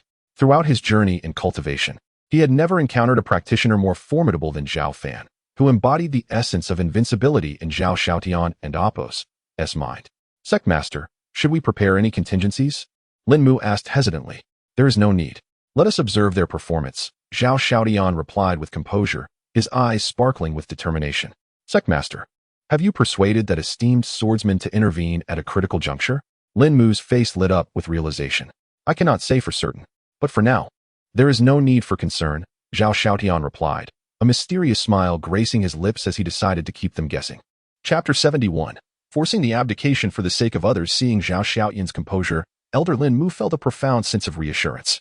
As an elder who had assisted 3 generations of sect leaders, Lin Mu firmly stood by Zhao Xiaotian. Over the years, the latter's capabilities had been evident. As he deepened the reforms initiated by his predecessor and swiftly restored the vitality that Shu Mountain had lost during its campaign against the Tianping demon clan. Having reached this point, Lin Mu was unwilling to witness internal strife that could squander their hard-earned strength. Otherwise, the efforts of 2 or 3 leaders would be rendered futile. In the ensuing days, Shu Mountain remained tranquil as usual. Yet, this tranquility seemed to herald an impending storm, imbued with an air of strangeness and unease. On this day, sect leader Zhao Xiaotian, as was customary, summoned the elders to the main hall for a meeting. This important assembly, held monthly, was crucial for discussing and summarizing the sect's future direction and confirming detailed regulations, thereby drawing the attendance of all notable elders of Shu Mountain. Elders, the matters we have just resolved should be executed by each of you upon your return, Zhao Xiaotian announced. After half an hour, observing that the time was nearly up, he gestured for everyone to disperse and conclude the meeting. Wait. At that moment, Elder Zhou Tai of the Qingmu faction suddenly interjected, interrupting Zhao Xiaotian. Sect leader, I have an important matter to discuss with everyone. What is it, Elder Zhou? Zhao Xiaotian inquired, his expression cold and composed. Zhou Tai was one of the few radicals in Shu Mountain and had always been at odds with Zhao Xiaotian, so the latter bore no anger towards him. The eyes of the other elders in the hall turned towards Zhou Tai, curiosity evident on many faces regarding what he was about to say. Esteemed elders, I, Zhou Tai, propose that the current sect leader abdicate, and that we elevate the son of Princess Pingyang, Zhao Xiaofeng, to the position, with the attention of the assembly upon him. Zhou Tai smiled confidently, his words imbued with authority as he continued, it is well known that the current sect leader is a bastard child. And over the past 15 years, his cautious approach has rendered him incapable of leading Shu Mountain to revival. A wave of murmurs erupted in the hall following Zhou Tai's remarks. Zhou Tai, how dare you? The sect leader has served for 15 years, and his accomplishments are evident to all. You would dare to suggest his removal? This is treason. An elder supporting Zhao Xiaotian rebuked vehemently. What accomplishments? Zhou Tai scoffed. His gaze directed at Zhao Xiaotian filled with disdain. If anyone else were in his position, the outcome would not differ much. He sneered. The current sect leader is utterly inept. Therefore, I strongly recommend that we remove Zhao Xiaotian and welcome Zhao Xiaofeng to ascend. Elder Zhou is correct. I too believe the current sect leader lacks capability, and abdication would indeed be the best course of action. I concur. Please abdicate, sect leader. Please abdicate for the sake of others. As Zhou Tai's words fell, one elder after another, as if orchestrated, stepped forward to demand the current sect leader Zhao Xiaotian's abdication.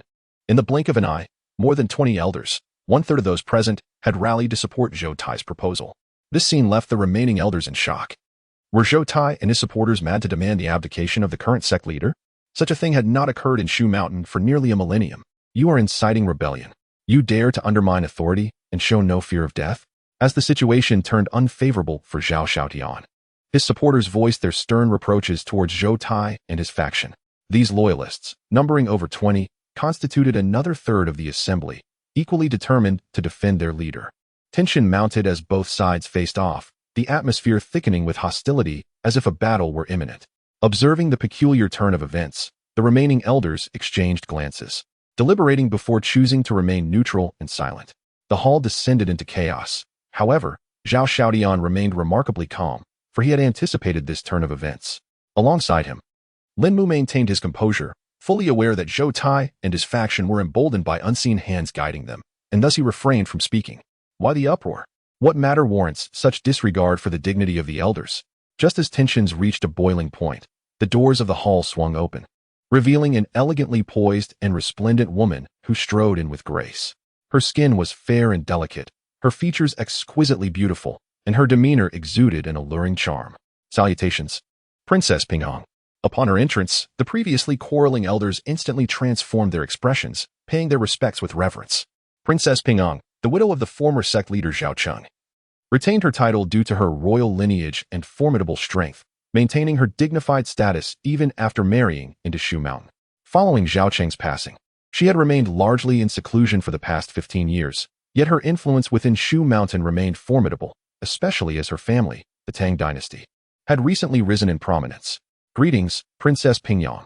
Even Zhao Xiaodian, upon seeing her, stood and offered a slight bow, recognizing her as an elder in name. Xiaodian, what is the cause of this discord among the elders? Princess Pingyang inquired, her expression cool as she addressed Zhao Xiaodian. Her tone was casual, lacking the deference one would expect towards a sect leader. Although aware that she was feigning ignorance, Zhao Xiaodian remained unfazed, smiling gently as he replied. Elder Zhou and the others are urging me to abdicate in favor of my brother Zhao Xiaofeng. As he spoke, Zhao Xiaoyan's expression was tranquil, as if recounting an insignificant matter. Since the elders have proposed your abdication, it would be wise to consider it, Princess Pingyang remarked, her visage expressionless and indifferent. Princess Pingyang, do you comprehend the gravity of your words? The current sect leader is the designated successor of the late sect leader. What authority do you possess to demand his abdication? As the rightful authority emerged, Lin Mu could no longer contain himself, firmly questioning her. Does my mother require your input when speaking to Zhao Xiaodian? Zhao Xiaofeng, the tall figure beside Princess Pingyang, glared at Lin Mu with a venomous gaze, his demeanor exceedingly hostile. Why you Lin Mu and Amp, Oppos, anger flared, ready to confront him. Elder Lin. Stand down, Zhao Xiaodian interjected, turning his attention to Princess Pingyang, earnestly asking, Princess, are you certain you wish to pursue this course of action? There is still time to reconsider. Xiaodian, I acknowledge the dedication you have shown in your role as sect leader over the years. But it would be best if you relinquish this position. Elders, join me in requesting the current sect leader's abdication. As Princess Pingyang's words concluded, Zhou Tai and his cohorts surged in momentum, vociferously chanting, we request the sect leader's abdication. In an instant, the dynamics within the hall shifted dramatically. Several previously neutral elders, upon seeing Princess Pingyang and Oppos' presence, reversed their stance and joined Zhou Tai and Oppos' faction. Elders, let us protect our sect leader. I shall see who dares to act with impunity. Lin Mu declared fiercely, rallying over 20 loyal elders to steadfastly defend Zhao Xiaodian. As the imminent conflict loomed, Princess Pingyang exchanged a glance with those behind her. With a resounding boom, a radiant golden decree materialized, unleashing an overwhelming aura. In an instant, the elders led by Lin Mu were subdued to the ground within the grand hall. What transpired? Such a terrifying aura rendered me unable to rise.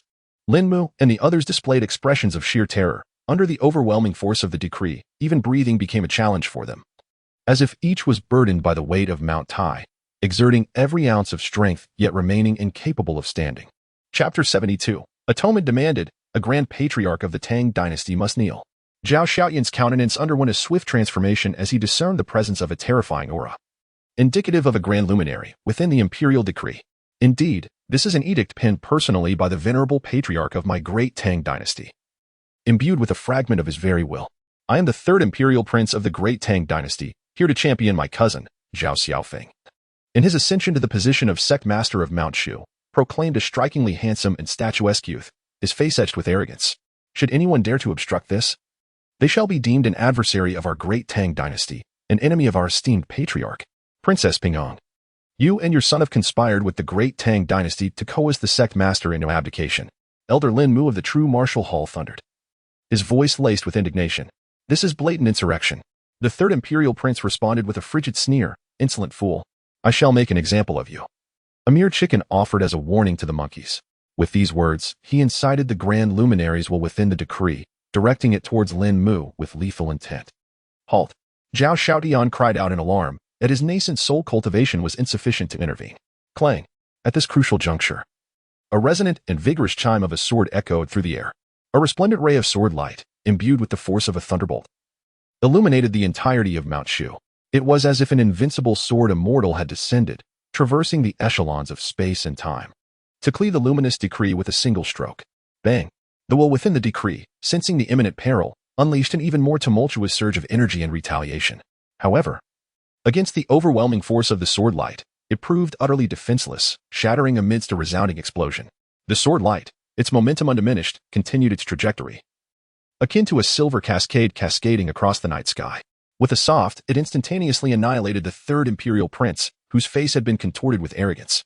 Nor did it cease there. It continued to assail Zhou Tai and several other elders who had spearheaded the rebellion. Crimson splatters painted the pristine floor of the hall as Zhou Tai and his cohorts collapsed into pools of their own blood, their forms and spirits utterly extinguished before they could even react.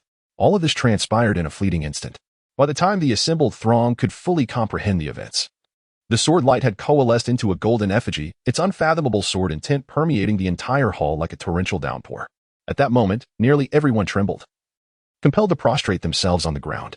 Even some of the less powerful elders were rendered unconscious by the sheer force of the aura. Compared to the decree invoked by the deceased Third Imperial Prince, the aura emanating from this golden effigy was exponentially more potent, as different as heaven and earth. This figure was none other than a manifestation of Zhao Fan's nascent spirit. Having sensed the disturbance within the Shu Mountain Hall from afar, his true form, seated within the Demon Lock Tower, had intervened. Having reached Zhao Fan's current state of cultivation, perceiving events within a 100-mile radius was effortless, and few things could escape his notice. It is the Sword Cultivator Senior. Excellent. The Sword Cultivator Senior has intervened to suppress the entire scene. Let us see who still dares to rebel with impunity. Elder Lin Mu of the True Martial Hall immediately recognized the origin of the figure, unable to contain his elation. We pay homage to the Sword Cultivator Senior. Zhao Xiaodian, too, revealed a joyous expression. Although he knew that this golden effigy was his paternal uncle, he did not disclose the truth, instead kneeling respectfully. Without his uncle's explicit permission, he would not dare reveal his identity. We pay homage to the Sword Cultivator Senior. The 20-odd elders who supported Sect Master Zhao Xiaodian followed suit, prostrating themselves in worship, their expressions devout, as if venerating an exalted deity. In their eyes, the enigmatic Sword Cultivator Senior of Mount Shu was a truly invincible divinity. We are doomed. It is all over. The elders who had sought to force Zhao Xiaodian's abdication were now crestfallen, their hearts filled with despair. The Sword Cultivator Senior of Mount Shu had personally intervened, slaying the Third Imperial Prince of Tang and Shou Tai, making it abundantly clear that he supported Zhao Xiaodian. Were they not opposing Zhao Xiaodian, but rather brazenly defying the Sword Cultivator Senior? They could not afford to lose even one life. Had they known that the Sword Cultivator Senior held Zhao Xiaodian in such high regard, they would never have dared to support Princess Pingyang and her son alongside Zhou Tai. But now, regret was futile. How could this be? Princess Pingyang's face was ashen. Her motive for supporting her son's ascension was the belief that the Sword Cultivator Senior of Mount Shu would not intervene, as he had rarely appeared unless Mount Shu faced an external crisis. Moreover, Zhao Xiaofeng was the son of the previous sect master, Zhao Cheng, making this a struggle between brothers, which should not have attracted the Sword Cultivator Senior's attention. But she had never imagined that this enigmatic and legendary Sword Cultivator of Mount Shu would not only intervene but also personally slay the Third Imperial Prince and Zhou Tai. You are exalted and reclusive powerhouse of Mount Shu. Why would you support this illegitimate son? Princess Pingyang asked, biting her crimson lips, a hint of resentment in her voice. At this moment, she had lost all of her former elegance and composure, replaced by dejection and helplessness. Those who violate Mount Shu shall be severely punished. Zhao Fan's nascent spirit incarnation responded impassively, without directly addressing her question. Hearing this, Princess Pingyang's face grew even paler as she finally realized her mistake. She could support her son's ascension, but her gravest error was colluding with the Great Tang dynasty. Although Shu Mountain and Great Tang were allies, they were, in essence, distinct immortal cultivation factions, not components of a unified entity. Return and inform the Grand Patriarch of Tang that he has 3 days to come to Mount Shu and offer a penitent prostration beneath the full moon. Lest I obliterate the Great Tang dynasty, Zhao Fan declared, his luminous gaze piercing, his voice resolute, resonating throughout the hall and causing a shiver to run down everyone and Appo's spines. Such was the might of the Sword Cultivator Senior, who not only casually slew the Third Imperial Prince of Tang, but also demanded that the Grand Patriarch of Tang personally offer a penitent prostration.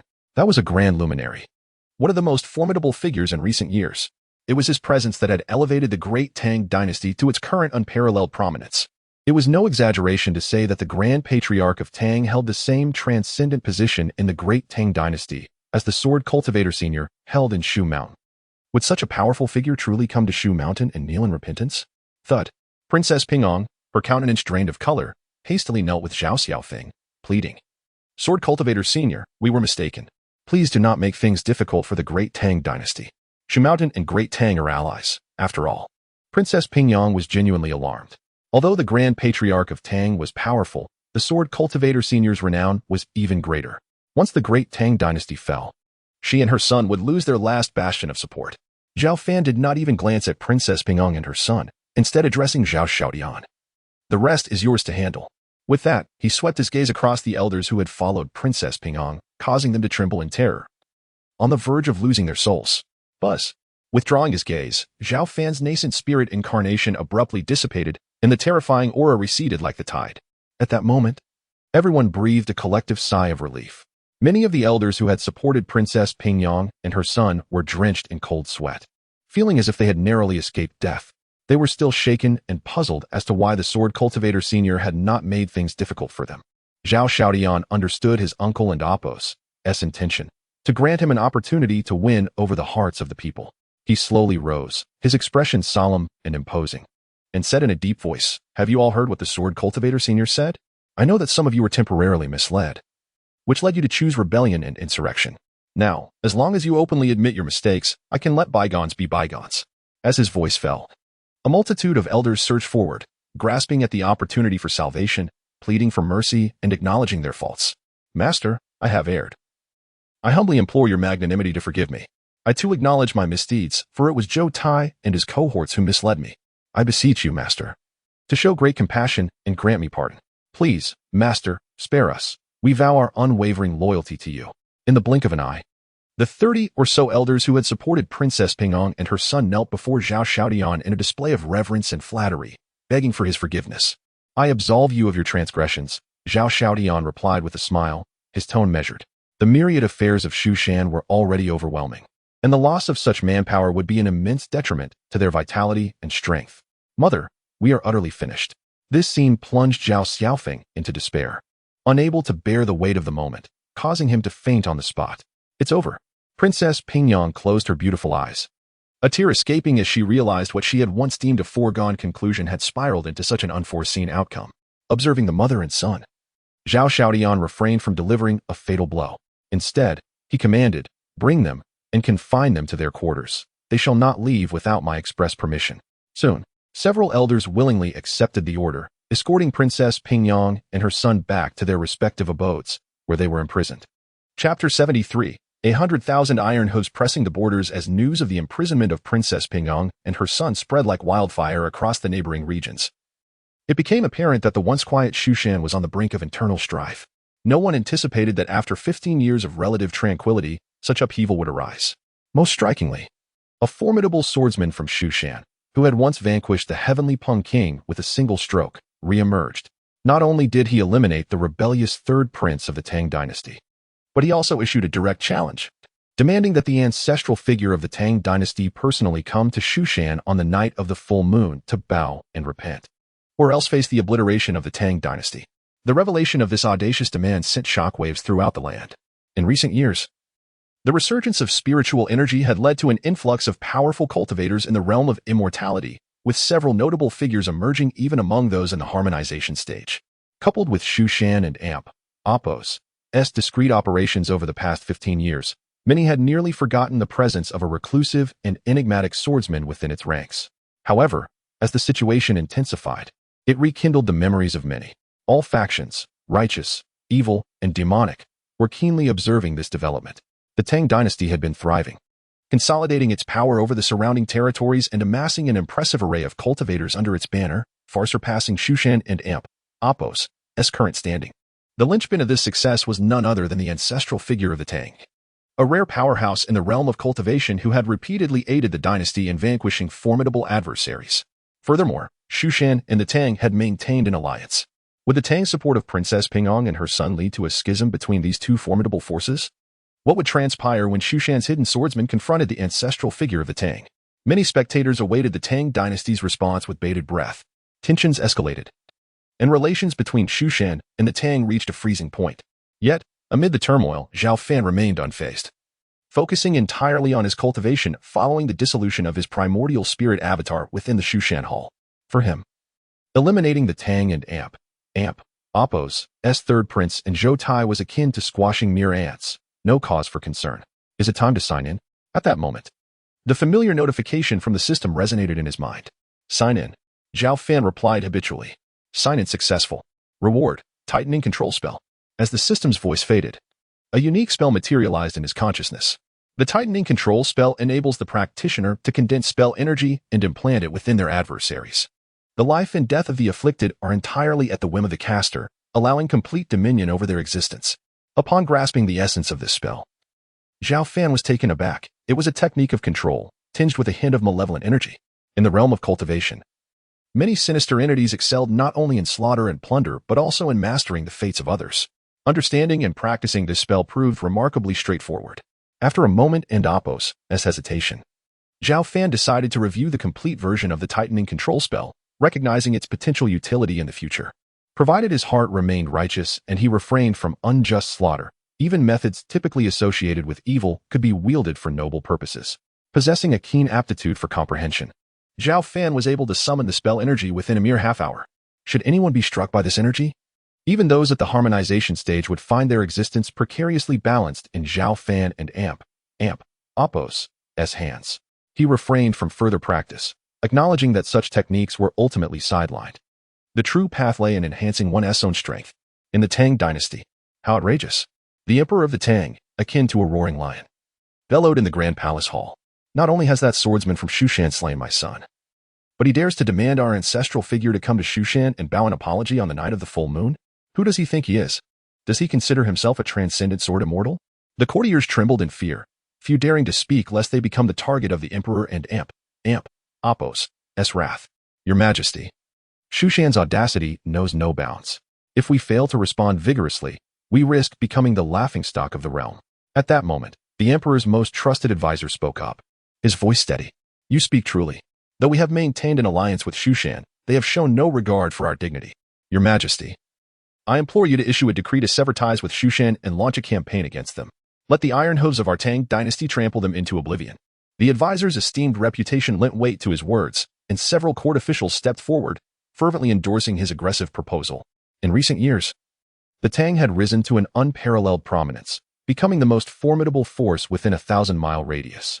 The emperor and his officials were consumed by immense ambition and arrogance, which had previously led to the dispatch of the third prince to support the rebellion of Princess Ping'eng and her son. Indeed, the emperor replied, his expression impassive. Yet his eyes narrowed with a glint of cold determination. That swordsman from Shushan has summoned our ancestral figure for the night of the full moon? Very well. Let 100,000 iron hooves accompany our ancestral figure to the event.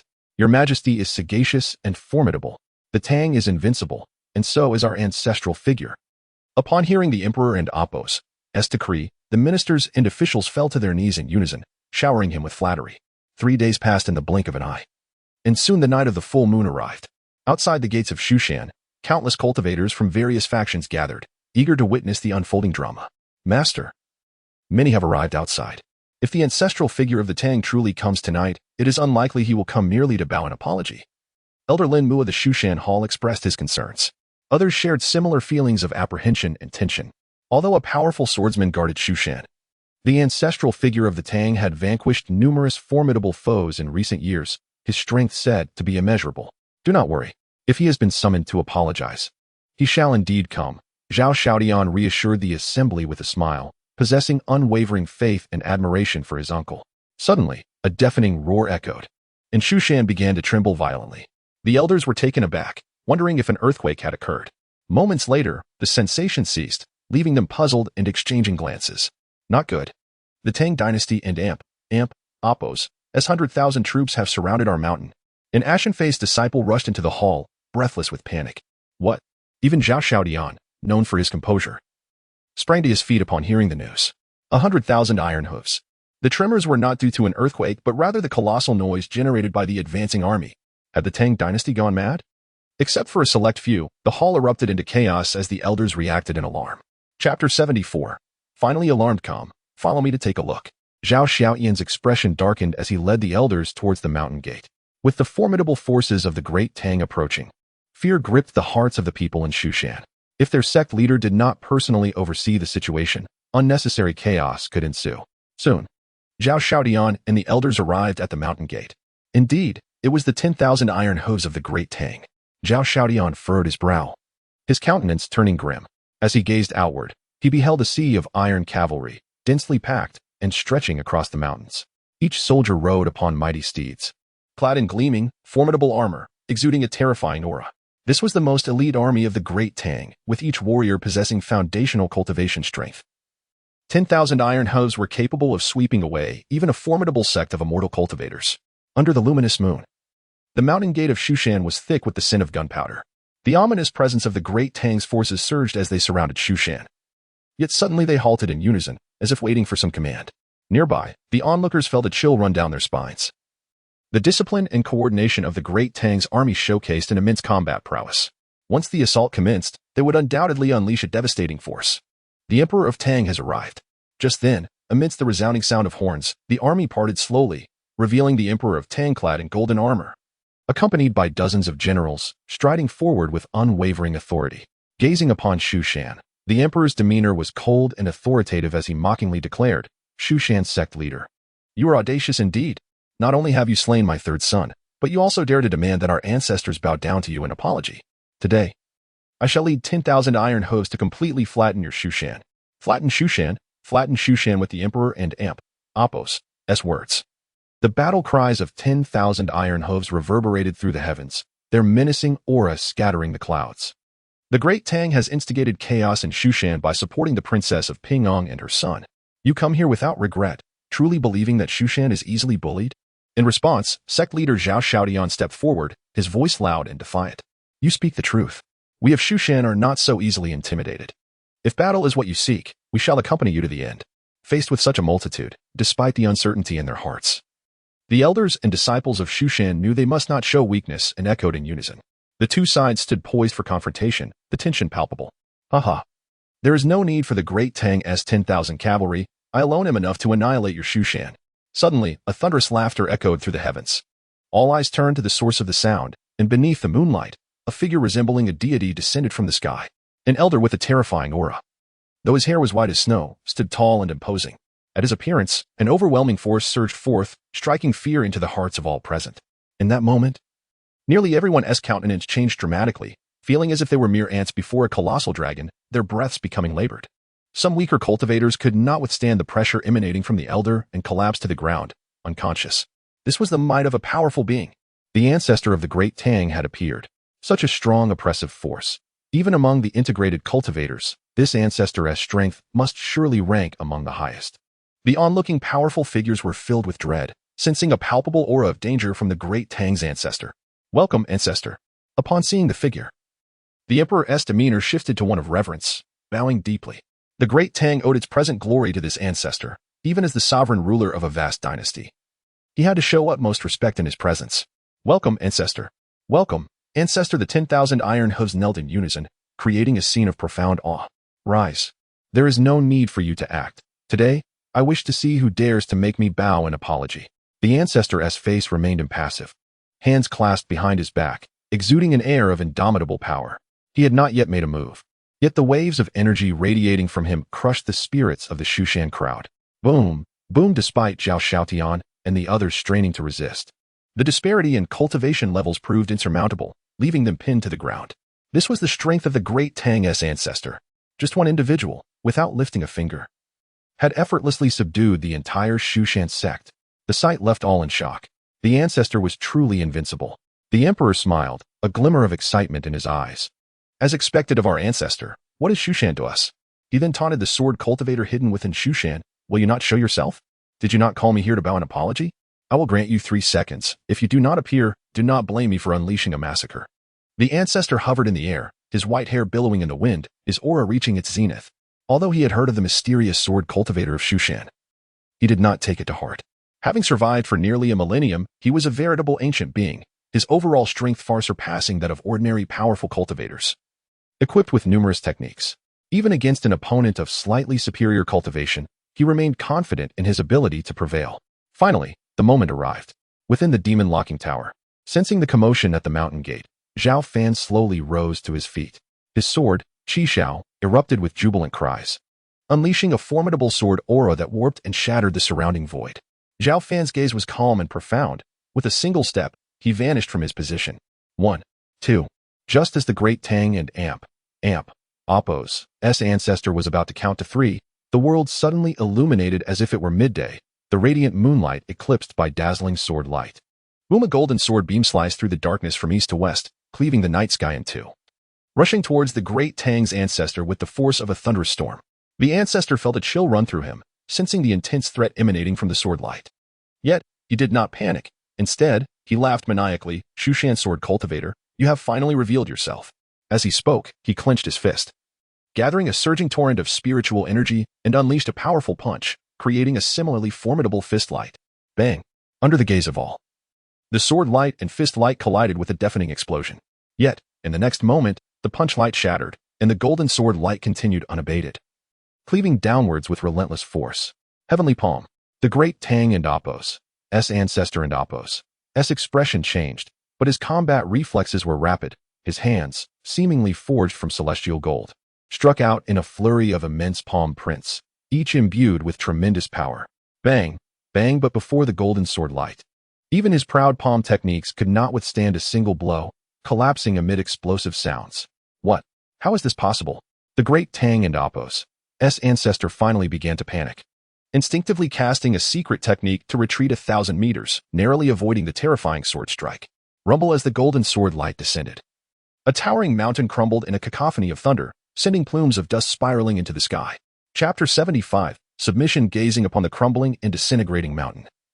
The Grand Tang ancestor's complexion paled, beads of cold sweat forming on his forehead. Had he not employed a secret technique to evade it, his fate would have been either death or grievous injury. To evade my casual sword strike speaks to some skill on your part. Before the Grand Tang ancestor could react, a figure bathed in golden light materialized in the void. His form was tall and imposing, like a celestial swordsman descended to the mortal realm, exuding an aura as profound and immeasurable as the boundless ocean.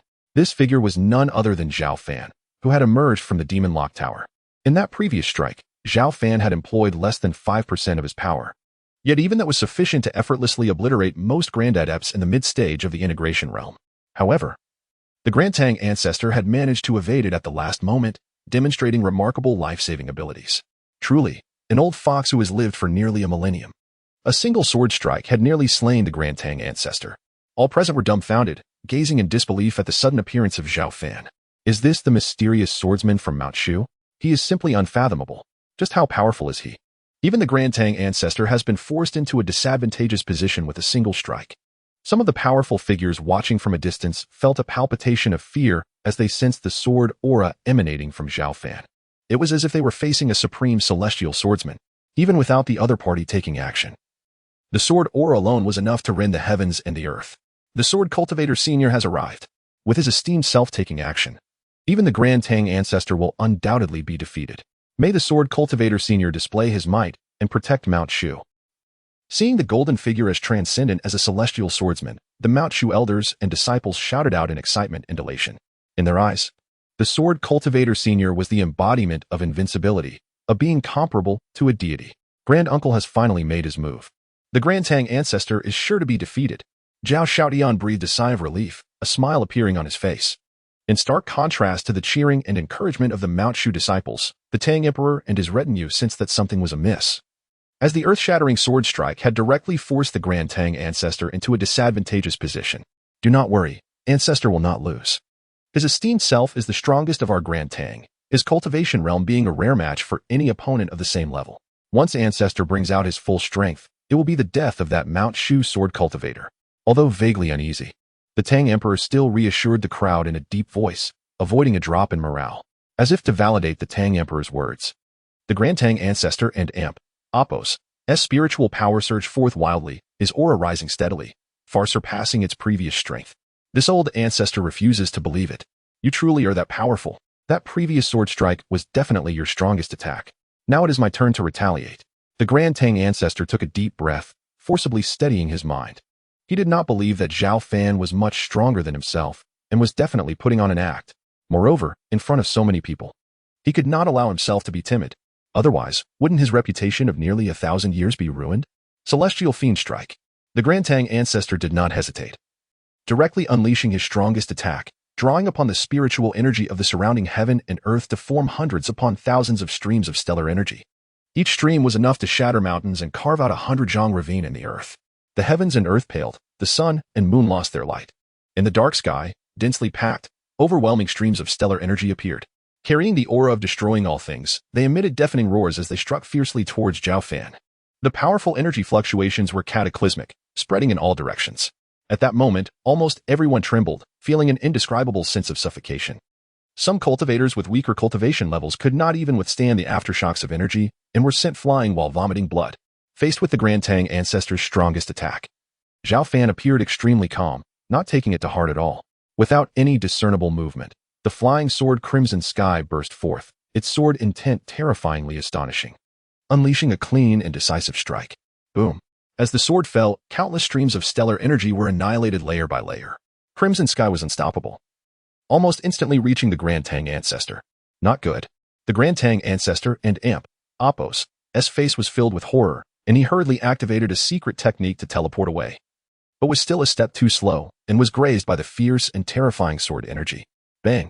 The Grand Tang Ancestor crashed down 10,000 meters away, his entire body covered in blood, and even his aura became extremely weak.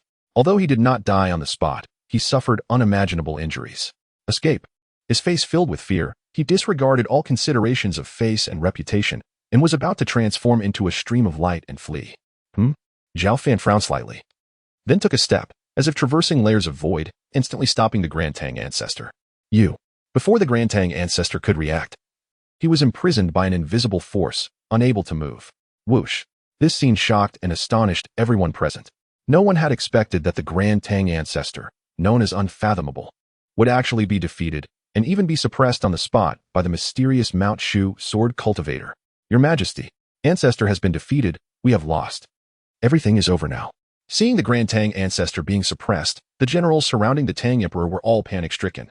And even the originally iron-blooded and solemn army of 100,000 iron hooves fell into disarray. Ancestor.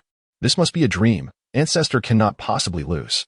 The Tang Emperor widened his eyes, his face filled with disbelief, his whole body filled with a sense of powerlessness. As expected of Sword Cultivator Sr., he actually defeated and suppressed the Grand Tang Ancestor. I knew that Sword Cultivator Sr. was invincible, unlike the Tang Emperor and his retinue.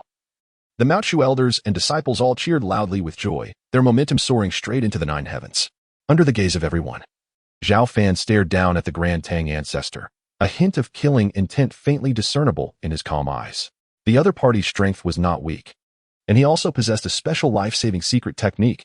Otherwise, how could he have survived until now? Do not kill me. I am willing to serve you as your slave. Please, Senior, do not hold my past offenses against me, and spare my life. Faced with imminent death, the Grand Tang Ancestor suddenly opened his mouth, pleading. Completely devoid of his previous imposing manner, he had survived for nearly 1,000 years and had a desire to live far exceeding that of ordinary people. As long as he could live, fame and face were not important. Zhao Fan raised his eyebrows, with a hint of hesitation. The other party's strength was not bad, and if he had not encountered himself, even a late-stage integration realm cultivator would have a hard time dealing with the Grand Tang Ancestor. I can spare your life, but you must bring the Grand Tang dynasty to join Mount Shu. Otherwise, do not blame me for being impolite. Zhao Fan thought for a moment and said calmly, Of course, I can. As long as Senior spares my life, you can ask me to do anything. I will now have the Tang Emperor and the others surrender. From now on, I am willing to devote myself to Mount Shu and spare no effort in my service. The Grand Tang Ancestor was like a drowning man, grabbing onto the last straw, and quickly agreed, fearing that Zhao Fan would go back on his word. At this time, even if he had 10,000 guts, he would not dare to disobey Zhao Fan, constricting a mortal control curse. Although he had obtained the Grand Tang Ancestor's promise, Zhao Fan would not trust him. Instead, he condensed a wisp of immortal curse energy, raised his hand, and shot it into the Grand Tang Ancestor and Apos' body. Senior, what are you doing?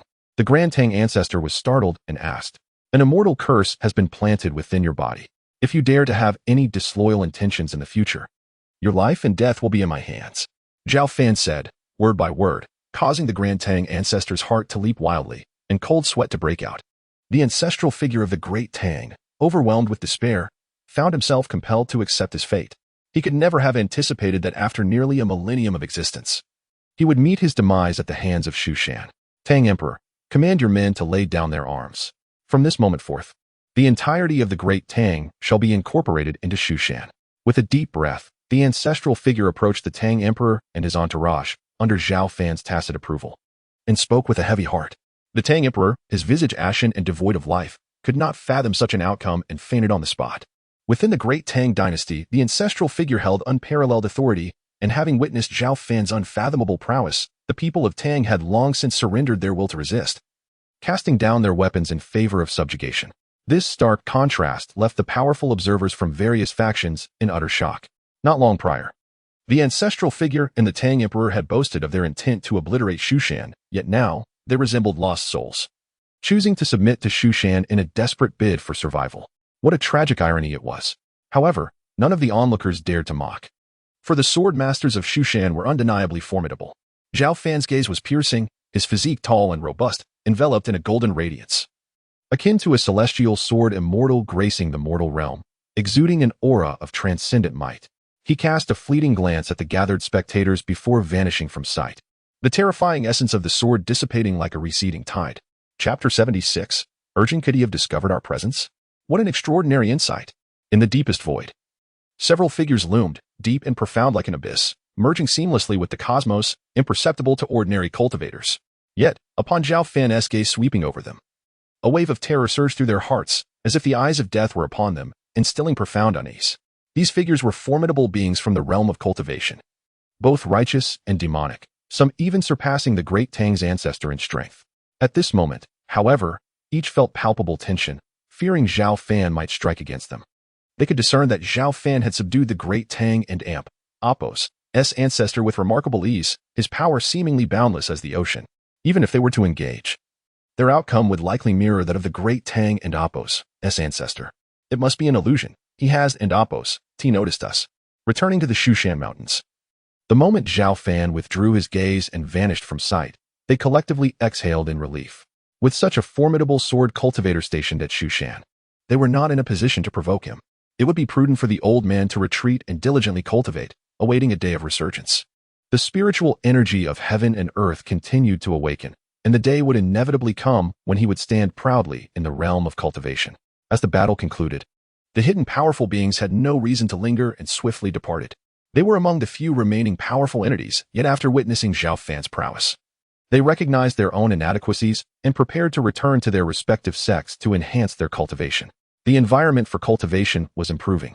Not only was spiritual energy reviving at an accelerated pace, but the previously incomplete pathways of heaven and earth were also gradually mending. Although they temporarily conceded that they were no match for Zhao Fan, they held strong confidence that, leveraging their sect's resources and the benefits stemming from environmental changes, they would eventually catch up to this enigmatic Shu Shan powerhouse, or even surpass him in the future. The departure of these top-tier cultivators went unnoticed by others.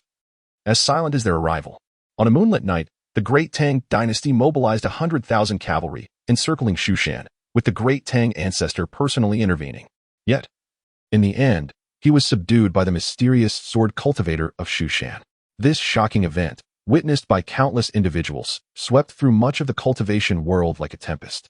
Upon learning that the mysterious sword cultivator of Shu Shan had subdued the Great Tang ancestor, and that the entire Great Tang dynasty had been absorbed into Shu Shan, the various factions in the cultivation world were filled with alarm. The Great Tang dynasty, bolstered by the Great Tang ancestor, had grown into a truly first-rate cultivation force in recent years, commanding vast territories akin to fertile plains, with a total population reaching tens of millions. Evaluating the strength of a force is not only dependent on the number of cultivators, but also significantly on population and territory. With the allegiance of the Great Tang ancestor and the cultivators of the Great Tang, Shu Shan not only gained a powerful ally but also fully absorbed the population and territory of the Great Tang, exponentially increasing its overall strength and rapidly becoming the most formidable cultivation force within a radius of thousands of miles. It is no exaggeration to say that Shu Shan now holds a pivotal position within the entire cultivation realm, its influence far surpassing that of the past. The repercussions of this battle reverberated through the righteous and demonic factions alike, leaving all parties astonished and agitated. From this moment on, even the most arrogant demonic clans dared not underestimate Shu Shan's existence, for all understood deeply that as long as that mysterious sword cultivator remained, Shu Shan's rise might be unstoppable. Amidst the bustling discussions outside, the atmosphere within Shu Shan was one of exuberance. However, Zhao Fan paid little heed to the commotion. After subduing the Great Tang ancestor, he returned directly to the demon-locking tower to cultivate. Although others remained oblivious, he had long sensed the presence of several powerful figures hidden in the shadows, with one or two exceeding even the Great Tang ancestor in cultivation level. As spiritual energy continued to awaken and the environment improved, it was apparent that the ranks of powerful cultivators would only swell. Furthermore, many sealed domains akin to the abyss of 10,000 beasts lay dormant. Should those ancient beings awaken, chaos would truly ensue in this world. We are on the brink of a resplendent era, and even with a system by my side, I must seize the moment to cultivate diligently. Otherwise, if I halt, I may soon find myself overtaken. Zhao Fan mused quietly, showing no sign of joy from his victory over the great Tang ancestor, as he had utilized barely 5% of his strength in that encounter. This merely served to illustrate the true extent of Zhao Fan and Apos' power. Time passed imperceptibly, and 5 years slipped by in the blink of an eye. Uncle, your nephew has come to pay his respects. On this day, Zhao Xiaotian arrived once more at the demon locking tower to visit his uncle, Zhao Fan. Compared to before, he now radiated vitality and wore a broad smile, clearly in high spirits. Ever since the allegiance of the great Tang ancestor, Shushan had not only gained a powerful ally but also absorbed all of the great Tang's personnel and resources. Within a matter of days, the number and strength of Shushan's cultivators had surged several-fold. Zhao Xiaotian understood that all of this was due to his uncle Zhao Fan's contributions. Thus, after concluding his affairs, he hurried here to express his gratitude. You and Apos arrived. Come sit. Zhao Fan gestured for Zhao Xiaotian to take a seat. Uncle, this is a small token of appreciation from me and the elders. Please do not refuse to accept it. No sooner had Zhao Xiaotian sat down than he produced an array of items, a jade box containing supreme elixirs, dazzling superior spirit jades, and exquisite flying swords forged from special materials. These were all precious treasures offered by the great Tang dynasty, although he was unsure if his uncle would fancy them. He and the elders had deliberated and selected the most valuable items to present. The elixirs for rapid recovery of spiritual energy, the superior spirit jades, and the exquisite flying swords are all remarkable gifts indeed. Zhao Fan chuckled, glancing at the items. Uncle, your repeated interventions have saved Shushan from peril. These gifts cannot adequately convey my gratitude. Zhao Xiaotian spoke earnestly, seemingly apprehensive that Zhao Fan might decline. This flying sword is quite nice. It can remain with me. The rest, please take back. Zhao Fan reached out, effortlessly drawing the flying sword into his grasp. Although he already possessed the flying sword, Qishao, his little fox, by Shuek, was without a weapon. Presenting her with a superior flying sword would surely bring her joy, sparing him from constant sparring requests. Well, very well. Zhao Xiaotian smiled helplessly, not daring to oppose his uncle's wishes. Xiaotian, although Shushan has absorbed the great Tang, we are still far from revitalization. Thousands of years ago, during Shushan's most glorious period, a single decree from the sect leader compelled much of the cultivation world to comply. Zhao Fan paused, fixing his gaze on Zhao Xiaotian and inquiring, do you understand my meaning? Your nephew comprehends. Zhao Xiaotian nodded.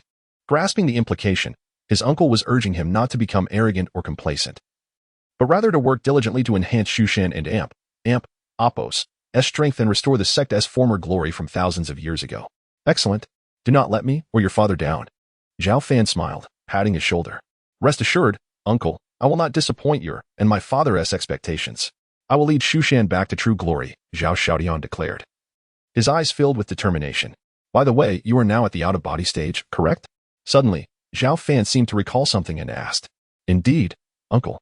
I have a valuable martial art here. You may take it to cultivate. As Zhao Fan and Apos' words fell, he pressed a finger to Zhao Xiaotian and Apos' forehead. And the complete essence of the 10,000 swords returning to origin surged into the latter's mind. This formidable swordsmanship, bestowed by the system, possessed unique cultivation requirements, permitting only those beneath the spirit division stage to practice it. Zhao Xiaotian was perfectly suited for this at present. What a powerful swordsmanship!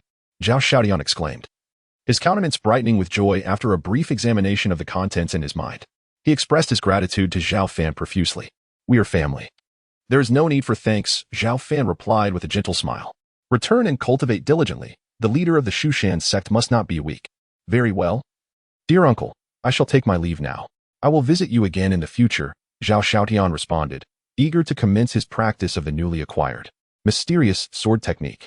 He refrained from lingering further, respectfully bowed, and departed from the demon locking tower. Chapter 77. Changing the permanent sign-in location after Zhao Xiaotian departed. The locking demon tower fell silent once more. The sword, named Yunmeng, appeared quite impressive. Zhao Fan examined the flying sword in his hand.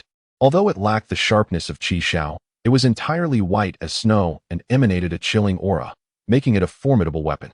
Bai Shui was still in slumber, and he thought it prudent to present it to her once she awakened. After toying with it for a moment, Zhao Fan stored the flying sword in the system and Apos' spatial compartment. Shall I commence the sign-in? At that moment, the familiar notification from the system echoed in Zhao Fan and Apos' mind. Sign in. Zhao Fan responded without a second thought. Sign in successful. You have obtained a Sherry Crossing Calamity Pill. As the system and Apos' voice faded, A resplendent golden pill materialized in Zhao Fan's hand, its rich medicinal fragrance instantly permeating much of the locking demon tower. A sherry crossing calamity pill? Is this not a superior Dao pill? Zhao Fan was both astonished and elated. It is well known that the value of Dao pills far surpasses that of ordinary elixirs, and superior Dao pills are exceptionally rare. The sherry crossing calamity pill, a wondrous remedy chronicled in ancient texts, is rumored to enhance the success rate of powerful cultivators attempting to transcend the calamity phase. The news of such a Dao pill surfacing would undoubtedly incite a fierce scramble among countless righteous and malevolent beings, with even the ancient entities that have survived for millennia willing to pay any price to acquire it. Excellent. The system is indeed a timely boon. I am currently at the pinnacle of the integration stage, merely a step away from the calamity phase. Previously, I lacked confidence in successfully breaking through. But with this sherry crossing calamity pill, my chances have increased by at least 30%. A smile graced Zhao Fan's face as he felt a newfound confidence in his impending breakthrough to the calamity phase. His previous hesitance to attempt transcending beyond the integration stage stemmed from the fact that for ordinary cultivators, the journey to the calamity phase is fraught with peril. To illustrate, if 100 cultivators at the peak of the integration stage simultaneously endeavored to break through to the calamity phase, perhaps only 3 or 4 would emerge successful. The success rate is alarmingly low, and failure could result in either a fall into madness or instantaneous demise. The calamity phase represents a stark divide from prior cultivation realms, marking a crucial transition from the extraordinary to the celestial for cultivators. To enter this phase, one must endure the tribulation of heavenly lightning, a force capable of obliterating all in its path. Even the most transcendent cultivators, if unprepared, risk annihilation beneath the tempest of calamity. Thus, when confronting the calamity phase, one must either refrain from attempting to break through or succeed in a single, resolute effort. Although the sherry crossing calamity pill can enhance the success rate by 30%, the might of the lightning tribulation has remained largely unseen for nearly 10 millennia. I must prepare thoroughly before attempting this breakthrough. Otherwise, failure could lead to complete ruin. Gazing at the sherry crossing calamity pill in his hand, Zhao Fan pondered and ultimately decided to store it in the system's spatial compartment, intending to consume it only when adequately prepared for the challenge ahead.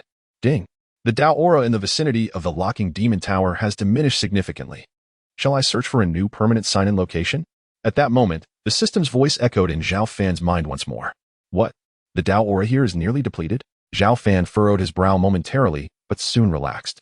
Since his confinement within the locking demon tower nearly 200 years ago, the daily sign-ins had gradually consumed even the most abundant Dao aura. Proceed with the detection. Zhao Fan contemplated before responding thoughtfully. The Dao aura in the abyss of 10,000 demons is rich. Shall we set it as the new permanent sign-in point? Certainly. Zhao Fan raised an eyebrow, responding calmly. Setting successful. The host need only visit the abyss of 10,000 demons daily to continue accumulating rewards through sign-ins. As the system and Oppo's voice faded into silence, Zhao Fan understood why he had previously acquired numerous valuable items at the abyss of 10,000 demons. It was indeed a place of dense Dao aura. It has been a while since I last visited. I should check to see if I can resolve any lingering threats within.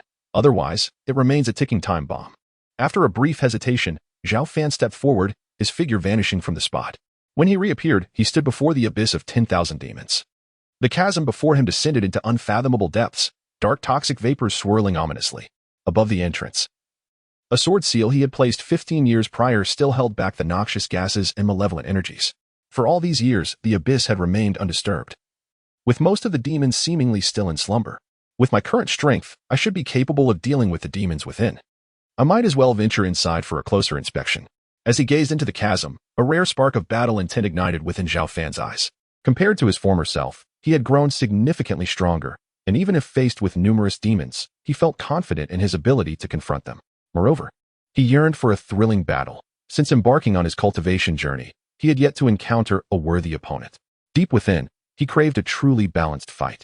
After a moment's deliberation, Zhao Fan inhaled deeply and slowly entered the cave. As he crossed the threshold, countless dark vapors surged toward him, but before they could reach him, they were obliterated by the destructive sword energy he emanated. Zhao Fan's physique was robust and elongated, a faint golden light shimmering through his flesh. Sword energy radiated around him, resembling a true, transcendent sword immortal. Even the immense aura that involuntarily emanated from him was enough to shatter the cloying evil around. He descended quickly, and in mere moments, he reached the innermost depths of the abyss. This was the true abyss of 10,000 demons, even vaster than he had imagined, almost like an underground world. As Zhao Fan surveyed his surroundings, a flicker of astonishment crossed his face. The abyss was incredibly spacious, saturated with dense toxic vapors. Populated by towering and bizarre figures, the demons that lay in slumber. Even after countless ages, they radiated an overwhelming, suffocating aura. There is a presence of a cultivator. Who dares to intrude upon the abyss? At that instant, a low growl resounded. Not far away, a towering demon, 100 meters in height, slowly opened its eyes, revealing a cold, bloodthirsty glint as it fixated on Zhao Fan. It gazed upon him as if he were a delectable morsel, its eyes betraying a hint of greed and longing. Chapter 78. Do not approach. Fresh flesh. It appears that your cultivation is not weak. If I devour you, it would undoubtedly restore a significant portion of my strength. This monstrous being, immense in stature, bore wings upon its back and exuded a palpable aura of malevolence. It regarded Zhao Fan as an easily obtainable quarry. Having slumbered for countless years within the abyss of 10,000 demons, the demon's power waned continuously, necessitating either the absorption of spiritual energy from the heavens and the earth or the consumption of formidable cultivators. Devour me. You think you are worthy. If you seek death, I shall grant it. Zhao Fan scoffed disdainfully, as if he had just heard the most ludicrous joke in existence. I am the sky-piercing demon general. A mere human cultivator dares to be so arrogant. I shall not only consume your flesh and blood, but also obliterate your very essence. The demon and Apos' eyes flared with fury. Incited by Zhao Fan and Apos' casual taunts, the sky-piercing demon general and Apos' murderous intent was palpable. In his era, his name had been sufficient to instill fear in 100,000 cultivators. How could he allow such insignificant human cultivators to act with impunity before him? In his blind rage, the demon failed to scrutinize Zhao Fan and Apos' cultivation level, convinced that, no matter how strong the human before him was, he could not possibly rival his own might. As his words fell, the sky-piercing demon general raised a claw, launching it with tremendous speed. Boom! The air distorted under the force of his strike, aimed like lightning at Zhao Fan's throat.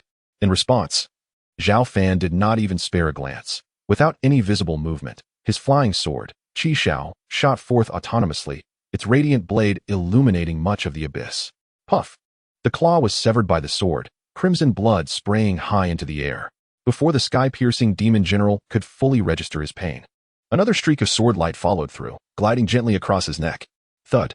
The head of the demon, wide-eyed in shock, fell heavily to the ground, creating a visible crater. The once mighty demon general, feared for tens of thousands of years, met a grim demise on the spot. His primordial spirit was even obliterated by the sword energy, leaving him utterly lifeless. Truly pathetic. Zhao Fan cast a glance at the fallen demon general, shaking his head as he spoke calmly to himself. In the next life, whether as a human or a demon, do not utter grandiose claims before ascertaining the strength of your opponent, for the winds may be fierce, and one might easily trip over their own tongue. With the demise of the sky-piercing demon general, a multitude of dormant demons within the abyss stirred, sensing the imminent danger, awakening from their slumber. Who is it? Who has slain the sky-piercing? Such audacity! Has that wretched empress intruded upon our abyss once more? I must avenge the grudge of years past. In mere moments, over a dozen unparalleled demons revived, their terrifying energy fluctuations shaking the very fabric of the abyss. Zhao Fan remained unperturbed, standing silently in place, with no intention of intervening. He was curious to see what remarkable abilities these awakened demons possessed. The demon that had just proclaimed itself the sky-piercing general was exceedingly weak, incapable of withstanding even a single strike conjured by his thoughts. Human cultivator, you dare to invade the abyss of 10,000 demons? You are the one who killed the sky-piercing demon general? Who are you? Upon awakening, the demons quickly took notice of Zhao Fan, their towering forms surrounding him, their overwhelming presence casting a shadow over much of the abyss. Were it anyone else, even a late-stage cultivator, they might falter under such immense pressure. Yet who was Zhao Fan? He was but a step away from becoming a formidable cultivator at the tribulation-transcending stage, his power unfathomable. Not even if all the demons within the abyss revived would he show fear. What am I to you? That is none of your concern. I have merely come to say one thing. All of you present, aside from myself, are but worthless trash. Zhao Fan swept his gaze over the assembly of demons, then smiled, unreservedly provoking them. What, human cultivator, do you seek death? Enraged, the demons cried out, everyone, attack and kill this brat. In an instant, the demons surged towards Zhao Fan with unbridled fury. Countless waves of demonic energy surged, causing the very space of the abyss to tremble violently. Fortunately, this was a realm of special protection, fortified by potent mystical forces, preventing immediate collapse. Just in time. At last, I can engage in a grand battle. Zhao Fan and Apos' eyes gleamed with fervor, his fighting spirit ignited. An overwhelming aura surged around him, and a terrifying sword intent pierced the void, as if a true sword deity had descended. Bang, bang. Before the demons could even unleash their assaults, they were obliterated by the resplendent sword light. The sword energy surged through the air, distorting reality itself, and cut through the horde of demons with the might of a raging tempest. In that moment, the dozen or so demons felt a chilling breath of death wash over them. This is bad. This brat is a consummate sword cultivator at the fusion stage. We have just awakened, our powers not yet restored, we are no match for him. One demon, sensing Zhao Fan's overwhelming strength, warned in a hushed tone. Yet it was too late. The sword light descended like a celestial river, crashing down with unstoppable force. Even with their utmost efforts to resist, the demons were sent reeling, spewing blood in all directions, all under the pressure of just a fraction of Zhao Fan's strength. Flee. We are no match for him. Run. Realizing Zhao Fan's formidable and insurmountable power, the demons were struck with terror, dragging their wounded bodies towards the depths of the abyss, no longer the proud beings they had once been. Where do you think you are going? Come back and fight me. Zhao Fan would not allow them to escape, pursuing them with the Qishao sword in hand. How pathetic. If this were tens of thousands of years ago, in my prime, I would have faced any fusion stage sword cultivator without hesitation. There would be no need for me to flee in such a disgraceful manner. Enough. Who could have imagined that in this era, when the spiritual energy of heaven and earth has yet to fully revive, a consummate sword cultivator would emerge? It is simply unfathomable. Quickly flee. Do not be slain by this sword cultivator. We have endured for tens of thousands of years and cannot perish today. Over a dozen demons fled in a panic, cursing as they ran. They now understood why the sky-piercing demon general had met such a tragic end. This human sword cultivator was disturbingly powerful. If they did not escape, they would surely perish here. You were once demons who roamed the cultivation world for tens of thousands of years. To not dare confront me and instead flee is a tale that would surely invite ridicule. Zhao Fan declared, "Stay here, and we shall battle for 100 rounds." In an instant, Zhao Fan appeared before the fleeing demons, blocking their path. Do not approach. The sight of Zhao Fan standing resolutely before them left the demons pale with fear, instinctively retreating. Chapter 79, The Source of Divinity? Zhao Fan furrowed his brow. These demons were not only feeble but also cowardly, leaving him profoundly disappointed. Should they not fight to the death against him? Why was there such a stark contrast between their behavior and the savage, bloodthirsty demons he had envisioned?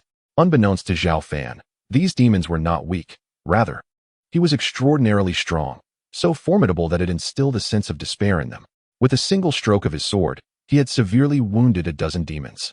Anyone in their position would flee and beg for mercy.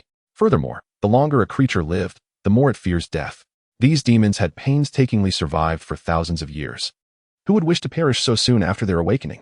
Thus, their fear and pleas for mercy were merely instincts for survival. Good sir, this esteemed swordsman, we bear no grudge against you.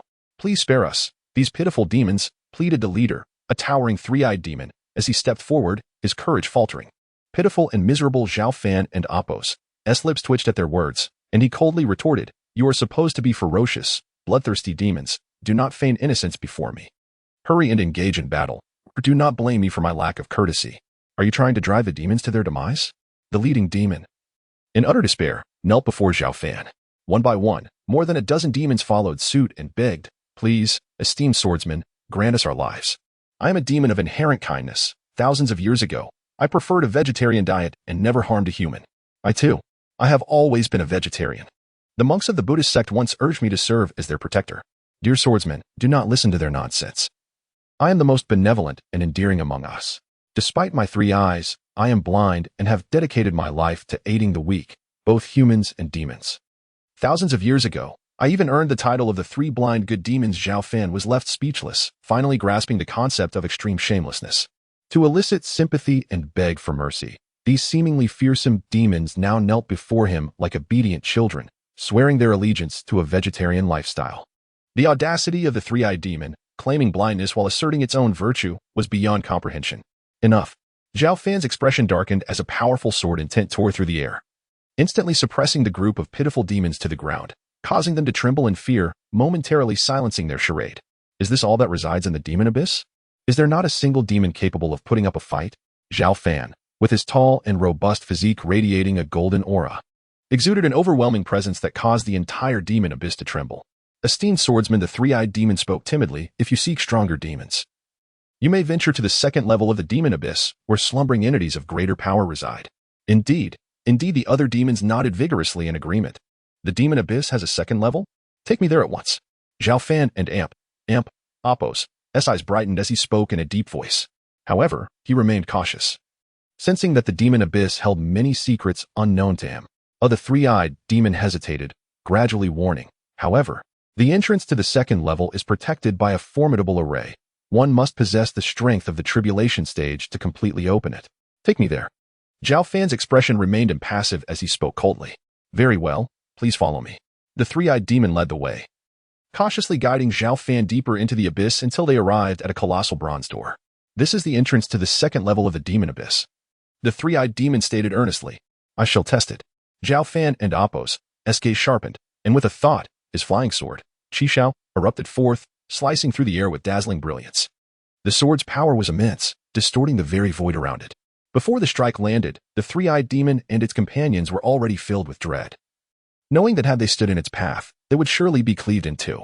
With a thunderous roar, a violent gust of wind erupted, spreading in all directions. As the dust settled, the bronze door remained unscathed, shimmering with a faint, resilient light. Indeed, it possessed formidable protective arrays. Zhao Fan's expression shifted to one of surprise. Yet he was undeterred, gripping the sword tightly as a surge of spirit energy erupted from within him, amplifying his presence to unprecedented levels. Such powerful momentum. He was no ordinary swordsman. The surrounding demons, their faces painted with terror, sensed an exponentially greater threat emanating from Zhao Fan. They could hardly believe that in this realm, where spiritual energy had yet to fully revive, such an extraordinary swordsman could emerge. 10,000 swords technique. Ignoring the expressions of the demons, Zhao Fan unleashed a strike. The golden brilliance of his sword tearing through the heavens and shattering the earth. This attack utilized 30% of his strength. Boom. The entire demon abyss shook violently, and the protective light surrounding the bronze door began to crack, yet it remained intact, rapidly restoring itself as if bolstered by some unseen force. Observing this, Zhao Fan refrained from further attacks, furrowing his brow. The bronze door indeed possessed formidable defenses. However, if he were to persist with all his might, there remained a sliver of hope to breach it. Another failure. Witnessing the bronze door's resilience, the demons unwittingly displayed a flicker of disappointment. Zhao Fan perceptively noticed their anomaly and directly stated, Very well, I am presently unable to break through this bronze door. As soon as the words left his mouth, Zhao Fan and Appos' gaze returned to them. What do you intend to do, esteemed swordsman? It is beyond our capabilities to break the entrance and Appos' array. The three-eyed demon, sensing Zhao Fan and Appos' slightly sinister gaze, began to panic. What am I to do? Since I cannot enter the second level of the demon abyss, your value has diminished, and I must eliminate you all. As Zhao Fan spoke, the Qishao sword radiated a terrifying aura, sending shivers down the spines of the demons. Feeling Zhao Fan's murderous intent, the three-eyed demon immediately pleaded once more, Please, do not kill me. I am willing to offer the supreme martial arts of our three-eyed clan in exchange for my life. I, too, am willing to provide the strongest techniques of the Tianyo clan. Please spare me, esteemed swordsman. I am also willing to contribute any martial arts or secret techniques I possess. The demons once again fell to their knees, hoping to barter their powerful martial arts for their lives. Martial techniques of the demon race? Zhao Fan frowned, replying coldly, I have no need for them. He was a human cultivator, specifically a swordsman. What use would he have for the martial arts of demons? The only conceivable purpose is to bring it back for the little fox, Bai Shui, to cultivate. However, it is evident that Bai Shui does not belong to the same race as these demons, and perhaps is entirely unsuited for their martial arts and techniques. I am willing to offer my divine essence. I implore you, spare my life. Observing that Zhao Fan remained unmoved, the three-eyed demon gritted its teeth and suddenly spoke. Chapter 80. 36 years later, as soon as the words fell, the three-eyed demon produced a wondrous substance, appearing neither entirely solid nor wholly liquid, but rather a form suspended between the two. Most notably, it exuded a powerful and transcendent aura, remarkably unique and peculiar. Master Sword Cultivator, this is the divine source, which harbors extraordinary energy, capable of sealing one and Appos' invaluable essence. I am willing to exchange it. I beseech you to spare my life. Though it pained him greatly, the three-eyed demon implored earnestly. Zhao Fan, upon hearing this, did not respond immediately. Instead, he reached into the void and drew the divine source from the demon's grasp into his palm. He could distinctly sense the exceptionally pure energy emanating from its depths. Had the demons sealed themselves away for millennia relying on such a substance? Detecting the special heavenly Tao material, the system prompted that if the host agreed to integrate it, unknown rewards could be obtained without the need for sign-in. Just as Zhao Fan scrutinized the divine source, a notification sound echoed in his mind. Is the divine source a special heavenly Tao material? Can it be integrated into the system? Zhao Fan was taken aback, quickly realizing the significance of the divine source to the system. I agree to the integration, he stated instinctively after a brief hesitation. Integration successful. Reward: 9 Heaven's Thunder Art. As the system's voice faded, a powerful technique surged into Zhao Fan's mind. The 9 Heaven's Thunder Art, when cultivated to its zenith, not only allowed one to unleash cataclysmic thunderous power, but also enabled the absorption and refinement of tribulation force, thus augmenting one's spiritual energy, one of the supreme martial arts of Taoism. Noticing the system's introduction, Zhao Fan was somewhat surprised. He had not anticipated that the integration of the divine source would yield such a formidable Taoist technique. Master Sword Cultivator, I too possess a divine source that I can offer you. Please, grant me the same mercy. As Zhao Fan accepted the three-eyed demon's divine source, the others exchanged looks of trepidation and hastily presented their own divine sources, hoping to evade their impending doom. Hearing their pleas, Zhao Fan refrained from delving into the newly acquired technique and calmly regarded them. These divine sources are indeed commendable, but exchanging them for your lives is not a transaction made lightly. Surrender all the divine sources you possess, and I may spare your lives. Zhao Fan's expression remained impassive as his sword, Qishao, emitted a clear, resonant sound, radiating an overwhelming sword intent that bore down upon the demons, causing their faces to pale. Though the divine source offered him no immediate benefit, its potential for integration into the system was evidently extraordinary. Having survived for millennia, Zhao Fan did not believe the demons possessed only a handful of these sources. He intended to extract every last drop from them. Under Zhao Fan's coercion, the demons, though reluctant, had no choice but to relinquish their scant remaining divine sources in the face of life and death. In the blink of an eye, Zhao Fan had acquired over 30 pieces of the divine source. Is that all? He inquired, his brow furrowing slightly. Master Sword Cultivator, this truly is all we possess. After millennia of slumber, most of our divine sources have been exhausted. We cannot offer more, the three-eyed demon replied, a bitter expression etched upon his face. These demons, once formidable figures in the cultivation world millennia ago, now found themselves humiliated by a mere human cultivator and Oppos, extortion. Yet they had no choice but to acquiesce for the sake of survival. Having just awakened, they lacked the replenishing essence of the external world. Incapable of regaining their former prowess, let alone confronting Zhao Fan. Very well, I shall grant you a reprieve for now, but remember this, without my permission, none of you are to leave the myriad demons' cave. Otherwise, do not blame me for unleashing a massacre. Observing the wretched countenance of the demons, Zhao Fan ultimately refrained from delivering the fatal blow. As a righteous cultivator, having accepted the demons and Oppos, divine sources, he felt compelled to honor his word and spare their lives. Otherwise, what difference would there be between himself and the demons? After collecting the 30-odd pieces of divine source, Zhao Fan did not linger further and departed the myriad demons' cave under the watchful eyes of the demons. Finally, he has gone. This human sword cultivator is terrifying. We nearly lost our lives. I have lived for millennia and have never felt so humiliated. It truly is a reflection of the world as harshness. As Zhao Fan left, the demons wore expressions of mixed emotions, some seethed with indignation, while others felt a weight lifted from their shoulders. Ignoring their reactions, Zhao Fan returned to the periphery of the demon locking tower. Upon his return, he wasted no time and began integrating the divine sources into the system one by one. Although such heavenly Tao materials were precious and could aid cultivators in sealing their essence, Zhao Fan found them of no use to himself. Moreover, had it not been for the system's intervention, he might have perished within the confines of the demon-locking tower long ago. Thus, he was unreserved in merging them into the system. Integration successful. Reward: Demon-slaying sword. Integration successful. Reward: Great Destruction Fist. Integration successful. Reward: Arhit Golden Blood. In a brief span, Zhao Fan successfully integrated all 30 pieces of divine source into the system, acquiring numerous valuable rewards. Moreover, he could distinctly feel that the system had become significantly more powerful than before. Its inherent space had nearly doubled. It seemed the system had the capacity to grow stronger, requiring the integration of divine sources or other heavenly Tao materials. With a glimmer of determination in his eyes, Zhao Fan concluded that he would not squander the rewards provided by the system. He devoted them entirely to his cultivation. His overall strength gradually improved. Yet he remained at the peak of the integration stage, refraining from recklessly attempting to break through to the tribulation stage. Even during the cultivation world's most illustrious era millennia ago, even the most gifted talents required decades, if not centuries, of preparation to successfully transcend to the tribulation stage. It was not merely a matter of abundant spiritual energy revitalizing the world. The path of cultivation defied the heavens and was far from simple. A single misstep could lead to the collapse of all one's efforts, or worse, death. In the following days, aside from his cultivation, Zhao Fan routinely visited the myriad demons' cave to continue signing in with the system.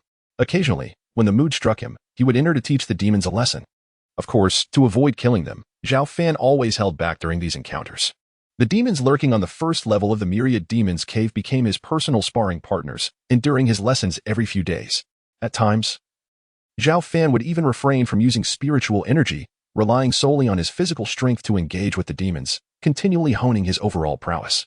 As time slipped by, Zhao Fan's strength gradually grew. Alongside his spiritual energy, both his physical form and spiritual consciousness saw a significant enhancement. In the blink of an eye, 36 years had passed.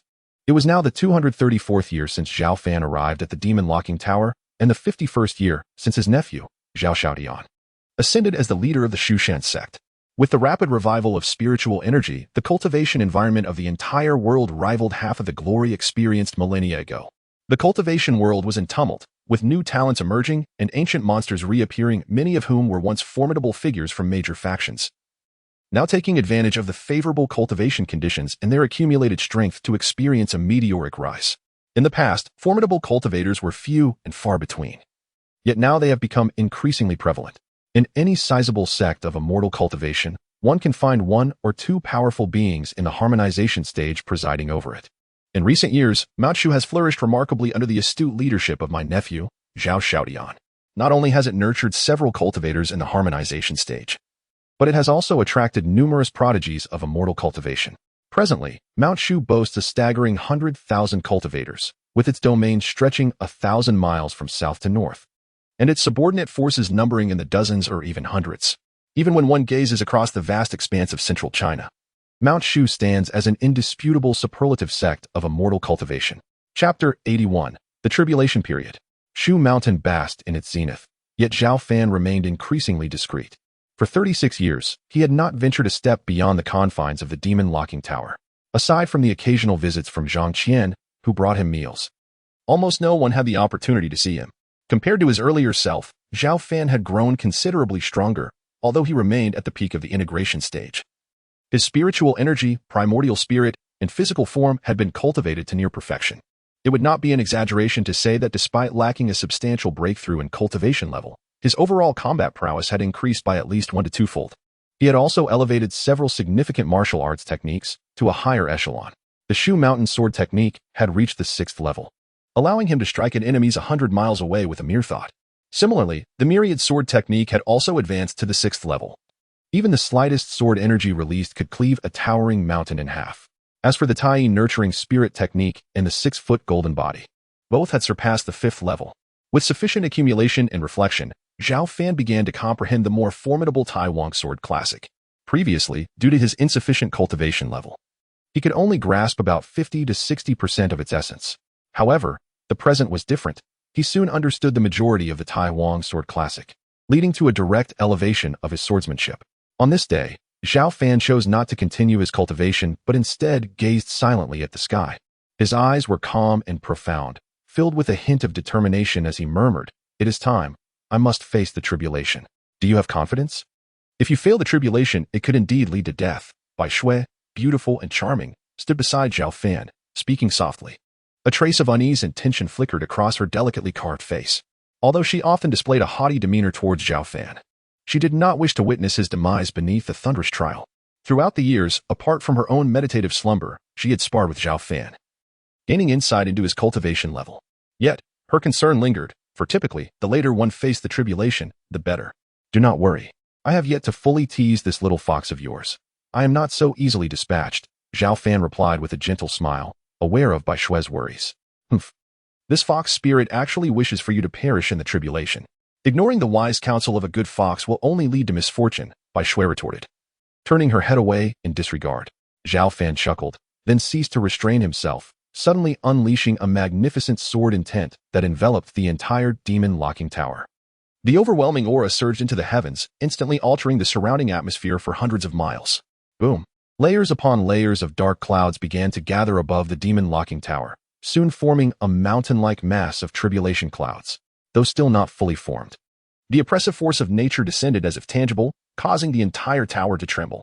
The tribulation, sensing the suffocating weight of the heavenly pressure. By Shui and Apos, S' fair face grew tense as she glanced at Zhao Fan, her eyes betraying a hint of anxiety. It has arrived. Zhao Fan and Apos, S' gaze sharpened, exuding a palpable combat spirit. No longer hesitating, he stepped forward, akin to a sword leaping from its sheath, charging towards the thunderous tribulation above.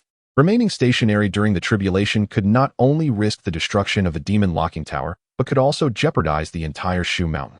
Most importantly, Zhao Fan did not wish to create such a ruckus, so he proactively ascended into the skies to confront the heavenly thunder. Crack! As if sensing Zhao Fan and Apos' approach. The newly formed tribulation clouds showed no mercy, unleashing a lightning bolt as thick as a barrel. This thunder, infused with the power of nature, could obliterate the majority of integration stage experts with a single strike. Clang! Before the lightning could descend, the flying sword, Qi Xiao, emitted a sharp and powerful sound, slicing through the air. The brilliant sword light collided with the lightning, resulting in a resounding explosion as both forces dissipated simultaneously. Boom, boom. The initial strike failed to harm Zhao Fan, inciting the colossal tribulation clouds into a furious rage. With deep rumbling sounds, serpentine lightning flickered ominously. Bring forth whatever means you have. I wish to witness the true might of the heavenly tribulation. Zhao Fan slowly gripped Qi Xiao, his combat spirit soaring. The sword aura radiating so intensely that it seemed to twist the very fabric of space. At this moment, he held nothing back. His spiritual energy surged like an ocean, roaring forth. Crack, crack. Zhao Fan and Apos, as provocation successfully drew a fierce response from the tribulation as thick lightning bolts rained down in a torrential onslaught. Each bolt of lightning possessed the capability to slay integration stage experts effortlessly. The sheer number of thousands upon thousands of lightning strikes was a testament to their terrifying power. This is bad. The force of the tribulation is overwhelming. This lad is in trouble. Bai Shui's face turned anxious within the demon-locking tower. Now having broken through to the latter stage of integration, she could clearly perceive the horrifying scene unfolding above. Just in time, Zhao Fan exclaimed, swallowing a tribulation elixir, his gaze sharpening to a razor and Apos' edge as his momentum surged to its peak. Gripping the exquisite flying sword, Qi Xiao, he charged forward. The dazzling sword light illuminated a considerable part of the sky as Zhao Fan executed a powerful strike, obliterating a substantial portion of the descending lightning. He pressed onward, filled with fervent combat spirit, akin to an ethereal sword immortal confronting the forces of nature, boldly entering the heart of the destructive tribulation clouds. Such a feat was unimaginable. For ordinary integration stage experts, facing the heavenly tribulation was an unavoidable ordeal, passively enduring the onslaught of lightning. Yet Zhao Fan turned the tables, taking the initiative to plunge into the tribulation, undoubtedly marking himself as a singular figure across millennia. Boom, boom. The dark and heavy tribulation clouds whirled violently, drawing in the surrounding spiritual energies, amplifying their already terrifying aura. Look, what is happening up there? A vast expanse of dark clouds has formed. Indeed peculiar. We can hear the thunder, yet there is no rain, murmured several disciples of Shu Mountain, their curiosity piqued by the booming sounds above. However, few connected the phenomenon to the tribulation of a cultivator, let alone fathom that someone dared to actively confront it. Simply mad. That is the heavenly tribulation. Bai Shui stomped her petite foot in frustration. Her gem-like clear eyes widened with concern as she anxiously watched the fierce tribulation, deeply worried for Zhao Fan and Apos' safety. Yet, it was evident that Bai Shui and Apos' concern was unwarranted. Within mere minutes, amidst the earth-shattering roars, a sword light of unparalleled might erupted from the depths of the tribulation. The terrifying sword energy cleaved through the billowing tribulation clouds, severing them in two. Moreover, this was far from the end. Accompanied by the ringing of swords, a multitude of indomitable sword shadows descended like a torrential rain, ruthlessly dismantling the remaining lightning. 10 minutes later, the once formidable tribulation receded at an astonishing pace. A figure of unmatched strength stood triumphant in the void, exuding an unfathomable, terrifying aura. Zhao Fan, tall and robust, his dark hair billowing, and his gaze profound, resembled a deity in his formidable transcendence. After shattering the tribulation, his previously stagnated cultivation level naturally ascended to the tribulation stage. Compared to before, he could distinctly sense that his spiritual energy, primordial spirit, and physical body had all become more resilient and powerful following the partial baptism of the tribulation. Most importantly, Zhao Fan and Appo's overall strength had increased by several times, surpassing his prior capabilities. Zhao Fan even experienced a sensation that with a mere flick of his sword, he could shatter this realm. This was an illusion born from the surge of immense power. Chapter 82. The most beautiful elder. Zhao Fan stood proudly in the void, his eyes tightly shut, silently sensing the changes within himself. He could deeply perceive that, aside from the explosive increase in his strength, his vitality was also growing robust, and his lifespan had been significantly extended. It is no exaggeration to say that Zhao Fan could now live an additional 1,000 or 2,000 years compared to his previous state in the integration stage, bringing him closer to immortality. Of course, immortality does not equate to eternal life. The tribulation stage is fundamentally different from all prior realms. It marks the transition of a cultivator from the extraordinary to the near immortal, filled with countless dangers. Most importantly, the heavenly tribulations are not faced just once. According to the limited ancient texts, the more exceptional a cultivator is, the more heavenly tribulations they must endure as their strength increases. In the splendid era of the cultivation world thousands of years ago, any extraordinarily talented cultivator had to overcome 9 tribulations to break free from the constraints of the tribulation stage and ascend to the transcendent great ascension stage. Thus, beneath the tribulation stage, there are no subdivisions of minor realms. Instead, the number of tribulations faced serves as the detailed classification. Those like Zhao Fan, who have just passed through one tribulation, belong to the first tier of the tribulation stage. However, Zhao Fan and Appo's profound accumulation, coupled with his status as the most formidable sword cultivator, meant that despite being in the first tier, his overall combat prowess rendered him fearless even against those in the second tier of the tribulation stage. Half an hour later, Zhao Fan slowly returned to the demon locking tower. "Are you all right?" Noticing the scorch marks from electric currents on Zhao Fan's robes, Bai Shui hurriedly approached, her concern evident. "Do not worry. I feel quite well now," Zhao Fan reassured her with a smile. "You succeeded in overcoming the tribulation?" Bai Shui inquired, her gem-like eyes wide with curiosity. "Of course," Zhao Fan replied with a grin. "What a stroke of luck. I must also strive to cultivate diligently, aiming to reach the completion of the integration stage, and then successfully face the tribulation myself." Bai Shui expressed her mixed feelings of happiness for Zhao Fan and a hint of reluctance, as she had been close to catching up with him, only to have the gap widen once more. "No need to rush. I have something for you." With that, Zhao Fan produced the flying sword, Yiming, given to him by Zhao Xiaodian, and handed it to Bai Shui, saying, "This is a top-grade flying sword. Take it and use it." "A top-grade flying sword? You possess such a treasure and did not give it to me sooner?" Bai Shui exclaimed, a blend of joy and indignation crossing her face as she shot Zhao Fan an accusatory glare. Without uttering a word of thanks, she eagerly grasped the Yunming. "It was because you were always clamoring for sparring matches.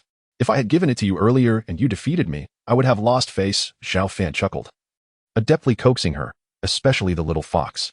In truth, he had simply forgotten amidst his cultivation, only recalling it at that moment.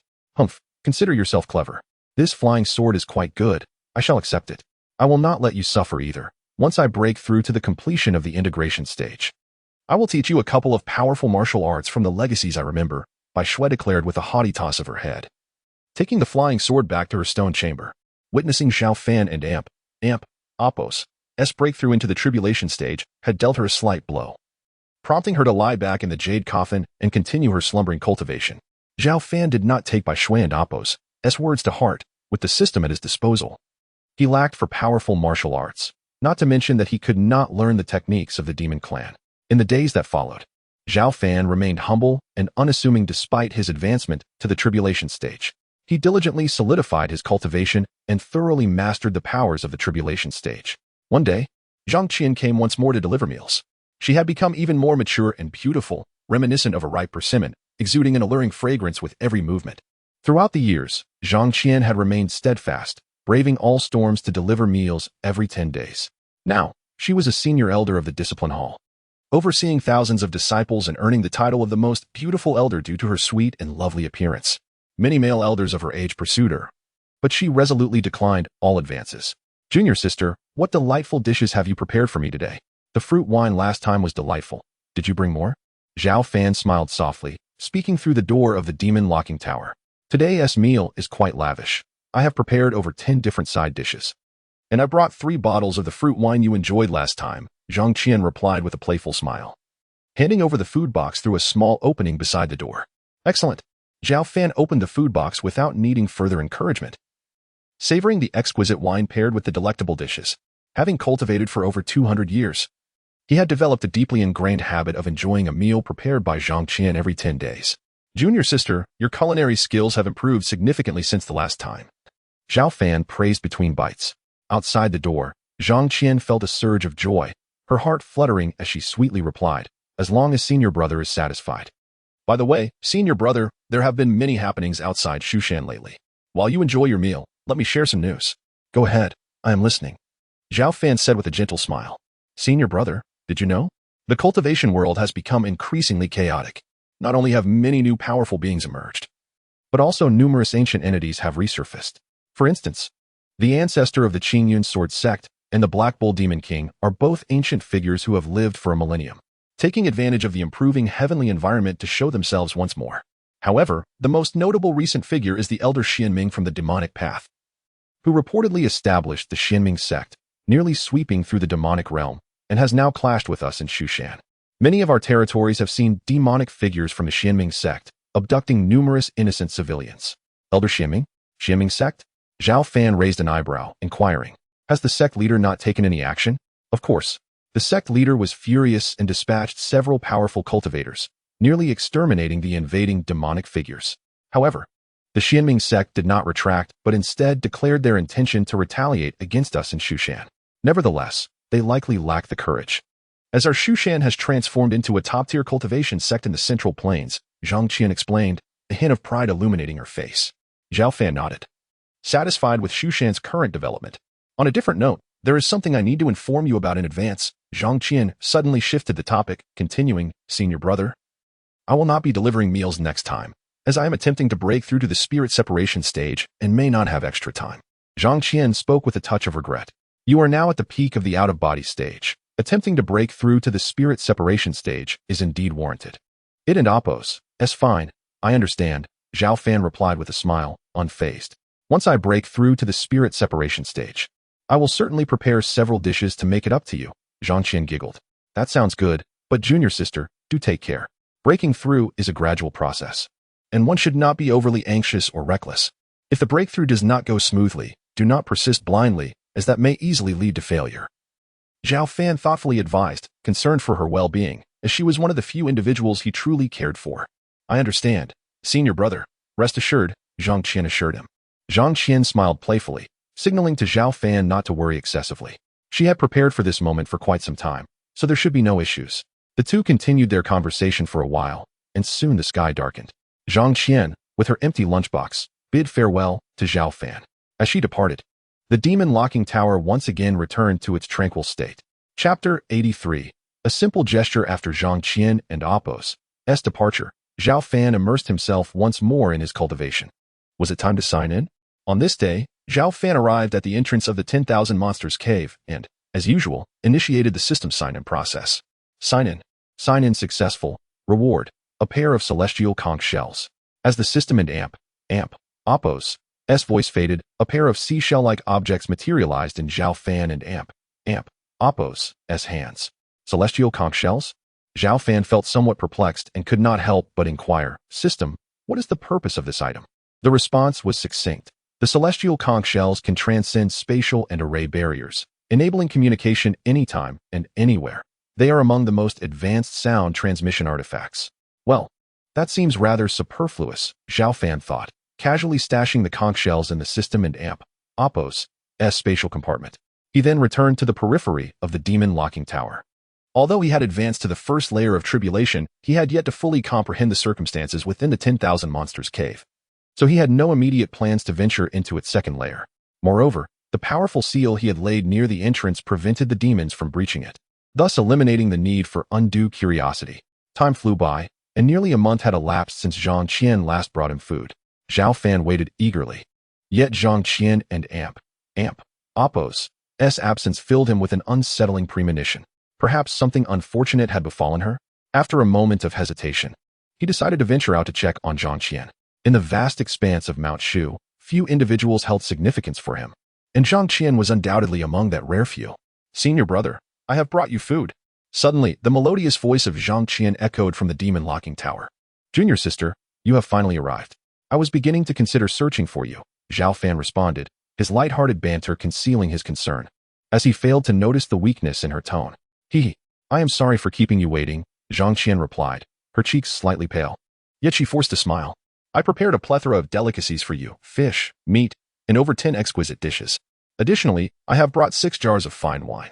As she spoke, Zhang Qian handed the food box through the entrance. Upon opening it, Zhao Fan was indeed met with a lavish spread, alongside 6 jars of aged wine, rich in aroma and flavor. "Splendid! You have truly outdone yourself, junior sister," Zhao Fan exclaimed, a smile gracing his face as he began to indulge in the feast. Determined not to squander her kindness. "It's no trouble at all. My greatest satisfaction lies in seeing you enjoy your meal," Zhang Qian beamed, settling quietly outside the tower. Gazing at the heavy door, though a hint of melancholy lingered in her beautiful eyes, as Zhao Fan relished the exquisite food and wine. He could not help but acknowledge that Zhang Qian and Appo's culinary skills were indeed masterful, unrivaled across Mount Shu. Suddenly, he paused, a frown knitting his brow as he turned to the silent figure outside. "Junior sister, why are you so quiet today?" Upon hearing this, Zhang Qian quickly forced a smile and replied, "I have been preoccupied with matters at the discipline hall and am a bit fatigued, hence my reluctance to speak much." "Is something the matter? Are you feeling down?" Zhao Fan set down his chopsticks, noting the disquiet in her demeanor. Otherwise, she would have regaled him with tales from far and wide by now. "Senior brother, I may not be able to bring you food anymore." Zhang Qian hesitated, her voice tinged with uncertainty. "Why?" Zhao Fan raised an eyebrow, pressing for an explanation. She faltered, sighing softly, failing to articulate her reasons. "Junior sister, we are friends, are we not?" Zhao Fan inquired suddenly. "Of course," Zhang Qian replied thoughtfully, her expression earnest. "Then, is there any reason to withhold your thoughts? Can you share with me why you can no longer bring me food?" Zhao Fan asked gently, his gaze steady. "I failed in my last breakthrough and fell into demonic deviation, rendering my cultivation null. I can no longer serve as an elder of the discipline hall. In 2 days, I will descend the mountain." With a hint of sorrow in her voice, Zhang Qian bit her lip, revealing her plight. She had refrained from visiting earlier due to her incapacitation following the demonic deviation. She was now but a mere mortal, and while Mount Shu thrived, it did not harbor idlers. Her visit to deliver food was merely a bittersweet farewell. Demonic deviation and loss of cultivation? Zhao Fan and Appo's brows furrowed momentarily before relaxing into a smile. "I thought it was something grave. It turns out to be a minor inconvenience. With your senior brother here, I will not allow you to become a waste. I was counting on you to continue bringing me food." As his words concluded, Zhao Fan flicked his finger, sending forth a surge of pure, potent energy through the massive door of the demon-locking tower, enveloping Zhang Qian's delicate form. "Senior brother." Zhang Qian was taken aback, feeling herself cocooned in a warm energy. The meridian that had been rendered useless by her earlier failure began to restore itself at a visible pace. "My meridian? What is happening?" Zhang Qian gasped, her eyes wide with disbelief. And this was just the beginning. Not only was her meridian recovering, but the energy also expedited the restoration of her lost cultivation. Zhang Qian and Appo's aura surged dramatically. Chi refinement, foundation establishment, golden core. Boom. Within mere minutes, Zhang Qian and Appo's cultivation was restored to the peak of the out-of-body stage. Zhang Qian and Appo's mouth fell open in awe, as if she were in a dream, struggling to grasp the reality of her transformation. "Do not lose focus. Concentrate and attempt to break through to the spirit separation stage." Zhao Fan and Appo's calm voice resonated in her ears. Grateful, Zhang Qian cast a glance at Zhao Fan within the tower and, following his guidance, closed her eyes to concentrate on her breakthrough. Boom. Within just half an hour, aided by Zhao Fan, and amidst the roaring of spiritual energy within her, she successfully broke through to the initial stage of spirit separation, her aura soaring exponentially. Feeling her newfound strength, Zhang Qian opened her eyes in exhilaration and expressed her heartfelt gratitude. "Senior brother, thank you immensely. Not only have you restored my cultivation, but you have also facilitated my breakthrough. I am truly grateful." Zhang Qian was overwhelmed with joy, her entire being trembling with excitement. She had once believed she would never cultivate again, yet Zhao Fan had reopened the door to her spiritual journey. "We are friends. There is no need for thanks. Now hurry back. Having just broken through to the initial stage of spirit separation, you must consolidate your foundation to prevent any lingering issues." Zhao Fan waved his hand with a gentle smile. "All right. Next time I come, I will prepare even more dishes to reward my senior brother, Zhang Qian replied. Taking a deep breath, her face aglow with joy as she turned to leave. As Zhang Qian's cheerful footsteps faded, a smile crept onto Zhao Fan's face. For him, assisting Zhang Qian in regaining her cultivation and re-entering the path of immortality was but a trivial gesture. Zhao Fan prepared to resume his cultivation, but at that moment, a new set of footsteps echoed from outside the tower. Uncle, your nephew has come to pay a visit. The current sect leader of Mount Shu, Zhao Xiaotian, unexpectedly arrived at the demon locking tower. Chapter 84. The Elders on the Brink of Conflict. Xiaotian, what brings you here? Zhao Fan expressed slight astonishment upon seeing his nephew Zhao Xiaotian at the door. Over the years, Zhao Xiaotian had devoted himself to the affairs of Mount Shu and seldom visited the demon locking tower.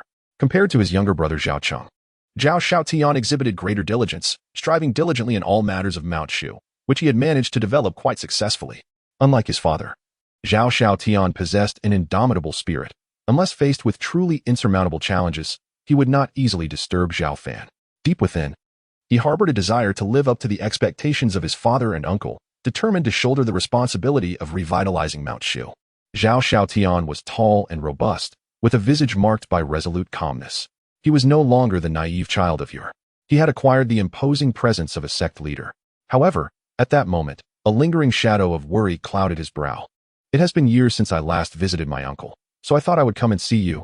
Zhao Xiaotian forced a smile and bowed respectfully to Zhao Fan. Surely, your visit is not merely for pleasantries? Have you encountered some troubles? Noticing the weight on his nephew's mind, Zhao Fan smiled calmly and inquired. Uncle, your keen insight is unmatched. I cannot conceal anything from your discerning eye.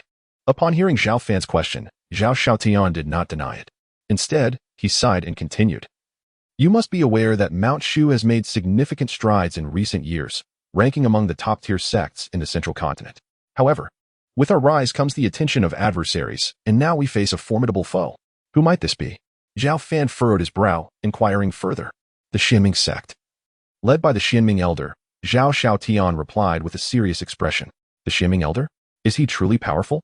Zhao Fan pondered, recalling that Zhang Qian had previously mentioned this elder as a formidable presence who had recently swept through the demonic path. Uncle, you may not be aware, but the Xianming elder is an ancient fiend who has lived for over 1,000 years, possessing unfathomable strength. He established the Xianming sect, which has decimated many demonic sects and rapidly expanded its influence. Previously, he incited his followers to invade our territory and abduct our people. After I ordered their execution, he conspired with several demonic factions, gathering nearly 200,000 practitioners of the demonic path, preparing to besiege Mount Shu soon. I initially dispatched 3 powerful beings, including the Grand Ancestor of the Tang Dynasty, to confront the Xianming sect and crush them. However, I underestimated the Xianming Elder and Appo's capabilities, and the Grand Ancestor and his companions have been suppressed, their fates uncertain. At this point, Zhao Xiaotian's face was grave, and he earnestly implored. This matter is of utmost urgency. I beseech you, uncle, to personally intervene and eliminate the Xianming Elder, aiding Mount Shu in overcoming this crisis. Otherwise, if 200,000 practitioners of the demonic path attack, even if we manage to achieve a Pyrrhic victory, we will pay a devastating price, and the hard-won achievements of decades may be lost in vain. As his words concluded, Zhao Xiaotian knelt before Zhao Fan with a thud. I implore you, uncle, to lend your strength to help me and Mount Shu weather this storm. Zhao Xiaotian inhaled deeply, his plea sincere. Were it not for a lack of alternatives, he would not have sought Zhao Fan's assistance at the demon locking tower. Mount Shu had indeed experienced remarkable growth in recent years, yet it possessed only a handful of top-tier experts. Even the combined might of the Grand Ancestor and 2 others could not defeat the Xianming Elder, leaving him at a loss for a better strategy. Rise, Zhao Fan commanded gently. I understand. Zhao Fan waved his sleeve, and a gentle force lifted Zhao Xiaotian to his feet. Uncle, you agree? Zhao Xiaotian asked, a mix of hope and uncertainty in his voice. Since you, the leader of Mount Shu, have made a request, how could I refuse? Zhao Fan replied with a slight smile, teasingly. Thank you, uncle. Upon receiving confirmation, Zhao Xiaotian expressed his gratitude with fervor. We are family. There is no need for formalities. Return now. I shall personally handle the matter concerning the Xianming Elder. Zhao Fan gestured for Zhao Xiaotian to depart. Understood. I await your good news, uncle.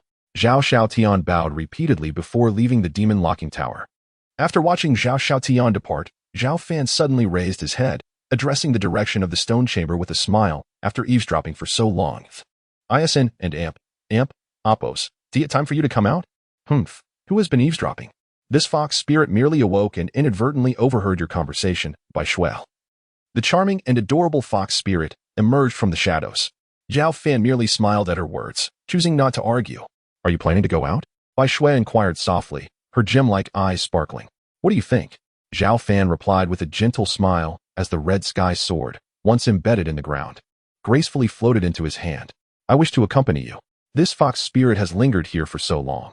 I yearn to venture out and witness the world. Bai Shui declared, blocking Zhao Fan's path as he prepared to leave. You should be focusing on your slumber and cultivation. Zhao Fan chuckled, questioning her. I'll work harder upon my return. It won't take much time, Bai Shui huffed.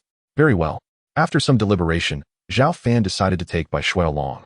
For this delightful little fox spirit, left unsupervised, might cause unforeseen disturbances. It was prudent to keep her close.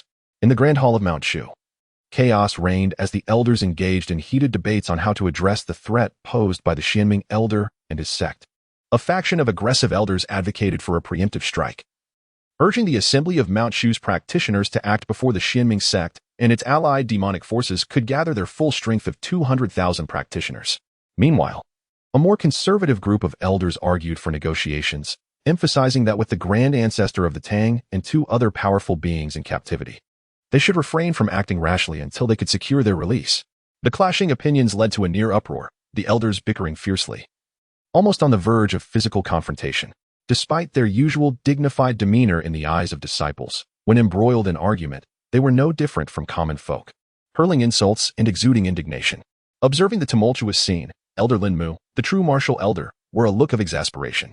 The sect leader has arrived, he announced as he noticed Zhao Xiaotian slowly entering the hall, a relaxed smile gracing his face. Chapter 85, The Black Magic City. The sect master has arrived. How curious that he still wears a smile at such a time. Truly, what could be the reason behind this? Could it be that the pressure has become overwhelming, leading to such an unexpected reaction? Not only Elder Lin Mu of the true martial sect, but the other elders also quickly noticed Zhao Xiaotian and Amp, Oppos, as peculiar demeanor. Given the urgent matters concerning the Elder Xianming and the Xianming sect, how could Zhao Xiaotian, as the sect master, appear so relaxed? Sect master, why do you laugh? Have you found a way to resolve the issues with Elder Xianming and the Xianming sect? In a time of crisis, one would expect decisive leadership. Lin Mu, having served under 3 generations of sect masters and possessing a profound connection to Mount Shu, was particularly invested in the situation, voicing his concerns first. With the elders embroiled in endless disputes, a prompt decision was imperative. Otherwise, their futile bickering would not only waste time, but also risk missing the opportune moment for action. As Lin Mu's words fell, the elders fell silent, their gazes fixed on Zhao Xiaotian, awaiting the judgment of their young leader. My esteemed elders, there is no need for further argument, Zhao Xiaotian remarked with a slight smile. Continuing, the matters concerning Elder Xianming and the Xianming sect will be addressed by someone else. You need only attend to your own responsibilities. A murmur of disbelief swept through the elders as they processed his words. Sect master, are you jesting with us? Elder Xianming is unfathomable, and the Xianming sect has allied with several dark forces, planning to amass 200,000 practitioners to assault Mount Shu. Who else could share the burden with you and the sect? Indeed, the situation is perilous. If mishandled, the foundations of Mount Shu could crumble, rendering years of effort in vain. The elders exchanged glances, unable to contain their curiosity. I shall not reveal the identity of this person, though perhaps some may guess.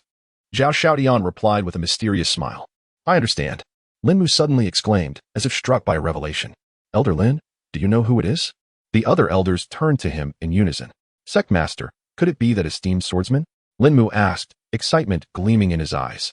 Indeed, your intuition is sharp. Elder Lin. Zhao Xiaotian nodded slowly under Lin Mu's eager gaze. What? It is truly that mysterious swordsman. Excellent. If he intervenes personally. The troubles posed by Elder Xianming and the Xianming sect are hardly a concern. The elders, including Lin Mu, were filled with joy and exhilaration upon receiving Zhao Xiaotian's confirmation. Many recalled the indomitable might with which the mysterious swordsman had subdued the formidable ancestor of the Tang dynasty over 30 years ago. Time had passed, and one could only wonder how much stronger that swordsman had become. Yet, with his willingness to act, no adversary would pose a threat. In the hearts of all elders and disciples of Mount Shu, the mysterious swordsman remained an unrivaled symbol of power. Meanwhile, Zhao Fan had already set out with Bai Shui. The distance from the Xianming sect to Mount Shu spanned 2,000 to 3,000 miles. Even a formidable practitioner in the integration stage would require half a day to reach the territory of the Xianming sect. Yet, for Zhao Fan, a being of immense strength at the first level of tribulation, this distance posed little challenge. Soaring through the skies on his sword, Zhao Fan and the little fox by Shui reached the domain of the Xianming sect in just over an hour. Although the sect had been newly established, it wielded the fearsome reputation of Elder Xianming, dominating a significant portion of the dark forces and stretching its territory over 2,000 miles from east to west, surpassing that of Mount Shu. Their headquarters was nestled within the Black Magic City, an area once inhabited by nefarious practitioners, now transformed into a stronghold for the Xianming sect. Taking advantage of the rare opportunity, Zhao Fan chose not to rush to the Black Magic City, but instead took Bai Shui to observe the conditions in the realm of dark forces. The plight of the common folk here was disheartening. They appeared as lambs, subjected to indiscriminate slaughter and servitude. Passing through a town, Bai Shui witnessed several Xianming sect practitioners ruthlessly slaughtering ordinary citizens, driving them into the wilderness only to hunt them down like prey for sport. Such wickedness! It is no wonder they are despised by all, Zhao Fan remarked, flicking his fingers to eliminate the marauding Xianming sect practitioners, their bodies collapsing lifelessly to the ground. Thank you, benefactor. Thank you.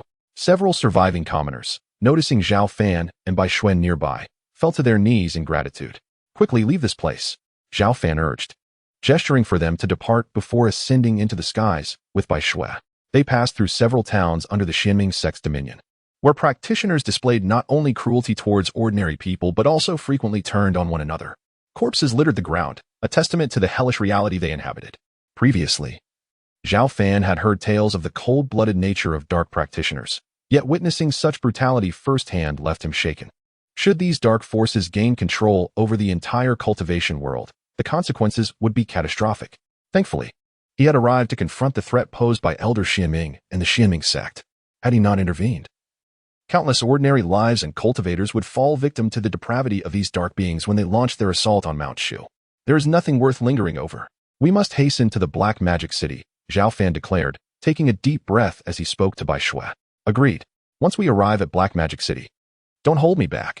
I want to take down some of those dark practitioners, Bai Shui exclaimed, shaking her tiny fist in indignation. The cruelty displayed by the Xianming sect's practitioners had deeply affected her, even as a small fox. Very well, Zhao Fan said, affectionately patting her head before soaring towards the Black Magic City. Minutes later, they arrived at the gates of Black Magic City. Who are you? A tall practitioner from the Xianming sect stepped forward, blocking Zhao Fan and Bai Shui's path, his gaze igniting with a flicker of desire upon seeing the charming Bai Shui. Chapter 86. The display of white snow and Appo's power. As the newcomers approached the city, Zhao Fan raised an eyebrow and spoke nonchalantly. Your faces are unfamiliar. If you wish to enter, I must conduct a thorough inspection, especially of this charming young lady. As he spoke, the dark figure from the Xianming sect reached out towards Bai Shui. However, before he could get close, his hands were abruptly severed, and an overwhelming pain forced a scream from his lips. Bai Shui puffed her cheeks, a hint of disdain flashing in her beautiful eyes. With a mere wave of her hand, the Xianming sect's minion before her exploded into a shower of gore. Trouble is upon us. We have intruders. This scene caused the expressions of the other Xianming sect practitioners to shift dramatically, quickly surrounding Zhao Fan and his companion. Bai Shui, I'll leave them to you, Zhao Fan said with a smile. Just watch, Bai Shui replied haughtily, lifting her fair, slender hand and casually slapping downwards. Boom. A colossal palm appeared out of thin air, mercilessly descending upon the gathering Xianming sect practitioners at the city gates, causing blood to splatter and screams to echo continuously. Having witnessed the brutal methods the Xianming sect employed against ordinary citizens, Bai Shui harbored a deep-seated hatred for these dark cultivators, and thus, she showed no mercy. When dealing with such foes, one must not display any mercy. This was a lesson Zhao Fan had imparted to her. In a single strike, hundreds of Xianming sect practitioners lay dead or injured. The violent commotion naturally attracted the attention of stronger dark cultivators in the Black Demon City, and in an instant, numerous powerful figures rushed towards them. Bai Shui furrowed her brow, and once again, she casually struck out. The dark cultivators, before they could even approach, were sent flying, blood spattering from their mouths. Among them were over 10 formidable Xianming sect experts in the spirit-severing stage. Bold, how dare you wreak havoc on our Xianming sect territory? No matter who you are, you shall perish here today. A deep voice resonated from within the city, accompanied by a surge of malevolent energy. Several imposing figures ascended like shadows from the depths, almost instantaneously appearing before Zhao Fan and Bai Shui. There were 5 in total, each radiating an exceptionally powerful aura, particularly the middle-aged man at the forefront, whose presence was truly astonishing. 5 formidable cultivators of the integration stage, Zhao Fan observed lazily. Perceiving the cultivation levels of the 5 before him, particularly noting that the leading man had reached the late stage of integration, Bai Shui stood elegantly, her gemstone-like eyes shimmering with anticipation as she surveyed the 5 before her. Having been confined within the Demon Lock Tower for far too long, she had rarely encountered worthy opponents apart from Zhao Fan. Now, with 5 integration stage cultivators before her, her eyes sparkled with excitement. You are incredibly audacious. Not only trespassing on our Xianin sect's territory, but also daring to slay our disciples. I am Qing Song, the vice master of the Xianin sect, and I demand your lives. Seeing the corpses of his sect's disciples strewn about, Vice Master Qing Song's expression turned frigid as he signaled the 4 elders behind him to attack. In the Xianin sect's domain, regardless of the reason, anyone who dared to kill a member of the sect would meet only one fate: death. Boom. The 4 Xianin sect elders erupted into action, charging towards Zhao Fan and Bai Shui. Do not intervene. Let me handle this. Bai Shui, fearful that Zhao Fan would interfere, urged as she leaped forward to engage the 4 elders in battle. Though Bai Shui appeared adorable and lovely, her strikes were astoundingly sharp and lethal.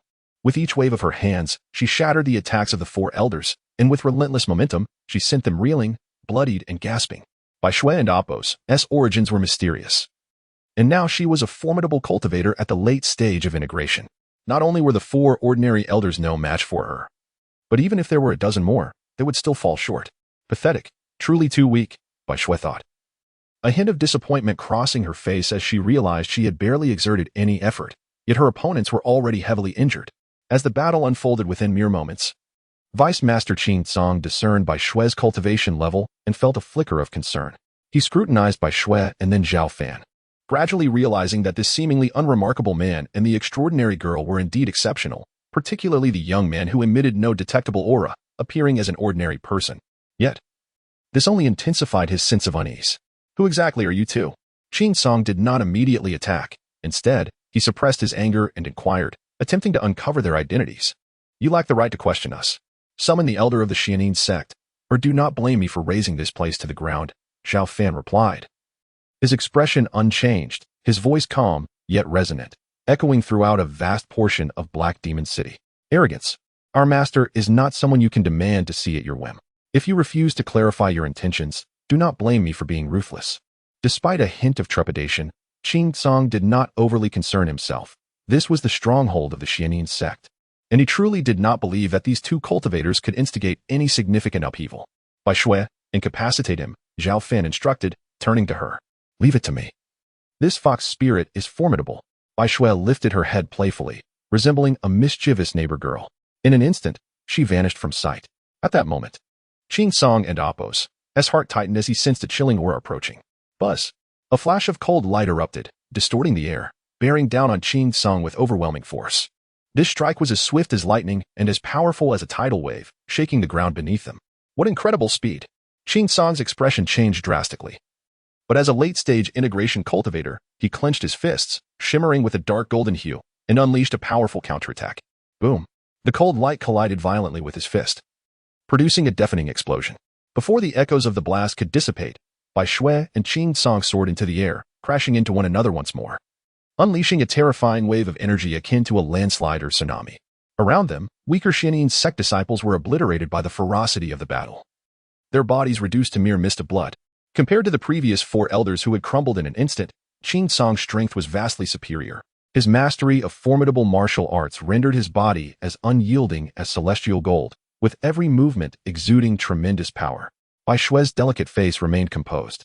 Her petite form was remarkably agile. With each strike of her fair, long hands, she easily forced Qing Song to retreat repeatedly. The intensity of their battle grew, drawing the attention of nearly all dark cultivators within the vast expanse of Black Demon City. Zhao Fan observed the clash above, devoid of any concern. Bai Shui had yet to exert her full strength, while the vice master of the Xianin sect was already on the defensive. It was merely a matter of time before a victor emerged. Having ventured out for a rare occasion, it was only fitting that Bai Shui enjoyed herself. Otherwise, upon returning to the Demon Lock Tower, she would pester him for sparring, consuming his training time. Moreover, Zhao Fan sought to draw out the elder of the Xianin sect. If he were to burst in with his tribulation stage or overwhelming the area, would that not scare the elder away? Such a formidable being surely possessed numerous escape tactics. And should he flee, capturing him would not be an easy endeavor. Chapter 87, The Complete Annihilation of Body and Spirit. What is the origin of that girl? How could she engage our deputy leader in such a fierce battle? She must undoubtedly be a formidable powerhouse at the later stage of the integration realm. However, to dare to act so audaciously at the headquarters of our Xianming sect, her fate is bound to be utterly tragic. If our esteemed leader intervenes, her demise is inevitable. As more and more Xianming sect disciples gathered, whispers erupted among them upon witnessing Bai Xue's clash with Qin Song. While they were astonished by Bai Xue's might, the disciples felt no trepidation. After all, the headquarters housed the legendary Xianming elder, who could sweep through the demonic realm with ease. Zhao Fan naturally overheard their discussions, but paid them no mind. With such a commotion, the Xianming elder, given his cultivation level, would certainly sense their presence. Yet, the elder had not shown himself, indicating that he did not view them as a significant threat. Thus, Zhao Fan resolved to compel the elder to reveal himself. With this thought, a smirk crept across Zhao Fan and Apos' lips. He called to Bai Xue, who was engaged in battle with the skies above, Little Fox. It and Apos, as time to conclude this fight. Understood, Bai Xue replied, though reluctantly. She drew forth the exquisite flying sword, Yuming, and in an instant, its icy radiance surged, illuminating the entire Black Demon City. This is bad. Sensing the sudden rise in Bai Xue's aura, Qin Song felt a sense of foreboding. Dark energy surged around him as a heavy battle blade materialized in his grasp, a blade that had tasted the blood of thousands of cultivators. This fox spirit shall no longer play with you. With Yuming in hand, Bai Xue's momentum soared, far surpassing her previous strength. Her delicate face turned grim as she thrust the sword forward, the beam of light resembling a galaxy piercing the heavens, striking toward Qin Song with the force of thunder. Since receiving the flying sword from Zhao Fan, Bai Xue had practiced several formidable sword techniques over the years. Now, unleashing her full power, a single strike could obliterate mountains towering thousands of feet high. Thunderfire blade technique. Feeling the overwhelming intent of her sword, Qin Song roared in fury, channeling nearly all his dark energy into the battle blade before striking with all his might. Boom! As the sword light and blade energy collided before the eyes of all present, they remained locked for but a moment before the starlit sword light shattered the blade energy and surged toward Qin Song with unstoppable force. No. Master, save me. Qin Song's face turned pale with terror as he cried out desperately. What a waste. Just as Qin Song was on the brink of annihilation beneath the sword light, a thunderous voice echoed. From the depths of Black Demon City, a colossal dark hand emerged, resembling that of a primordial giant, enormous enough to block out the sun.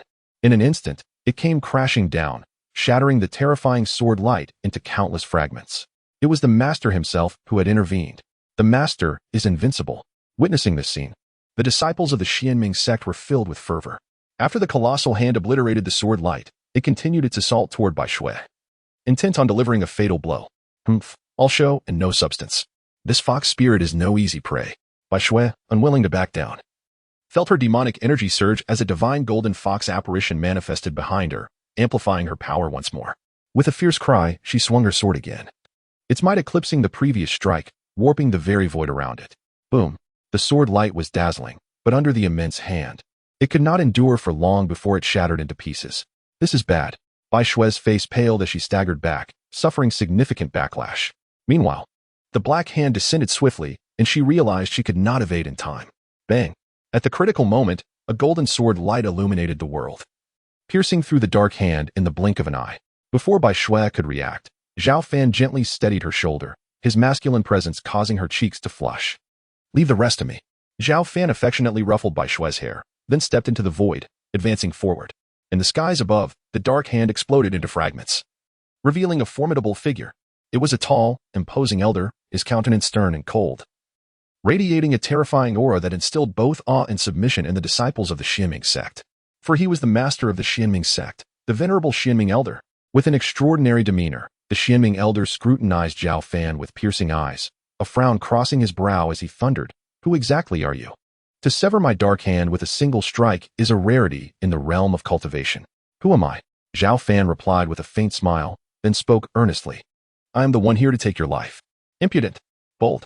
As Zhao Fan and Apos' words fell, the disciples of the Xianming sect erupted in anger, their gazes filled with a desire to devour him alive. How amusing, truly amusing. The Xianming elder narrowed his eyes, a smirk playing on his lips as he taunted. "With that single declaration, I shall not only kill you both today, but I will also exterminate your entire faction, leaving not a trace behind." He had nearly swept through the demonic realm, his authority unmatched, his actions ruthless and domineering. You have no chance left, because you shall die now. Zhao Fan shook his head, and with a thought, the red sky sword, Qi Xiao, emitted a crisp sound, transforming into a radiant streak that shattered the void, striking toward the Xianming elder with the force of thunder. That sword is. As the Xianming elder recognized the approaching Qi Xiao, his expression changed dramatically, a memory resurfacing. I remember now. You are the sword master from Shushan, the Xianming elder exclaimed. Finally recalling that he had observed the Shushan sword master suppressing the Tang ancestor 36 years ago from a distance, the sword leaving an indelible impression on him. Haha, splendid. I was just lamenting the lack of an opponent, and now I shall engage you in battle. After the initial shock, the Xianming elder was not afraid. Instead, he laughed maniacally. Over the years, he had continually broken through, now a fully realized integration realm powerhouse, just a step away from the tribulation realm, brimming with confidence. Before Qi Xiao could descend, the Xianming elder clapped his hands, stirring the boundless mist to form two gigantic dark hands, even larger than before, aimed viciously at Zhao Fan's flying sword. Bang! But in the next moment, the Xianming elder's expression shifted as Qi Xiao effortlessly shattered his assault. Truly formidable, but I am not to be underestimated either. The Xianming elder roared, his aura surging as he grew taller, resembling a true demon god. He directed all his might into a punch aimed at the descending Qi Xiao. Boom! The clash of fist and sword sent shockwaves through the void, causing it to collapse and shatter. A terrifying wind radiated outward, instantly killing some nearby Xianming sect disciples. Even advanced cultivators could not escape unharmed. The Xianming elder unleashed all his power, yet he overestimated himself and underestimated Zhao Fan's strength. After but a brief standoff, Qi Xiao once more cleaved through the fistlight, piercing the void like a bolt of lightning, striking directly toward him. This is impossible. The elder Xianming displayed a visage of terror, finally recognizing the disparity between himself and his opponent. He hastily produced a crystal orb to shield himself. This was an exceptionally powerful treasure, one that elder Xianming would not wield lightly unless faced with the brink of death. Bang! The flying sword Qi Xiao descended, its blade radiating a light that could scorch the heavens and boil the seas, shattering the very fabric of the void. Yet, it was thwarted by the silver barrier emanating from the crystal orb. Haha! No matter how formidable you are as a sword cultivator, it will be a challenge to breach the defense of this treasure. As he witnessed the sword light being repelled, elder Xianming felt a weight lifted from his shoulders and began to shout maniacally. Nearby, Bai Shui gazed at the crystal orb and elder Xianming and Oppos, as possession. A strange sensation blossoming within her, a familiarity reminiscent of something she had once possessed long ago. Is it? Zhao Fan regarded the taunting elder Xianming with a cold laugh. Having exerted merely 1% of his power moments before, did elder Xianming truly believe he could withstand him? As his words fell, the sword intent of Qi Xiao surged dramatically. Akin to a divine blade capable of cleaving the heavens, its might amplifying exponentially as it once again swung towards the crystal orb. Crack! This time, the silver barrier emitted from the orb manifested visible fissures. This is not good. Elder Xianming's face was drenched in cold sweat, and he struggled to maintain his composure, preparing to flee. Yet, at that moment, the crystal orb could no longer endure, and with a resounding blast, the silver barrier shattered into fragments. Before elder Xianming could escape, the thunderous sword light obliterated him, leaving no chance for even his primordial spirit to evade. Chapter 88. The refinement of the crystal ball. With the sudden demise of the elder Xianming, an eerie silence enveloped the surroundings, so profound that the sound of the crystal ball rolling upon the ground was distinctly audible. The disciples of the Xianming sect in Black Demon City were left aghast, their expressions etched with profound terror as they gazed at Zhao Fan. The master is dead. Run. We must flee. After a brief moment of stunned silence, chaos erupted. The once fervent disciples of the Xianming sect, akin to startled birds, scattered in all directions. These practitioners of the dark arts, bearing the blood of innocent civilians on their hands, would not escape Zhao Fan's wrath. Clang! The crisp sound of a sword echoed as the flying sword, Qi Xiao, unleashed a dazzling brilliance, cleaving through the air. Though it appeared to be a single strike, it manifested as thousands of blades, a torrent of sword energy surging forth towards each fleeing disciple of the Xianming sect. Splatter! Blood gushed forth amid the cacophony of anguished cries, and in the blink of an eye, the disciples of the Xianming sect lay lifeless in a pool of their own blood. Zhao Fan stood majestically in the void, his hair billowing, his eyes dark and profound. A golden radiance enveloped his powerful physique, casting him as a true transcendent sword immortal, exuding an aura both sacred and formidable. If I were to spare your lives, it would only bring calamity upon more innocent souls. Zhao Fan gradually withdrew his sword, surveying the scene. The bodies of the dark practitioners nearly filled the entire city, with even the vice leader, Qing Tsang, and other formidable beings perishing without a chance for escape, save for women and children. Not a single practitioner of the Xianming sect remained alive in Black Demon City. The elder Xianming and his entire sect had been utterly obliterated today. Can I take this crystal ball with me? The little fox, Bai Shui, picked up the crystal ball, her large eyes sparkling as she softly inquired of Zhao Fan. Take it if you desire it. Although it appears to be an extraordinarily powerful defensive artifact, I have little interest in it. For Zhao Fan, treasures and weapons were merely external possessions. True strength resided within oneself. Subsequently, Zhao Fan utilized his formidable divine sense to locate the three ancestors of the Tang dynasty. They were battered and bruised, having endured immense suffering, imprisoned in a highly secretive dungeon. With a flick of his finger, a sword beam spanning thousands of meters cleaved the heavens, shattering the dungeon into fragments. Having completed this, he soared into the sky with Bai Shui, swiftly vanishing into the horizon. How peculiar. The dungeon was cleaved open. Who could have rescued us? As the ancestors of the Tang dynasty emerged from the ruins of the dungeon, they were soon struck with horror at the sight before them. The once prosperous Black Demon City now resembled a mountain of corpses, a sea of blood. The dark practitioners of the Xianming sect lay dead, including the elder Xianming and the powerful Qing Tsang, all fallen without a single survivor. The Xianming sect has perished. Who could have accomplished this? The three ancestors exchanged glances, overwhelmed by shock and exhilaration. Having suffered greatly, they longed to witness the downfall of the Xianming sect. We should return quickly. We must report this news to the sect leader immediately. After a moment and Appo's hesitation, the three ancestors soared into the sky, eager to leave this cursed place behind. Not long after their departure, two shadowy figures materialized in Black Demon City, as silent as specters.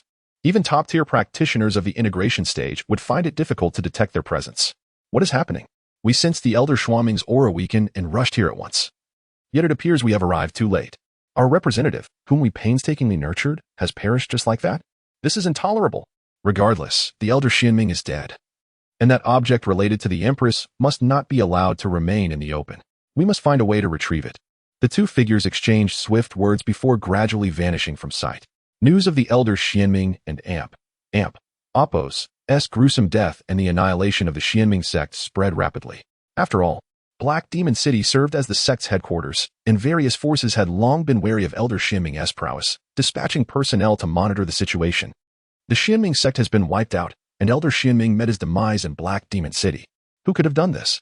The elder was an immensely powerful figure, among the few notable old monsters in the current cultivation world.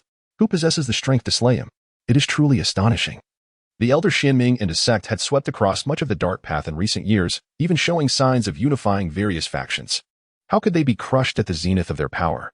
As the news continued to evolve, various factions speculated fervently, curious as to which force or individual had toppled the entire Xianming sect. The majority of the cultivation world was captivated by this incident, dispatching wave after wave of personnel to investigate, yet ultimately found nothing. This was because no practitioners from the Xianming sect had survived. As for the women and children remaining in Black Demon City, they had not witnessed the true events of the battle. Thus, it was exceedingly difficult for any faction to uncover clues. However, it was evident that a cataclysmic battle had indeed transpired in Black Demon City.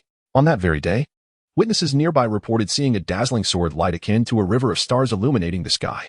While the outside world buzzed with speculation, Zhao Fan had already returned to the demon locking tower with Bai Shui. Little fox, you seem to harbor a keen interest in this crystal ball. Ever since we returned, you have been staring at it intently. Zhao Fan noticed Bai Shui's unusual behavior. Since their return, she had been resting her chin on her hand, scrutinizing the crystal ball, occasionally displaying a look of confusion. I believe I have seen this crystal ball before, but I cannot recall where.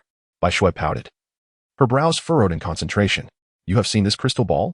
Zhao Fan felt a jolt of apprehension and began to examine the crystal ball in Bai Shui's hands. It was indeed a remarkably powerful defensive artifact, forged from an unknown material, not only immensely durable but also inscribed with intricate and profound runes. The power of these runes had once deflected Zhao Fan's casual strike against Elder Xianming. Otherwise, even with just 1% of its strength, Zhao Fan could have easily slain any cultivator beneath the tribulation stage. Why not attempt to refine it? You may discover something valuable within. After deliberation, Zhao Fan suggested, any artifact requires one's spiritual power to refine it and leave an indelible mark before it can be activated. Chapter 89. The Anomaly of Bai Shui. Upon receiving Zhao Fan's reminder, Bai Shui pondered for a moment and then began to refine the crystal ball. Suddenly, The previously tranquil orb rippled with golden waves as Bai Shui's enchanting power was gently infused into it, resembling a joyful pet responding to its master's call. It was peculiar. Such an immediate reaction was unheard of, even for high-grade magical artifacts. Moreover, this crystal ball was originally the artifact of the venerable Xianming Elder. Noticing this, Zhao Fan furrowed his brow slightly. It seemed that the crystal ball had a special connection with Bai Shui. The golden ripples spread outwards, enveloping her like silk spun by spring silkworms. Bai Shui trembled slightly, her once clear and bright eyes slowly becoming clouded, her exquisite face shifting through various expressions. Little fox, are you all right? Zhao Fan stepped forward to gently support Bai Shui, only to find her body had grown exceedingly cold. I'm fine. I seem to recall many things, but it's all rather confusing. Bai Shui's delicate brows knitted together as she bit her rosy lips. A hint of distress visible on her face. Don't rush it. We can think things through later. This crystal ball is quite strange. Perhaps we should wait a few days before continuing the refinement. Zhao Fan softly reassured her, fearing for Bai Shui's well-being. This adorable and beautiful little fox had accompanied him in the demon's ceiling tower for so long that she had become one of the few he truly cherished. No, I want to refine it completely as soon as possible. It feels like I can remember so much. Bai Shui was resolute in her desire to continue the refinement of the crystal ball. Ever since her awakening in the subterranean realm, she had been profoundly curious about her origins. She could distinctly sense that the crystal ball before her was intimately connected to her, driving her urgency to succeed in its refinement. Seeing her determination, Zhao Fan chose not to hinder her further, understanding her feelings. With her immense enchanting power poured into it, the crystal ball was soon completely refined. It hovered in the air, shrinking until it transformed into a small orb the size of a pinky finger, slowly merging into Bai Shui and Appo's forehead. At that moment, Bai Shui seemed to be struck by some force, her delicate face displaying a clear expression of pain. Little fox. Zhao Fan's face tightened with concern as he rushed forward to embrace the limp Bai Shui, who appeared to be engulfed in chaotic memories, losing her coherent consciousness. I and Appo's am fine, but I need to sleep for a while. After several minutes, Bai Shui managed to regain some awareness, yet her voice was weak, as if she had just recovered from a serious illness. Are you sure you and Appo's all right? Zhao Fan asked softly, filled with worry. Don and Appo's, worry, who am I? I'm almost remembering so many things. When I awaken again, I will surely pin you to the ground. Despite her discomfort, Bai Shui raised her small pink fist defiantly at Zhao Fan. Very well. Just take care of yourself, and call for me whenever you need anything. Zhao Fan affectionately ruffled her little head, speaking gently. Got it. Although Bai Shui's face was somewhat pale, she still let out a cute huff as she returned to the jade coffin in the stone chamber, falling into a deep slumber. This slumber was deeper and distinctly different from her previous meditative practices. While Zhao Fan focused on Bai Shui and Appo's condition, the great hall of Shushan was filled with jubilant cheers. I never expected that the one who saved us was the mysterious sword cultivator from Shushan. I suspected as much. Who else could possess the power to slay the Xianming Elder and dismantle his sect? It turns out to be a master from our Shushan. Now that the threat of the Xianming Elder and his sect has been eliminated, we can rest easy. Upon returning to Shushan, the great ancestor of the Tang dynasty brought news of the Xianming Elder's defeat, simultaneously learning from the sect leader Zhao Xiaodian that the one responsible was likely the mysterious sword expert from Shushan. Everyone, remember, do not spread this news. Zhao Xiaodian's face turned serious as he suddenly warned. Master, since it was that sword cultivator who dealt with the Xianming Elder and his sect, why not publicize it? Wouldn't that elevate Shushan's status and influence? An elder of Shushan queried, puzzled. We live in a time of great contention, with many powerful cultivators emerging. If Shushan's fame grows too overwhelming, it may not bode well for us. Zhao Xiaodian retained his clarity amidst the excitement. If outsiders learn that such a formidable figure as the Xianming Elder was defeated by a Shushan sword master, it will surely provoke deep-seated apprehension among various factions. Moreover, he harbored another concern. Aside from the newly emerged strong cultivators, numerous ancient monsters were also resurfacing, leading to an increasingly chaotic situation. If aggressive cultivators were to learn of this, they might come to Shushan to challenge our esteemed elder. The sect leader speaks wisely. As they say, a tall tree attracts the wind. Perhaps we should maintain a degree of modesty. Elder Lin Mu of Jinwu seemed to grasp Zhao Xiaodian's intent and voiced his agreement. The other elders nodded in silence, and no one dared to spread the news. Since Bai Shui fell into slumber, Zhao Fan devoted himself once more to cultivation. After breaking through to the first tier of the tribulation phase, his training speed began to slow. For reaching such a height was no longer merely about enhancing one's spiritual power, soul, and physical body. More importantly, he needed to gradually comprehend the mysteries of the heavens and earth. Zhao Fan sat cross-legged, his consciousness departing from his body, silently attuning to the essence of all things. He seemed to lose track of time, resembling a statue, sitting in stillness for several days. "Brother, I've brought you food." One day, the sweet and melodious voice of Zhang Qian drifted from outside the demon ceiling tower, awakening Zhao Fan from his deep contemplation. "Little junior sister, you and Appos, re-here." Zhao Fan temporarily halted his training, catching the enticing aroma of food. "I and Appos, VE prepared several new signature dishes today. You must try them." Zhang Qian giggled as she handed him the food box. Zhao Fan accepted it without hesitation, sampling each dish one by one. "The flavors are exquisite," he praised, savoring the delightful meal. After the monotony of training, nothing could compare to the comfort of a hearty meal. "Brother, a major event has occurred down the mountain recently. Do you remember the Xianming elder and his sect that I mentioned before?" While Zhao Fan enjoyed his meal, Zhang Qian paused before continuing. "I heard that the Xianming elder and his sect were completely annihilated just a few days ago. Now, the demonic factions are in disarray, with various forces scrambling to seize the territories left behind by the Xianming sect." Upon hearing this, Zhao Fan smiled faintly. "ISN and Amp, Appos, see that a good thing? Of course. With the death of the Xianming elder, Shushan remains safe. Otherwise, if the Xianming sect were to rally 200,000 demonic cultivators to attack, even if we won, there would undoubtedly be heavy casualties among our disciples." Zhang Qian blinked her large eyes, unaware that Zhao Fan was the one behind the Xianming elder and sect and Appos' downfall. "Indeed." Zhao Fan smiled. He held a deep admiration for Zhang Qian and Appos' innate kindness, a trait he cherished most. Chapter 90. The Intruder. Subsequently, Zhang Qian engaged in further conversation with Zhao Fan about various topics.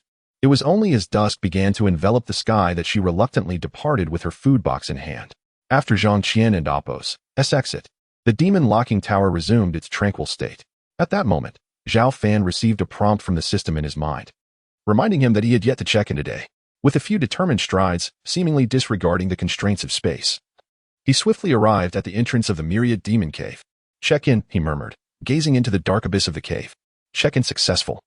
Reward, Qian Kuan de Nuai." As the system's voice faded, an enigmatic martial art appeared in Zhao Fan's mind.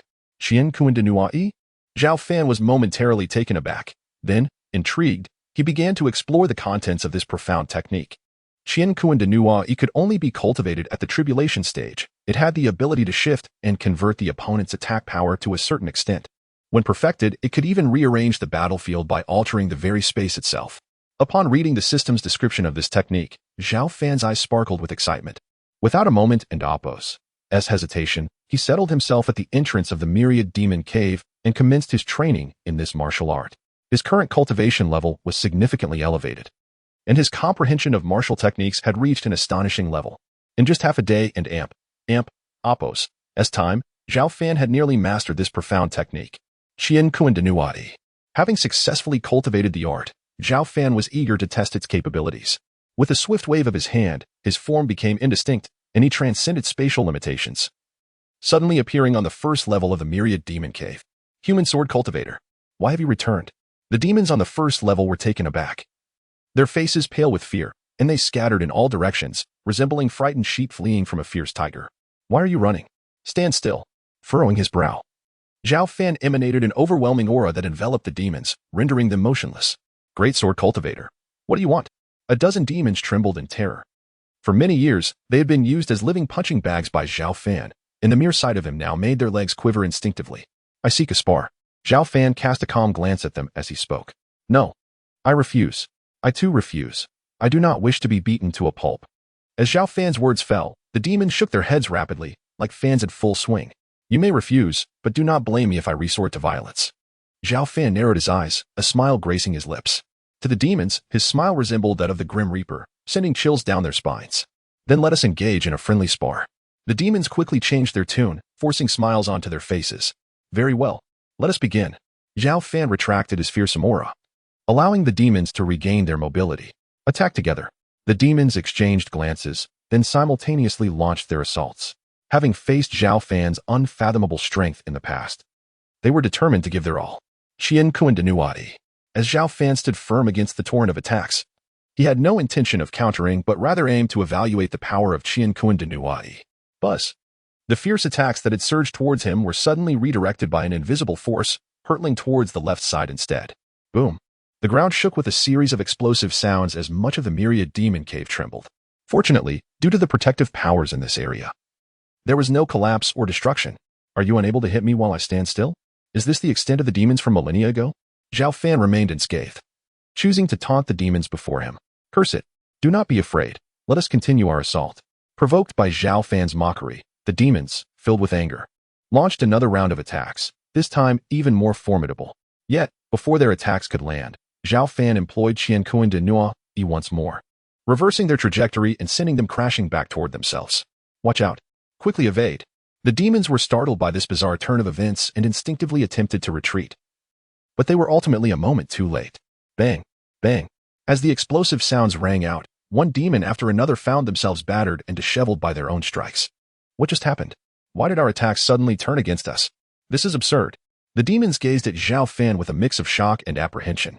This powerful human sword cultivator had only been absent for a short time, yet he had mastered such a mystical and formidable technique. They realized that even collectively, they were no match for him. You have been quite obedient this time. I shall refrain from further punishing you. Having tested the power of Qiankuan de Nua to his satisfaction, Zhao Fan, in a good mood, chose not to trouble the demons any further. He promptly transported himself out of the myriad demon cave and returned to the vicinity of the stone house. Alas, this human sword cultivator is growing increasingly powerful. Are we demons destined to remain trapped here? Do not fret. The seals on the second and third levels of the myriad demon cave will soon be lifted. When that time comes, stronger demon lords will emerge to subdue him. The demons, somewhat dejected, consoled one another. Upon returning to the outskirts of the demon locking tower, Zhao Fan immersed himself once more in his cultivation. Days slipped by, and soon several months had passed. Bai Shui remained in a deep slumber, showing no signs of awakening. Aside from utilizing the system, Zhao Fan diligently sought enlightenment from the heavens and earth, gradually enhancing his strength. With the threat of the Xianming Elder and the Xianming sect eliminated, Shushan, under the leadership of Sect Master Zhao Xiaodian, continued to flourish. With an increasing number of disciples and a steadily growing roster of formidable cultivators, while the outside world was rife with turmoil and conflict, the interior of the demon locking tower remained serene and harmonious. Until one fateful night, two sudden figures, like phantoms, infiltrated Shushan, prompting Zhao Fan, who was cultivating within the demon locking tower, to slowly open his profound eyes. Chapter 91. Playing along Shu Mountain is guarded by a formidable array, making it nearly impossible for ordinary cultivators to breach its defenses. Merely approaching the vicinity would alert the disciples of Shu Mountain. Yet, at this moment, two spectral figures brazenly disregarded the protective formation, striding confidently into the heart of Shu Mountain. Astonishingly, despite the stringent vigilance of the disciples, none were able to perceive their presence. It was as though they had melded with the very fabric of the universe, leaving no trace behind. It was truly unexpected that after months of searching, the coveted item had been brought to Shu Mountain. Could it be that the murderer of the Elder Xianming was one of their own? A burly man clad in black robes cast a fierce gaze towards the nearby disciples, a glimmer of malice flickering in his eyes. It was indeed a possibility, yet one must not act rashly. Although we possess considerable cultivation, this is Shu Mountain, a top-tier force that has loomed over the cultivation world for millennia. Moreover, I have heard whispers of a mysterious sword master residing here in recent years. Should we act blindly and expose ourselves, our chances of retrieving the item would dwindle, leaving us with only a path to death. Beside the burly man stood a mature and enchanting woman, her features exquisite and her skin as fair as snow, exuding an alluring aura. What is there to fear? With our tribulation stage prowess and a myriad of methods at our disposal, we need not fear even those of the same cultivation level. Shu Mountain is but a mere shadow. They do not even have tribulation stage cultivators among them. What do we have to worry about? I suggest we eliminate them effortlessly. The man and Apos, eyes darkened, a palpable killing intent swirling within. Bainyo, this operation is under my command. You would do well to heed my words. The enchanting woman frowned, her tone turning stern. If you act recklessly, exposing our identities is but a minor issue. The greater trouble lies in failing to retrieve the item. Very well, Feng Yang. I shall heed you this once. However, once we locate the item, do not attempt to hinder me. The Elder Xianming was a rare find, and to have him dispatched before unifying the demonic path leaves me unsettled, the burly man replied with a huff. Of course, once we find the item, you may unleash your fury as you wish, the woman, known as Feng Yang, replied with a flirtatious smile. Let us use the purple gold disc to ascertain the precise location of the item, she suggested. Upon hearing this, the burly man produced a purple circular disc, invoking a spell, which soon revealed a faint light to the east. Just ahead, he confirmed. Excellent. Let us proceed. They exchanged glances before gracefully ascending into the air. They did not evade the patrolling disciples of Shu Mountain, for cultivators of such low caliber would remain oblivious to their presence even if they stood right before them. Before long, they arrived at the base of the demon locking tower. The tower appeared somewhat peculiar. Was this indeed the fabled demon locking tower of Shu Mountain? It must be. Yet how could such an item have found its way here? The two were left perplexed. In the dead of night, their sudden arrival at Shu Mountain raised questions. Just then, a calm voice broke the silence. What brings you here? Who is that? Bai Niu's expression darkened as he turned towards the voice, only to see a young man materializing seemingly out of thin air. The young man's tall figure was striking, with handsome features. Yet what struck them as odd was the complete absence of any aura of spiritual energy emanating from him, making him appear as an ordinary person. This young man was none other than Zhao Fan, who had sensed their intrusion. Who are you? Feng Yang scrutinized Zhao Fan, her beautiful eyes glinting with coldness. That question should be posed by me, Zhao Fan replied with a calm smile. Feigning indifference? Since you refuse to speak, I have ample means to compel you. Bai Niu declared impulsively, raising his hand to cast a powerful grasp from afar, the surge of dark energy coalescing into a massive hand that lunged towards Zhao Fan. Boom. In the next instant, the hand seemed to be diverted by some unseen force, crashing violently into the thick walls of the demon locking tower, sending dust swirling. What? Bai Niu's expression shifted dramatically. He was a tribulation stage cultivator, capable of overwhelming even the mightiest opponents with a mere gesture. Yet, this young man had managed to deflect his attack, leaving him in disbelief. His eyes narrowed, a glimmer of murderous intent igniting within them as he prepared to retaliate. Wait. Feng Yang recognized Zhao Fan's extraordinary nature and quickly intervened. Young man, we are cultivators from outside Shu Mountain, here to reclaim a significant lost item. According to our sensing, it lies within the demon locking tower. Please do not impede our quest. We will leave Shu Mountain immediately once we obtain it. Why are you being so courteous to him, Feng Yang? Bai Niu questioned, struggling to comprehend why they were engaging with what seemed to be a mere boy. An important item? Zhao Fan assessed the two with a knowing smile. What is your connection to Elder Xianming? Zhao Fan and Appos, S-mind whirled as he deduced that the item they sought must be the crystal ball brought back by Bai Shui. Elder Xianming is someone I have supported. Bai Niu replied instinctively. Wait, how do you know Elder Xianming? Were you the one who killed him? Bai Niu suddenly realized, narrowing his gaze at Zhao Fan. Indeed. Zhao Fan admitted nonchalantly. Damn it, I was just lamenting my inability to find the one responsible for my vengeance, and it turns out to be you. With his words, Bai Niu shattered the ground beneath him and launched himself towards Zhao Fan with the force of a cannonball. Even before he arrived, the sheer momentum of his approach bore down like a tempest. The overwhelming surge of dark energy shot skyward, dimming the moonlight. Boom. Bai Niu's fist struck. But it met only empty air, failing to even graze Zhao Fan and Appos' clothing. This is not an appropriate place for battle, Zhao Fan observed with a bemused smile. Stepping forward to activate the great spatial shift, warping the surrounding space and transporting all three to several thousand meters above the ground. What? Both Bai Niu and Feng Yang exchanged concerned glances, a look of gravity etched on their faces. The ability to manipulate space at will was beyond their comprehension. This young man is indeed remarkable, Bai Niu said, his expression turning serious as he addressed Feng Yang. Feng Yang, let us strike together. Agreed. Without hesitation. They simultaneously launched their attacks towards Zhao Fan. Two tribulation stage cultivators? Very well, I shall entertain you, Zhao Fan remarked, undeterred by their prowess, eager for the challenge. He stood with his hands behind his back, embodying a serene confidence, as he invoked the great spatial shift once more, not only blocking their attacks but redirecting them back towards the assailants. Not good. The bizarre maneuver sent Bai Niu and Feng Yang into a panic, narrowly evading the powerful onslaught. Who are you? Feng Yang's face paled, uncertainty clouding her features as she questioned, sensing the profound danger emanating from him even before he had truly engaged. I am the sword master who watches over Shu Mountain, Zhao Fan proclaimed. Zhao Fan broke into a grin, revealing his pearly white teeth, and then, with fingers poised like a sword, casually unleashed a beam of sword light. This strike, wielded with merely 10% of his strength, emanated from a cultivator at the first stage of transcending the tribulation. However, his prowess was far superior, as he harmoniously combined spiritual energy, primordial spirit, and physical form, making him immensely stronger than others of the same realm.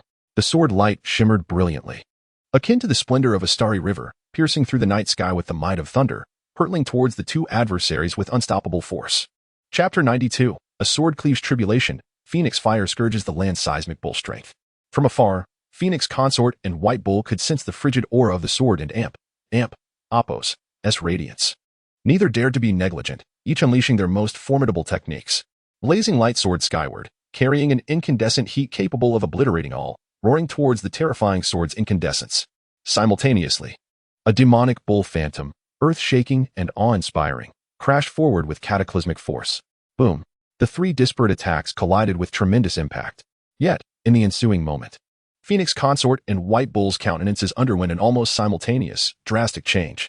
Under Zhao Fan's sword's brilliance, the Firelight and Bull Phantom endured for only a fleeting moment before being shattered into oblivion. Dire straits. Our ultimate recourse. Witnessing the sword and Apos' radiance descending with undiminished momentum, the two exchanged a glance. Instantly, they manipulated hand seals, transforming into two streams of demonic mist that coalesced, forming a 3-meter-tall demon. The demon's aura surged exponentially, distorting the surrounding void, resembling a veritable demon god radiating an awe-inspiring, terrifying presence. Demonic quake of the 9 heavens. The demon roared, abruptly unleashing a punch. The potent force of the blow temporarily staved off the sword's radiance. Power akin to the second stage of tribulation transcendence. Zhao Fan's brow arched slightly. He had not anticipated that the two could fuse into one, forcibly augmenting their strength. However, be it merely augmented power through fusion, or even a genuine demonic powerhouse of the second stage of tribulation transcendence, Zhao Fan would not deign to acknowledge them. Crimson Sky. As Zhao Fan and Apos' thoughts coalesced, a crisp, sonorous sword chime echoed between heaven and earth, akin to a celestial meteorite trailing a long tail of flames, hurtling towards the 3-meter-tall demon with lightning speed. Profound nether grand art. Sensing an intense aura of peril, the demon roared incessantly, unleashing 3 heaven-obscuring black vortexes with a single punch, capable of devouring all existence. However, it had underestimated Zhao Fan's power and the might of Crimson Sky. Even without Zhao Fan exerting his full strength, the power of this sword was sufficient to easily grievously wound or even slay a demon cultivator of the second stage of tribulation transcendence. Boom! The sword and Apos' edge, with irresistible force, shattered the 3 black vortexes, cleaving the towering demon, causing blood to spurt wildly as it crashed heavily hundreds of meters away. Cough! Phoenix Consort and White Bull separated from the fusion, both coughing up blood violently, their auras weakened to the nadir. This was the result of Zhao Fan intentionally holding back. Otherwise, that single sword strike would have effortlessly claimed their lives. How could this be? You, like us, are only at the first stage of tribulation transcendence. Why are you so formidable? White Bull's face was ashen, his gaze towards Zhao Fan filled with trepidation, devoid of any of the arrogance from moments prior. The spiritual energy of heaven and earth has not yet fully recovered. How could such a powerful sword cultivator emerge? Phoenix Consort exclaimed, her face filled with astonishment and disbelief. Severely wounded and rendered exceedingly feeble, escaping before Zhao Fan's very eyes was virtually impossible. Spare the superfluous words. Identify yourselves. Zhao Fan exuded a wisp of terrifying aura, directly suppressing the weakened pair to the ground, questioning them from a commanding position. We are members of the profound Nether Clan. We implore you not to slay us. Sensing the astonishing aura emanating from Zhao Fan, White Bull was terrified to the point of his scalp tingling, hastily pleading for mercy. Profound Nether Clan? Zhao Fan and Apos' brow furrowed. He had no recollection of ever hearing of this clan. As if discerning Zhao Fan's perplexity, Phoenix Consort beside him cautiously glanced at him, softly stating, Our profound Nether Clan is a reclusive, demonic clan. Though we rarely appear in the world, our origins are ancient, spanning tens of thousands of years. Esteemed sword cultivator, our profound Nether Clan has always been averse to conflict. Our rash intrusion into Mount Shu was entirely unintentional. We beseech you to spare us. Phoenix Consort entreated. Averse to conflict, yet you would support profound Nether Old Man? Do you take me for a fool? Zhao Fan scoffed, coldly stating, Reveal all that you know about the profound Nether Clan, and I may spare your lives. That is unacceptable. If we divulge clan secrets, the clan leader would surely slay us. Phoenix Consort and White Bull simultaneously shook their heads, harboring an indelible fear of the profound Nether Clan leader. If you refuse to speak, then I shall send you to your deaths presently. Zhao Fan's countenance darkened, threatening them. Do not. We will speak. Faced with the imminent threat of death, the two relented. I ask you, how many experts reside within your profound Nether Clan, and what is the extent of their power? Zhao Fan inquired. We too are the weakest members of the profound Nether Clan. The clan numbers nearly 1,000, with the majority of members possessing the strength of the second or third stage of tribulation transcendence. As for the clan leader and elders, they are even more powerful. However, our profound Nether Clan is currently sealed off from the world, with only the two of us traversing the mortal realm. The two answered truthfully. Thousands of clansmen, all possessing tribulation transcendence cultivation? Zhao Fan arched his brow. He had not anticipated the profound Nether clan strength to be so formidable. It seemed akin to the myriad demon cave, appearing to be a force that had also sealed itself off from the world. Then, the item you sought in Mount Shu. What purpose does it serve? Zhao Fan pondered, then inquired. We only know that the item is a lapis lazuli orb, connected to the Empress of myriad years past. Initially, the clan leader instructed me to temporarily lend it to profound Nether Old Man to aid in his cultivation and enhance his strength. After profound Nether Old Man's demise, the clan leader instructed me to retrieve it to the clan. Relying on the orb's aura, we located this place. White Bull obediently stated. Connected to the Empress? Zhao Fan's heart jolted. No wonder the little fox, by Shui, had fallen into a deep slumber after refining the crystal orb, the lapis lazuli orb in their words. It turned out that the item had a connection to the Empress. Do you know the Empress's origins? With a hint of curiosity, Zhao Fan inquired further. This Phoenix consort and White Bull exchanged a glance, then simultaneously shook their heads, blankly stating, we are uncertain. However, within the clan, the elders who occasionally awaken would frequently mention the Empress's name. Yet, each time, it was accompanied by gnashing of teeth, as if they harbored immense hatred for the Empress. Is that all? What else do you know? Zhao Fan scrutinized the pair, continuing his interrogation. That is all we know. Esteemed senior, we have revealed all that we can. We beseech you to spare us once out of consideration for the profound Nether clan. The two pleaded, hoping that Zhao Fan would show them leniency. Considering that you have been relatively forthright, I can grant you a chance, however slim, at survival. I shall grant you 10 breaths. Flee as far as you can. After 10 breaths, I shall unleash a sword strike. If you can evade it, you shall live. If you cannot, then you can only accept your fate. Sensing that the two were indeed not concealing anything, Zhao Fan did not immediately strike, but rather granted them a chance. Excellent. Thank you, senior. Phoenix consort and White Bull were both somewhat elated, seeing a glimmer of hope. Begin. As the words fell, Zhao Fan retracted his aura, restoring their ability to move. Flee. Without the slightest hesitation, the two rose and dashed in different directions with all possible speed. Though they were severely wounded, in order to survive, they spared no effort in depleting their own essence, frantically burning the demonic power within their bodies, maximizing their speed, vanishing into the horizon like 2 streaks of light. 1 breath, 2 breaths. 10 breaths passed swiftly. Phoenix consort and White Bull's figures had already vanished into the distant sky. At least 100 miles away from Mount Shu, they flee swiftly. However, I cannot truly allow you to depart alive. Gazing at the distant void, Zhao Fan smiled faintly, then casually unleashed a sword strike. A thunderous roar echoed. The sword's radiance was constrained to its utmost, lacking any grandiose momentum or fluctuation. Yet it struck with the swiftness of a venomous serpent, piercing through layers of space. In the blink of an eye, it caught up to the two figures. And in an instant, a single sword fell. Ah, ah. In the distant horizon, 2 anguished cries resonated, and once more. This world was deprived of 2 vibrant lives. Chapter 93, The passage of 80 years. The intrusion of the Xianming clan was merely a trivial episode, failing to capture the attention of the elders and disciples of Shushan. Zhao Fan stepped forth, his presence shifting through space, returning to the demon ceiling tower. The little fox had refined a crystal bead associated with the Empress. He hoped there would be no complications.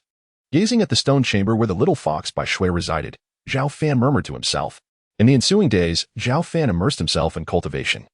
In the revelation of the Xianming clan and Appos' existence instilled within him a sense of urgency. As the environment for cultivation improved, this seemingly tranquil world was, in truth, rife with hidden currents. In the obscure depths of darkness, there likely lay numerous forces akin to the Xianming clan, dormant and sealed away. Among these forces, not only were there cultivators at the combining stage, but also formidable beings in the tribulation stage. Should they emerge one day with intentions to harm Shushan, Zhao Fan, with his current cultivation, would find it exceedingly challenging to contend with them. After all, he was but one individual. Thus, he must strive to grow stronger. Zhao Fan sat cross-legged in the void, silently attuning himself to the myriad wonders of heaven and earth. Aside from his daily visits to the myriad demon caverns for attendance, he was engrossed in a timeless practice of cultivation. Time flowed gradually, spring gave way to autumn, and in the blink of an eye, 80 years had passed.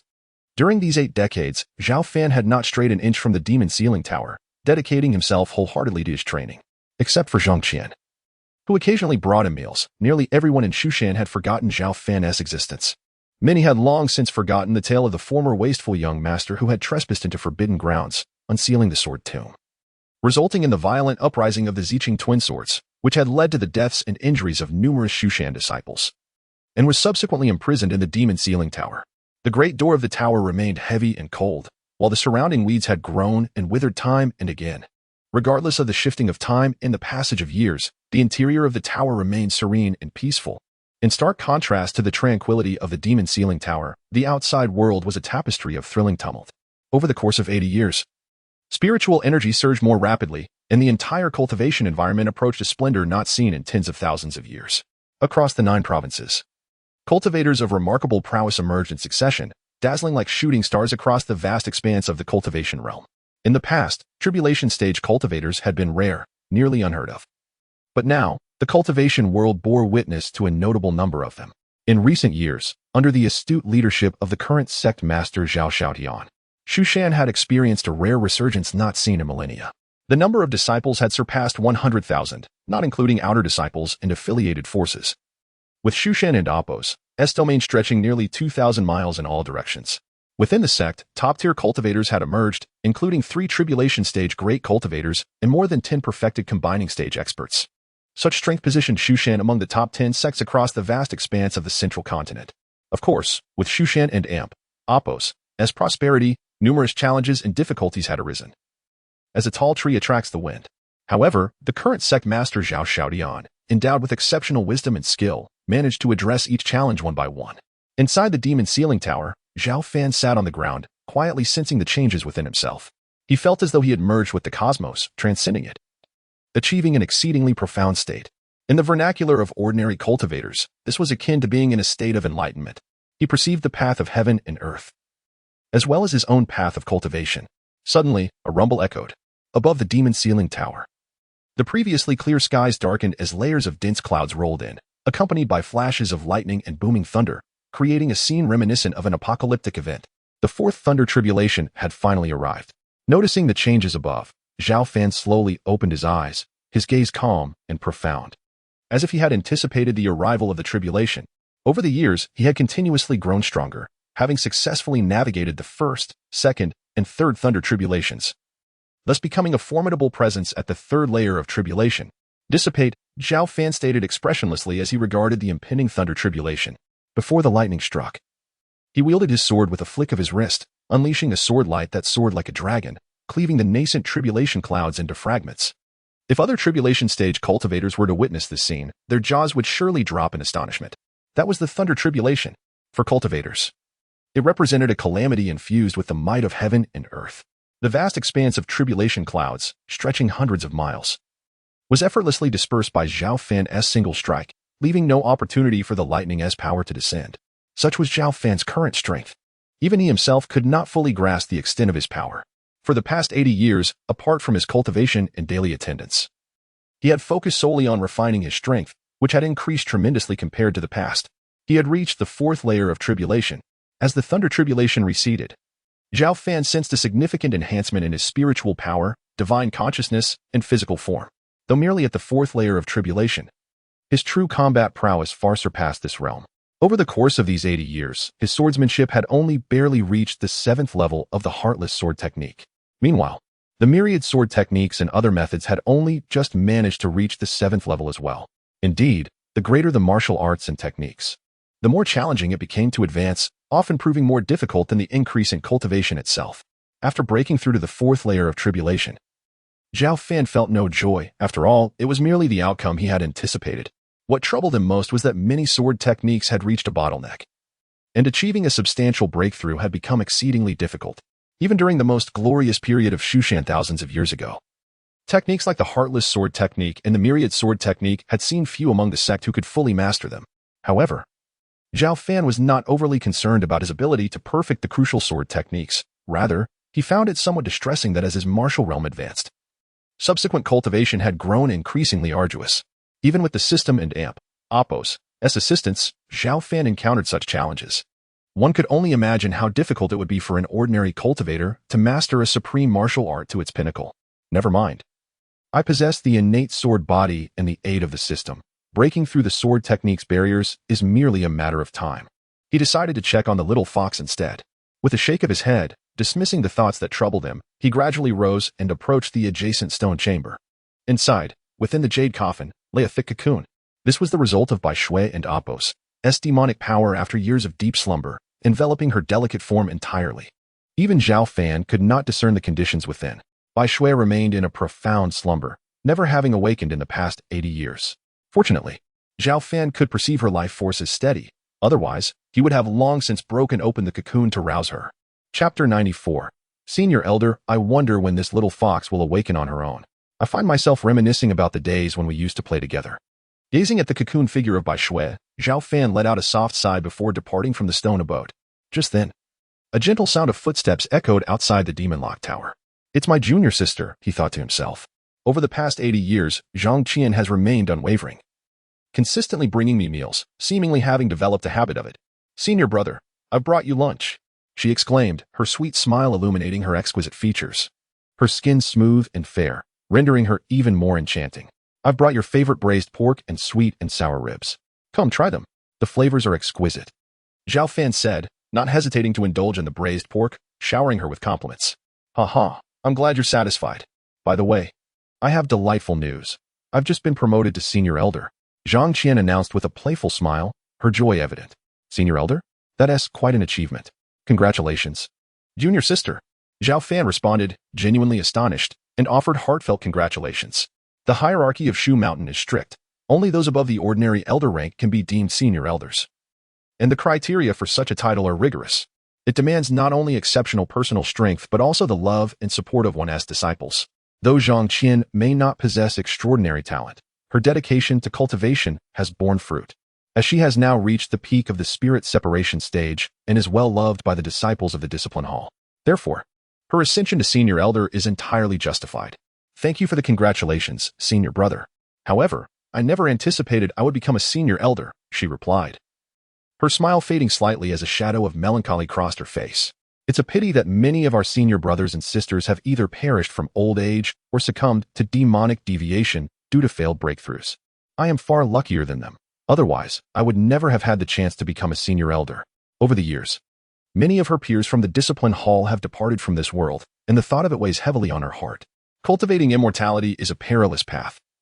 A moment and Apos' carelessness can lead to utter ruin. Zhao Fan sighed deeply upon hearing her words. Had it not been for the system and Apos' assistance, I too might have met a premature end within the confines of the demon lock tower. Junior sister, do you recall how many years have passed since you first began bringing me meals? Noticing that Zhang Qian's mood had yet to brighten, Zhao Fan inquired, attempting to shift the subject. Of course, it has been 314 years, she replied, blinking her beautiful eyes without hesitation. And this marks the time since you were cast into the demon lock tower. Indeed, how swiftly time has flown. It feels as if 300 years have passed in the blink of an eye, Zhao Fan mused, a hint of wistfulness in his expression. Immersed in his cultivation, he seemed to have forgotten the passage of time. Not only has he remained in the demon lock tower for over 3 centuries, but it has also been 3 centuries since he entered this fantastical world. For an ordinary person, 300 cycles of spring, summer, autumn, and winter encompass a lifetime. Yet for a cultivator, it is but a fleeting moment. Senior brother, 300 years have gone by. Don't you ever wish to emerge from the demon lock tower? Zhang Qian, sensing Zhao Fan's nostalgia, pondered softly, her curiosity piqued. She found it hard to imagine enduring such prolonged solitude within the desolate confines of the tower without a hint of boredom or loneliness. I am not yet ready to leave. In truth, it is quite pleasant here, Zhao Fan replied with a smile, his tone calm. Despite the monotony, the gradual realization of his growing strength brought him a profound sense of peace and fulfillment.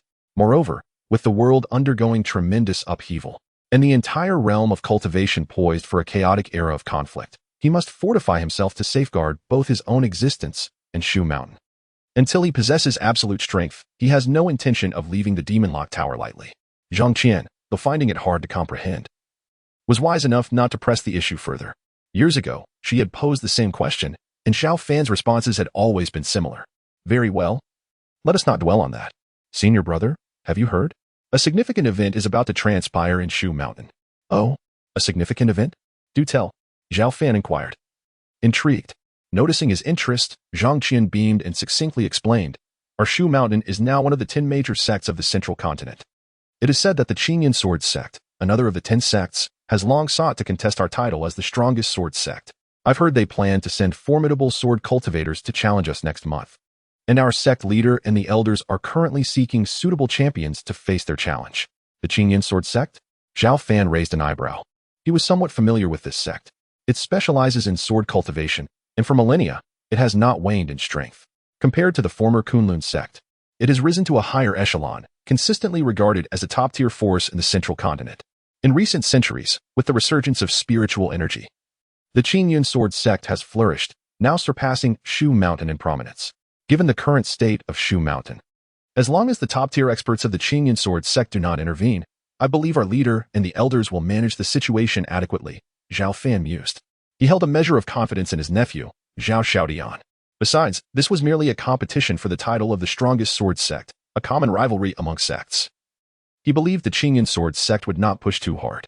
However, I have heard several elders mention that the Qingyan Sword Sect is coming with great momentum, even declaring their intent to trample our Shu Mountain sword path beneath their feet to solidify their title as the strongest sword sect. This matter may not be as simple as it seems, Zhang Qian remarked, her big eyes wide with concern.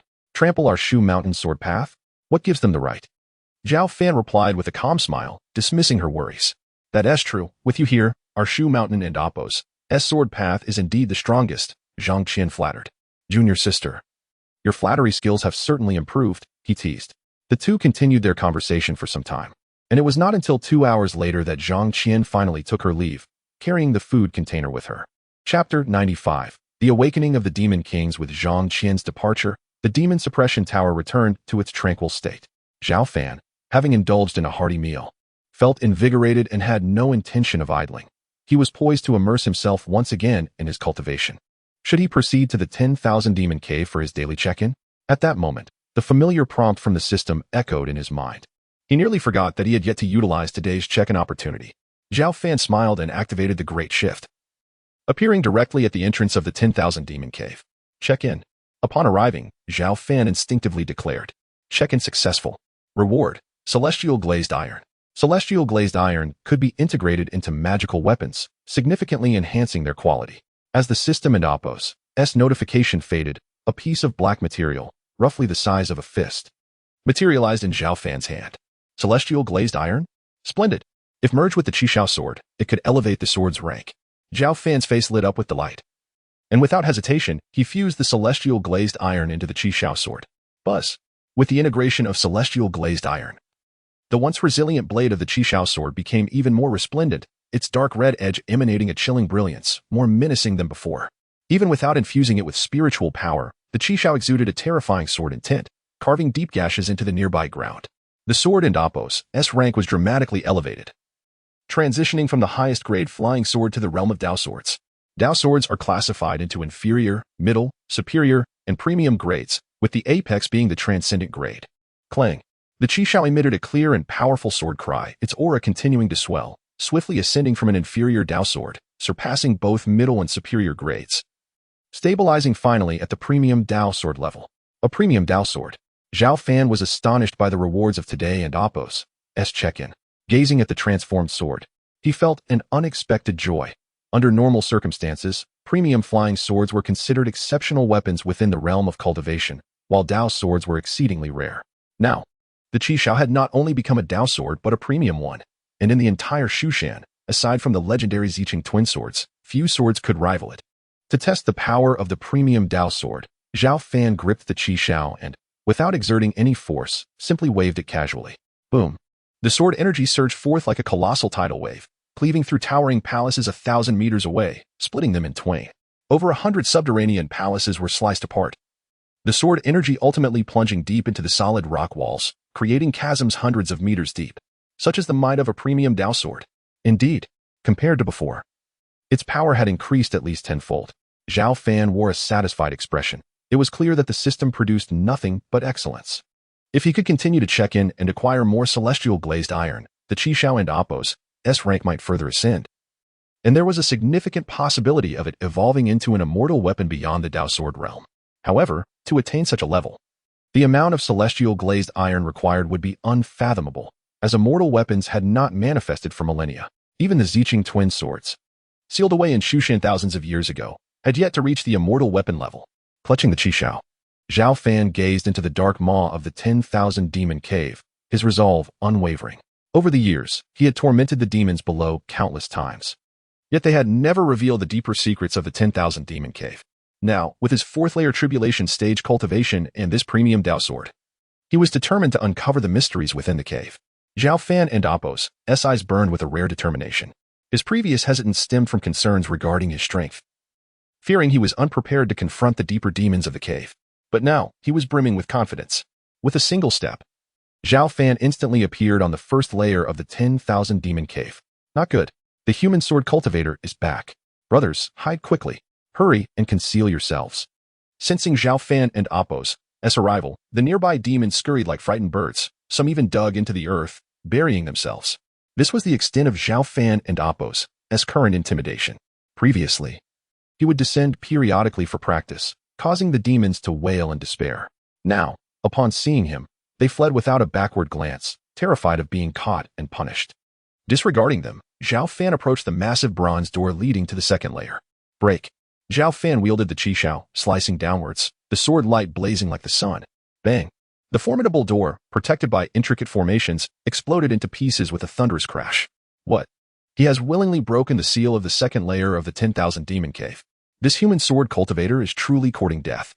The nearby demons were filled with both fear and excitement. The 10,000 demon cave comprised 3 layers, and they were the weakest beings.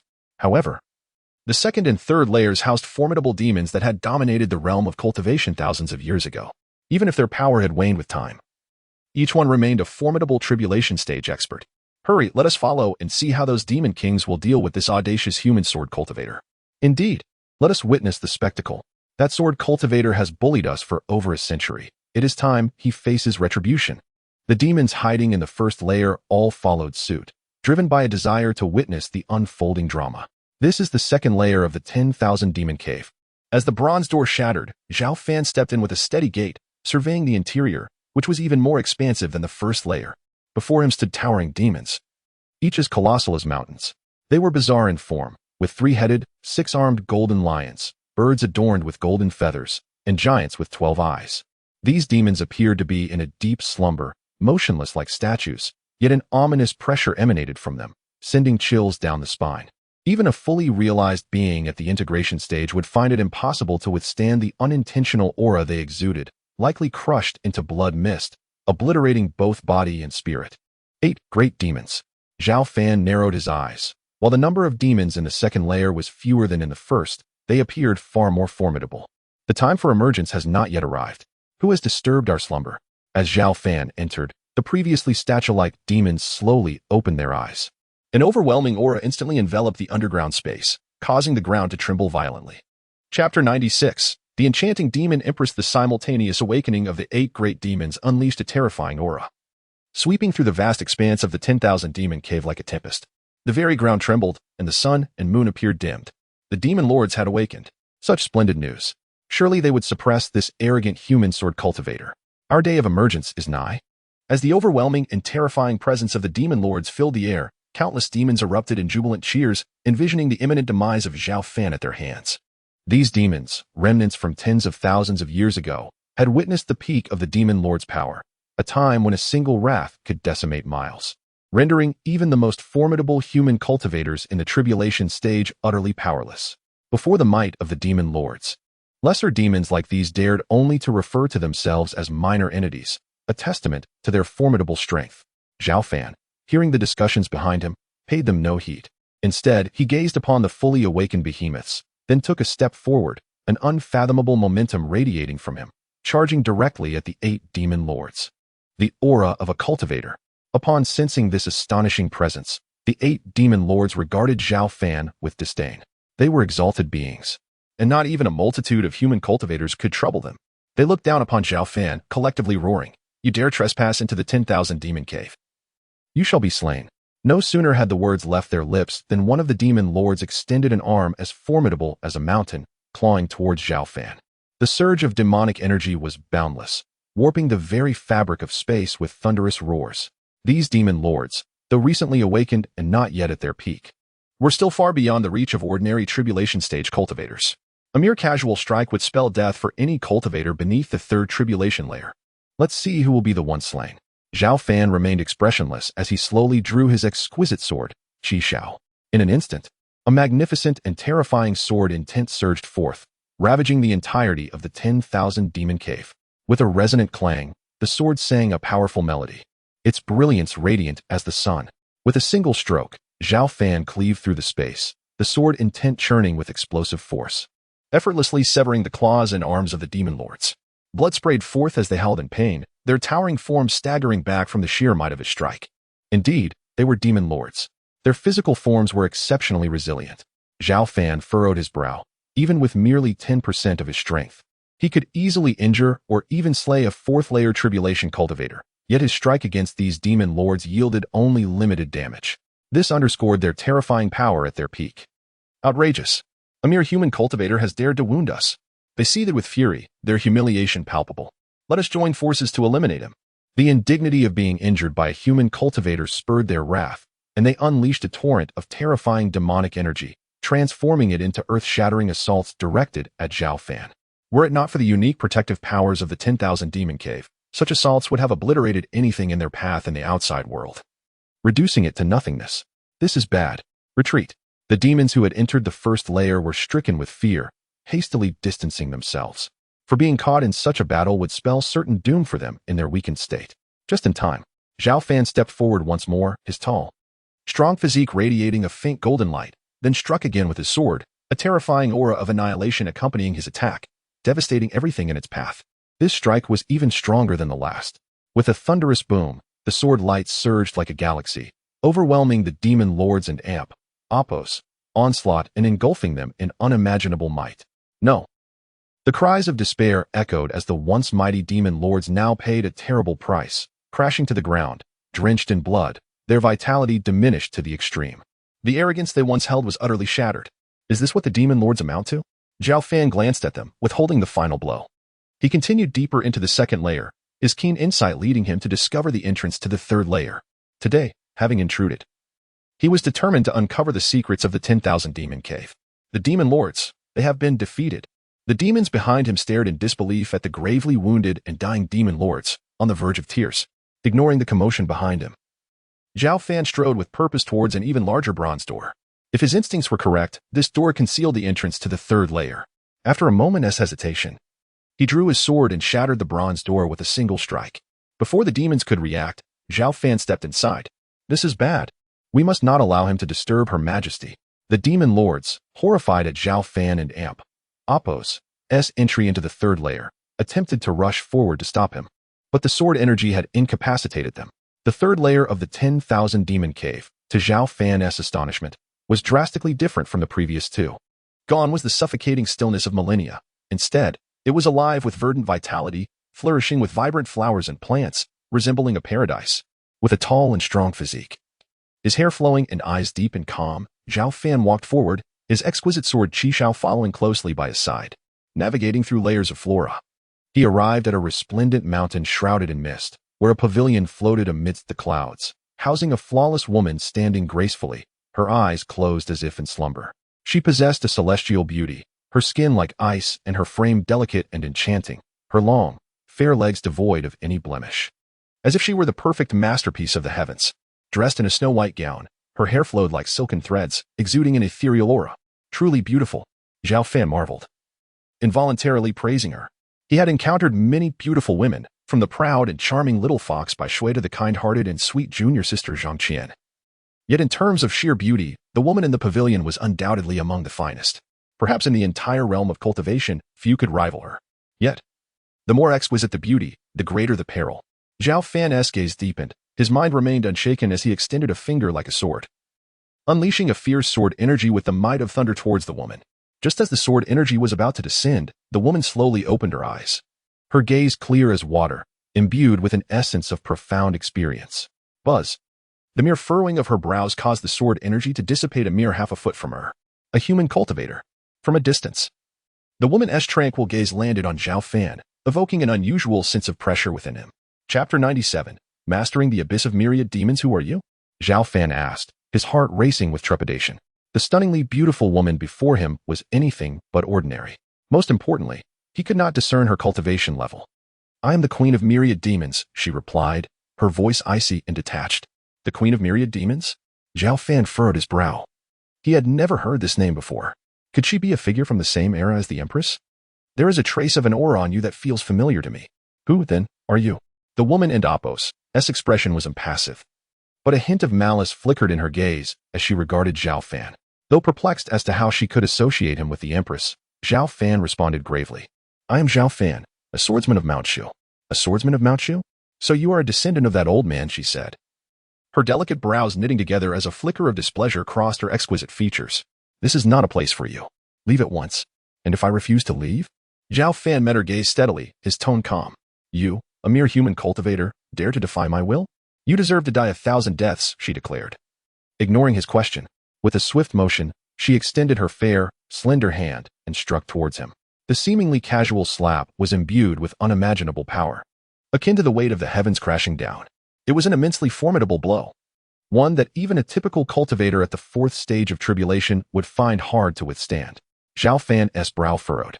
Without hesitation, he drew his sword, unleashing a radiant beam of light that blossomed like a golden lotus, effortlessly countering her strike. His mastery of the sword had surpassed his former self. His technique was both supple and fierce, adept in both offense and defense. Quite impressive, mused the Queen of Myriad Demons, her beautiful eyes narrowing as she took a step forward, seemingly transcending the limitations of space to appear directly before Zhao Fan. Her long, pale fingers emitted a chilling glint as they lunged towards his brow. With a resounding bang, her fingertip was halted by the blade of the Qishao sword. The two stood in silent confrontation, the ground beneath them fracturing under the sheer force of their presence, instantaneously leveling the entire 3rd layer of the abyss of myriad demons. The overwhelming energy rippled through the subterranean space, causing it to tremble violently. Zhao Fan's expression grew grave for the first time. He felt a genuine sense of danger emanating from the Queen of Myriad Demons. Without a moment's delay, he struck again, his sword unleashing a torrent of fierce light that shattered the void as it surged towards her. The Queen's demeanor remained cold and impassive, her enchanting visage betraying no emotion as she effortlessly dissipated the cataclysmic sword light with a mere flick of her hand. Their forms danced through the air, the clash of sword intent and demonic power resonating with such force that the very fabric of space began to fracture, threatening to tear the abyss of myriad demons asunder. Retreat, cried the onlookers, their bodies trembling in fear. The Queen is battling that human cultivator. How dare he challenge her? He will surely meet a gruesome end. As the fierce battle raged on, the myriad demons recoiled in terror, hastily distancing themselves to avoid being caught in the crossfire. The Queen of Myriad Demons felt increasingly unnerved. While she was no longer at her peak from thousands of years ago, even a fraction of her power was more than sufficient to subdue a typical 4th or 5th stage cultivator. Yet, the human before her, seemingly at the 4th stage, exerted a force that belied his level, placing considerable pressure upon her. Meanwhile, Zhao Fan was equally astonished. Even having unleashed 50% of his strength, he found it insufficient to gain the upper hand. With another cataclysmic clash, they swiftly retreated from one another, demonstrating an unspoken understanding by refraining from further strikes. We are evenly matched. Prolonging this battle will only lead to the ruin of the abyss. If you depart from here, I shall hold no grudge against you. The Queen of Myriad Demons stated coldly, her eyes fixed on Zhao Fan. The abyss was her sanctuary. Its destruction would compel her to manifest prematurely, disrupting her plans. Let us determine the victor first, Zhao Fan replied, his gaze sharp and resolute. As golden sword energy surged skyward, it resembled the emergence of an emperor, wielding unfathomable might as it surged towards the Queen. Do you truly believe I fear you? The Queen of Myriad Demons furrowed her brow, a flicker of murderous intent surfacing in her depths. An overwhelming aura of demonic power coalesced, pressing down upon him like a mountain. Let our battle decide the outcome. Zhao Fan inhaled deeply, a look of determination settling in his profound gaze. His internal energy roared like a cataclysmic wave, unleashing a torrent of unyielding sword intent that surged forth. The sword intent he radiated was vast and overpowering, matching the Queen's formidable aura in a contest of strength. How astonishing that Mount Shu has birthed such a swordsman in this era. Even as the world is only just awakening, the Queen mused. I shall see just how formidable your abilities truly are. As an entity that had once dominated the realm of cultivation millennia ago, the Queen of Myriad Demons bore an immense pride. Even in her weakened state, she consolidated her strength for the confrontation. With a resounding crash, the two clashed with the force of falling stars, unleashing a cataclysmic power that fractured the earth, sending debris flying and leaving visible fissures throughout the entire abyss of myriad demons. Supreme Emperor Sword Cannon. Zhao Fan unleashed his most potent sword arts, channeling the overwhelming sword intent that tore through the heavens, striking towards the Queen of Myriad Demons with a force akin to thunder. Heavenly Demon Technique. The Queen of Myriad Demons was unyielding in her response. Her flawless hands struck with such precision that each blow could effortlessly rend the void. The two disparate attacks collided, resulting in a series of explosive detonations. Ultimately, the ethereal beauty of the Queen of Myriad Demons turned pale as she faltered, unable to withstand the onslaught of the terrifying sword intent, retreating several steps, each leaving a distinct imprint in the void. Having just awoken from millennia of slumber, her strength had waned to its nadir. Otherwise, she would not have faltered. Before the Queen of Myriad Demons could regain her composure, Zhao Fan and Apos' sword tip was already poised against her alabaster neck, a mere inch away from delivering a fatal blow. What? The Queen has been defeated? How is this possible?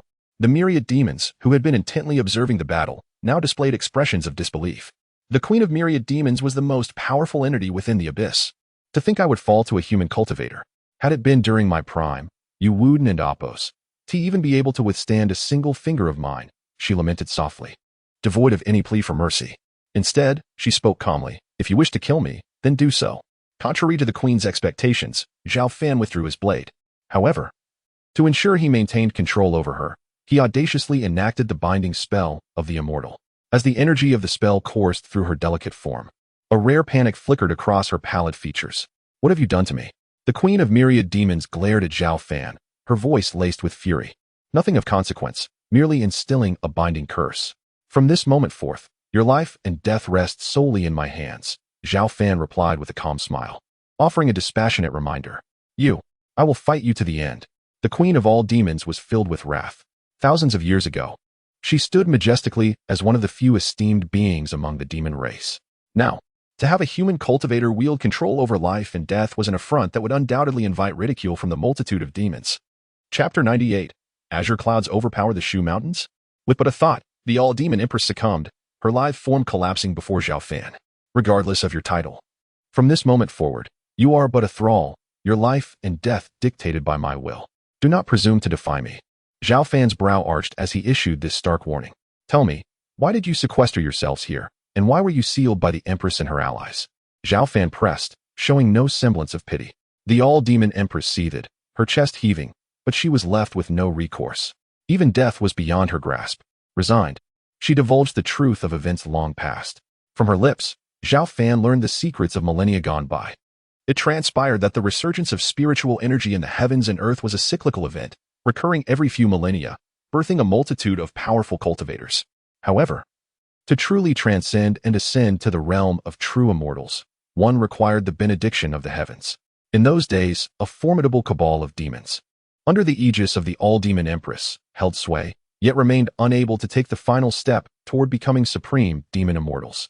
As the tide of spiritual energy waned, the all-demon empress sought refuge within the demon abyss, sealing it off in anticipation of the next era of celestial opportunity. Alas, they inadvertently incurred the wrath of the founder of the Shu Mountains and the empress, who vanquished and imprisoned them. I have divulged all, the all-demon empress stated, her countenance impassive, her tone frigid. What further questions do you harbor? No further questions, but you and your demonic horde must remain confined here. Without my express consent, you shall not venture forth to plague the mortal realm, lest I obliterate you all. Zhao Fan and Apos' tone was lethal, his threat unambiguous. These demons were inherently malevolent, and regardless of their aspirations for immortality, Zhao Fan foresaw that their unchecked freedom would only lead to devastation. This was the very impetus behind his venture into the demon abyss, to eradicate this latent threat. Agreed. I shall restrain the other demons. But I implore you to grant me one boon, the all-demon empress proposed after a pause. What is it? Zhao Fan inquired, his brow furrowed. Grant us our freedom in 60 years. I pledge that they shall inflict no harm upon the disciples of the Shu Mountains or the populace, she beseeched, a hint of earnestness in her voice. Very well, Zhao Fan acquiesced after a moment and Apos' consideration. You agree? The all-demon empress and Apos' lips parted in astonishment. Why would I not? Do you believe that once freed, and having regained your former strength, you could exact revenge? Zhao Fan countered with a sardonic smile. Even at your zenith, you would prove no match for me. The all-demon empress regarded Zhao Fan, a flicker of perplexity in her gaze. This human cultivator was an enigma. He held dominion over her and the entirety of the demon abyss, yet spared their lives, promising liberation in 60 years. Accept these divine crystals as a token. The all-demon empress offered, producing a cache of divine crystals. Having broken her seal, they were of little use to her. My gratitude. Zhao Fan accepted the offering without demur. With the divine crystals in hand, Zhao Fan cast a final glance at the trembling demons before departing from the demon abyss. Upon his return, Zhao Fan immediately integrated the divine crystals into the system. As conduits of celestial energy, their absorption amplified the system and Oppo's capabilities, expanding its inherent storage capacity twofold. Consequently, Zhao Fan was showered with a cornucopia of rewards. Integration successful, awarding superior Dao armor. Integration successful, awarding divine art, sunflower manual. Integration successful, awarding true dragon combat technique. The system's generosity was boundless, yet the inclusion of the sunflower manual sent a shiver down Zhao Fan's spine. Without so much as a glance, he expunged its contents from his mind. According to the all-demon empress, the current resurgence of spiritual energy rivaled that of millennia past. Soon, when the laws of heaven and earth reached their zenith, the reclusive forces of old would emerge one by one, vying for the opportunity to ascend to immortality. The cultivation world was poised for upheaval. It seems I must redouble my efforts to cultivate and augment my strength before the chaos descends, Zhao Fan murmured, his gaze fixed on the boundless expanse. Having resolved the issue of the demon abyss, Zhao Fan resumed his cultivation. The confrontation with the all-demon empress had ignited a deeper understanding of the sword, leading to a qualitative leap in his mastery of the sword arts of the Shu Mountains and the myriad swords technique. He had reached the 8th level of mastery in a mere fortnight. This revelation delighted Zhao Fan, confirming that combat was the most efficacious path to enlightenment in the sword arts. As Zhao Fan's strength burgeoned, so too did his cultivation. Meanwhile, the Shu Mountains were abuzz with activity. The day had arrived for the Azure Cloud Sword sect to challenge the Shu Mountains. Elder Jinwu, Lin Mu, stood at the gates of the Shu Mountains, overseeing the grand welcoming ceremony. The Azure Cloud Sword sect was a force to be reckoned with, dwarfing the Shu Mountains in both manpower and territory. They were ranked 5th among the 10 great sects of the central divine continent, while the Shu Mountains languished in 8th place, 3 places behind. A colossal sword-shaped vessel, resembling a mountain, materialized on the horizon, radiating an aura of antiquity. It is the Azure Cloud Sword sect sky-piercing sword vessel. An elder exclaimed, his voice tinged with awe. The sky-piercing sword vessel was a formidable airborne artifact. When wielded by 10 cultivators of the distraction realm, it could unleash a sword strike capable of grievously wounding a Grand Ascension realm expert. It had played a pivotal role in the Azure Cloud Sword sect's glorious campaigns, earning it renown throughout the cultivation world. Chapter 99, Victory in Sight? The Chi-Tian sword vessel surged forward with remarkable speed, piercing through layers of mist in an instant to arrive before Mount Shu. Elder Lin Mu of the Jinwu sect could clearly discern powerful figures standing proudly aboard the vessel, all formidable warriors from the Qingyan sword sect, hovering above the mountain gate. The Qingtian sword vessel showed no intention of descending, eliciting visible displeasure among the waiting elders of Mount Shu. What could be the meaning behind the actions of these Qingyan sword sect members? Were they already intending to assert dominance before even stepping foot in our sacred grounds? One elder spoke with a frown. Hearing that the Mount Shu formation was impressively robust, today, our Qingyan sword sect intends to test it with this Chi-Tian sword vessel. We request the understanding of all members of Mount Shu. A hearty laugh suddenly echoed from the vessel. Simultaneously, the enormous Qingtian sword vessel radiated light and unleashed a terrifying wave of energy directed at the imposing Mount Shu formation. Stop! Elder Lin Mu's expression changed dramatically as he attempted to intervene, but it was too late. The horrifying energy unleashed by the Chi-Tian sword vessel crashed into the Mount Shu formation like a monstrous wave rising from the ocean. Boom! Accompanied by a deafening roar. The entire formation twisted and cracked, visible fissures appearing. More critically, the powerful shockwave caught the disciples stationed nearby off guard, toppling them with its ferocious winds. Outrageous! This is utterly intolerable. An irate elder scolded loudly, ready to draw his sword and ascend to confront the Qingtian sword vessel. The audacity of the Qingyan sword sect was beyond comprehension. How could they dare to attack another sect and Oppo's protective formation upon their arrival? It was a blatant provocation. Do not act rashly. Although the formation has sustained some damage, it has not been breached. I suspect this is merely a tactic to provoke us, Lin Mu cautioned, halting the impulsive elders from escalating the situation. Haha, my apologies. I have long heard of Mount Shu and Oppo's strength and wish to test your protective formation. I did not expect it to be so feeble. A middle-aged man in white, identified as Yi Lingfeng, the deputy sect leader of the Qingyan sword sect, stepped forward. accompanied by 10 esteemed elders, and bowed slightly to Lin Mu and the others. His slender frame exuded an overwhelming aura of spiritual power, leaving the Mount Shu elders and disciples with a profound sense of suffocation. What a robust presence, Lin Mu thought, his heart racing, yet maintaining a facade of composure. He coldly replied, "So it is Deputy Sect Leader Yi. I am Lin Mu, here on the orders of our sect leader to receive you. However, this is the first time I have heard of someone arriving to spar without even a greeting, only to strike at our protective formation. Such despicable behavior, if it spreads, would surely invite ridicule upon the Qingyun sword sect and tarnish its 1,000-year reputation." As Lin Mu's words turned sharp and incisive, Yi Lingfeng replied with a hint of arrogance. "Ah, Elder Lin, I have long admired your reputation. We were indeed rash earlier. I hope the esteemed members of Mount Shu will not take it to heart." Humph.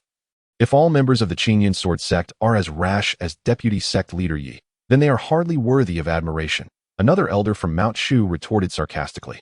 The actions of Yi Lingfeng and his entourage had thoroughly provoked the elders and disciples of Mount Shu. The prowess of the Qingyun sword sect does not require your evaluation.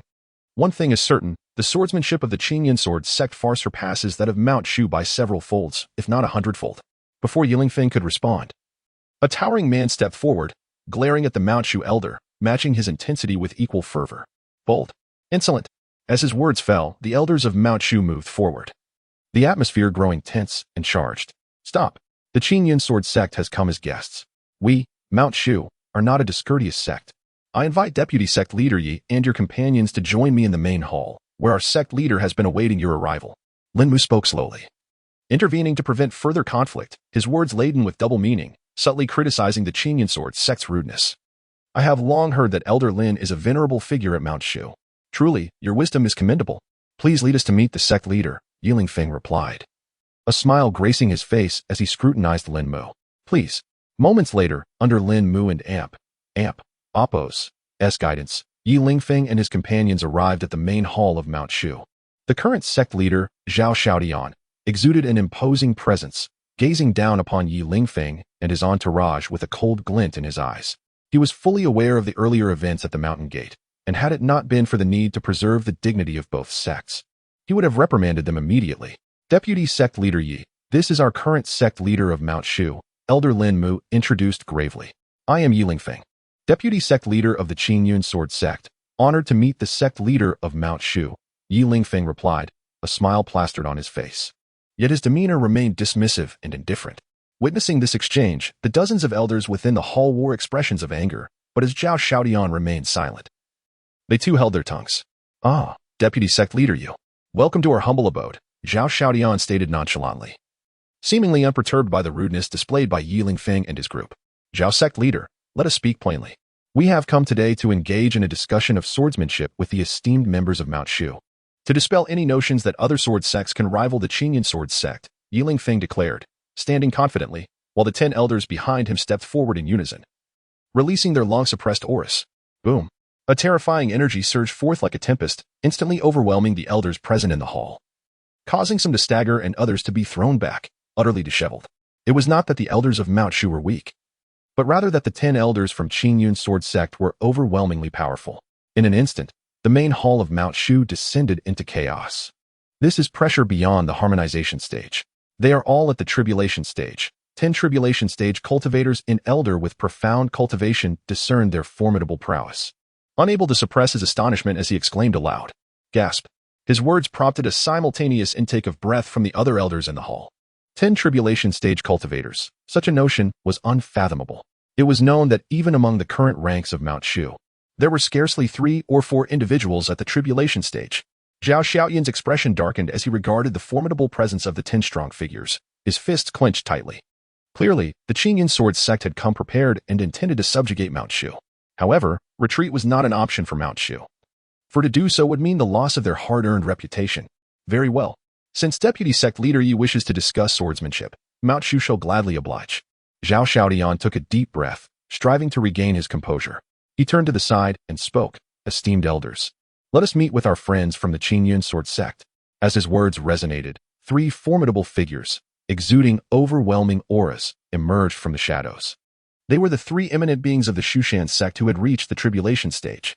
Among them was the venerable ancestor of the Tang dynasty, who had successfully transcended to the tribulation stage years ago.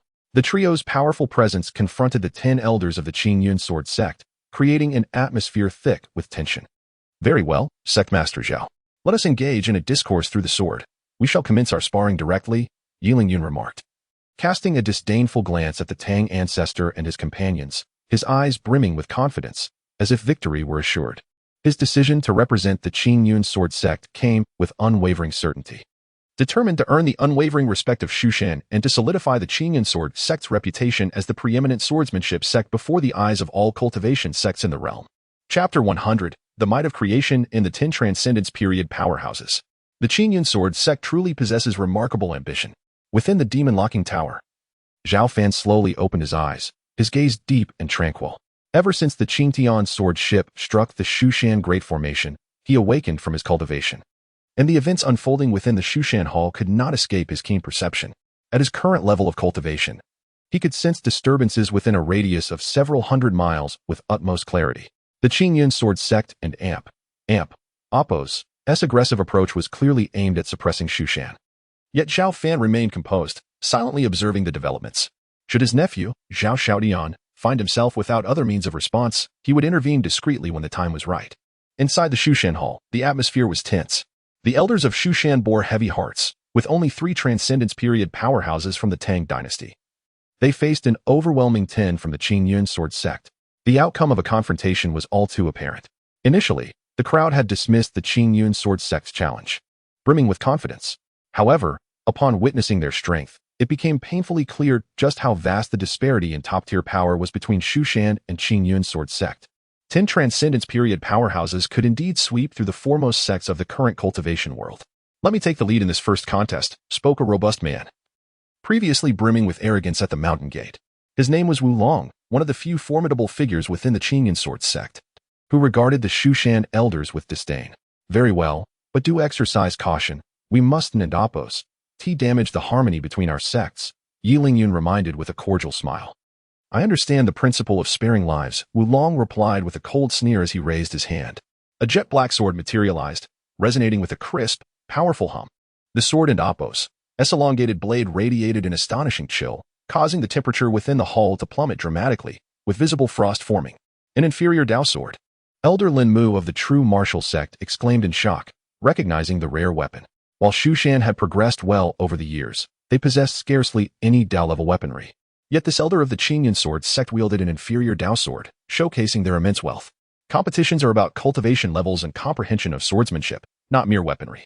Allow me to experience the prowess of the Qingyun sword sect, proclaimed the Tang dynasty ancestor, confidence and composure radiating from him. Such eloquence.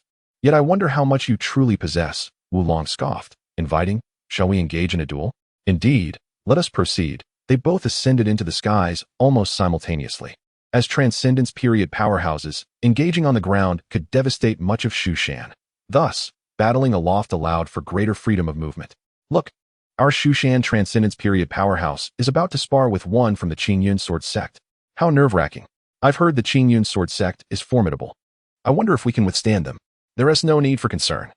Shushan has grown remarkably strong since the past. As the disciples of Shushan felt the overwhelming aura of the two powerhouses, they gazed anxiously skyward, their expressions reflecting the gravity of the impending clash. Old man, make your move. Otherwise, when I draw my sword, you won't stand a chance, Wu Long taunted, eyeing the Tang dynasty ancestor. Humph, you dare to underestimate me. Prepare for my wrath. The Tang dynasty ancestor narrowed his eyes, conjuring a golden sword into his hand. Towering and with hair billowing, he slashed forward with the sword, sending a wave of sword energy that cleaved through the thick clouds toward Wu Long. The power of this strike was immense. Even a typical Transcendence Period powerhouse would struggle to block it directly. Too slow. As the sword energy approached, Wu Long merely stepped aside, effortlessly evading the attack. Realizing his opponent's exceptional skill, the Tang dynasty ancestor hesitated no longer, unleashing a flurry of strikes, each more potent than the last, his fiery sword intent capable of reshaping the landscape. Yet, Wu Long remained unfazed, a smirk gracing his lips as he nimbly dodged each of the ancestor and Oppo's fierce assaults. It's my turn now. With that declaration, Wu Long and Oppo's eyes glinted with cold light as he unsheathed his Dao sword, illuminating half the sky. A terrifying beam of sword light erupted, hurtling toward the Tang Dynasty ancestor with blinding speed. Who fears whom? The Tang Dynasty ancestor, filled with fighting spirit, met the attack head-on.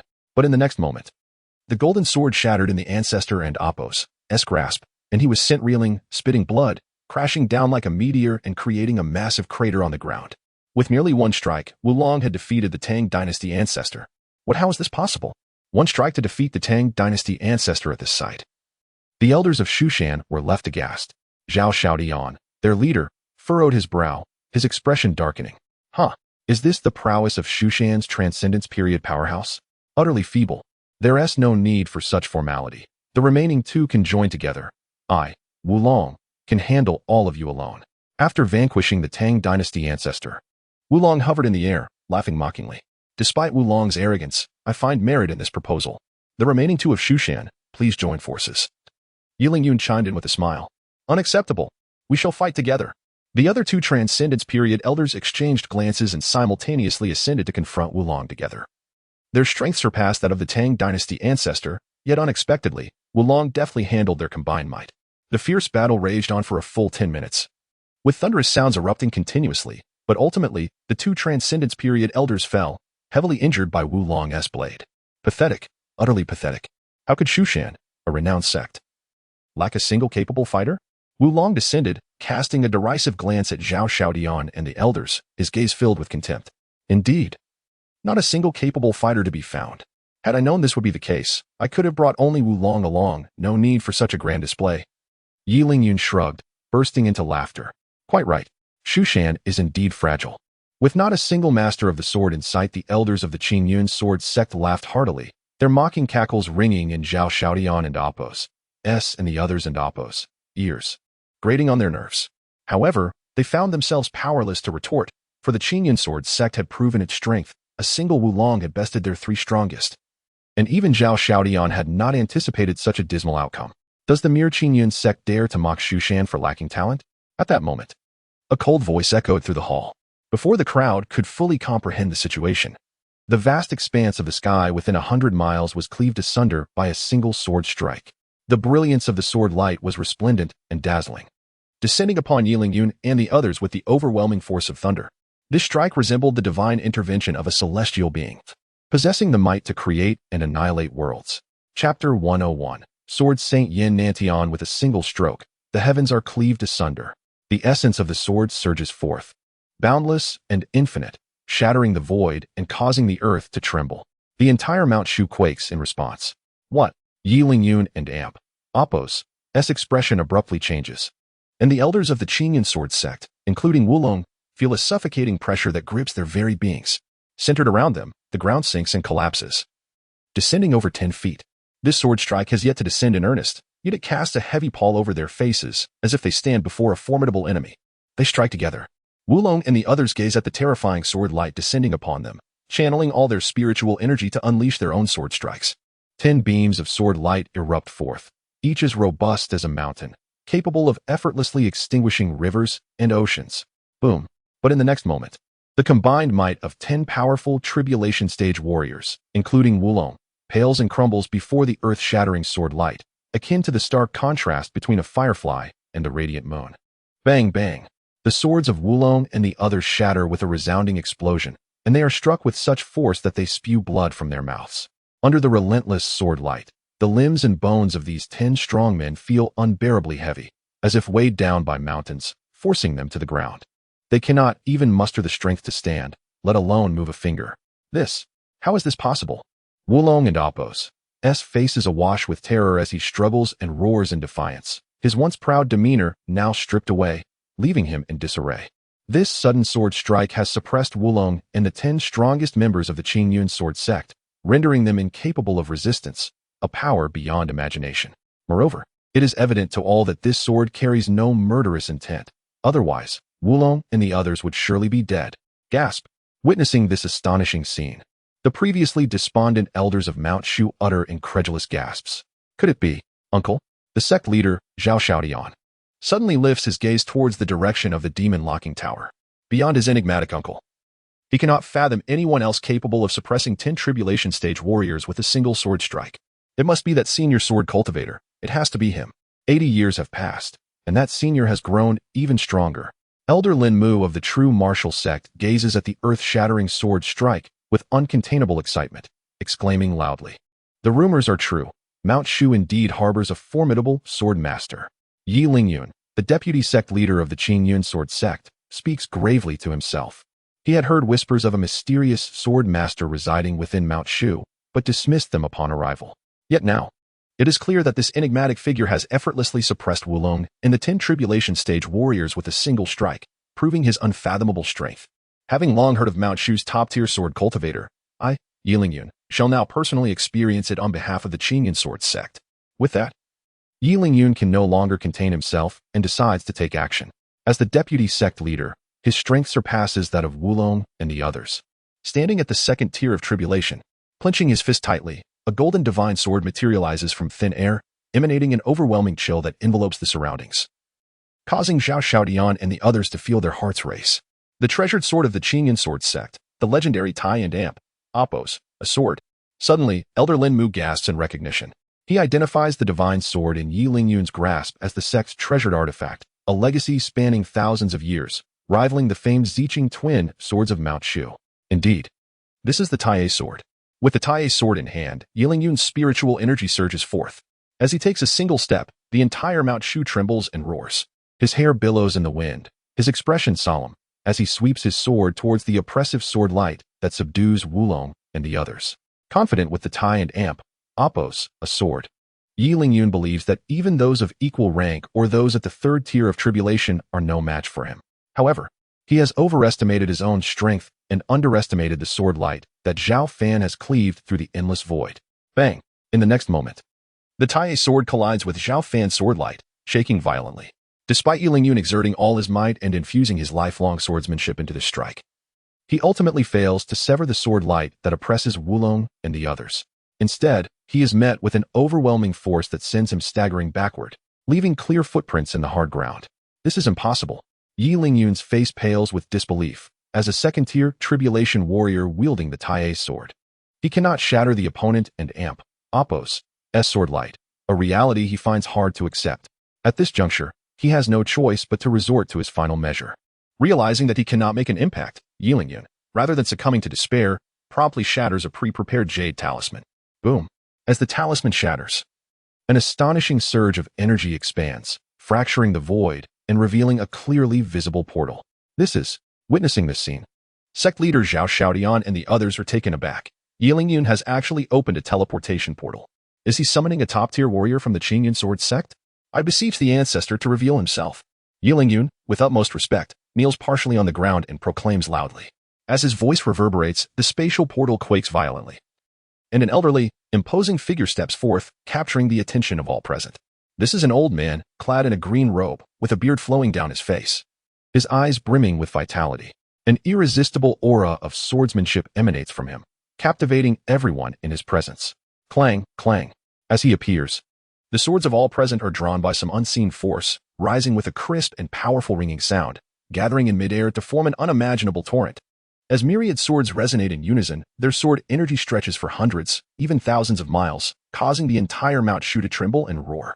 The old man stands with his hands clasped behind his back, proudly positioned in the void, embodying the very essence of the celestial sword path, commanding the surrender of countless swords, overshadowing the very heavens and earth. Thud, thud. Across Mount Shu, one elder and disciple after another collapses, unable to withstand the intangible aura radiating from the elder, succumbing to unconsciousness. Even high-ranking elders of the integration stage feel a suffocating pressure. Only a few, including sect leader Zhao Xiaodian, manage to maintain a semblance of composure, albeit with ashen faces.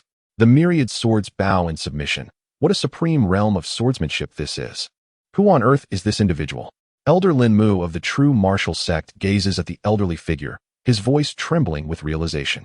This overwhelming aura of swordsmanship, combined with his appearance. I know who he is. He is the ancestor of the Qingyun sword sect from over 1,000 years ago. The sword Saint Innate. He is still alive. At that moment, the heavily injured grand ancestor of the Tang dynasty suddenly exclaims in terror. Having lived for nearly 1,000 years and possessing vast experience and knowledge, he immediately recognizes the identity of the figure. The ancestor of the Qingyun sect from over 1,000 years ago, sword Saint Innate. How can this be? Sect leader Zhao Xiaoyan's expression darkens as he realizes the depth of the Qingyun Sword Sect's legacy, hiding a top-tier warrior from over 1,000 years ago.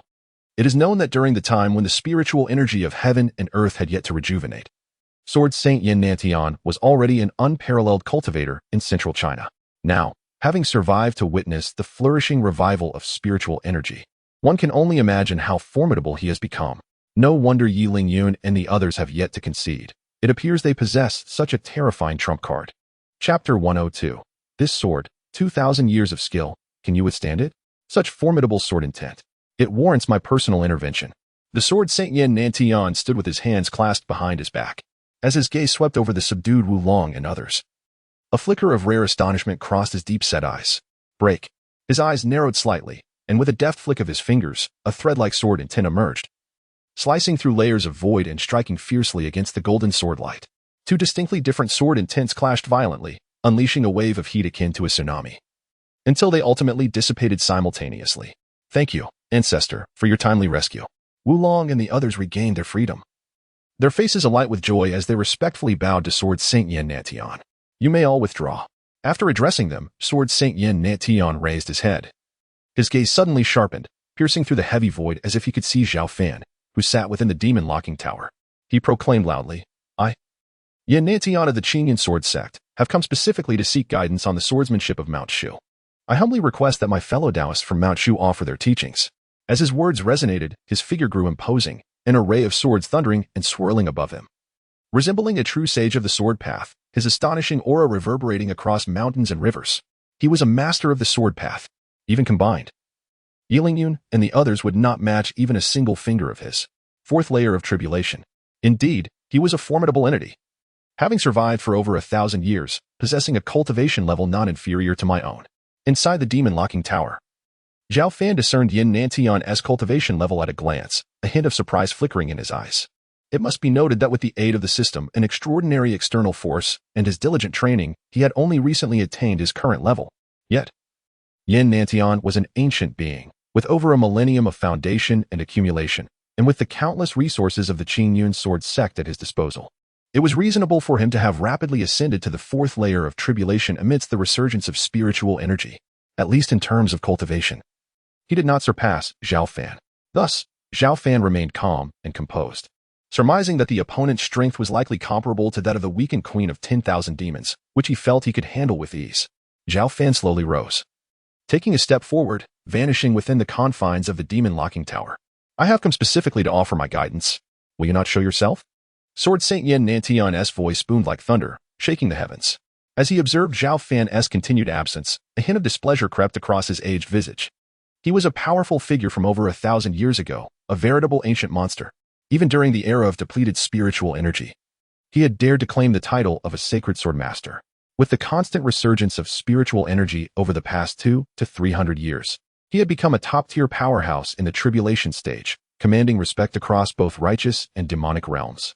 Yet, this mysterious master stationed at Mount Shu seemed to disregard him, igniting his ire. The atmosphere thickened with sword intent, slicing through layers of space, as Yin Nantian's expression darkened, his anger escalating, poised to erupt. Buzz. At that moment, the void before Sword Saint Yin Nantian twisted, and a figure materialized out of thin air. The figure was tall and powerful, emanating a faint golden glow. Though his true visage remained obscured, the sword intent he exuded caused the void to tremble and collapse. He was none other than Zhao Fan, his true form concealed.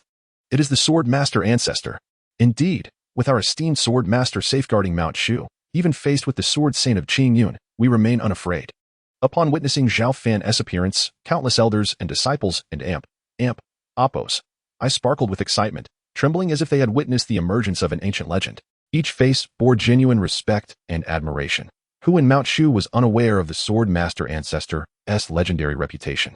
Even after 80 years, the elders and disciples regarded the Sword Master Ancestor as an indomitable symbol of strength.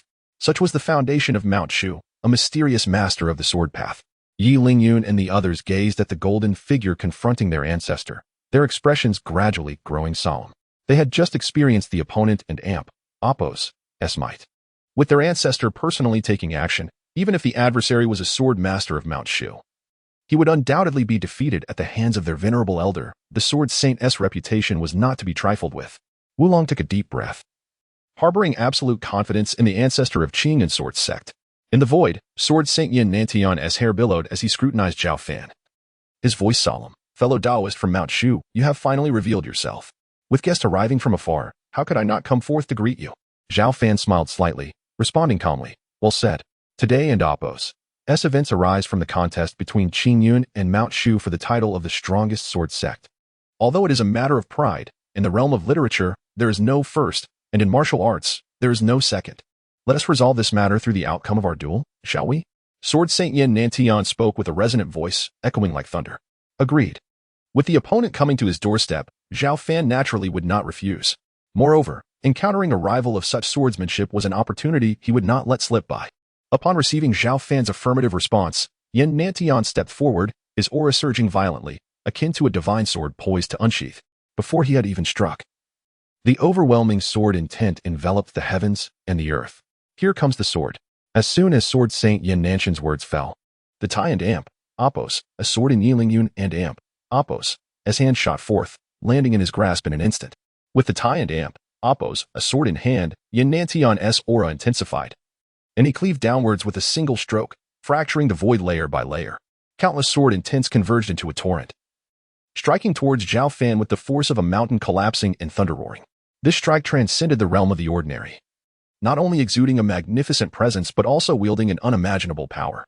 Even the mere trickle of sword energy traversed hundreds of miles, rendering the heavens dim and the sun and moon devoid of light. What a terrifying sword! Is this the power of the Sword Saint? The sect leader Zhao Xiaodian and others felt their scalps tingle with apprehension. Even from a distance, their hearts raced. Should this sword land upon Mount Shu, it would undoubtedly annihilate everyone present. Our ancestor is unparalleled. Feeling the might of this sword, Yi Lingyun and the others displayed expressions of excitement, as if they could already envision Zhao Fan's tragic defeat. With mastery over the sword path, it is no wonder he bears the title of Sword Saint.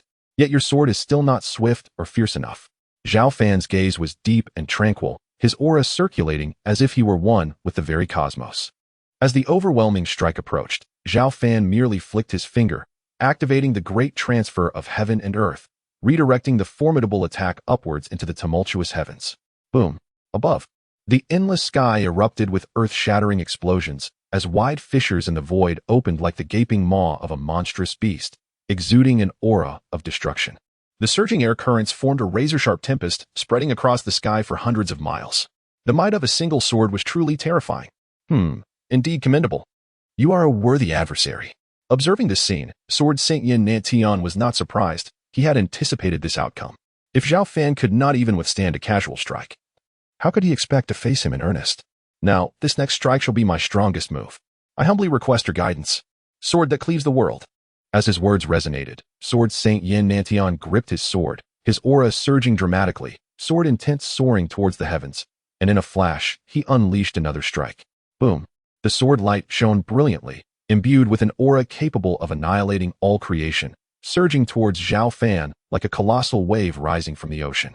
The sword stroke, though seemingly less ostentatious than before, possessed a power multiplied several times over. It is no exaggeration to say that any ordinary cultivator below the fifth layer of tribulation would undoubtedly meet their demise upon contact. This strike of mine encapsulates a millennium of swordsmanship comprehension. I refuse to believe you can withstand it. The Sword Saint, Yin Nantian, proclaimed with unparalleled arrogance, his confidence unwavering, asserting that even an old fellow at the fifth layer of tribulation would find it exceedingly difficult to confront this sword head-on. Indeed, it was formidable. Zhao Fan felt a jolt of trepidation in his heart. He finally drew the Qishao sword and took a step forward, causing the void to crack. His movements were seamless as he cleaved heavily towards the oncoming beam of sword light. Boom. The golden sword light illuminated the heavens, temporarily blinding all who beheld it.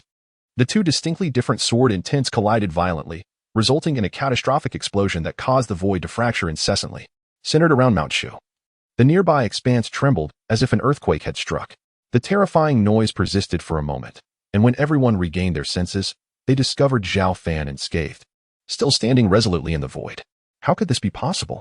The Sword Saint, Yin Nantian, was utterly bewildered, struggling to accept the scene before him. Your 1,000 years of sword comprehension is hardly impressive. My strike embodies 2,000 years of effort. Can you withstand it?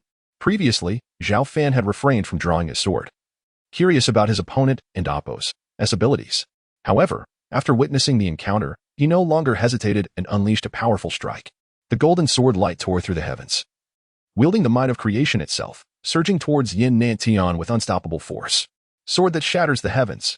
Perceiving the imminent danger, Innate roared, unleashing an even stronger beam of sword light from the Tai and Appos. Boom, boom.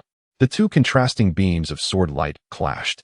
But the golden radiance of Qishao soon shattered Yin Nanshan's attack, continuing unabated towards the Sword Saint. In a moment of panic, Yin Nantian attempted to retreat, but was a fraction too slow. The sword light swept across his arm, reducing it to a sanguine mist. He staggered and fell to the ground. His vitality diminished to the utmost degree. The esteemed ancestor of the Qingyun sword sect, the illustrious sword Saint Yin Nantian, had been defeated. From the moment they engaged until the victor emerged, it appeared as a back-and-forth exchange, yet it transpired in the blink of an eye. By the time the onlookers processed the event, the sword Saint Yin Nantian was left with a severed arm and grievous injuries. Sent crashing to the earth by a single sword strike. Our senior swordsman has triumphed.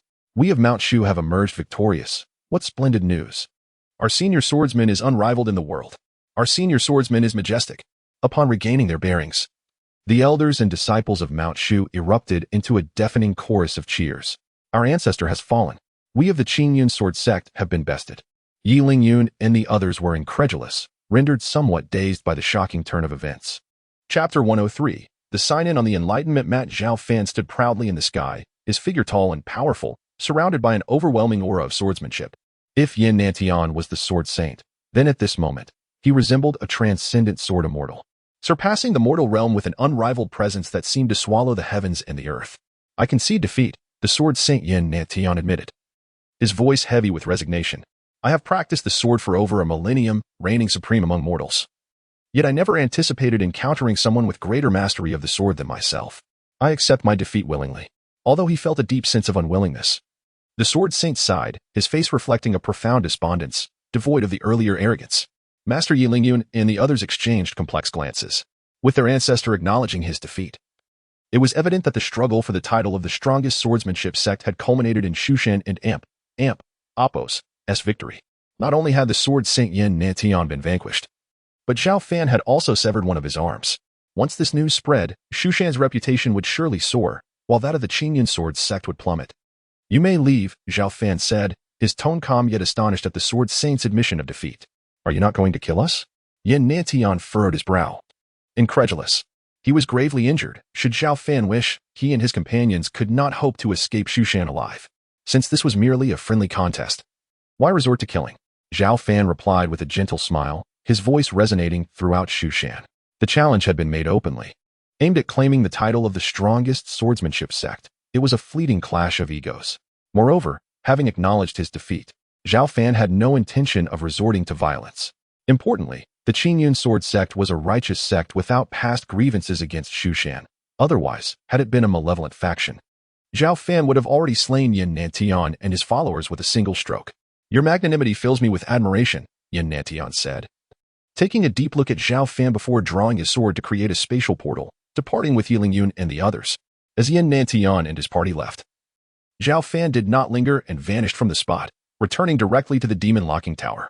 On that day, the news of the Qingyun sword sect's ancestor, Sword Saint Yin Nantian, being defeated by the enigmatic sword master of Shushan spread like wildfire across the entire realm of cultivation in central continent. Various factions were shaken by this revelation. The sword Saint Yin Nantian, a formidable figure in swordsmanship over a millennium ago, had recently ascended to the fourth layer of tribulation, becoming a top-tier powerhouse due to the revival of spiritual energy and improved natural conditions over the past 70 to 80 years. His strength ranked among the foremost in central continent. Yet, such a being had succumbed to the mysterious sword master of Shushan, leaving all cultivators astounded. It was truly unexpected. After 80 years, the sword cultivator from Shushan remained alive and had grown even stronger, proving to be a match for the sword Saint Yin Nantian. Following this battle, Shushan's prestige surged, likely altering the rankings among the top 10 cultivation sects in central continent. In just a couple of centuries, the once declining Shushan had risen rapidly in such a manner, a feat that defied imagination. Various factions buzzed with discussions, increasingly awed by Shushan's prowess.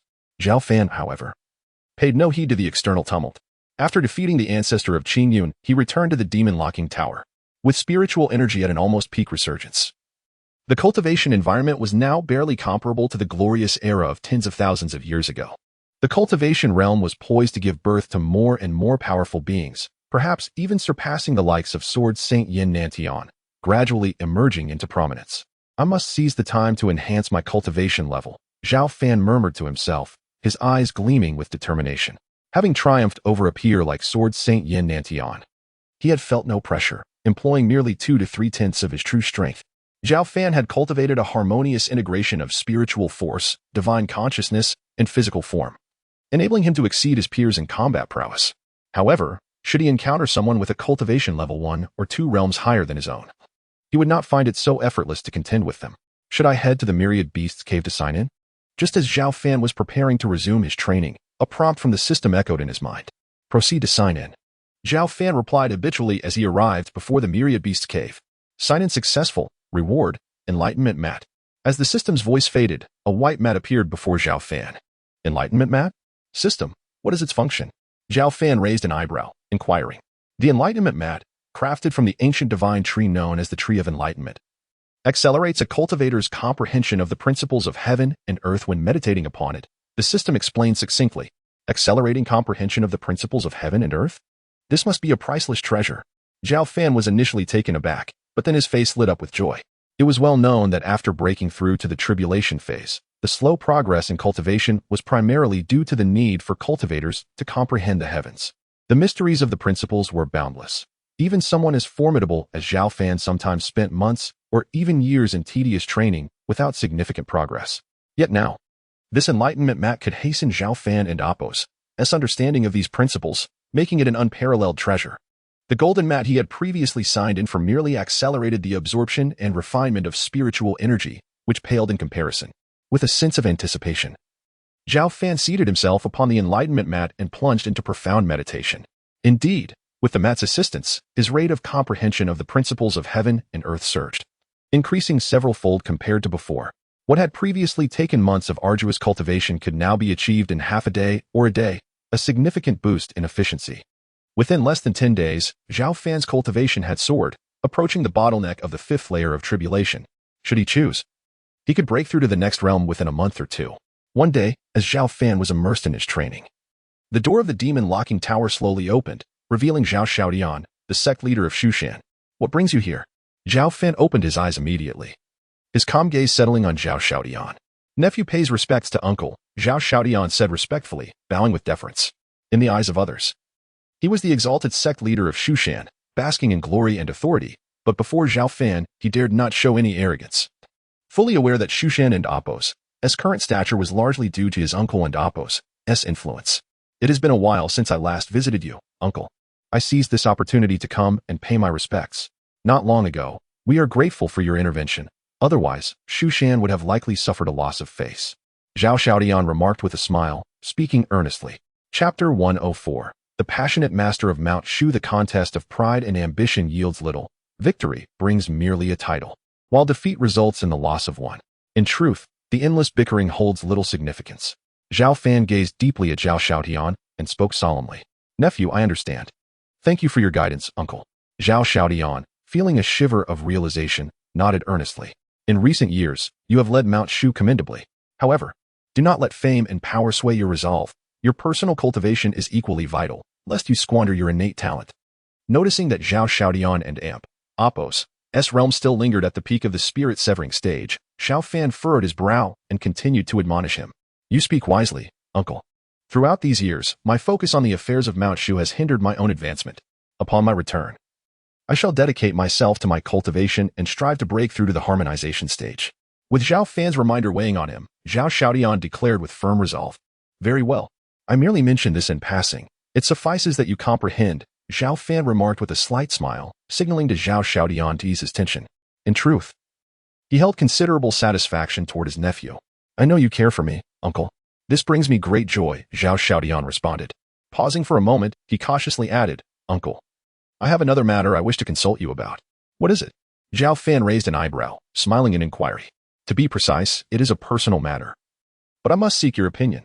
After a thoughtful pause, Zhao Xiaodian inhaled deeply and slowly continued, Uncle, I have developed feelings for a woman. You have taken so long just to say this. Zhao Fan shot him a bemused glance, exasperated yet amused. Uncle, please do not rush me. Allow me to finish. Zhao Xiaodian replied with a wry smile. This woman is merely immortal. Immortal? Zhao Fan was taken aback, his mouth twitching slightly. If memory served him correctly, his brother Zhao Cheng had once been enamored with immortal Zhao Xiaoyan's late mother. Now, his nephew had similarly fallen for a mortal woman. Could this affinity be a hereditary trait, inherited from his brother and Appo's temperament? Zhao Fan felt somewhat speechless, but chose to remain silent, allowing Zhao Xiaodian to continue. Her name is Su. I met her several years ago while visiting the mortal realm incognito. Though she is not particularly beautiful, her character is charming and gentle. Most importantly, when she is by my side, I feel an unparalleled sense of ease, free from the suffocating pressures of my role as master. Zhao Xiaodian's voice grew earnest. Uncle, I genuinely wish to take her as my partner. If I let this chance slip away, it may become an irretrievable regret. Hearing this, Zhao Fan and Appo's brow furrowed slightly as he slowly spoke. Xiaodian, you are the master of Mount Shu. If the sect were to discover that you have fallen for a mortal, I fear very few would support your choice. I am aware, Zhao Xiaodian replied with a bitter smile.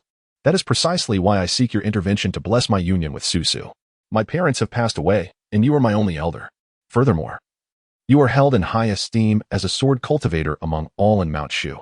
If you could advocate for me, I am certain it would resolve the matter. As he spoke, Zhao Xiaodian, with sincere expression, gradually knelt before Zhao Fan, pleading, I implore you, uncle, grant me your blessing.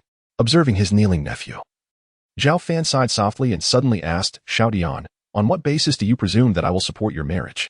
Consider this, as a cultivator. You possess significant potential and will likely enjoy hundreds or even thousands of years of life. Yet, a mortal, no matter how long-lived, can only expect a mere century. A century may seem lengthy, but to a cultivator, it is but a fleeting moment. When she ages and passes away, will you not suffer even more? Zhao Fan and Appo's words pierced Zhao Xiaodian and Appo's heart like a dagger, leaving his complexion pale. Uncle, even if it is only for a century, I still wish to marry her. After a moment's hesitation, Zhao Xiaodian clenched his teeth and asserted, You are the master of Mount Shu. Even if I were to support you, she is still immortal. As the master's wife, she would face immense pressure from all sides. Are you certain you can protect her? Zhao Fan's frown deepened as he pressed on. I can, Zhao Xiaodian declared, taking a deep breath, his voice resolute. If I cannot safeguard the woman I love, then I might as well relinquish my title as master.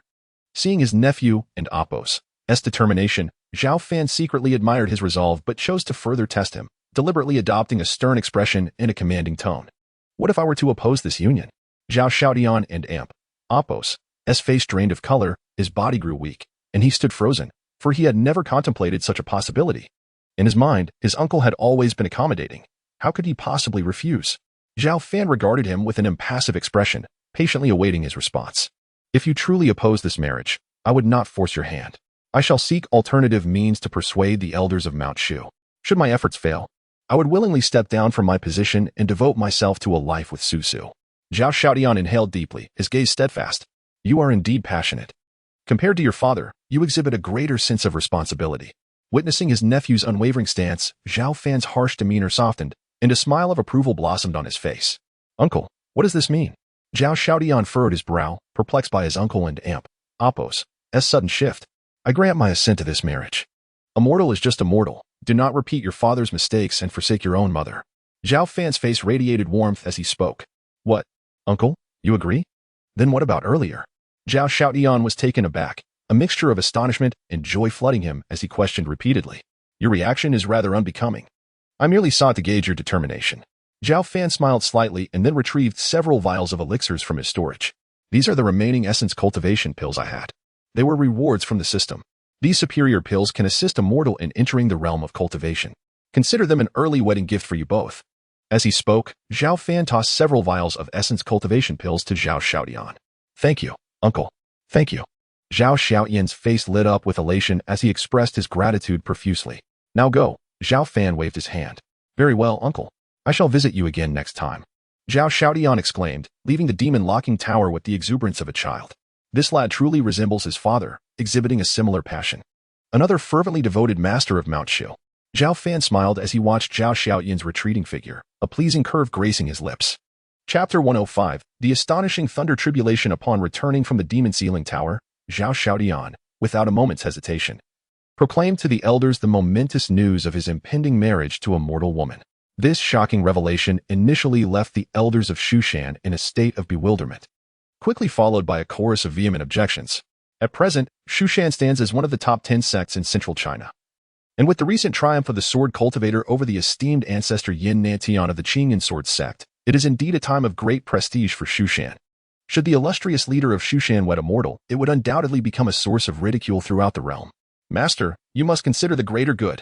How can the esteemed leader of Shushan take a mortal as his bride? If you were to marry, it should be a female cultivator of sufficient status and strength. The elders' passionate opposition transformed the atmosphere within the Shushan Grand Hall into one of palpable tension. Yet, Zhao Xiaodian remained resolute, his gaze unwavering as he declared with conviction, "My mind is made up, and this matter has received the explicit consent of our esteemed sword cultivator. Who dares to oppose?" With his declaration, the previously chaotic hall fell silent.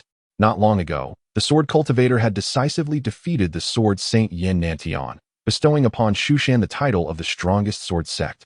In the eyes of all the elders and disciples, he was regarded as a divine figure. The endorsement of such an esteemed individual was not something to be taken lightly. Even the previous two sect leaders would not dare to voice dissent. Since the sword cultivator has given his approval, I believe the Master's marriage is indeed feasible. Even if it spreads, it may not be a subject of ridicule, but rather a celebrated tale within the cultivation world. Let us not forget that the former sect leader also loved a mortal woman, resulting in the birth of our current master. As the atmosphere grew increasingly tense, Elder Lin Mu of the Jinwu faction stepped forward after a moment of contemplation, providing a graceful exit for the opposing elders. Elder Lin has a point. Since the sword cultivator has sanctioned the Master's decision, we, as elders, should not interfere. However, as this is the Master's wedding, it is a grand affair that must be meticulously organized. Within the hall, the once opposing elders exchanged glances, quickly shifting their tone. They dared not question Zhao Xiaodian's words. For no one within Shushan would jest about the sword cultivator, not even the leader himself. With the master having secured the sword cultivator and Apos' agreement, how could they possibly defy his will? In an instant, the previously fervent opposition transformed into a chorus of agreement with Zhao Xiaoyan's decision regarding his marriage. "Uncle, I owe you my gratitude." Observing this turn of events, Zhao Xiaodian felt a weight lift from his heart.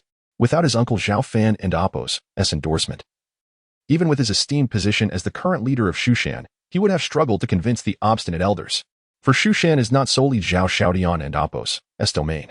Over the years, every elder and disciple has significantly contributed to the sect and Apos' growth and prominence. As the current leader, marriage is not merely a personal affair. It often necessitates consideration of the sect and Apos' interests, compelling one to forge alliances with female cultivators from other top-tier forces. This is an unspoken rule within the cultivation realm. Just as the former sect leader Zhao Cheng had to unite with Princess Pingyong of the Tang dynasty for the benefit of Shushan, Zhao Xiaodian beamed with joy. The happiest he had been in over 100 years as the sect leader. Days later, amidst the witness of over 100,000 disciples and elders, Zhao Xiaodian and the mortal woman Su Su celebrated a grand and magnificent wedding. Various influential sects from across the realms sent high-ranking cultivators bearing lavish gifts to extend their congratulations. This wedding further solidified Shushan's dominance, establishing it as the unrivaled strongest sword cultivation sect in the present cultivation world. The sounds of music and celebration echoed through the heavens, bringing a look of contentment to Zhao Fan's face. "My nephew has finally grown up. With his guidance, Shushan is destined to flourish and grow even stronger. Brother, he has not disappointed your expectations." Zhao Fan's gaze rested upon the Xiantian nurturing coffin beside him, where Zhao Cheng lay in serene repose. He could almost hear the former's words, a faint smile gracing his lips. "When I become stronger, I will find a way to resurrect you," Zhao Fan murmured, his heart filled with determination. Though he now possessed the strength of a fourth-level Thunder Tribulation sword cultivator, capable of moving mountains, he had yet to discover a means to awaken Zhao Cheng, placing his hopes on the future. In the days that followed, Zhao Fan immersed himself once more in his cultivation. With the aid of the Enlightenment Lotus, his comprehension of the world deepened, and his cultivation progressed at an unprecedented rate. Each day of practice now equated to what had previously taken months or even years. Undoubtedly, this rapid advancement was due to the benefits bestowed by the Enlightenment Lotus. Over a month later, while seated upon the Enlightenment Lotus, Zhao Fan suddenly opened his eyes, his gaze profound and tranquil. The fifth Thunder Tribulation had arrived. Narrowing his eyes, he tilted his head upwards, witnessing ominous clouds gathering above the demon ceiling tower, heavy and dark, spreading for hundreds of miles around. The sky appeared on the verge of collapse. resembling an apocalyptic scene, fierce and terrifying. What is happening? Has someone provoked the thunder tribulation? But how could such a vast range of thunder tribulation manifest? The dark clouds extended for hundreds of miles, a sight beyond imagination. Within Shushan, the three thunder tribulation experts, including the venerable ancestor of the Tang dynasty, sensed the disturbance and ascended to the skies at once. The thunder tribulation had yet to fully manifest. Yet the mere release of its destructive aura struck the three thunder tribulation experts with an unprecedented sense of impending doom. Each one felt their scalp prickling. Their eyes filled with dread as they gazed into the depths of the sky. The commotion quickly caught the attention of the elders and disciples of Shushan, stirring a sense of panic throughout the sect.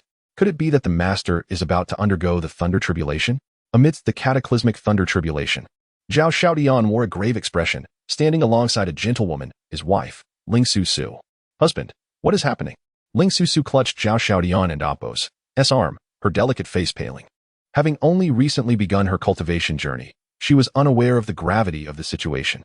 This is the thunder tribulation, an unprecedented one. Su, stay here and do not leave the hall. After addressing Ling Su, Zhao Xiaodian swiftly summoned the elders, commanding, activate the protective formation to its utmost strength and evacuate the disciples from each peak. Understood. Upon receiving the order, the elders wasted no time, each springing into action. This fifth thunder tribulation was several times more potent than the fourth, causing an uproar of immense proportions. Inside the demon ceiling tower, Zhao Fan noticed the growing panic enveloping Shushan and could not help but chuckle. He had not anticipated such an overwhelming display from the fifth thunder tribulation.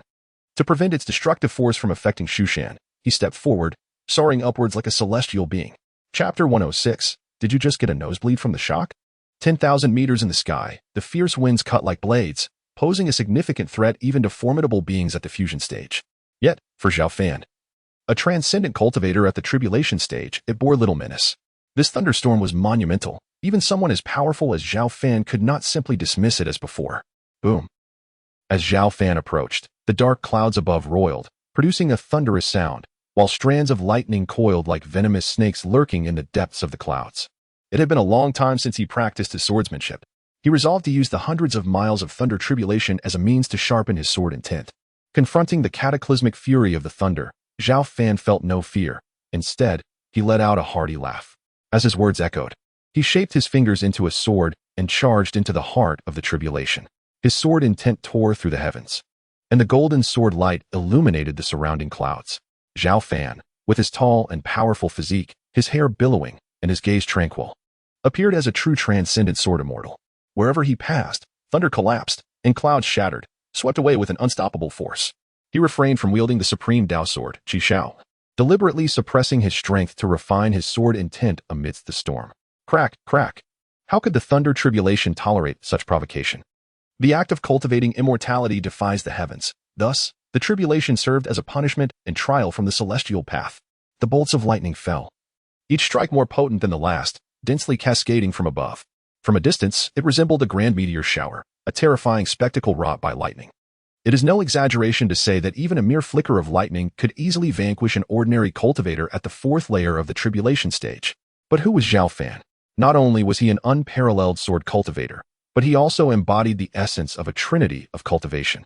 With a mere strike of his sword in midair, he effortlessly neutralized the onslaught of the tribulation. Zhao Fan moved like lightning, without a hint of hesitation, charging into the depths of the thunderstorm and engaging in a fierce battle with the forces of nature. Boom, boom. The thunderclouds, spanning hundreds of miles, reverberated with deafening roars, persisting for over 10 minutes before gradually dissipating in a cataclysmic explosion. A figure floated down from the heights, radiating with faint electric light. Exuding an aura as profound as the abyss, it was Zhao Fan, having pierced through the tribulation and returned to the demon-locking tower.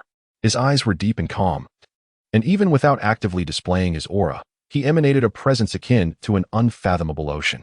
He had grown stronger, overcoming the fifth thunder tribulation and ascending to the fifth layer of the tribulation stage. Feeling the boundless power coursing within him, Zhao Fan smiled and murmured to himself, if I were to encounter the sword Saint Yin Nant Tian again, even with just 1% of my strength, he might be unable to withstand a casual strike from me. In the tribulation stage, each additional layer of tribulation exponentially enhances one's power. Though he had seamlessly broken through to the fifth layer, Zhao Fan harbored no sense of complacency. Instead, he focused on solidifying his newfound realm. As the resounding thunderstorm subsided, The previously panicked disciples of Shu Shan gradually regained their composure. Meanwhile, the sect leader Zhao Xiaotian and the elders speculated that perhaps the sword cultivator had successfully passed through the tribulation, their hearts swelling with joy, thus refraining from interrupting Zhao Fan. In just a few days, Zhao Fan firmly established his cultivation. One day, while immersed in his training, a sudden disturbance jolted him awake. Zhao Fan opened his eyes and immediately made his way to the neighboring stone cabin where the small fox, Bai Shui, resided. Inside, a white cocoon enveloped a jade coffin, emanating an enigmatic aura. Could it be that the little fox was about to awaken? A smile graced Zhao Fan's face, tinged with excitement. For over 80 years, since Bai Shui had absorbed the luminous pearl, she had been in slumber. As if to affirm Zhao Fan's intuition, the jade coffin within the cocoon trembled violently. Crack! Under Zhao Fan and Appo's gaze, a smooth, tender arm, resembling a lotus root, emerged from the thick cocoon, gradually parting it open. Following that, an extraordinarily beautiful girl stepped forth, her figure captivatingly alluring. Her long, slender legs, delicate waist, and pronounced collarbone were complemented by exquisite features. Cascading black hair resembling a waterfall, and bright, clear eyes like unforgettable gemstones. It is no exaggeration to say that she possessed an angelic visage and a devilish figure, rivaling even the queen of all demons. Although taken aback, Zhao Fan recognized her instantly as the recently awakened Bai Shui. She had transformed from a youthful girl into a strikingly enchanting young woman. Fox spirit. Zhao Fan stood in a daze, having cultivated for over 200 years. His composure was extraordinary, yet, being a lifelong bachelor, he felt his mind whirl, and a rush of warmth surged through his nostrils, a nosebleed. After 2 centuries of cultivation, where few could injure him, he never expected to fall victim to this little fox and Appo's allure. With a wry smile, Zhao Fan discreetly wiped away the blood. What is wrong with you? Bai Shui noticed Zhao Fan's unusual demeanor, her big eyes blinking curiously. Nothing, just overjoyed. You finally awakened. Zhao Fan coughed lightly, stepping forward earnestly. To celebrate your awakening, I offer you a warm embrace. Without waiting for Bai Shui to respond, he opened his arms and enveloped her in a hug. So soft, so fragrant. Zhao Fan beamed with joy, feeling not only emotional delight, but a physical thrill as well. Bai Shui was flustered, her cheeks turning a bright shade of red. After a full 10 minutes of embracing, Zhao Fan finally released her, albeit reluctantly, when she could no longer contain her protests. If you do this again, I'll pin you to the ground and give you a good thrashing. This fox spirit is not someone you can hug at will. Bai Shui huffed, her cute demeanor even more endearing than before. Isn't this a bit too much excitement? Ever since you fell asleep, I realized how boring and tedious life is without you around. Zhao Fan chuckled, teasing her lightly. You and Appo's, Regis spouting nonsense. Bai Shui shot him a glare before blinking her eyes and asking, how long have I been asleep? 80 years, Zhao Fan replied candidly. That long? Bai Shui was taken aback, then began to pat her alluring chest with her small hands, exclaiming, but I seem to recall many memories. And my tale has grown 3 more. As she spoke, she appeared lost in thought, a hint of sorrow flickering across her delicate face. Bai Shui, what is wrong? Sensing her distress, Zhao Fan hurriedly stepped forward to support her. Chapter 107, The Second Soul. The brilliant eyes of Bai Shui held a hint of confusion, mingled with clarity, yet the expression on her delicate face gradually morphed into one of increasing anguish. My head aches terribly, as if it might split apart. Bai Shui cradled her small head, emitting a soft moan. Upon witnessing her distress, Zhao Fan hurried forward, channeling his spiritual energy to assess Bai Shui and Appo's condition. Transcendent stage? Zhao Fan initially refrained from observation, but upon closer inspection, he discovered that the demonic power within Bai Shui and Appo's delicate form was extraordinarily potent, marking her as a formidable being at the transcendent stage. More importantly, within her spiritual sea, a luminous orb, the Liuli Pearl, which had been reclaimed from the hands of the Xianming elder, lay coiled. Sensing Zhao Fan and Appo's spiritual aura, the Liuli Pearl exhibited a semblance of resistance, prompting Bai Shui and Appo's demonic energy to surge forth, charging towards him. Should a typical transcendent stage cultivator find themselves in such an unexpected predicament, they would likely suffer injury from her single strike. But who was Zhao Fan? A swordsman whose combat prowess far surpassed that of his peers. He swiftly unleashed a torrent of sword energy that subdued Bai Shui and Appo's ferocious force. Simultaneously, the soul residing in Zhao Fan and Appo's brow detached itself, manifesting as a golden figure that directly entered Bai Shui's spiritual sea. The space of the spiritual sea is where a cultivator's soul resides. At that moment, within Bai Shui and Appo's spiritual sea, two identical figures of her stood. One, adorned in white like snow, was the charming and proud little fox Zhao Fan was familiar with. The other donned golden robes, her expression cold, emanating an aura akin to glacial ice, a presence of the human cultivator. Upon noticing Zhao Fan and Amp, Appos, soul intruding, the frigid entity raised her head, her gaze scrutinizing him with an unfriendly demeanor. Zhao Fan, the primary soul of the little fox by Shui. Upon recognizing Zhao Fan, exclaimed in a mix of surprise and joy. Two souls? What was the meaning of this? Zhao Fan and Amp, Appos, eyes widened in astonishment. Typically, whether demon or human cultivators, one could only possess a single soul, yet Bai Shui had evidently undergone some monumental transformation. I do not know. During my slumber, a second soul unexpectedly emerged. Moreover, she seems to operate beyond my control, deliberately prompting me to recall numerous events, resulting in excruciating pain for my head. Bai Shui and Amp, Appos, primary soul fumed, glaring at her second soul. So, it was her mischief. What exactly are you? Zhao Fan and Amp, Appos, eyes narrowed, his sword aura emanating outward, enveloping the entirety of Bai Shui's spiritual sea in a formidable pressure, bearing down upon her second soul like an avalanche. I am her. She is me. One day, she will recollect everything and restore her true self. Noticing Zhao Fan's overwhelming might, Bai Shui's aloof second soul huffed softly and gradually dissipated within the spiritual sea. With her departure, Bai Shui's primary soul took a deep breath, patting her elevated chest with relief. Finally, that nuisance has left. Otherwise, my head would have surely split. She remarked with a melodious voice, furrowing her delicate brows. Let us discuss this outside, Zhao Fan suggested, having contemplated for a moment. He quickly returned his soul to its rightful place. Meanwhile, the confusion in Bai Shui and Amp, Appos, eyes faded, restoring her original brilliance. Are you all right? Zhao Fan inquired with concern. My head no longer aches, but I have gained a multitude of memories, Bai Shui replied, her voice bright and clear. What have you recalled? Zhao Fan asked curiously. If his assumptions were correct, those memories must have been deliberately instilled in her by her second soul. They are rather vague. Images of a great battle, a true immortal falling, supreme demons spilling blood, and an endless wail of countless souls as the world fell into decay. Bai Shui murmured as she recalled fragments in her mind. Half an hour later, after Zhao Fan had attentively listened to Bai Shui's account, his brows knitted deeply, falling into contemplation. For according to Bai Shui and Amp, Appos, descriptions, it seemed that eons ago, the realm of cultivation had erupted into a cataclysmic war, one that even involved true immortals and supreme demons. Are there memories concerning the Empress? Zhao Fan softly inquired. It seems so, yet it also appears not. Some aspects elude my recollection, Bai Shui strained to remember. These newly surfaced memories feeling as if they were implanted by her second soul, rendering them foreign to her. Do not worry. If you cannot recall, then it is best to set it aside for now. If my conjecture is correct, the second soul that has suddenly emerged within you harbors no ill intent. Zhao Fan gently reassured her. Yet, whenever she prompts me to recall other memories, my head throbs intensely. It is infuriating, Bai Shui exclaimed, stamping her foot in frustration. Unable to accept the immense changes that had occurred upon her awakening. Perhaps with her assistance, one day you may uncover your true origins, Zhao Fan contemplated aloud. He, too, was deeply curious about Bai Shui's origins. After all, that underground realm had been constructed by the Empress. What had led to the presence of a little fox like Bai Shui? Boom! Just as the pair conversed, thunderous roars of lightning suddenly echoed from above. Tribulation lightning.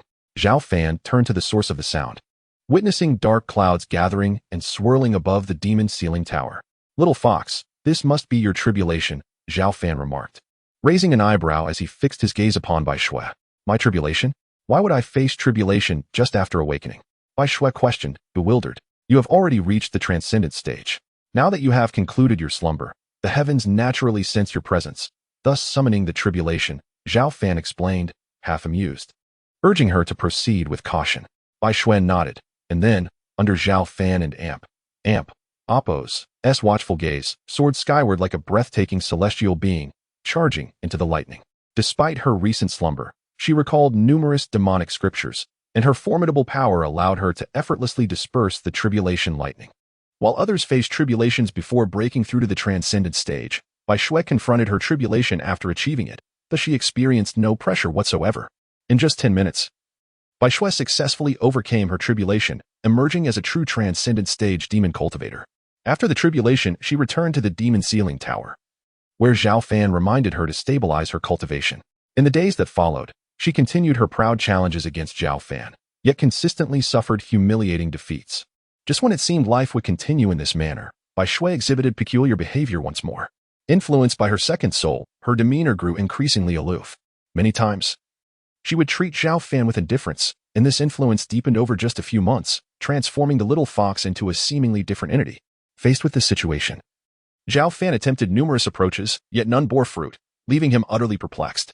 For both Bai Shui and Apos, as primary and second souls were integral parts of herself, rendering external forces incapable of eradicating them.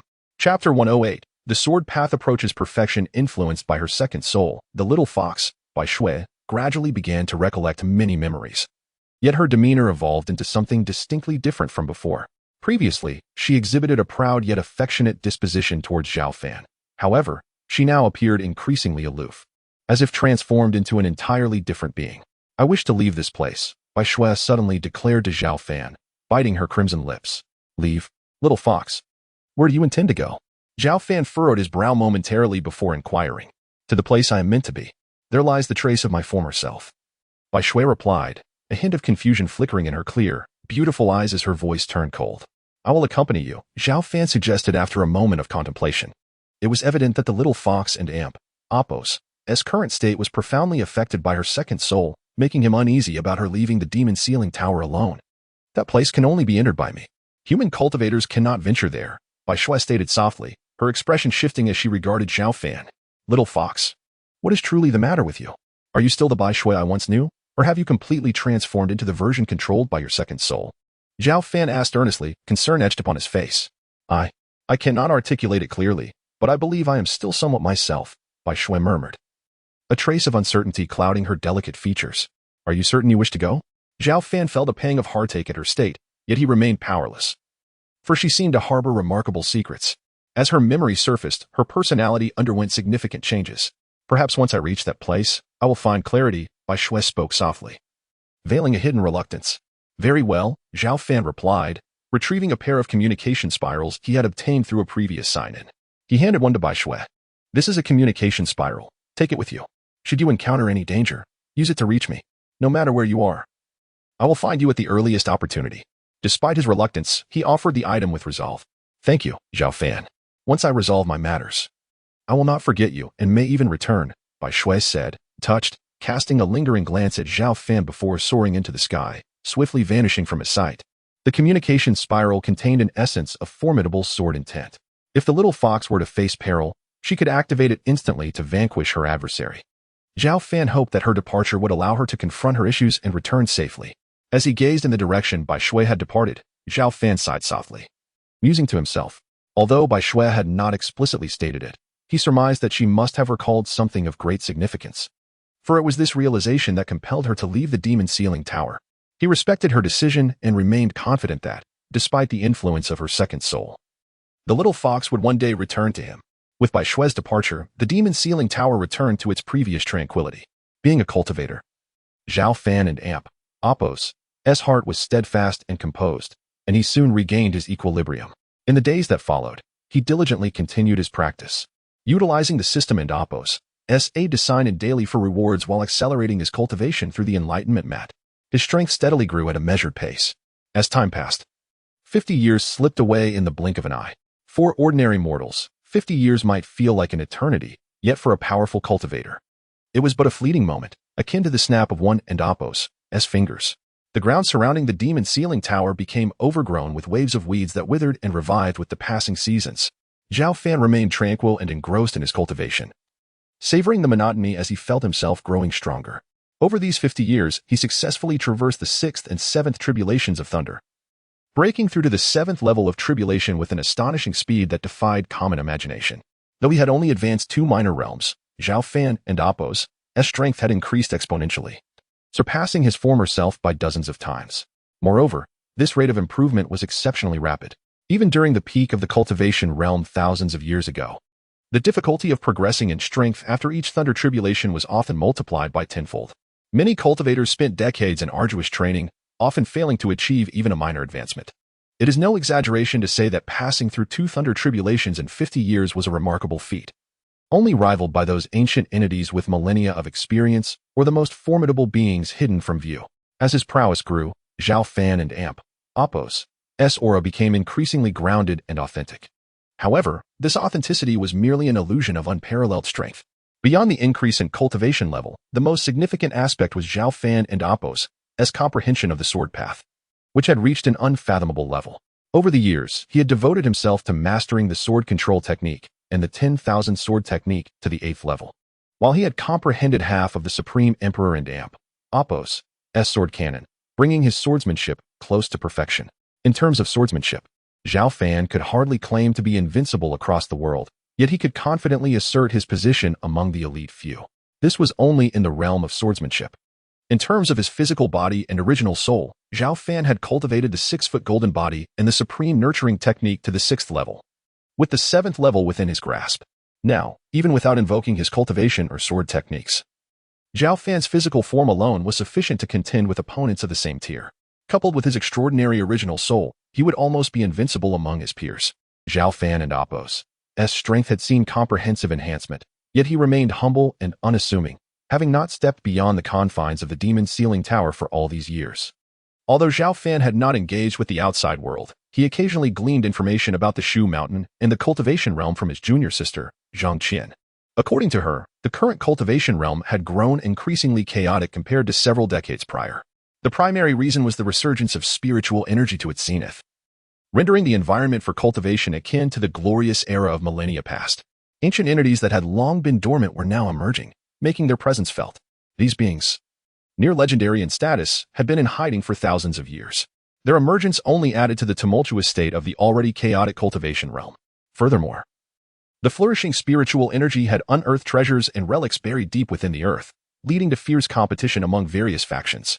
Almost every day, treasures and invaluable artifacts surged forth, igniting waves of bloodshed and conflict across the land. The entire cultivation realm found itself embroiled in strife, while demons and various factions expanded rampantly. Chaos. Utterly chaotic. Chapter 109. The threat of the Xianming clan. The external world is ever-changing, and both the central earth and the broader realm of cultivation have descended into chaos and conflict. Fortunately, Shushan has remained relatively stable over the years.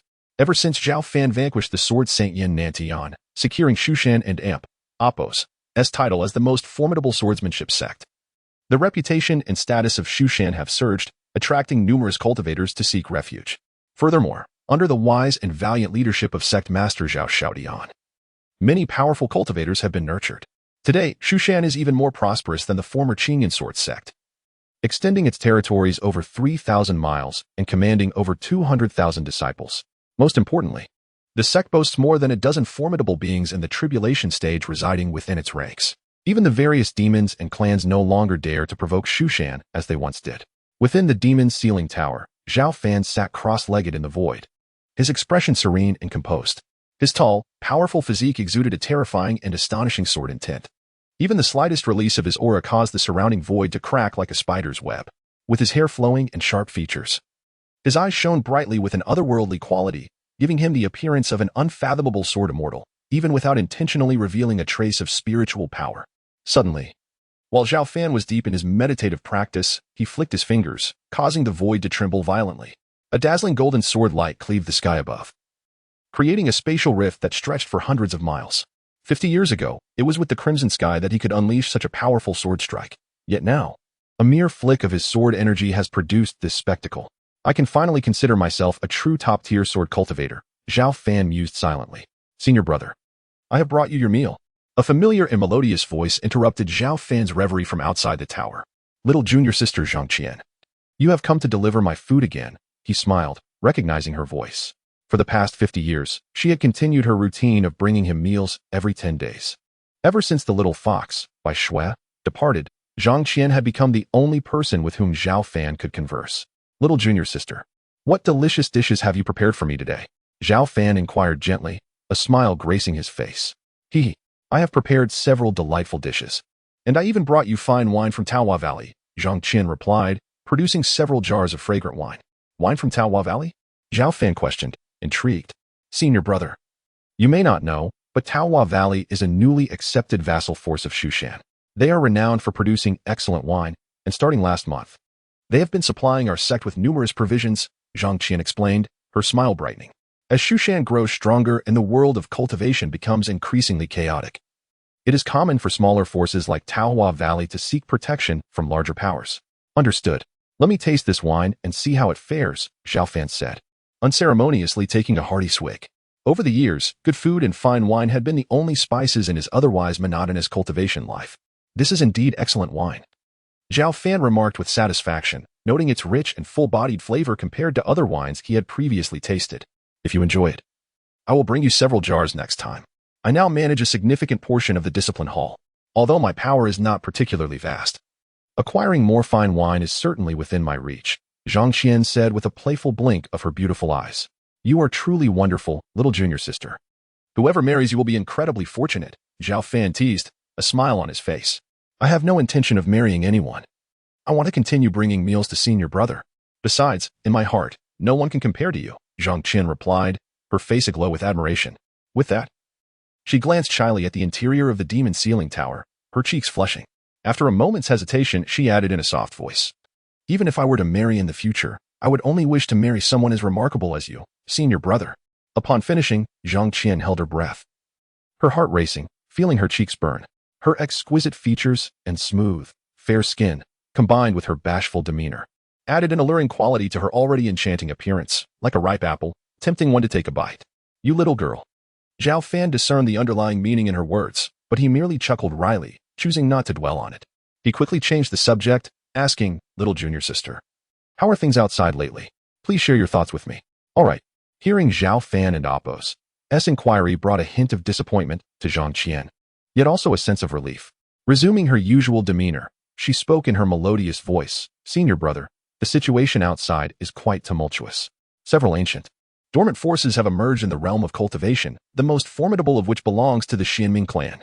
Recently, the Xianming clan has just defeated the Qingyun sword sect, severely injuring even their ancestor, Sword Saint Yin Nantian, in the process of their assault by several top-tier Xianming cultivators. The Xianming clan? Zhao Fan furrowed his brow, surprised to learn that this dormant force had resurfaced. They were the ones who had previously supported the Xianming elder in establishing the Xianming sect. When the little fox took the Lioli pearl from the Xianming elder, two of their kin had come to Shushan in search of it, only to be slain by Zhao Fan's sword. The Xianming clan harbored deep-seated enmity with him and the entire Shushan sect. Little junior sister, please continue, Zhao Fan urged, gesturing for her to elaborate. Currently, the Xianming clan has seized most of the Qingyun sword sect and Appo's territory and is expanding rapidly. They have integrated several major demonic forces and have begun waging war against other sections. I have just received the latest news that the Qingyun sword sect and several other major sects have sent envoys seeking assistance, hoping that Shushan will join forces against the Xianming clan. If I am not mistaken, the sect master and the others are likely convening a meeting in the coming days to discuss how to address the Xianming clan. Zhang Qian summarized the information she had gathered. I see. Zhao Fan nodded gently, though he did not express much concern. Regardless of whether sect master Zhao Xiaodian and the others agreed to the Qingyun sword sect's request for aid against the Xianming clan, the irreconcilable conflict between Shushan and the Xianming clan would inevitably lead to war. Of course, the reasons behind this only Zhao Fan understood. It seems that after decades of tranquility, another unavoidable storm is brewing on the horizon. Chapter 110. The emergence of the demonic hordes. Zhang Qian and Zhao Fan engaged in a lengthy conversation until dusk fell, reluctantly parting ways. As Zhang Qian departed, the familiar alert tone of the system echoed in Zhao Fan's mind, prompting him to check in at the Myriad Demon's Cave. With a single step, Zhao Fan found himself standing before the cave, habitually announcing, signing in successful, reward, the 7-star body technique. As the system's words faded, a powerful martial art concerning physical enhancement surged into Zhao Fan and Appo's consciousness.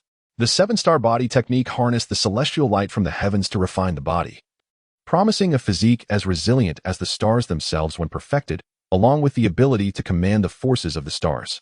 Surprised by the system's description, Zhao Fan noted that the 7-star body technique was, in fact, superior to the gold body of 6 inches, representing a more formidable martial art.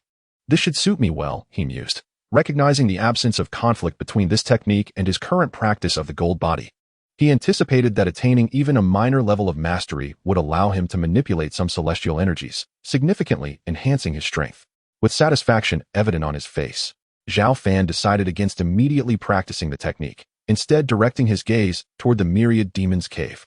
Since he had previously pledged to the Demon Queen to release the demons inside after 60 years, he had not visited to discipline them, primarily because, apart from the Demon Queen, none posed a challenge worthy of his skills. With 10 years remaining until the 60-year mark, the demons had behaved themselves. Refraining from attempting to break his sword path seal. It is time I returned to assess the situation, he thought, his eyes gleaming with determination. He stepped forward, disregarding spatial limitations, and directly transported himself into the myriad demons' cave. Not good. It's the human sword cultivator again. Everyone, hide quickly. The sight of Zhao Fan sent the demons into a frenzy, scurrying for cover in a manner reminiscent of mice fleeing from a cat. These were demons that had once roamed the realm of cultivation with abandon thousands of years ago, now reduced to such a state. The irony would surely amuse many if it were to spread. Sensing Zhao Fan and Appo's arrival, the 8 demon kings materialized, having taken on human forms. Their towering physiques betraying their anxiety as they fixated on him. The deep scars from their last encounter with Zhao Fan lingered in their minds. Instilling a profound sense of dread, none dared to adopt an arrogant demeanor this time, all appearing cautious and tense. What do you want this time, human? The 8 demon kings questioned, their unease palpable as they readied themselves for a confrontation. Have you not suffered enough from our last encounter? What gives you the right to speak to me? Zhao Fan scoffed, casting a dismissive glance at them. Stop. Just as the demon kings were about to retaliate, a cool, commanding voice interrupted. Your Majesty, they saluted reverently as the enchanting figure of the demon queen approached. Human sword cultivator, what brings you here? We have no surplus of divine essence. If you're here to reap benefits, you shall be disappointed, the demon queen remarked, her delicate features marred by a frown. Despite her previous defeat, she remained unconcerned, confident that upon regaining her full strength by absorbing the essence of heaven and earth, even 10 of Zhao Fan would not pose a threat to her.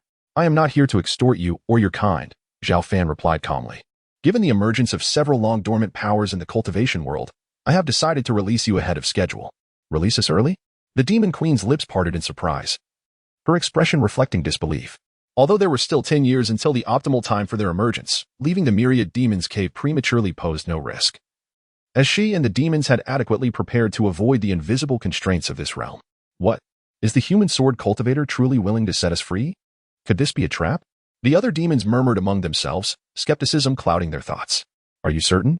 Do you not fear that once we regain our strength, we might seek vengeance and annihilate Mount Shu? The demon queen inquired, her brow furrowed with concern. You lack the strength for such endeavors, Zhao Fan retorted dismissively, stepping forward to unleash an overwhelming sword intent that engulfed the entire myriad demons' cave. Under the crushing pressure of his sword aura, the demons fell to their knees. Their attempts to resist futile. Even the 8 demon kings struggled against the force, yet they too succumbed to the ground. 7th layer of tribulation. The demon queen's complexion paled. Only she could withstand the intensity of Zhao Fan and Appo's sword energy. She realized that this human cultivator, in just 50 years, had ascended through 2 minor realms to become a formidable 7th layer tribulation expert, a rarity even among the vast demon races. Now do you understand? Even if you were to escape and regain your strength, should you dare to cause chaos, I could still eradicate you, Zhao Fan stated coldly. The only reason I refrain from slaughtering you now is that I prefer not to indiscriminately kill, while you are demons. You have yet to harm Mount Shu or the innocent. Do you truly intend to set us free ahead of time? The demon queen inhaled deeply, seeking confirmation. What do you think? Zhao Fan replied, a sly smile gracing his lips. Moments later, the sword seal that had barred the entrance of the myriad demons' cave crumbled under an unseen force, allowing the demonic energy within to surge forth like a tempest. What a dense and terrifying demonic aura. Could a great demon be approaching? Sensing the overwhelming surge of demonic energy, several figures shot up from Mount Shu. All of them tribulation phase experts. It's coming from the direction of the demon locking tower. Such formidable demonic energy. Could a terrifying demon be emerging from there? The tribulation experts exchanged doubtful glances, their gaze fixated on the darkening sky above the tower, where powerful silhouettes surged forth, eagerly absorbing the essence of heaven and earth. Chapter 111. Restraint and balance at last. The three-eyed demon general has emerged once more. After being suppressed in the abyss of 10,000 demons for countless millennia, I never imagined I would witness the dawn of liberation. The richness of the celestial and earthly essence is simply exquisite. Behold, the 8-armed demon general has also been released. After millennia of confinement, we are finally free. A multitude of demons, under Zhao Fan's tacit approval, surged forth from the abyss of 10,000 demons, bursting into euphoric laughter. They greedily consumed the abundant celestial and earthly essence, their auras visibly surging and intensifying at an astonishing rate. These demons, once formidable beings of the demon clan thousands of years ago, had languished in weakness due to the prolonged suppression, their vitality waning. Yet now, with an endless influx of spiritual energy, they resembled deflated balloons quickly re-inflating, restoring their strength. In mere moments, most of the demons rapidly regained their powers. Ascending to the third or even fourth stages of tribulation, their jubilant cheers echoed as they celebrated their rebirth. After enduring countless years of torment, the 8 great demon kings have finally returned to the mortal realm. We are free at last. With mighty roars, the 8 great demon kings erupted from the abyss of 10,000 demons, though they did not reveal their immense forms. The aura of demonic power they emanated far surpassed that of the other demons. With the continuous replenishment of celestial and earthly essence, the strength of the 8 great demon kings grew exponentially. They were the monarchs among demons, once dominant figures in the glorious era of cultivation. Quickly regaining much of their former power, reaching the 5th and even 6th stages of tribulation, the 8 demon kings stood proudly in the void, exuding a terrifying presence that effortlessly tore through the swirling clouds. The intensity of their demonic energy was overwhelming. We must swiftly subdue them, otherwise these demons may unleash their wrath upon our Shushan. Indeed, it is our solemn duty as righteous cultivators to eradicate demons. The tremendous disturbance drew the attention of all within Shushan. A dozen cultivators at the tribulation stage tensed their bodies, their spiritual energy surging as they prepared to strike against the demons. Do not be alarmed. These demons are my doing. Let them be. Just then, a calm voice resonated, and a tall figure cloaked in golden light appeared in the void. Though he did not exude a strong aura, he stood like an immovable mountain, instantly transforming the anxious expressions of the Shushan crowd into ones of shock and elation. It is the Sword Cultivator Elder. It truly is him. The realization dawned upon them. These demons had been released by the Sword Cultivator Elder himself. With him present, Shushan could rest easy. All the elders and disciples of Shushan felt a profound sense of reassurance upon seeing Zhao Fan's figure, placing their trust in him. Even after 50 years, the name of the Sword Cultivator Elder still held an unshakable authority within Shushan. Fear not. These demons were originally sealed beneath the demon locking tower. Now that their seal has been exhausted, they have regained their freedom and pose no threat to us. At that moment, Zhao Xiaodian, who had just received a secret message from Zhao Fan, quickly stepped forward to calm the crowd and Appos' emotions. So it is, the people of Shushan realized, collectively easing their minds as they observed the demons and Appos' actions above the demon locking tower. With a mighty roar, the queen of 10,000 demons finally soared forth from the abyss of 10,000 demons. Radiantly beautiful and ethereal, she resembled a celestial fairy, flawless and enchanting. The queen of 10,000 demons bathed in spiritual energy, drawing in the celestial and earthly essence from hundreds of miles around. As she refined and absorbed the essence, her beauty intensified, and a terrifying aura emanated from her, causing the surrounding void to visibly distort. 7th stage of tribulation. Zhao Fan furrowed his brow as he gazed at the queen of 10,000 demons. Indeed, she was the strongest being within the abyss of 10,000 demons. Even refining a portion of the celestial essence had propelled her to the 7th stage of tribulation. Moreover, Zhao Fan could sense that this was not her pinnacle. Should she continue to absorb more celestial essence, her strength could ascend even further. Surprisingly, after reaching the 7th stage, the queen of 10,000 demons did not pursue further refinement. Instead, she turned to Zhao Fan, her eyes filled with complexity, and spoke in a cool tone. I, alongside the other demons, owe you a favor. Should you require assistance in the future, you may find me at the Heavenly Demon Palace within the Demon Domain. Having said that, she cast a lingering glance at Zhao Fan before leading the demons through a spatial portal, stepping into it first. In swift succession, the other demons followed suit, leaving without a backward glance. In mere moments, the queen of 10,000 demons and her legion vanished from the skies above Shushan. The formidable demonic energy dissipating entirely, restoring tranquility to Shushan. A favor? The Heavenly Demon Palace? Zhao Fan chuckled self-deprecatingly, not dwelling on it. His decision to release the queen of 10,000 demons was not born from mercy or a reluctance to spill innocent blood. Rather, it was a strategic move.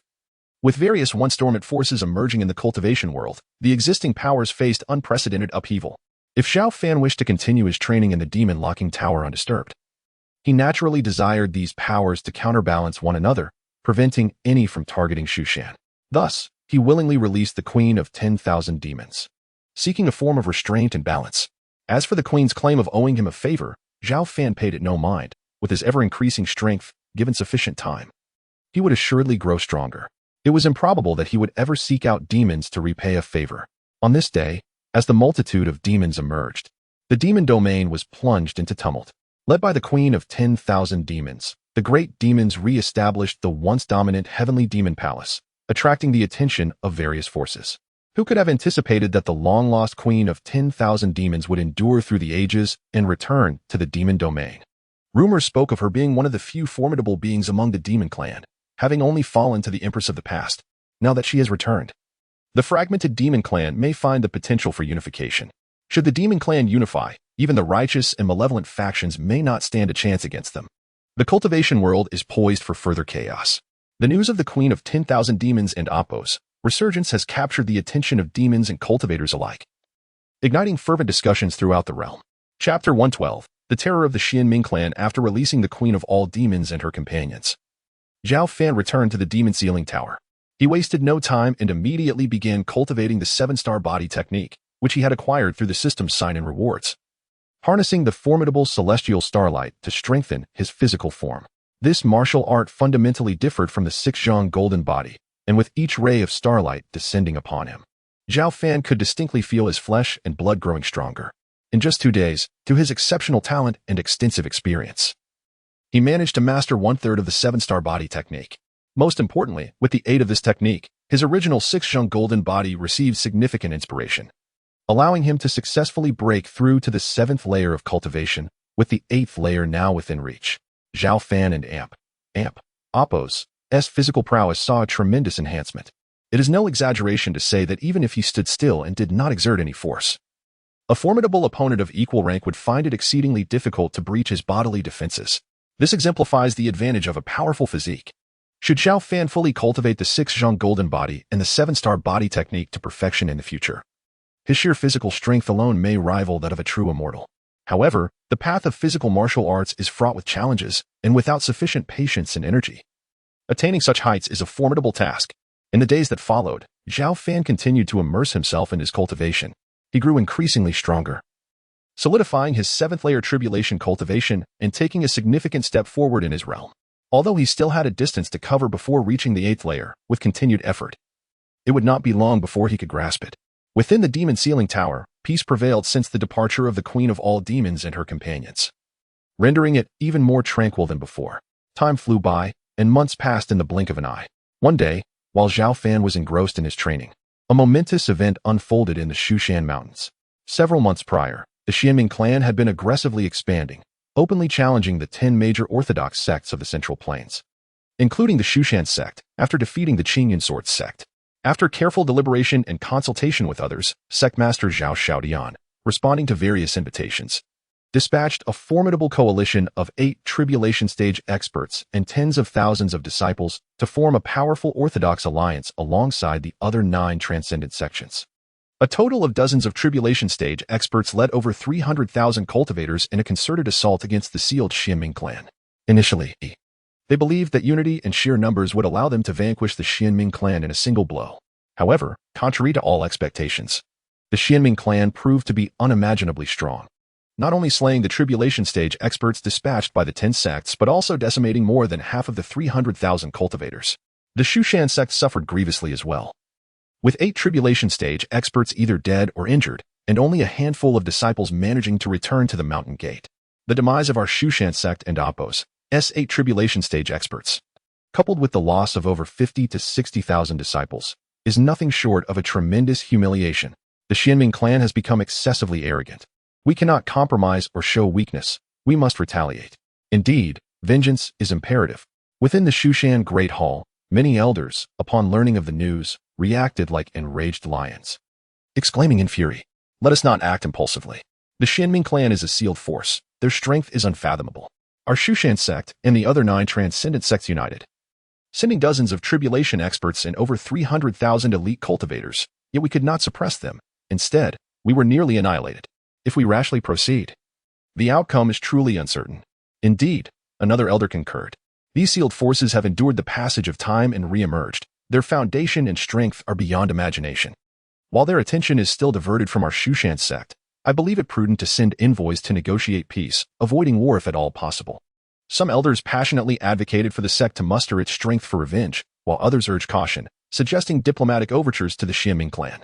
The current sect master, Zhao Xiaoyan, furrowed his brow, clearly troubled. It had been 181 years since he ascended to the position of sect master, during which he had diligently managed to elevate the Shushan sect to one of the 10 major sects of the Central Plains. Throughout this journey, although he encountered many setbacks and obstacles, he had never faltered. Yet this time, he felt a profound sense of defeat regarding the Xianming clan.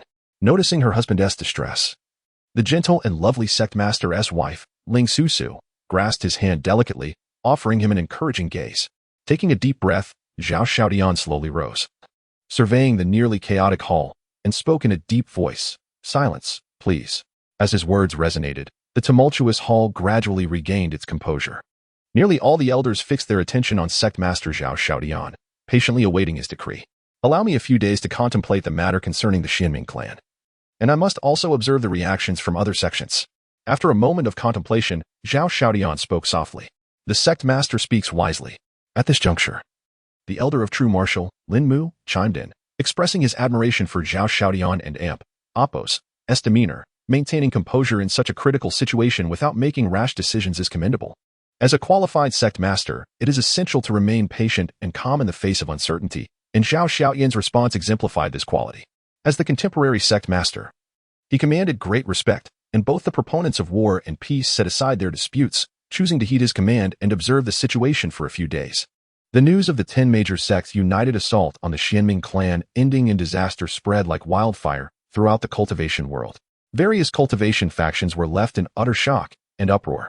Seizing this momentum, the Xianming clan launched a counteroffensive against the 10 major sects. With the support of several demonic sects, the Xianming clan aggressively invaded the Central Plains, forcing the 10 major sects to retreat and losing significant territory. Yet this was just the beginning. The Xianming clan's ambitions were vast, as they recruited various malevolent practitioners and continued to unleash even fiercer assaults. In an instant, the expansive Central Plains was engulfed in chaos and flames.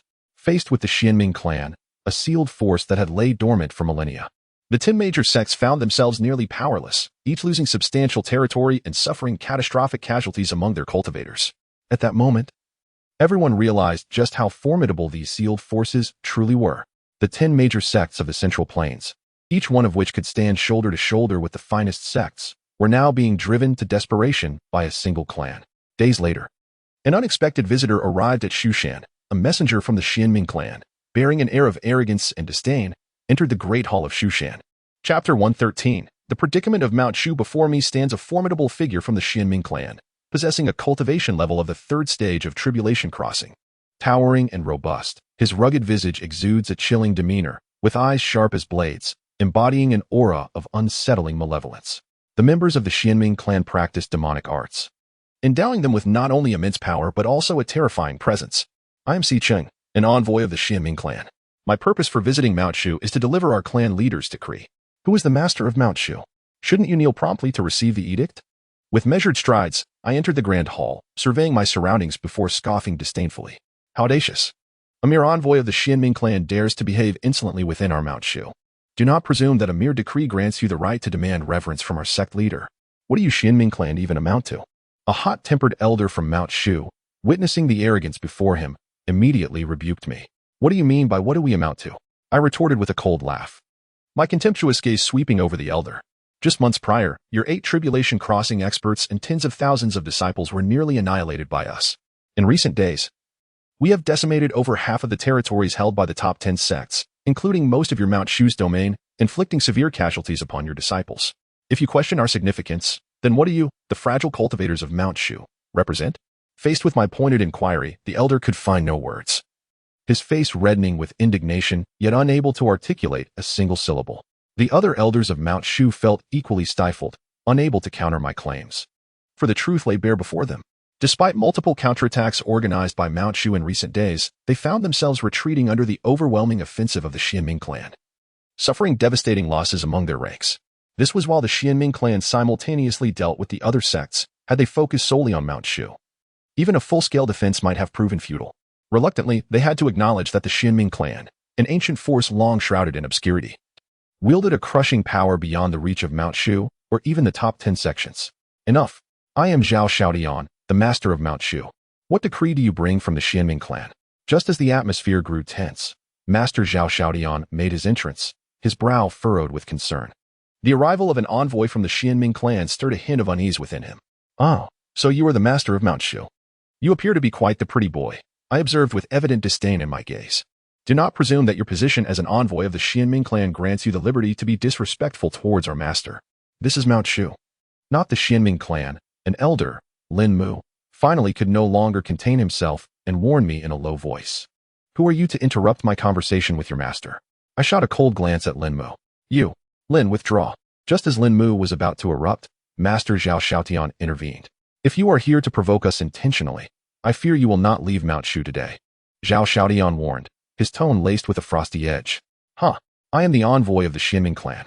Not only is this Mount Shu, but even the abyssal demon Abyss would not dare lay a finger on me. Should any harm befall me, the Xianming clan would be the first to raze this place to the ground." I laughed heartily, completely dismissing Zhao Xiaotian and Amp Oppo's warning. Absurd. Such arrogance is beyond comprehension. I implore the master to allow us to suppress him. The elders of the Great Tang and others, all in the tribulation stage, could no longer restrain themselves and surged forward, poised to attack the envoy of the Xianming clan. "Stand down." Zhao Xiaotian's expression darkened. Although he felt a tempest of rage within, he understood that now was not the time for impulsiveness. "You are wise to recognize your place, for should you provoke me, Mount Shu shall be the first of the 10 sects to be utterly annihilated." Xiqing laughed confidently, his mirth cutting through the tension in the hall. "Enough. I shall now proclaim the decree of our clan leader. You shall all lend me your ears." As laughter ceased, I slowly unfurled the decree in my hand, unleashing a torrent of terror that radiated through the hall. Boom. At the center of Mount Shu and Oppo's Grand Hall, an unimaginable wave of pressure emanated from the decree, casting the realm into shadow and dimming the sun and moon. All disciples of Mount Shu felt an indescribable sense of oppression. What an overwhelming presence. It must belong to a being at least at the 6th stage of tribulation, if not stronger. Under this oppressive force, nearly all the elders within the hall struggled to maintain their footing. Even the elders of the Great Tang, at the 1st and 2nd stages of tribulation, felt a suffocating pressure. The decree of the Xianming clan is as follows. Effective immediately, all 10 sects, including Mount Shu, must surrender and submit to us. Otherwise, in 3 days and Oppo's time, the Xianming clan shall lead an army of demonic forces to eradicate you completely, leaving no trace behind. Xiqing and Oppo's chilling declaration echoed throughout the Grand Hall of Mount Shu, causing a collective pallor to wash over the faces of all present. A threat, an unabashed threat. The Xianming clan sought to forcibly subjugate Mount Shu, and it was evident that they had dispatched envoys to the other 10 sects as well. Preposterous. Mount Shu is a righteous sect of cultivation. How could we submit to you demons? Master, we would rather die in battle than compromise. Indeed, it is true. At Mount Shu, we honor the spirits of the fallen over the shame of cowardice. After comprehending the contents of the decree, the elders of Mount Shu erupted in roars of indignation, furious that the Xianming clan held them in such contempt. Zhao Xiaotian's expression was grim, his brows knitted in a storm of fury. Did the Xianming clan truly think Mount Shu an easy target? Never before in over a century had he felt such unbridled anger. However, he refrained from rushing to a declaration, striving to quell his rage, and asked calmly, "Is this truly the intention of your clan leader?" "Indeed. Should Mount Shu refuse to surrender, the Xianming clan will utterly demolish this place in 3 days. All men shall be slain, while the female cultivators will be taken to bear children for us." As I spoke, a thought seemed to flicker in my mind, and a smirk graced my lips as I continued in a taunting tone. "I hear the master of Mount Shu's wife is quite lovely. I would not mind claiming her for myself. How dare you? You and Oppo's gone too far." Upon hearing my insult towards the master's wife, the elders of the Great Tang roared in fury and charged at me. Foolish. My eyes narrowed, as if I had anticipated this reaction. With a single strike, I unleashed a formidable force that sent the elders of the Great Tang, all in the tribulation stage, reeling backward, bloodied and gasping. I am a member of the Xianming clan, a powerful being of the 3rd stage of tribulation for thousands of years, my foundation immeasurable. How could mere cultivators of a millennium compare? Moreover, the strongest among the Great Tang elders barely reached the 2nd stage of tribulation. Collectively, they were no match for me. Pathetically weak. How dare you claim to be one of the 10 great powers of Middle-earth? In the presence of our Xianming clan, you are utterly insignificant. With a single blow, I have wounded several of the great ancestors of the Tang dynasty, leaving Xiqing with a smug expression, laughing wantonly. Is that so? Just then, a voice filled with cold authority suddenly resonated. Who is it? A tremor coursed through Xiqing's heart as he sensed an overwhelming danger, yet before he could react, a flash of golden sword light appeared out of thin air, cleaving him in twain with an unstoppable force. Even before his body hit the ground, The residual sword energy obliterated him completely. There was no opportunity for resistance, nor even a chance to flee. This unforeseen spectacle startled everyone within the Shushan Great Hall. "It is the esteemed sword master." Suddenly, Elder Lin Mu of Zhenwu exclaimed, having deduced that the one who struck must surely be the venerable sword master stationed at Shushan. Chapter 114. A Thought's Movement. The sword chi slays as Lin Mu's words faded. The golden sword light did not dissipate. Instead, it formed a slender and powerful golden figure, who else but Zhao Fan. Earlier, when the messenger from the Xianming clan, Si Qing, unveiled the decree from the Xianming clan and Apos, S leader, Zhao Fan, who had been cultivating within the demon locking tower, had already sensed everything occurring within the hall. How dare a mere member of the Xianming clan act recklessly in Shushan, even shouting threats of slaughtering its inhabitants? Was this not a death wish? Salutations to the Sword Cultivator Elder. We pay our respects to the Sword Cultivator Elder. Upon seeing Zhao Fan's figure, everyone in the hall, including the sect leader Zhao Xiaodian, immediately bowed in reverence. Zhao Xiaodian, who had previously worn a grim expression, instantly beamed with joy upon witnessing his uncle take action, his previously tense body relaxing. A mere member of the Xianming clan dares to act insolently within this hall. Should such events recur, they shall be dealt with decisively. Zhao Fan's demeanor was stern and aloof. Although merely a manifestation of his primordial spirit, the pervasive aura of swordsmanship enveloped the hall, instilling deep reverence in all. Understood. From this day forth, I hereby establish this decree. Zhao Xiaodian inhaled deeply, speaking in a solemn and respectful tone. We shall certainly abide by the Sword Cultivator Elder and Apos' decree. The elders and high-ranking officials echoed in unison, their gazes towards Zhao Fan filled with fervor and admiration. What is happening? Zhao Fan inquired, raising an eyebrow calmly. Reporting to the Sword Cultivator Elder, the situation is as follows. Before Zhao Xiaodian could elaborate, the seasoned and composed Elder Lin Mu succinctly recounted the recent events. The Hall of Shushan fell into a profound silence. Without Zhao Fan's command, no one dared to rise from their kneeling positions. Send a message. The Xianming clan and Apos' leader must arrive at the Shushan Hall within 3 days to kneel and apologize, or I shall personally wield my sword to annihilate the Xianming clan. Zhao Fan's gaze flared, resembling a divine sword that could cleave the heavens, his formidable presence shaking the very skies. We shall obey. Upon hearing Zhao Fan and Apos' resolute words, the people of Shushan exhibited fervent excitement. After decades, would the Sword Cultivator Elder finally take action once more? No one questioned Zhao Fan's prowess in the eyes of the Shushan elders and disciples. The Sword Cultivator Elder was the very embodiment of invincibility. Zhao Xiaodian, brimming with joy, recalled his earlier hesitation regarding the Xianming clan's affairs and whether to consult his uncle. It now appeared to be entirely unnecessary. With his uncle stepping forth, what did it matter if they faced an ancient, sealed power? That very day, news of the Xianming clan's envoy meeting a tragic end in Shushan spread like wildfire, igniting astonishment in all directions. Most notably, the mysterious sword master who had been dormant for 50 years had personally declared that the Xianming clan's leader must come to Shushan to plead for forgiveness within 3 days, or face annihilation. As the news gained momentum, various factions were left utterly speechless. What did it mean to be domineering? What did it mean to be powerful? The Xianming clan was currently thriving, overpowering the top 10 sects of the Central Plains, a force ancient and sealed for millennia. Yet at this moment, the sword master of Shushan had explicitly demanded the Xianming clan and Apos' leader to come and apologize. This was beyond comprehension. Many believed Shushan had lost its mind, that the sword master had lost his sanity.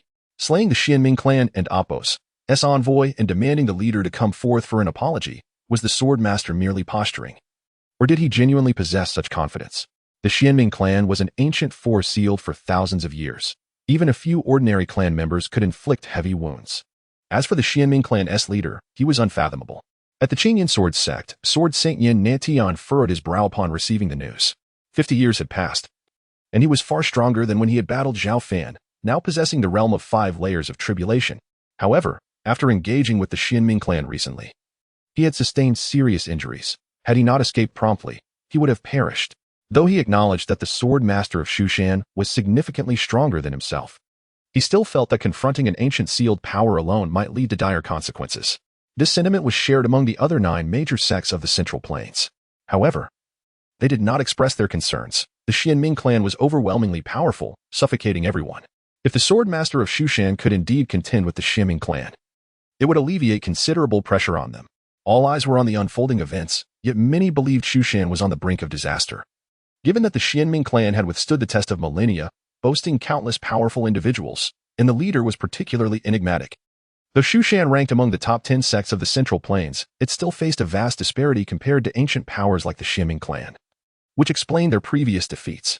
In the Xianming clan's dark and cold hall, the powerful members were seething with rage. Those wretched Shushan! How dare they slay my brother Si Chung and challenge our entire Xianming clan? I believe we need not trouble the leader. I shall take a few men to completely eradicate Shushan. We can also serve as a warning to the other 9 sects of the Central Plains regarding the fate of opposing us. A rugged man, resembling the deceased Si Chung, growled menacingly. He was Si Hu, a powerful cultivator of 5 layers of tribulation, ranking among the top 20 within the Xianming clan, significantly stronger than his brother. Si Hu speaks wisely. We must quickly dominate the Central Plains to gain an advantage in the future quest for immortality. A mere Shushan, a mere sword cultivator, dares to stand against us. He must be extinguished along with his entire sect, so the world can witness the true strength of our Xianming clan. Indeed, we implore the leader to issue the command to send men to flatten Shushan immediately. In the dim and cold hall, the powerful members of the Xianming clan shouted in high spirits, filled with righteous indignation. They were ancient powerhouses from thousands of years ago, looking down upon the 10 major sects of the Central Plains, especially Shushan. In their eyes, flattening Shushan was akin to squashing an ant. Very well, Si Hu. You shall take a few men and proceed. Remember, leave no one alive. From above the hall, a tall figure stood with a cold and merciless demeanor. Understood. I shall ensure to bring back good news for the leader and all present. Si Hu grinned wickedly, striding out of the hall with several followers. The Xianming clan's response was even swifter than anticipated. That very night, Si Hu and 4 members of the Xianming clan arrived directly outside Shushan. Is this Shushan? Such a feeble protective array could hardly withstand anyone. Si Hu's rugged visage bore a chilling expression as he raised his hand, unleashing a powerful surge of spiritual energy, which transformed into an enormous hand that blotted out the sky, crashing down upon the entire Shushan. This strike was terrifyingly powerful. Even a fellow cultivator of the same tier would suffer grievous injuries from such an attack. Alert! Enemy attack! Before the colossal hand could descend, the remaining 5 or 6 tribulation phase elders, including the great Tang ancestor, sensed the impending danger and soared from within Shushan. Altogether, upon witnessing the overwhelming hand, the great Tang ancestor and the others changed color, pouring all their spiritual energy into their strongest attacks, attempting to thwart the enemy's assault. However, the great Tang ancestor and the others were only at the first or second layer of tribulation, and faced with Si Hu's casual strike, they lacked the capacity to even block it. Bang! Bang! The great Tang ancestor and the others were sent flying, crashing heavily into the earth. While the protective array of Shushan crumbled under Si Hu's might, the entire Shushan trembled violently, the earth fracturing in layers. On the verge of annihilation beneath that colossal hand that obscured the sky. At this critical moment, Zhao Fan, who had been imprisoned within the demon locking tower, suddenly opened his profound eyes. With a mere thought, an ethereal sword she formed, slicing through the layers of void, shattering the terrifying hand with a single stroke. The sword chi, undiminished, then surged towards Si Hu and the other members of the Xianming clan. A sense of dread enveloped Si Hu and his companions as they felt a piercing chill. They hastily mobilized to counter the attack. Yet this sword chi was akin to a transcendental sword immortal's strike, seemingly subtle yet immensely powerful. With a series of muffled thuds, the sword chi descended mercilessly. Si Hu and his allies widened their eyes in disbelief as their bodies, akin to shattered porcelain, exhibited countless cracks. Ultimately, with a resounding boom, they were transformed into a cloud of crimson mist. At the forefront, Si Hu, a 5th-layer tribulation survivor, along with 4 4th-layer tribulation survivors. 5 members of the Xianming clan perished tragically in that moment. Chapter 115. The outpouring of the entire clan. Over 300,000 cultivators of demonic arts. With but a flick of his finger, a sword energy traversed the vast expanse, effortlessly slaying 5 formidable beings in the tribulation stage from the Xianming clan. While this spectacle appeared astonishing to Zhao Fan, it was merely an inconsequential act. The audacity of the Xianming clan was almost laughable. They dared to make a move against Shushan with just a handful of insignificant creatures. Zhao Fan and Apos' gaze was profound and tranquil as he murmured to himself. He chose not to dwell on external affairs, redirecting his focus to his cultivation. In a world increasingly engulfed in chaos, it was imperative to seize every moment to elevate his strength. This was the true path to supremacy. Only by becoming stronger could he dismiss the threat posed by ancient, dormant powers or any malevolent entities. Si Hu is dead, slain outside Shushan. What on earth transpired? In the grand hall of the Xianming clan, The news of Sihu's demise reached the high-ranking members, each displaying expressions of disbelief and shock. Although Sihu was not among the foremost elite of the Xianming clan, his overall prowess ranked within the top 20 of the clan. How could he perish so soon after departing and right outside Shushan? Report to the clan leader. One Xianming clansman spoke somberly. Sihu and his companions never even crossed the threshold of Shushan's gates before they fell beneath a single sword energy. They had no capacity for resistance. With just one sword energy, 5 members of our clan were slain. It appears that the sword cultivator of Shushan possesses formidable abilities. No wonder he dares to challenge our entire Xianming clan. Very well, indeed. The Xianming clan leader towered like a dark deity, exuding an aura of terror. He repeated his approval thrice, his voice tinged with an anger that was difficult to articulate. Convey my orders. Tomorrow, the entire Xianming clan shall mobilize, summoning disciples from several major demonic sects to join me in advancing towards Shushan. I will ensure that the world bears witness to the dire fate that befalls those who dare to slay my kin. I intend for all within Shushan to suffer a fate worse than death. The leader and amp, Apos, roar echoed through the 9 heavens. The following day, the Xianming clan surged forth. With over 1,000 cultivators in the tribulation stage, each radiating a chilling presence, marching under the command of the clan leader towards Shushan. Accompanying them were the disciples summoned from various major demonic sects, their combined forces totaling over 300,000, a formidable tide advancing relentlessly towards Shushan. Such a colossal movement was immediately detected by various factions. Within the Grand Hall of Shushan, upon receiving the news, the elders hastily convened to strategize with the sect leader. Zhao Xiaodian. Sect leader, the Xianming clan has dispatched over 1,000 cultivators in the tribulation stage, alongside several major demonic sects, totaling over 300,000 cultivators of demonic arts, now nearing our borders. They will reach our foothills in less than half an hour. What shall we do? That is an entire clan, with over 1,000 tribulation stage cultivators. Even with our venerable sword cultivator guarding us, he is but one man. Can we withstand them? The elders were in a state of disarray. Though they had been confident before, the reality of the Xianming clan's approach shattered their composure. After all, they faced an ancient power that had endured for millennia. What is there to fear? With our sword cultivator present, even if the Xianming clan comes in full force, we of Shushan remain undaunted. At this critical moment, Zhao Xiaodian spoke with solemn authority, striving to maintain control. Despite his resolute words, a flicker of uncertainty lingered within him. Yet he feigned calm to stabilize the situation. Indeed, it is merely a rumor. The Xianming clan could not possibly have 1,000 tribulation stage cultivators. I suspect they are merely posturing. We are Shushan. If it comes to it, we shall fight to the bitter end, and we shall not be thrown into disarray. Elder Linmu, the true martial elder, echoed, urging the others to regain their composure. Upon hearing the words of Zhao Xiaotian and Elder Linmu, the once agitated elders quickly regained their tranquility.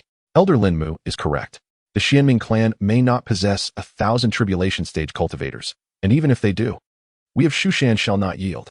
We must fight to the last breath, declared the remaining 5 or 6 tribulation stage elders from the Detang lineage, stepping forth to voice their resolve. The Xianming clan has gone too far, and their methods are indicative of demonic practices.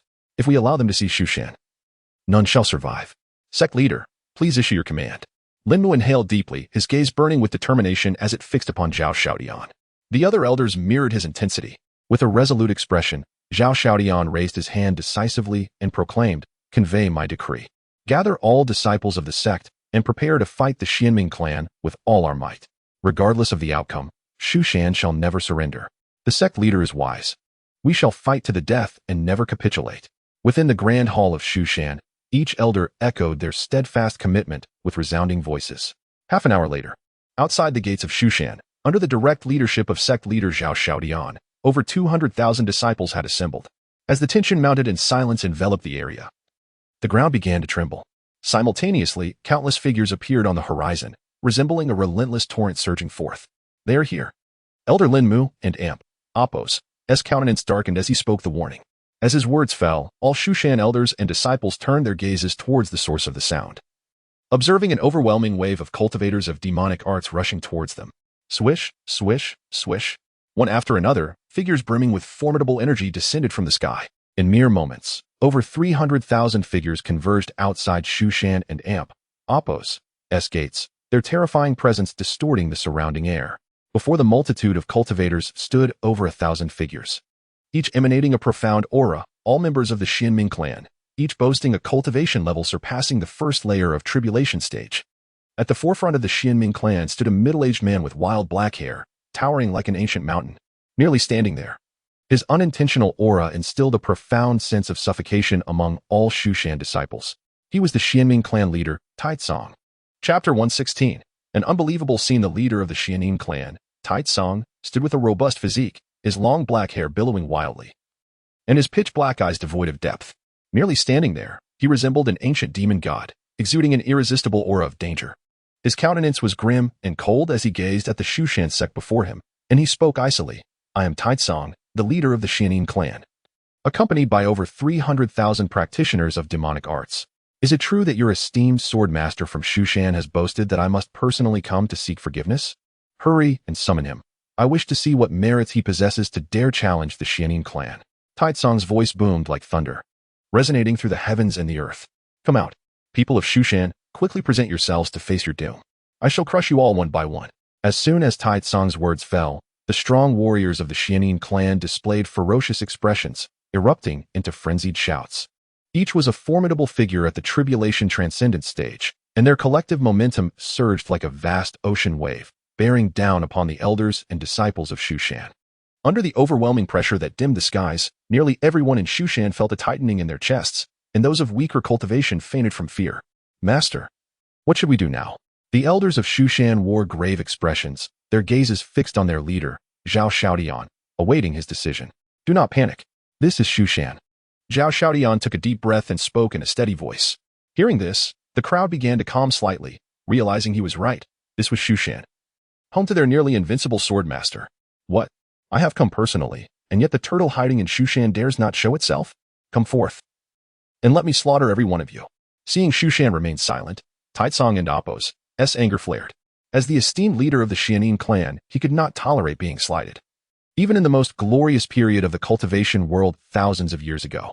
Humph, those who dare challenge the Xianming clan shall face annihilation.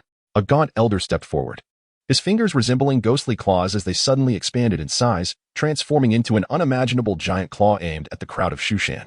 This strike was sharp and ruthless, the powerful energy wave sending shivers down the spines of even the most formidable, such as the ancestor of the Great Tang. Protect the master, despite knowing they were outmatched. The ancestors of the Great Tang and others sprang into action. Compared to the Tribulation Transcendence warriors from thousands of years ago, they were still vastly inferior in both foundation and strength. Boom. Despite their utmost efforts, the Great Tang ancestors were sent flying, blood spurting as they were easily overpowered. This scene left the disciples of Shushan in despair. In their eyes, these few Tribulation Transcendence experts, aside from the revered swordmaster, were the pinnacle of Shushan and Appo's strength.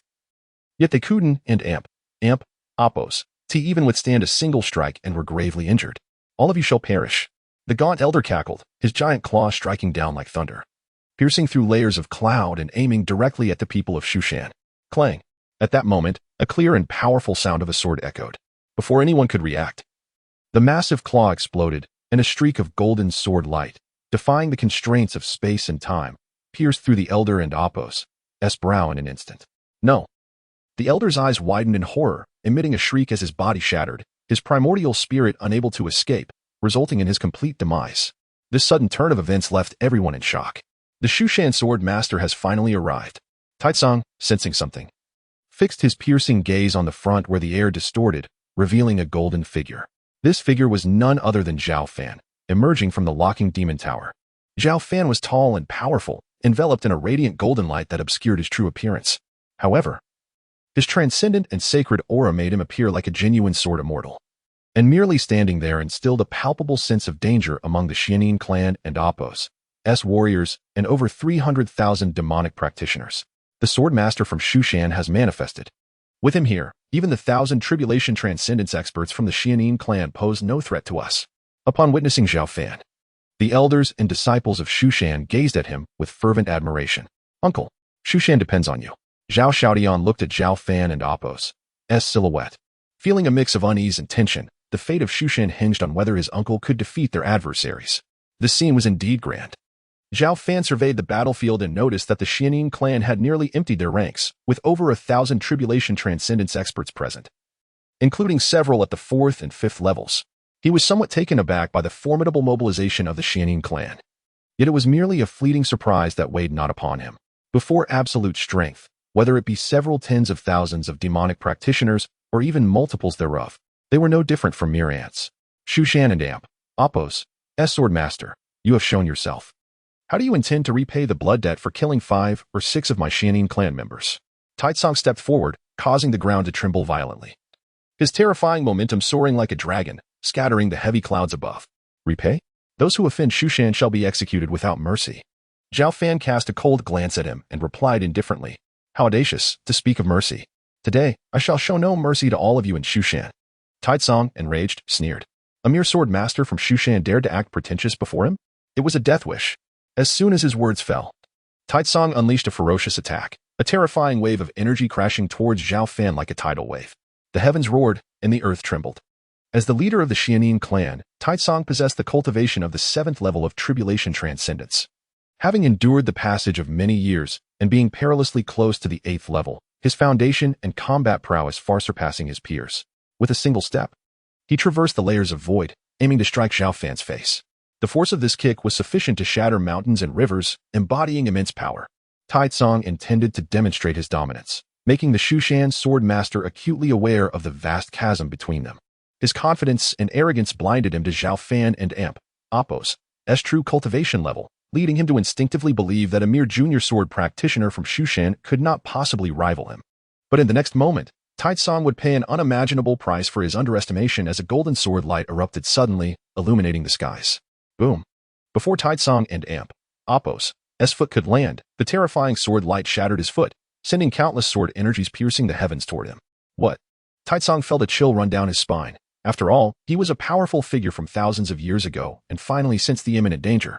He raised his hand and struck out, unleashing a torrent of boundless energy toward the incoming sword energies. Bang, bang.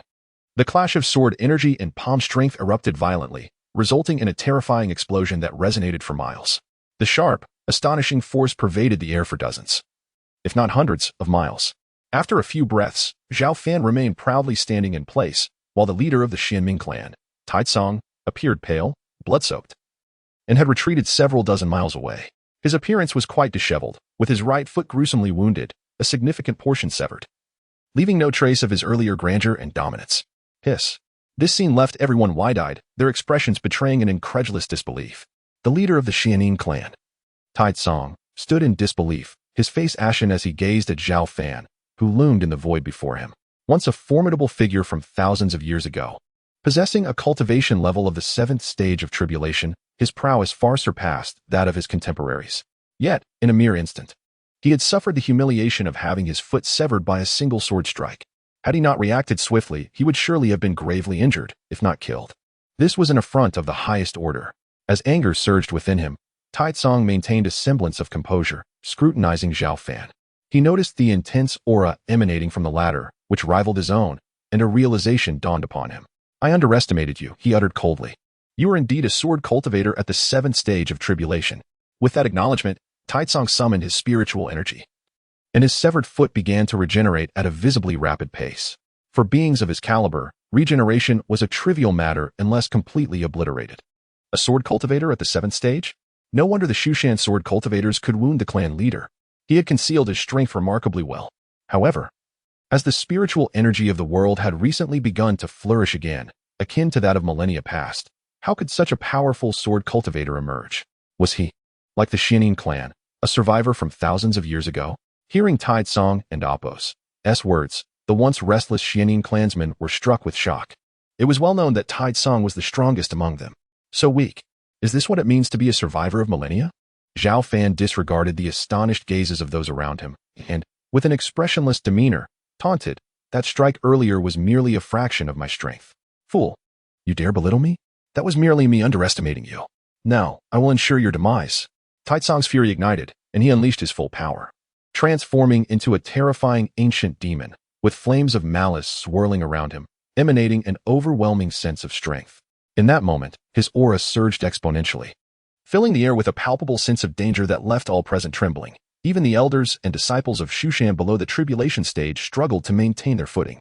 As he stepped forward, Taitsong unleashed the pinnacle of demonic martial arts. The Xianin clan practiced dark arts, and as their leader, Taitsong and Oppos' techniques were immensely powerful. A casual strike from him could obliterate mountains and rivers for hundreds of miles. With 2 successive blows, the once clear sky darkened ominously, and 2 colossal demonic figures tore through the clouds, embodying the malevolence of ancient times, charged with unthinkable energy as they surged toward Zhao Fan. At that moment, the demonic energy enveloped the entire Shushan, and the overwhelming force created tremors across a vast expanse, akin to an earthquake. Facing Taitsong's ferocious onslaught, Zhao Fan remained calm. With a mere thought, a resonant and powerful sword cry echoed through the heavens. The exceptional Dao sword, Qi Xiao, gleamed with a vivid crimson light, radiating a terrifying sword intent, akin to a blazing meteor, as it cleaved toward the 2 towering demonic figures. With a resounding clash, the sword light illuminated the skies, accompanied by 2 deafening explosions, causing the terrifying demonic figures to shatter into fragments. The momentum of Qi Xiao did not wane. It directed its strike toward Taitsong himself. This blow, like an unstoppable force, was akin to a transcendent sword immortal strike, far beyond the capabilities of an ordinary practitioner to withstand. Taitsong's expression shifted dramatically as he bellowed, "Cloud-turning tower." Upon utterance, a towering black spire, resembling an indomitable mountain, materialized in an attempt to intercept the strike from the exceptional Dao sword Qi Xiao. To everyone's astonishment, the Qi Xiao's momentum was unrelenting. With a single slash, the cloud-turning tower trembled violently, fissures appearing across its surface. "This is impossible." Taitsong's face turned pale with fear. This artifact, refined over countless years, was now cracking under the power of a single strike. It was unfathomable. For the first time, he displayed genuine terror, abandoning all hesitation as he turned to flee into the distant skies before the eyes of thousands of Xianin clansmen and countless demonic practitioners. Too late to escape. Zhao Fan narrowed his eyes. The exceptional Dao sword Qi Xiao shattered the heavens as it descended once more with the force of thunder. The brilliance of the sword light was blinding, overwhelming all present with its terrifying intent, akin to a surging tidal wave. With a cry of despair, Taitsong was engulfed by the fearsome sword light, obliterated before he could retreat any further. "To withstand 3 of my strikes before perishing, though weak. You still possessed some skill," Zhao Fan murmured, observing the dissipating form of the Xianin leader. Throughout the confrontation, he had only utilized a fraction of his strength. Yet even that would have been insurmountable for any other cultivator at the 7th stage of tribulation. His words, though softly spoken, resonated clearly among the onlookers, sending chills down many spines. The battle, though seemingly fierce, had transpired in a mere instant. By the time the Xianin clansmen regained their senses, their leader Taitsong had vanished without a trace. How was this possible? The leader is dead. They could hardly fathom this reality. Surely, this must be a dream. Their leader was a powerful figure from thousands of years ago. How could he be defeated? The Xianin clansmen stared in horror, struggling to accept this truth. The sword cultivator has slain the clan leader. A wave of elation surged among the disciples of Shushan, who erupted in jubilant cheers after the initial shock. "Uncle, you are truly the pillar of Shushan." The sect leader, Zhao Xiaodian, felt his heart swell with pride, his towering frame trembling with excitement. Zhao Fan, standing imperiously in the void after slaying Taitsong with a single sword strike, appeared utterly indifferent, as if he had accomplished something trivial. His elongated and powerful physique radiated an aura as profound as the ocean, embodying the essence of a true sword immortal, leaving an indelible impression of awe upon all present. "Flee, we must run." The Xianin clansmen, now fully aware of their dire situation, exchanged terrified glances before turning to escape. The demonic practitioners, like frightened birds, fell into disarray, realizing that even the formidable Taitsong had met his end at the hands of this sword cultivator. Despite their numbers, they were no match for him.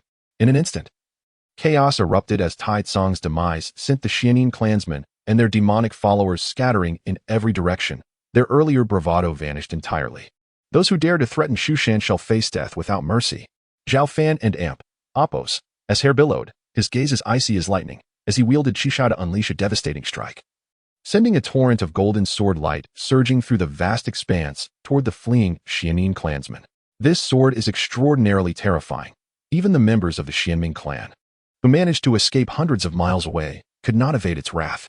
With a series of sickening sounds, thud, thud, thud, one after another, the Xianming warriors were cleaved apart, their flesh and souls obliterated, transforming into a multitude of cold corpses.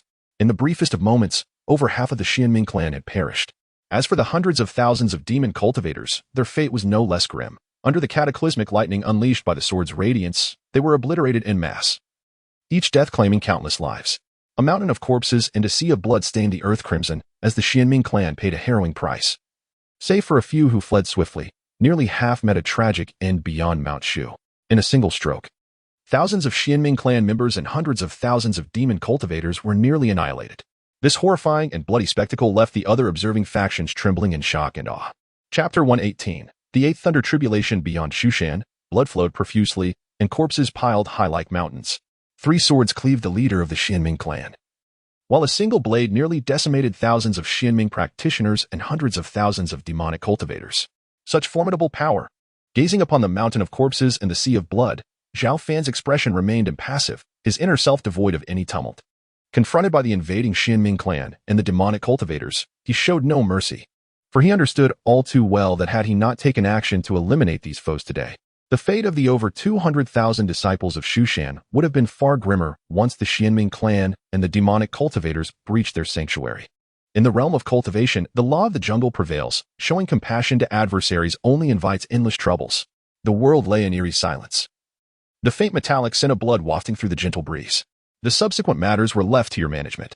Casting a glance at Zhao Xiaodian and the others, Zhao Fan stepped forward, his form vanishing from sight as he returned directly to the demon sealing tower.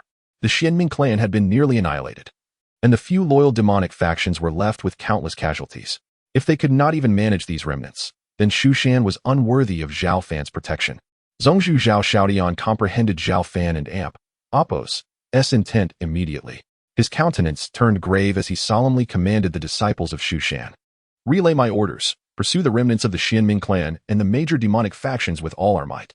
We must not allow them even the slightest chance of resurgence. Upon hearing this, the elders and disciples of Shushan eagerly prepared for action. We obey. Rest assured, Zhongzhu. I shall lead the charge to obliterate the Xianming clan and the strongholds of the demonic factions.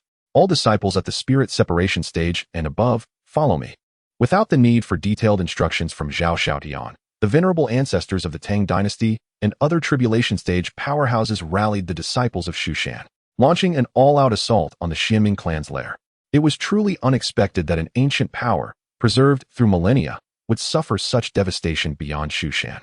The sword master stationed at Shushan proved to be astonishingly powerful, though he and the leader of the Xianming clan both stood at the 7th tribulation level.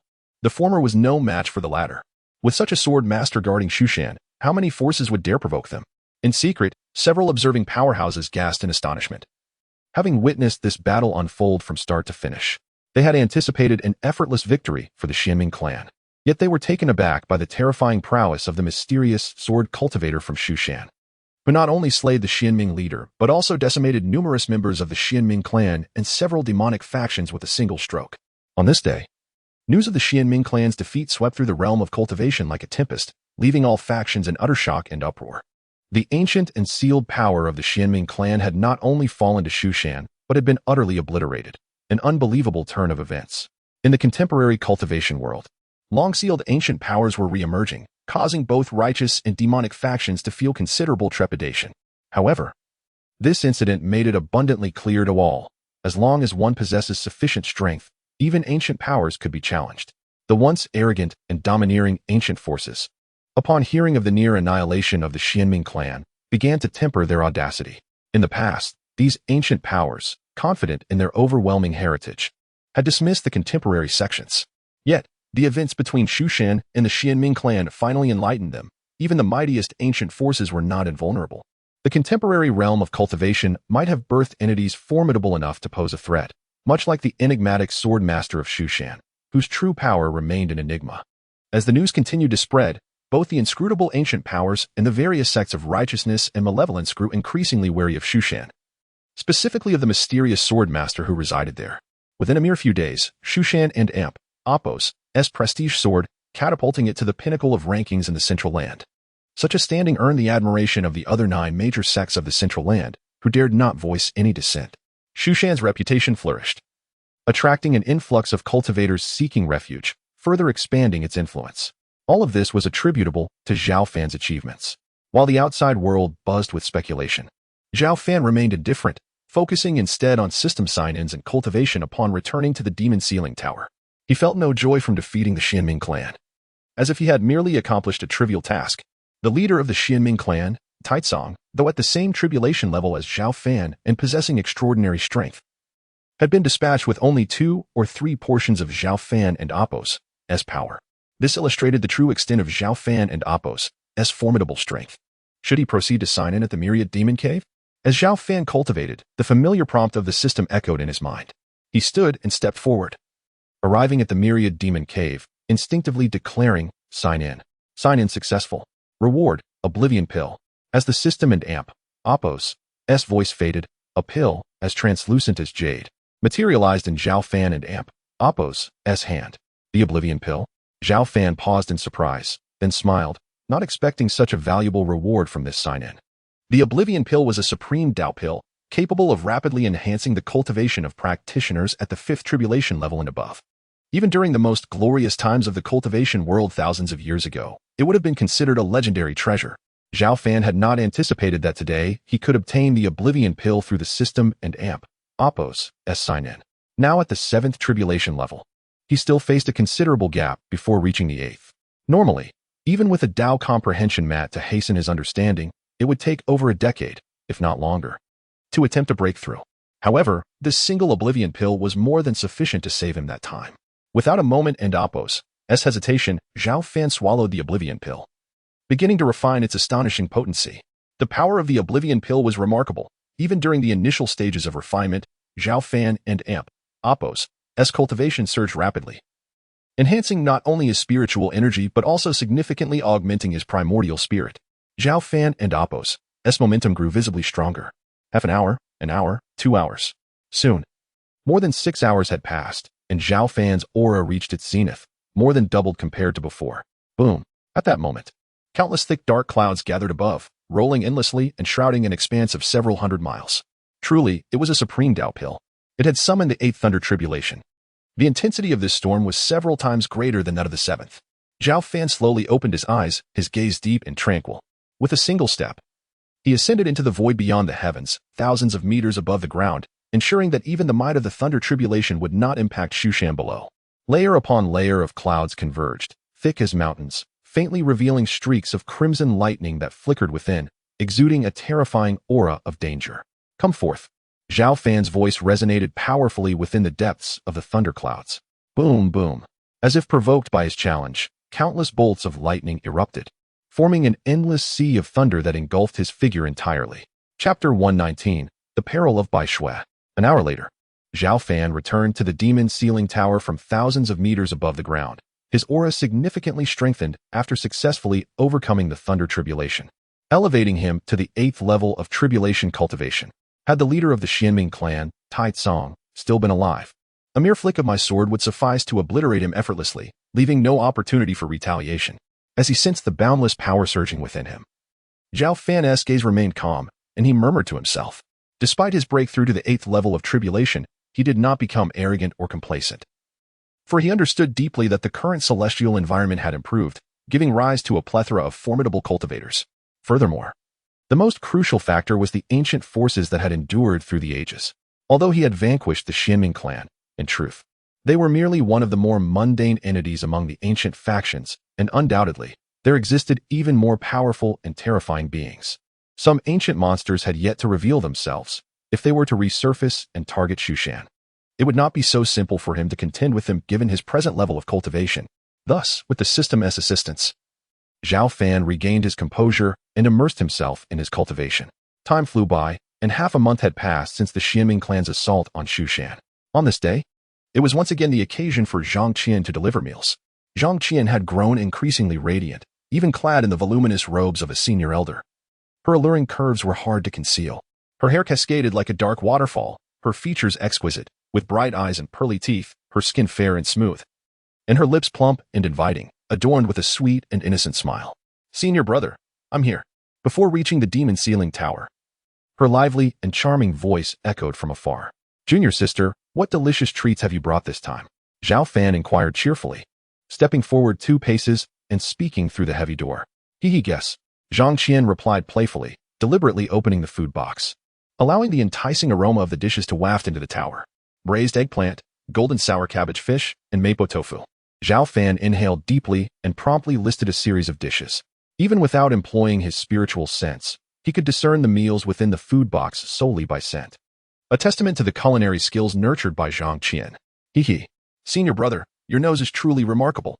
Zhang Qian beamed sweetly as she handed the food box inside, also producing 10 jars of fine wine from her storage artifact, exclaiming, "This is a reward for our sword cultivator predecessors." A few days prior, the sword cultivator elder residing in the Demon Sealing Tower had defeated the leader of the Xinming clan, nearly annihilating the clan and hundreds of thousands of demonic cultivators. Such a monumental achievement had propelled Xu Shan to the forefront of the 10 major sects in Central Plains. Her face radiated joy, although she hadn't witnessed the battle at the mountain gate as an elder of the Discipline Hall. She felt immense happiness and pride upon hearing the elders recount the event. Hence, she had brought 10 bottles of fine wine today to celebrate Zhao Fan. While others might not know who the sword cultivator elder was, she certainly did. Senior brother, it's all thanks to you. Our Xu Shan not only emerged unscathed, but has also become the most powerful sect in all of Central Plains. You have no idea how busy the sect leader and elders have been these days. Many talented cultivators have flocked to join us, Zhang Qian exclaimed excitedly. That is splendid. However, the sect's overwhelming strength may not necessarily be a boon, for a tall tree attracts the wind. Zhao Fan remarked thoughtfully as he accepted the fine wine from Zhang Qian. What is there to fear? With senior brother guarding Xu Shan, few would dare to provoke us. Zhang Qian replied, her admiration for Zhao Fan evident, believing him to be invincible. Invincible, you say? Perhaps one day I may leave Xu Shan. Zhao Fan smiled softly, suddenly adding, Senior brother, you're not jesting, are you? Zhang Qian gasped, her expression paling at the thought of Zhao Fan potentially leaving Xu Shan. I merely suggest it's a possibility. Cultivators defy the heavens, a moment and oppose, as carelessness can lead to death. If one day I were to encounter some unforeseen calamity, it would be possible that I could no longer guard Xu Shan, Zhao Fan explained with a reassuring smile. Don't say such things. You must take care. I want to continue bringing you meals. If you weren't here, how heartbroken would I be? Zhang Qian hurriedly responded, fearing the worst, having regarded Zhao Fan as her closest companion over the years. Enough of such talk. I must quickly sample my junior sister's culinary skills and see if there has been any improvement. Zhao Fan said with a gentle smile as he began to feast heartily. An hour later, Zhang Qian reluctantly took her leave, as she now held a senior position in the Discipline Hall, managing thousands of disciples and unable to linger as she once did.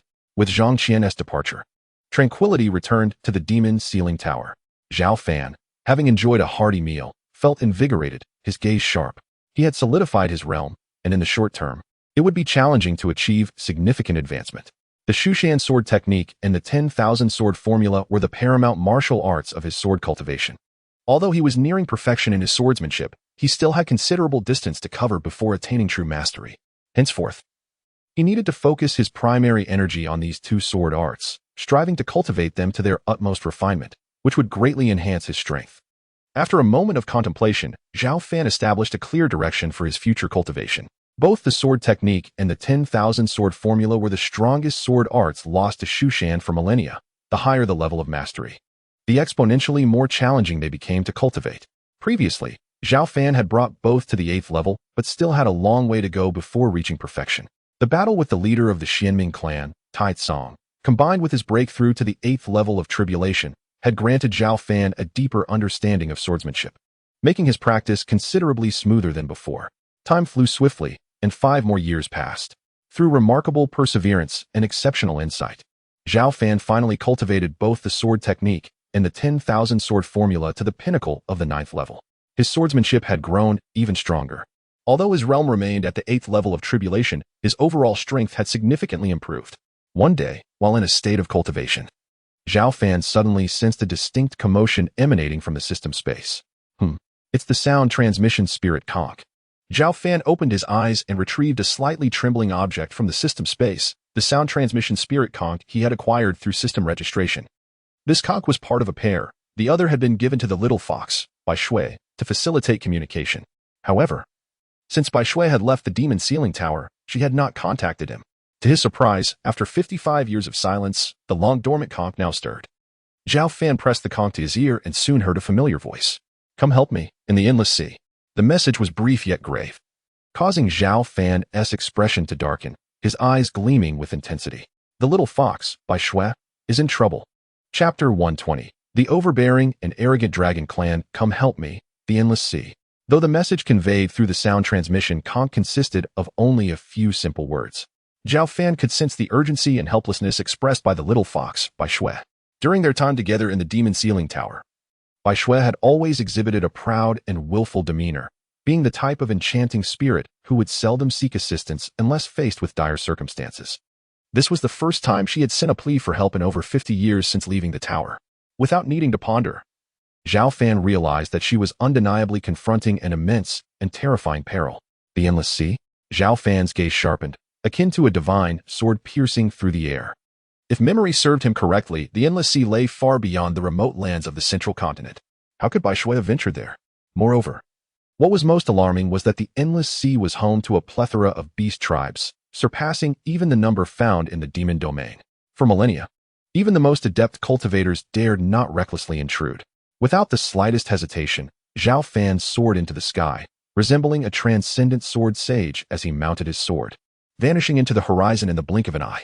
If it were anyone else in Appo's call for help, he might have easily dismissed it. However, Bai Shui, like Zhang Qian, was among those he cherished most dearly, and thus he could not remain indifferent. At Zhao Fan and Appo's level of cultivation, distances of thousands, or even tens of thousands of miles, could be traversed in an instant. Yet, the endless sea was too remote from the central continent, and it took him half a day to cross hundreds of thousands of miles and arrive at this vast ocean. Indeed, it was as rumored, boundless and teeming with countless beasts. The salty sea breeze hit him like a wave, causing his dark hair to billow and his figure to appear even more elongated and powerful. His spiritual essence was unblemished and ample, allowing him to perceive the presence of formidable beasts lurking beneath the tumultuous waves. Ignoring the nearby beasts, Zhao Fan retrieved the sound transmission conch and sensed the location of another conch, swiftly heading eastward. He moved with astonishing speed, akin to a bolt of lightning, stirring up immense waves in his wake. Surrounding marine creatures, concealed beneath the surging tides, were terrified by the overwhelming aura and dared not surface. Retreating deeper into the ocean and Appo's depths, deep within the endless sea lay a vast island known as Dragon Island. This island was expansive, far exceeding ordinary islands, spanning a territory of 1,000 miles. It was home to the most powerful race in the endless sea, the Dragon Clan. The Dragon Clan possessed the bloodline of ancient true dragons. Even the youngest dragon was comparable in strength to a human cultivator at the nascent soul stage. Adult dragons towered like mountains, each boasting formidable power exceeding the integration stage, making them the undisputed rulers of Dragon Island. At this moment, the island echoed with the roars of dragons as massive creatures encircled a delicate figure. The girl was breathtakingly beautiful, with exquisite features, long black hair cascading like a waterfall, and a slender figure. Her eyes sparkled like gems. Most notably, behind her were 6 pure white, ethereal tails that swayed gently in the wind, exuding an air of both innocence and allure. You dare to trespass in our forbidden territory and steal from the Dragon Clan? Do you seek death? Quickly return what belongs to us, or face dire consequences. The leader of the dragons, a colossal being with brilliant crimson scales, spoke with a voice that resonated with an aura of suffocating pressure. Preposterous. I have come to reclaim what is rightfully mine. You dragons are simply being unreasonable. The girl, with her lips pressed into a thin line and cheeks puffed in indignation, was none other than Bai Shui, the little fox who had left the demon ceiling tower over 50 years ago. Humph. Everything on Dragon Island belongs to us, the Dragon Clan. Since you refuse to return it, prepare to die. The red-scaled dragon sneered, its eyes ablaze with murderous intent. As its words fell, a dozen other dragons, poised for attack, lunged toward Bai Shui. These dragons were immensely powerful, each at the tribulation stage, and their combined force was terrifying. Suppressing demon technique? As the dragons charged, Bai Shui and Appo's expression turned icy. Her fair hands formed seals, and torrents of demonic energy erupted, coalescing into thick chains of order in the void. Clang, clang. Before the dragons could react, the chains pierced through their proud forms, causing blood to spurt as they fell, howling in pain. Though they did not perish on the spot, they were left severely injured. Tribulation Stage 6. No wonder you dare to wreak havoc in our territory, but your arrogance is misplaced. Witnessing her companions being subdued by the chains, the lead crimson dragon roared in fury, transforming into a towering figure, its fists clenched, radiating a formidable aura as it charged at Bai Shui. Boom. The chains soared into the air but were shattered by the giant's punch before they could descend. His blood surged forth with unimaginable strength, his fists akin to divine metal, crashing down with the force of a mountain. With a resounding crash, the ground fractured, spreading devastation for miles.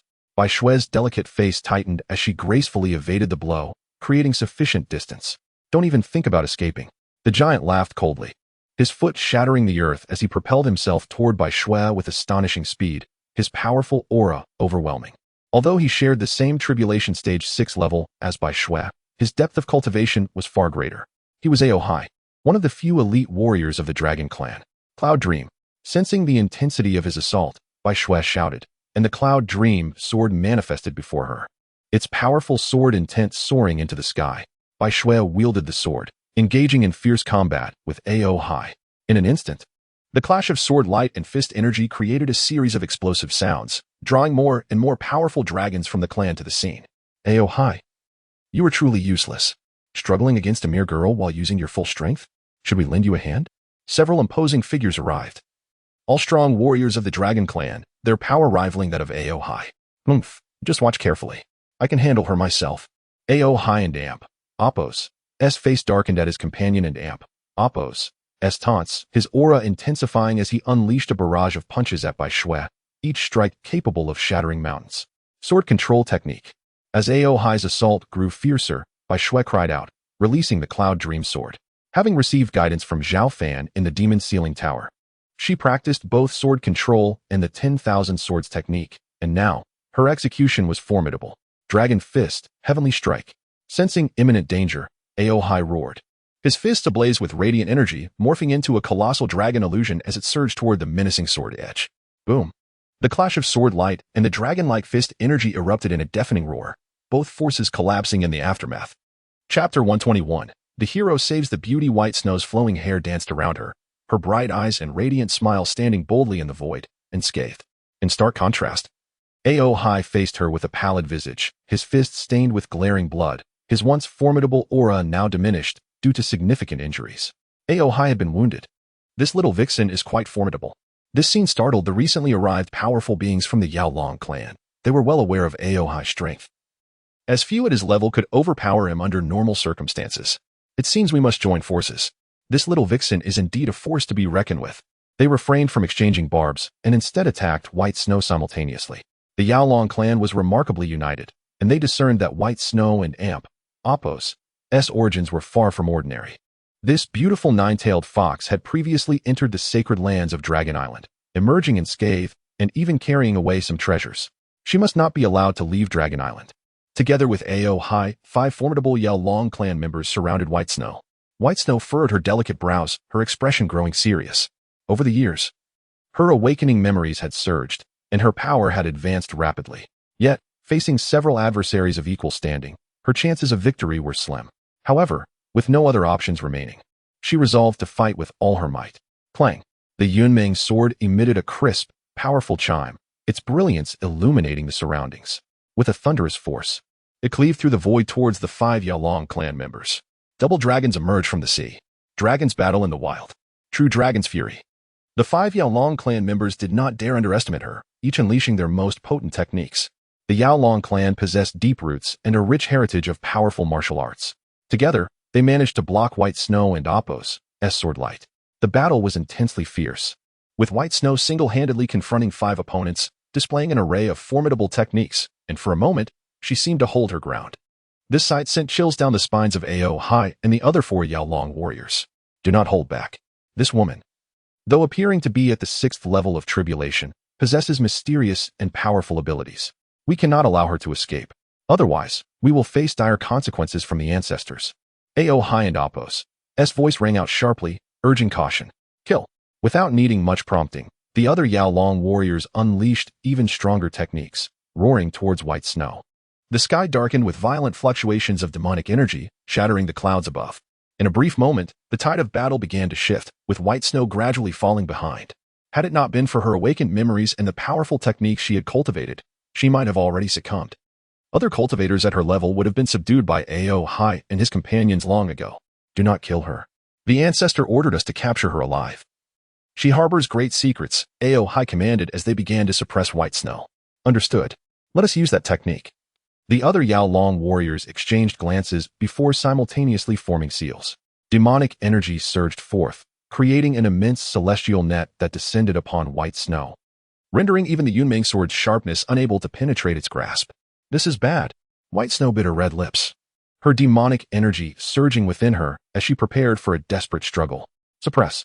Ao Hai and the others noticed White Snow's escalating aura, yet they remained unfazed. Convinced that their celestial net could withstand even a 7th-level tribulation warrior for a short duration. Humph. Dare to harm my little fox? You are courting death. Just at that critical moment, a thunderous cold snort echoed from the horizon. Before Ao Hai and the others could react, the immense celestial net shattered. And a brilliant golden sword light, wielding the force to cleave the heavens, descended with tremendous power.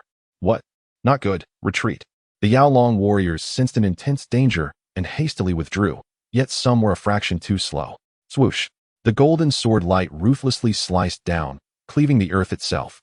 And 2 Yaolong warriors, unable to escape in time, perished on the spot. Ao Fong, Ao Han. Ao Hai exclaimed in horrified disbelief. Who dares? Who is it that would kill members of the Yaolong clan? Show yourself and face your doom. The other 2 Yaolong warriors, shaken from their stupor, roared in fury. It is I.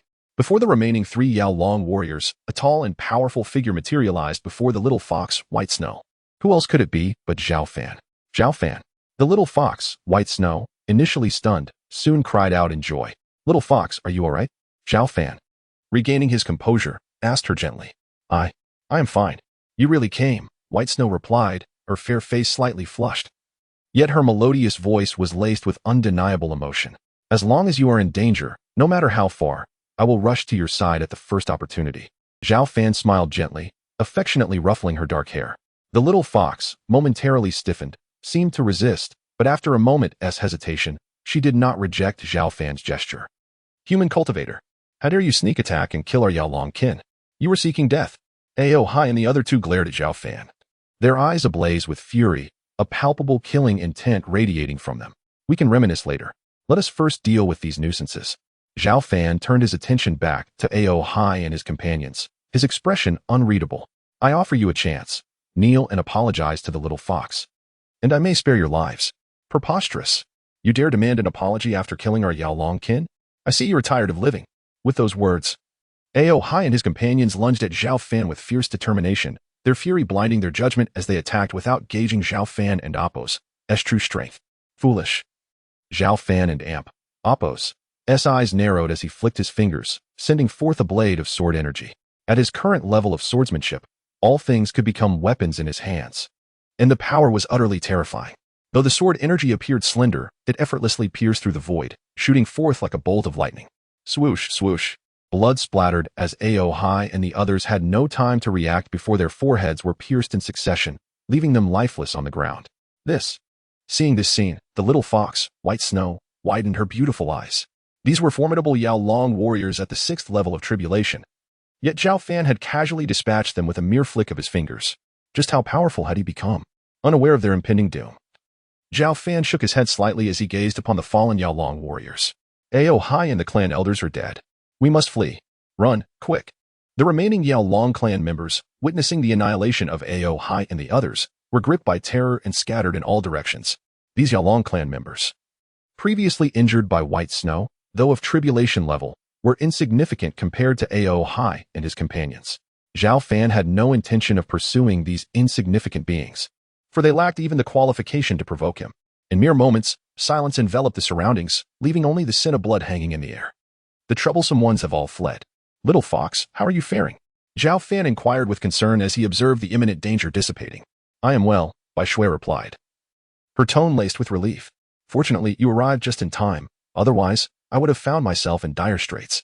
She stuck out her tongue, still haunted by the recent peril. Chapter 122, the ancestor of the demon dragon Little Fox. Where have you been all these years? You didn't return to Mount Shu to find me, yet you traveled thousands of miles to come here. Zhao Fan inquired softly, a gentle smile gracing his lips. Boom. Just as the little fox, Bai Shui, was about to respond, the ground trembled violently. An overwhelming and terrifying presence locked onto the two from across endless space and time. Who dares? Who dares to kill my descendants in the territory of the Demon Dragon clan? A voice like thunder reverberated ominously from afar. At the same time, a massive dark golden claw broke through layers of mist, hurtling toward Zhao Fan and Bai Shui with an unimaginable force. The claw was so immense it resembled a small mountain. Though it had yet to strike, the earth roared and shook beneath it, the mere energy waves radiating from it exuding a formidable aura. This is bad. It's the ancestor of the Demon Dragon clan. By Shui and Appo's delicate brows furrowed, and her fair face paled slightly. The reason she had been detected by the powerful members of the Demon Dragon clan during her stealthy incursion into Dragon Island was due to the presence of this inscrutable elder. Previously, Ao Hai and others had come to capture her on the orders of the Demon Dragon ancestor. We should escape. The Demon Dragon clan is not to be trifled with, especially with that old monster overseeing them. As the colossal claw descended, Bai Shui proposed to Zhao Fan. Although she had confidence in his strength, they were, after all, in the territory of the Demon Dragon clan. We cannot flee. That old dragon has already arrived. Moreover, I have no desire to run. A mere old monster at the 8th level of tribulation. If he does not know his place, I shall simply cut him down. Zhao Fan shook his head, his gaze calm as he regarded the approaching claw, casually pointing a finger. A sword intent surged from his fingertip, manifesting as a magnificent golden sword light. The brilliance of the sword light cascaded like a waterfall of stars, crashing against the giant claw with a resounding boom. The two opposing energies clashed momentarily before dissipating almost simultaneously. Upon hearing Zhao Fan's confident words and witnessing his effortless defense against the attack, the previously anxious Bai Shui composed herself, shedding any tension or fear. Swish. At that moment, shadowy figures with profound auras surged toward them from the distance. Densely packed and overwhelming, numbering at least 1,000. These were the members of the Demon Dragon clan. They concealed their massive forms but were enveloped in a potent, surging demonic aura, surrounding Zhao Fan and Bai Shui from all directions. At the forefront of the gathered clan members stood a dignified elder, his posture straight. Youthful despite his white hair. Clad in a golden robe, adorned with horns and possessing piercing eyes, he coldly scrutinized Zhao Fan and Bai Shui from dozens of miles away. He was the ancestor of the Demon Dragon clan, the ancient demon dragon Ao Guangtian, who had survived for thousands of years. Thousands of years ago, Ao Guangtian was a prodigious figure within the Demon Dragon clan. Even before the revival of spiritual energy, he had attained the status of a powerful entity. In recent 2 to 3 centuries, as the spiritual energy of the world revived, his strength had surged dramatically, propelling him to become a top-tier power at the 8th level of tribulation. 8th level of tribulation, indeed, a formidable figure in the current realm of cultivation, where even in many ancient, dormant forces, few could compare. Had it not been for the Demon Dragon clan's residence overseas, they would have made a significant name for themselves in the cultivation world long ago. Nine-tailed fox clan Demonis. You have brazenly trespassed into our forbidden grounds and conspired with human cultivators to slay Ao Hai and others. You deserve nothing less than death. Hand over the treasures taken from our sacred domain, and I may consider leniency, Ao Guangtian declared. His expression devoid of emotion as he looked down upon Zhao Fan and Bai Shui, a chilling glint emanating from his gaze, even without deliberately revealing his demonic energy. The aura he exuded caused the very heavens to tremble. Do not harbor such delusions. I have come to reclaim what rightfully belongs to me. If your clan seeks to seize my treasures, you shall reap what you sow, Bai Shui retorted defiantly, emboldened by Zhao Fan's presence. Facing him without a hint of fear, the little fox spoke truthfully. Old Demon Dragon, I advise you to retreat with your kin, or do not blame me for my merciless blade. Zhao Fan stepped forward, his hair billowing, eyes sparkling like lightning, a powerful sword intent rising to the heavens, casting an overwhelming aura in all directions. 8th level of tribulation. No wonder he dares to recklessly slay my descendants on Dragon Island.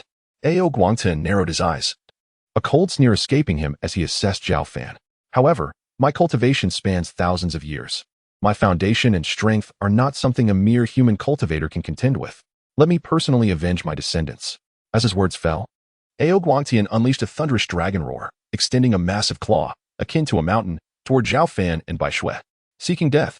Witnessing the ferocity of his opponent, Zhao Fan showed no mercy. Sword art. The supreme Dao sword, Qi Shao, emitted a crisp, powerful ringing before slicing through the layers of void with a thunderous momentum toward the demon dragon ancestor, Ao Guangtian. This strike, Zhao Fan utilized only 20% of his strength, yet it was sufficient to effortlessly slay most adversaries of the same rank. Boom.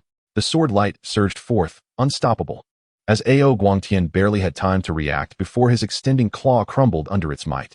What? Seeing the sword light continue unabated towards him, Ao Guangtian was momentarily stunned before fury erupted within him. He bellowed, dragon swallowing the 8 desolations. A torrent of terrifying demonic energy surged forth, darkening the skies as a domineering dragon image surged toward the golden sword light. Boom. The two forces collided violently, causing the void to collapse, ultimately resulting in both energies vanishing into nothingness. Not bad. Indeed, somewhat capable. Observing that his opponent had withstood his sword strike, Zhao Fan displayed no surprise. seemingly having anticipated this outcome. If this ancient creature, having survived for thousands of years, lacked such means, would he not have perished long ago? Without granting Ao Guangtian a moment's respite, Zhao Fan struck again, this time channeling 30% of his power. The sword light blazed with intensity, shattering the void as it surged forth with unimaginable might. This strike was exponentially stronger than the last. Not good. Ao Guangtian and Amp, Appo's heart raced as he sensed a perilous threat. A golden war knife appeared in his hand as he swung it with all his might to counter the oncoming sword light. Boom.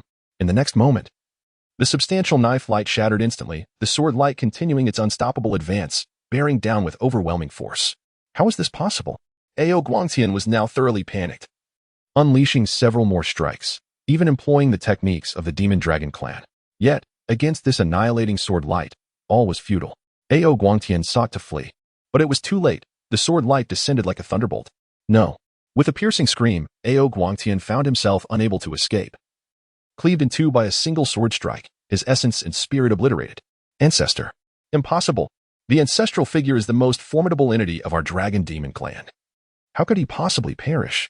In the clash between Zhao Fan and Ao Guangtian, the outcome of life and death was determined in the blink of an eye. By the time the nearby members of the dragon demon clan comprehended the situation, their revered ancestor had already been utterly annihilated. Most of the clan and Appo's members wore expressions of disbelief, their gazes fixed upon Zhao Fan with a haunting terror, as if confronting a specter. Throughout the confrontation, Zhao Fan wielded merely two swords, effortlessly slaying the ancestral figure. This was not due to the latter's lack of strength, but rather a testament to Zhao Fan's overwhelming power. His training, which harmonized spiritual energy, physical form, and essence into a singular entity, elevated his combat prowess far beyond that of peers at the same tier. Coupled with his mastery of numerous divine techniques and martial arts, it was exceedingly rare for Zhao Fan to encounter an equal capable of contending with him directly. Flee. Run quickly. In the wake of shock and stupor, the members of the Dragon Demon clan almost frantically retreated into the distance, creating an atmosphere of utter chaos in an instant. Observing this scene, Zhao Fan refrained from pursuing a complete annihilation, for his intent was merely to stand up for Bai Shui. There was no necessity to eradicate the Dragon Demon clan entirely. Chapter 123, The True Identity of Bai Shui. With the fall of the ancestral figure Ao Guangtian from the Demon Dragon clan, the remaining members were left in sheer terror, fleeing like startled birds. In mere moments, the surroundings fell into a profound silence. Zhao Fan, just how powerful are you now? The little fox, Bai Shui, blinked her bright, beautiful eyes, gazing at Zhao Fan in astonishment. With just a few casual strikes, he had slain the ancestral figure of the Demon Dragon clan, a formidable being at the 8th layer of tribulation. Even in the entire realm of cultivation today, such strength was exceedingly rare. More importantly, Bai Shui had awakened memories from her previous life and could distinctly sense that Zhao Fan had not exerted his full power. Thus, she was both shocked and curious about the true extent of his strength. I don't know. Up until now, it seems that no adversary has warranted my full effort. Zhao Fan replied with a slight smile, his voice calm and imbued with immense confidence. All right.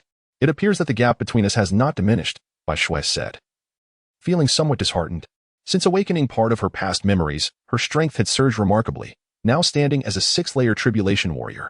Yet, she could acutely perceive the vast chasm that still separated her from Zhao Fan. Do not be discouraged, little fox. Your progress has been rapid. In just over 50 years apart, you have already reached the 6th layer of tribulation. Perhaps it won't be long before you surpass me, Zhao Fan reassured her, noticing a hint of despondency in her tone. You are right. This fox spirit will definitely surpass you. Suddenly, Bai Shui's eyes sparkled with determination as if struck by an epiphany. By the way, little fox, how did you end up here? I heard those demon dragons mention that you took something from the forbidden area of Dragon Island? Zhao Fan inquired curiously. For all these years, Bai Shui had not contacted him, and now she had appeared in such a distant place, leaving Zhao Fan genuinely puzzled. That, I will explain in detail once we return. Bai Shui hesitated before responding. Very well. Zhao Fan chose not to press further as he prepared to leave Dragon Island with Bai Shui. Ding. Do you wish to check in at Dragon Island? A familiar notification resounded in Zhao Fan and Appo's mind. Check in, he instinctively replied. Check in successful. Reward, True Dragon 9 strikes. As the system's voice faded, a profound and powerful demon clan technique surged into Zhao Fan's mind.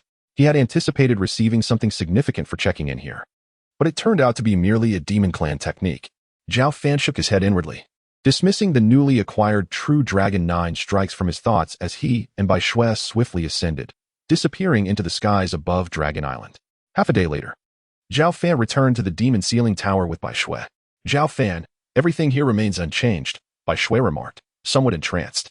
Over 50 years had passed, yet it seemed as if nothing had altered. "I cleaned the stone house where you used to stay every so often. It's still spotless," Zhao Fan said with a warm smile. "Humph, don't think that will earn you my gratitude. I won't hold it in my heart," Bai Shui replied haughtily. Turning her head away, though deep inside, a unique emotion began to spread. Seeing her proud demeanor, Zhao Fan felt no discomfort. Rather, his smile grew even brighter. "Now, can you tell me about what happened after you left the Demon Ceiling Tower? And who exactly are you?" After a moment, Zhao Fan's expression grew serious as he asked Bai Shui.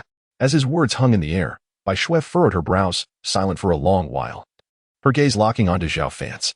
The entire Demon Ceiling Tower suddenly felt profoundly still, the atmosphere thick with tension. "How did you see through it?" After a moment, Bai Shui withdrew her gaze and asked softly. "You used to never call me by my name," Zhao Fan sighed, responding slowly. "So it is," Bai Shui murmured, realization dawning upon her. Clang. The exquisite Dao sword, Qi Xiao, sliced through the sky, its vibrant crimson blade emanating a chilling aura. Before Bai Shui could fully comprehend the situation, it was pressed against her alabaster neck, poised to pierce her skin with the slightest increase in pressure. "Tell me, who are you truly?" Zhao Fan's gaze remained calm, yet profound as he inquired.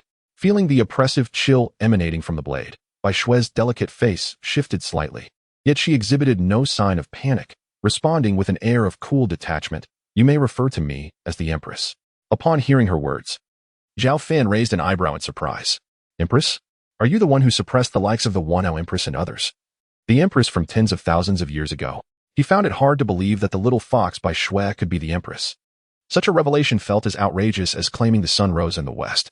"So you've heard of my name?" Bai Shui glanced at Zhao Fan, her previously delicate features now taking on a more aloof demeanor. If her past aura was one of innocence and pride, her current presence radiated an icy, imposing force, akin to a transcendent and divine figure. "Strictly speaking, I am also Bai Shui, merely an incarnation that has awakened and fused with fragments of the Empress's memories. Therefore, I am both the little fox Bai Shui you speak of and the Empress who once roamed the cultivation world tens of thousands of years ago," Bai Shui continued, noting Zhao Fan's astonishment. How could this be? Zhao Fan's brow furrowed in disbelief, yet the affirmation from Bai Shui compelled him to accept this truth. Memories flashed through his mind. The first time he had encountered Bai Shui, when the underground space had just opened, and she had been the sole occupant. The ability to endure such a lengthy period in a sealed underground space had led him to suspect her extraordinary origins. But he had never imagined she was the Empress who had constructed the entire underground realm. "I understand that this may be difficult for you to accept or believe. However, there are matters I can share with you." Bai Shui's gaze turned nostalgic, as if she were transported back to an era tens of thousands of years ago. In that time, the cultivation world was incredibly prosperous and glorious. Both human and demon clans, as well as other races, produced countless cultivation experts. Not only were tribulation phase warriors common, but even beings at the semi-immortal level were abundant. Yet, regardless of how powerful a cultivator was, the ultimate aspiration was to ascend to the exalted realm of true immortality. After all, only by becoming a true immortal could one attain the legendary celestial realm. However, the path to ascension was fraught with peril. Nearly 99% of those in the great completion phase perished at the final step of the ascension tribulation. Even the rarest prodigies, despite exhausting every means at their disposal, could not cross that threshold, ultimately succumbing to the calamities of thunder. At this juncture, Bai Shui sighed softly and continued, just when all the cultivators were enveloped in despair, a subtle transformation occurred within the cosmic principles, giving rise to opportunities for ascension. Those fortunate enough to seize these opportunities could evade the cataclysmic tribulations of ascension and truly become celestial beings, transcending to the celestial realm. Opportunities for ascension? So, does that imply that anyone who obtains such an opportunity can become immortal? Zhao Fan expressed his astonishment, realizing that such phenomena still existed in this world. It is not so simple. Bai Shui gently shook her head and elucidated. The opportunities for ascension are exceedingly rare, even if one were to exhaust an entire continent. Only a few strands might emerge. In the past, to vie for the scant opportunities for ascension, the cultivation world erupted into unimaginable warfare. Countless powerful cultivators perished during that tumultuous time, and despite my high cultivation level, I too participated. Regrettably, I sustained grave injuries and ultimately had to conceal myself in the underground realm, utilizing the nine-tailed celestial fox and Apos' secret techniques to reincarnate and begin anew. Chapter 124. The opportunity for ascension upon hearing Bai Shue's words. Even though Zhao Fan possessed an unwavering resolve, a tempest surged within the depths of his heart. His brow furrowed tightly. He had never anticipated that the path to becoming a true immortal would be fraught with such immense difficulty. Almost 99% of those at the Great Ascension stage, under normal circumstances, would fail to survive the tribulation of ascension and be obliterated. What then? Is this opportunity for ascension? After a moment of contemplation, Zhao Fan inquired further. As a competent cultivator, who wouldn't he yearn to become a genuine immortal? Thus, he found himself intrigued by the notion of the opportunity for ascension. The opportunity for ascension lacks a physical form. Its manifestations are diverse. It may take the shape of artifacts or other items. For instance, the fragment of ascension I once seized was a divine herb imbued with unparalleled power, Bai Shui replied. Her countenance radiant and her tone frigid. I see. Zhao Fan nodded thoughtfully, retracting his exquisite sword, Qi Xiao.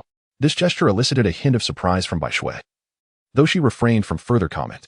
Given that you have awakened an integrated part of the Empress and Apos' memories, why do you still wish to accompany me back to Mount Shu? Zhao Fan, despite putting away Qi Xiao, maintained a degree of wariness towards Bai Shui. Because this place is quite safe. Moreover, I have merely fused a portion of her memories.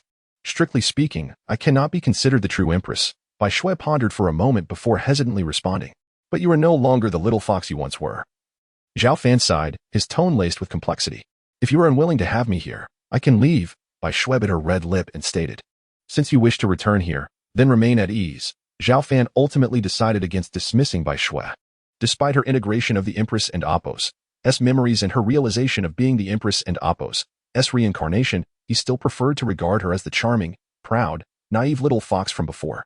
Furthermore, as long as Bai Shui did not act against Mount Shu's interests, even if she were to recover all of the Empress's memories, she would still be considered a friend. Thank you. Bai Shui breathed a sigh of relief, her voice soft. There is no need for thanks. We are still friends. Zhao Fan smiled in response. At this, Bai Shui stiffened slightly, her gaze upon Zhao Fan revealing a tinge of complexity. These items were retrieved from the forbidden grounds of Dragon Island. You should find them useful, she said, producing several luminous stones from her storage space, emanating a peculiar and extraordinary energy. Celestial meteorite. Zhao Fan's eyes brightened upon seeing the stones, recognizing them as rare materials akin to celestial glaze iron, capable of being infused into weapons and treasures to significantly elevate their grade. Though these celestial meteorites are few, they represent my heartfelt gratitude. Please accept them, Bai Shui. Though her voice was cold and regal, genuinely wished to express her thanks to Zhao Fan. The treasures she unearthed from the forbidden grounds of Dragon Island were scarce, as the relics she had buried thousands of years ago had succumbed to the ravages of time and decay. Thus, these celestial meteorites were among her most prized possessions. Then I shall gladly accept them. Zhao Fan understood Bai Shui's sentiments and would not refuse, especially since the celestial meteorites held considerable value for him. Humph. I shall return to my stone chamber to cultivate, striving to restore my former strength as soon as possible. Additionally, I must remind you that the opportunity for ascension will re-emerge within the next couple of centuries. When that time comes, the cultivation world is bound to erupt in a cataclysmic conflict reminiscent of the terrors from millennia ago. Although you are currently powerful, you are still merely a tribulation stage cultivator. It would be wise to hasten your ascension to the great ascension stage. Bai Shui, despite her elevated demeanor from the memories of the Empress, retained her proud spirit, and after imparting these words, she turned and returned to her stone chamber. Zhao Fan, upon hearing this, did not feel anger but instead recognized Bai Shui's well-intentioned warning. Though he had many questions, he understood that there would be ample time in the future to inquire of Bai Shui, who had awakened part of the Empress's memories. The opportunity for ascension? A cataclysmic war?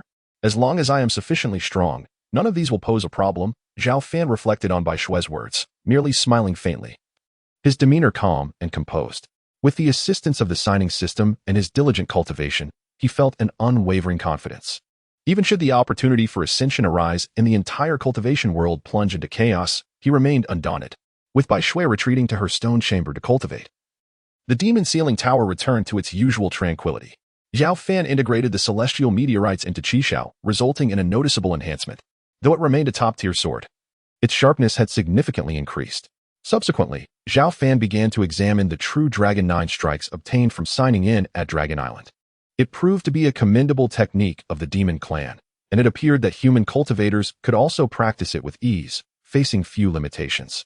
Zhao Fan, having achieved a remarkably high cultivation level, quickly mastered this technique within a mere half-day. The true dragon roar. Zhao Fan extended his hand, mimicking a dragon and Apos' claw, and in an instant unleashed a colossal dragon shadow that tore through the sky, causing a thunderous rift spanning thousands of meters in height. The power was commendable. If a being with a true dragon bloodline were to cultivate it, the destructive potential would undoubtedly be amplified. After a brief experiment, Zhao Fan mused to himself. In the days that followed, Zhao Fan did not step outside the demon sealing tower, returning to his previous state of diligent cultivation. Since his breakthrough to the 8th layer of tribulation, his rate of improvement had significantly slowed. Fortunately, with the system's aid, he could obtain various rewards through daily sign-ins, facilitating his progress, albeit at a much slower pace than before. While Zhao Fan diligently trained in solitude, Bai Shui, the little fox, also devoted herself to rigorous cultivation within her stone chamber. With the awakening and integration of the Empress's memories, along with treasures acquired from the forbidden grounds of Dragon Island, her strength surged rapidly. In just a few months, Bai Shui overcame her 7th under tribulation, attaining the 7th layer of tribulation strength.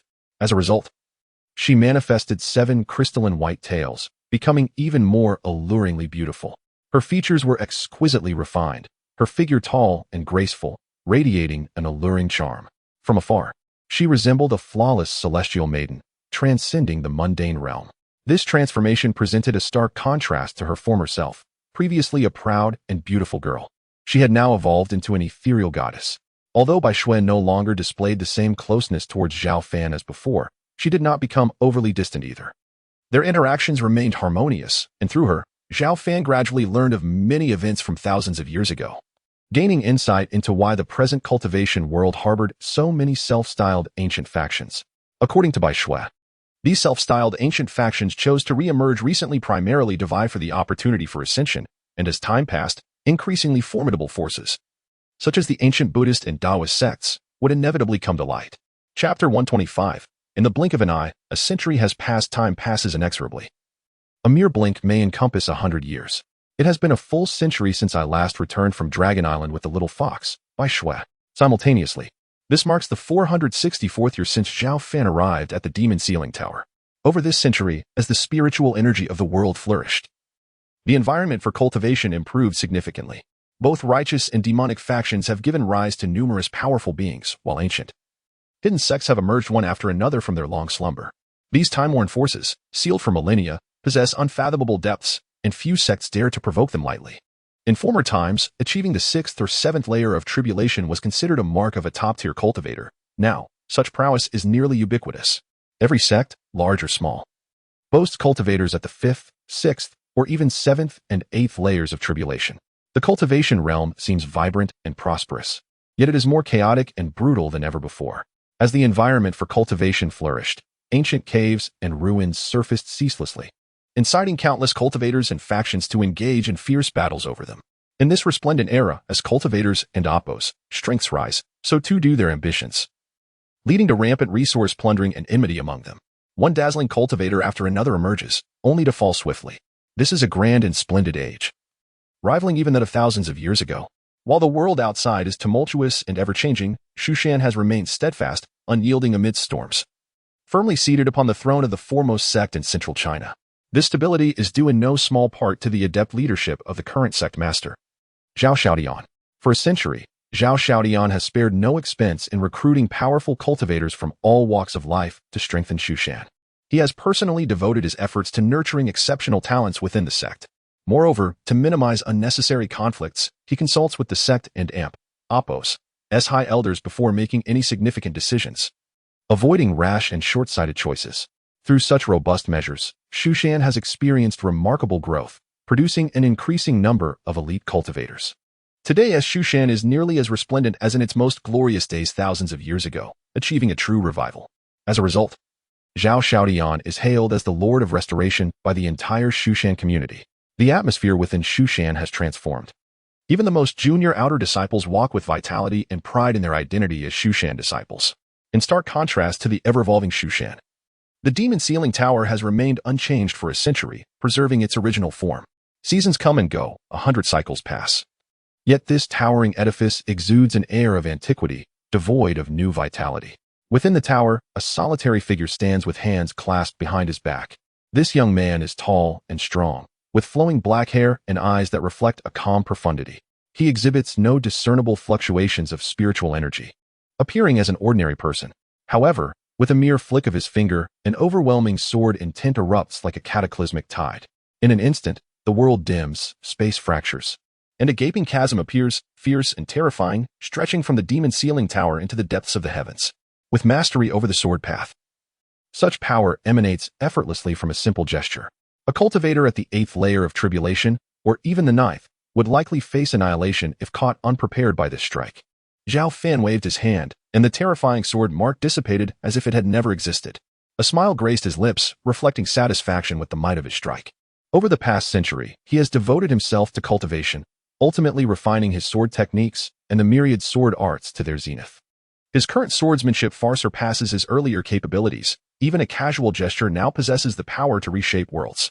Moreover, as his sword mastery reached perfection, Zhao Fan's cultivation level has also significantly ascended, progressing from the 8th layer of tribulation to a successful breakthrough at the 9th layer. He is now poised to transcend this threshold and reach the higher realm of the Great Ascension whenever he chooses.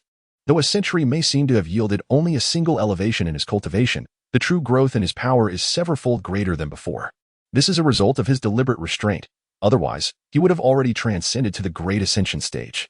Since learning of the existence of the celestial tribulation, Zhao Fan has come to understand that to become a true immortal, one must possess strength far beyond that of peers.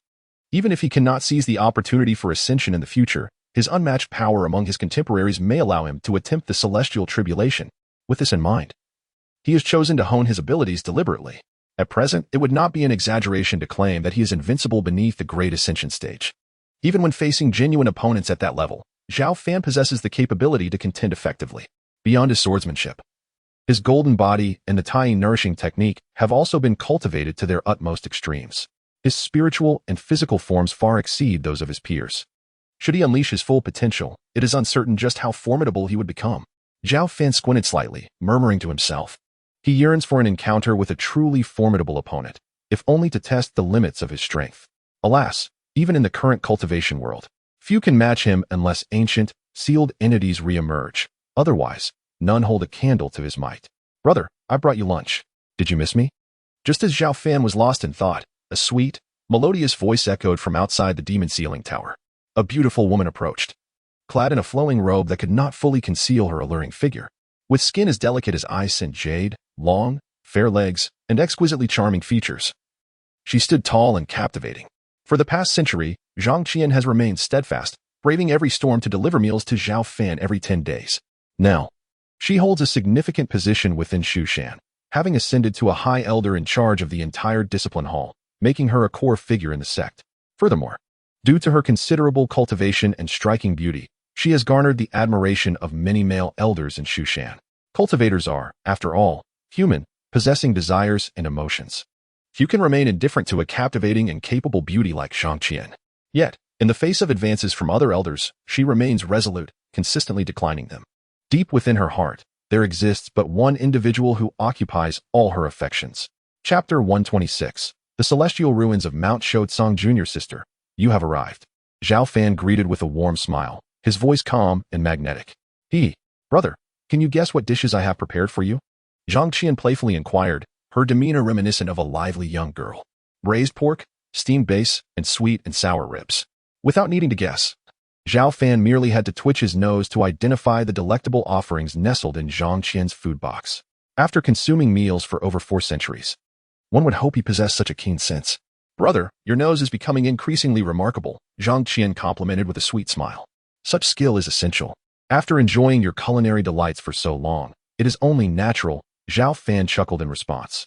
As he opened the food box, Zhao Fan wasted no time. Indulging in the feast before him, Zhang Qian and Appo's culinary skills had improved remarkably. What appeared to be simple home-cooked dishes were bursting with flavor and aroma. Though Zhao Fan had transcended the need for sustenance, the habit ingrained over centuries remained unshakable. Brother, the spiritual energy of the world is flourishing, and Mount Shu has risen once more to greatness and glory. You have been confined within the demon locking tower for several hundred years. Do you not wish to emerge? Zhang Qian suddenly posed a question through the heavy door, her bright eyes reflecting curiosity and anticipation as she awaited Zhao Fan and Appo's reply. After hundreds of years of companionship and conversation, in Zhang Qian's eyes, Zhao Fan was an approachable elder brother, devoid of any air of superiority, which allowed her to inquire so freely. I do not wish to leave. It is quite pleasant here, and I could remain for a long, long time. Zhao Fan replied with a smile, continuing to savor his meal. Mount Shu had transformed dramatically, evolving at an unprecedented pace, yet it held little significance for him. By residing in the demon locking tower, he could continuously sign in through the system to garner rewards, enhancing his power. Moreover, the time until the celestial opportunity mentioned by the little fox by Xue drew nearer, hinting at an impending cataclysm and fierce battles within the realm of cultivation. Remaining in the tower afforded him a carefree existence, free from mundane concerns, while he silently grew stronger.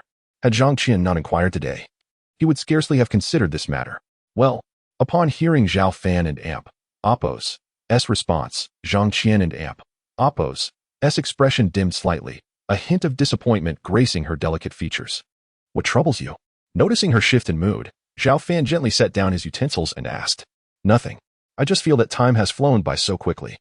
Over 400 years have passed in the blink of an eye. I wonder how long I will be able to continue bringing you meals. Zhang Qian replied with a forced smile. Foolish girl, you are now a perfected cultivator with a lifespan of over 1,000 years. If you successfully break through to the tribulation stage, you could live for several thousand more. Surely, you will be able to bring me meals for many years to come? Zhao Fan asked with a teasing smile. Though Zhang Qian and Oppo's cultivation talent was not exceptional, her diligent practice had allowed her to stand out, ultimately overseeing the entire Mount Shu and Amp Oppo's discipline hall. Now, she was just one step away from the tribulation stage. Once she crossed that threshold, she would become a tribulation stage cultivator. With the current favorable conditions for cultivation, the difficulty of breaking through had become significantly less daunting, and as long as Zhang Qian prepared adequately, success was within reach. No, I would certainly wish to. Even if I were to bring you meals for 10,000 or even 100,000 years, I would do so willingly. However, here, Zhang Qian sighed softly, continuing, even if I become a tribulation stage cultivator and can live for many more years with your extraordinary talents, you will ultimately transcend limitations and become an immortal. If that day comes, I would no longer be able to bring you meals. As a realization struck her, Zhang Qian's spirits visibly waned, her voice barely above a whisper. Become an immortal? Zhao Fan was momentarily taken aback before bursting into laughter, self-deprecatingly saying, Junior sister, you overestimate me. Achieving immortality is no simple feat. Even I possess little assurance in that regard. And rest assured, even if, hypothetically, I were to become an immortal, I would still desire your lovingly prepared meals at regular intervals. Otherwise, I would feel quite out of place. Really? Zhang Qian blinked her beautiful eyes, resembling an innocent child, as she sought confirmation. Of course. Would I deceive you? If I did, I would be nothing more than a little dog. Zhao Fan chuckled heartily, offering her reassurance. All right. I trust you, brother. You mustn't go back on your word, Zhang Qian exclaimed, her previous gloom instantly dissipating. Fear not, Zhao Fan smiled, sensing the joy radiating from the beautiful girl outside the heavy door. By the way, brother, shall I tell you about the happenings outside? Once her mood had lifted, Zhang Qian returned to her lively self, addressing Zhao Fan. Do share, Zhao Fan nodded with a smile. Brother, let me tell you, the current cultivation world is highly chaotic. Most importantly, ancient ruins and secret realms emerge with alarming frequency, attracting countless cultivators and factions to vie for possession. Just days ago, a grand celestial ruin was discovered atop Mount Shu. It is said that the palace within is suffused with celestial light, and many are now spreading rumors that it contains treasures related to achieving immortality.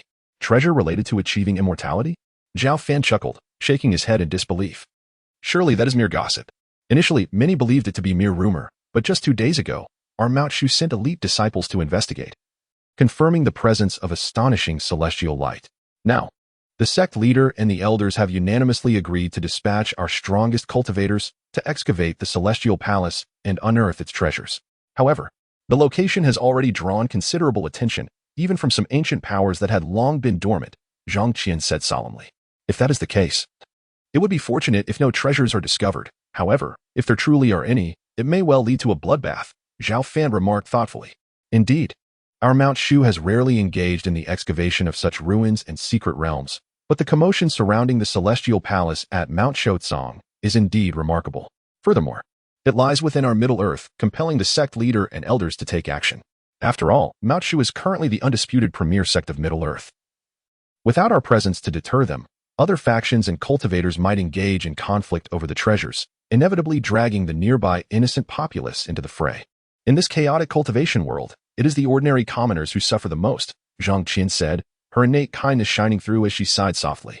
Though the current environment for cultivation has improved significantly, it has also become increasingly tumultuous, with the greatest victims not being cultivators, but rather the most vulnerable among us.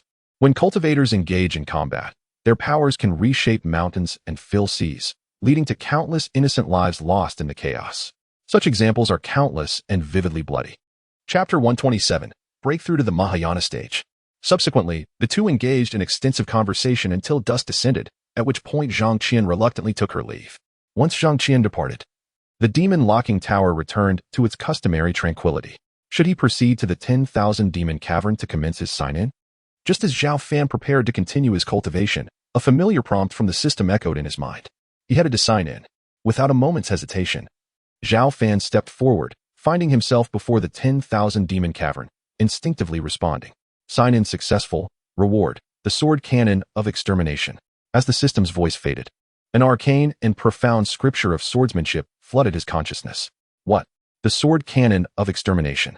Zhao Fan was momentarily taken aback, swiftly followed by a look of astonishment. Judging solely by its name, it appeared to be an extraordinary lineage of swordsmanship. Otherwise, who would dare to name it after the extermination of immortals? Filled with anticipation and curiosity, Zhao Fan began to examine the sword cannon of extermination. In mere moments, a rare expression of shock crossed his face as he murmured, "What a formidable martial art! Not only does it surpass the sword technique and the 10,000 sword art, but even the Supreme Emperor's sword cannon pales in comparison." Zhao Fan and Apos' astonishment was not unwarranted. The sword cannon of extermination, as its name implies, was indeed a terrifying legacy born specifically to vanquish celestial beings.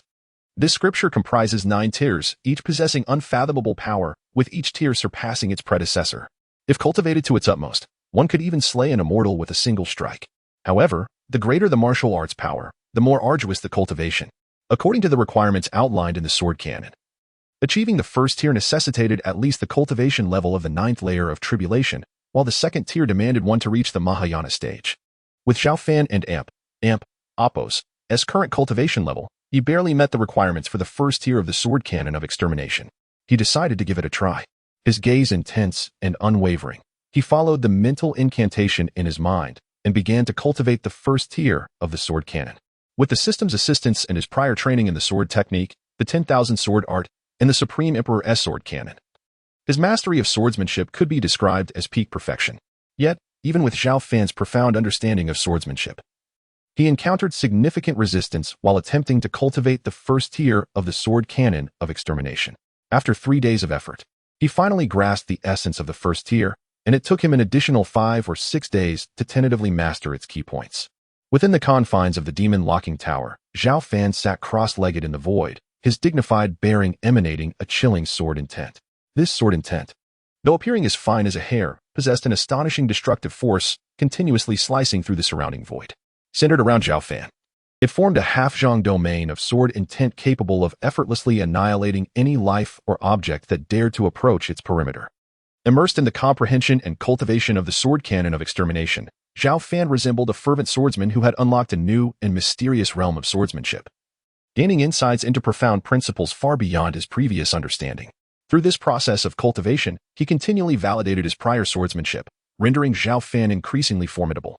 In this moment, he felt as though he had truly become a divine sword capable of splitting the heavens and earth, able to, in a mere thought, cleave through the very fabric of existence, or even slay true immortals.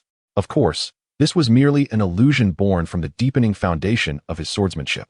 As time passed, not only did Zhao Fan himself grow stronger, but the sword intent he radiated intensified significantly, surpassing its former might.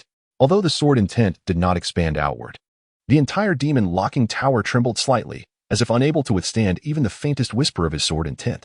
Suddenly, on this day, Zhao Fan, lost in his practice, abruptly opened his eyes, his gaze shooting forth like a divine sword, piercing through dozens of zhang. He took a step forward, and the surrounding space shifted, transporting him thousands of meters into the sky, where he drew a finger through the air. Boom! What seemed to be a casual gesture unleashed a terrifying sword energy, imbued with the essence of annihilation, cleaving through the endless void. Wherever it passed, it obliterated everything in its path. The impact of this strike shattered the void, leaving a trail hundreds of miles long that lingered long after. This was the sword energy born from the first tier of the sword cannon of extermination. Zhao Fan was astonished and elated at the overwhelming might of his seemingly casual gesture. Truly, the sword cannon of extermination was worthy of its name. For even a single strand of sword energy possessed such devastating destructive power. Were this unleashed upon the ground, it would likely cleave the surrounding territory in half. Of course, prior to cultivating the sword cannon of extermination, Zhao Fan could invoke his internal spiritual energy to achieve similar effects. However, this strand of sword energy was summoned with minimal effort, highlighting the vast difference in their potency. If one were to draw a simple analogy, one could say that Zhao Fan, in his previous state, was akin to a powerful warrior wielding a sharp sword, capable of severing trees with a vigorous swing. Now, having mastered the first tier of the sword cannon of extermination, he wielded a divine weapon, capable of effortlessly slicing through trees even without exerting his own strength. This delineates the distinction. With his mastery of the first tier of the sword cannon of extermination, Zhao Fan's offensive capabilities surged dramatically, marking a significant enhancement to his overall strength. This was merely a fraction of the power he had achieved in the first tier. Should he cultivate to the second or even the third tier, the unleashed might of the sword cannon of extermination would be unfathomably formidable. Simply contemplating this filled Zhao Fan with exhilaration. The sword cannon of extermination truly lived up to its name. Suddenly, dark clouds began to converge from afar towards Zhao Fan, crackling with lightning that coiled like venomous serpents, locking onto him with lethal intent. This was the tribulation of thunder that accompanied the breakthrough to the Mahayana stage. Zhao Fan was somewhat taken aback. He had not anticipated that merely cultivating the sword cannon of extermination would inadvertently attract the thunderous tribulation of a breakthrough to the Mahayana stage. He had originally intended to further consolidate his power before making an all-out push to advance, but it now appeared he had no choice but to proceed prematurely. Perfect. I shall test the might of my sword energy against the heavenly tribulation. Gazing at the surging thunderclouds gathering ominously, Zhao Fan felt no fear, but rather a confident smile graced his lips. The thunderous tribulation radiated outward, centered around the towering demon-locking tower, enveloping an area of 600 to 700 miles. This was the most formidable thunder tribulation Zhao Fan had encountered thus far. Fortunately, being thousands of meters above ground, far from the surface, and shielded by countless winds and spatial rifts, few cultivators could detect Zhao Fan's tribulation. Grasping the supreme sword, Zhao Fan plunged into the heart of the boundless thunderstorm. With each movement, his swordsmanship exuded an otherworldly sanctity and overpowering force, resembling a true immortal of the sword, cleaving through the tempest of thunder with a single strike. The thunderclouds roiled and surged, with countless red and blue lightning bolts intertwining to create a terrifying spectacle of destruction, hurtling towards Zhao Fan. Each bolt of lightning was potent enough to severely injure a cultivator at the 9th layer of tribulation, and the multitude of blazing, luminous bolts would compel even those at the Mahayana stage to retreat in trepidation. Yet, Zhao Fan pressed forward without hesitation, the Qishao emitting a resonant, powerful chime. The sword energy of extermination erupted forth, instantly shattering all the thunder. The tribulation struck swiftly and dissipated just as rapidly. When the clouds finally cleared, Zhao Fan stood proud in the sky, his aura more potent than ever. Merely standing there, the sword intent he emitted caused the void to twist and collapse. Zhao Fan seamlessly broke through to the Mahayana stage. Chapter 128. The hall was in an uproar again. Is this the realm of the Great Ascension? A portion of the spiritual energy within me seems to have undergone a subtle transformation. Just after breaking through to the Great Ascension stage, Zhao Fan perceived that a minuscule part of his spiritual energy had experienced an exceedingly delicate change. With the elevation of one's cultivation realm, a practitioner and Apos' spiritual energy becomes increasingly refined. However, at this moment, having ascended to the Great Ascension stage, 1/10 of Zhao Fan and Apos' spiritual energy shimmered with a faint golden hue. And in terms of quality, it was over 10 times more potent than the spiritual energy he possessed during the tribulation phase. If my memory serves me correctly, the Great Ascension stage marks the transformation of a cultivator into an immortal. During this process, the spiritual energy within gradually transmutes into the ethereal force exclusive to immortals. This golden-hued spiritual energy should indeed be the ethereal force. Zhao Fan had a rudimentary understanding of the Great Ascension stage and quickly grasped the nature of his transformation. Moreover, it is crucial to note that the Great Ascension stage is fundamentally different from previous realms. Cultivators at this level may be referred to as semi-immortals, for within them resides the ethereal force characteristic of immortals, enhancing both the efficacy and destructive capacity of their techniques and martial arts to levels far surpassing those of ordinary cultivators. Additionally, akin to the tribulation phase, The Great Ascension stage also comprises 9 minor realms. However, unlike the Tribulation phase, where each minor realm necessitates a tribulation to ascend, the Great Ascension stage is delineated based on the transmutation of ethereal force within. For instance, if 10% of the spiritual energy has transformed into ethereal force, the cultivator is at the first minor realm of the Great Ascension stage. If 20% has transformed, they are at the second minor realm, and so forth.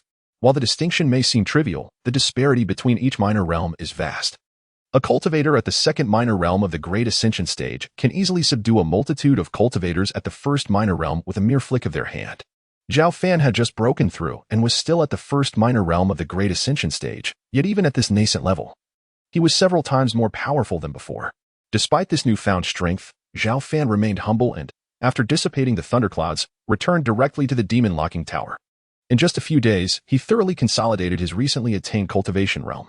On this particular day, while Zhao Fan was engrossed in his training, significant events were unfolding in Mount Shu. Not long ago, the celestial palace of Mount Shu emerged, accompanied by brilliant immortal light soaring into the heavens. Consequently, Sect Master Zhao Xiaotian and the elders dispatched powerful disciples to investigate the treasures within. However, just moments ago, alarming news reached Mount Shu. This is outrageous. The sealed power of the Dingtian sect has set its sights on the celestial palace of Mount Shu, ruthlessly dispatching strong practitioners who not only dispersed other cultivators, but also mercilessly injured and expelled our disciples. They have shown utter disdain for Mount Shu. Within the hall, an elderly elder bellowed in anger. Elderly spoke truthfully. The Dingtian sect, a reclusive force from the eastern wilderness, has come to our central divine continent to seize the celestial palace of Mount Shu, even going so far as to injure our disciples. If we do not respond with vigor, the title of the foremost sect in the central continent may become a laughingstock for all. Indeed, I propose we immediately dispatch our sect and Oppos' strong practitioners to teach the Dingtian sect a profound lesson. Many elders echoed in outrage, intent on reprimanding the sealed force of the Dingtian sect. The Dingtian sect is a reclusive power that has long since dominated the eastern wilderness, subjugating many once mighty sects in that region. Although Mount Shu proudly holds the title of the foremost sect in the central continent, facing such ancient and sealed forces may prove daunting. Moreover, the Dingtian sect's deliberate injury of our disciples seems a clear provocation. Should we engage them? It may provide them with a pretext to launch a larger offensive. At this moment, some more rational elders began to voice their opinions, suggesting that the Dingtian sect was intentionally stirring trouble, possibly with ulterior motives against Mount Shu, and therefore they opposed a direct confrontation. What of their status as a sealed ancient force? A century ago, we in Mount Shu had vanquished foes of that caliber. If they seek to provoke us, we need not cower. Let them witness the current strength of Mount Shu. A fiery-tempered elder stepped forward to assert. Yet, as soon as he finished, another elder, opposing him, cautioned, Elder L, your reasoning is sound, but the cultivation world is in turmoil. If we engage in a fierce battle with the Dingtian sect, what if other forces take advantage of our distraction? Let us not forget that Mount Shu has painstakingly attained its current stature. Any misstep may attract the covetous eyes of various factions, both righteous and sinister. Nonsense. Elder Han, it seems you are merely frightened by the name of the sealed ancient forces. The two exchanged heated retorts, nearly escalating into a quarrel within the hall. Nearby, elders supporting each side chimed in, presenting their arguments passionately. Enough. Observing the chaos within the Mount Shu hall, Sect Master Zhao Xiaotian, seated in the high seat, spoke with authority, silencing the uproar. You are all esteemed elders. If such squabbling reaches the ears of our disciples, how will they regard us? Zhao Xiaotian and Oppos' expression was grave, his demeanor commanding respect. We apologize, Sect Master, we have erred. Upon hearing Zhao Xiaotian's reprimand, the previously contentious duo bowed their heads in acknowledgement and retreated to their respective corners. The Dingtian sect's occupation of the eastern wilderness, now encroaching upon our central divine continent, cannot be taken lightly. I shall issue a decree to send envoys to the Dingtian sect, sternly instructing them to withdraw from Mount Shu. Should they refuse, let them not blame us for sending forces to extinguish them. Zhao Xiaotian's eyes sparkled with determination as he spoke in an undeniable tone. Mount Shu lies within the central divine continent, right beneath our noses. Allowing the Dingtian sect to gain the upper hand would be a disgrace for us. Yet, Zhao Xiaotian also wished to avoid direct conflict with the Dingtian sect. Hence his decision to negotiate a warning. Understood. Upon hearing Zhao Xiaotian's decision, the elders within the hall nodded in agreement, recognizing his wisdom. Over the years, Zhao Xiaotian and Oppos' deft leadership had fortified Mount Shu, earning him an unassailable reputation among his peers. Chapter 129. A vehement retort celestial palace ruins of Shu Mountain. Formidable figures roamed the vicinity. These individuals were cultivators under the banner of the Ding Tian sect. In recent days, the emergence of the celestial palace ruins, coupled with the emanation of rare celestial light that scattered the clouds and revealed astonishing omens, had drawn cultivators from all directions. However, 2 days prior, the Ding Tian sect descended with might, dispersing cultivators from other factions and seizing dominion over the area. Though this action stirred discontent among various parties, few dared to openly oppose it. The Ding Tian sect, an ancient power sealed for tens of thousands of years, possessed unfathomable strength. Moreover, it was rumored that they had unified the entirety of the eastern wilderness months prior, their influence rivaling even the most prominent of sealed factions. The celestial palace ruins of Shu Mountain are rumored to be the abode of an ancient grandee, having appeared once tens of thousands of years ago. Back then, a disciple of the Talisman sect obtained a treasure here, subsequently making rapid advancements to become a top powerhouse tens of thousands of years ago. Now that these ruins have reappeared, our Ding Tian sect must thoroughly excavate its secrets. Perhaps we may even unearth clues to opportunities for immortality. A tall, robust man gazed at the ruins, his eyes blazing with fervent anticipation. His name was Feng, a powerhouse from the sealed Ding Tian sect. The Ding Tian sect sealed themselves to endure the long years, all for the sake of contending for the opportunities for immortality in this era. Within these celestial palace ruins, top experts of the sect divine that clues to opportunities for immortality might exist. Therefore, to obtain the secrets within the celestial palace ruins, Feng forcefully commanded the expulsion of other cultivators, allowing those under the Ding Tian sect to completely dominate the area. Lorden, a Ding Tian sect disciple approached. Reporting in a grave tone, the Shushan sect has sent representatives to negotiate, demanding that we withdraw from Shu Mountain, or they will initiate action. Shushan? Is that the so-called number one sect of the Central Earth Divine Continent? If it were Shushan during its peak tens of thousands of years ago, I would have to consider it, but a mere remnant sect of later generations? It is already generous of the Ding Tian sect not to annihilate them. Yet they dare provoke us? Feng scoffed, waving his hand at the disciple. Kill the envoy and send his head back to Shushan as a warning. The disciple hesitated. What? Did you not hear my words clearly? Feng and Apos, eyes suddenly turned cold, his expression darkening. As you command. Seeing Feng on the verge of erupting in anger, the Ding Tian sect disciple hastily nodded respectfully. He was well aware of Feng's temperament. A monster who had lived for tens of thousands of years, for whom killing was as commonplace as eating. Therefore, even within the Ding Tian sect, many disciples and followers were deeply fearful of him. With the reemergence of the Ding Tian sect, many new disciples had been recruited. However, to the old monsters of the Ding Tian sect who had endured the long years, these disciples were little more than slaves. Disobedience was met with execution. At Feng's behest, the Shushan envoy was beheaded before even meeting a true Ding Tian sect elder, and his head was sent back to Shushan.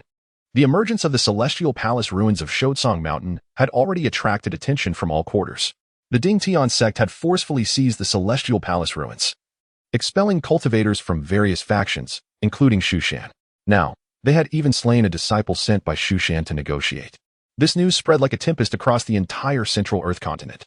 All factions were watching, wondering what response Shushan, the number one sect of the Central Earth Divine Continent, would have in the face of the domineering, powerful, and unfathomable Ding Tian sect. Would they swallow their pride, or would they retaliate with force? For a time, all cultivators awaited Shushan's reaction. Preposterous. The Ding Tian sect, presuming upon its status as a sealed power, holds our Shushan in utter contempt. Not only did they seize the celestial palace ruins that our Shushan was the first to enter, but they also killed our dispatched disciples. If we were to endure this, would we not be betraying our sect and Apos, ancestors and our disciples? Sect leader, forbearance has its limits. We implore you to avenge the fallen Shushan disciples. Upon receiving the news, nearly half of the elders within the Shushan Grand Hall were gnashing their teeth in fury. Elder Wang Hai, sect leader Zhao Xiaodian said with a cold gaze and expressionless face, take Elder Li and Elder El to Shu Mountain. Our Shushan disciples shall not die in vain. Rest assured, sect leader, we will certainly seek justice. 3 aged figures stepped forward, all of whom were top-tier cultivators in present-day Shushan, each possessing the power of a 7th-level tribulation transcender. As their voices faded, the 3 elders strode out of the hall, vanishing into the horizon almost instantaneously. That very night, a terrifying melee erupted within the celestial palace ruins of Shu Mountain.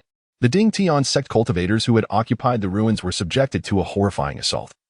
And even the old monster Feng, who had lived for countless years, was annihilated in the battle. The battle was exceptionally fierce, creating a tremendous commotion.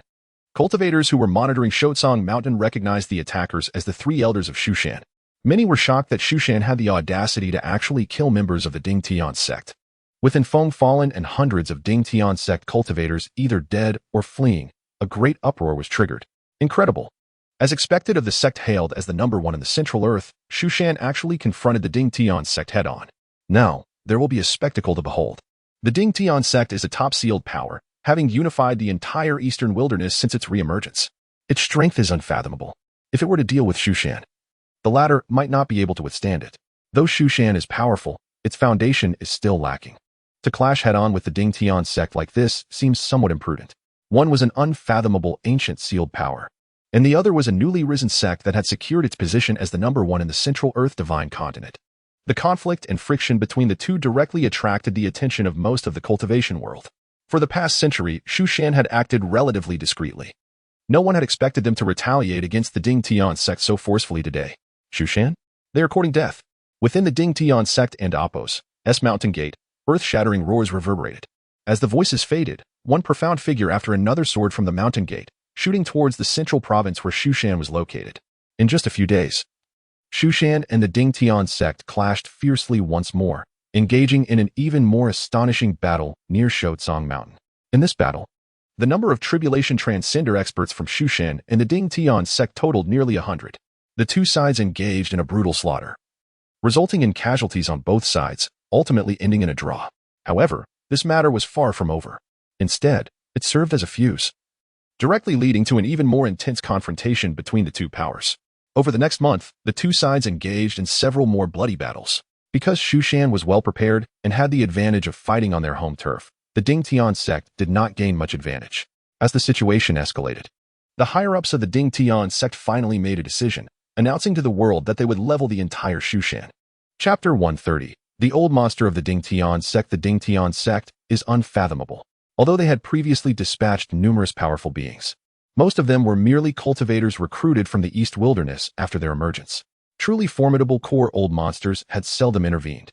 However, they could no longer remain idle. Within the celestial palace of the first Shu Mountain, there might be clues related to the opportunity for ascension, and they would never relinquish their chance to seize it. Moreover, if they failed to contend even with the trivial Shushan sect, their reputation and prestige would be irreparably tarnished. Thus, after much deliberation, a genuinely formidable old monster emerged from the depths of the Ding Tian sect. This being represented the true essence of the sect's strength, far surpassing the likes of Infeng. On that very night, an overwhelming aura surged forth like a colossal wave, swiftly enveloping the entire Shushan Mountain. How dare the insignificant Shushan sect defend our Ding Tian sect? They deserve annihilation. From this day forth, there shall be no more Shushan in this world. With the chilling proclamation echoing, the clouds in the sky churned violently, coalescing into a massive silver hand that blotted out the sun, descending upon Shushan Mountain with a destructive force. The energy radiating from this sudden silver hand was terrifying. Even the slightest ripple of its aura caused the disciples of Shushan to collapse to the ground, as if burdened by the weight of towering mountains. Utterly devoid of strength to resist or contend, panic ensued as the disciples realized that a powerful being from the Ding Tian sect was attacking. Quickly, activate the protective formation. Sensing the terrifying aura emanating from the silver hand, chaos erupted throughout Shushan Mountain. Fortunately, the elders reacted promptly, initiating the protective formation. As vibrant arrays of light soared into the sky, they enveloped the entire Shushan Mountain in a formidable shield. The current formation was vastly improved, fortified by the efforts of the elders at the tribulation stage, standing as sturdy as iron walls. Boom! The silver hand crashed down heavily, causing the resilient formation to shake violently, revealing visible cracks. This was dire. The protective formation was failing.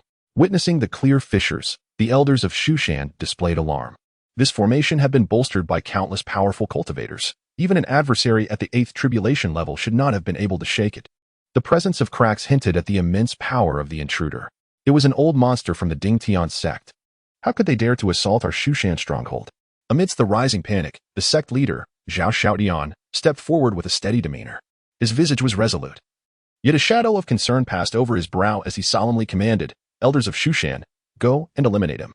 Understood. Upon receiving the sect leader's directive, over a dozen formidable figures shot into the sky. These were the elite cultivators of Shushan, each boasting a 7th tribulation level of power. They were the esteemed Elder Wang and his companions. Do not worry, with our Shushan's dozen elders joining forces, Even the old monster of the Ding Tian sect shall meet a grim fate. As the elders ascended into the sky, the remaining high-ranking members of Shushan breathed a sigh of relief, signaling the anxious disciples to regain their composure. Within the demon-locking tower, Zhao Fan sensed the commotion outside but refrained from intervening hastily, instead observing the unfolding events. Shushan had grown stronger than a century ago. Unless faced with a true existential threat, he would not easily reveal himself.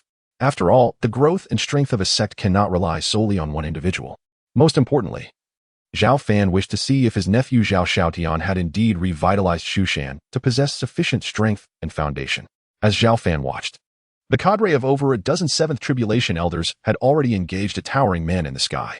This man, clad in a Taoist robe, exuded a cold and ruthless aura, regarding the approaching elders with disdain. A group of ants dares to challenge me? You lack the qualification. With a contemptuous sneer, the robed man raised his hand, gathering a torrent of energy. The silver hand grew even more formidable, descending upon the gathered elders of Shushan. Attack together. Kill. The elders of Shushan unleashed their swords, their fierce and intimidating sword lights illuminating much of the night sky as they surged toward the oncoming hand. Bang, bang, bang. The sword lights were powerful, yet they could not disturb the silver hand, which extinguished them one after another. Die. The robed man scoffed, and with a thunderous clap, the hand struck down upon the Shushan elders. Boom. A deafening explosion echoed as the dozen seventh tribulation elders had no opportunity to evade, struck directly by the force. They fell like kites with severed strings, spewing blood as they crashed into the ground, creating deep, bottomless craters. In a single blow, they were defeated. What? Elder Wang and his companions were utterly astounded, their expressions shifting drastically. Even the usually composed sect leader Zhao Xiaotian turned pale with shock. Was this the might of the old monster from the Ding Tian sect? I shall confront him. At this moment, a figure with flowing white hair stepped forth, radiating an immense aura that pierced the clouds like a divine sword. The Great Tang Ancestor. This was indeed the Great Tang Ancestor, who had dedicated over a century to arduous cultivation on Shushan, now attaining the 8th tribulation level, making him one of Shushan's few top-tier powers. I shall join as well. Two other extraordinarily powerful figures emerged beside the Great Tang Ancestor, each also at the 8th tribulation level, representing Shushan and Appo's strongest forces. Go. Remember, strike with all your might. Zhao Xiaotian inhaled deeply, reminding them solemnly. He was determined to ensure that the Ding Tian sect's powerful intruder would pay a heavy price, otherwise, the hard-earned status and reputation of Shushan over the past century would be obliterated. With cold, gleaming sword energy, they prepared to unleash their might. The Great Tang Ancestor and his companions acted without hesitation, launching their full strength in a spectacular display of power. 3 earth-shattering attacks tore through the layers of the heavens, hurtling toward the robed man. Is 8th tribulation strength truly formidable? In the face of the Great Tang Ancestor and Appo's onslaught, the robed man merely chuckled dismissively. With a sneer, he unleashed a punch, the terrifying intent of his strike scorching and overwhelming, colliding with the attacks of the Great Tang Ancestor and his companions. Boom. A cacophonous explosion erupted, unleashing a catastrophic blast, sending shockwaves radiating outward. Even from a distance, the disciples of Shushan struggled to maintain their footing amidst the tumult. Some of the weaker cultivators fainted from the sheer force of the released energy. The explosion lasted but a moment before the 3 sword lights shattered. Yet the punch and Appo's momentum remained unabated, surging toward the Great Tang Ancestor and his companions. How is this possible? In disbelief, the trio of the Great Tang Ancestor were taken aback, hastily continuing their assault, unleashing radiant, searing sword lights. They exerted themselves to resist, yet their efforts proved utterly futile, ultimately succumbing to the terrifying force of the punch. The 3 of them spewed blood and were sent hurtling through the air, plummeting from the heights above. Chapter 131. Striking from afar with a single punch, he injured 3 formidable cultivators at the 8th level of the Tribulation Transcendence. How could this be? The expression of Sect Master Zhao Xiaotian changed drastically, his countenance darkening severely. A 9th level Tribulation Transcendence, an ancient anomaly of immense power. Elder Lin Mu of the True Martial Sect appeared, gazing intently at the Taoist-robed man standing imperiously in the skies, trembling as he spoke. 9th level Tribulation Transcendence. Upon hearing Lin Mu's warning, the elders and disciples of Mount Shu revealed expressions of sheer terror. In the present cultivation world, although the 5th and 6th levels of Tribulation Transcendence were common, the 7th and 8th levels were already regarded as elite, while the 9th level was exceedingly rare. Even within ancient, long-sealed factions, a 9th level cultivator would be considered a top-tier existence. To think that the Ding Tian sect would dispatch such a figure to eradicate Mount Shu. It and Appo's over. We and Appo's, redoomed. A ninth-level cultivator, how could we possibly withstand such a force in Mount Shu? The elders and disciples of Mount Shu were thrown into a state of panic. Even the 3 8th-level cultivators from the Great Tang had been defeated. Who then could stand against this Taoist-robed man? Despair enveloped them, and some silently regretted not having compromised earlier, instead of clashing with the Dingtian sect. Now that the ancient monster had come to their doorstep, who could possibly resist? Sword arise. Sect Master Zhao Xiaotian, acutely aware of the despair and panic among his followers, refused to entertain thoughts of surrender. With a low roar, a clear and resonant sword cry echoed through the heavens. Whoosh! Before anyone could react, a golden divine sword shot up from the depths of Mount Shu, imbued with an overwhelming sword intent, landing firmly in Zhao Xiaotian's grasp. With the sword in hand, his dark hair billowed, his gaze resolute, and his aura surged dramatically. Though occupied with Mount Shu and Appos, as affairs over the years, he had not dared to neglect his cultivation since receiving Zhao Fan's guidance. Now, he too had reached the Tribulation Transcendence phase, standing at the 6th level. With the divine sword in hand, Zhao Xiaotian and Appos' aura escalated. 6th level, 7th level, 8th level. In the blink of an eye, he seemed to invoke some secret technique, rapidly ascending to the peak of the 8th level of Tribulation Transcendence, halting his ascent there. At this moment, the power he exuded surpassed the combined might of the 3 Great Tang ancestors. Master, such a powerful aura. My heavens, what is happening? Feeling the astonishing fluctuations radiating from Zhao Xiaotian, the elders and disciples of Mount Shu were utterly shocked. Previously, most had never witnessed him in action, allowing many to overlook his strength. Zhao Xiaotian had been personally trained by Zhao Fan, whose approval of his cultivation aptitude was well known. Coupled with the improvement in the cultivation environment over the past few centuries, Mount Shu had solidified its position as the leading sect in the Central Plains, claiming countless resources. As the sect master, Zhao Xiaotian was far more formidable than anyone had imagined. As long as I stand, none shall act recklessly in Mount Shu. Kill. Zhao Xiaotian and Appos' aura was deep and vast, brimming with combat spirit, as he soared into the air, sword drawn, charging fiercely toward the Taoist-robed man beneath the gaze of all. Unexpectedly, the Taoist-robed man smirked. I did not anticipate that the Mount Shu sect master possessed such capability. But can the flicker of a firefly compete with the brilliance of the full moon? Sensing Zhao Xiaotian's formidable aura, the Taoist-robed man merely sneered. He was an ancient being who had survived for tens of thousands of years, his experience unmatched. He could see through Zhao Xiaotian's temporary elevation of his cultivation level through secret techniques. Even if Zhao Xiaotian's power were genuine, he would remain unafraid. As soon as the words left his mouth, the Taoist-robed man unleashed a punch that tore through the void, conjuring a tempest of lightning. Above Mount Shu, a vast ocean of thunder appeared, a testament to the terrifying power of the Taoist-robed man and Appos' strike. The sword breaks all methods. With the golden divine sword in hand, Zhao Xiaotian poured his spiritual energy into the weapon, meeting the oncoming tempest of lightning with a fierce slash. Boom. The golden sword light cleaved through the thunderstorm in an instant. Interesting. The Taoist-robed man narrowed his eyes, a glint of cold light appearing within. Despite Zhao Xiaotian merely forcing an elevation of his cultivation through secret techniques, the sword's ability to split the tempest with a single stroke was enough to earn the man's respect. Thus, the Taoist-robed man began to take Zhao Xiaotian seriously. Thunder Spear. Raising his hand, the Taoist-robed man gathered countless bolts of lightning, ultimately forming a radiant spear that crackled with a dangerous energy, sending shivers down the spines of all who beheld it. Die. With a flick of his wrist, the spear was hurled, piercing the void as it closed the distance of 10,000 meters in an instant. Not good. Zhao Xiaotian sensed the imminent danger and raised his sword to defend.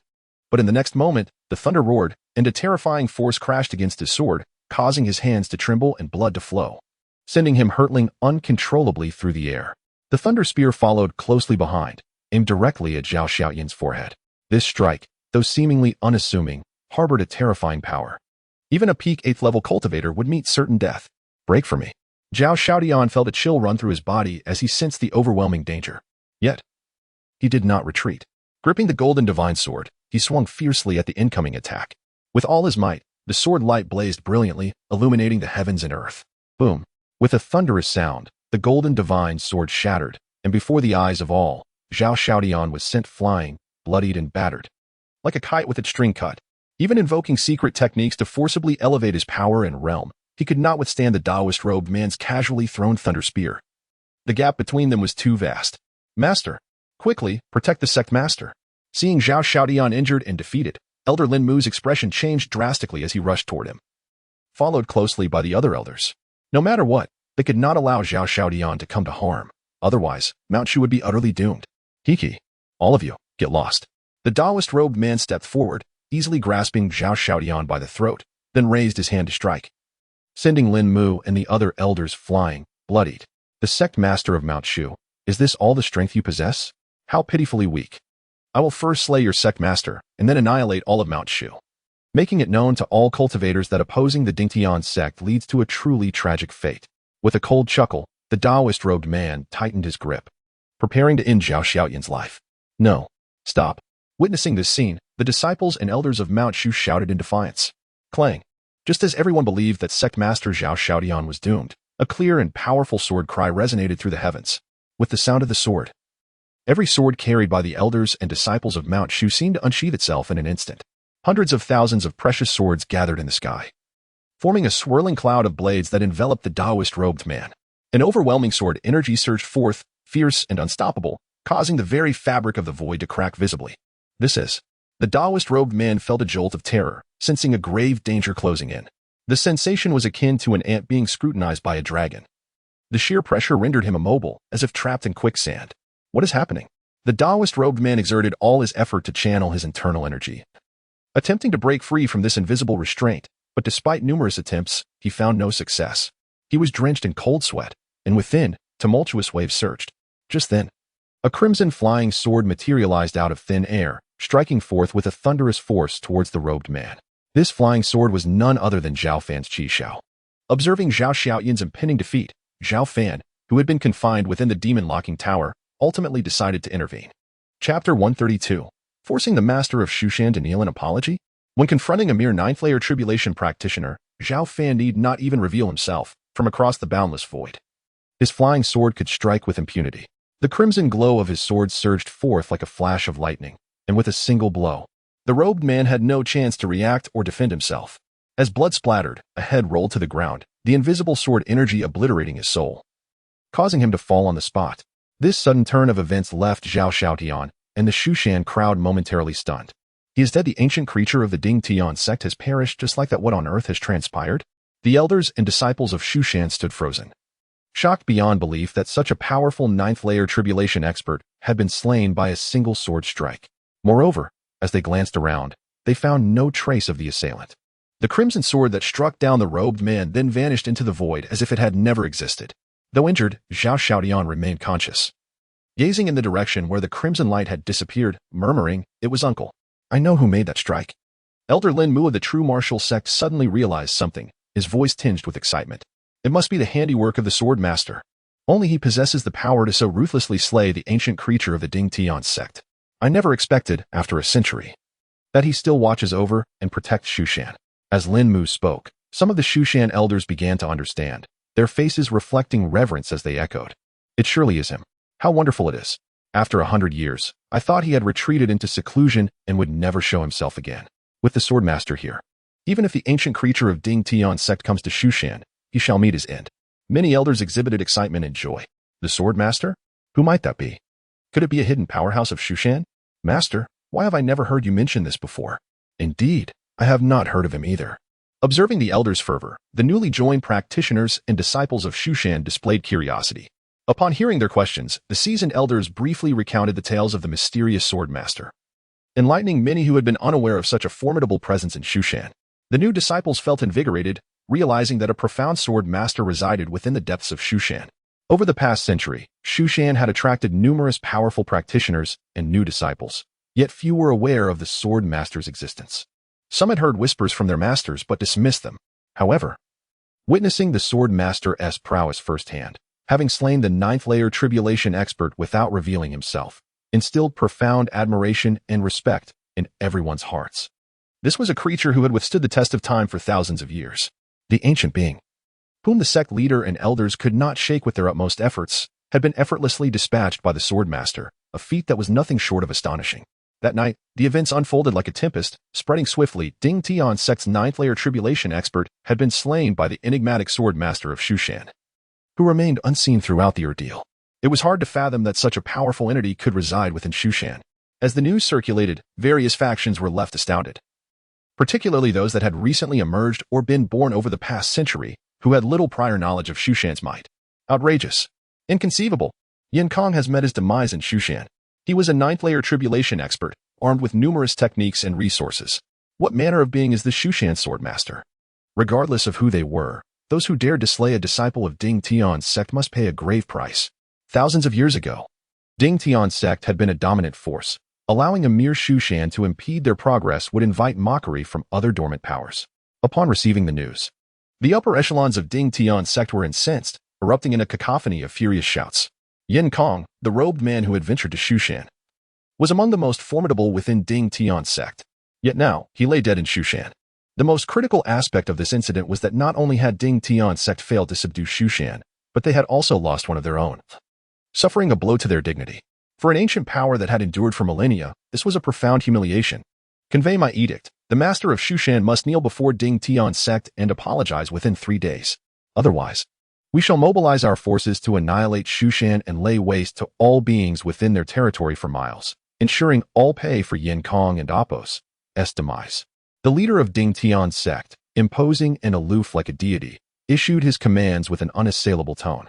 Not only Shushan, but any force that dared to slay a disciple of Ding Tian's sect would face dire repercussions.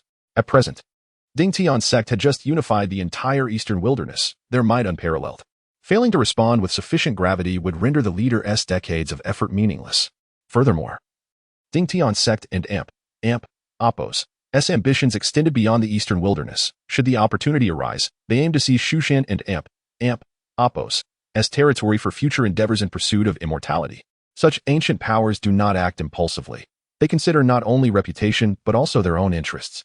Within just 2 days, Ding Tian's sect boldly proclaimed, demanding that the master of Shushan present himself to kneel in apology. Otherwise, they would not only eradicate all practitioners of Shushan, but also exterminate all beings within their vast domain. What does it mean to be forceful? What does it mean to be tyrannical?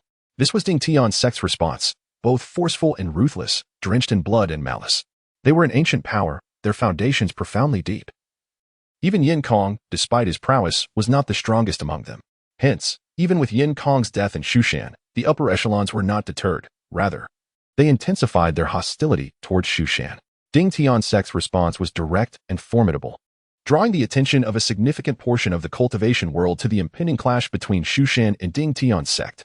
Whether among common practitioners or the myriad factions and races, a palpable tension suggested that a cataclysmic battle was on the horizon, not merely a skirmish, but a fight to the bitter end. Although the cultivation world was in chaos, fierce battles between sects of this caliber were still rare. For the consequences of such conflicts were too dire. Since the moment Zhao Fan had slain the robed man, he had ceased to concern himself with the external turmoil. For him, killing a ninth-layer tribulation practitioner was as trivial as crushing an ant. Compared to his former self, Zhao Fan had grown immensely stronger. Unless faced with an adversary of equal rank, those below the Mahayana stage were no different than insects. Chapter 133. Gathering chi into a sword. Ever since his breakthrough to the Great Ascension stage, Zhao Fan and Apos' cultivation speed has considerably slowed compared to before. The transformation of ordinary spiritual energy into celestial essence is an arduous task. It requires not only a profound understanding of the heavens and earth, but also a deep integration with all things. Using the universe as a crucible to refine and temper one's spiritual energy, gradually pushing it toward a qualitative change, ultimately evolving into celestial essence. Through several days of cultivation, Zhao Fan has gained a deeper insight into the Great Ascension stage. In comparison to the Tribulation stage, the difficulty of advancing in the Great Ascension stage has increased at least tenfold. Despite Zhao Fan's diligent efforts over the past few days, he has not gained even a trace of celestial essence. He estimates that even with the aid of the system, it would take several months or even longer to convert just a hint of celestial essence. This illustrates the enormity of the challenge he faces. One day, while Zhao Fan was immersed in his practice, a steady sound of footsteps echoed from outside the Demon Lock Tower. Who could it be? Sensing this, Zhao Fan opened his eyes in advance. Uncle, your nephew Zhao Xiaotian has come to pay his respects. The visitor was none other than the current sect leader, Zhao Xiaotian. With a resolute face and a tall, robust figure, he exuded a steadiness that surpassed that of his father, Zhao Cheng. However, a heavy cloud of worry was etched across his brow, indicating that he bore some troubling matters. Over the past century, he had been preoccupied with significant affairs of Mount Shu and his own cultivation, seldom visiting the Demon Lock Tower. This time, it was evident that his visit was not merely to check on Zhao Fan. Come in, Zhao Fan said, slightly raising his hand, causing the heavy doors of the demon lock tower to slowly creak open. I have seen you, uncle. Thank you for your assistance the other day. Otherwise, your nephew would have been in danger. Upon seeing Zhao Fan, Zhao Xiaodian offered a respectful bow before the elders and disciples of Mount Shu. He was an authoritative sect leader, yet before his uncle, he appeared as a dutiful and respectful child. There is no need for thanks. However, I advise you to refrain from practicing that secret technique that consumes one's lifespan. Zhao Fan gazed deeply at him, gravely warning. While others may have overlooked the secret technique Zhao Xiaotian had employed that fateful night, Zhao Fan was not so easily deceived. In order to confront his adversary, Zhao Xiaotian had burned his own lifespan for a brief surge of power. A perilous act that had led to the demise of his uncle's father due to the backlash from the very technique. I shall remember. And I assure you there will be no next time. Zhao Xiaotian smiled awkwardly, recognizing Zhao Fan's concern, and nodded in agreement. Though he was currently a tribulation-stage cultivator with a lifespan of thousands of years, that brief moment of using the secret technique had cost him hundreds of years of life. However, in the face of an urgent situation, he had no choice but to act as the leader of Mount Shu to repel the enemy.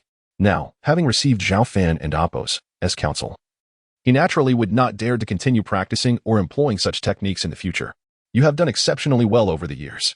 Mount Shu has solidified its position as the foremost sect in the Central Plains largely due to your efforts. If your father were still here, he would surely be pleased to see this. Zhao Fan smiled, affirming Zhao Xiaoyan's contributions. Uncle, please do not flatter me. Mount Shu's current standing owes much to you. Just the other day, had it not been for your discreet intervention, the consequences would have been unimaginable, Zhao Xiaodian said with a bitter smile. Moreover, I have come today with a troublesome matter, and I wish to seek your assistance. After a moment and Appos' hesitation, Zhao Xiaodian finally spoke up. What is it? Is the matter with the Dingtian sect still unresolved? Noticing Zhao Xiaotian's troubled expression, Zhao Fan furrowed his brow in speculation. It is indeed related to the Dingtian sect. Although you eliminated that formidable being named Yinkong the other day, the Dingtian sect remains undeterred. They have issued a demand for me, the sect leader of Mount Shu, to kneel before them and beg for forgiveness, or else. Zhao Xiaodian carefully glanced at Zhao Fan before continuing. Otherwise, they will unleash their full might and sweep through Mount Shu, even slaughtering all living beings within thousands of miles of our territory. Interesting, Zhao Fan scoffed coldly, his gaze turning icy. The Dingtian sect was indeed audacious.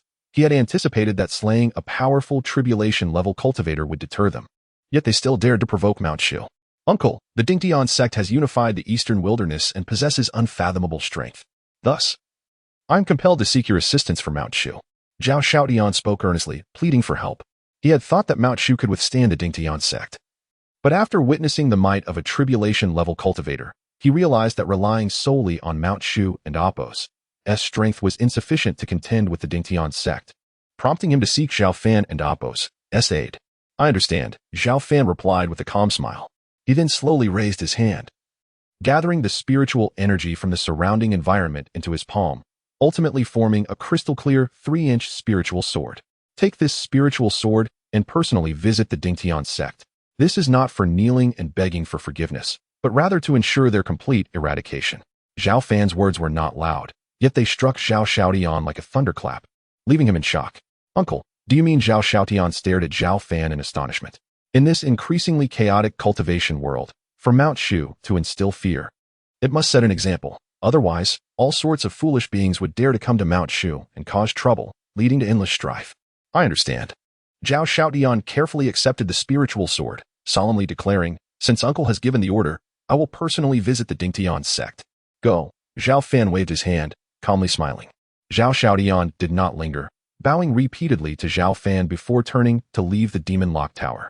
With the Dingtian sect now threatening the annihilation of Mount Shu, numerous factions were observing the situation, and Mount Shu awaited his decision, so Zhao Xiaodian dared not delay. The Dingtian sect? A sealed power? Since you were so rampant, let us bring about your total destruction. Watching Zhao Xiaodian depart, Zhao Fan murmured to himself. In the past, he would have felt some trepidation facing such a powerful sealed force.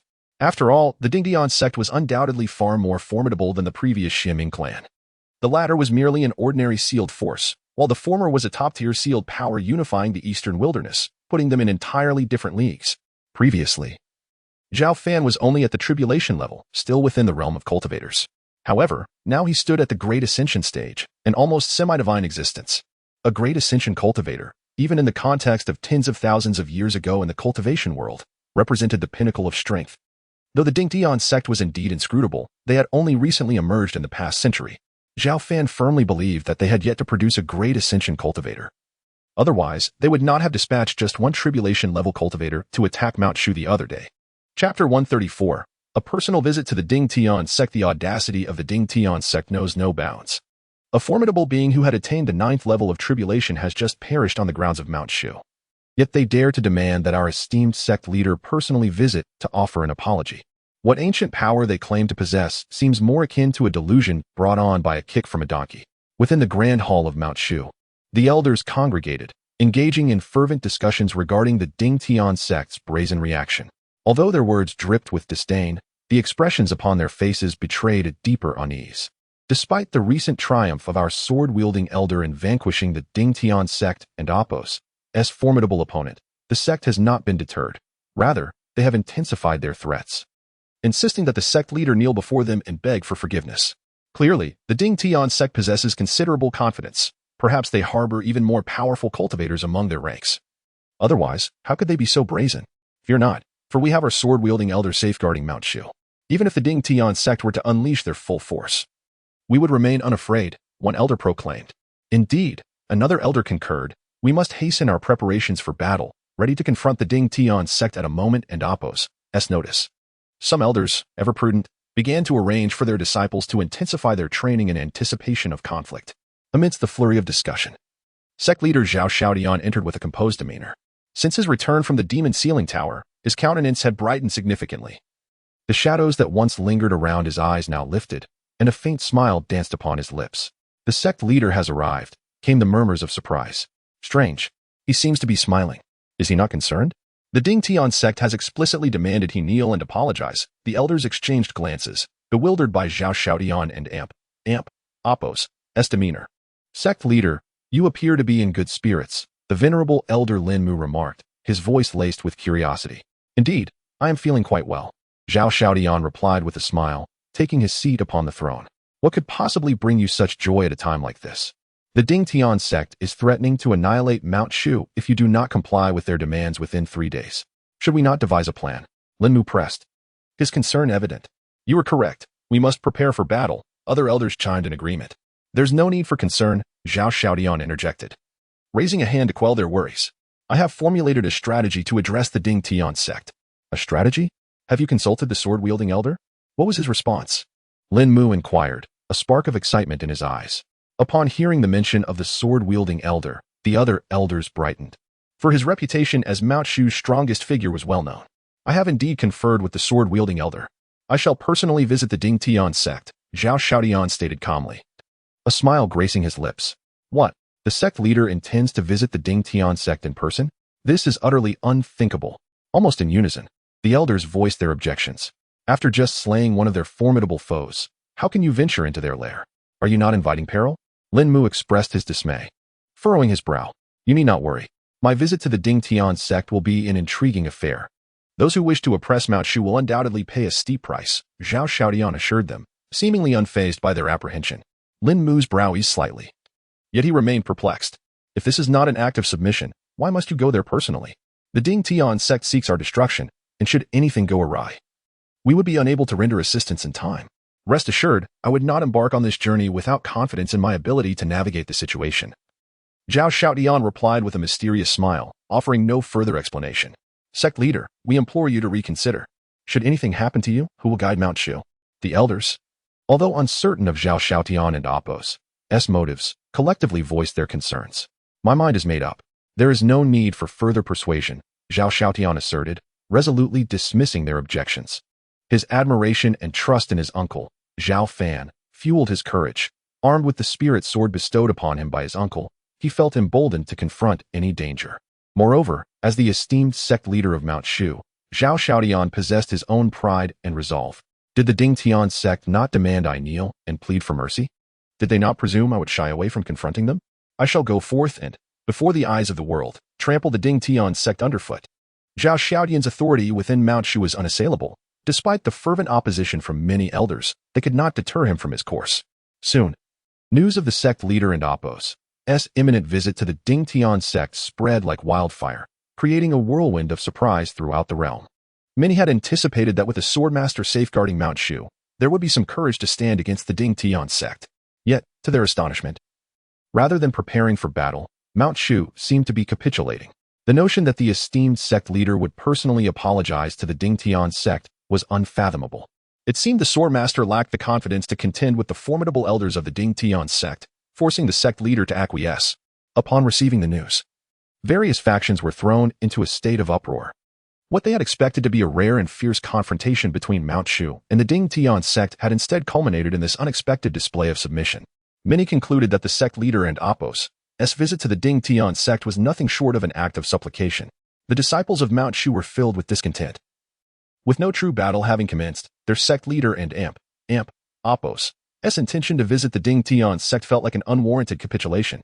Numerous disciples misinterpreted Zhao Xiaodian and Apos' intentions, growing increasingly agitated. Chapter 135. Who says I am here to kneel and apologize? News spread rapidly, reaching the distant Ding Tian sect in the East Wilderness without delay. How absurd, how utterly ridiculous. Was it not the formidable swordsman from Shushan who had slain Yankong? Now, they actually send the Shushan sect master, lacking in dignity, to kneel and apologize at our Ding Tian sect? What on earth are they trying to achieve? An ancient figure from Ding Tian sect chuckled coldly, his voice raspy and grating. Regardless of the reason, the Shushan sect master must suffer humiliation if he dares to come here, and ultimately perish before the eyes of the world. Whether he comes to apologize or not, Shushan must pay the price. Any thoughts of compromise or submission are far too late. Another elder spoke, his tone laced with a chilling intent to kill. Their prior proclamations were merely a means to disgrace Shushan, leaving no room for reconciliation. Now that the Shushan sect master dares to arrive, regardless of his sincerity in seeking forgiveness, the ancient figures of Ding Tian sect have resolved to ensure his humiliation and demise. Under the gaze of the majority of the cultivation world, Zhao Xiaodian, the Shushan sect master, finally set forth. He journeyed alone, without any formidable companions, toward the Ding Tian sect in the East Wilderness. Despite the vast distance between Zhangzhou and the East Wilderness, Zhao Xiaodian activated his flying artifact, traversing miles in the blink of an eye. 2 days later, he stood before the Ding Tian sect's gates, where a multitude gathered. Aside from the Ding Tian sect's strong disciples, figures from various major sects were also present. They had all been deliberately invited by Ding Tian sect to witness the spectacle. The elder figures of Ding Tian intended to publicly humiliate the Shushan sect master before the other powerful factions, and then ruthlessly execute him, serving as a deterrent to others. At the entrance of Ding Tian sect, Zhao Xiaodian stood tall and composed, striding confidently forward under the scrutiny of the crowd. Who dares to intrude upon the Ding Tian sect? 2 towering disciples of Ding Tian suddenly appeared, blocking Zhao Xiaodian's path. The aura emanating from these two was formidable, each exuding the energy of a formidable cultivator. Indeed, the ancient force was deeply rooted. Even the gatekeepers possessed such strength. Witnessing this scene, the onlookers from various factions displayed expressions of astonishment. I am Zhao Xiaodian, the sect master of Shushan, here to pay a visit to the Ding Tian sect, he stated with unwavering confidence, addressing the two with neither arrogance nor subservience. Shushan sect master? What nonsense is that? We have never heard of such a thing, sneered one of the Ding Tian disciples. This is Ding Tian's sect. Not just anyone can freely visit. If you wish to enter, crawl in on your knees, the other disciple added mockingly. The humiliation was blatant, a flagrant affront. Clearly, these disciples had been instructed by their superiors to deliberately torment Zhao Xiaodian. As the current sect master of Shushan, Zhao Xiaodian was not oblivious to their intentions. He merely smiled disdainfully, not bothering to utter a word, and then pointed a finger. Boom. Before the 2 disciples could react, a powerful force sent them flying, crashing to the ground 100 meters away. What on earth? Has the Shushan sect master gone mad? Was and Apos he here to compromise? The spectators were bewildered. How could he dare to strike the disciples of Ding Tian sect? Despite the fact that these disciples were cultivated by the ancient figures, they still represented the dignity of Ding Tian sect. To assault the disciples upon entering their territory was akin to courting death. This unexpected turn of events left the surrounding onlookers exchanging glances of disbelief. Ignoring the gazes of the crowd, Zhao Xiaodian continued his steady advance into the Ding Tian sect. Impudent. Audacious. At that moment, a multitude of formidable figures surged forth from the depths of Ding Tian sect, encircling Zhao Xiaodian in an instant. There were thousands, at least. With even the weakest among them being formidable cultivators, the strongest were several figures at the 8th layer of the tribulation stage. Finally, they revealed themselves. Upon being surrounded by such a fierce crowd, Zhao Xiaodian did not display fear. Instead, a hint of a smile graced his lips. Having presided over Shushan for nearly 3 centuries, he had witnessed countless storms and was far from intimidated by such a spectacle. What an arrogant Shushan sect master. You come to our Dingtian sect to kneel and apologize. Is this how you intend to do it? To injure our gatekeepers while on our territory? Are you seeking death? In the forefront of the Dingtian crowd stood an elder with white hair and beard, his eyes glowing with intensity, exuding an aura of profound strength. He stood there like an insurmountable mountain. This man was Niajan, an ancient figure within Dingtian sect, though he was only at the 7th layer of the tribulation stage. His temperament was notoriously volatile. Who said I am here to kneel and apologize? I have merely come to pay a visit. For 2 trifling disciples of the tribulation stage to insult Shushan before me, should they not be taught a lesson? Zhao Shaotian glanced at him, speaking with a smile. What did you say? You are not here to kneel and apologize? Niajan narrowed his eyes, a glint of cold light flashing within. Of course not. How could I? The esteemed sect master of Shushan, kneel before your Dingtian sect? If anyone were to kneel and apologize, it should be your sect master before me, Zhao Shaotian retorted. His voice resonating far and wide. Has he lost his mind? The Shushan sect master is not here to submit and apologize. Instead, he dares to provoke Dingtian sect. Those surrounding them looked at Zhao Shaotian as if he were a fool. This was Dingtian sect, a top-tier ancient force that had emerged after thousands of years. Not to mention Zhao Shaotian alone. Even if all of Shushan were to arrive, they likely would not dare to be so brazen. Everyone believed Zhao Shaotian had surely lost his senses. Otherwise, how could he so audaciously provoke them in front of the Dingtian sect? Chapter 136. The Unrivaled Sword. Shall we, the leaders of the Dingtian sect, kneel and beg for your pardon? The esteemed master of the Shu Mountain sect, uttering such nonsense here? Haha.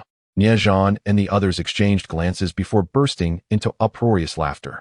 The members of the Dingtian sect appeared to have heard the most ludicrous joke in existence. Observing the surrounding crowd doubled over in laughter, Zhao Shaotian remained unperturbed, maintaining a calm demeanor. As the laughter gradually subsided, Zhao Shaotian spoke slowly. I understand it may be difficult for you to comprehend, but should your master kneel and plead for mercy? Perhaps the Dingtian sect could continue to exist in this world. Otherwise what? Before Zhao Shaotian could finish, Niajan interrupted with a cold sneer. Otherwise, you will all perish, Zhao Shaotian replied earnestly. You insolent wretch. I shall send you to your death first. Kill him. Niajan, unable to contain his fury, issued the command. As his words fell, several formidable figures surged towards Zhao Shaotian. These individuals exuded a powerful aura, each possessing a cultivation level of the 6th stage of tribulation, having long been poised to strike, unleashing their might like a tempest. Waves of terrifying energy enveloped Zhao Shaotian, intent on executing him before the eyes of all. The Shu Mountain sect and Appos' master was doomed. Had he groveled and begged for forgiveness, he might have salvaged his life. But now, provoking the Dingtian sect was akin to inviting death. Witnessing this scene, the onlookers shook their heads, foreseeing Zhao Shaotian and Appos' imminent collapse into a pool of blood. 10,000 swords returned to the sect. As the formidable forces of the Dingtian sect bore down upon him, Zhao Shaotian remained unfazed. Instead, he advanced, directly employing the swordsmanship taught to him by his predecessor. In an instant, countless strands of sword energy erupted forth, resembling a surging torrent, not only blocking the attacks of several foes but also drawing them into the depths of innumerable sword energies. The shrieks of agony echoed as the Dingtian sect's tribulation stage experts, caught in the maelstrom of sword energy, fell one after another into the crimson depths, unable to mount any effective resistance. Though Zhao Shaotian shared the same cultivation level, his prowess as the master of the Shu Mountain sect far surpassed that of his contemporaries. Seeking death, Niajan and Appos' face twisted with rage as he raised his hand to strike at Zhao Shaotian, his attack imbued with the force of 1,000 mountains. Boom. With a single palm, he shattered all the sword energy that stood before Zhao Shaotian. The 7th stage tribulation cultivator, Niajan, was vastly superior to Zhao Shaotian. As Niajan's palm approached his brow, Zhao Shaotian remained undaunted, even smiling. Before the eyes of all, he drew forth a revered spirit sword he had carefully kept close to his heart. Clang! A crisp and resonant sword cry echoed through the heavens, reverberating to the farthest reaches of the sky. An overwhelming sword intent surged forth like a tidal wave. This sword intent was overwhelmingly powerful. The world dimmed. The sun and moon lost their luster, and the vast territory surrounding the Dingtian sect was shrouded in this terrifying sword intent. Before Niajan could advance, an invisible sword intent cleaved through him, and before he could utter a scream, his body exploded into a mist of blood. The formidable 7th stage tribulation expert, a being who had endured for millennia, perished silently, without a shred of struggle or reaction. Crucially, this sword intent was merely a hint, unintentionally emanating from the spirit sword. A single wisp of sword intent annihilated a 7th-stage tribulation expert. What? Such a terrifying sword intent. My body. I can hardly stand. Under the oppressive weight of this dreadful sword intent, both distant onlookers and nearby members of the Ding Tian sect were forcibly brought to their knees. Even the ancient beings of the Ding Tian sect, at the 7th and 8th stages of tribulation, turned pale and knelt. Amidst this turmoil, only Zhao Xiaodian stood resolutely, untouched by the overwhelming pressure. Whose sword is this? Merely the unintentional emanation of sword intent has effortlessly slain Niezhan and pinned us to the ground. How is this possible? Some elder members of the Ding Tian sect roared in disbelief, struggling with all their might, yet to no avail. Is this the spirit sword gifted to me by my uncle? Truly formidable. Zhao Xiaodian, too, was astonished. The spirit sword had yet to be unsheathed. Yet its mere aura was sufficient to dominate the scene. If a strike were to be unleashed, how powerful would it be? Previously, he had harbored a hint of unease. But now all apprehensions vanished. With the spirit sword as a safeguard, did it matter that he was in the heart of the Ding Tian sect? Boom, boom. Sensing the overwhelming sword intent emanating from the spirit sword, the depths of the Ding Tian sect trembled as 3 formidable auras surged into the sky. These 3 powerful presences collided with the sword intent, causing the surrounding void to crack and shatter. Caught off guard. The nearby disciples of the Ding Tian sect were horrifically affected, exploding into bloody mist. In mere moments, hundreds of disciples of the Ding Tian sect perished. Who would have thought, after tens of thousands of years, that someone would dare to come to the Ding Tian sect wielding a sword in provocation? Today, I shall witness the true strength of this sword. From the depths of the Ding Tian sect, a cold and indifferent voice spoke, and simultaneously, several massive hands reached out, descending upon Zhao Xiaodian. These hands tore through the sky with an overwhelming force. Excellent. The sect master and the 2 grand elders are personally intervening. The 3 of them are the pinnacle of our Ding Tian sect, each possessing the 9th stage of tribulation. Each one is significantly stronger than the previous Yin Kong. As the powerful auras washed over them, the previously panicked members of the Ding Tian sect felt a sense of relief, as if they had glimpsed the dawn. Clang. Sensing the terrifying fluctuations from the massive hands, the spirit sword that had been suspended in midair suddenly struck out.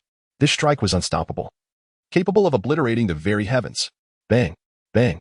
The dazzling golden sword light shattered a significant portion of the firmament, causing the massive hands to crumble, and with unrelenting force. It surged towards the depths of the Ding Tian sect. The sword light was resplendent, illuminating the heavens and earth, cleaving the sky apart, an awe-inspiring force. The emanating sword energy intertwined like tumultuous waves, expanding in all directions. Impossible. This is the Great Ascension stage. As the domineering sword light descended, cries of panic erupted from the depths of the Ding Tian sect. Boom. The terrifying sword light struck, shaking the earth. The ground fractured, revealing chasms deep and unfathomable, and the entire Ding Tian sect crumbled to ruin beneath this single strike. Figures drenched in blood struggled at the center of the chaos against the terrifying sword light but ultimately released pained roars, their bodies exploding into clouds of blood mist. The sect master and 3 9th-stage tribulation experts were slain on the spot by this singular sword. This shocking scene left all present with numbness, their minds frozen in disbelief. Many were wide-eyed, scarcely able to believe the scene before them. The 3 formidable beings, including the master of the Heavenly Determination sect, were all at the pinnacle of the 9th layer of tribulation transcendence. How could they possibly be unable to withstand a single casual strike from the small sword hovering before Zhao Xiaodian? Just how powerful was this strike?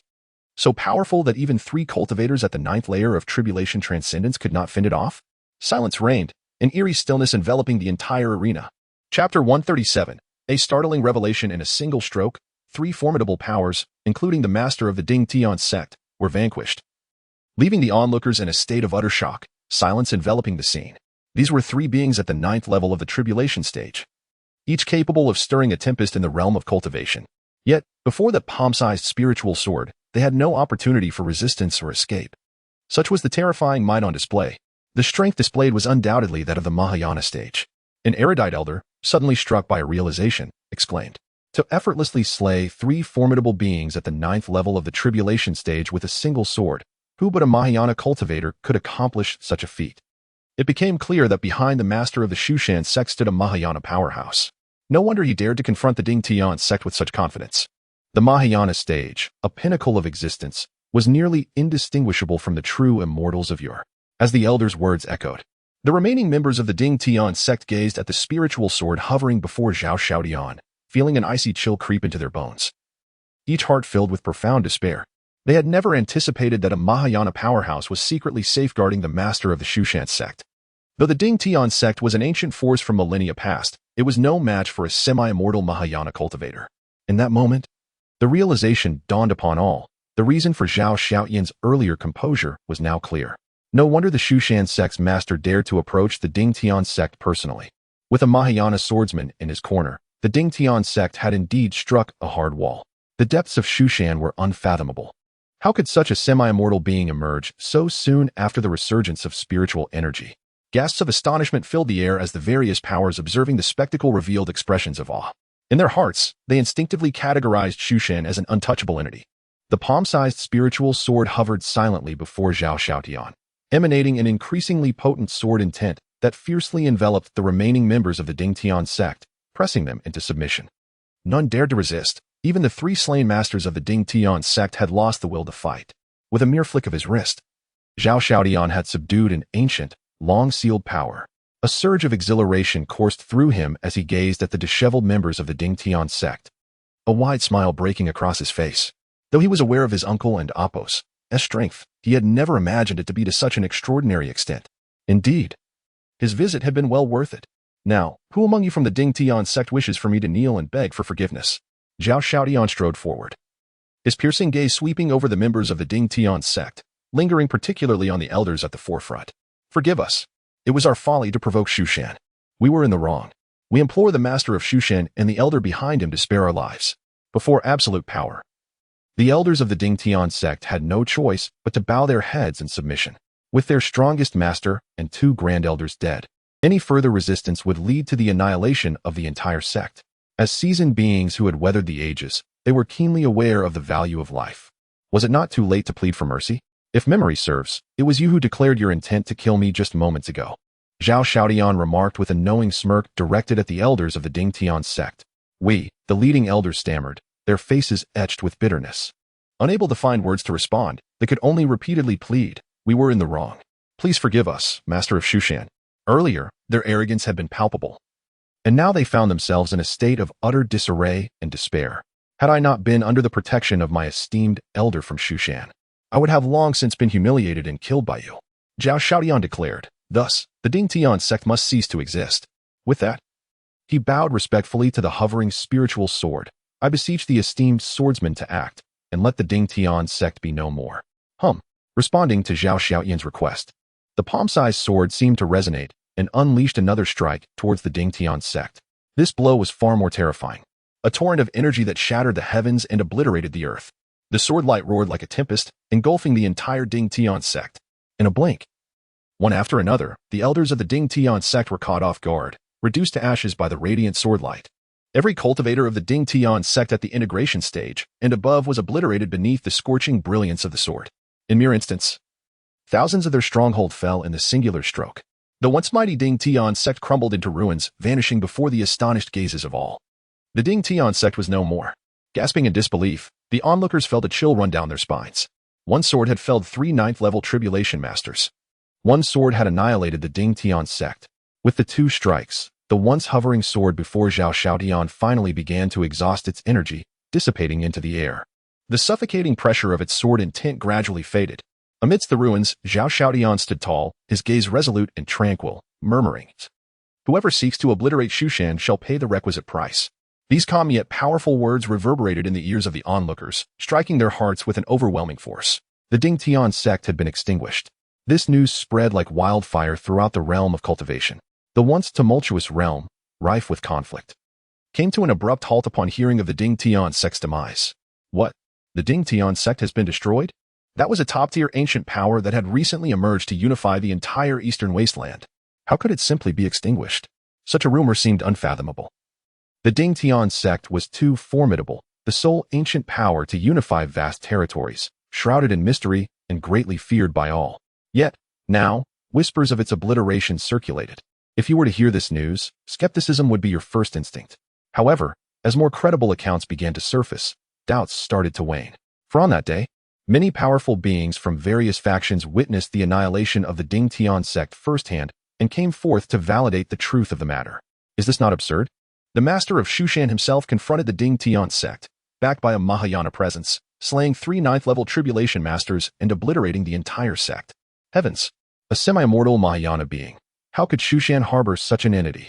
As increasingly detailed reports spread, more cultivators and factions found themselves unable to remain idle. For even in the annals of history, the Mahayana stage had always been the pinnacle of existence. Chapter 138. The Haunted Demons. The Dingtian sect has been utterly annihilated. Could it be that the sword cultivator from Shushan has ascended to the Great Ascension stage? It is quite possible that human cultivator is exceedingly formidable. And so little time has passed. I had previously contemplated going to Shushan to teach him a lesson, but thankfully, I refrained from offering my head on a platter. Within the demon domain, in the palace of 10,000 demons, a three-eyed demon spoke with a lingering sense of dread. Three-eyed, you are fortunate not to have provoked him. Otherwise, you would likely be sliced into several pieces by now. Another demon teased. Spare me your banter. I am well aware that once you all regained your strength, you were incessantly murmuring about returning to Shushan for retribution. If it weren't for Her Majesty the Queen intervening a few days ago, you would be in dire straits now. The three-eyed demon retorted, displaying a hint of disdain. Indeed, we owe our gratitude to Her Majesty the Queen. Had we made a ruckus in Shushan, our fate would have been uncertain. The other demons concurred, their expressions reflecting a shared understanding. Having recently emerged from the 10,000 demon caverns, they had all restored their peak powers, each possessing a cultivation level of the 6th or 7th layer of tribulation. After regaining their strength, they harbored a deep-seated grudge against Zhao Fan and contemplated avenging themselves on Shushan, only to be thwarted by the Queen. At first, they found her actions perplexing, but it now seemed she had saved their lives. Let us remain in the palace of 10,000 demons and forget about the events in Shushan. The three-eyed demon suggested with a touch of resignation. That is correct. We are demons, and it's best if we let bygones be bygones. The other demons comforted themselves. Since returning to the demon domain with the Queen, they had collectively established the Heavenly Demon Palace, also known as the Palace of 10,000 Demons. Now, the Heavenly Demon Palace stood as the most formidable force in the demon domain. What are you discussing? Just then, a flawless and enchanting figure materialized within the Grand Hall. She was breathtakingly beautiful, with no blemish to be found, resembling a true demoness, a divine yet alluring presence. Your Majesty the Queen. We were just discussing that human cultivator from Shushan. The three-eyed demon spoke earnestly, filled with genuine reverence. That human sword cultivator from Shushan? The Queen's brows furrowed slightly as she inquired. Your Majesty, the situation is as follows. Sensing the Queen's interest, the three-eyed demon relayed the newly acquired intelligence succinctly. Who would have thought that in such a short span, he could attain such heights? The Queen and Amp, Apos, expression reflected rare surprise. However, the Dingtian sect has deep ties to the Daoist sect. His actions in obliterating the Dingtian sect will undoubtedly bring great trouble to Shushan once the Daoist sect reemerges. Her bright eyes shimmered as she murmured to herself, shaking her head. Your Majesty, are you referring to that sect from tens of thousands of years ago? The three-eyed demon suddenly recalled something, his face betraying a flicker of fear. Is there truly no other Daoist sect in existence? Casting a sidelong glance at the three-eyed demon, the Queen retorted, if that is the case, then the Shushan human sword cultivator will attract catastrophic trouble. Indeed, those Taoists are capable of anything. Were it not for their summoning of celestial beings tens of thousands of years ago, would we have needed to seal ourselves away? The demons voiced their deep apprehension and fear towards the Daoist sect. As the external world experienced tumultuous changes, the actions of the Great Ascension sword master from Shushan led to the complete destruction of the Dingtian sect, elevating Shushan's prestige to an unprecedented level. Within a mere 2 to 3 days, numerous cultivation sects and even some ancient powers long sealed away sought to establish connections with Shushan, all with the singular aim of fostering goodwill. With a Great Ascension powerhouse at the helm, Shushan became an object of desire, prompting every prominent faction in the cultivation world to send high-ranking officials or significant figures to express their goodwill. No one wished to become the next Dingtian sect. The Grand Hall of Shushan was abuzz with activity, as factions from all corners converged, enhancing Shushan's influence immensely. In the current cultivation world, how many dared to provoke Shushan? Visitors arrived in a near-constant stream, bringing expressions of pride to the faces of Shushan's elders and disciples. Naturally, these guests were received by the senior elders of Shushan. As the sect master of Shushan, Zhao Xiaodian personally ventured to the Dingtian sect, leveraging Zhao Fan and Amp, Apos' spiritual sword to eradicate the entire sect, thus significantly enhancing his standing within the sect. Those disciples who had previously misunderstood Zhao Xiaodian now regarded him with newfound respect. Upon returning to Shushan, Zhao Xiaodian hurried to the demon ceiling tower to pay his respects to his uncle. Greetings, uncle. Seeing Zhao Fan and Apos' calm demeanor once again stirred Zhao Xiaodian and Apos' emotions, and he respectfully knelt before him. Though he had always known his uncle was powerful, it was only after visiting the Dingtian sect that he truly comprehended the extent of that power, which far surpassed his imagination. Is everything resolved? Zhao Fan inquired with a smile. It is resolved.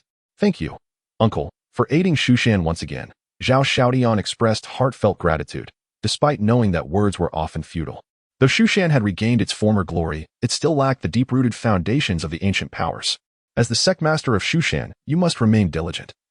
Zhao Fan advised sternly, gently lifting Zhao Xiaodian from the ground with an unseen force. I will heed your teachings, uncle, Zhao Xiaodian replied earnestly. These are the sword techniques I have meticulously compiled and created. Take them back and select suitable disciples to impart this knowledge, nurturing more powerful cultivators. A true upheaval in the cultivation world is inevitable, and Shushan must prepare for it, Zhao Fan instructed, contemplating for a moment before summoning the celestial energies of the world, which coalesced into volumes of martial texts. These texts contain sword techniques acquired from earlier system sign-ins, many of which Zhao Fan found impractical. However, for the disciples of Shushan, they represented invaluable legacies. Uncle, are you certain this is not too precious? Zhao Xiaodian exclaimed, astonished at the worth of the sword techniques his uncle had compiled and created, which were nearly priceless. Take them back. Remember, for Shushan to thrive, it must cultivate more powerful beings, Zhao Fan reiterated. Thank you, uncle. I shall not disappoint your expectations.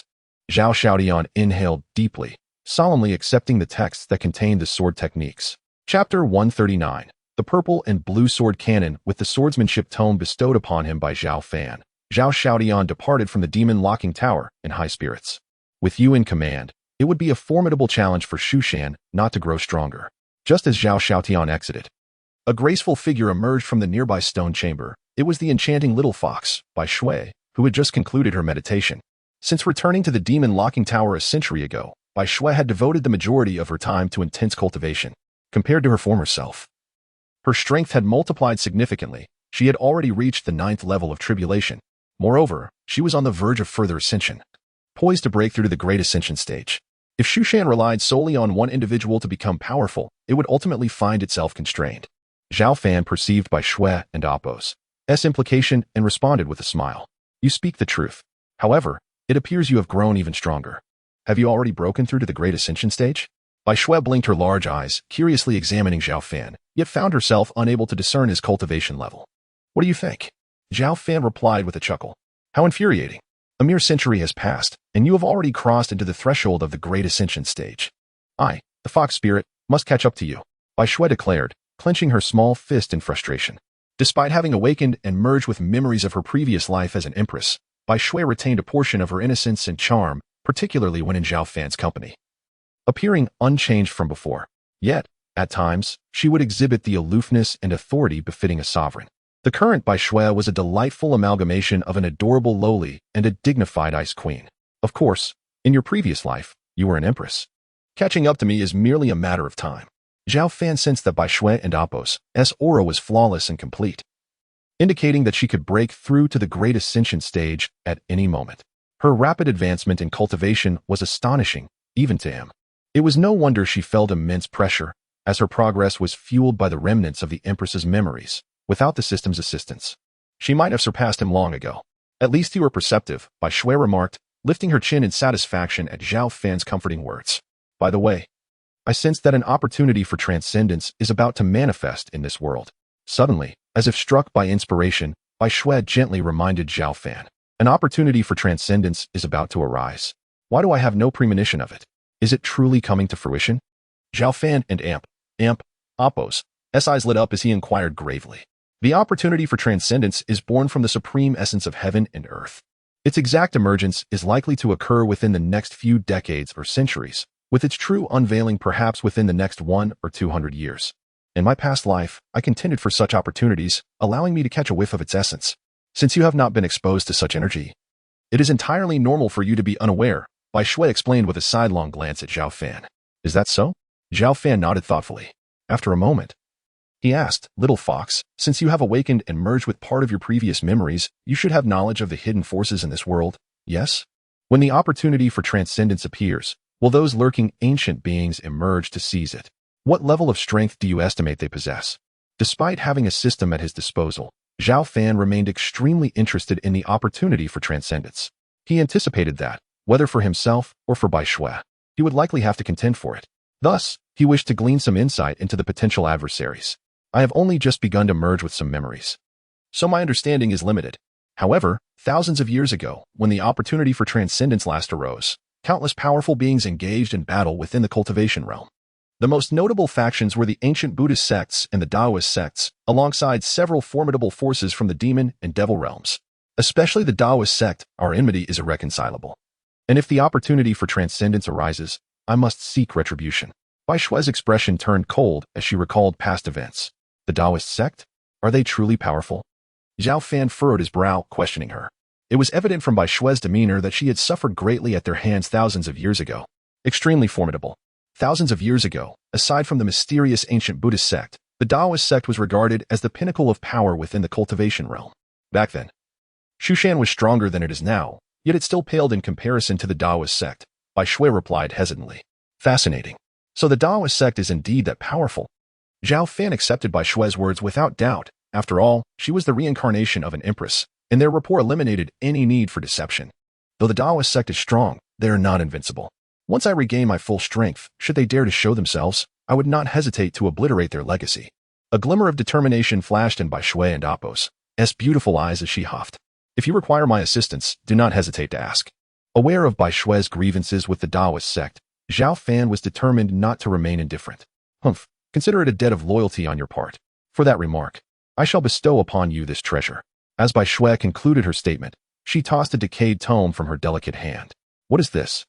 Zhao Fan exclaimed, astonished. Merely gazing at the tome's exterior indicated that it was an artifact from countless ages past. The old man from Shushan, fearing a lack of successors, entrusted me with a copy of the purple and blue sword canon to safeguard. This is the very text that governs the purple and blue twin swords of Shushan, allowing that old man to establish Shushan and forge its unparalleled reputation among sword cultivators thousands of years ago. Bai Shui pouted, her expression indifferent. The purple and blue sword canon, the once-lost supreme swordsmanship legacy of Shushan. Little fox, when did you find this? Zhao Fan's gaze transformed, igniting with fervor as he looked at the mottled tome. I retrieved it from the forbidden area of Dragon Island long ago, intending to practice it myself. However, I found myself utterly incapable, so I shall return it to you. After all, you are also a disciple of that old man, Bai Shui explained, clearing her throat with a hint of embarrassment. You little fox. You were an empress in your previous life, yet you resort to such antics. How intriguing. Zhao Fan teased with a chuckle. Humph, take it or leave it. I have no intention of returning it to Shushan. Bai Shui retorted, preparing to reclaim the tome. Wait. Let me take a look first, Zhao Fan quickly interjected. The purple and blue sword canon had vanished during Shushan's turbulent history thousands of years ago, which ultimately led to the fragmentation of its swordsmanship legacies. With Bai Shui now possessing a complete version of the canon, Zhao Fan had no intention of relinquishing it. As it was the supreme swordsmanship inheritance of Shushan, he eagerly examined the tome, immediately sinking into a peculiar state. The words of swordsmanship seemed to leap forth from the pages, deeply imprinting themselves upon Zhao Fan's mind. Buzz. Zhao Fan was enveloped in a fervent aura of sword intent, akin to parched timber ignited by an intense, searing flame.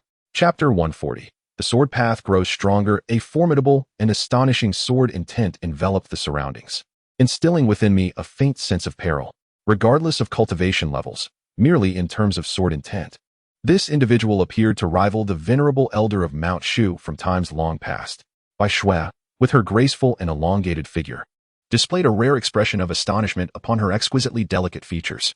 Although it was merely a byproduct of Zhao Fan's unintentional sword aura, it imparted an overwhelming sense of pressure upon her.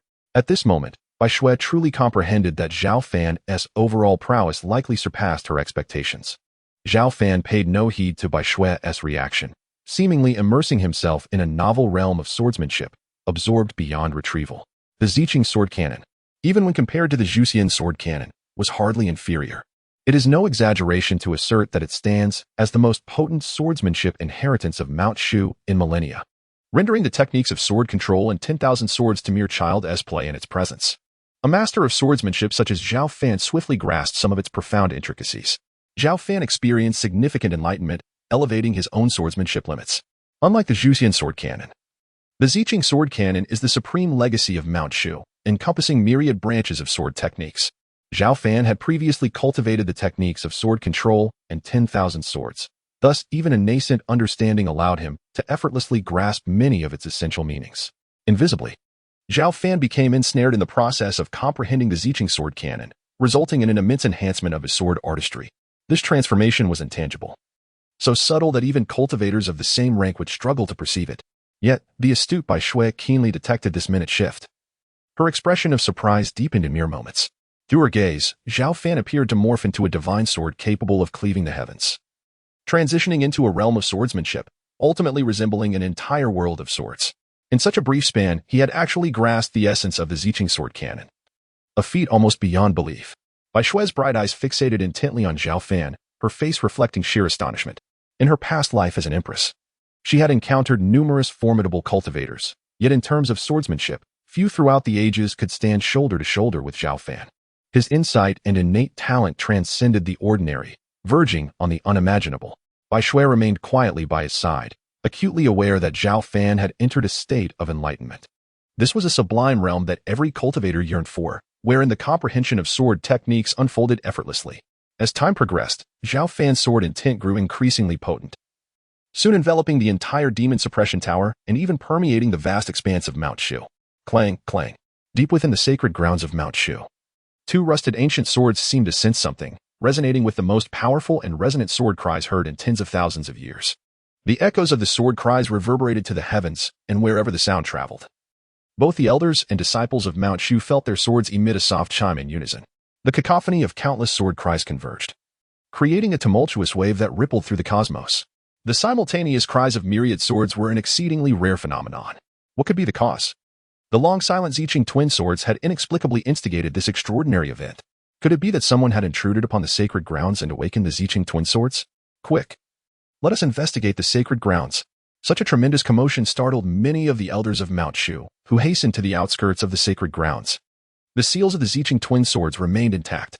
How strange! What had triggered the resonance of these divine swords? Upon observing the unscathed seals of the Ziqing twin swords, the elders collectively sighed in relief. The Ziqing twin swords, bestowed by the sect and Apos' ancestors tens of thousands of years ago, had been sealed deep within the sacred grounds due to their overwhelming malevolence. They were indeed formidable weapons, the treasured guardians of Mount Shu. Regrettably, since the Ziqing sword canon was lost millennia ago, few among successive sect leaders had been able to wield these divine swords. The elders were filled with confusion, as were many disciples, all perplexed. Unbeknownst to them, the source of this tremendous disturbance stemmed from Zhao Fan's actions within the demon suppression tower. For several days, Zhao Fan remained immersed in that profound state of enlightenment, only emerging from it after comprehending over half of the Ziqing sword canon. My mastery of swordsmanship has indeed ascended. Upon breaking free from the state of enlightenment, Zhao Fan was astonished to discover that his swordsmanship had significantly improved. He could distinctly sense that even the most casual displays of his sword aura could effortlessly shatter the void, imbued with unfathomable power. Truly, this was the unparalleled sword path inheritance of Mount Shu. This experience had been immensely rewarding. Although his cultivation level had not increased, Zhao Fan felt a profound sense of satisfaction. As his swordsmanship grew stronger, so too did his overall combat prowess. Most importantly, the insights gained from the Ziqing sword canon provided him with a deeper understanding of sword techniques, making the cultivation of other sword arts increasingly effortless. It seems your gains are quite substantial. Just then, a languid voice broke through from beside him, belonging to the little fox Bai Shui. She had been vigilantly guarding Zhao Fan for several days to avert any unforeseen incidents. Thank you, little fox. The benefits I have reaped from the Ziqing sword canon are indeed monumental. Moreover, the opportunity to wield the Ziqing twin swords is of utmost significance. Zhao Fan expressed his gratitude with a smile. There's no need for thanks. When the opportunity to ascend arises in the future, you must assist me in seizing it. Bai Shui replied, her eyes sparkling and her voice as clear and melodious as a bell. Of course, Zhao Fan agreed with a smile. Now, this fox spirit must return to strengthen her cultivation and strive to break through to the great ascension stage as soon as possible. With that, Bai Shui elegantly retreated to the nearby stone cottage. Observing her departure, Zhao Fan smiled gently, choosing not to say more. In the days that followed, he continued to delve into the Ziqing sword canon, enhancing his sword mastery to unprecedented heights compared to his former self. The pursuit of cultivation is boundless, and the journey of swordsmanship knows no end. Shall we proceed to the Myriad Demon Cave for a sign-in? One day, Zhao Fan received a notification from the system in his mind. Let us go to sign-in. With a single step, Zhao Fan traversed through layers of space, arriving at the Myriad Demon Cave in an instant. Sign-in successful. Reward, Do and Apos, a golden pill. As the system and Apos' voice faded, a flawless crystal-like pill appeared in Zhao Fan and Apos' hand. The Do and Amp, Oppos, a golden pill? This is an extraordinary elixir, far more precious than the supreme grade elixir, the Annihilation Pill. Zhao Fan was taken aback, not expecting such a bountiful reward this time. While the dewy golden pill does not directly enhance cultivation, it significantly increases the success rate for cultivators at the 9th level of tribulation seeking to break through to the Great Ascension stage. Although this pill may not be of use to him, it could greatly assist the little fox in her quest for advancement. Zhao Fan smiled, tucking the Do and Amp, Oppos, a golden pill away. Warning, the heavenly aura within the Myriad Demon Cave is nearly depleted. Would you like to search for a new permanent sign-in point? The system's voice echoed again in Zhao Fan's mind. After such an extended period of sign-ins, it is only natural for the heavenly aura here to wane. Please search for a suitable new sign-in point, Zhao Fan replied after some contemplation. Searching for new sign-in point. The detection revealed a profound aura of the heavenly Tao within the forbidden land of Shushan. Should it be established as a permanent signing point? The forbidden land of Shushan? At the mention of this, Zhao Fan and Oppos' eyes suddenly gleamed with excitement. Was that not the very place where the purple and green twin swords were sealed? It was indeed the case that his previous incarnation had met with calamity due to trespassing into this forbidden realm, which triggered the awakening of the twin swords, resulting in considerable casualties among disciples, and thus he was imprisoned within the demon-locked tower. I consent, Zhao Fan declared after a moment of contemplation. The setup was successful. From this point onward, the host is requested to proceed to the forbidden land of Shushan to continue signing in. Chapter 141, Mastering the Twin Swords of Purple and Blue. The following day, within the forbidden grounds of Mount Shu, Zhao Fan's figure materialized out of thin air. This desolate place, known as the Sword Tomb, was devoid of any vegetation, its earth and rocks bearing the mottled scars of time. Countless remnants of swords were thrust into the darkened soil or embedded in the surrounding walls. These blades were once wielded by the disciples of Mount Shu throughout the ages, eventually sent to the Sword Tomb for preservation following the demise of their masters. After eons of erosion, they had deteriorated beyond recognition. Yet, even in their state of decay, one could still sense their former might as formidable weapons of renown. The Sword Tomb was a true forbidden ground, feared even more than the demon-locking tower. For deep within lay the legendary twin swords of purple and blue, sealed away for millennia. Thousands of years ago, Mount Shu flourished far beyond its current state.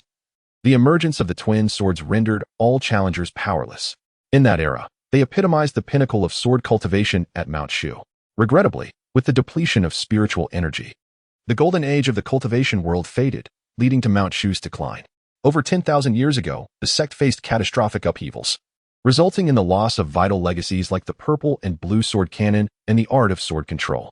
Thus, no one was left capable of wielding the twin swords.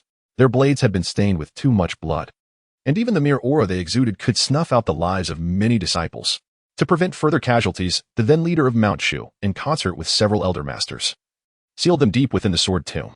Despite the passage of time, the twin swords had not succumbed to decay like other weapons but remained in pristine condition. Upon Zhao Fan and Oppos' arrival, he keenly detected two formidable sword energies emanating from the depths of the tomb, undoubtedly the fluctuations released by the twin swords. In the past, his previous incarnation had trespassed into the sword tomb, provoking a violent reaction from the twin swords and inadvertently harming several disciples, leading to his imprisonment in the demon-locking tower. Now, after centuries, he returned, armed with a portion of the purple and blue sword canon, perhaps capable of subduing the twin swords. Zhao Fan, with his elongated physique and deep-set gaze, walked steadily into the heart of the forbidden ground.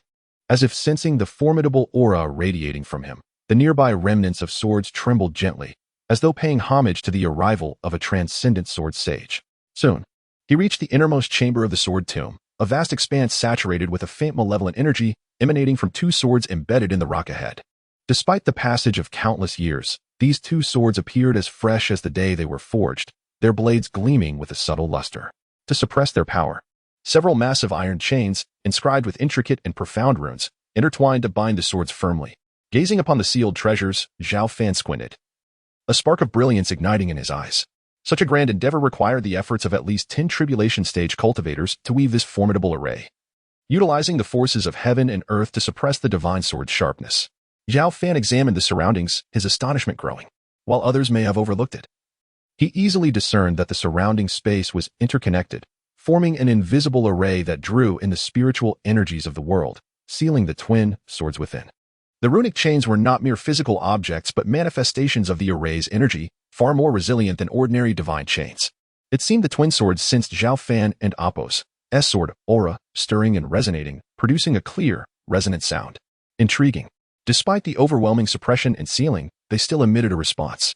Clearly, he had underestimated the twin swords. Their rank had likely transcended that of ordinary divine swords.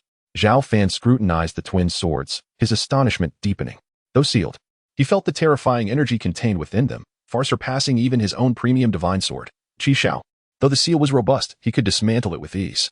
However, such an act would inevitably draw attention. After a moment's contemplation, Zhao Fan unleashed a series of precise sword energies, establishing a powerful barrier array around him. This way, even if he broke the seal and the twin swords emerged, it would not attract unwanted scrutiny. Having completed his preparations, Zhao Fan sliced forward with a finger, unleashing a torrent of sword intent that shattered the sealing array with ferocious might. The ancient array, enduring for tens of thousands of years, crumbled effortlessly under his assault. With a resounding crash, the entire sealing array collapsed, and the runic chains binding the twin swords shattered into fragments. Freed from their constraints, the twin swords erupted with a triumphant cry, a wave of overwhelming sword energy radiating outward. Each surge was so potent that it could effortlessly sever mountains asunder. These sword energies, reckless and unrestrained, could obliterate half of Mount Shu if unleashed in full. Yet, Zhao Fan was prepared, with a single step forward. He dissipated the chaotic energies. Then, with a swift motion, he grasped the twin swords before they could resist. The twin swords thrashed violently, releasing a terrifying sword energy that lashed out at Zhao Fan. After millennia of refinement, these divine weapons had developed a semblance of consciousness. Behave as my weapon, Zhao Fan commanded, his gaze intensifying. With a powerful grip, he unleashed an overwhelming force, scattering the sword energy of the twin swords into nothingness. In the face of Zhao Fan's unmatched prowess, the twin swords had no chance of defiance. Without hesitation, he invoked the incantations of the purple and blue sword cannon, channeling an immense surge of spiritual power into the twin swords. Initially resistant, they gradually succumbed to his influence, willingly accepting his spiritual essence for refinement. Within mere minutes, Zhao Fan successfully commanded the twin swords, aligning them with his essence as he had with Qi Shao. A quasi-immortal weapon? No wonder they possessed such formidable power. Upon refining the twin swords, Zhao Fan discerned their true rank, an exceedingly rare quasi-immortal weapon, explaining their immense might. Had he not been a Mahayana stage cultivator, any other tribulation stage being would have perished beneath the released sword energy before even attempting to tame them. Furthermore, without the aid of the purple and blue sword cannon, even Zhao Fan would have required months to achieve such mastery. A smile graced Zhao Fan and Appo's face, grateful to the little fox, by Shuel, for providing the purple and blue sword cannon. Without it, seizing the twin swords would have been a far more arduous task. Would you like to sign in at the Forbidden Sword Tomb? At that moment, a notification from the system echoed in Zhao Fan's mind. Sign in, Zhao Fan instinctively replied, a flicker of anticipation igniting within him. Today marked his inaugural signing within a forbidden ground. Would he receive an extraordinary reward? Sign-in successful. Reward, Nether Jade Bed. API call failed with status code 429. Error. Code. For 29. Message. Resource has been exhausted, e.g. check quota. Status. Resource exhausted.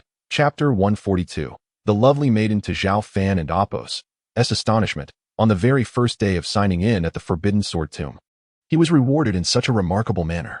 Truly, the system does not disappoint. It delivers nothing short of excellence.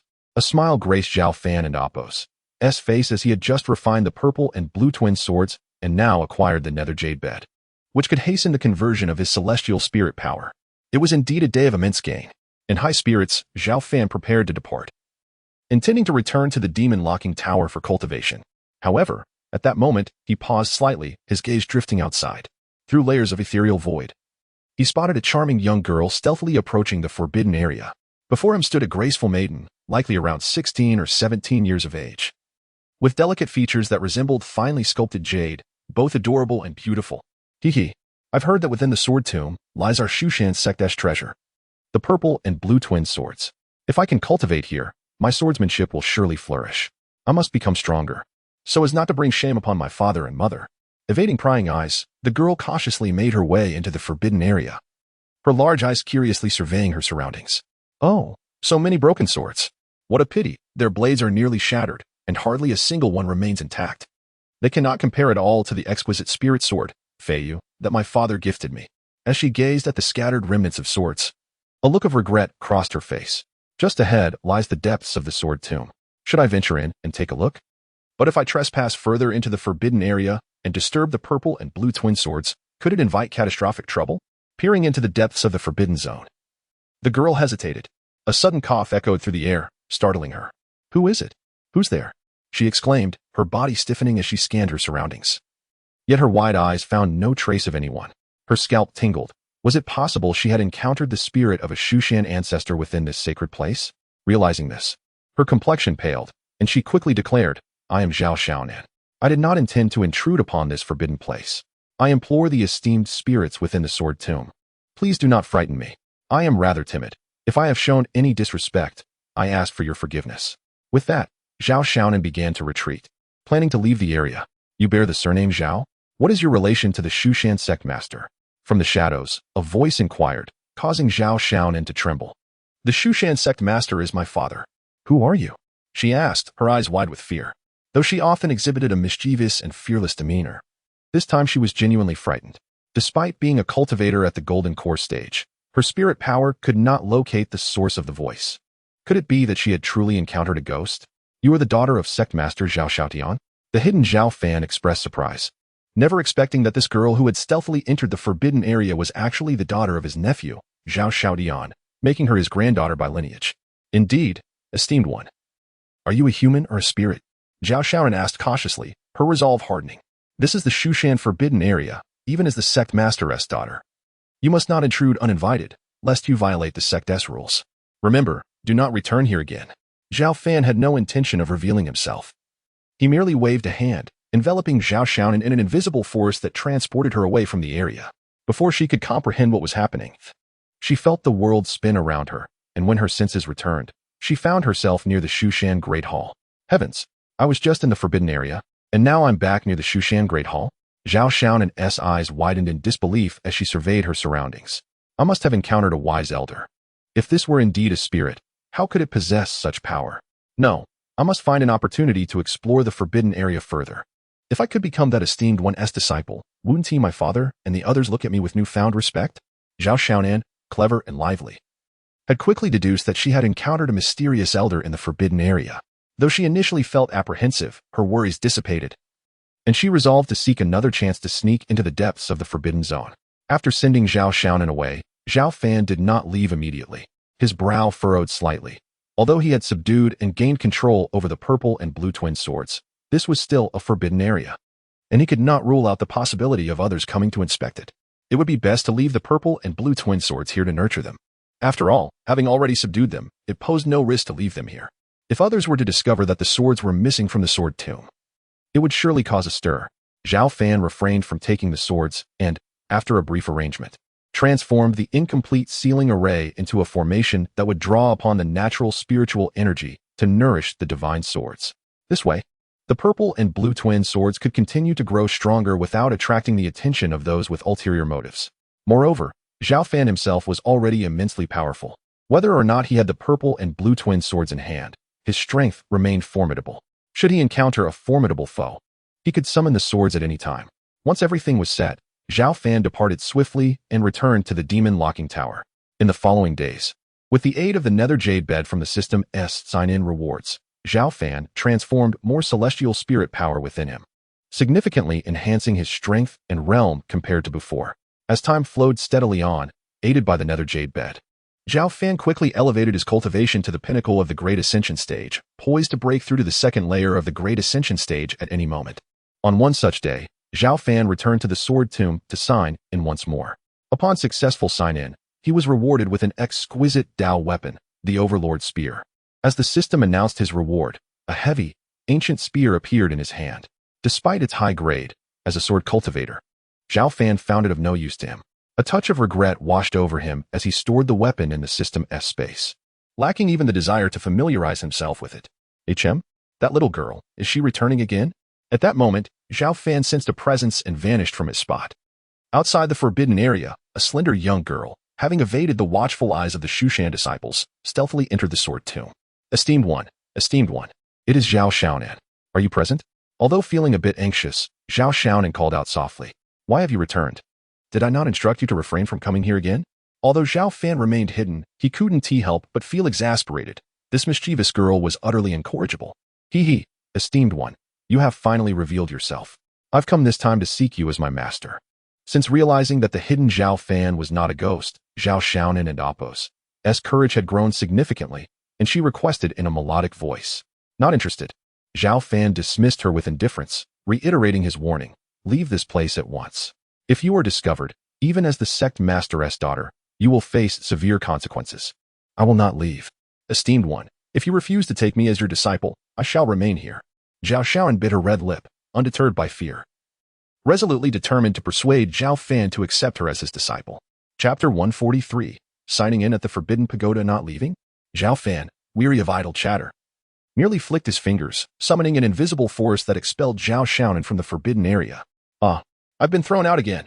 After a disorienting whirl, Zhao Xiaonan found herself back near the main hall of Mount Shu. Her cheeks puffed in frustration. As the daughter of the current sect master, she had been doted upon by her parents since childhood, leading her to behave with a certain impunity.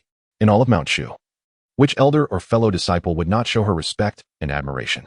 Yet now, she found herself repeatedly ousted from the forbidden grounds by a mysterious elder, inciting her to stomp her foot in anger. If you want to accept me as your disciple, then I shall persist in seeking you out. I will be a constant nuisance until you relent. Zhao Xiaonan huffed, determination solidifying in her heart. In the ensuing days, Zhao Xiaodian frequently ventured to the forbidden area to implore Zhao Fan for mentorship. However, Zhao Fan paid him no heed. One day, Zhao Fan returned to the forbidden ground to sign in, a designated point established by the system for daily attendance. Would you like to begin signing in? The familiar prompt echoed in Zhao Fan's mind. Sign in. Sign in successful. Reward, Sutra of the Pagoda. As the system's voice faded, a profound and powerful technique surged into Zhao Fan and Appo's consciousness. The Sutra of the Pagoda? This appeared to be a method for cultivating one's primordial spirit, possessing unique attributes. Upon a brief examination, he found the scripture to be quite remarkable, capable of enhancing his spiritual cultivation. Previously, due to practicing the tying nurturing method, his primordial spirit had grown significantly stronger than others at the same level, but after his breakthrough to the Great Ascension stage, the benefits of the tying nurturing method had diminished drastically. Now, with the Sutra of the Pagoda, he could continue to fortify his spiritual training. Zhao Fan's expression brightened with satisfaction as he prepared to depart and return to the demon locking tower for further cultivation. Elder, are you there? I genuinely wish to be your disciple. Please don't cast me away. Zhao Xiaoyan's voice, laced with desperation, broke through the silence outside. This girl is truly relentless. However, her tenacity and patience are commendable. Zhao Fan was somewhat surprised. Despite having driven her away multiple times, Zhao Xiaoyan had sneaked back, earning his respect. After careful consideration, he decided against dismissing her again and opted to engage with her instead. After all, she was the daughter of his nephew Zhao Xiaotian, a member of his own lineage. Elder, are you there? If so, could you respond? I sincerely seek your guidance. Gazing into the vast emptiness of the forbidden grounds, Zhao Xiaoyan bit her red lip. Speaking earnestly, her eyes were slightly reddened, and traces of tears lingered on her delicate face, suggesting she had recently wept. Her pitiable appearance elicited sympathy. Your father is the sect master of Mount Shu. Why not seek his assistance in your cultivation? Moreover, there are many formidable cultivators within Mount Shu. Even if your father is unable to guide you, surely you could find someone else? At that moment, Zhao Fan slowly materialized, enveloped in golden light, his true form concealed, resembling a golden deity. Elder. Upon seeing Zhao Fan's figure, Zhao Xiaoyan gasped in delight and promptly knelt in respect, softly explaining. It is true that my father is the sect master, but he is preoccupied with important matters and cannot teach me. As for others, due to my status, their instruction is quite limited. Most importantly, my aptitude is not particularly remarkable. Consequently, many elders of Mount Shu are reluctant to take me on as a disciple. Zhao Xiaoyan spoke candidly, tinged with resignation. Although she was lively and mischievous, she was aware of her own abilities, recognizing that her comprehension and growth were far inferior to her peers. Furthermore, as the daughter of the sect master, she wished to avoid bringing shame to her parents, which was why she sought to enhance her swordsmanship in the forbidden area, hoping for recognition. Ah, I see. Zhao Fan, with his considerable strength and insight, could discern that Zhao Xiaonan's words were heartfelt and devoid of deceit. He was taken aback to learn that this spirited sect master's daughter bore such burdens, explaining her repeated visits to this place. If it were anyone else, Zhao Fan would have remained indifferent, but Zhao Xiaonan was his junior, and he could not simply ignore her plight. I typically do not take on disciples. However, if I were to offer you some guidance, that would not be out of the question.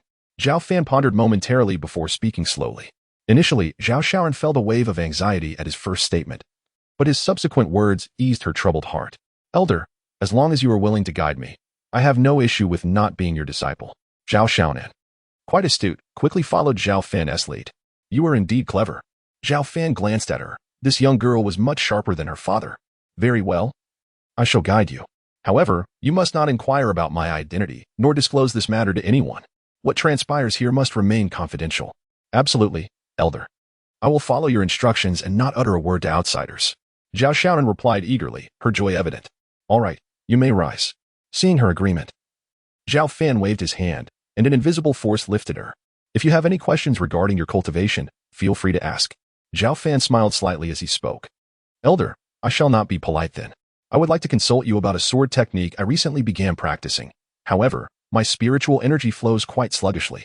Additionally, when absorbing the spiritual energy of heaven and earth, I often find myself in a state of mental agitation. With Zhao Fan's consent, Zhao Shaonan, like a curious child, began to pose her questions one by one regarding her cultivation.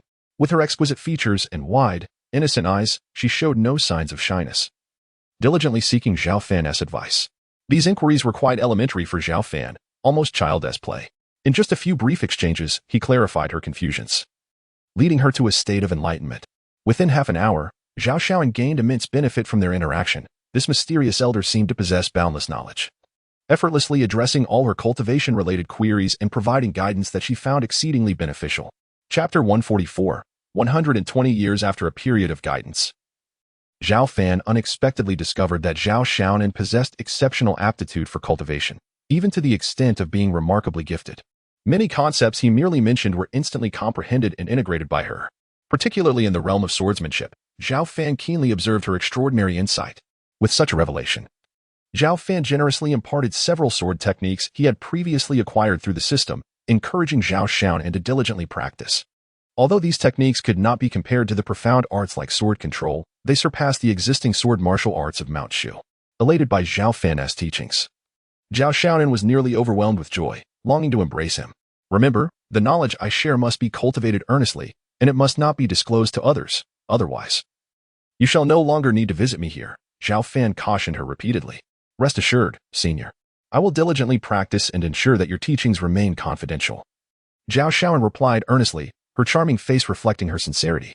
Very well, Zhao Fan nodded in approval. In the following days, Zhao Shaoran often sneaked into the forbidden area to seek Zhao Fan and Appo's guidance on her cultivation. With someone of Zhao Fan and Appo's caliber to mentor her, even a mere swine could gain immense benefits. How much more so for Zhao Shaonan, whose potential had merely remained untapped until now.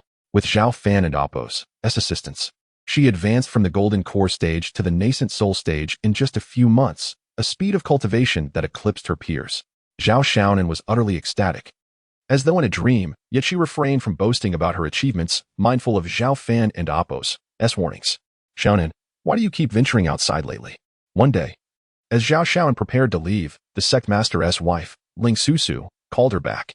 Ling Susu, once immortal, had become a formidable cultivator with the help of her husband, sect master Zhao Shaodian. Now, over 2 centuries later, she retained the beauty of a woman in her 30s, showing no signs of aging. Mother, I'm just going out for a stroll. Staying at home feels stifling, especially since father is too busy to guide my training, and the elders are hesitant to teach me. I just need some fresh air. Zhao Shaonan playfully pouted, tugging at her mother's arm. Very well, but be cautious. My dear, do not cause trouble for your father. He is currently preoccupied with the affairs of Mount Shu, and we cannot afford any complications at this juncture. Ling Susu admonished, fully aware of her daughter's mischievous and somewhat willful nature, having received little discipline throughout her upbringing. Understood. Zhao Shaonan giggled, waving goodbye to Ling Susu as she left the house. A short while later, Zhao Shaonan once again slipped into the forbidden area. Noticing that Zhao Fan was absent, she was not disheartened, but instead embraced the tranquility of the space, commencing her practice of the sword techniques. Although she visited often, she did not encounter her mentor every time, thus she treated this place as her personal training ground. Despite being the sect master's daughter, her spirit was fiercely determined. She yearned to grow stronger quietly and astonish everyone, including her father. As time passed, Zhao Fan, apart from his occasional visits to the forbidden area to check in on Zhao Shaonan, spent most of his days immersed in his own cultivation within the demon locking tower. With the aid of the mysterious jade bed, an increasing amount of spiritual energy within him gradually transformed into celestial spiritual power, rising from an initial 10% to 20%. Consequently, Zhao Fan's cultivation reached the second level of the Great Ascension stage. Following this breakthrough, Zhao Fan remained diligent, further enhancing his skills across the board. In addition to swordsmanship, he intensified his physical and spiritual training. The 7-star body technique acquired through the system had brought his physical resilience to a remarkable level, akin to the legendary celestial gold divine iron. Meanwhile, his spiritual essence, bolstered by the Sutra of the Buddha, had also seen significant improvement. In the blink of an eye, 120 years had elapsed. For the majority of ordinary people, reaching such an age would be a monumental feat, yet for the exalted cultivators, it was merely a brief period of meditation or deep slumber. This marked the 591st year since Zhao Fan arrived at the Demon Locking Tower, and the 406th year since his nephew, Zhao Xiaodian, ascended as the sect master of Mount Shu. Mount Shu thrived. Although it had not yet regained the glory of its zenith thousands of years ago, it had achieved a formidable stature in the vast expanse of Central Continent. Mount Shu emerged as the undisputed strongest sect. It would not be an exaggeration to assert that even in the contemporary cultivation world, Mount Shu ranked among the top 50 powers. Given the boundless nature of the cultivation realm, achieving such a position was a remarkable accomplishment, signifying that Mount Shu had grown exponentially stronger compared to the past. Previously, Mount Shu was merely a 3rd or 4th tier sect within Central Continent, and now it stood as the most potent sword sect, its territory stretching for thousands of miles and boasting tens of thousands of cultivators. This figure did not even account for the vassal forces integrated into Mount Shu, which would only increase the number of practitioners and the extent of their dominion. To witness the revival of Mount Shu to such prominence in a mere 500 to 600 years could only be described as miraculous.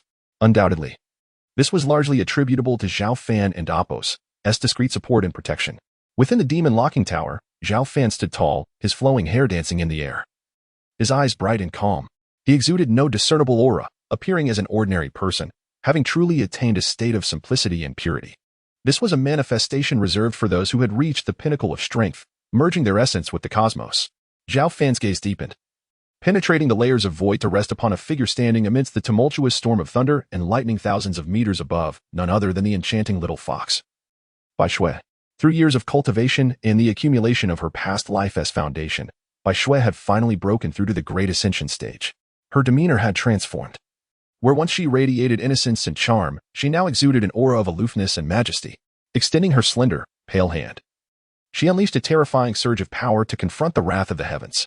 The tremendous commotion reverberated throughout the firmament, yet fortunately, it was too far from the ground for the cultivators of Mount Shu to perceive. The brilliant flashes of lightning persisted for a moment before yielding to Bai Shui's might, gradually dissipating. In the sky, Bai Shui stood tall, her long legs and delicate features radiating a luminous glow. She embodied a perfect blend of innocence and elegance. More stunning than ever, she resembled a resplendent empress, or perhaps a celestial being descended to the mortal realm, utterly flawless and irresistibly alluring. Little fox, congratulations on breaking through to the Great Ascension stage, and already you have surged to the second level of the Great Ascension, Zhao Fan exclaimed with a smile as Bai Shui descended. Although others might not discern the change in her aura, it was unmistakable to Zhao Fan. She emanated an aura of complete vitality, her every gesture radiating a hint of celestial essence, surpassing even his initial breakthrough to the Great Ascension stage. Clearly, she had not merely reached the first level, but had directly stepped into the second level. Chapter 145. The Challenge of the Snowy Fox. Did you actually notice? Snow White exclaimed, her surprise evident. She had thought she could deceive him. With her 9 divine, pristine tails gently swaying, she appeared even more breathtakingly beautiful. Having broken through to the Great Ascension stage, she regained more memories of her past life as an empress. It was through her accumulated foundation that she could leap forward, advancing to the second layer of the Great Ascension stage in one go. This was the result of tens of thousands of years of accumulation, a gift from her previous existence. Otherwise, she could not have reached such a level. Now, I too have attained the Great Ascension stage, she proposed. Shall we spar? The little fox, Snow White, blinked her gem-like bright eyes, eager to engage. Despite having awakened and integrated the memories of the Empress, she still retained her innocent pride and was still haunted by her earlier defeat at Zhao Fan's hands, dreaming of the day she could teach him a lesson. Spar? Zhao Fan chuckled softly, replying, even if you have broken through to the second layer of the Great Ascension stage, you remain no match for me. Over the past century, it was not only the little fox who had made progress. Zhao Fan and Apos' own strength had also seen a significant increase. While he remained at the second layer of the Great Ascension stage, he could break through to the third layer at any moment if he so desired. The most critical aspect was that his combat prowess had grown exponentially. Even he himself was unaware of just how formidable he had become. For over these years, no one had been worthy of him making a move, not even to the extent of drawing a sword. Humph, you wouldn't oppose. Be afraid to face me, would you? Are you afraid of losing? Snow White teased, her bright eyes sparkling with mischief. Her beauty was already captivating, and when she smiled, it was as if 100 flowers had bloomed, momentarily stunning Zhao Fan. Dear little fox, do not provoke me. I fear I might inadvertently harm you, Zhao Fan jested, understanding her intention to test his strength. Even if Snow White had only fused with a portion of the Empress's memories, Zhao Fan would not be intimidated, even if she were to regain her peak power from her past life. Humph, enough talk. I want to see who is stronger between us.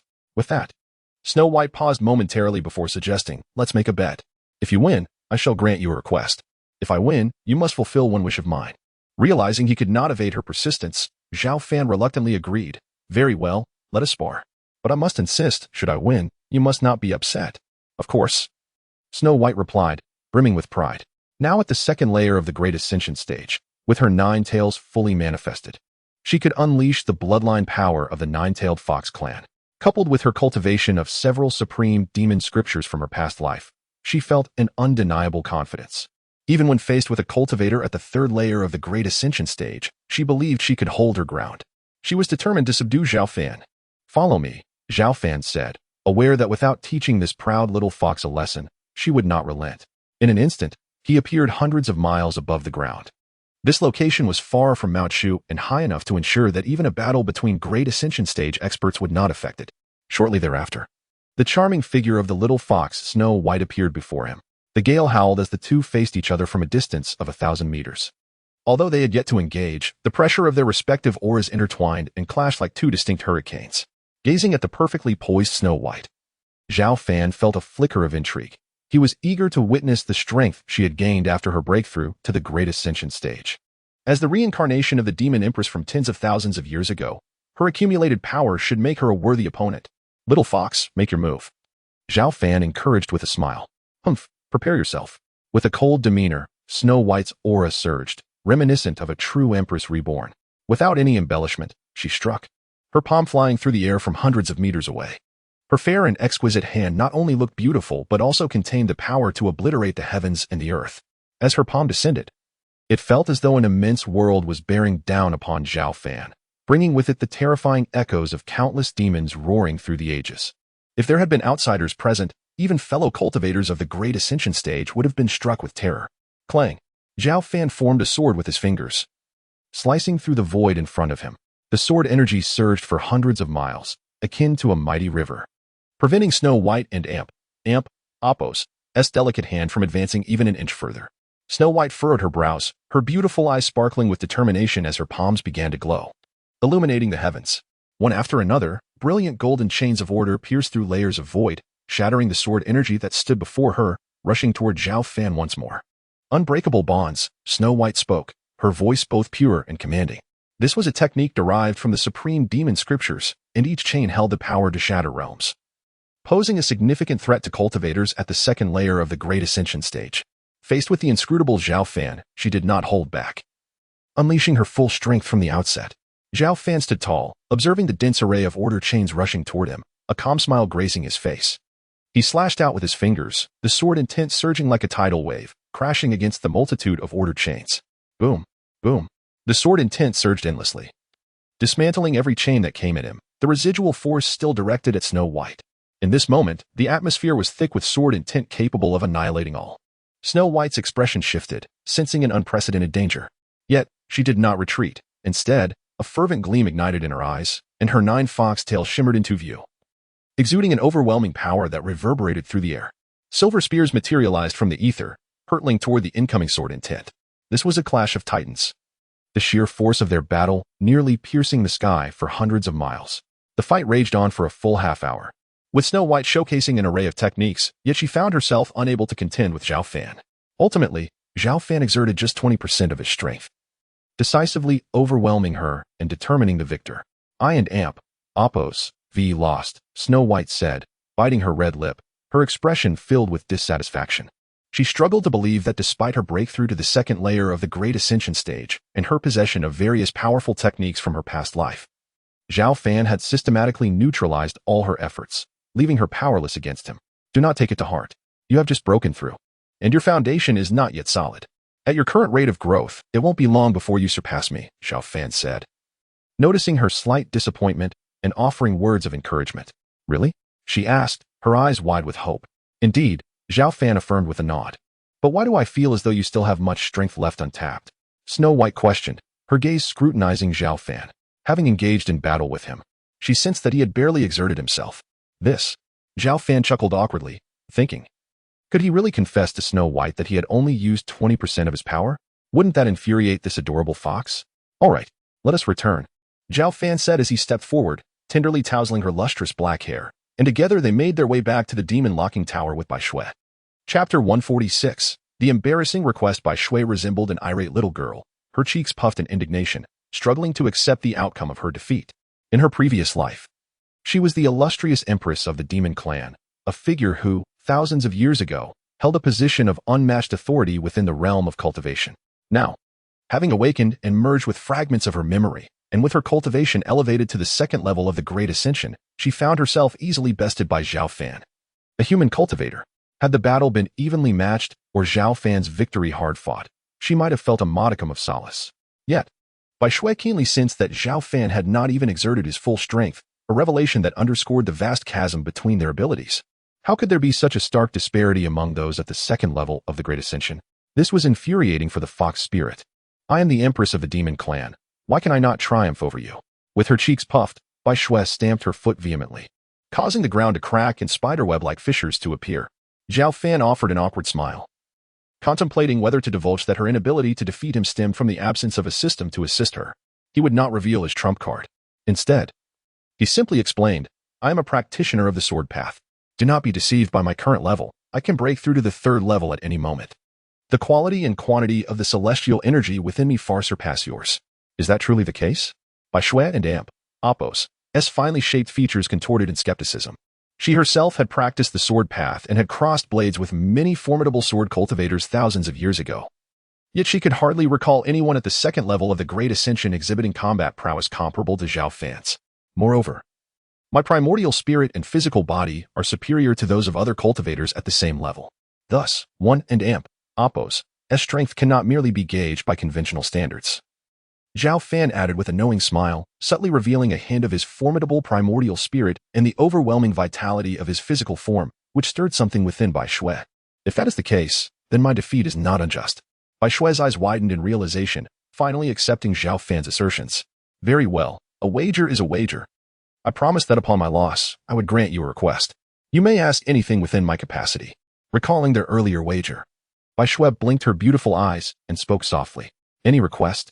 Zhao Fan regarded her with a playful smile, his gaze lingering on her exquisite figure. You. What do you intend?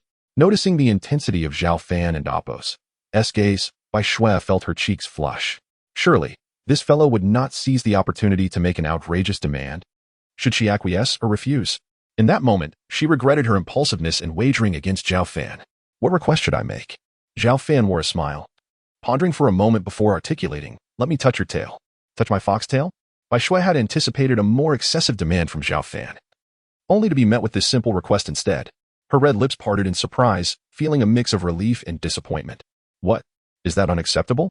Are you attempting to go back on your word? Zhao Fan teased. Humph. This fox spirit shall indulge your trivial human desire. Humph. I shall surely defeat you next time. I will return to solidify my realm and merge more memories. One day, when I restore my full strength, I will teach you a lesson. With those defiant words, Bai Shui stormed back to the nearby stone house, leaving no further trace of her presence. That little fox. Zhao Fan chuckled, dismissing her outburst entirely. With the aid of the system, he was confident that even if Bai Shui regained her previous strength, he would still be able to overpower her. Senior brother, I have brought your meal. As Bai Shui stepped into the stone house, a sweet and melodious voice echoed from outside the demon ceiling tower. It was the day when his junior sister, Zhang Qian, would deliver his meal. For a century and beyond, Zhang Qian had consistently visited every 10 days to bring him food. Standing at the entrance, Zhang Qian's long hair flowed gracefully, her demeanor both elegant and beautiful. Her legs were fair and slender, exuding an air of mature allure. Compared to before, she had grown even more enchanting and sweet. Junior sister, what delectable dishes have you brought me this time? Zhao Fan approached, smiling through the door. Hehe, senior brother, why don't you take a guess? Zhang Qian playfully opened the food box, allowing the savory aroma to waft into the air. Braised lion's head, glutinous rice with spare ribs. Taking a deep breath, Zhao Fan swiftly named the dishes, each precisely identified. Senior brother, do indulge yourself. Zhang Qian's eyes sparkled with delight as she presented the food box. Zhao Fan accepted it gratefully, eagerly diving into the meal. Cultivation knows no bounds of time, though Zhao Fan was constantly growing stronger. He occasionally felt a tinge of monotony and tedium. However, the arrival of his junior sister, Zhang Qian, with her food and conversation, provided a refreshing reprieve from the mundane. Like a balm to his spirit, enriching his journey in cultivation. Thus, no matter how much time passed, he relished the culinary delights brought by Zhang Qian. For they were not merely meals but a testament to her heartfelt intentions. Chapter 147, The 9-Story Jade Tower Brother, is it delicious? Zhang Qian gently inquired, resting her chin on her hand as she gazed at Zhao Fan within the room. Absolutely delicious. The meals prepared by my little sister are the finest delicacies in this world, Zhao Fan exclaimed, savoring his food. His praise was not mere flattery. It was a testament to the truth. Zhang Qian and Appo's culinary skills had improved remarkably. And the fragrant dishes she crafted left even a great cultivator like Zhao Fan unable to forget them. In terms of culinary talent, no one in the entire Mount Shu could rival Zhang Qian. Hehe, as long as brother enjoys it, I would gladly prepare meals for you for a lifetime. Zhang Qian replied joyfully. For her, whether it was a few hundred years or a few thousand, being able to cook for Zhao Fan and share a conversation with him from time to time was already a source of immense satisfaction. By the way, brother, there is something I wish to consult you about. Zhang Qian suddenly recalled something, her voice tinged with hesitation. What is it? Just speak freely, Zhao Fan said, setting down his utensils with a smile. Recently, my cultivation level seems to be advancing at an extraordinary pace, Zhang Qian reflected softly. Your cultivation level is increasing rapidly? Zhao Fan, intrigued, focused his spirit energy through the heavy door of the demon ceiling tower, instantly discerning Zhang Qian and Appo's current level of cultivation. To his astonishment, she had already reached the 3rd layer of the Tribulation Crossing stage. Little sister, you are now at the 3rd layer of Tribulation Crossing? Zhao Fan expressed his surprise. If memory served him correctly, over 100 years ago, Zhang Qian was merely at the peak of the integration stage. Under normal circumstances, even with the current favorable celestial conditions, given Zhang Qian's ordinary aptitude, she would only be able to reach the 1st or 2nd layer of Tribulation Crossing at most. Had Zhang Qian not mentioned this, Zhao Fan might not have noticed it himself. Now, upon closer inspection, he keenly sensed the robust and abundant fluctuations of spiritual energy emanating from her. Yes, moreover, in recent years, my rate of improvement has accelerated more than tenfold compared to before. The growth of my spiritual energy is astounding, Zhang Qian admitted, a hint of distress crossing her delicate features. Brother, could it be that I am on the verge of going astray?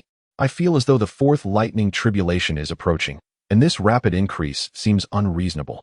I will take a look, Zhao Fan responded, his expression turning serious. He raised his hand, unleashing a solidified wave of spiritual energy that bypassed the heavy door and enveloped Zhang Qian and Appo's form. Zhang Qian shivered slightly. Feeling the powerful and intense spiritual energy from Zhao Fan, yet she offered no resistance, allowing him to probe her internal condition. In a brief moment, Zhao Fan discerned an anomaly. Deep within Zhang Qian's dantian, there floated a 9-story jade tower. This jade tower exuded an aura of ancient, timeless energy, continuously releasing pure energy that augmented the spiritual energy within Zhang Qian, hidden within the depths of her dantian. She would not have sensed its presence were it not for Zhao Fan's formidable spiritual perception. It was precisely because of this tower that Zhang Qian's cultivation had surged so rapidly. Little sister, maintain your focus and channel your spiritual energy, Zhao Fan cautioned, his tone grave. Though puzzled, Zhang Qian complied with Zhao Fan's instructions. As she concentrated, the spiritual energy within her surged forth. Zhao Fan, seizing the moment, extended his hand, and a formless force emerged, drawing the previously dormant 9-story jade tower out from within her. The jade tower glimmered, attempting to resist Zhao Fan and Appo's power, but he would not allow it to succeed. A sword intent materialized, slicing through the air with the force of creation itself, striking the surface of the jade tower and causing it to tremble violently as it emerged from Zhang Qian's body. What is this? As the 9-story jade tower was gradually revealed, Zhang Qian's beautiful eyes widened in disbelief. How could such an object be hidden within her body without her awareness? More importantly, this palm-sized jade tower seemed oddly familiar. This object, concealed within you, has aided your rapid increase in spiritual energy, which explains your swift cultivation advancement. However, it appears to harbor no malice. Rather, it seems to be assisting you in your training, Zhao Fan explained, restraining the Jade Tower with his sword intent to prevent it from returning to Zhang Qian's body. Even from his perspective, he could not discern the rank of this Jade Tower, but it was undoubtedly an ancient artifact capable of hastening a cultivator's progress, indicating a background far from ordinary. Brother, I recognize this object.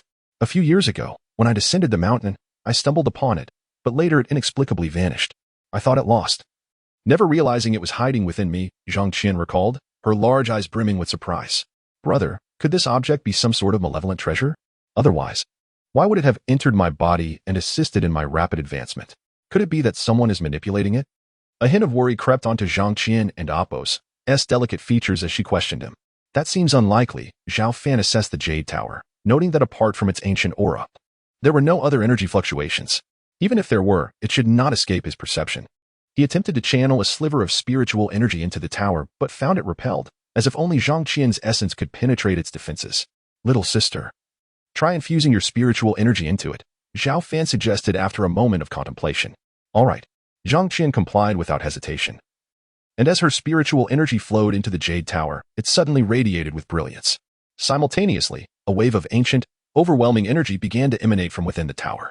This energy felt as though it transcended the passage of time, carrying an immense weight that even Zhao Fan could sense, leaving him with an unprecedented feeling of pressure.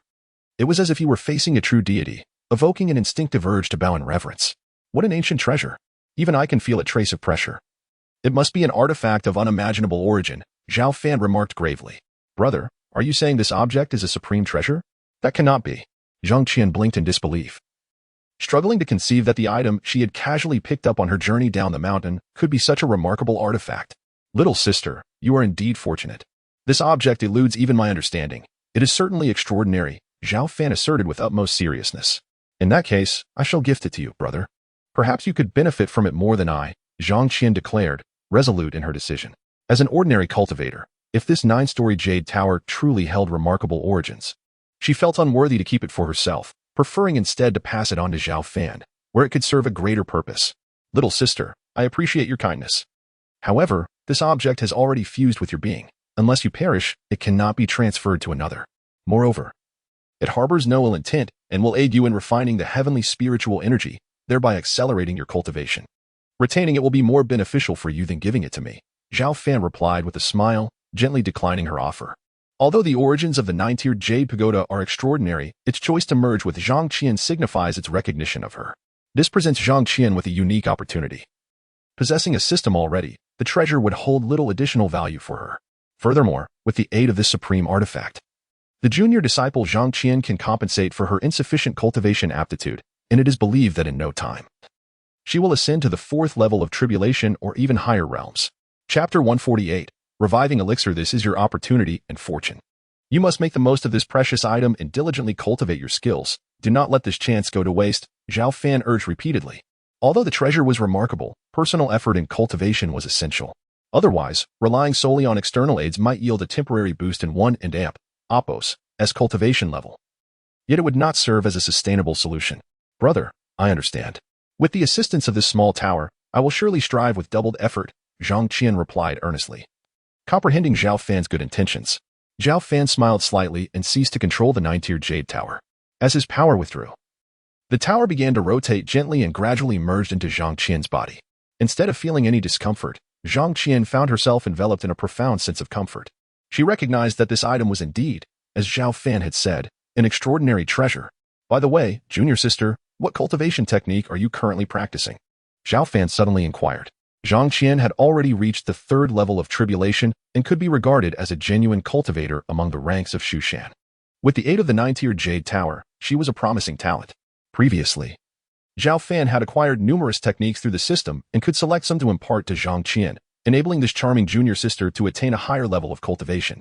I am currently practicing the Earth Sword technique, Zhang Qian replied without reservation. The Earth Sword technique? Zhao Fan raised an eyebrow.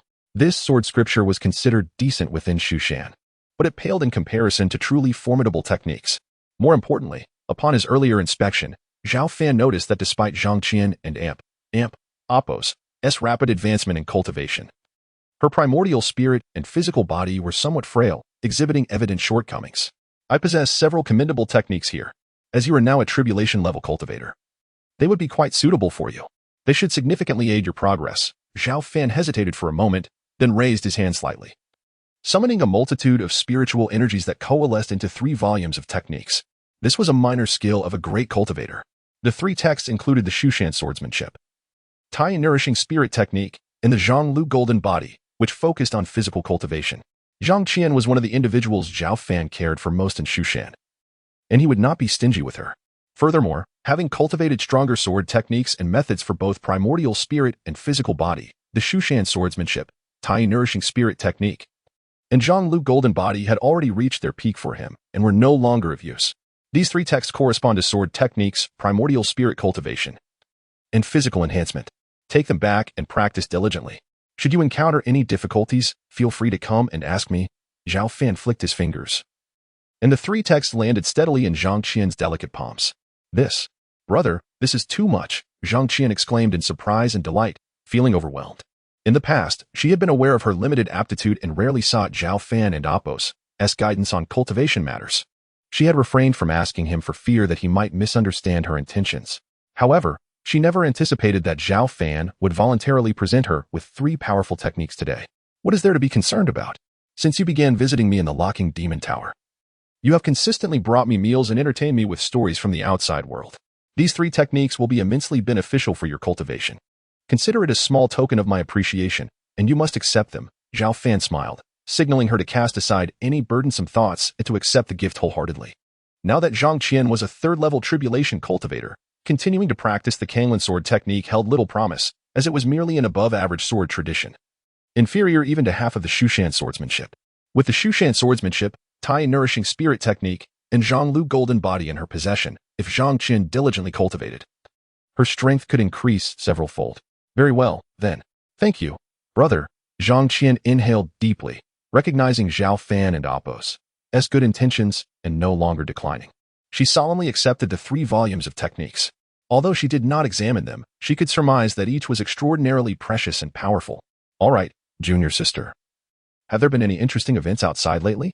Do share with me, Zhao Fan inquired with a gentle smile. Indeed, there are some intriguing matters, Zhang Qian replied, regaining her composure and beaming as she spoke. Brother, you may not be aware, but the cultivation world is currently experiencing significant upheaval. Recently, the most noteworthy event has been the reemergence of the ancient Buddhist sect. The ancient Buddhist sect? Zhao Fan and Apos' brow furrowed slightly. If memory served correctly, the little fox by Shui had mentioned it before. It was an incredibly mysterious force, one that even the demon empress regarded with caution. Yes, the ancient Buddhist sect resurfaced several months ago. Recently, the current Buddha's disciple has been traversing the realm, visiting various factions to discuss Buddhist doctrines and engage in skills exchange, having already defeated several powerful successors from long-sealed ancient sections. This disciple has gained considerable renown, being hailed as a reincarnation of a Buddha. I have heard that he recently arrived in Central Continent and visited several righteous sects. So it may not be long before he comes to discuss Buddhist teachings with us here in Shushan, Zhang Qian said, her beautiful eyes sparkling as she spoke softly. The current Buddha's disciple? It seems the sect is testing the strengths of various factions. Zhao Fan chuckled, but did not take the matter to heart, regarding it merely as an interesting tidbit. Based on Bai Shui's previous words, the opportunity for ascension was soon to arise. So the reemergence of the Buddhist sect was a natural occurrence. Thus, he felt no particular surprise. Even the empress of several millennia ago had reincarnated into the current little fox Bai Shui. It was only reasonable that a colossal entity like the ancient Buddhist sect would not miss the chance for ascension in this era. With the Buddha sect's return, the resurgence of the Tao sect should not be far off. Zhang Qian continued to converse with Zhao Fan about various topics, not limited to the Buddha sect and its disciple, but also other significant events in the contemporary cultivation world. For instance, the demonic sect, Tianma sect, had cultivated the strongest demonic body and was currently embroiled in fierce competition with several powerful demonic races. Additionally, a treasure had recently emerged from a certain perilous location in the Central Continent, leading several major sects to engage in intense struggles for possession, among other matters. As Zhang Qian held a prominent position in the discipline hall, she was privy to much news from the outside world. Not only did she share external developments, but she also informed Zhao Fan about the current scale of Shushan, with disciples emerging in droves and many promising successors rising to prominence. Of course, there were also some mediocre elders who had begun to pass away in recent decades. Zhang Qian spoke at length with Zhao Fan until dusk descended, reluctantly taking her leave. Now in a position of authority, she could no longer act as recklessly as before and needed to return to the discipline hall to address numerous mundane matters. In the sky, a silver moon hung high. After Zhang Qian departed, the locking demon tower fell into tranquility once more. The following day, just as dawn broke, a notification echoed in Zhao Fan's mind. Would you like to sign in at the forbidden area? Hearing this, Zhao Fan stepped forward, traversing layers of void to arrive directly at the forbidden area, the Sword Tomb. Initiating sign-in, Zhao Fan stated expressionlessly. Sign-in successful. Reward, reviving elixir. As the system's voice faded, a pristine, translucent elixir materialized in Zhao Fan and Appo's hand. The pill exudes a rich and overwhelming aura of life. Even a mere whiff of its fragrance evokes a sensation akin to soaring into the heavens. The resurrection pill? Could it truly possess the power to bring the dead back to life? Zhao Fan's face displayed astonishment as he inquired of the system. The resurrection pill. A quasi-immortal grade elixir. As long as there is a breath remaining, consuming it can restore life without any side effects. The system succinctly explained, devoid of superfluous words. Splendid! Zhao Fan exclaimed, a spark of excitement igniting within him. If the system's assertions hold true, could this extraordinary pill awaken his brother, Zhao Cheng, who lay enshrined within the Xiantian nurturing spirit coffin? For years, Zhao Fan had tirelessly sought a means to revive Zhao Cheng, yet all efforts had proven futile. Now, with the quasi-immortal resurrection pill at his disposal, it seemed the perfect solution to awaken his brother. A smile graced Zhao Fan and Appo's face. In the past, when his brother faced death, he had no choice but to seal Zhao Cheng's final breath within the coffin. After so many years of waiting, a glimmer of hope had finally emerged. Zhao Fan's spirit soared, astonished by the unexpected reward bestowed upon him today, a cause for great joy indeed. Chapter 149, The Resurrection of Brother Zhao Cheng. In the open space, a mysterious jade coffin materialized out of thin air, its surface radiating a faint, ethereal glow. This was the Xiantian nourishing spirit coffin. A true treasure, it possessed miraculous properties capable of sealing the final breath of a person on the brink of death. For many years, Zhao Fan had kept the Xiantian nourishing spirit coffin in the space provided by his system. Through the translucent surface of the coffin, one could discern the faint outline of a figure within. It was none other than Zhao Fan's younger brother, Zhao Cheng. With a resonant hum, the coffin slowly creaked open, revealing Zhao Cheng and Appo's pale visage. His body was as cold as ice, emanating a chilling aura. Over the years, while he remained in the Xiantian nourishing spirit coffin, the flicker of life within him had stabilized, albeit faintly. The resurrection pill, may its name ring true.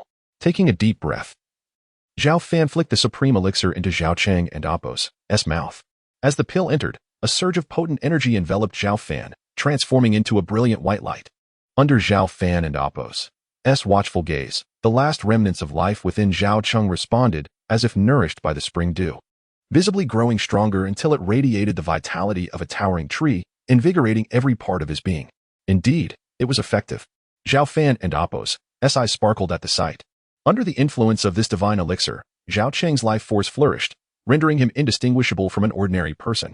His formerly pallid complexion began to regain a rosy hue, and he exhibited signs of breath. He has returned. Zhao Fan exhaled in relief. Half an hour later, Zhao Cheng finally stirred awake, his first sight being his elder brother. Zhao Fan, brother, am I not dead? Where is this place? Zhao Cheng asked, bewildered. You have finally awakened. You are not dead. You are alive and well. Zhao Fan replied with a smile, his heart lightened by the successful revival of his brother. I'm not dead? How can that be? Zhao Cheng's eyes widened, confusion deepening, as his memories lingered on the moment he was on the verge of death, unable to comprehend the situation. Here is what transpired. Zhao Fan succinctly recounted the events leading to this moment. So, it was you who saved me? I am truly alive? Zhao Cheng exclaimed, disbelief etched on his face. Indeed. If you doubt it, you may try moving your body, Zhao Fan encouraged, amused by his brother's stunned expression. Minutes later, Zhao Cheng finally grasped the truth of his revival. All the pain that had once plagued him vanished, leaving him as healthy as any normal person. Overcome with joy, he embraced Zhao Fan tightly, expressing his gratitude. Thank you, brother. If it weren't an Appo's tea for you, I would have long become a cold corpse. Zhao Fan patted his shoulder, smiling. We are family. No need for thanks. After centuries apart, the two brothers had much to discuss. Zhao Fan produced several flasks of fine wine to celebrate Zhao Cheng and Amp, Apos, S awakening. Brother, how is Shu Shan now? That rascal Xiaodian hasn't he let everyone down, has he? Despite just awakening, Zhao Cheng was eager to know about his son, Zhao Xiaodian, and whether he had successfully guided Shu Shan. Rest assured, that lad is doing well. Shu Shan is now the foremost sect in the Central Land, far surpassing the era when you were its leader. You have a fine son, Zhao Fan assured him with a smile. That is good to hear. I was worried that he might be more a hindrance than a help. In hindsight, it was wise to have him inherit the leadership position, Zhao Cheng reflected. His spirits lifted as he raised his cup and drank deeply. By the way, I have yet to inform Xiaodian of your revival. Should I bring him here now? Zhao Fan pondered aloud. Well, Zhao Cheng hesitated briefly before sighing. Though I have awakened, my current state is akin to that of an ordinary person, devoid of any cultivation. How can I face Xiaodian in this condition? Given the severity of his past injuries, he had barely clung to life, and now, stripped of all power, he felt unworthy to meet his son, who had always seen him as a formidable father figure. That's easily remedied, although you lack cultivation. Restoring your abilities is a trivial matter, Zhao Fan said with a knowing smile. Though Zhao Cheng's cultivation was lost, his foundational strength remained intact. With Zhao Fan's assistance, regaining his powers would be a straightforward process. Brother, are you serious? Zhao Cheng's eyes sparkled with excitement. As the former leader of Shu Shan, he could not bear the thought of returning as a powerless individual. The prospect of recovering his cultivation thrilled him. Absolutely. Here is the plan. I will take you to a special place where you can begin your training anew. Once you have regained some cultivation, I will arrange for you to meet Xiaodian, Zhao Fan proposed thoughtfully. Very well. Since I have already revived, there is no need to rush. After all, how could I face Xiaodian in this condition? Zhao Cheng laughed heartily, his spirits lifted. Once Zhao Cheng consented, Zhao Fan led him deep into the locking demon tower, to the Myriad Demon Cavern.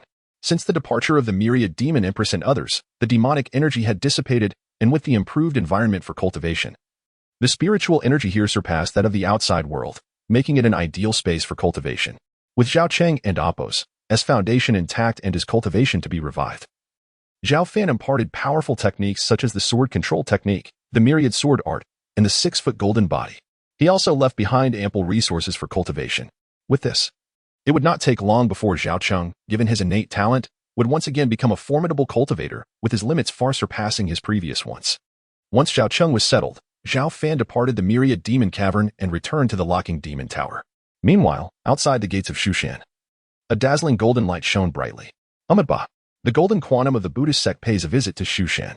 The resounding chant echoed through the heavens as a figure clad in a cassock approached, radiating an aura of sacred light. This was a young monk with striking features, and draped in a silvery robe, he appeared as if a true Buddha had descended, enveloped in an aura of divine brilliance that illuminated not only the gates of Shu Shan but also the vast expanse of the sky. Chapter 150. The contemporary Buddha son. Is that not the contemporary Buddha son, Jin Liangzi? He has come to visit us in Mount Shu. Quickly, report this immediately. Upon hearing the name Jin Liangzi, the disciples guarding the mountain gate of Shu Mountain nearly turned pale with shock. The ancient Buddhist sect is unfathomable, a true behemoth within the realm of cultivation. Although the Buddhist sect has only recently emerged, no faction, righteous or evil, dares to provoke them, which speaks volumes of their formidable deterrent power. In recent days, the contemporary Buddha son, Jin Liangzi, has traversed the cultivation world, visiting various sects, defeating many rising young strongmen, and even besting numerous seasoned veterans. It is no exaggeration to say that Jin Liangzi is currently the most remarkable young powerhouse in the cultivation realm, and the sect he represents instills great trepidation among various forces. The soaring light of Buddhism had already stirred the higher echelons of Shu Mountain from a distance. Upon confirmation of the arrival of the contemporary Buddha son, the leaders of Shu Mountain all displayed solemn expressions. Even the usually composed elder Zhenwu, Lin Mu, furrowed his brow, contemplating the implications of the Buddha son's visit to Shu Mountain. Is the Buddha sect probing us? One elder speculated aloud. It is quite possible. From what I know, followers of the Buddha sect have been frequently appearing throughout the Central Land recently, seemingly preparing for missionary work, coupled with the Buddha son and Apos' visit. It is obvious they are testing us while seizing the opportunity to showcase their might. Regardless of the Buddha son and Apos' intent, we in Shu Mountain shall meet force with force. The unusual news of the contemporary Buddha son's visit soon spread across various domains, drawing considerable attention. Currently, Shu Mountain is the undisputed strongest sect in the Central Land. Will there be a clash between the Buddhist sect and Shu Mountain? Many were internally anxious, eager to witness the unfolding events. As the Buddha son arrived, Shu Mountain organized a grand reception. The current sect leader, Zhao Fan, personally led dozens of elders to welcome the Buddhist son into the grand hall. Such a high-level reception demonstrated Shu Mountain's respect for the Buddhist sect. Inside the grand hall, sect leader Zhao Fan and the numerous elders scrutinized the Buddhist son. They noted that he appeared exceptionally young, seemingly in his 20s, with striking features and an extraordinary charm. Most astonishing was the aura of profound Buddhist teachings that radiated from Jin Liangzi with every gesture, exuding a sense of peace and tranquility. The Buddhist son has traveled far.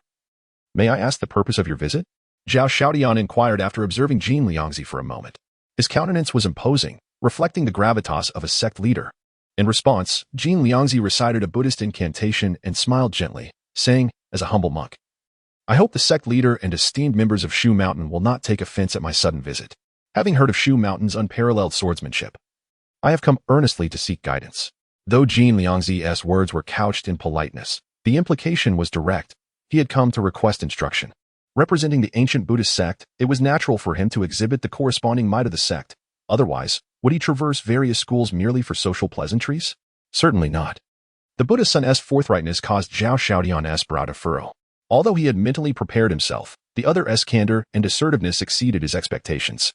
The Buddhist son was reputed for his astonishing martial prowess, having recently challenged various sects and achieved remarkable victories.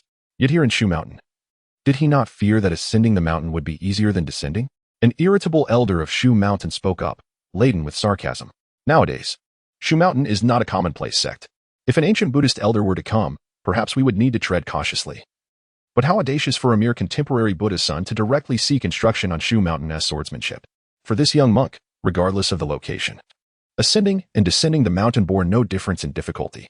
Jin Liangzi, with his striking features, glanced at the elder who spoke and joined his hands in reverence, saying, "Oh, it seems the Buddhist son possesses considerable confidence in his abilities.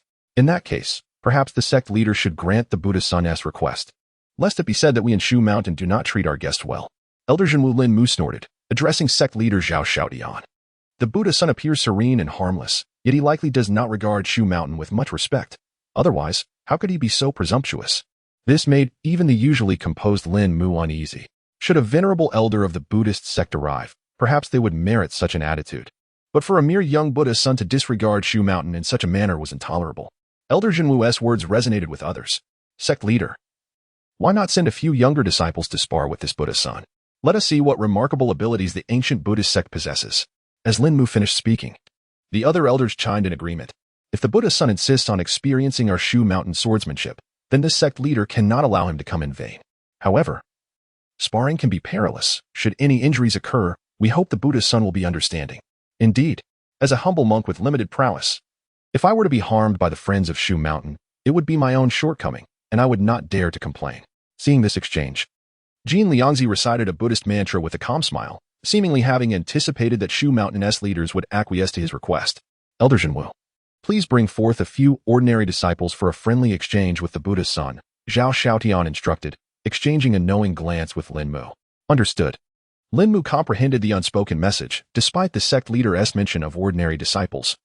Only the most exceptional young disciples of Shu Mountain would be chosen to spar with the Buddhist son, lest they have no chance of victory.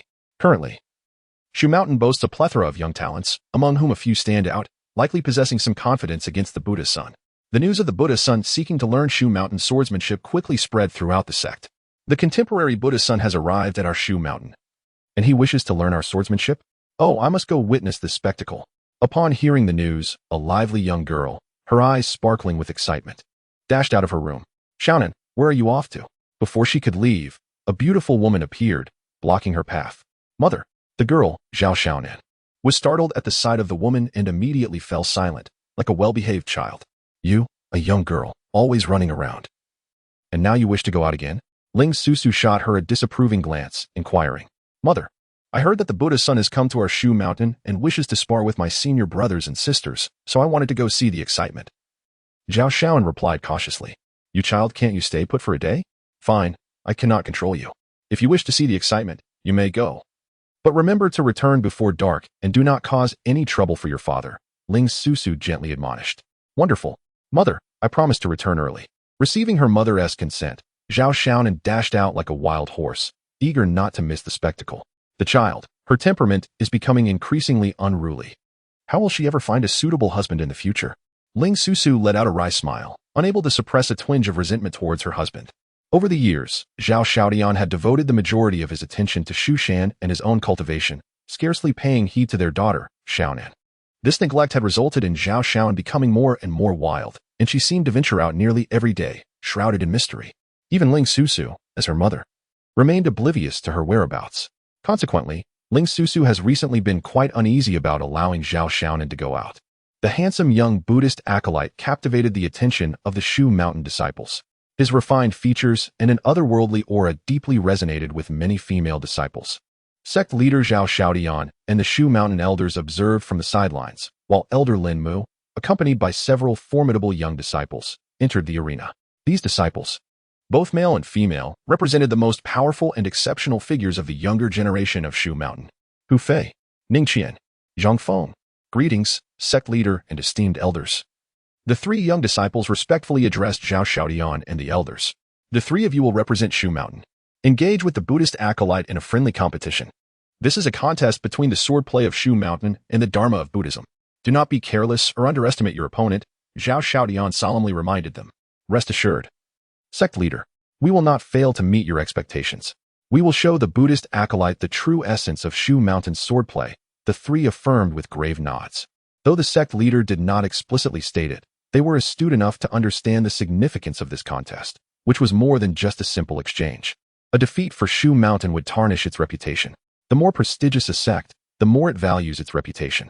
Go, Zhao Xiaodian commanded. Understood, they replied. Under the gazes of everyone present, the three slowly approached Jin Liangzi. I have long admired the Buddhist acolyte's reputation.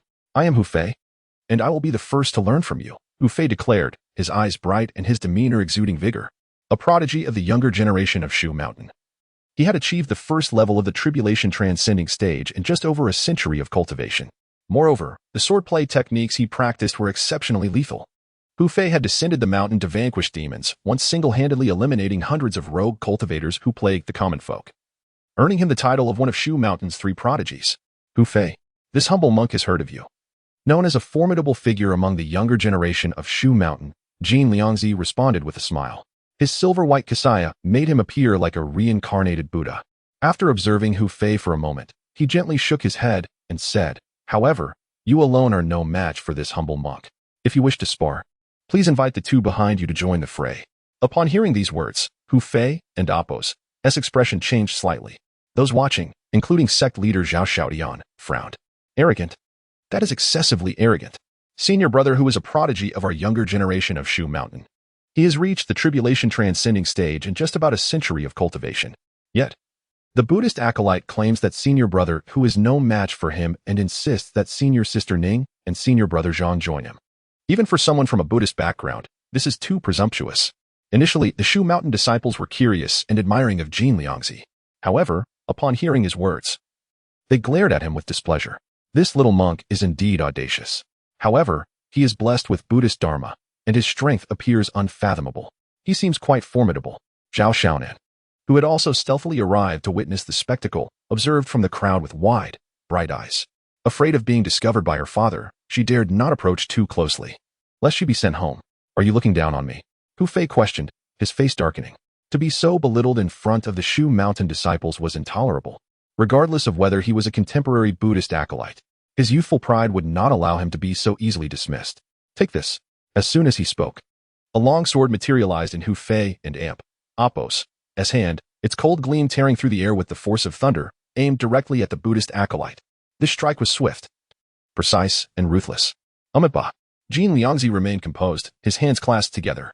Without dodging, a radiant burst of Buddhist light effortlessly deflected the sword strike. This. Hu Fei was taken aback. Although his attack had been somewhat impromptu, it still carried 30 to 40% of his power. Yet, the sword strike had vanished like a pebble dropped into the ocean, creating barely a ripple. This humble monk has already stated that you are no match for me. Jin Liangzi replied, shaking his head. The Buddhist light emanating from him intensified, making him appear like a brilliant sun illuminating Shu Mountain in the distant heavens. The potent force of the Dharma spread and permeated, causing everyone present to feel a palpable pressure. Worthy of being a contemporary Buddhist acolyte, his mastery of the Dharma is unfathomable, and with the Buddhist light concealing him, even we cannot discern his true cultivation level. The Shu Mountain elders wore solemn expressions, acknowledging that the Buddhist acolyte was indeed as enigmatic as rumors suggested. Within the Demon Lock Tower, Zhao Fan sensed the disturbance and abruptly opened his eyes. So, it is a Buddhist monk, he mused, instantly comprehending the entire situation. Having reached his current level of cultivation, he could easily perceive any disturbance within 1,000 miles if he so desired. Although the aura of the Dharma is pure, Shu Mountain should be able to handle it. Besides, that little girl is there, so there should be no problem. Zhao Fan cast a glance through the void at Zhao Xiaonan, who was hiding in the crowd and watching the spectacle, before closing his eyes again with a smile. Senior brother Hu, let us join forces, Ning Qian and Zhang Feng. Sensing the Buddhist acolyte and amp, Apos, as formidable aura, stepped forward almost simultaneously. As the strongest members of the younger generation of Shu Mountain, they could discern that the seemingly refined Buddhist acolyte possessed terrifying strength far surpassing their own. Very well. Let us witness the Dharma of Buddhism, Hu Fei agreed solemnly. The three exchanged glances and then simultaneously launched their attacks at the Buddhist acolyte. Taiyuan swordplay, thunderous strike, moonshadow sword technique. The three Shu Mountain disciples showed no mercy, unleashing their most potent sword techniques. Three streams of sword energy, like celestial rivers, surged towards Jin Liangzi, even from a distance. The other Shu Mountain disciples could sense the terrifying energy contained within the sword energy. Boom. However, these three formidable streams of sword energy were easily blocked by a golden Buddhist light, like a massive boulder deflecting countless raindrops, unyielding and immovable. Amitabha. The Buddhist acolyte remained serene, his hands clasped together. The Buddhist light shattered the sword energy and surged in all directions. Bang, bang, bang. Hu Fei and the others were aghast, drawing their swords to defend themselves. However, they were swept away by the unstoppable Buddhist light, flying backward like broken kites. With a single move, the strongest three members of the younger generation of Shu Mountain had been defeated. Wow! The onlookers erupted in astonishment, and the elders' expressions changed drastically. Even the dignified sect leaders Zhao Xiaodian and Apos' face turned grim. Amitabha, is this the swordplay of Shu Mountain? It is rather disappointing to this humble monk, Jin Liangzi remarked, glancing at Zhao Xiaodian and the others with a slight sigh. His words were not loud, but they struck everyone in Apos' ears like a slap in the face, causing immense discomfort. Hu Fei and the others struggled to their feet, enraged by his words to the point of spitting blood. Chapter 152. Zhao Xiaonan takes action as a modern-day child of Buddha. Jin Liangzi and Apos' expression was serene, revealing no trace of joy, anger, sorrow, or happiness.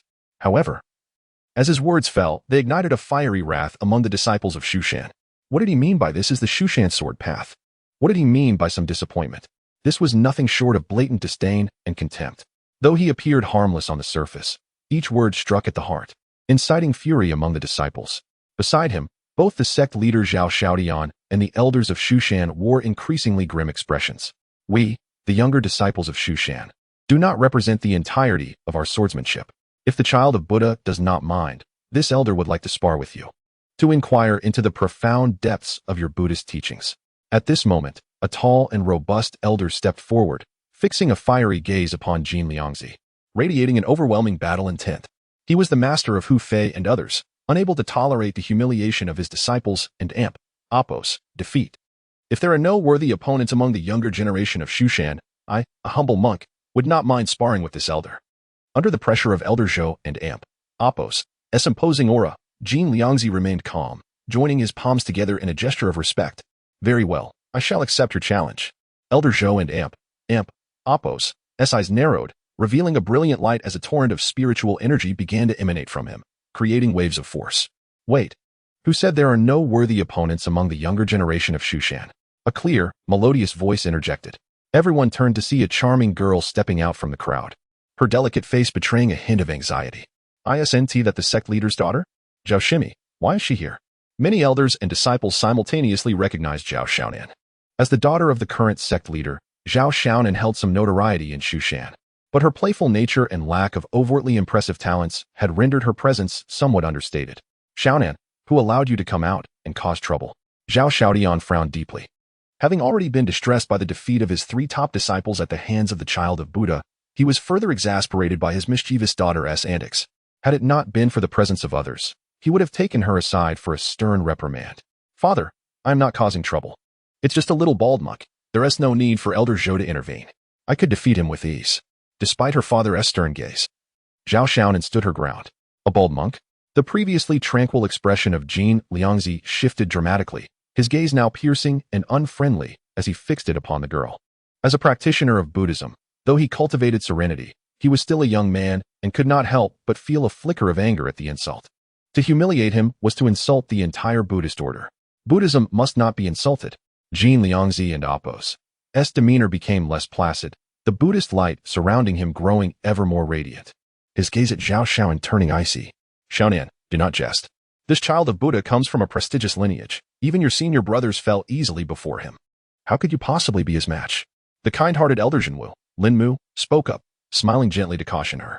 As the most senior elder of Shushan, he had watched Zhao Shaonan grow up and feared she would incur the sect leader and Apos' wrath, subtly urging her to withdraw. Grandfather elder, I am not joking. I can truly defeat him, Zhao Shaonan declared earnestly. Over the years, she had received guidance from a venerable elder in the forbidden grounds of the back mountain, and she had significantly improved. Following that elder's advice to remain humble, she had not revealed her true abilities before others. Now, with an outsider daring to belittle the Shushan sword path, she could not stand idly by. Seize her and take her away. Although Zhao Xiaoyan's words were stern, he genuinely feared for his daughter and Apos' safety against the inscrutable Jin Liangzi. Reluctantly, he instructed several Shushan disciples to usher her away. Understood. Zhao Shimi, do not act recklessly. Let us depart before the sect leader becomes enraged. Several of Zhao Shaonan's close companions approached, attempting to lead her away. Humph, I will not leave. As they closed in, Zhao Shaonan pursed her lips, a surge of formidable spiritual energy emanating from her, sending them staggering back. What is happening? We are cultivators at the first stage of tribulation, yet we are being repelled by Zhao Shimi's power? The disciples exchanged incredulous glances, struggling to comprehend the situation. In their minds, Zhao Shaonan was merely a playful young lady with decent, yet unremarkable, cultivation talent. How could she possibly repel them? This sudden turn of events caught the attention of Zhao Xiaodian and the elders, who expressed their surprise. I have stated my intent. I will represent Shushan and defeat this bald monk, Zhao Shaonan declared fiercely, her aura rising steadily, transforming into a formidable presence that caused everyone to pale. Impossible, elder Jinwu. Lin Mu could hardly believe his eyes. Meanwhile, sect leader Zhao Xiaodian rose in astonishment, gazing at his daughter as if seeing a stranger. Was this truly his mischievous little girl? At that moment, Zhao Xiaonan's aura reached its zenith, resembling a celestial maiden descending to earth, her every gesture exuding an overwhelming sword intent. Under her presence, the disciples of Shushan retreated. Even some of the elders felt an oppressive pressure. Such a powerful sword intent. I did not expect such a figure among the younger generation of Shushan. Jin Liangzi furrowed his brow, regarding Zhao Shaonan as facing a formidable adversary. Now, no one doubts my resolve, do they? Zhao Shaonan's hair flowed like silk, a proud expression gracing her delicate features as she surveyed those around her. I did not anticipate the sect leader and Apos' daughter possessed such formidable abilities. Then, I shall ask you to spar with the child of Buddha. Elder Zhou, taken aback, smiled at Zhao Shaonan. Ahem, since Elder Zhou has said so, then you may proceed to spar with the child of Buddha. Just remember to avoid injury. Despite his incredulity at his daughter's transformation, Zhao Xiaodian, as the sect leader, remained resolute. The most pressing matter was to restore the honor of Shushan. He understood. Father and esteemed elders, just watch how I teach this bald monk a lesson, showing him that our Shushan sword path is far superior to any so-called Buddhist teachings. Finally receiving her father's consent, Zhao Shaonan beamed with delight. Buddhism must not be insulted. I kindly ask you to retract your words, young lady. Otherwise, do not blame the little monk for being impolite. Hearing himself referred to as a bald monk repeatedly, Jin Liangzi and Apos' expression turned icy, his anger intensifying. Very well. I shall see how you plan to be impolite. I will allow you to strike first, lest it be said that we of Shushan bully you. Zhao Shaonan huffed, her determination unwavering. Haha, then prepare to receive my challenge. As the words fell, Jin Liangzi ceased to be courteous. A surge of Buddhist radiance enveloped him, transforming into a colossal wave that surged forth towards Zhao Shaonan. Chapter 153. Outrage and shock. The resplendent light of Buddha, seemingly serene, concealed within it a terrifying energy. With a single strike, the enraged Jin Liangzi unleashed his power. Even from a distance, the people of Shushan could feel the overwhelming pressure emanating from him. Such formidable Buddhist law. This contemporary disciple of Buddha possessed at least a cultivation level above the third stage of tribulation. A Shushan cultivator, discerning the energy fluctuations from Jin Liangzi's attack, speculated cautiously about his true realm, suspecting that his actual strength might be even more formidable. Zhao Xiaotian furrowed his brow, unable to suppress his concern for his daughter, Zhao Xiaonan. This bald monk, with such a trifling Buddhist law, cannot hope to contend with me. Zhao Xiaonan chuckled, her aura brimming with spiritual energy as countless sword intents radiated from her being. With a solemn expression, she murmured, 10,000 sword technique. As her words fell, brilliant beams of sword light surged forth, akin to a golden river, ruthlessly shattering the Buddha's light and hurtling toward Jin Liangzi. The multitude of sword lights filled the sky. An awe-inspiring spectacle. What? Jin Liangzi and Apos. As expression shifted, he had not anticipated such strength from a youth like Zhao Xiaonan. Yet, as the disciple of the Buddha, he maintained his composure in the face of imminent danger. As the sword lights approached, he clasped his hands together and intoned, to liberate all beings. In an instant, the previously dim Buddha light surged, coalescing into a towering golden Buddha, benevolent and majestic. Boom, boom. The golden Buddha recited scriptures that echoed across the heavens, effortlessly blocking the fierce sword light once more. Bathed in the radiance of the Buddha, Jin Liangzi, under the protection of the colossal golden figure, felt his aura amplify exponentially. At that moment, he resembled a true Buddha reborn, his skin radiating a scorching, dazzling light. Compared to earlier, his presence had grown immensely. Even the elders of Shushan felt a formidable pressure. This aura, it was indeed at the 5th stage of tribulation, an astonished cultivator exclaimed. Realizing the depth of Jin Liangzi's hidden strength, the Buddha's light shone forth. Empowered by the golden Buddha, Jin Liangzi's aura reached its zenith. He once again gathered the supreme Buddha light, transforming it into towering waves, engulfing Zhao Xiaonan. This time, although the Buddha light did not display overwhelming might, its underlying power was even more terrifying. Perfect timing. Zhao Xiaonan did not retreat. Rather, she was eager for battle. Sword transformation into myriad forms. Her eyes gleamed as countless sword intents surged forth, instantaneously piercing the clouds, propelled by an unstoppable force toward Jin Liangzi.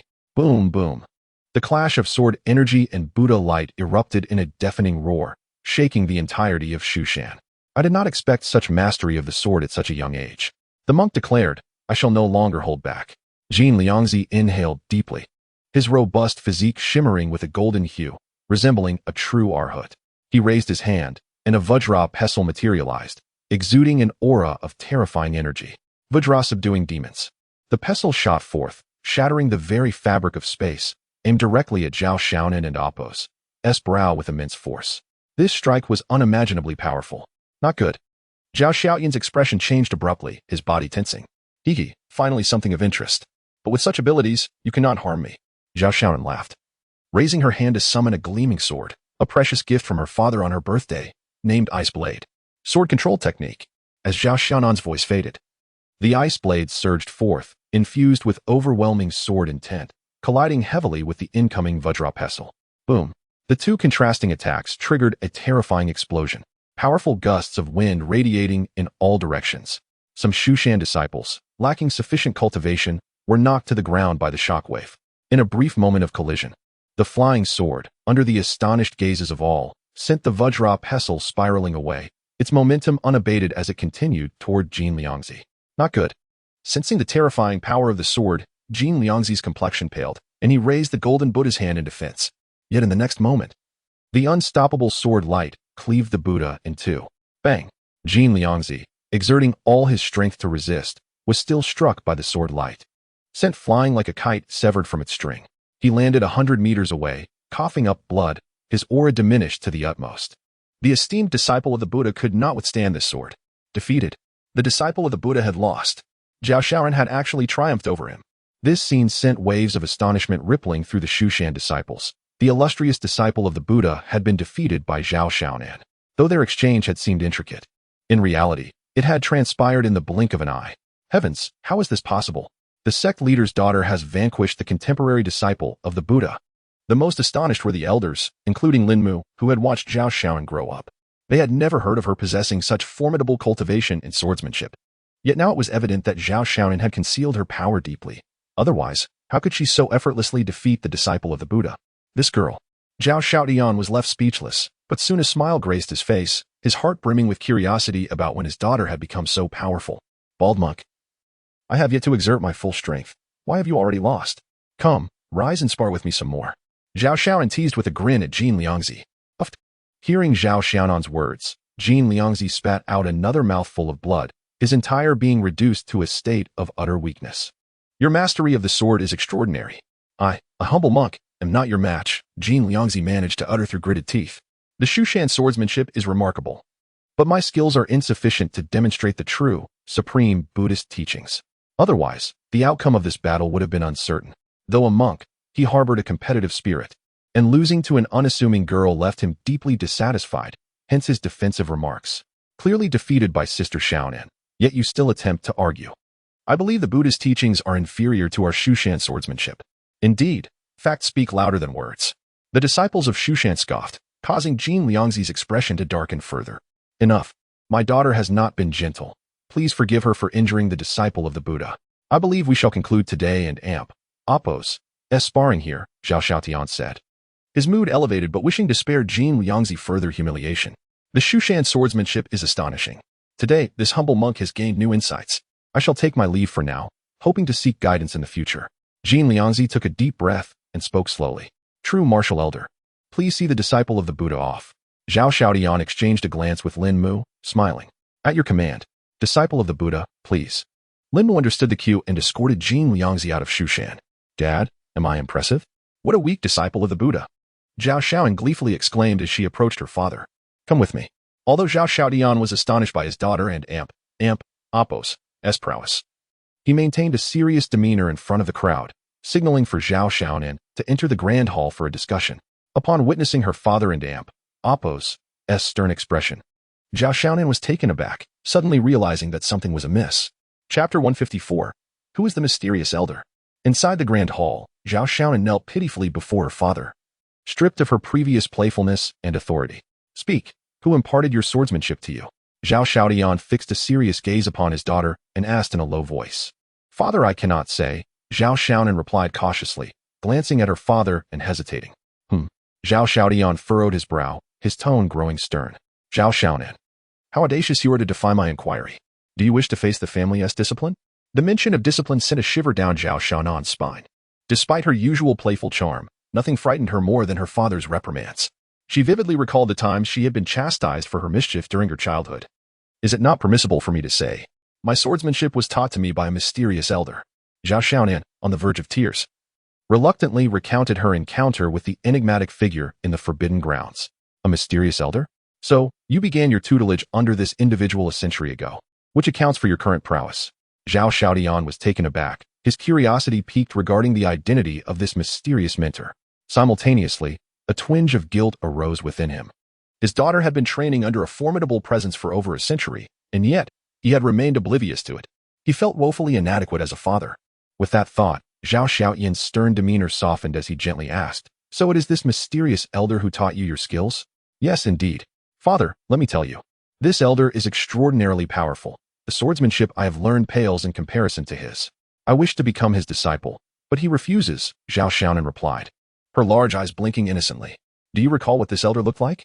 Zhao Xiaotian inquired hesitantly. I have not seen him. Whenever the elder appears, I can hardly discern his true form. Zhao Xiaonan shook her head in response. Very well. Seeing that little information could be gleaned about the mysterious elder, Zhao Xiaotian ceased to dwell on the elder's true identity, recognizing that he harbored no malice towards his daughter, but rather guided her to such strength. In fact, he felt gratitude towards the elder. Xiaonan, can you tell your father what your current cultivation level is? Zhao Xiaotian pondered before asking. He himself was a 7th-tier tribulation transcender. Yet he still could not fathom his daughter's true cultivation.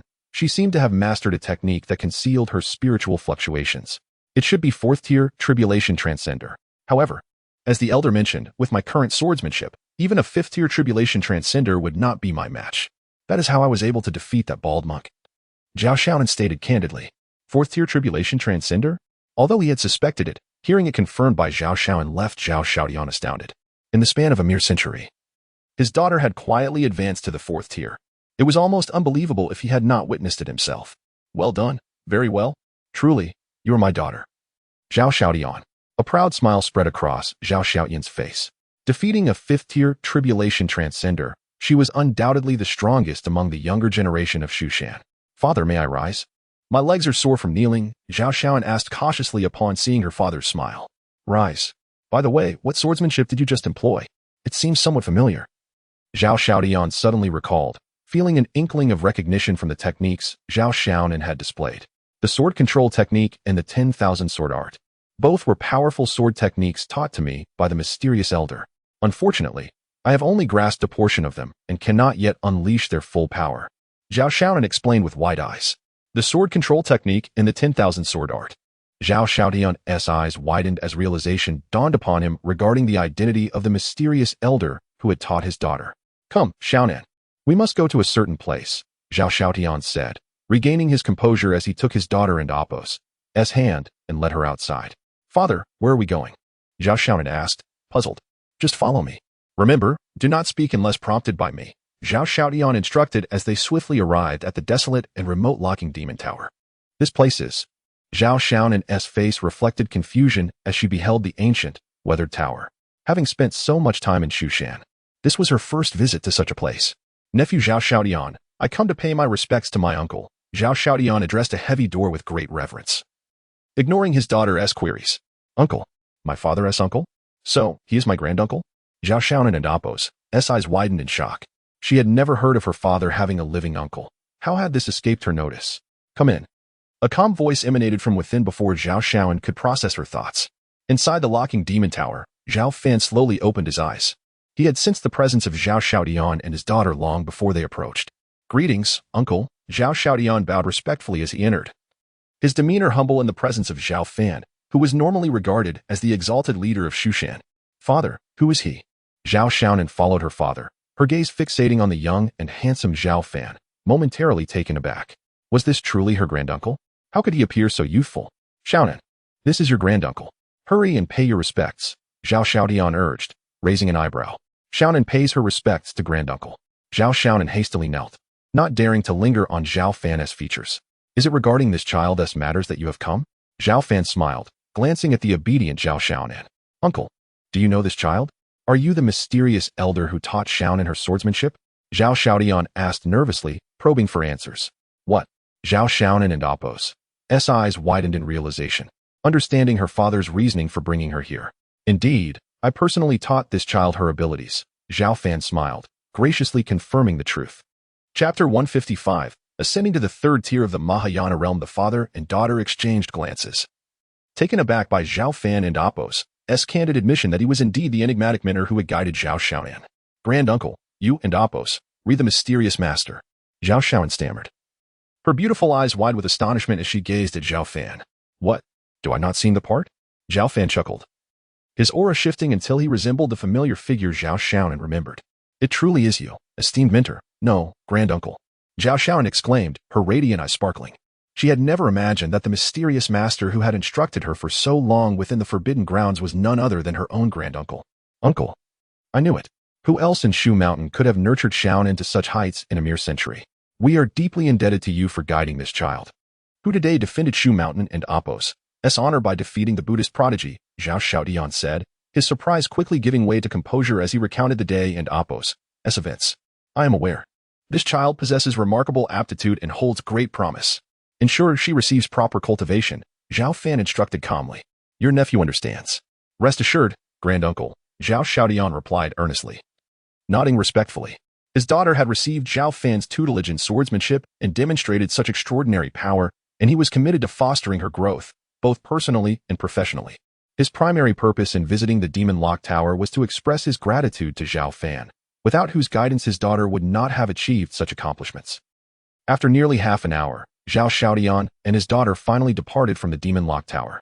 Father, why have you never mentioned the existence of the mysterious master, or rather, granduncle, before? Zhao Fan asked eagerly as soon as they exited the tower. Fan, your granduncle is a true peerless master of Shu Mountain. I will tell you more about his legendary deeds when we return. However, you must never reveal anything about your granduncle to anyone else, understand? Zhao Fan cautioned sternly. Don't worry, father. I promise I won't divulge anything, Zhao Fan affirmed earnestly. The father and daughter soon disappeared into the distance, and the Demon Lock Tower returned to its usual tranquility. Meanwhile, the news of the Buddhist prodigy and Apos' defeat at the hands of a young cultivator from Shu Mountain spread like wildfire across the realms. Jin Guangzi, the contemporary Buddhist prodigy, represented Buddhism in the mortal world and had remained undefeated since his debut. However, his loss on Shu Mountain astonished many. As the news disseminated, The various factions developed an increasing reverence for Shu Mountain. If even the Buddhist prodigy had met with adversity in Shu Mountain, did it not imply that Shu Mountain's power was comparable to that of Buddhism? Those who had previously dismissed Shu Mountain now discarded their contempt. On the other side, Jin Guangzi returned to the Buddhist sect immediately after leaving Shu Mountain. Master, this disciple is incompetent and has disgraced the Buddhist sect on Shu Mountain, Jin Guangzi lamented, kneeling before a wizened old monk and briefly recounting his defeat. The benevolent old monk listened to Jin Guangzi's account without displaying any anger. Instead, his expression remained serene. Amitabha. To nurture a young person with such mastery of the sword, Shu Mountain's foundation must be profound. Consider this defeat a trial. Meditate in seclusion and emerge only after attaining the body of an arhat, the old monk intoned, addressing the Buddhist prodigy in a deep voice. This disciple obeys. Jin Guangzi responded with a slight nod before retreating from the Buddhist hall. The opportunity to attain immortality is imminent. I had hoped to display the Buddhist sect's prestige by having Jin Guangzi travel the mortal realm and challenge various factions, but Shu Mountain has proven to be an obstacle. It appears that my Buddhist sect will be unable to establish an early foothold in the divine continent of Middle-earth. The old monk sighed wistfully. His aged eyes filled with contemplation. Time passed swiftly, and half a month elapsed in the blink of an eye. Following her victory over the contemporary Buddhist prodigy, Zhao Fan and Apos, image in the eyes of all Shu Mountain disciples transformed from that of a mischievous and endearing young mistress into that of a young prodigy with profound swordsmanship. Whether disciples or elders, everyone now regarded Zhao Fan with newfound respect. Previously, few considered Zhao Fan to be exceptional. Rather, her position as the daughter of the Shu Mountain sect master placed her under immense pressure. However, everyone now recognized that Zhao Fan was not merely a capricious young lady, but an exceptional female prodigy capable of easily defeating the Buddhist prodigy. After returning from the Demon Lock Tower, Zhao Fan learned of Zhao Fan and Apos' various exploits from her father, Zhao Xiaodian. She grew increasingly astonished, never imagining that her granduncle was the legendary supreme swordsman of Shu Mountain. Zhao Fan resolved to become an unrivaled sword cultivator like her granduncle. Recognizing Zhao Fan and Apos' immense potential and heeding Zhao Fan and Apos' earlier instructions, Zhao Xiaodian and the elders devoted their efforts to assisting their daughter in her cultivation. With the vast resources of Shu Mountain at her disposal, Zhao Fan and Apos' progress could only be described as meteoric. It was believed that she would soon surpass her predecessors and become a powerful cultivator comparable to the older generation. Within the Demon Lock Tower, tranquility reigned as usual. Zhao Fan stood tall and slender, his hands clasped behind his back. His gaze was profound and serene, and his body emitted no spiritual energy. Reverting to the semblance of an ordinary mortal. It is nearly time for a breakthrough, Zhao Fan murmured. He ceased suppressing the immortal spiritual energy surging within him, instantly unleashing a cataclysmic roar. Zhao Fan and Apos' dark hair billowed, and faint celestial lightning flickered around him as ordinary spiritual energy transformed into immortal spiritual energy at an astonishing rate. In a short time, the proportion of immortal spiritual energy within his body increased by another 10%. At this point, immortal spiritual energy accounted for a full 30% of Zhao Fan and Apos' total energy. Unsurprisingly, Zhao Fan broke through to the third tier of the Mahayana realm. The increase in immortal spiritual energy brought with it a corresponding surge in power. Most importantly, Zhao Fan and Apos' comprehension of the world around him continued to deepen. Previously, Zhao Fan could perceive the events within 1,000 miles with his powerful primordial spirit. Now, that range had expanded significantly. He could now clearly sense everything happening within nearly 2,000 miles. Such were the benefits of an increase in cultivation, although he had only advanced by one small realm. Zhao Fan felt neither surprise nor joy, for it was a natural progression. He had long been on the verge of breaking through to the third tier of the Mahayana realm. Now, he had merely pierced through the barrier. Now that I am at the third tier of the Mahayana realm, I meet the requirements for delving into the Immortal Slaughtering Sword Manual and the Violet Azure Sword Manual. These two sword manuals are the most powerful techniques I currently possess. If I can comprehend them thoroughly, my strength will increase significantly, Zhao Fan mused, his eyes gleaming. In the days that followed, Zhao Fan focused primarily on cultivating the Immortal Slaughtering Sword Manual and the Violet Azure Sword Manual. Chapter 156, The Birth of the Immortal Opportunity. In the realm of demons, countless creatures roam freely, with an innumerable variety of demon beast races. On this particular day, a multitude of dark clouds converged, forming a thick and dense sea of clouds that stretched for thousands of miles, nearly obscuring half of the sky. Such a terrifying phenomenon naturally caught the attention of the powerful beings throughout the demon realm.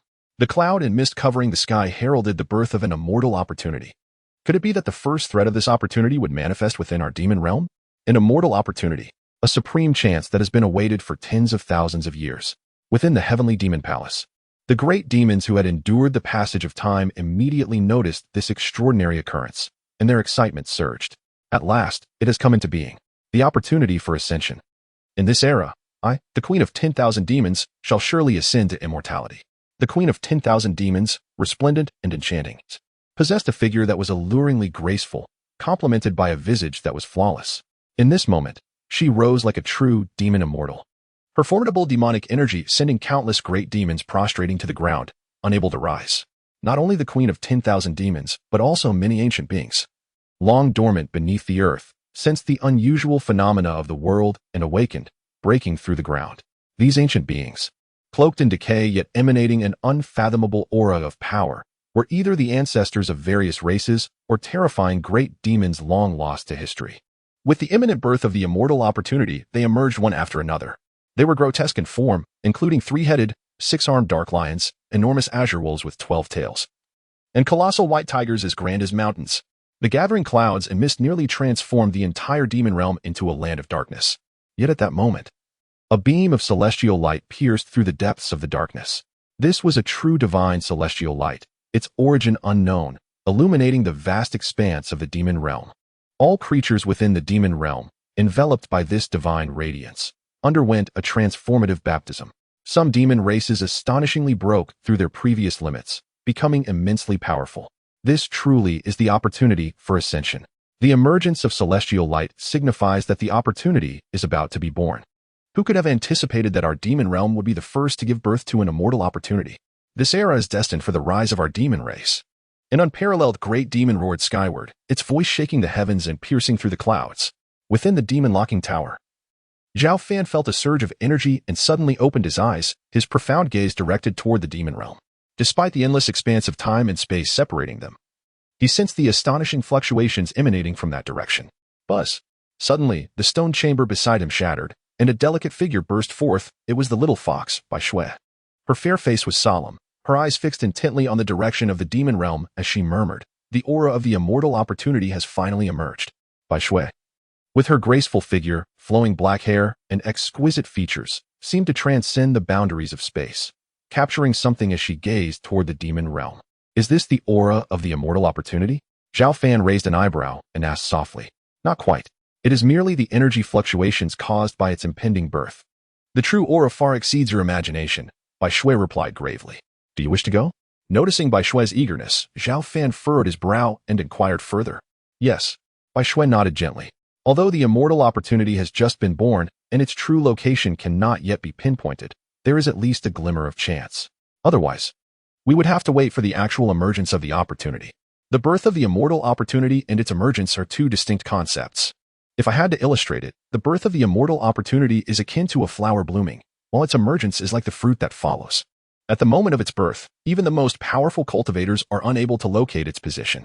Historically, no one has been able to pinpoint the immortal opportunity. Yet Bai Shui still wishes to try, for she was the empress thousands of years ago, having once seized an immortal opportunity and nearly succeeded. Thus, the aura of the opportunity is deeply imprinted in her memory. If she were to act without reservation, perhaps she could gain a slight advantage, enabling her to lock onto the newly born immortal opportunity and lay the groundwork for future acquisition. Do you need me to accompany you? Zhao Fan offered. Although the immortal opportunity has just been born, it has likely already attracted the attention of various ancient beings. If Bai Shui goes alone, she might find it difficult to cope. No need. The immortal opportunity has only just been born and hasn't truly emerged yet. Even if you went, you wouldn't be able to assist me much. Moreover, Mount Shu requires your protection. After some thought, Bai Shui declined Zhao Fan's kindness. The time has not yet come. It is not yet the moment for Zhao Fan to intervene. Then you, Zhao Fan and Amp, Appo's brow furrowed in concern for Bai Shui and Amp, Appo's safety. Do not worry. I am the Empress, and I have restored part of my strength.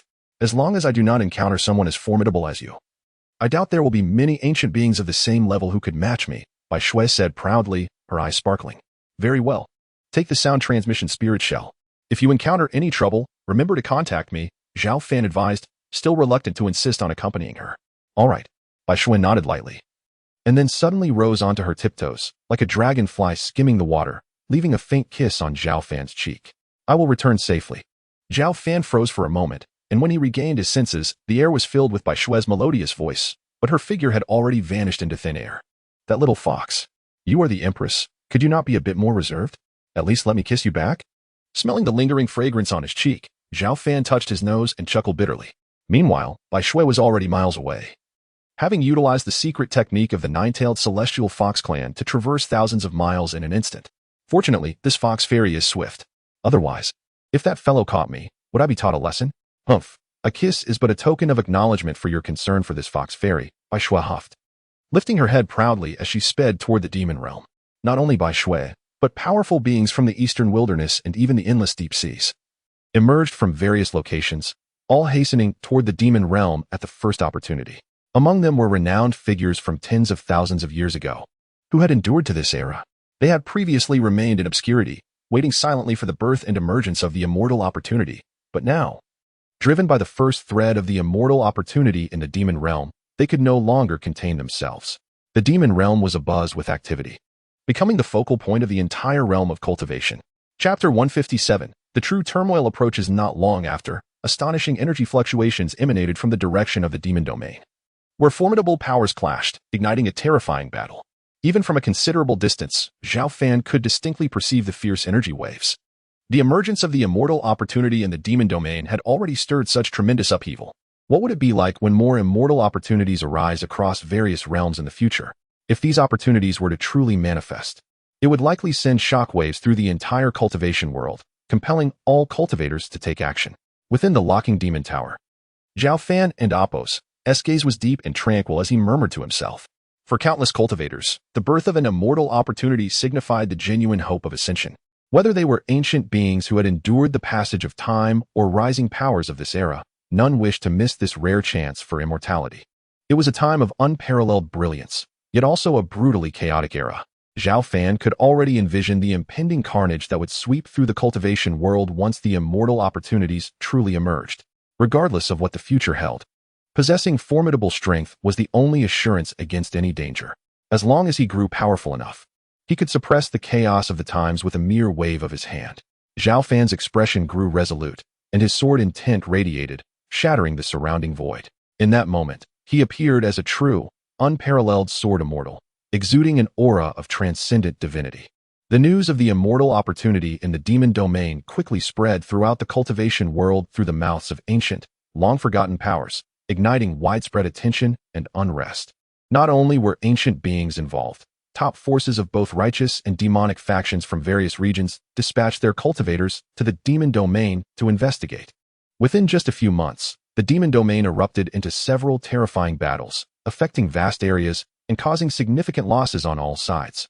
Numerous cultivators at the 8th and 9th levels of tribulation fell in droves. Yet, despite this, the conflicts in the demon domain showed no signs of abating. Instead, they escalated. The immortal opportunity had only just been born, but the area shrouded in celestial light promised immense benefits for countless demons and cultivators, prompting fierce competition among all factions to discover its source. Naturally, the events unfolding in the demon domain did not escape the notice of Shu Shan.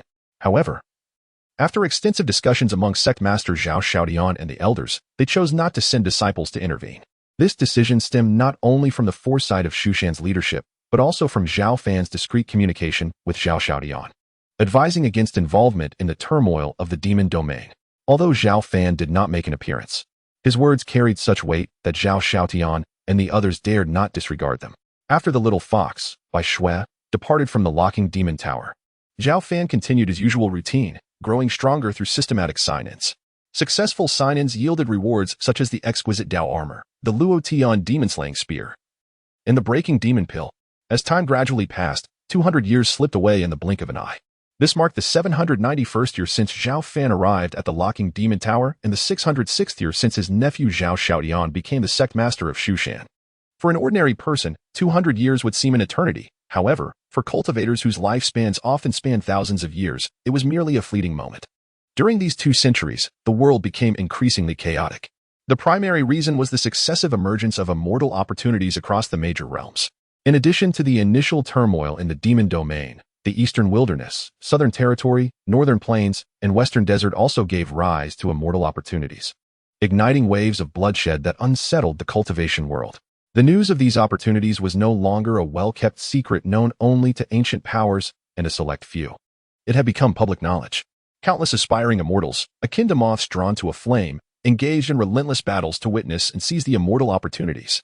Amidst this chaos, Shu Mountain maintained a notably low profile. While external forces clashed, Shu Mountain focused on its own development, solidifying its position as the undisputed strongest force in the central continent.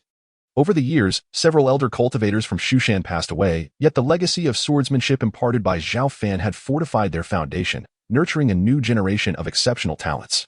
Some of these individuals even surpassed their predecessors, becoming the true pillars of Shu Mountain.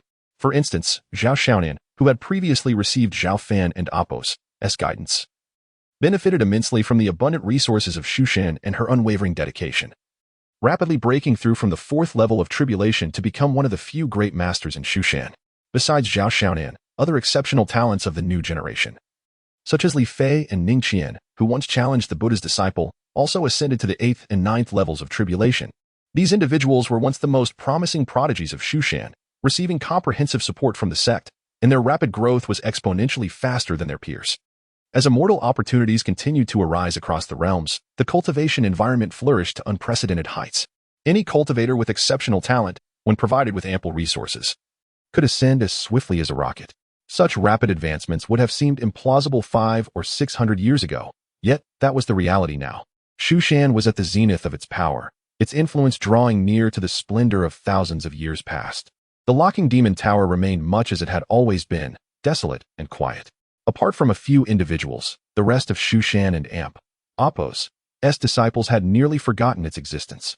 The towering structure bore the marks of time, while beneath it stood a solitary figure. Compared to the immense tower, this figure appeared insignificant. Yet the aura of sword intent emanating from him rendered the entire locking demon tower, and indeed all of Shu Mountain, seemingly fragile and inconsequential. 200 years had passed, and Zhao Fan still appeared remarkably youthful and handsome, though the depth and tranquility of his eyes concealed unfathomable mysteries, akin to a vast ocean whose depths remained elusive. 200 years had elapsed. The little fox had yet to return to Shu Mountain. Could something have gone awry? It seemed unlikely. She was the reincarnation of the Empress, and if trouble had truly struck, she would not hesitate to send word for assistance. Zhao Fan gazed at the communication spirit conch, and during these 2 centuries, not a single message had been received from the other side, causing him to feel a twinge of concern for that proud yet endearing little fox. "Senior brother, I have brought your meal." Just as Zhao Fan was lost in thought, a soft patter of footsteps echoed outside the demon locking tower. It was that time again, the day when his junior sister, Zhang Qian, would deliver his food.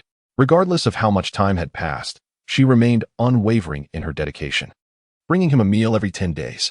Chapter 158. Sign in for 7-star celestial gold. The little junior sister, Zhang Qian, has arrived. With her lustrous black hair and tall, graceful figure, her exquisite features radiate beauty. Compared to her former self, she now exudes a more mature and enchanting aura. Most importantly, since acquiring the 9-tiered Jade Pagoda over 200 years ago, her cultivation has progressed remarkably, and she has now attained the 9th level of the tribulation stage, making her a formidable cultivator. She is but a step away from the Mahayana stage, and compared to the other elders of Mount Shu, she stands as an elite. Despite her prowess, the inherently kind-hearted Zhang Qian shuns the pursuit of power and remains dedicated to her duties at the Hall of Precepts, where her influence has not expanded further. Throughout the years, regardless of the weather, she has consistently brought meals to Zhao Fan, regaling him with tales from the outside world. Time has flown by, yet Zhang Qian remains that innocent and kind little sister. "Little sister, what delicious dishes have you prepared for me today?" Zhao Fan inquired with a gentle smile from behind a heavy door. "Hiki, why don't and Apos? Do you take a guess?" Zhang Qian teased playfully. "Braised Crucian carp, sweet and sour ribs, mapo tofu." Zhao Fan inhaled deeply, slowly articulating his guesses. The enticing aromas wafting through the air were impossible to conceal from his keen senses. "Brother, your nose is truly remarkable. However, there is one thing you did not guess.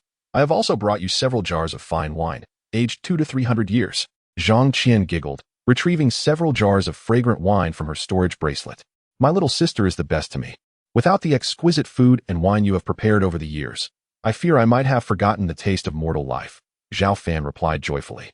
Zhang Qian had always treated him with the utmost kindness, cooking meals and frequently bringing him delightful wines to savor. Cultivating immortality is a path fraught with challenges. And although Zhao Fan currently sails smoothly with the aid of the system, there are moments when monotony creeps in. The occasional indulgence in his favorite delicacies and fine wines is a source of great joy. Hee, as long as brother is happy, that is enough for me. By the way, brother, I have reached the 9th level of tribulation stage, and I sense that I am on the verge of breaking through to the Mahayana stage. Is my progress too rapid? A hint of concern crossed Zhang Qian and Apos' face as she posed the question. Since acquiring the 9-tiered Jade Pagoda, her previously mediocre cultivation talent had blossomed as if she had gained a cheat, with her powers skyrocketing, and she had recently been experiencing strong signs of a breakthrough. This left her both troubled and exhilarated. Troubled by the fear of potential hidden dangers from her swift ascent, and exhilarated by the prospect of soon becoming one of the few powerful cultivators of Mount Shu. Do not worry. That treasure has fused with your very being. And your solid foundation in cultivation ensures that even if you break through to the Mahayana stage soon, it will not pose any risks, Zhao Fan reassured her, having observed her physical changes over the years without discovering any concerns. Otherwise, he would have spared no effort to extract the 9-tiered Jade Pagoda from her. With brother and Apos' words, I feel at ease. Zhang Qian nodded thoughtfully, her trust in Zhao Fan unwavering. By the way, little sister, how's the situation outside? Zhao Fan asked, taking the initiative before Zhang Qian could respond. Taken aback, Zhang Qian chuckled. Brother, it has always been me who brings up the news from outside. This is the first time you have asked. Have you grown weary of being in the demon ceiling tower and wish to see the world? Zhang Qian teased. But there was an underlying hope within her heart that Zhao Fan might wish to leave the tower, allowing her more time to be by his side. Just a casual inquiry. It is quite comfortable here. Perhaps I will consider going out in a few hundred or even thousands of years, Zhao Fan replied with a smile. The demon ceiling tower was a place of peace, free from disturbances, and with opportunities for ascension arising. He preferred to remain quietly strengthening himself until he possessed absolute power. Zhao Fan would not venture out lightly. All right. Although Zhang Qian had anticipated this, her heart still felt a twinge of disappointment. She quickly regained her composure and softly remarked, Brother, to be honest, the current state of the cultivation world is quite tumultuous. Compared to the past, there is rampant bloodshed and conflict everywhere, and it has intensified recently. Moreover, there is significant news. The Dao sect has resurfaced. The Dao sect has resurfaced? Zhao Fan raised an eyebrow, recalling that the little fox, by Shui, had mentioned the Dao sect as the most powerful force tens of thousands of years ago, making him particularly attentive. Yes. The Dao sect has just emerged and has sent invitations to various factions across the land, including us at Mount Shu, inviting our sect leader to attend the righteous assembly they are hosting to address the unprecedented turmoil of the past tens of thousands of years, Zhang Qian said hesitantly. Oh, that is intriguing. Zhao Fan's eyes sparkled with interest as he considered the implications of the Dao sect positioning itself as the leader of the righteous path so soon after its return. Did our sect leader agree? Zhao Fan inquired further. Naturally not. Although the Dao sect once dominated the cultivation world tens of thousands of years ago, Mount Shu has transformed. We cannot simply attend their so-called righteous assembly. Zhang Qian shook her head and continued. Not only have we at Mount Shu declined to participate, but other righteous sects in the central land have also refrained from attending. If the righteous factions of the central land largely abstain, did the Dao sect not react? Zhao Fan asked with curiosity, smiling. Since Mount Shu is the strongest sect in the central land, it is only natural that others would follow suit. I am unsure about their reaction, but in my opinion, the Dao sect is unlikely to relent easily, Zhang Qian speculated softly. In addition to the news of the Dao sect's emergence, Zhang Qian elaborated on several other significant matters, such as the recent full-scale conflicts erupting among various demon clans in the eastern wilderness and southern region, resulting in countless innocent civilians suffering and bleeding across the land. The rise and fall of the cultivation world invariably impacts the most vulnerable, the ordinary people. Powerful cultivators can move mountains and fill seas with a mere gesture, and when they engage in battle, they can devastate entire territories, affecting countless lives. The ongoing conflicts among the factions behind these cultivators have led to widespread suffering and loss of life. The world is becoming increasingly chaotic. It was not until an hour later that Zhang Qian reluctantly departed from the demon ceiling tower, restoring tranquility to the space. Shall we proceed to the forbidden area for sign-in? As soon as Zhang Qian left, Zhao Fan heard the system's prompt in his mind. With a single step, he transitioned through space, arriving at the Sword Tomb's forbidden area, and habitually said, begin sign-in. Sign-in successful. Reward, 7 stars celestial gold. As the system's voice faded, a material the size of a fist materialized in Zhao Fan's hand. 7-star celestial gold, an essential material for forging celestial weapons, contains fragments of celestial loss. Without waiting for Zhao Fan to inquire, the system succinctly explained. The materials for forging celestial artifacts. Goodness. Zhao Fan and Amp. Appo's eyes sparkled with excitement. For he never anticipated that today's attendance reward would be of such rare and precious nature. Chapter 159. The declaration of war by the Tao sect. The materials for forging celestial weapons are considered supreme treasures, even in an era tens of thousands of years ago. Celestial weapons transcend ordinary artifacts. It is no exaggeration to assert that if news of the 7-star celestial gold were to spread throughout the cultivation world, it would incite a fierce competition amongst countless ancient beings, leading to deadly confrontations. Zhao Fan was in high spirits. Possessing this 7 stars celestial gold granted him the foundation to forge celestial weapons in the future. Of course, with his current cultivation level, he was not yet capable of crafting such weapons himself. He would need to reach the 9th layer of the Great Ascension stage, or transcend it entirely to become a true celestial being capable of forging his own celestial armaments. Zhao Fan carefully secured the 7 stars celestial gold within the space provided by his system, intending to retrieve it when the time came to forge a celestial weapon. After safeguarding the gold, he did not leave the forbidden area immediately. Instead, he examined the twin swords of purple and blue. Over the years, nourished by the essence of heaven and earth, the malevolent aura surrounding the twin swords had diminished significantly. The 2 divine weapons had returned to their original state. Their sword energy now refined and concentrated. Compared to before, the twin swords of purple and blue had evidently grown stronger.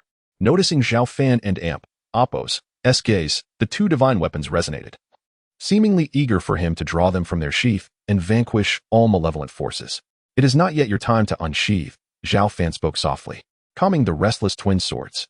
Their agitation was primarily due to sensing the sword intent emanating from Zhao Fan, a result of his practice of the purple and blue sword scriptures.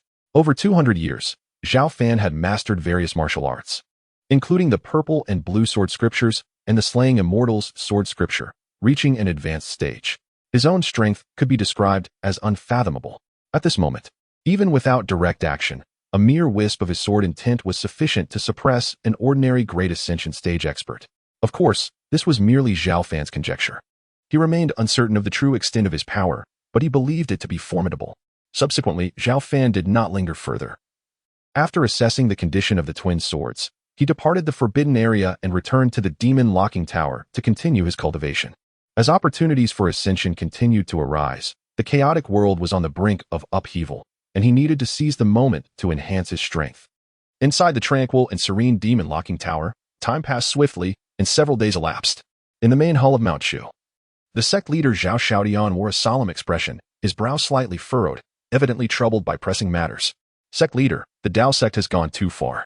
The disciples we sent to respond were injured and sent back with hostility. They even declared that if we from Mount Shu do not attend the upcoming Righteous Path Conference, Tao sect experts will come to the Central Lands and annihilate us. A middle-aged elder spoke with a face full of indignation. Recently, the Tao sect had issued invitations, including one for Mount Shu to attend the forthcoming Righteous Path Conference. However, Mount Shu had no intention of getting involved and had merely dispatched disciples to deliver their response, only to encounter such a situation. Did the Tao sect truly say this? Zhao Xiaodian and Appo's frown deepened as he sought confirmation. Absolutely true, the elder replied grimly. Strange, truly strange. The Tao sect has only just emerged, and we have no grievances with them. Even if we choose not to attend the conference, why must they be so aggressive? Zhao Xiaoyan's furrowed brow reflected his confusion. In recent years, Mount Shu had refrained from engaging in external disputes and had not offended the Tao sect. Yet their response was alarmingly forceful and unusual. Could it be that the Tao sect covets the Central Lands? Zhao Xiaodian pondered. With the birth of ascension opportunities in the demon domain and other major realms, only the Central Lands had yet to manifest its celestial opportunities. Mount Shu was renowned as the strongest sect in the Central Lands. Perhaps the Tao sect sought to seize this opportunity to strike. As the leader of the sect, Zhao Xiaodian possessed considerable wisdom and discerned this reasoning. Sect leader, regardless of the Tao sect's intentions, we should prepare for any eventuality, the middle-aged elder advised. Concern etched upon his face. I understand. Please summon Elder Zhenwu and the others, Zhao Xiaodian instructed gravely. Soon, at his behest, the upper echelons of Mount Shu convened an urgent meeting to strategize their response to the Tao sect and Appo's provocations, while the leaders of Mount Shu held an anxious conference. Within the Tao sect, several inscrutable figures gathered. These were the most formidable cultivation experts of the Tao sect. Their true identities reminiscent of terrifying presences from the cultivation world tens of thousands of years ago. Within the Tao Hall, threads of celestial aura flowed, imbued with a sacred and pure essence. The figures radiated celestial light, their true forms obscured, yet their every gesture exuded an unfathomable power. With celestial opportunities having manifested in all other major realms, only the Central Lands awaited its chance. Once the Central Lands and Oppos, celestial opportunities emerged. All prior opportunities across the realms would truly materialize. Currently, the strongest sect in the Central Lands was Mount Shu, which had declined to participate in their Righteous Path conference.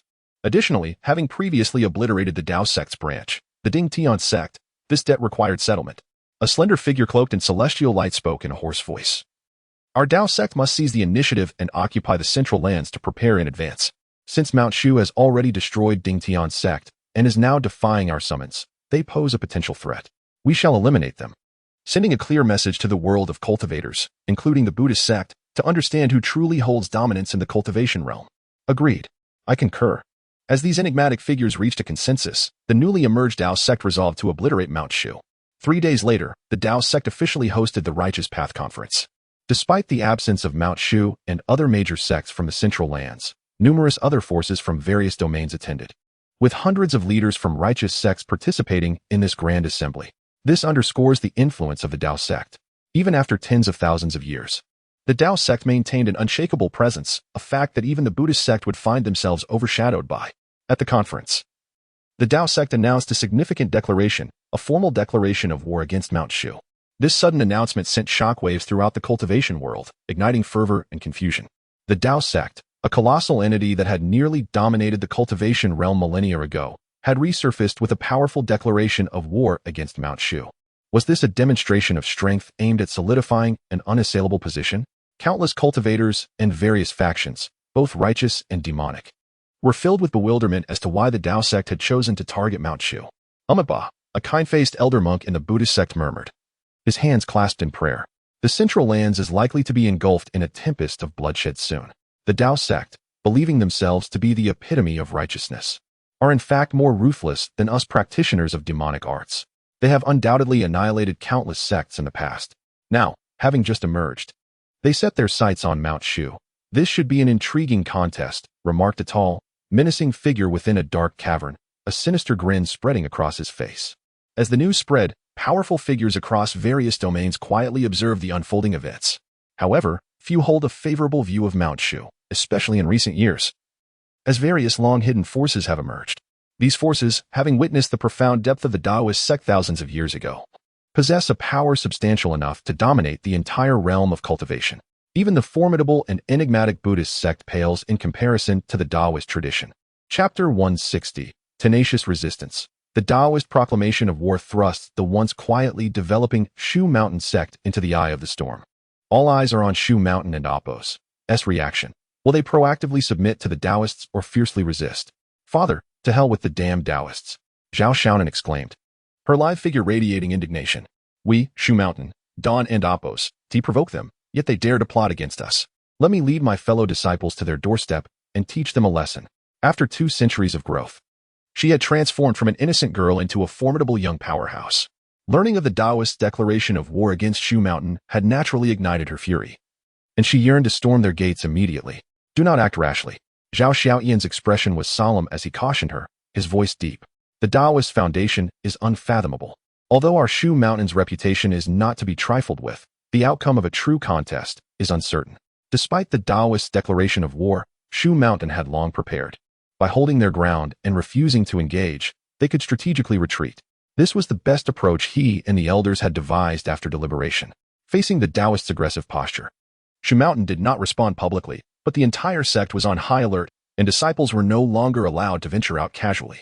Although this approach was prudent, it inadvertently fueled the Taoists' arrogance. That very night, Qingyun City, under Shu Mountain's jurisdiction, was engulfed in flames. Over 100 Shu Mountain disciples stationed there were reduced to bloody pulp, their forms and spirits obliterated, without a single cry as a colossal hand descended from the heavens. Shu Mountain disrespects the Taoists. May all under heaven condemn them. As Qingyun City was razed, a grand and majestic voice echoed across the sky above the nearby Haitian city. Countless clouds were dispersed, and another golden hand materialized, crashing down upon Shu Mountain's stronghold with overwhelming force.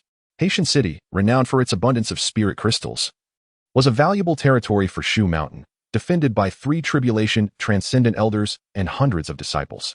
Audacious villains, daring to invade our Shu Mountain and Apos' domain and wreak havoc. 3 stalwart elders roared, their faces filled with rage.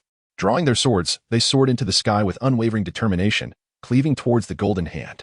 Alas, despite their considerable cultivation, they were but insignificant ants before the Golden Hand. Annihilated by its terrifying power, they were instantly reduced to pools of blood. The Golden Hand, vast and all-encompassing, continued its descent, crushing hundreds of Shu Mountain disciples. That night, in addition to Qinyan City and Haitian City, Jiqing City, Hafeng Mountain, Blackwater Town, and numerous other strongholds under Shu Mountain and Apos' jurisdiction suffered devastating blows. In a single night, Shu Mountain lost over a dozen elders and thousands of disciples. Such immense upheaval was immediately noted by all factions, sparking heated discussions. No one had anticipated that Shu Mountain would suffer such a terrible blow so soon after the Taoists' declaration of war. Reliable sources indicated that the assailants were not Taoists themselves, but rather the Injuring sect, a vassal force under the Taoist banner. The Injuring sect was a vital branch within the Taoist faction, with a minimal number of disciples, all of whom were formidable cultivators who dominated their respective domains.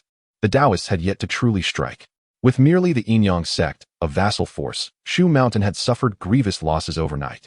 A dozen elders have fallen, and thousands of disciples have perished. The Taoist depth is truly immeasurable. Various factions lamented, expressing sympathy for Shu Mountain's misfortune in becoming the Taoist target for no apparent reason. The Taoists are excessively tyrannical, and the Injuring sect is utterly wicked. In the Grand Hall of Shu Mountain, sect leader Zhao Fan slammed his hand on the table, shattering it, and declared through clenched teeth, "Issue my decree. Locate the Injuring sect's lair and obliterate it completely, avenging our fallen elders and disciples." Just as everyone anticipated Shu Mountain to remain secluded in the face of the Taoist and Apos' overwhelming power, shocking news emerged.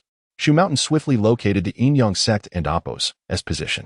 Zhao Fan, the most formidable of the younger generation, personally led hundreds of Shu Mountain and Apos' powerful cultivators in a devastating battle against the Injuring sect. The battle was exceptionally fierce, with nearly the entire surrounding territory of thousands of miles being ravaged. Within an hour, the Injuring sect was breached, and nearly all of its 100 or so cultivators were brutally slaughtered. Zhao Fan distinguished herself by single-handedly killing the Injuring sect's Mahayana realm master.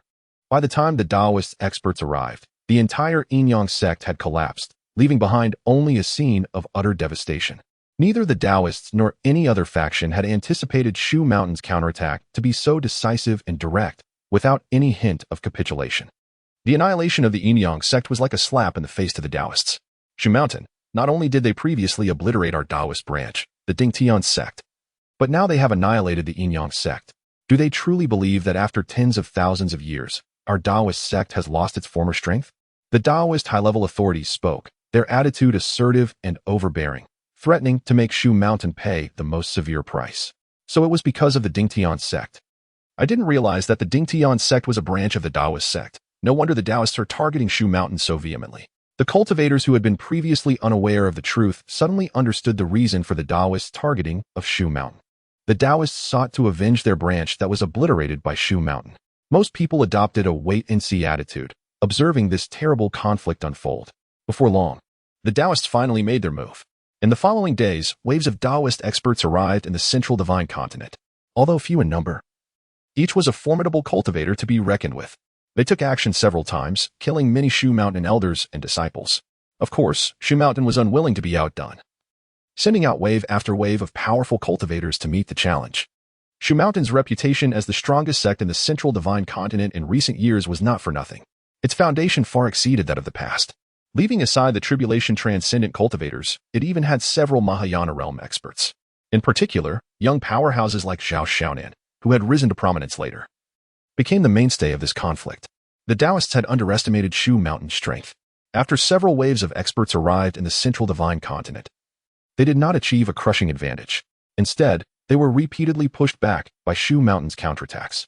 Of course, the Taoists, having realized this, no longer held back and dispatched even more experts to the central divine continent, including several Mahayana realm experts. The Taoist foundation was unfathomable. The number and quality of cultivators within the sect far surpassed that of Shu Mountain. Facing the Taoists and Oppos, full force, Shu Mountain fought back with all its might. But it was of little use. In just 1 month, Shu Mountain suffered a series of defeats, losing most of its territory of thousands of miles. The casualties among the sect's elders and disciples were countless, and even several Mahayana realm experts were seriously injured. The situation was dire, with only Zhao Fan and others tenaciously resisting. Chapter 161, The Transformation of Three Clear Ones. The demon-locking tower lay in tranquil silence. Zhao Fan, oblivious to the world beyond his window, spent his days diligently practicing and signing in through the system. With the occasional delight of enjoying a meal lovingly prepared by his junior sister, Zhang Qian, life flowed steadily and comfortably. Naturally, he was aware of the happenings in Shushan and the Taoist sects, primarily through Zhang Qian's accounts. Since his nephew, Zhao Xiaodian, had not broached the subject, Zhao Fan chose not to intervene lightly. Moreover, he was curious to see how the current Shushan would withstand the inscrutable Taoist forces.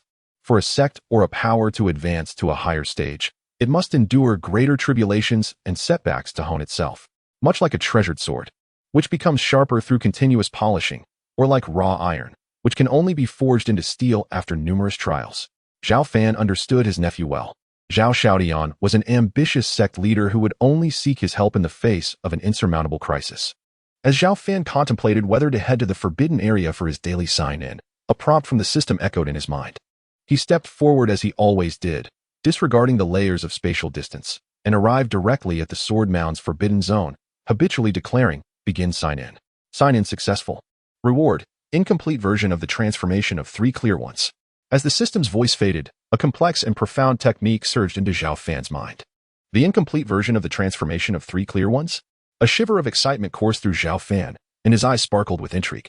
This technique, belonging to the realm of celestial arts, was a mysterious method for creating avatars. The current reward from the system was only a fragment. Should the host achieve a minor success in cultivation, he could only conjure an avatar with strength akin to his own. The system's description was succinct yet intensified the brilliance in Zhao Fan's gaze. A celestial-level technique. Moreover, it was an avatar technique, driven by curiosity.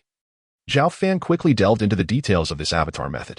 As expected of a celestial-level technique, it required a cultivation level of at least the 5th layer of the Great Ascension stage, alongside formidable spiritual and physical prowess. Only practitioners meeting all 3 criteria could attempt to cultivate it. Yet, the power of this technique was undeniable, even in its incomplete form, if cultivated to a certain extent.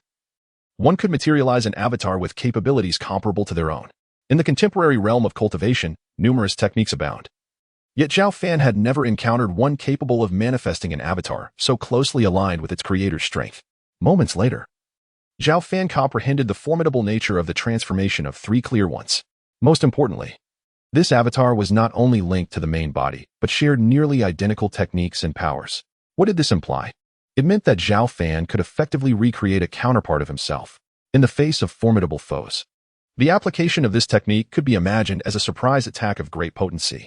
Zhao Fan settled into a meditative posture and began to practice. Given his elevated cultivation level and profound understanding of martial arts, he grasped the technique far more swiftly than an average person would. In a mere half-day, he had initially mastered this celestial-level avatar technique.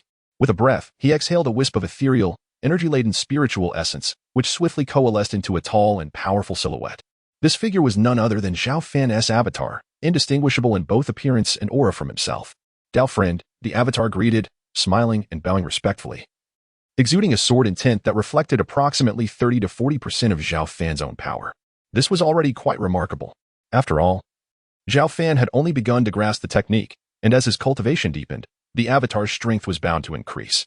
"Disperse," Zhao Fan commanded with a thought, causing the avatar to gradually dissolve into a wisp of vapor, vanishing into the void. Although the avatar maintained a close connection to the main body, it would not inflict any backlash on the original even if it suffered injuries in battle. This was a remarkable aspect of the technique. In contrast, other avatar techniques typically resulted in a significant impact on the main body whenever an avatar was harmed. Truly, celestial-level techniques were powerful and enigmatic. If the complete version of the transformation of Three Clear Ones existed, it would likely be even rarer than the Sword Classic of Zhushan. Zhao Fan felt a surge of anticipation, hoping that during his next system sign-in, he would receive the complete version of the transformation of Three Clear Ones as a reward. If the incomplete version possessed such strength, the complete version would undoubtedly be terrifying. In the following days, Zhao Fan continued to deepen his practice of the transformation of Three Clear Ones. elevating the avatar's strength from an initial 30 to 40% to an impressive 50 to 60% of his own. Although it could not yet be compared to the main body, this level of power was already formidable, rendering him nearly invincible among his peers. One day, while Zhao Fan was immersed in his silent cultivation, hurried footsteps echoed from outside the demon-locking tower. His nephew, Zhao Xiaodian, arrived seeking his uncle's assistance. Zhao Xiaodian appeared anxious as he approached the tower's entrance and bowed respectfully, speaking earnestly. "Come in," Zhao Fan replied, and the heavy door opened effortlessly at his command. "What brings you here?" Noticing the worry etched on Zhao Xiaodian and Apos' brow, Zhao Fan surmised something was amiss and inquired calmly. "Please, uncle, help Xiaonan," Zhao Xiaodian implored. Suddenly kneeling before Zhao Fan, desperation evident in his voice. "Something happened to Xiaonan?" Zhao Fan's brow furrowed, signaling Zhao Xiaodian to explain. "Uncle, the situation is as follows." Zhao Xiaodian, unable to conceal the truth, recounted the events succinctly. Recently, Shushan had suffered a series of defeats against the Taoist sections. In a bid to turn the tide, Zhao Xiaonan, disregarding Zhao Xiaoyan's warnings, led over 100 Shushan cultivators to launch a surprise attack against the Taoists. However, the ambush failed, resulting in significant losses for Shushan, and to cover the retreat of the others, Zhao Xiaonan faced 3 formidable Taoist cultivators alone. Ultimately, she sustained severe injuries. Fortunately, 2 other Shushan cultivators arrived in time, exerting their utmost effort to bring her back to Shushan. However, Zhao Xiaonan's condition was grave. She had fallen into a coma. And despite the expertise of several elder healers, they could not alleviate her plight. In desperation, Zhao Xiaodian had to muster the courage to seek Zhao Fan's help. As a father, the thought of his daughter's life hanging in the balance left him in a state of frantic anxiety, and he placed his last hope in Zhao Fan. "Lead the way," Zhao Fan instructed decisively, without a moment's hesitation, allowing Zhao Xiaodian to guide him. Zhao Xiaonan was Zhao Fan's junior, having received his guidance before. In both sentiment and reason, Zhao Fan could not turn a blind eye to her plight. Chapter 162. "Please, uncle, take action." Within the grand hall, a dignified and graceful woman, nearly in tears, implored the several elderly masters present. "Esteemed elders, your medical skills are unparalleled. You are true masters in this field. Is there truly no way to save Xiaonan? I beg you, please think of another solution." "Madam, we are utterly powerless," replied the elders with sorrowful expressions. "The young lady's injuries are exceedingly grave. Not only is her dantian severely damaged, but her primordial spirit has also sustained devastating harm. Had it not been for her solid foundation in cultivation, anyone else would have succumbed long ago. We genuinely have no means to assist her, unless we can procure a rare healing elixir of the highest caliber or the fabled celestial medicine." Otherwise, the elders sighed despondently, evidently at a loss. My daughter, hearing this, Ling Susu's face turned ashen, her delicate body trembling uncontrollably. She could hardly fathom that her daughter had been injured to such an extent. Suddenly, a wave of regret washed over her. Why hadn't Zhao Xiaodian stopped her daughter from descending the mountain to confront the formidable figures of the Tao sect? If only she hadn't taken such reckless action, perhaps this calamity could have been averted. "Please, madam, do not grieve too deeply. The sect leader has sought assistance. There may yet be a glimmer of hope," spoke Elder Linmu, the true martial elder, as he observed Ling Susu's heart-wrenching despair. "Seek assistance? Who else can be called upon? Even these venerable elders, skilled in medicine, are at their wits' end. What can even an immortal do?" Ling Susu gazed hopelessly at Zhao Xiaonan, who lay devoid of color, her aura waning, akin to a flickering oil lamp on the verge of extinguishment. "Here comes the sect leader." At that moment, Zhao Xiaodian finally returned. "Why did you take so long to come back when our daughter is in this state?" Ling Susu questioned him. A mix of sorrow and anger etched across her face. "Susu, please step outside for a moment. I have summoned a significant figure, perhaps with his direct intervention. Xiaonan might have a chance," Zhao Xiaodian replied, weariness evident in his voice. "A significant figure?" Elder Linmu's eyes brightened at this hint, though he hesitated to speak further. "Madam, please, accompany Elder Lin and the others outside for a moment," Zhao Xiaodian urged, gesturing for them to leave. "Very well." Ling Susu acquiesced, allowing Elder Linmu to guide her out of the hall. Although the other elders were curious about the significant figure mentioned by the sect leader, they dared not linger and followed suit. In the blink of an eye, the grand hall was left with only Zhao Xiaodian and the unconscious Zhao Xiaonan. Suddenly, the air shimmered, and a figure materialized. It was Zhao Fan, the uncle. "Uncle, please, assess whether Xiaonan can be saved," Zhao Xiaodian implored, his face etched with urgency. Zhao Fan stepped forward, swiftly examining Zhao Xiaona's condition. Such overwhelming force nearly obliterated this girl's dantian, and her primordial spirit has experienced a tremendous shock. resulting in chaotic spiritual energy that threatens her remaining vitality. Observing Zhao Xiao's pale visage and feeble aura, Zhao Fan's brow furrowed with concern. Her injuries were indeed severe, jeopardizing her life. However, fortune smiled upon her. Her cultivation foundation was robust, and her internal organs still retained some semblance of life. Life-sustaining sacred technique. Zhao Fan's eyes narrowed as he invoked a healing secret art he had acquired previously. This powerful method unleashed a torrent of life force, continuously infusing Zhao Xiao's fragile body, revitalizing her waning aura at a visible pace. In mere moments, a hint of color returned to Zhao Xiao's pallid face. The immense life force inherent in the sacred technique not only mended her damaged dantian but also served to stabilize her primordial spirit. This extraordinary healing art, wielded by Zhao Fan at his current level, allowed him to restore Zhao Xiaonan significantly within less than half an hour, pulling her back from the precipice of death. However, employing such a technique exacted a considerable toll on Zhao Fan. "Father, where am I?" As her condition stabilized, Zhao Xiaonan finally awakened, her gaze falling upon her anxious father. "Zhao Xiaotian. Xiaonan, you're awake. This is wonderful," Zhao Xiaotian exclaimed, his excitement nearly overwhelming him. "I have managed to stabilize her injuries, but the underlying issues remain unresolved. She will require time to recuperate until she is fully healed, and during this period, she must refrain from using any spiritual energy," Zhao Fan stated, gradually withdrawing his energy as he saw Zhao Xiaonan awaken. "Uncle, did you save me?" Zhao Xiaonan, recognizing Zhao Fan's voice, inquired with wide, beautiful eyes. "Who else could it be?" Zhao Fan smiled lightly. "Xiaonan, you must express your gratitude to your uncle, for without his intervention, you might not be here now." Zhao Xiaotian's words trailed off, yet the implication was unmistakable. "Thank you, uncle. I knew with your presence at Shu Mountain, I would be safe," Zhao Xiaonan replied with a bright smile, expressing her sincere gratitude. In the eyes of others, she was a formidable young cultivator, yet before Zhao Fan, she remained the playful and endearing girl she had always been. Family should not stand on ceremony. "By the way, who was responsible for inflicting such grievous harm upon you?" Zhao Fan inquired, raising an eyebrow. "It was someone named King Songzi.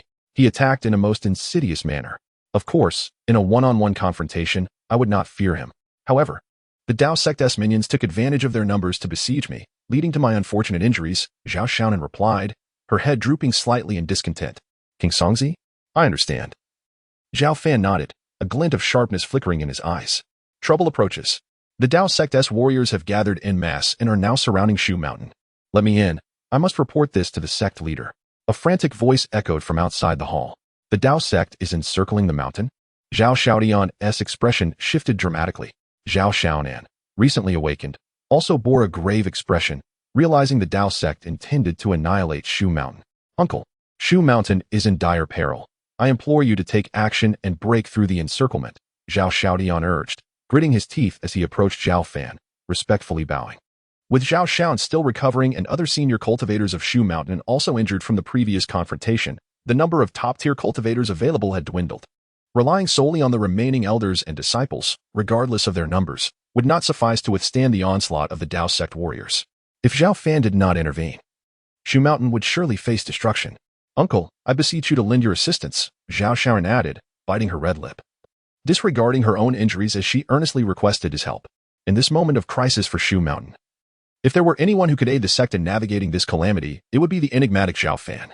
Zhao Xiaonan understood better than anyone else that his granduncle possessed unfathomable power. If he chose to intervene personally, even the most formidable entities of the Taoist sect might find it impossible to set foot in Mount Shu. "I comprehend," Zhao Fan remarked with a smile, nodding in acknowledgement before making his way outside. In that moment, his figure suddenly appeared towering, as if he could shatter the entire hall and even the vast expanse of the heavens. The aura of sword intent enveloped Zhao Fan, his body radiating light, with his hair shimmering luminescent, resembling a true sword immortal descending into the mortal realm, exuding an ethereal and mysterious celestial glow. Chapter 163. A Perilous Moment. The mountain gate, a multitude of figures stretched across the horizon, an innumerable host. Ascetic cultivators clad in Taoist robes stood proudly in the firmament, their gazes condescending and disdainful as they surveyed the Shushan sect below.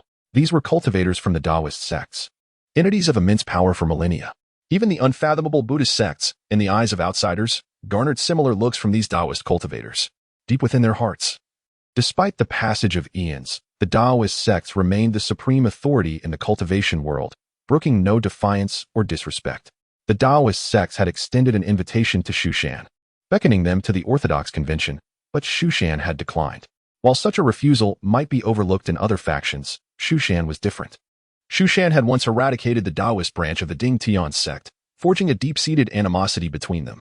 Furthermore, as the strongest sect in the Central Earth, Shu Shan's continued existence was an impediment to the Taoist sect's ambitions in the Central Divine Continent. Thus, for both personal and strategic reasons, the Taoist sects would not spare Shu Shan. With Shu Shan's great Ascension realm experts either wounded or diminished in number, they posed little threat. Today, we, the Taoist sects, shall eradicate Shu Shan in one fell swoop. The entire cultivation world.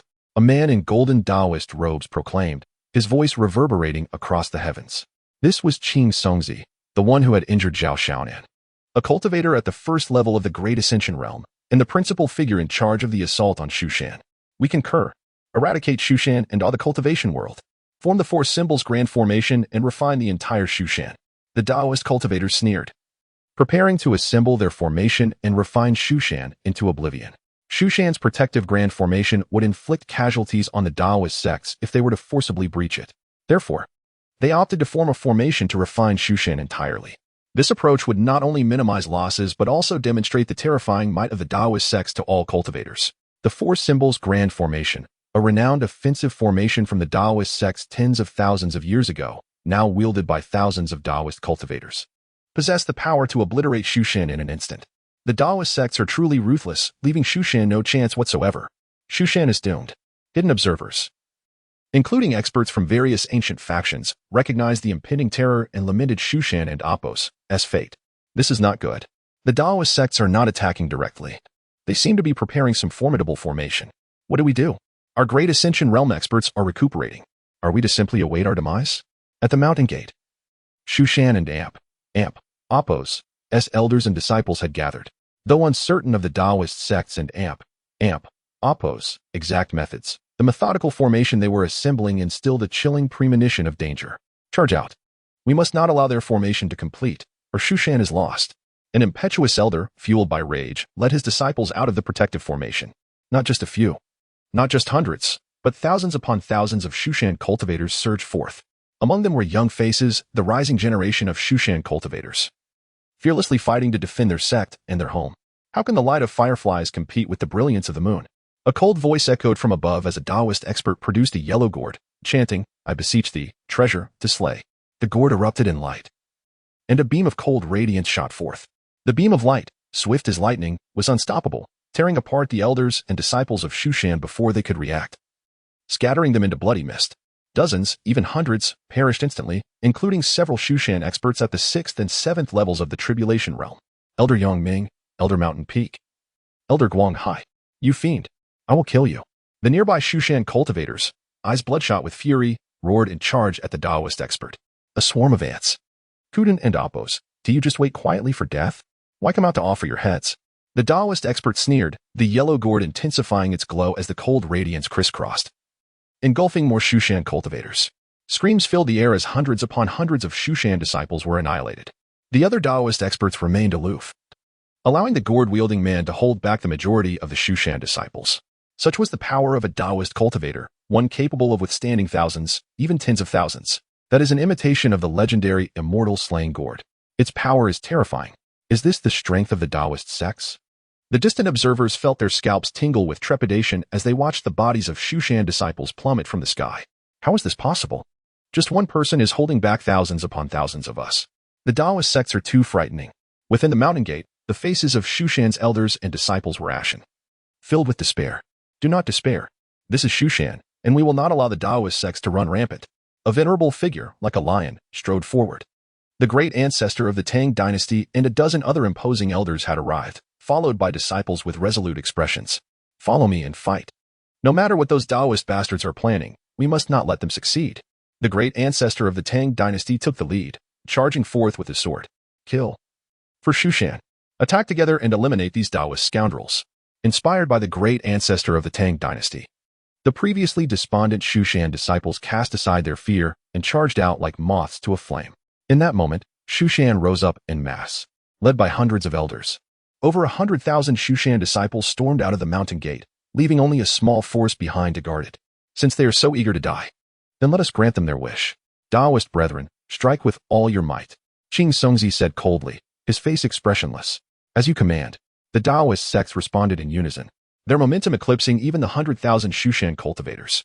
Though led by hundreds of powerful elders, the Shushan disciples and Oppos charge only delayed the Taoist experts and Oppos formation, failing to inflict significant damage. These Taoist experts, nearly all at the 8th level of the Tribulation Realm or higher, possess strength surpassing most Shushan elders, each blow capable of devastating swathes of Shushan cultivators. Without the participation of top-tier experts, this was an unequal battle. Shushan suffered heavy losses. In just a few minutes, a tenth of the 100,000 Shushan disciples had fallen. At this rate, they would all be annihilated within an hour. Disciples of the Discipline Hall, heed my call. Join me in resisting the invaders. Zhang Qian arrived with tens of thousands of Discipline Hall disciples, immediately joining the fray without hesitation. Zhang Qian, usually gentle, was consumed by fury as she witnessed the successive deaths of her fellow disciples. Her attacks were fierce, sending a Taoist cultivator flying with a few strikes. Empowered by the 9-story Jade Tower, she had now ascended to the 9th level of the Tribulation stage, merely a step away from the Mahayana realm. Consequently, even ordinary cultivators of the same echelon were scarcely a match for her prowess. Zhang Qian's raven hair danced in the air, her beautiful eyes shone with fierce determination, and her fair hands moved in quick succession, obliterating one Taoist cultivator after another. In the blink of an eye, 7 or 8 Taoist disciples had perished by her hand. 9th level of the Tribulation stage? A mere invitation to death. Qing Songzi noticed Zhang Qian and sneered, then pointed a finger. The void reverberated as a strike. Like a celestial river of starlight, hurtled toward Zhang Qian. Sensing the imminent peril, Zhang Qian summoned a top-grade flying sword and unleashed a formidable, awe-inspiring sword light with all her might. Bang! But in the next instant, the sword light shattered and disintegrated. Against the attack of a Mahayana realm powerhouse, it stood no chance of resistance. The starlight cascade enveloped Zhang Qian like the scythe of the Grim Reaper, poised to strike her down. Elder Zhang Qian, evade quickly. The nearby elders cried out, eager to assist, but it was already too late. Am I to meet my end? Zhang Qian and Oppos' fair face paled, her expression tinged with desolation. Like a flower on the verge of withering, evoking both pity and love. Bang! At this critical juncture, a figure exuding supreme sword intent materialized out of thin air, shielding Zhang Qian from the impending assault. Chapter 164. Peerless invincibility imbued with an aura of profound swordsmanship, Zhao Fan stood tall and imposing. A veritable sword immortal effortlessly repelling Qing Songzi and Oppos' assault. It was akin to a relentless tide failing to dislodge a steadfast boulder on the shore. Elder Zhang Qian was rescued. The figure, though unfamiliar to some, possessed the power to withstand an attack from a Mahayana realm expert of the Taoist sect, a truly formidable feat. Who is he? Witnessing Zhang Qian's rescue, the elders and disciples of Shu Mountain collectively breathed a sigh of relief, their curiosity piqued by Zhao Fan's identity.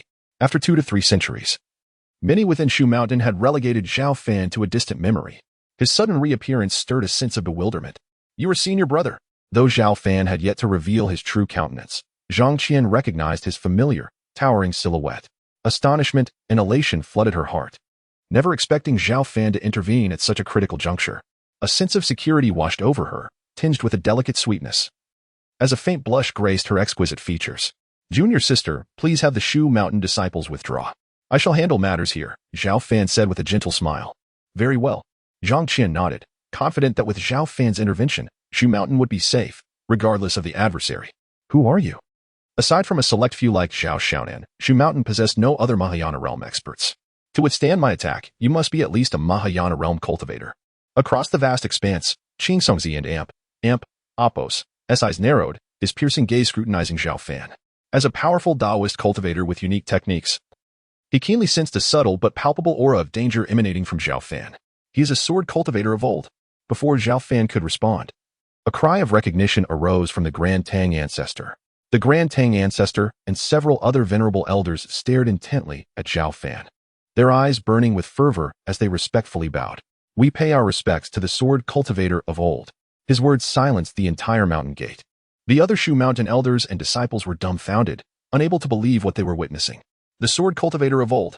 A legend whispered within Shu Mountain and Oppos' hallowed halls. Many new disciples had heard tales of an unparalleled swordsman who had once safeguarded Shu Mountain from countless crises 2 to 3 centuries ago. However, with the passing of the old guard and the rise of a new generation, coupled with sect master Zhao Xiaotian and Oppos' lack of emphasis on Zhao Fan and Oppos' existence, many dismissed it as mere folklore. None had anticipated that this enigmatic swordsman not only existed, but had also revealed himself. It truly is the sword cultivator of old. Excellent. Shu Mountain is saved. We kowtow to the sword cultivator of old. Prompted by the Grand Tang ancestor and others, the white-haired Shu Mountain elders experienced a collective epiphany. Bowing in unison to Zhao Fan, who stood proudly in the void. They were the old guard of Shu Mountain, having witnessed Zhao Fan's might and mystique. Recognizing him as the true protector of Shu Mountain.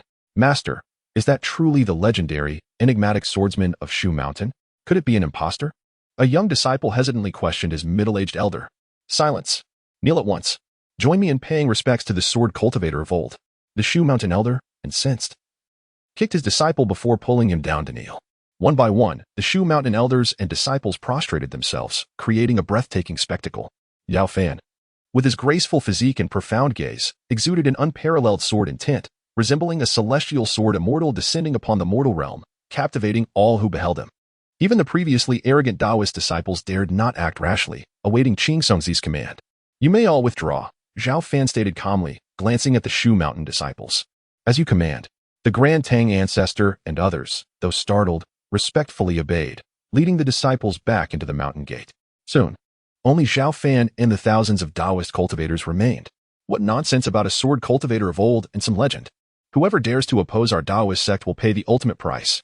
Qing Songzi sneered, summoning a golden seal into his palm. This was his natal magic weapon. The high-grade Taoist mountain seal, imbued with the power of supreme terrestrial fire and refined over tens of thousands of years, possessing formidable and terrifying power. Mountain terrestrial fire.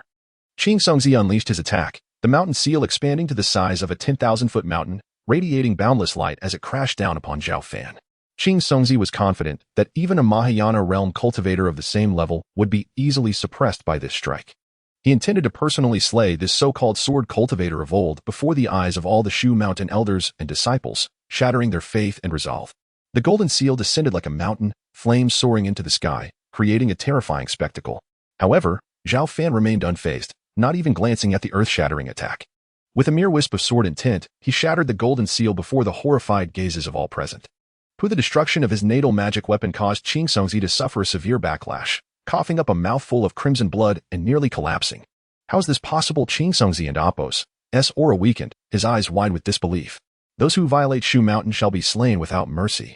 Zhao Fan slowly raised his head, his tranquil eyes flashing with a fleeting coldness. Tendrils of sword intent emanated from his body, cleaving through layers of space, severing the heavens and the earth. Sweeping towards Qing Songzi and the other Taoist cultivators. The sword intent surged like a vast ocean, possessing the force of a collapsing mountain and an earth-shattering thunderbolt. In that instant, the thousands of Taoist cultivators, including Qing Songzi, felt an icy chill. Quick, retreat. Qing Songzi cried out, but it was too late. Each strand of sword intent possessed supreme power, capable of shattering the sun, moon, and stars. The seemingly powerful Taoist cultivators appeared insignificant and feeble before this sword intent. The Taoist disciples screamed in agony as they were reduced to bloody mist, their nascent souls unable to escape, their bodies and spirits utterly destroyed. They desperately tried to resist. But against such overwhelming power, their efforts were futile. In an instant, thousands of Taoist disciples, including Qing Songzi, were unable to escape, becoming a rain of blood. From beginning to end, Zhao Fan had not made a single move, yet the mere wisps of sword intent he exuded had annihilated them. Hiss. Witnessing the bloody mist. The distant observers and the nearby Shu Mountain disciples gasped in unison. Is this the power of the enigmatic sword cultivator of old? Without even drawing his sword, he instantly killed thousands of Taoist cultivators, including Qing Songzi, with just a few strands of sword intent. Heavens! Those were thousands of Taoist cultivators, each with at least a tribulation-transcending stage cultivation base. And Qing Songzi, a Mahayana realm expert, was killed just like that. Am I dreaming? A young disciple of Shu Shan, with wide eyes, murmured to himself, the sword cultivator is truly formidable. Indeed, as the legends depict, he is the guardian of our Shu Shan. The sword cultivator is unmatched, unparalleled. After the initial shock, the elders and disciples of Shu Shan erupted in unison, celebrating with fervor. With such an unfathomable powerhouse safeguarding Shu Shan, what could they possibly fear from the Taoist sects? It was beyond imagination. Thousands of Taoist cultivators had not even earned the right to provoke him into drawing his sword. Merely his sword intent was terrifying enough. This mysterious figure from Shu Shan, in terms of swordsmanship, is perhaps unrivaled in the current realm. It was indeed unexpected. We believed Shu Shan was on the brink of destruction, only to witness a dramatic reversal, with countless Taoist cultivators meeting their demise. In the distance, the powerful observers, who were keenly watching the battlefield, felt a chill run down their spines and discussed the events with lingering trepidation. Chapter 165. The old monster of the Tao sect outside the mountain gate. A sea of blood mist enveloped the sky, and Zhao Fan stood defiantly in the void, his gaze tranquil as ever. Slaying thousands of Taoist cultivators was hardly a challenge for him. With his flowing black hair and serene expression, he showed no intention of departing immediately. Instead, he stood silently, seemingly awaiting something.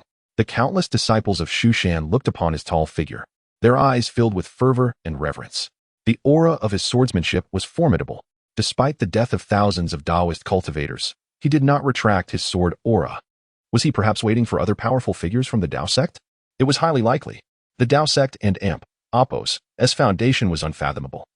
The tragic demise of thousands of disciples would surely rouse the old monsters from their slumber. Sensing the sword intent emanating from Zhao Fan, the distant powerful figures felt a chill run down their spines. Suddenly, the skies above Shu Shan trembled violently, the spiritual energy of heaven and earth becoming chaotic. And a colossal spatial portal gradually appeared before all. On the other side of this portal seemed to lie the depths of some forbidden land, emitting a tingling energy fluctuation that sent shivers down one's spine. Who would have thought that after tens of thousands of years, someone would dare to slaughter our Taoist disciples in such a manner? Even the old man who founded Shu Shan would not have dared to provoke the Tao sect like this. Truly, the younger generation is formidable. An elderly figure, stooped and frail, slowly emerged from the portal, his voice steeped in the weight of time, laced with a hint of derision. Clad in a white Taoist robe, the old man had hair as white as snow and a face lined with deep wrinkles. Yet his eyes sparkled with an intimidating brilliance. Beneath his seemingly decrepit exterior lay unimaginable power. He stood there casually yet exuded the presence of a mountain, creating an oppressive atmosphere that left the gathered Shu Shan disciples and powerful figures gasping for breath. Without a doubt, this was an ancient monster of the Tao sect, having endured the passage of time, possessing unfathomable cultivation and realm. This was the true depth of the Tao sect. One individual could surpass entire armies, instilling fear and respect in a significant portion of the cultivation world. He has finally arrived. Zhao Fan spoke calmly, showing no hint of surprise. As if he had anticipated this moment, the little fox, by Shui, had once mentioned that eons ago, the Tao sect was the overlord of the cultivation world, its foundation immeasurable. Thus, Zhao Fan understood that the attack on Shu Shan could not have involved merely a few thousand cultivators like King Songzi. Undoubtedly, there were old geezers keeping watch over everything. With thousands of Taoist cultivators perished, how could the old-timers observing this scene remain indifferent? Since Zhao Fan chose to intervene, his opponents could not merely be King Songzi and his ilk, but rather the ancient monsters of the Tao sect. Are you waiting for me? The old man gazed at Zhao Fan with a semblance of a smile, inquiring. I am waiting for you all, Zhao Fan replied, his expression devoid of emotion. Oh, how intriguing. It seems you possess a great deal of confidence. The old man scoffed, speaking slowly. I am known as Shan Qingzi. Tens of thousands of years ago, I was honored by the cultivation world and earned the title of Elder Shan Qing. He spoke casually, yet his words sent shockwaves through the onlookers. What? Shan Qingzi? Elder Shan Qing. Is that not a powerful figure renowned in the cultivation world tens of thousands of years ago? It is said that during that era, Elder Shan Qing single-handedly ventured into the demon realm and vanquished 18 terrifying great demons, causing the various demon clans to flee in terror. Who could have imagined that he had survived to this age? In the shadows, other enduring powerful figures gasped in recognition of Elder Shan Qing. He was among the top-tier experts of the Tao sect. Even the old geezers from other factions who had once coexisted in the same era were dwarfed in his presence. Although you have annihilated thousands of my Tao sect's disciples, your swordsmanship is indeed commendable. I am willing to offer Shu Shan an opportunity. As long as you agree to join the Tao sect, we can let bygones be bygones, allowing Shu Shan to become a vassal force of the Tao sect. Elder Shan Qing proposed with a smile, seemingly unfazed by the deaths of thousands of Taoist disciples. For someone like him, who had weathered the long passage of time, humanity had long since faded, and he valued immediate benefits above all. To join the Tao sect? To make Shu Shan a vassal force of the Tao sect? Zhao Fan and Apos' lips curved into a mocking smile as he retorted, Is this what you call charity? You may interpret it that way. This is the only chance for you and your Shu Shan disciples to survive. Otherwise, at this point, Elder Shan Qing let out a cold laugh. His meaning clear. Should they refuse, he would annihilate Shu Shan. I refuse. Zhao Fan scoffed dismissively, unconcerned. Even if a mere old monster of the Tao sect were to descend, it would not compel my submission. How disappointing, Elder Shan Qing replied coldly. Please take your leave. With those words, his eyes turned icy, and he suddenly struck out with his hand, causing the heavens to rumble and a colossal hand, hundreds of miles wide, to manifest. This immense hand overshadowed the entire Shushan, covered in countless intricate runes, capable of erasing all existence if it were to descend. Thud, thud, feeling the terrifying pressure from above. Some of the weaker Shushan disciples were crushed to the ground by an invisible force. Even some elders felt a chill, sensing the overwhelming danger. Was this the power of an ancient monster of the Dao sect? Such terrifying strength. Be careful, uncle. At this moment, the sect master Zhao Shaodian arrived at the mountain gate and, upon seeing the overshadowing hand, secretly worried for Zhao Fan. Clang. An ethereal sword sound resonated through heaven and earth. Without any visible movement from Zhao Fan, a sword intent surged forth like a celestial river, shattering the void in its wake. As all eyes turned to witness the clash between the sword intent and the colossal hand, there was no earth-shattering explosion, nor the tumult of energy waves like a tidal wave. Instead, with a resounding bang, the massive hand burst apart, dissolving into a sea of nothingness.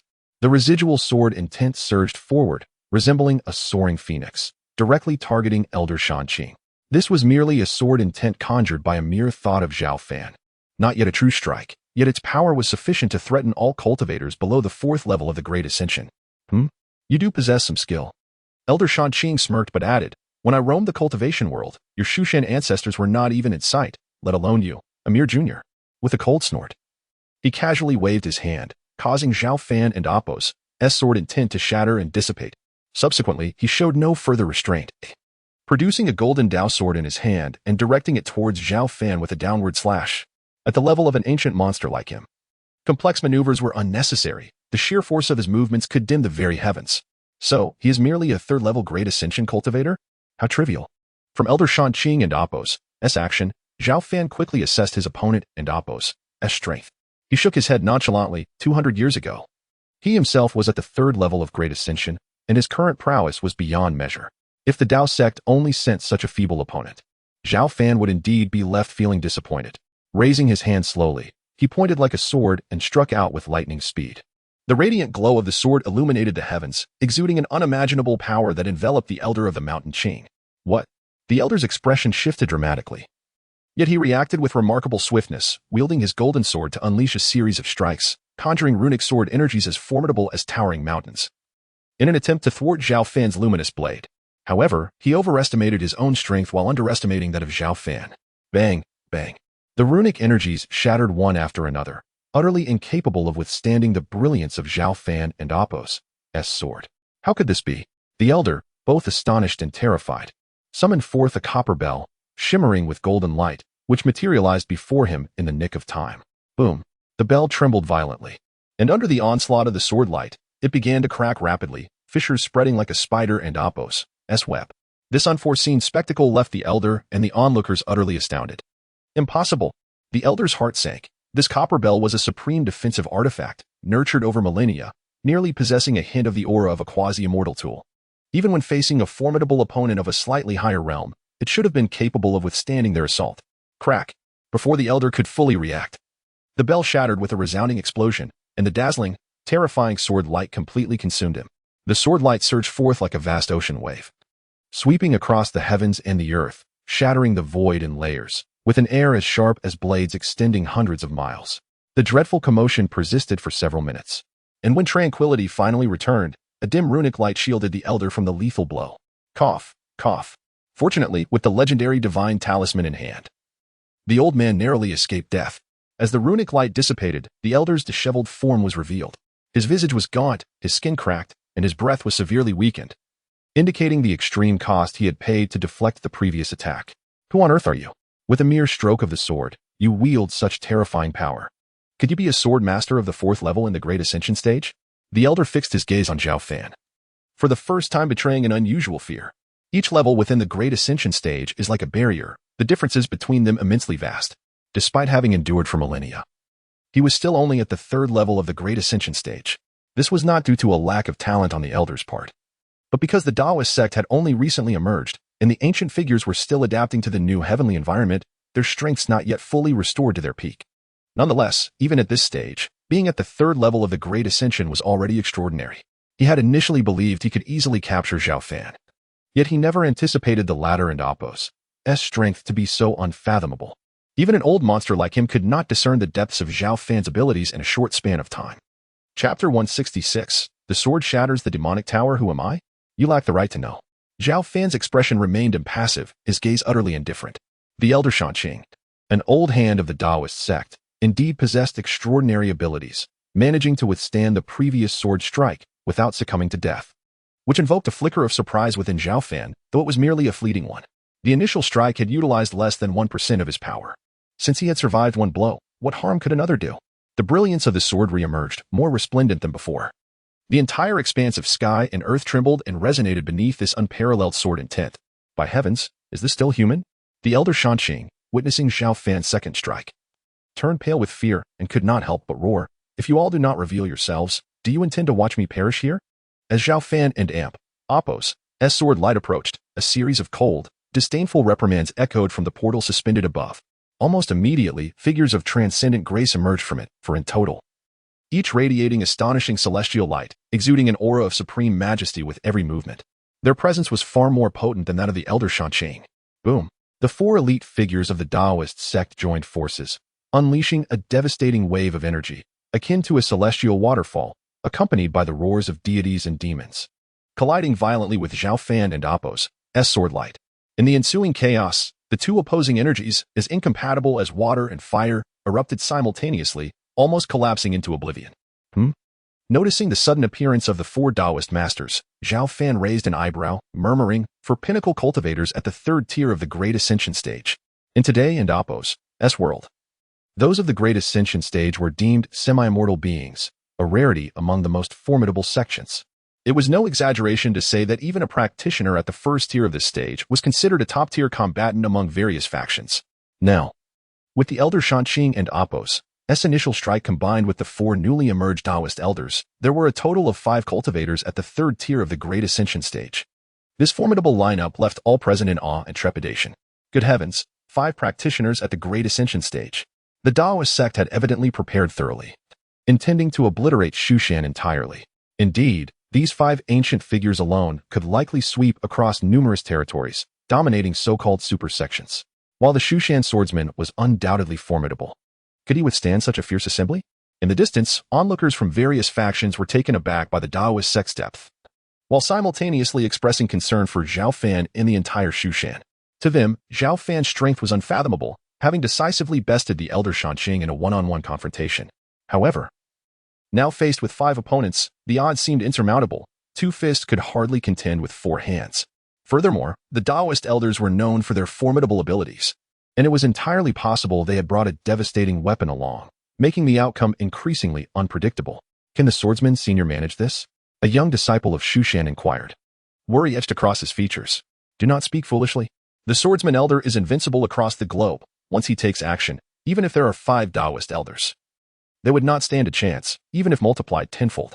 Indeed, the swordsman elder is the strongest in Shushan and can undoubtedly defeat these Taoist ancients. The elder masters of Shushan chimed in, though some internal doubts lingered.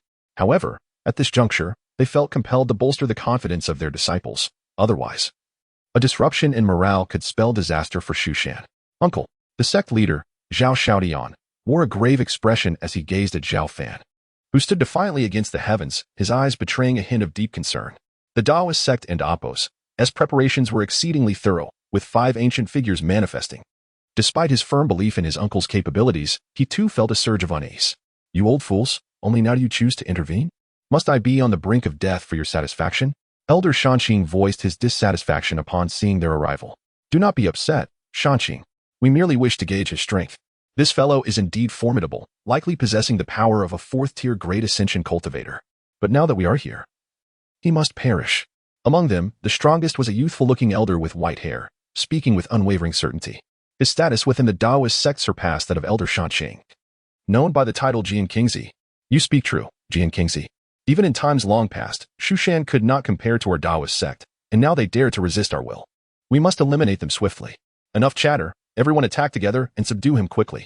The ancient figures reached a consensus swiftly, not underestimating Zhao Fan, granting him a modicum of respect as Jian Qingzi led the charge, with all 5 ancient figures launching their assault simultaneously. Dao follows nature. Star plucking hand. Total annihilation. Heavenly thunder technique. Demon slaying sword. The five elders unleashed their full power without reservation, having realized from the brief clash between Zhao Fan and Jian Qingzi that the former was indeed immensely strong. Likely a fourth-tier Great Ascension cultivator. In an instant, terrifying energy pierced the sky. Striking attacks reverberated, causing the heavens to shatter and the earth to crack under the ensuing shockwaves. Even with Shushan and Amp, Appos, as protective formations, the immense impact was unimaginable, leading to the very mountain beginning to crumble. Fortunately, Zhao Xiaodian and the others acted promptly to reinforce the sect and Appos as protective barriers, sparing Shushan from utter devastation. In the face of the elders and Appos' overwhelming assault, Zhao Fan and Appos' demeanor remained tranquil, yet an ethereal sword intent intensified around him. With a mere thought, an invisible sword energy erupted forth, seemingly diminutive and unassuming, yet harboring the power to annihilate all existence. Boom. Before the eyes of the onlookers, the unstoppable sword energy collided violently with the five devastating attacks. To everyone's astonishment, the full-force assault of the five ancient figures not only failed to take effect but was instead obliterated by Zhao Fan's sword energy. The sword energy swept through like a tempest, bearing down upon them with the force of thunder. Indeed formidable, Jian Qingzi mused, his brow furrowed but devoid of panic. Knowing they had the assurance and means to confront him, he commanded, "Let us activate that treasured artifact together and eliminate him." As he spoke, the others formed seals, channeling their celestial energy as it coalesced in the void, which suddenly ruptured, revealing a dark, ancient tower. This three-tiered edifice emanated a terrifying aura, shrouded in chaotic mist, capable of subduing all. The demonic refining tower. A hidden cultivator exclaimed in alarm, their voice laced with deep apprehension.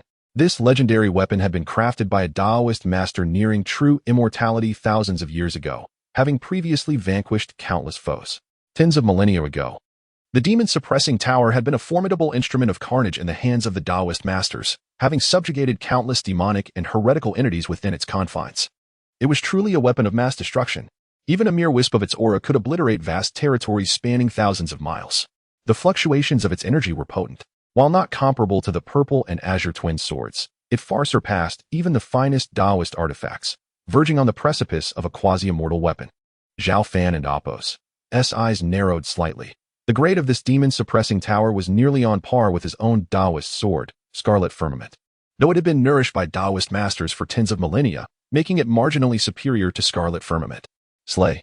Jian Qingzi and the others sneered, urging the demon-suppressing tower to shatter the sword chi, after which the tower rapidly expanded, descending upon Zhao Fan with overwhelming force. The demon-suppressing tower was colossal, aiming not only to obliterate Zhao Fan, but also to annihilate the entire Mount Shu. Should they fail to withstand it, the hundreds of thousands of souls on Mount Shu would perish in this assault. They were supremely confident that even if Zhao Fan were strong, he would inevitably meet his end before the demon-suppressing tower. Tens of millennia ago, the demon-suppressing tower, at its full might, had vanquished numerous renowned demon cultivators and demonkin. Surely, a mere Mount Shu sword cultivator would be effortlessly crushed. Sword, come. Zhao Fan, with his lithe frame, raised his hand in a subtle grasp, and from the heavens and earth, a crisp and forceful sword cry resounded. The supreme-grade Taoist sword, Scarlet Firmament, gleaming with a frigid light, materialized in Zhao Fan and Appos' hand. With Scarlet Firmament in hand, Zhao Fan and Appos' aura surged, as if a true sword immortal had descended, and he cleaved out a single strike towards the descending demon-suppressing tower. The demon-suppressing tower seemed to sense the impending danger, and under the urging of Jian Qingzi and the others, wisps of dark light emerged, seeking to extinguish this formidable sword radiance. In an instant, two drastically different energies collided violently. Yet, in the next moment, events unfolded contrary to all expectations. Bang! The seemingly robust and solidified dark light abruptly crumbled and disintegrated, while the dazzling and radiant sword light, with undiminished momentum, struck heavily against the demon-suppressing tower and Appos' resilient body. Crack! The demon-suppressing tower barely withstood the impact for a moment before its body suddenly fractured, and then, before the astonished gazes of the crowd, it shattered and burst apart with a deafening roar. With a single sword strike, the demon-suppressing tower was cleaved asunder. Pooh. With the demon-suppressing tower exploding, Jian Qingzi and the others suffered severe backlash, spitting out blood and experiencing a significant decline in their auras. This scene left the spectating powerhouses in the shadows dumbfounded and ignited a frenzy among the disciples and followers of Mount Shu. Impossible. This is the demon-suppressing tower. How could it not withstand a single sword strike? You are not a sword Taoist powerhouse at the 4th level of the Mahayana stage. Could it be that you are at the 5th level? Jian Qingzi and the others stared intently at Zhao Fan, each revealing an expression of astonishment. Only now did they finally realize that they had underestimated Zhao Fan's power. Those who violate my Mount Shu shall be slain without mercy. Zhao Fan did not bother to respond, directly unleashing a sweeping sword strike that caused the heavens and earth to lose their color. Without the demon-suppressing tower, even if Jian Qingzi and the others combined their strength, they were no match for Zhao Fan. Flee. Escape. Jian Qingzi and the others felt their scalps tingle. They dared not continue the fight and hastily employed various means to flee. Yet, no matter how fast they were, they could not outpace Zhao Fan's sword light. Pooh, pooh. As the sword light descended, these old fogies of the Taoist sect did not even have time to utter a scream before they all exploded and disintegrated, transforming into a rain of blood mist. Only Jian Qingzi managed to crush a divine talisman in time, barely resisting the terrifying sword light. But even so, he suffered severe injuries and rapidly fled using a secret technique. Of course, Jian Qingzi and Appo's escape was the result of Zhao Fan intentionally holding back. The Taoist sect had harmed Zhao Xiaonan and killed so many disciples of Mount Shu. Did they really think he had no temper? Zhao Fan naturally intended to settle accounts with the Taoist sect. He locked onto Jian Qingzi's aura, and then, with a single step, his figure abruptly vanished from the spot. Chapter 167. Assault on the Taoist sect. Tao Spirit Mountain here. Amidst the verdant landscape, the spiritual energy coalesced, creating an ethereal realm reminiscent of a celestial abode. This was the hallowed ground of the Taoist sect, a sanctuary of serenity and divine favor. Whumph. The fabric of space ruptured as a bloodied figure materialized. None other than Jian Qingzi, seeking refuge here. Once an exemplar of Taoist grace, he now resembled a hunted animal, his vitality sapped, his countenance ashen, bearing the marks of grievous wounds. Its elder Jian Qingzi. What could have befallen him? The Taoist disciples nearby were visibly startled by the sight of Jian Qingzi. As a revered elder of the Taoist sect, renowned for his prowess, ranking among the top 20 within the order, who could have brought him to such a pitiable state? Jian Qingzi, what has happened to you? Weren't you on an expedition to conquer Mount Shu? Why are you so gravely injured? Did you encounter formidable adversaries from the demonic or factions? As Jian Qingzi materialized, several figures emerged from the depths of the Taoist sect, their expressions mirroring astonishment. Senior brother Jian Qingzi. Mount Shu has undergone a transformation, and the others, they are gone. Jian Qingzi spoke with lingering trepidation, his voice trembling. What? Repeat what you just said. Jian Qingzi's elder brother, surpassed him in both strength and seniority, despite his composed demeanor. He couldn't mask his disbelief upon hearing the news. Mount Shu is now defended by a mysterious swordsman of immense power. Even with the combined might of myself and Shan Qing, we couldn't overcome him. Had I not made a swift escape, I too would have perished. Jian Qingzi recounted the events at Mount Shu in brief. It wasn't merely your swift escape, but rather my deliberate allowance of your departure. Otherwise, how would I have located your Taoist sect? As Jian Qingzi and Appo's words faded, a lithe and imposing figure materialized from thin air. None other than Zhao Fan. It and Appo's You followed us. Jian Qingzi and Appo's eyes widened in alarm. Jian Qingzi, is he the swordsman from Mount Shu you spoke of? Jian Qingzi and Appo's expression darkened as he inquired. Senior brother Jian Qingzi, this man is exceptionally formidable, his strength unfathomable. Quickly, sound the alarm and summon the sect leader and the supreme elders. Otherwise, you few alone will hardly be a match for him. Jian Qingzi, in a state of panic, urgently warned. Humph. A mere swordsman dares to venture alone into our Taoist sect. I refuse to believe he possesses extraordinary abilities. There and Appo's. No need to trouble the sect leader and the others. Let us join forces and eliminate him here, avenging our fallen comrades. Jian Qingzi and the others disregarded Jian Qingzi's warning. This was the Taoist sect stronghold, where even ancient demons and monsters would meet their demise. How could a mere Mount Shu swordsman pose a threat? Senior brother Jian Qingzi, be cautious. I'm going to seek out the sect leader and the others. Seeing this, Jian Qingzi ceased his futile attempts to persuade them and retreated into the depths of the Taoist sect, fearing Zhao Fan and Appo's swift sword. Everyone, join me in slaying him. Jian Qingzi's eyes narrowed as he took the lead, charging towards Zhao Fan alongside several other Taoist sect powerhouses. The surging energy of Taoist techniques engulfed the heavens and the earth, crashing down upon Zhao Fan like a tempestuous storm. Get lost. Zhao Fan's gaze was frigid as he unleashed a devastating sword strike, its momentum unstoppable. The terrifying sword light effortlessly shattered the attacks of Jian Qingzi and his companions. Before they could react, it pierced through their chests, rending their protective Taoist armor as if it were mere paper. This, Jian Qingzi and the others wore expressions of disbelief as they were obliterated into bloody mist by the sword light, their bodies and souls extinguished, leaving them no chance to resist or escape. Now that Zhao Fan had found the Taoist sect, He no longer needed to hold back as he had done with Jianqingzi. The gulf between cultivators in the stage widened with each minor realm, creating an immense disparity. Not to mention these stage 3 cultivators. Even stage 4 cultivators would not be able to withstand a single sword strike from Zhao Fan if Zhao Fan put in a little effort. After 200 years of accumulation, Zhao Fan and Appo's cultivation had reached the stage 5. More importantly, he cultivated the sword, body, and physique in unison, making him a match for few among his peers. The crimson firmament sword glowed with a vivid crimson, emanating a chilling aura. Zhao Fan stepped forward, sword in hand, advancing towards the Taoist sect. Earlier, the Taoist sect and Appo's cultivators had besieged Mount Shu, causing tens of thousands of casualties among the disciples. Zhao Fan intended to settle this debt. Boom!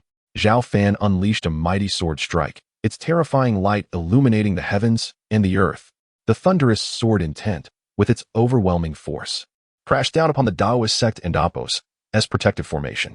The Taoist sect possessed a formidable foundation, and its protective formation was equally powerful. Yet, it could not withstand Zhao Fan's sword light for more than a few seconds, shattering amidst an earth-shattering roar. The incandescent sword light, like a raging torrent, mercilessly reaped the lives of the Taoist sect and Appo's cultivators. In the blink of an eye, thousands of unsuspecting disciples perished beneath its might. Insolence! Who dares to attack our Taoist sect? The immense commotion alerted the powerhouses within the depths of the Taoist sect, and powerful ripples of energy spread out, blocking the rampaging sword light. One after another, figures radiating terrifying auras soared into the sky like dragons. Who dares to wreak havoc in our Taoist sect? Those who offend our Taoist sect shall be slain without mercy. It has been too long since we last shed blood. Has the world forgotten the prestige of our Taoist sect? 10 figures materialized from the depths of the Taoist sect, blocking Zhao Fan's path. Each of them was shrouded in celestial light, concealing their true appearances, but the auras they exuded shook the very fabric of space, as if the world itself could not withstand their power. 10 stage for cultivators. Zhao Fan glanced at them, easily discerning their strength. Are you the Mount Shu swordsman Jianqingzi spoke of? How audaciously arrogant, daring not only to oppose our Taoist sect, but also to come here and run amok. You have sealed your doom. The elder at the forefront, his eyes like torches, his physique towering and robust, exuded a bloodlust as vast and unfathomable as the ocean. He was none other than King Fengzi, the Taoist sect and Appo's sect leader. Tens of thousands of years ago, he was already a renowned powerhouse in the cultivation world. Loquacious. Zhao Fan was in no mood for idle chatter. Having come here alone, he was determined to cripple or even destroy the Taoist sect. Instead of pointless banter, he would rather test his blade. He would show no mercy to his enemies. Sword control technique. With a thought, Zhao Fan unleashed the crimson firmament sword, which shot forth, tearing through space and leaving a terrifying chasm in its wake. Formed the Yin-Yang Grand Formation. Sensing Zhao Fan and Appo's power, King Fengzi dared not confront him directly and summoned the other 9 to form a defensive array. In an instant, 10 different energies converged, with King Fengzi at the center, forming a massive formation that descended upon Zhao Fan like a net. The sword light surged, but under the suppression of the formation, the sword intent unleashed by the crimson firmament sword was blocked. Intriguing. As the formation's energy cascaded down upon him, Zhao Fan's lips curled into a smile. He finally grew serious and unleashed 1/10 of his power, cleaving forward with another sword strike. Rumble. This sword strike split the heavens and the earth, crashing down upon the formation with the force of a thunderbolt. Suppress and eliminate him with all your might. Gazing upon the sword, King Fengzi let out a furious roar, as an inexhaustible source of celestial energy surged into the formation from within him, joined by the other 9. The grand array suddenly swelled, manifesting as an immense yin-yang millstone, wielding an unimaginable might as it surged toward the radiance of Zhao Fan's sword, seeking to obliterate this assault. Yet, they had overestimated their own strength and profoundly underestimated Zhao Fan's mastery of the sword. What appeared to be a slender beam of light was, in truth, brimming with boundless destructive power. The yin-yang millstone could only endure for a few seconds before it shattered with a resounding crack. Not good. Retreat quickly, King Fengzi exclaimed in alarm, hastily summoning his protective artifact, as did the other 9. Bang! Bang! The sword light swept through, effortlessly shattering their proud protective artifacts into fragments. The 10 formidable beings, under the onslaught of the sword's radiance, were sent reeling, blood spewing from their mouths, their aura severely diminished. Let us proceed. Zhao Fan and Appo's eyes narrowed slightly as he unleashed another beam of sword light, poised to eliminate King Fengzi and the others. Hold on, my friend. At that moment, A figure embodying the essence of celestial grace appeared, raising a hand to intercept this lethal blow on behalf of King Fengzi and the others. Chapter 168, Confrontation with the Long-Browed Master. Before Zhao Fan stood an elderly man clad in a white robe.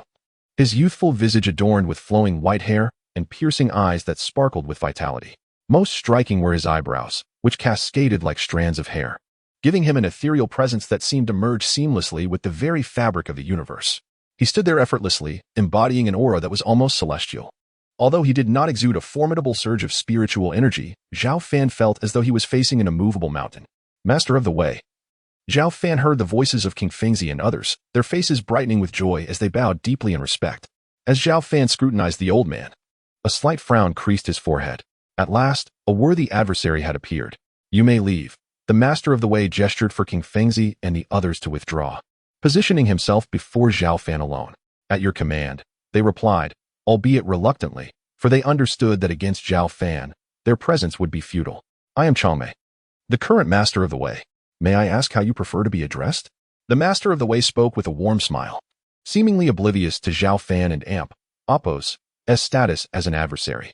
His genial demeanor irked Zhao Fan, prompting a deeper furrow in his brow. An unnamed swordsman from Shushan. Zhao Fan replied casually. He was in no rush to engage, eager instead to discern the true intentions of this long-browed master. An unnamed swordsman? Changmei chuckled softly, yet chose not to elaborate further. He regarded Zhao Fan with keen interest and continued, your mastery of the sword is exceptional, and your cultivation level is indeed impressive. I must express my admiration. We, the Way, have acted rashly before, and I am willing to compensate Shushan for all losses incurred. I implore you to cease hostilities and turn enmity into friendship. What say you? The sincerity in his words stunned the elders and disciples of the Way, their faces reflecting disbelief at the Master's stance. Has the Master gone mad? This individual has attacked us and slaughtered many. How can we compensate Shushan's losses? Who will address our own? They voiced their frustrations, struggling to accept the situation. Though deeply unsettled, they dared not speak out further. Changmei was a figure of immense respect within the Way, having been its master for millennia. His strength and reputation were beyond reproach. Cease hostilities and turn enmity into friendship? Zhao Fan scoffed, asking, pray tell, how do you propose to achieve that?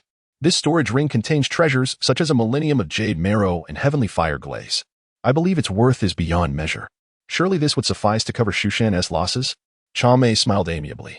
Suffice? Zhao Fan retorted with a disdainful laugh. The Way's assault on Shushan has resulted in the deaths and injuries of tens of thousands. Not even 100 treasure vaults could compensate for the lives lost. The only path available to the Way is either to kneel in submission or to be swept away by my sword. There is no third option. Changmei feigned submission, clearly wary of Zhao Fan's might. Yet, Zhao Fan had come personally, determined to make the Way pay a true price. Regardless of the sect's historical dominance in the realm of cultivation, Zhao Fan would strike it down with his sword. What a pity. In that case, I must engage you in a duel, Changmei said, shaking his head calmly. Enough with the pleasantries. Let us begin, Zhao Fan replied, his expression impassive. If Shushan were to capitulate and compensate after being invaded, would the Way accept? Almost certainly not. In the realm of cultivation, strength dictated everything. Thus, it was time to impart a lesson. With that thought, Changmei's eyes glinted with cold resolve. In a single step, he traversed the spatial distance separating them, arriving before Zhao Fan in an instant. He raised his hand, unleashing a powerful palm strike, the air around him crackling with intense energy. Though the strike had not yet descended, an invisible force shattered the void. Zhao Fan raised an eyebrow, acknowledging the Master's prowess. Bang! The sharp edge of the Qishao sword met Changmei's palm, the distance between them mere inches. No direct collision occurred, yet two opposing forces clashed in the air. Darkness enveloped the heavens, and the sun and moon dimmed. An energy surge erupted from the center of their confrontation, sending shockwaves that cracked the earth and summoned lightning from the sky. This was merely a test of strength, yet it unleashed a formidable spectacle. Zhao Fan noted. 5th level of the Great Ascension stage. Despite being a mere probe, Changmei's strength was indeed formidable, matching his own level and exhibiting profound comprehension of the world. The heavens rumbled as their immense energies collided, causing a cataclysmic disturbance. The clouds above dispersed, and the stones and flora below crumbled. Cultivators hundreds of miles away felt an oppressive weight bearing down upon them. This was the clash of 5th-level Great Ascension cultivators. The very fabric of reality seemed to tremble. Those at this level possessed a form of celestial energy, verging on semi-divine status, capable of annihilating existence with a mere gesture. The entire way trembled, stones tumbled, and palaces shattered. Weaker cultivators were obliterated under the residual forces, turning to blood mist. Even King Fengzi and his companions felt their hearts race, hastily retreating to avoid the impending chaos. Indeed, formidable, Changmei intoned. Allow me to demonstrate my celestial longevity power. With a surge of celestial energy, Changmei struck again, unleashing a torrent of silvery power that pierced the void, akin to a mighty river crashing down upon Zhao Fan. This blow could darken the skies and shake the mountains. Zhao Fan felt the pressure but did not falter. Instead, he countered with his sword. A dazzling beam of golden light, imbued with destructive might, met Changmei's celestial force in a violent clash, resulting in a thunderous explosion as both energies erupted simultaneously. The smile faded from Changmei's face, replaced by a solemn expression as he summoned a colossal avatar that towered thousands of feet high, raising a massive hand like a storm cloud ready to descend. Yet, even against such a monumental form, Zhao Fan's sword radiated with an unstoppable force, shattering the avatar as they exchanged blows. The fierce duel escalating rapidly as they clashed hundreds, if not thousands of times. It must be said that the long-browed master truly deserves the title of Taoist sect leader, possessing profound realms and an array of ever-evolving techniques, employing ancient and formidable methods from tens of thousands of years ago that leave one in awe. Yet, regardless of the myriad tactics employed by his opponent, Zhao Fan effortlessly dismantles them with a single sword strike. At Zhao Fan's level of swordsmanship, there is no need for ostentatious swordplay or elaborate forms. A simple, unadorned strike can cleave through hundreds or even thousands of miles of void. The long-browed elder furrowed his brows, sensing that his opponent's strength was not inferior to his own, and it appeared that Zhao Fan still possessed untapped reserves. While maintaining a facade of composure, a tempest brewed within him. As the Taoist sect leader, wielding numerous supreme secrets and techniques, he found himself momentarily at a loss against Zhao Fan. Should this information spread, it would undoubtedly invite ridicule. Thus, he was left with no choice but to resort to that particular artifact. The long-browed master's eyes gleamed with intensity as he swiftly formed hand seals.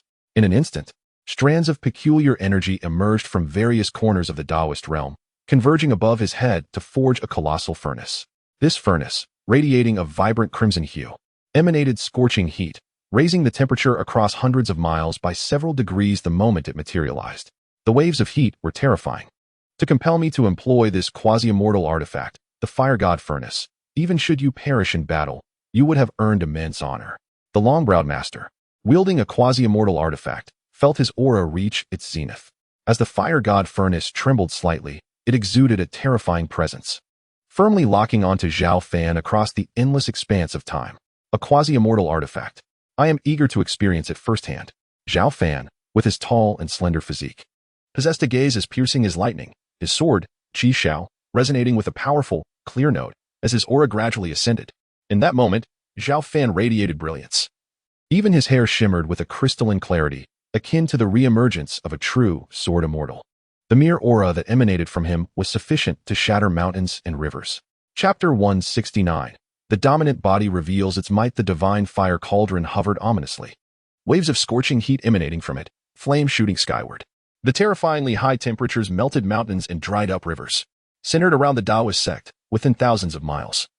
Nearly all cultivators sensed an overwhelming aura of destruction in an instant. It felt as though a divine sword hovered above their heads, poised to strike down at any moment. The energy fluctuations were terrifying. What level of artifact could emit such a palpable aura across endless space and time, causing me to tremble? Could it be the fabled quasi-immortal artifact? Good heavens, the opportunity for ascension has not even truly arrived, and yet a quasi-immortal artifact has emerged. Who is battling here? Are they intending to annihilate an entire realm? As the quasi-immortal artifact, the divine fire cauldron, made its appearance, the lurking powerhouses and ancient beings from various domains widened their eyes, their faces painted with panic. The Taoist sect crumbled. Its once serene and beautiful sacred ground transformed into ruins under the cauldron's terrifying aura.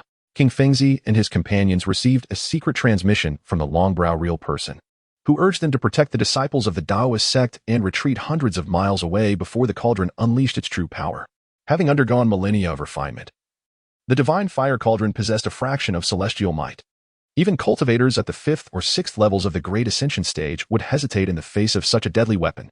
The headmaster, wielding the divine fire cauldron, would undoubtedly spell doom for the Shu sword cultivator. As they gazed upon the increasingly imposing figure of the long-brow real person, King Fengzi and his companions felt their hearts swell with trepidation, envisioning Zhao Fan's imminent demise. With the cauldron in hand, the Longbrow real person's aura soared, resembling a true celestial powerhouse. Countless divine flames erupted like a volcanic explosion, blanketing the sky and melting the void, rushing toward Zhao Fan with an overwhelming force of annihilation. Zhao Fan and Apos' gaze remained deep and tranquil as the supreme intent of the sword flowed around him. He intended to use the quasi-immortal artifact to test his own strength, channeling 4/10 of his power into a single sword strike. In stark contrast to before, the sword light was now intensely restrained, devoid of earth-shattering momentum. Yet its underlying might surged far beyond that of the previous attack. The clash of sword light and flames erupted violently, as if water and fire were incompatible, each consuming and extinguishing the other. This youth must not be spared. This scene left the Longbrow real person solemn, as it was the first time he had witnessed someone withstand the assault of a quasi-immortal artifact head-on. It was known that even a cultivator at the 6th level of the Great Ascension stage would find it arduous to withstand such a strike. Yet this individual not only endured it, but appeared to have reserves of strength remaining. Such formidable power filled the Longbrow real person with apprehension. If this person were to survive, the Taoist sect would be in grave danger. Thus, he resolved, by any means necessary, to obliterate him with the divine fire cauldron. As the cauldron truly awakened, its horrifying aura shook the heavens and the earth. It was as if an ancient, supreme being had opened its eyes, unleashing an unimaginable wave of energy. Thunder rumbled, and the flames raged with destructive force, swiftly extinguishing the opposing sword light. As if a tempest were about to engulf Zhao Fan entirely. Facing the overwhelming power that crashed down like a tidal wave, Zhao Fan and Apos' expression remained calm. His deep-set eyes brimming with determination, he stepped forward and boldly proclaimed, 7-star dominant body. In that instant, the stars above seemed to fall, and Zhao Fan emerged like the sovereign of the celestial bodies, every inch of his form adorned with solidified starlight, forming an indestructible armor of stars. This was the culmination of his mastery of the 7-star dominant body technique. With a mere thought, he drew upon the power of the stars above, creating a formidable and resilient defense.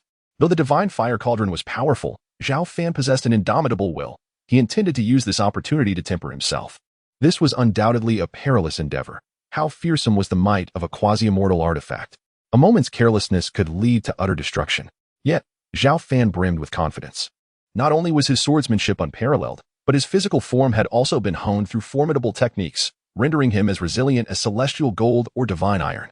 He would confront the divine fire cauldron with his very flesh. Boom, boom. Countless flames engulfed Zhao Fan in an instant.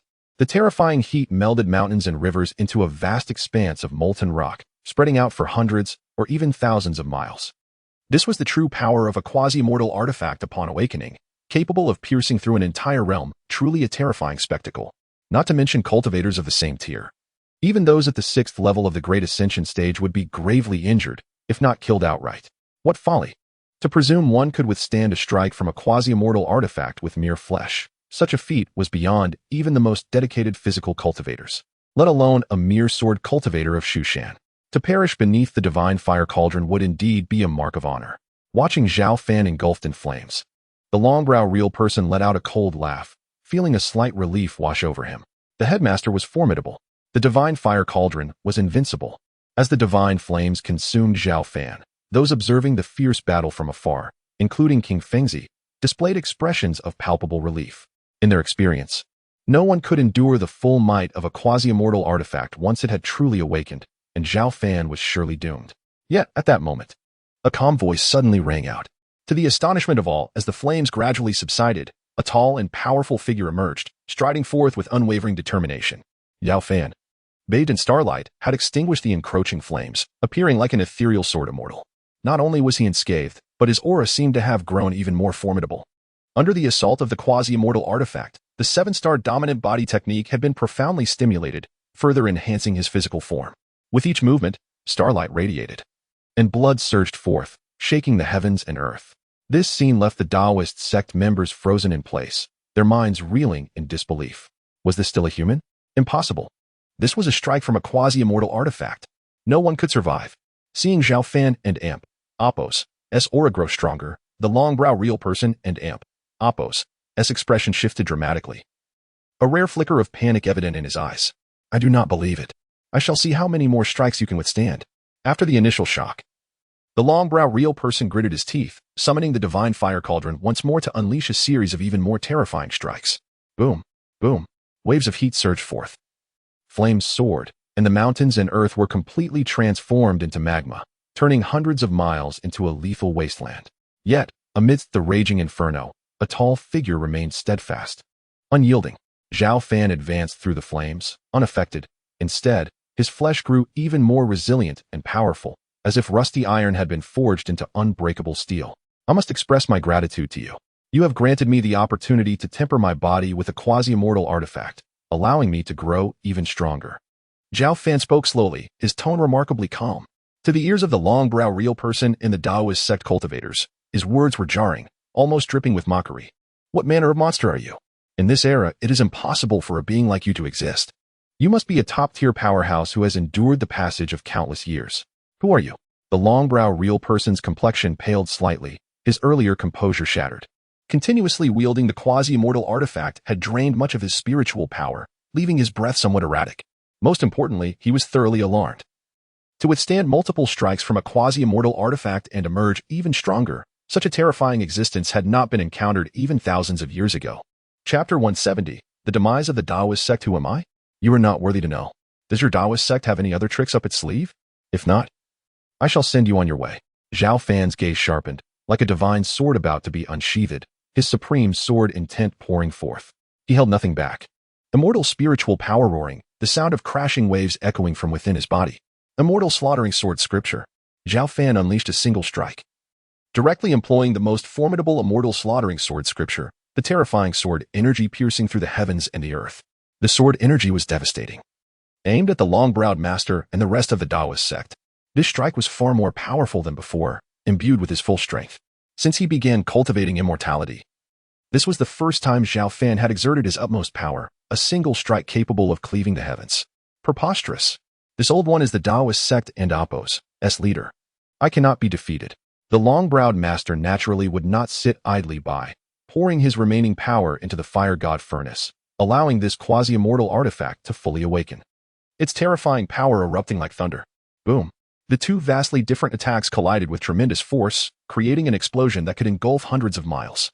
The immortal slaughtering sword chi was unstoppable, a technique evolved from immortal scriptures, capable of easily slaying true immortals when mastered, even with the fire god furnace in hand. The long-browed master was ultimately far inferior to Zhao Fan in personal strength. Clang. The quasi-immortal artifact trembled violently before being cleaved away by the sword. A chill ran down the long-browed master's spine, and before he could react, a beam of sword light pierced through his chest. Blood splattered, his face deathly pale. As he murmured, I have lost. As the words fell, he let out a bleak laugh, his body cracking layer by layer, before turning into a cloud of blood mist with a final bang. No, sect leader. Master. Seeing the long-browed master die a violent death, King Fengzi and the others were aghast, some Taoist disciples collapsing in fear. Buzz. Without the long-browed master to control it. The quasi-immortal artifact fire god furnace was about to escape as a silver ray, but Zhao Fan had long since locked onto it, his large hand reaching out to firmly imprison it in his palm. From today forth, the Taoist sect is extinguished. Zhao Fan's gaze was calm as he delivered another domineering sword strike, sweeping towards King Fengzi and the others hundreds of miles away. He never showed mercy to his enemies. Boom. Just as the sword light was about to strike, darkness suddenly descended upon the heavens and earth, and an enormous hand appeared out of nowhere, attempting to seize King Fengzi and the other Taoist experts. Courting death, Zhao Fan frowned, and scarlet firmament flew from his hand, guided by his will, slashing towards the giant hand. But in the next moment, the hand glowed faintly, exuding immortal energy as if forming a special domain. Scarlet firmament, which had shot out with great speed, seemed to sink into a quagmire, its velocity drastically reduced. The giant hand moved swiftly, grabbing King Fengzi and the others before vanishing into the void, leaving not a trace of its aura. Vice sect leader. The remaining Taoist disciples were not so fortunate, turning into blood mist and utterly annihilated under the terrifying sword light. Could there be an even stronger old fellow in the Taoist sect than the long-browed master? It was able to briefly stop Scarlet Firmament earlier, a rather strange and astonishing feat. Oh well, only a few old geezers escaped. It would be best if they didn't show their faces, or I will surely exterminate them, be it in the heavens or on earth. Although a few old fellows slipped through his fingers, Zhao Fan did not dwell on it. With the Taoist sect leader and countless disciples dead, save for a few individuals like King Fengzi, the Taoist sect was virtually annihilated. This quasi-immortal artifact is not bad. I shall take it back and refine it properly. It should be passable. Grasping the fire god furnace, Zhao Fan took a step and disappeared from the spot. Not long after Zhao Fan left, experts from various factions arrived. Following the lingering battle echoes. Heavens! This seems to be the Taoist sect's mountain gate. It has been reduced to ruins. Someone has annihilated the Taoist sect. In less than half a day, the news of the Taoist sect's destruction spread like a hurricane throughout the cultivation world. The outside world was abuzz, and various forces could no longer sit still. That was the Taoist sect, the overlord that dominated the cultivation world tens of thousands of years ago. Now, having just re-emerged, it had been annihilated, an unimaginable event. A major earthquake shook the cultivation world, and it soon became clear to everyone the cause and effect. All fingers pointed to Mount Shu. Those arrogant old fogies from the Taoist sect are truly pathetic. They just emerged and dared to set their sights on the central plains, provoking Mount Shu. Not only did they fail to destroy Mount Shu, but their sect was annihilated by that mysterious sword cultivator. Just how strong is that Mount Shu sword cultivator? If there's a chance, I must seek guidance. In a demonic cave, a wild man with disheveled hair roared with laughter after receiving the news from his subordinates. He was a behemoth of the demonic path, with deep-seated grudges against the Taoist sect from tens of thousands of years ago, and he was naturally overjoyed to learn of their destruction. Amitba. Fortunately, this humble monk sent golden light to probe the depths of Mount Shu and did not blindly invade the central divine continent. Otherwise, the Buddhist sect might have suffered a similar fate to the Taoist sect. That young man is truly formidable, and the Mount Shu sword cultivator seems to have surpassed this humble monk, reaching an incredibly unfathomable level. In the Buddhist sect, an old monk with kind eyes clasped his hands together and murmured to himself, "Damn it, Mount Shu has become so terrifying in this era. I warn you brats, don't you dare provoke Mount Shu, or this great king will crush you in advance. From now on, treat the Mount Shu disciples well. As for the grudges between Mount Shu and our Xian Yo clan from 10,000 years ago, you can all forget about them." In the demon domain, a powerful demon clan's ancestor was severely reprimanding his descendants. After receiving accurate information, all major forces, whether righteous, evil, demonic, or monstrous, were filled with deep awe and fear towards Mount Shu. The Taoist sect, an overlord that dominated for tens of thousands of years, was annihilated just like that. The Mount Shu sword cultivator far exceeded their imagination. Heavens! Senior sword cultivator really went to the Taoist sect and even annihilated the once arrogant Taoist sect. He is simply invincible. The Mount Shu cultivators were almost ecstatic after receiving the news. Previously, after Zhao Fan killed the Taoist experts who attacked Mount Shu, they thought that the senior sword cultivator would no longer pursue the matter. They did not expect him to be so fierce, directly chasing after Jian Qingzi to the Taoist sect and annihilating it. It was like a myth, making it hard to believe. With Grand Uncle overseeing Mount Shu, it is truly our good fortune. Without the obstruction of the Taoist sect, Mount Shu can not only dominate the central plains, but also aspire to the entire cultivation world. Sect leader Zhao Xiaodian also abandoned his usual composure, revealing a hint of excitement. His ambition was growing. The world was becoming increasingly chaotic, and the cultivation world was a place where the strong preyed on the weak. Only by making Mount Shu stronger, so strong that all forces would fear and dread it, could they achieve true stability. After the Taoist sect's attack on the mountain, he realized more than ever that Mount Shu could not be confined to the central plains and could not be satisfied with its current development.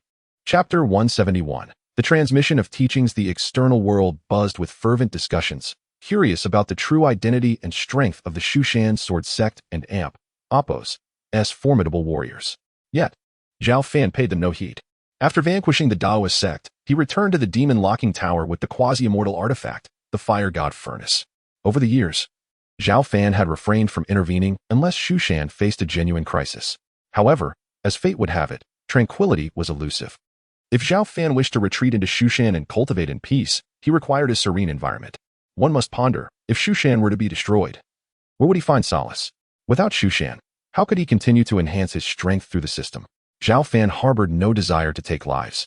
Yet circumstances often compelled him to act. Moreover, since the resurgence of Shushan under his nephew Zhao Xiaodian and Appos' leadership, they had refrained from any transgressions. The disciples frequently descended the mountain, either to vanquish demons or to aid ordinary folk in overcoming calamities, never plotting against other cultivators or factions.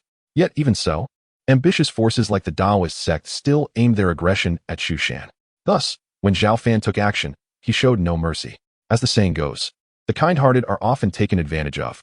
The cultivation world has always been one of the survival of the fittest, even if one does not provoke others. Those stronger may still choose to unleash their wrath. Ultimately, strength reigns supreme. The fire god furnace, a quasi-immortal artifact, though not quite on par with the Ziqing twin swords, was nearly as formidable. It appeared that Master Changmei had not yet unleashed its full potential. Otherwise, its destructive capability would have been even more astounding. Within the demon locking tower, Zhao Fan assessed the fire god furnace, murmuring to himself. He could not deny its terrifying power, imbued with boundless fiery principles that, when fueled by sufficient spiritual energy, could incinerate mountains and rivers. Fortunately, Zhao Fan was a cultivator of swordsmanship, physical prowess, and spiritual essence. His overall strength far exceeding that of his peers, and he possessed numerous formidable techniques. Were it another cultivator, be they at the 5th or even 6th level of the Great Ascension, facing Master Changmei with the Fire God Furnace, they would likely meet a swift demise. It was not that Master Changmei and the Fire God Furnace lacked strength, it was simply that they encountered the exceedingly powerful Zhao Fan. After a moment and Appos, as hesitation, Zhao Fan infused his celestial energy into the Fire God Furnace, erasing Master Changmei's mark and preparing to refine the quasi-immortal artifact for his own use. With a low hum, the Fire God Furnace trembled gently and, under Zhao Fan's refining, fully became his magical instrument. Thus, even if Master Changmei were to revive, he could not reclaim the artifact. Eager to test the Fire God Furnace's might, Zhao Fan concentrated, and countless divine flames surged forth, distorting the very fabric of the void beneath their searing light, as if to be utterly consumed. Indeed, it proved exceptional, capable of both offense and defense, surpassing the Qishao sword by a considerable margin.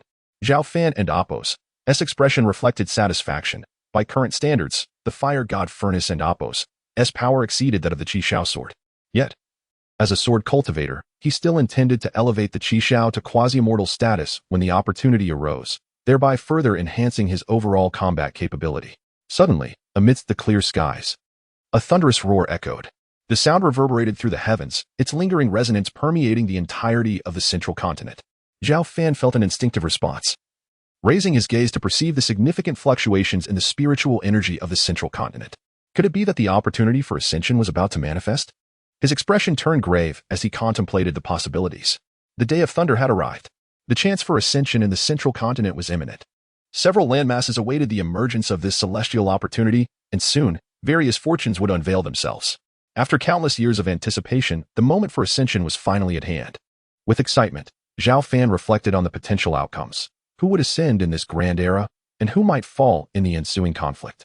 The victors and the vanquished would soon be revealed. The powerful beings and ancient figures lying in wait sensed the palpable changes in the central continent, some smirking in silence, while others brimmed with excitement. Once the opportunity for ascension arose, true chaos would ensue. In such tumult, even he might be drawn into the fray. Leaving Shushan with little time to spare, preparations were essential. Zhao Fan furrowed his brow, contemplating for a moment before discreetly summoning Zhao Xiaodian and his daughter. Greetings, uncle. Greetings, great uncle. Zhao Xiaodian and Zhao Xiaoan had been deliberating in the main hall about the aftermath of the Daoist sect's demise when they received Zhao Fan's summons. Naturally, they wasted no time in hurrying to the demon locking tower to pay their respects. There's no need for excessive formalities. Zhao Fan gestured for them to relax before speaking slowly. You have heard about the Daoist sect and Appos' situation, I assume? The rumors claim that it was you, uncle. Who took action against the Daoist sect? Zhao Xiaodian inquired, uncertainty lacing his voice. It was indeed my doing, Zhao Fan affirmed with a nod. The reason I called you here today is that I am somewhat dissatisfied with the current state of Shushan. At his words, Zhao Xiaodian and Zhao Xiaonan exchanged glances, particularly Zhao Xiaodian, whose heart raced with apprehension as he respectfully asked, Uncle, do you mean?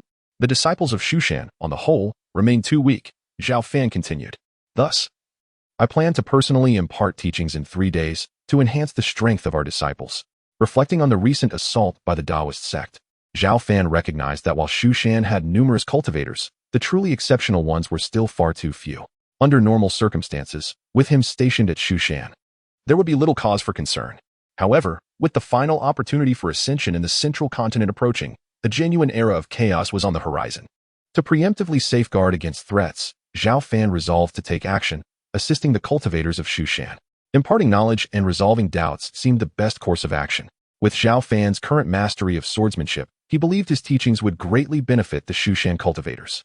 What, uncle, you will personally impart teachings? Zhao Xiaodian exclaimed, his face lighting up with excitement, shedding his usual composure. Great uncle, is this truly the case? With your personal involvement, from the elders to the disciples, they will likely rush to listen to your teachings. Zhao Xiaonan's eyes widened in surprise. My current achievements are all thanks to your earlier guidance. As war loomed on the horizon, it was imperative for Shu Shan to cultivate more powerful warriors. Prepare for this matter. In 3 days, I will impart teachings in the main hall. Any disciple loyal to Shu Shan may attend, Zhao Fan stated calmly. Rest assured, uncle, I will personally oversee the preparations. Zhao Xiaotian promised, recognizing the gravity of the situation. Soon after, Zhao Xiaotian and his daughter departed. Upon returning to the main hall, Zhao Xiaotian immediately convened the senior elders, announcing that in 3 days, a mysterious sword cultivator would offer teachings to the disciples of Shu Shan. Excellent. This is truly a momentous occasion for our Shu Shan. The unparalleled sword cultivator has graced us with his presence and wisdom. It is an honor for all of us in Shu Shan to receive his teachings. Rest assured, esteemed sect leader, we shall spare no effort in ensuring that everything is meticulously arranged, leaving no room for unforeseen circumstances. The elders, filled with both astonishment and joy, rallied their spirits with renewed vigor. Chapter 172, the sign-in at the Immortal Slaying Array. Have you heard? In 3 days, the esteemed sword cultivator will personally impart teachings in the Grand Hall. Of course, it's the talk of the entire sect now. The legendary sword cultivator, a figure of unmatched prowess, is set to share his wisdom. Even with my leg injury, I must crawl to attend. It is imperative. Such an opportunity is exceedingly rare. To witness the sword cultivator in person and receive his guidance will undoubtedly be immensely beneficial, paving the way for a smooth path in our cultivation journey. Just the thought of it sends shivers of excitement through me. As the news spread, the entire Mount Shu was abuzz with excitement. From the elders to the ordinary disciples, everyone was thrilled. In this world, who does not know the name of the sword cultivator? His personal instruction is a priceless opportunity. Every disciple of Mount Shu yearns to be a part of it. Not just the disciples of Mount Shu, but many affiliated sects, such as Peach Blossom Valley, have also requested to attend. These sects have been loyal vassals for centuries, never harboring any dissent. After careful consideration, sect leader Zhao Xiaotian permitted the attendance of the higher-ups and select elite disciples from these affiliated sections. In the blink of an eye, 3 days passed. Mount Shu was alive with activity. Nearly 300,000 disciples converged outside the Grand Hall, creating a scene of immense grandeur. The sword cultivator and Appos, his charisma is indeed magnetic, drawing so many sect members to hear his teachings. That's right. The sword cultivator is a revered idol for the young disciples and for us elders. He is an embodiment of respect. Without him, the once flourishing Mount Shu would have long been in ruin. Observing the grand spectacle, the Mount Shu elders felt no surprise. Instead, they exchanged smiles and discussions. Today, all members of Mount Shu, from the high-ranking elders to the common disciples, even the janitorial staff, flocked here with a singular purpose, to hear the sword cultivator's teachings. Despite the large crowd, order prevailed. Sect leader Zhao Xiaotian seemed to have anticipated this scenario and had instructed Elder Zhenwu Linmu and others to make proper arrangements, avoiding any chaos. Within the hall, sect leader Zhao Xiaotian, along with the elders and the most outstanding younger disciples, such as Zhao Xiaonan, awaited respectfully. They anticipated the appearance of Zhao Fan to impart his teachings. The Grand Hall could not accommodate everyone. Only the true elite and powerful of Mount Shu were permitted inside. In the demon locking tower, Zhao Fan, who had been in deep meditation, slowly opened his eyes, his gaze serene and profound. The time had come. After a brief hesitation, he stepped forward, traversing layers of time and space, and in an instant, appeared in the Grand Hall. The sword cultivator. He has truly arrived. Upon seeing Zhao Fan's sudden appearance, the powerful members of Mount Shu within the hall were collectively stirred with excitement. Zhao Fan concealed his true form, radiating a faint golden light, although he did not exhibit any fluctuations of spiritual energy. The ethereal and sacred aura he emanated instilled an overwhelming sense of reverence in all present, akin to mortals standing before a deity. Sect leader Zhao Xiaotian, along with the entirety of Mount Shu, paid homage to the sword cultivator. As Zhao Fan materialized, Zhao Xiaotian was the first to bow respectfully. Salutations to the sword cultivator. Salutations to the sword cultivator. Echoed the voices of countless cultivators outside and within the hall, creating a sound like a crashing tide, reverberating into the heavens. Please. No need for formalities. Witnessing this scene, Zhao Fan was taken aback by the sheer number of attendees. Suddenly, he noticed a fiery gaze assessing him from afar. Following the source of the gaze, he spotted his junior sister, Zhang Qian, who was adorable and charming, flashing him a playful smile. So she has come as well. Zhao Fan nodded slightly at Zhang Qian before turning back to address the assembly of Mount Shu. Today, as I impart my teachings. There is no need for excessive formality among you, my fellow disciples. Without further ado, Zhao Fan seated himself in the void and began to convey the essence of his swordsmanship. Mount Shu has been established for millennia, yet its swordsmanship lineage has faced numerous upheavals, resulting in a fragmented tradition. Now, I shall supplement the gaps with my understanding, allowing the sword path of Mount Shu to shine anew. The sword path is formless, capable of being fierce and lethal, or as swift as lightning. Zhao Fan's demeanor was solemn, his words pearls of wisdom, resonating clearly in the ears of all present, despite the soft tone of his voice. The disciples of Mount Shu, varying in cultivation levels, each had their own interpretations of the sword path and cultivation. Having cultivated for 7 or 8 centuries, Zhao Fan's mastery of swordsmanship is unparalleled. He expounded upon various key aspects of cultivation and swordsmanship, transitioning from basic concepts to profound insights. In an instant, silence enveloped the gathering. Every disciple was wrapped in attention, absorbing Zhao Fan and Apos' teachings. Even those with lesser cultivation found profound clarity in his words, akin to a refreshing awakening after years of confusion. The atmosphere was thick with concentration, as if time itself had slipped away from many in attendance. An hour passed, and some disciples, having gained immense insights, fell into a deep state of enlightenment, breaking through their previously insurmountable barriers and ascending to higher realms. This phenomenon resembled a learned master guiding a group of naive students through their long-standing cultivation dilemmas.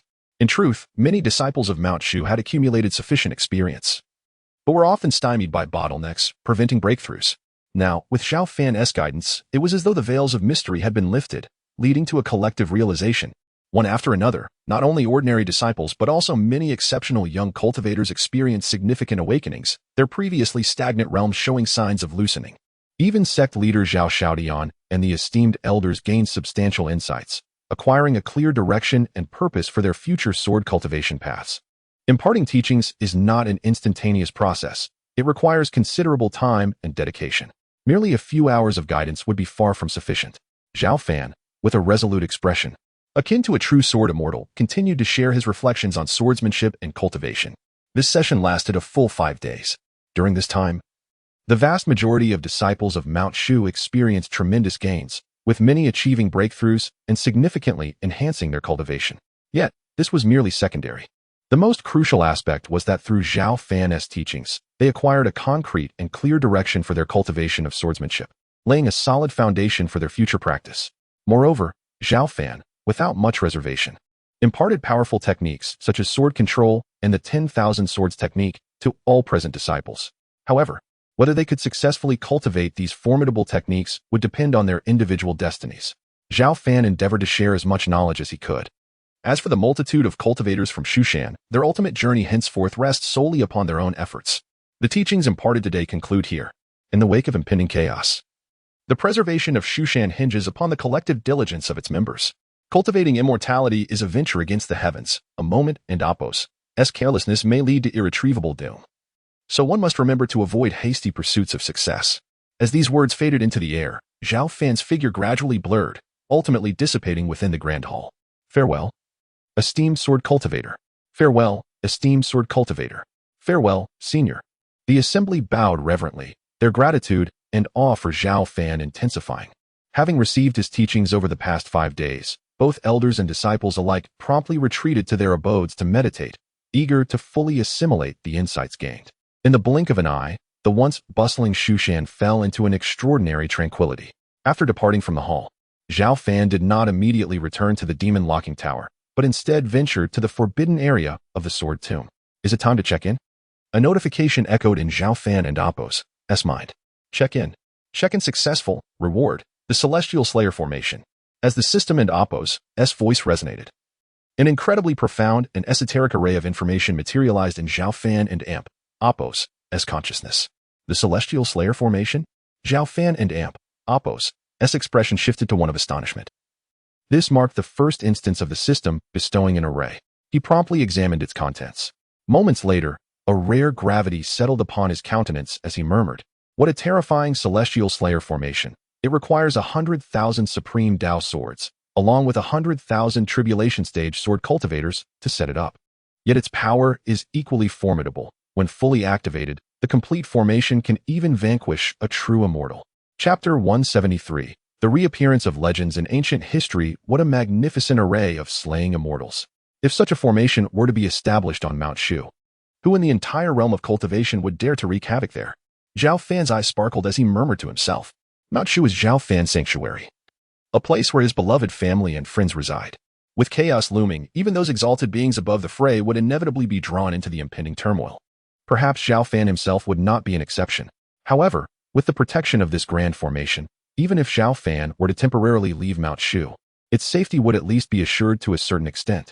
Of course, the complete version of the Slaying Immortal formation requires 100,000 tribulation-transcending cultivators and 100,000 supreme swords. Given the current state of Mount Shu, it would be exceedingly difficult to gather such numbers, even if one were to combine the might of all the major sects in the Central Lands. The resources and capabilities of Mount Shu make the deployment of the full-scale Slaying Immortal formation impossible. Yet, Zhao Fan could scale down the formation, establishing a simplified version of the Slaying Immortal array. This approach has its advantages and disadvantages. The drawback being that the power of the Slaying Immortal formation would undoubtedly diminish substantially. However, the advantage is that it can be successfully established, providing Mount Shu with a corresponding safeguard. This formation is intricate and complex. Although Mount Shu cannot muster 100,000 tribulation-transcending cultivators and 100,000 supreme swords, gathering 1,000 tribulation-transcending cultivators along with 10,000 high-quality swords should not pose a challenge. Thus, even if the true might of the Slaying Immortal formation cannot be fully realized, it could potentially exert half or even a tenth of its power, sufficient to fend off cultivators below the 9th layer of the Great Ascension stage. Soon, Zhao Fan devised a prudent solution. Resolute, he communicated with Zhao Xiaodian from a distance, instructing him to prepare the necessary personnel and high-quality swords. Upon learning of Zhao Fan's intention to set up the grand array for Mount Shu, Zhao Xiaodian was exhilarated. As a sect of sword cultivators, few are proficient in formations, leading to the inadequacy of their protective array, which often fails to serve its purpose when facing formidable foes. As the sect leader, Zhao Xiaodian had long been troubled by this, as the number of formation cultivators is exceedingly rare, a phenomenon akin to finding a needle in a haystack. Now that his uncle Zhao Fan was personally taking charge of setting up the protective array, how could Zhao Xiaodian not be overjoyed?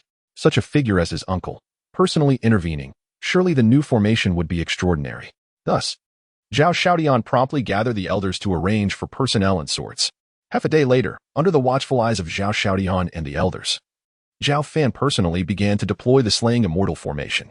As each high-quality sword was imbued with formidable power and driven into the depths of Mount Shu's veins, torrents of immense spiritual energy surged into the array, creating waves of potent energy. The intensity of this energy was astounding. Even a mere hint of it sent shivers down the spines of Zhao Xiaodian and the others. Once over 10,000 swords were deployed, the entire Mount Shu was enveloped by the formidable energy of the array, appearing from afar like an ethereal paradise shrouded in dense mist. Setting up the 10,000 high-quality swords was merely the beginning. Zhao Fan then began to weave the connections of the entire formation into the bodies of the 1,000 tribulation-transcending cultivators of Mount Shu. Only then was the simplified version of the Slaying Immortal formation truly completed. Should strong adversaries intrude, these 1,000 tribulation-transcending cultivators could swiftly fuse with the formation, leveraging its power to counterattack. Unless faced with a cultivator at the 9th layer of the Great Ascension stage, it would be nearly impossible for anyone below that level to breach this formation. With a thunderous roar, as the formation reached completion, visible celestial light surged forth from the depths of Mount Shu's veins, enveloping the entire sect and extending over 100 miles. The overwhelming fluctuations of energy attracted the attention of various forces within the Central Lands. Such powerful energy waves. Could it be that the sword cultivators of Mount Shu are breaking through? Previously, one individual had decimated the Taoist sect, and now another breakthrough? How can anyone live in peace? Uninformed of the true situation, various powerful figures mistakenly believed that Zhao Fan was breaking through, sending waves of panic through their ranks. Senior sword cultivator, this formation is the most formidable I have ever witnessed in my life. May I ask its name? Zhao Xiaodian respectfully inquired, mindful of the other elders present, refraining from addressing Zhao Fan as uncle in their presence. This formation is named Slaying Immortals, Zhao Fan replied calmly, casting a glance at him. Slaying Immortals, Slaying Immortals, Zhao Xiaodian murmured, his gaze towards the formation growing fervent. The expressions of the other elders and powerful figures of Mount Shu reflected their astonishment. The very name Slaying Immortals spoke volumes of the formation's might and terror. After completing the array, Zhao Fan promptly returned to the locking demon tower. The opportunities for ascension in the Central Lands could arise at any moment. Moreover, with the final opportunity for ascension about to manifest, the previously emerged and vanished opportunities from other domains would resurface, leading to a fierce scramble among the lurking powerful cultivators of the cultivation world, igniting a massive conflict. Thus, Zhao Fan must seize the time to enhance his own strength. Currently at the 5th layer of the Great Ascension stage, his combat prowess is nearly unrivaled among his peers due to various means at his disposal.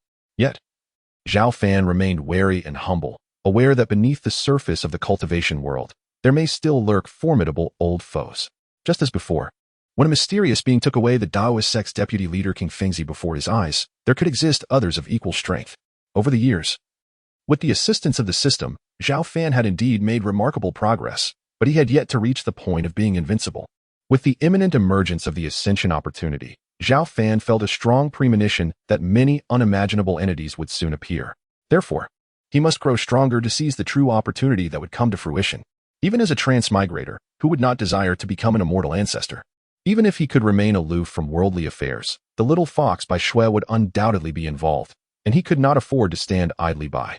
In the days that followed, apart from daily visits to the forbidden grounds for sign-ins, Zhao Fan spent nearly all his time within the locking demon tower. During this period, his junior sister Zhang Qian brought him meals several times.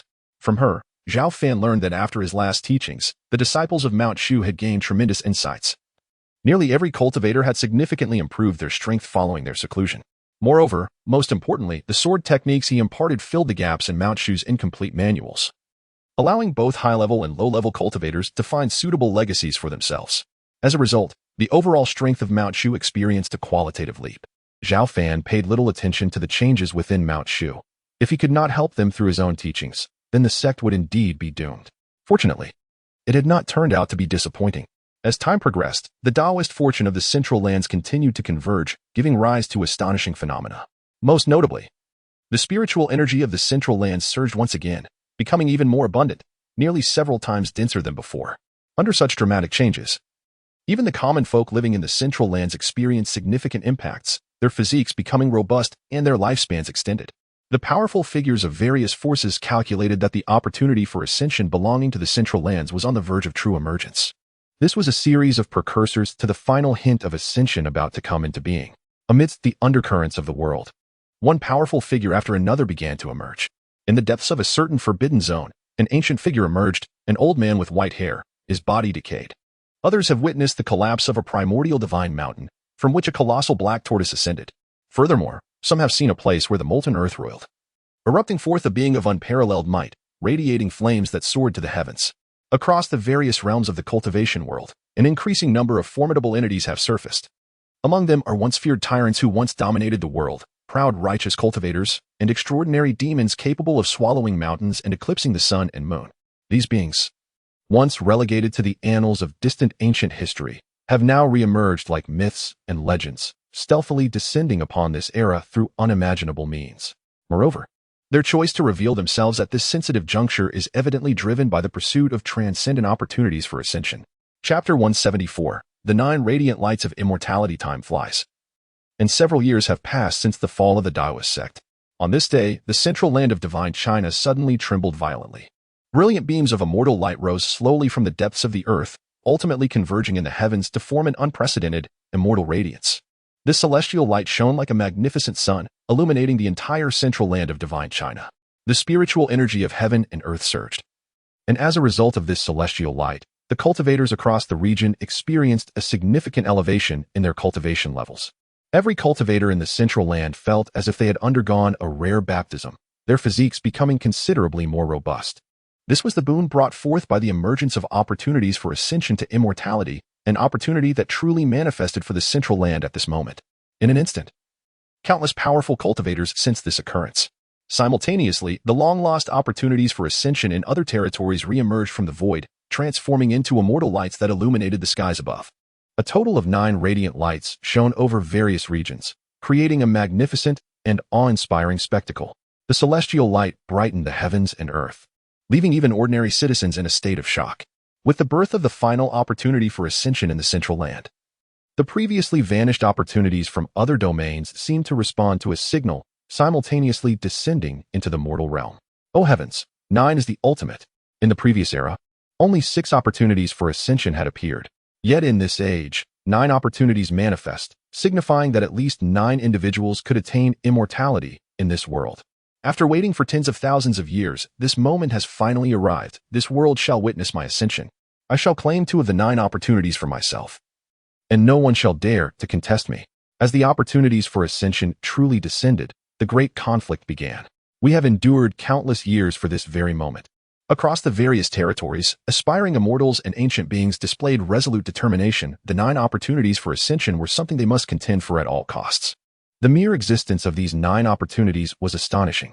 Within the Tower of Demon Ceiling, Zhao Fan slowly opened his eyes. His gaze deep and seemingly capable of piercing through endless time and space. Over the years, he had diligently cultivated within the tower, becoming stronger than ever. Although he was still at the 5th level of the Great Ascension stage, he could, at any moment, step into the 6th level if he so desired.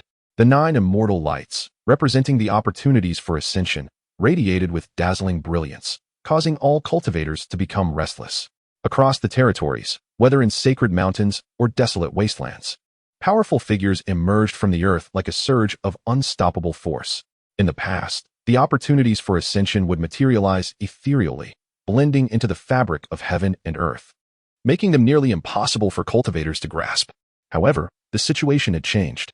With the birth of the final celestial opportunity in the Central Land, the ascension opportunities across the domains became tangible, allowing them to be sensed and pursued. No longer concealed, they transformed into glimmering shadows, racing towards the opportunities for ascension. Yet, even with their emergence, capturing these opportunities was no simple feat. The ethereal nature of these celestial chances endowed them with a will of their own. Sensing danger, they would evade into the void, moving with blinding speed. Only the most elite cultivators stood a chance of pursuing them. Boom. In that moment, a fierce battle erupted across the various territories. The ground trembled and mountains collapsed, rivers evaporated, and the terrifying energy dimmed the light of the sun and moon. Faced with the alluring opportunities for ascension, few powerful beings could maintain their composure, especially the ancient monsters who had waited for tens of thousands of years. Now driven to madness as they rushed toward the celestial light, eager to fend off rivals and seize this hard-won chance for ascension. The entire cultivation world descended into chaos. In the Central Land, gazing upon the floating opportunities for ascension, even the strongest could no longer restrain themselves. The ancestral master of the Qingnan Sword sect, Sword Saint Yin Nantian, gathered supreme sword energy into a colossal hand, reaching for the opportunities suspended in the vast expanse of time and space. Yin Nantian, renowned as the Sword Saint, had previously suffered defeat at Zhao Fan and Appo's hands and had since devoted himself to cultivation. Now a formidable figure at the 2nd level of the Great Ascension stage. I, Yin Nantian, am determined to ascend and become a master of the sword in the realm of immortals. This opportunity in the Central Land is mine to claim. His gaze burned with fervor, and with unwavering resolve, the sword energy hand shattered layers of void as it advanced toward the opportunity for ascension. You are rather impatient. Such heavenly treasures are meant for the fated. This opportunity for ascension is destined for me, so allow me to claim it. Before Yin Nantian's sword energy hand could draw near, a surging golden aura suddenly appeared, shattering his hand. Who dares? Yin Nantian and Appo's expression changed dramatically as he fixed his gaze on the source of the aura, seeing a figure standing 1,000 miles away, hair billowing, exuding an overwhelming and awe-inspiring presence. It was Ji Wuchang, the ancestral master of the Qingnan sect. Yin Nantian recognized this individual, one of the top 10 sect leaders in the Central Land, alongside the Qingyun Sword sect. Impressive perception, but this opportunity for ascension is rightfully mine. Ji Wuchang sneered and charged toward the opportunity in the heavens. You seek death. Yin Nantian roared in fury, drawing his sword to confront Ji Wuchang, and a fierce battle erupted in midair. Boom.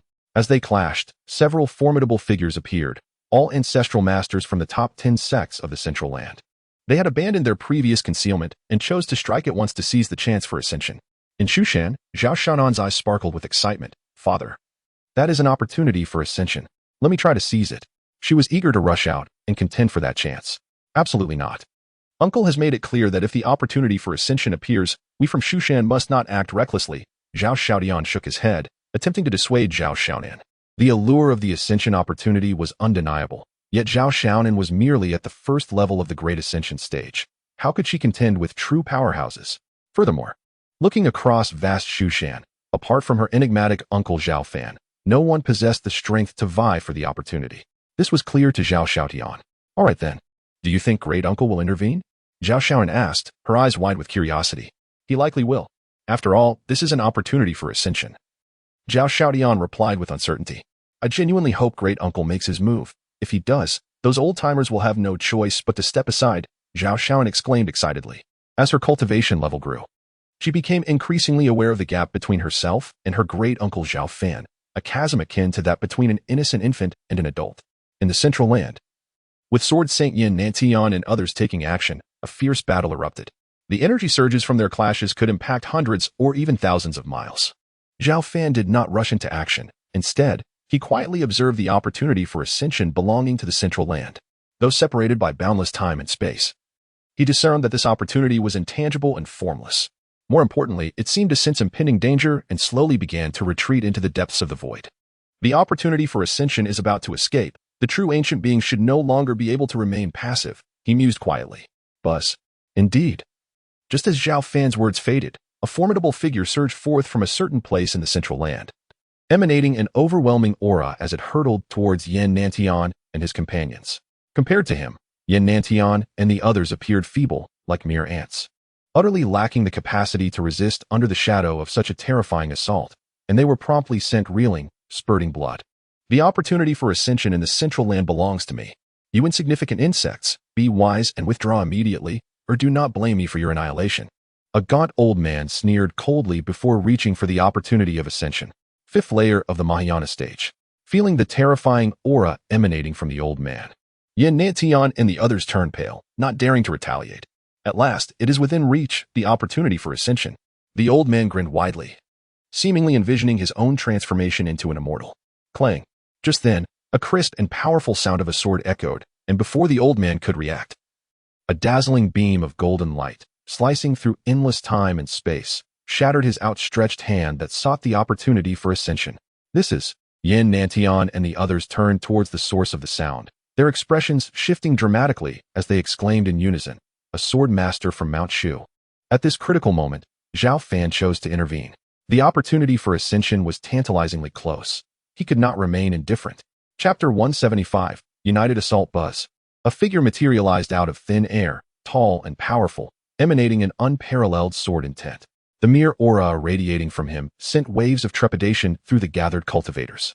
Zhao Fan had arrived in person, the exquisite Dao sword, Qi Shao, circling above his head, producing a resonant clang of blade song. His uncle had made his move. Indeed, the elder was determined to seize the chance for ascension. With his esteemed presence, no one would dare contend for this opportunity.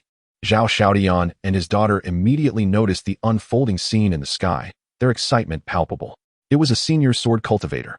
The opportunity for ascension in our Middle Earth undoubtedly belongs to this venerable sword master. Should he attain this chance, wouldn't he then become a true sword immortal? At that point, our Shushan would undoubtedly flourish even more than now. Within Shushan, the elders anxiously observed the spectacle above Middle Earth, their high-tier cultivation allowing them to perceive all that transpired. The sword masters of Shushan, an elder named Ding Hai, a cultivator from several millennia ago, had been lying in wait in the vast land of Middle Earth for an extended time, well aware of the legendary exploits of Shushan's mysterious sword masters. Ding Hai furrowed his brow, gazing at Zhao Fan and Appo's figure, a rare flicker of apprehension illuminating his murky eyes. You, a Shushan cultivator, wish to wrest this chance for ascension from me? Ding Hai said, his gaze fixed warily on Zhao Fan.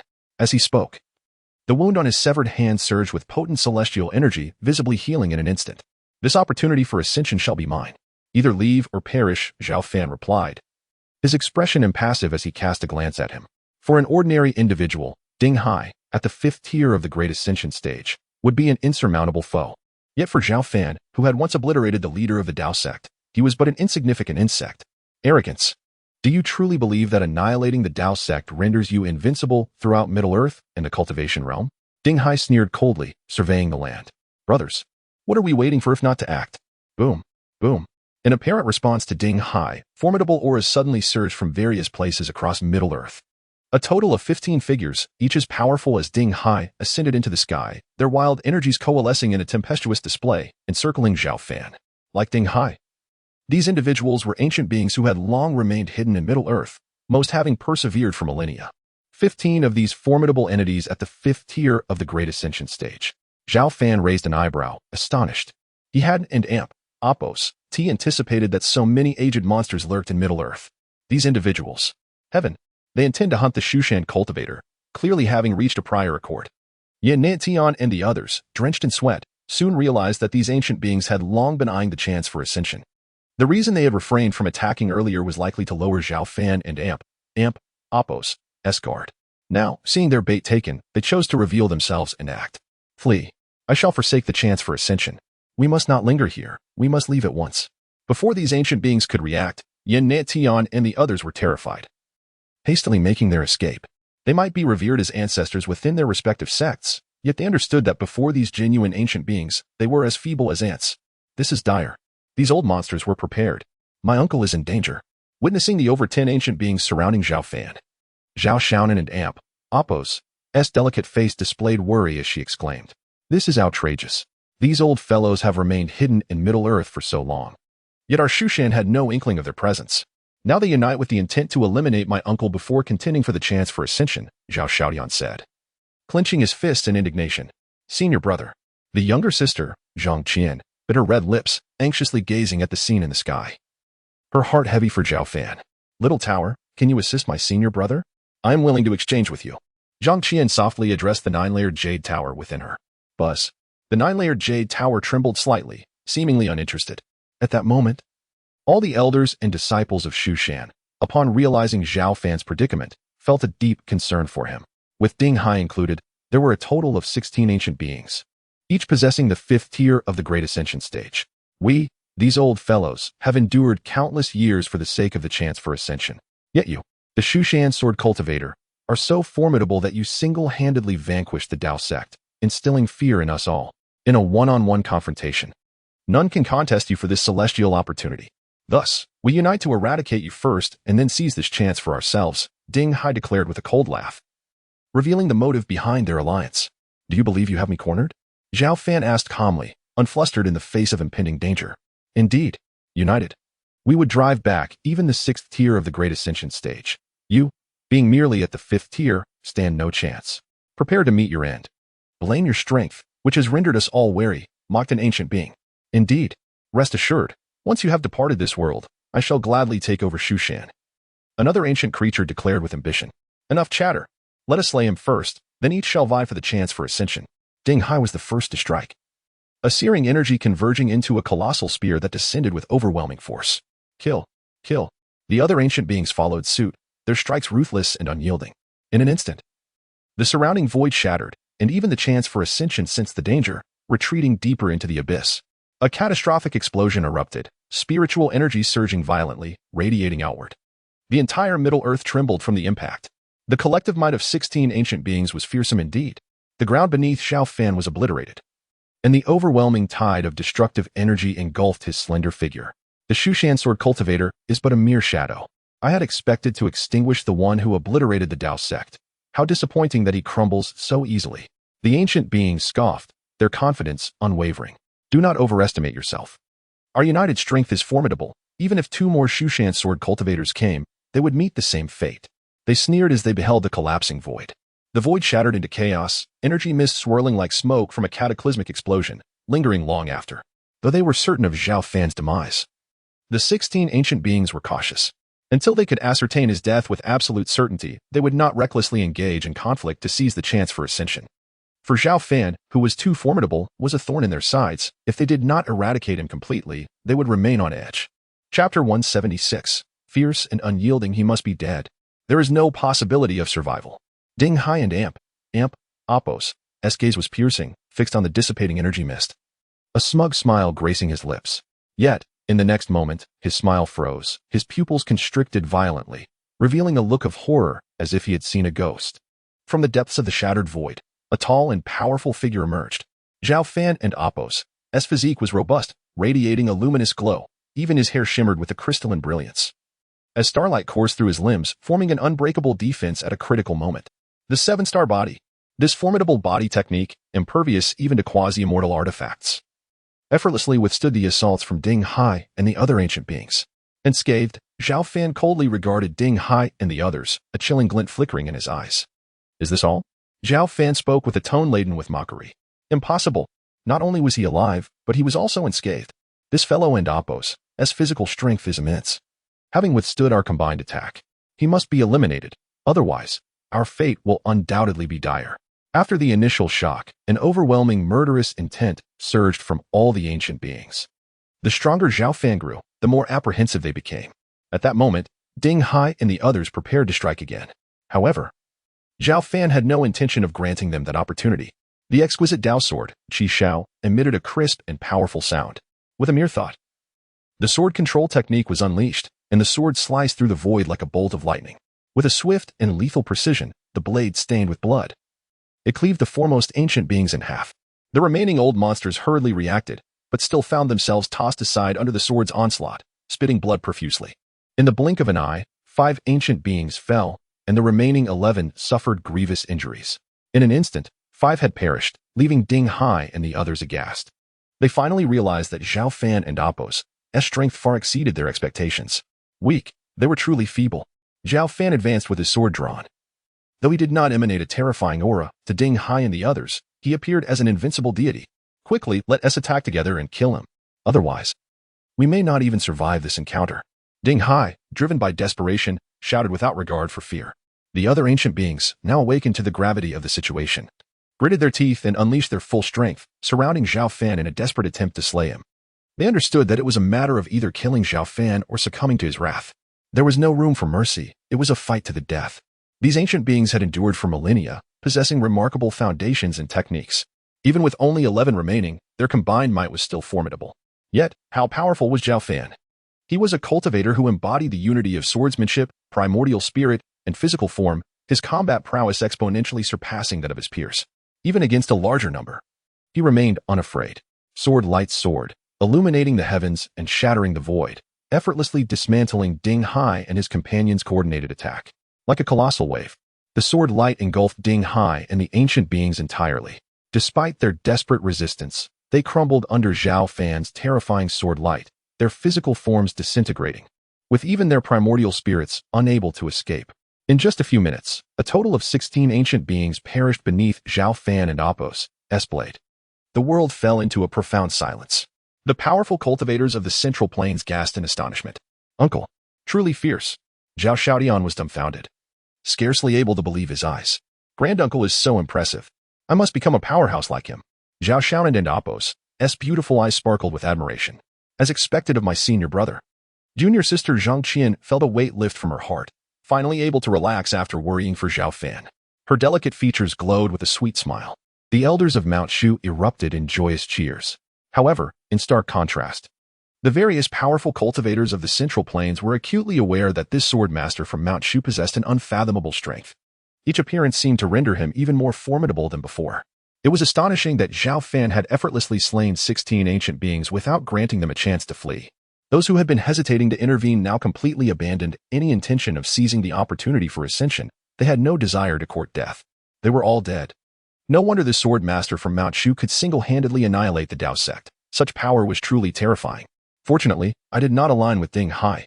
Otherwise, my fate would not differ greatly from theirs. Alas, the opportunity for ascension in the Central Plains must be handed over, and it seems we must seek to seize it from other regions instead. The remaining ancient beings, who had yet to act, shook their heads in resignation, dispelling any courage to compete with Zhao Fan, transforming into streaks of light and vanishing throughout the Central Plains. After eliminating Ding Hai and the others, and seeing no further ancient beings emerge, Zhao Fan felt secure enough to pursue the opportunity for ascension. Though this opportunity seemed to slip into the void, to Zhao Fan, it appeared as if it were within arm's reach. With an outstretched hand, he grasped the opportunity firmly within his palm. This is the opportunity for ascension, intangible and formless. It seems to embody the laws of the universe, quite peculiar and enigmatic, Zhao Fan mused, contemplating the opportunity. Buzz. Just as Zhao Fan prepared to delve deeper into the analysis of this opportunity, a subtle tremor emanated from within the system's space. A communication spiral. Zhao Fan furrowed his brow, retrieving the communication spiral, and his expression shifted subtly. Dare to touch my little fox? You fools are seeking death. Zhao Fan placed the first opportunity for ascension into the system's space, then took a step forward, his figure suddenly vanishing from the spot. Father, where has Granduncle gone? Is he off to seize another opportunity for ascension? Upon witnessing Zhao Fan and Appos' disappearance, Zhao Shaoan blinked her beautiful eyes and inquired of her father, Zhao Xiaodian. I do not know. However, it does seem likely. Immediately issue commands to strengthen Mount Shu and Apos, S defenses to prevent any ill-intentioned individuals from causing trouble. Zhao Xiaodian pondered for a moment before instructing Zhao Xiaonan. Zhao Fan's absence upon acquiring the opportunity for ascension heightened Zhao Xiaoyan's sense of crisis. At this moment, with Zhao Fan not present to oversee matters and the world in chaos, it was challenging to ensure that no audacious beings would come to Mount Shu to wreak havoc. To be safe, he needed to make preparations in advance to avoid any mishaps. Father, do not worry. I will make arrangements immediately. Zhao Xiaonan nodded gently, without any rebellious antics, and set off to bolster Mount Shu and Apos' defenses. Chapter 177. Ambushed. In the desolate region adjacent to the demon domain, a unique territory exists, isolated from the various realms of the Middle Earth. This area, characterized by barren vegetation and a lifeless atmosphere, stands as one of the most desolate places in the world of cultivation. Not even the resilient demon race frequents this forsaken land, let alone human cultivators. Yet today, the sudden emergence of 3 opportunities for ascension shattered the stillness of the wilderness. These 3 celestial opportunities, drawn from the demon domain, the southern region, and the eastern wilderness, arrived simultaneously, compelled by some invisible force. Deep within the desolate land, a towering blood-red altar loomed, surrounded by a chilling aura of bones and the wails of lost souls. A tall figure clad in black robes gazed greedily at the 3 celestial opportunities, murmuring, "A blood sacrifice of 100,000 souls from the desolate realm has finally summoned the chances for ascension from the 3 domains. In this prosperous era, I, Negong Wuwu, the founder of the Demon Sword sect, shall not only attain true immortality but also ascend to the pinnacle among the true immortals." With a booming laugh, Negong Wuwu soared into the air, reaching out to grasp the 3 opportunities drawn by the altar and Apos' power. The Demon Sword sect, a formidable sect of the demonic path established tens of thousands of years ago, had challenged the orthodox sects multiple times, with Negong Wuwu as its founding master. While the world believed him to have perished thousands of years ago, he had not only survived into this era but had also constructed a mysterious altar, sacrificing countless lives to attract the nascent opportunities for ascension from the 3 domains. Such methods were utterly depraved. How audacious, he thought. You believe you can consume the opportunities for ascension from the 3 domains? They are mine. Before his hand could grasp the opportunities, a figure radiating divine flames surged forth from the void, melting the air around it and blocking his palm while reaching for the 3 opportunities. Fool, seeking death. Negong Wuwu's eyes glinted with cold fury as he unleashed a tremendous force, dispelling the raging flames and striking the figure's chest with the might of thunder. With a cough, the fiery figure was sent crashing to the ground 1,000 meters away, the intense heat melting the earth into a pool of magma. The opportunities for ascension are mine, and no one can snatch them away. Negong Wuwu sneered, extending his hand to claim them before the other powerful beings could arrive. Just as he was about to succeed, a delicate, jade-like hand emerged from the void and struck him. With a resounding thud, the seemingly frail hand concealed a tremendous force, crashing into Negong Wuwu's chest with blinding speed. By the heavens! Taken by surprise, he staggered back, coughing blood as he plummeted 1,000 meters away. Before he could regain his composure, a graceful figure appeared before the 3 opportunities, collecting them all with finesse. You scoundrel, how dare you steal my hard-earned opportunities for ascension? Negong Wuwu seethed, enraged that his efforts had been thwarted. With a powerful stomp, he shattered the ground beneath him, launching himself like an unsheathed supreme magic sword toward the woman who had taken the opportunities. The demon sword thirsts for the sun. Long before he arrived, his sword energy surged forth, rippling across the sky and causing the very fabric of reality to tremble. This strike, potent and relentless, radiated authority. As the esteemed ancestor of the Demon Sword sect, Negong Wuwu possessed formidable strength at the 5th level of the Great Ascension stage. Humph, the woman scoffed, casually countering with a palm that shattered his sword energy. She stood in the void, her beauty flawless and her skin glistening like snow, with long, elegant legs. Most strikingly, 9 shimmering fox tails swayed behind her, exuding an air of noble elegance. She was none other than Bai Shui, the little fox who had departed from Shushan over 200 years ago. Compared to her former self, Bai Shui now radiated a mature beauty, her demeanor imbued with an icy allure, reminiscent of a true empress, exuding elegance and authority with every movement. Kill. Despite recognizing her extraordinary nature, Negong Wuwu was undeterred. The demon sword surged forth, its cold gleam piercing through mountains and rivers. Bai Shui's eyes turned frosty as she shattered the fierce sword energy with a single strike, intending to retreat without wasting time on him. Haha, how audacious and arrogant. daring to draw away the opportunities for ascension that belong to our eastern wilderness. I shall see who possesses such audacity. At that moment, the void cracked open, revealing a fierce and wild figure rushing towards them. He was a robust and towering individual, emanating an overwhelming demonic aura, indeed, the formidable leader of the demon path. Alas, I have not arrived too late. Another figure appeared, clad in golden robes. With a benevolent demeanor, it was the contemporary head of the Buddhist sect. He approached from the edge of the void, each step traversing vast distances, his profound Buddhist teachings resonating in the air. Daring to seize the opportunities for ascension from the demon domain, you must first seek the approval of my Tianao Palace. From another direction, a breathtakingly beautiful woman emerged, the queen of the 10,000 demons. The convergence of the demon path leader, the Buddhist head, and the queen of the 10,000 demons sealed off the area, cutting off Bai Shue's escape route. As the atmosphere thickened, dozens of powerful beings arrived, their presence saturating the skies above the desolate region. These figures, hailing from the demon domain, the southern region, and the eastern wilderness, had followed the trail of the ascension opportunities. They were merely the first wave of responders. Many more seasoned veterans would soon follow. The opportunities for ascension were summoned by me, Nangong Wu. Yet, this person has taken them all. If you desire the opportunities for ascension, you must not allow her to escape.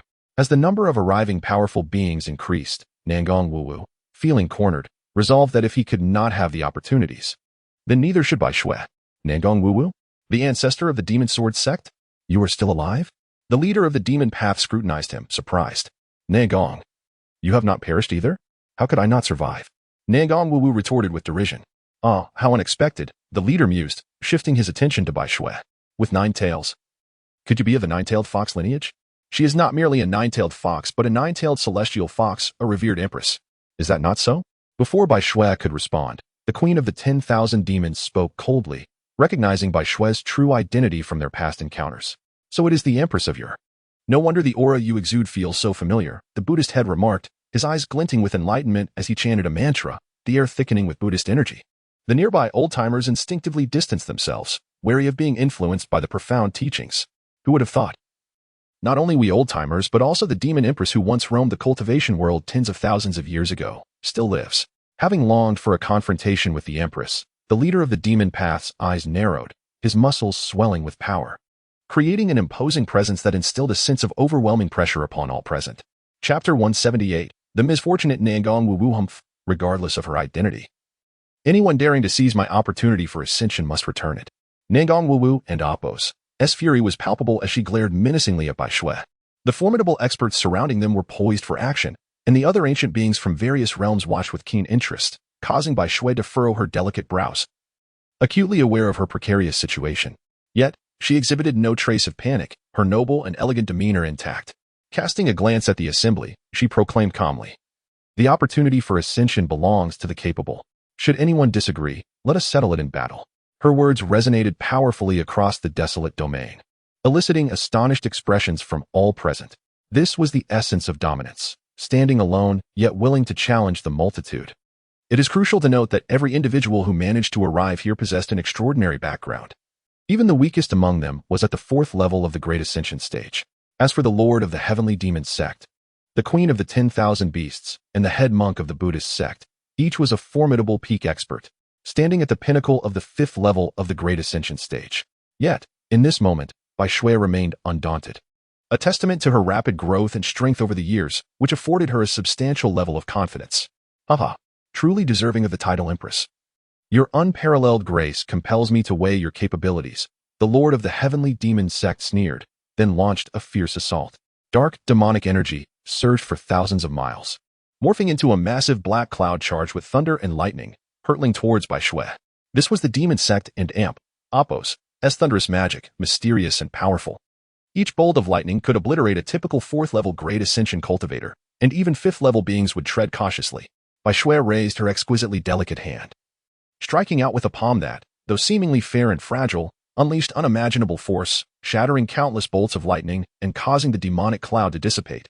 This spectacle darkened the expression of the Lord of the Heavenly Demon. It is time to settle the score for sealing us in the abyss of 10,000 beasts. The Queen of the 10,000 beasts, her gaze icy, chose to strike as well. Their deep-seated grievances compelled her to seize this opportunity. Amitabha, as the Buddha teaches, all treasures of heaven and earth belong to those destined to possess them. I too must take action, And I ask for your forgiveness, Empress. The head monk of the Buddhist sect intoned, following suit. In an instant, Buddhist light soared into the sky, revealing the towering silhouette of a great Buddha in the heavens above the desolate domain. Not only did the three peak experts attack, but Nangong Wu and other ancient beings also joined in, intent on annihilating Bai Shui in unison. The prospect of 3 opportunities for ascension incited madness among them. They were willing to pay any price to eliminate her. In an instant, the surrounding void for hundreds of miles erupted in chaos. Bai Shui's hair danced in the wind. Her figure tall and graceful, her 9 ethereal tail swaying gently, exuding both nobility and allure. She invoked the supreme scriptures of her demon kin, crafting a magnificent domain that absorbed and deflected all incoming assaults. Following that, Bai Shui's palms shimmered with golden light, akin to celestial gold.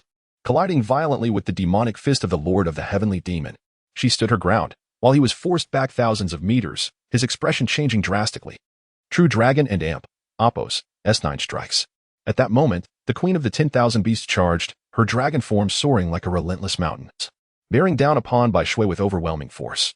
This was a secret technique of the dragon race, capable of demolishing a 1,000-mile expanse.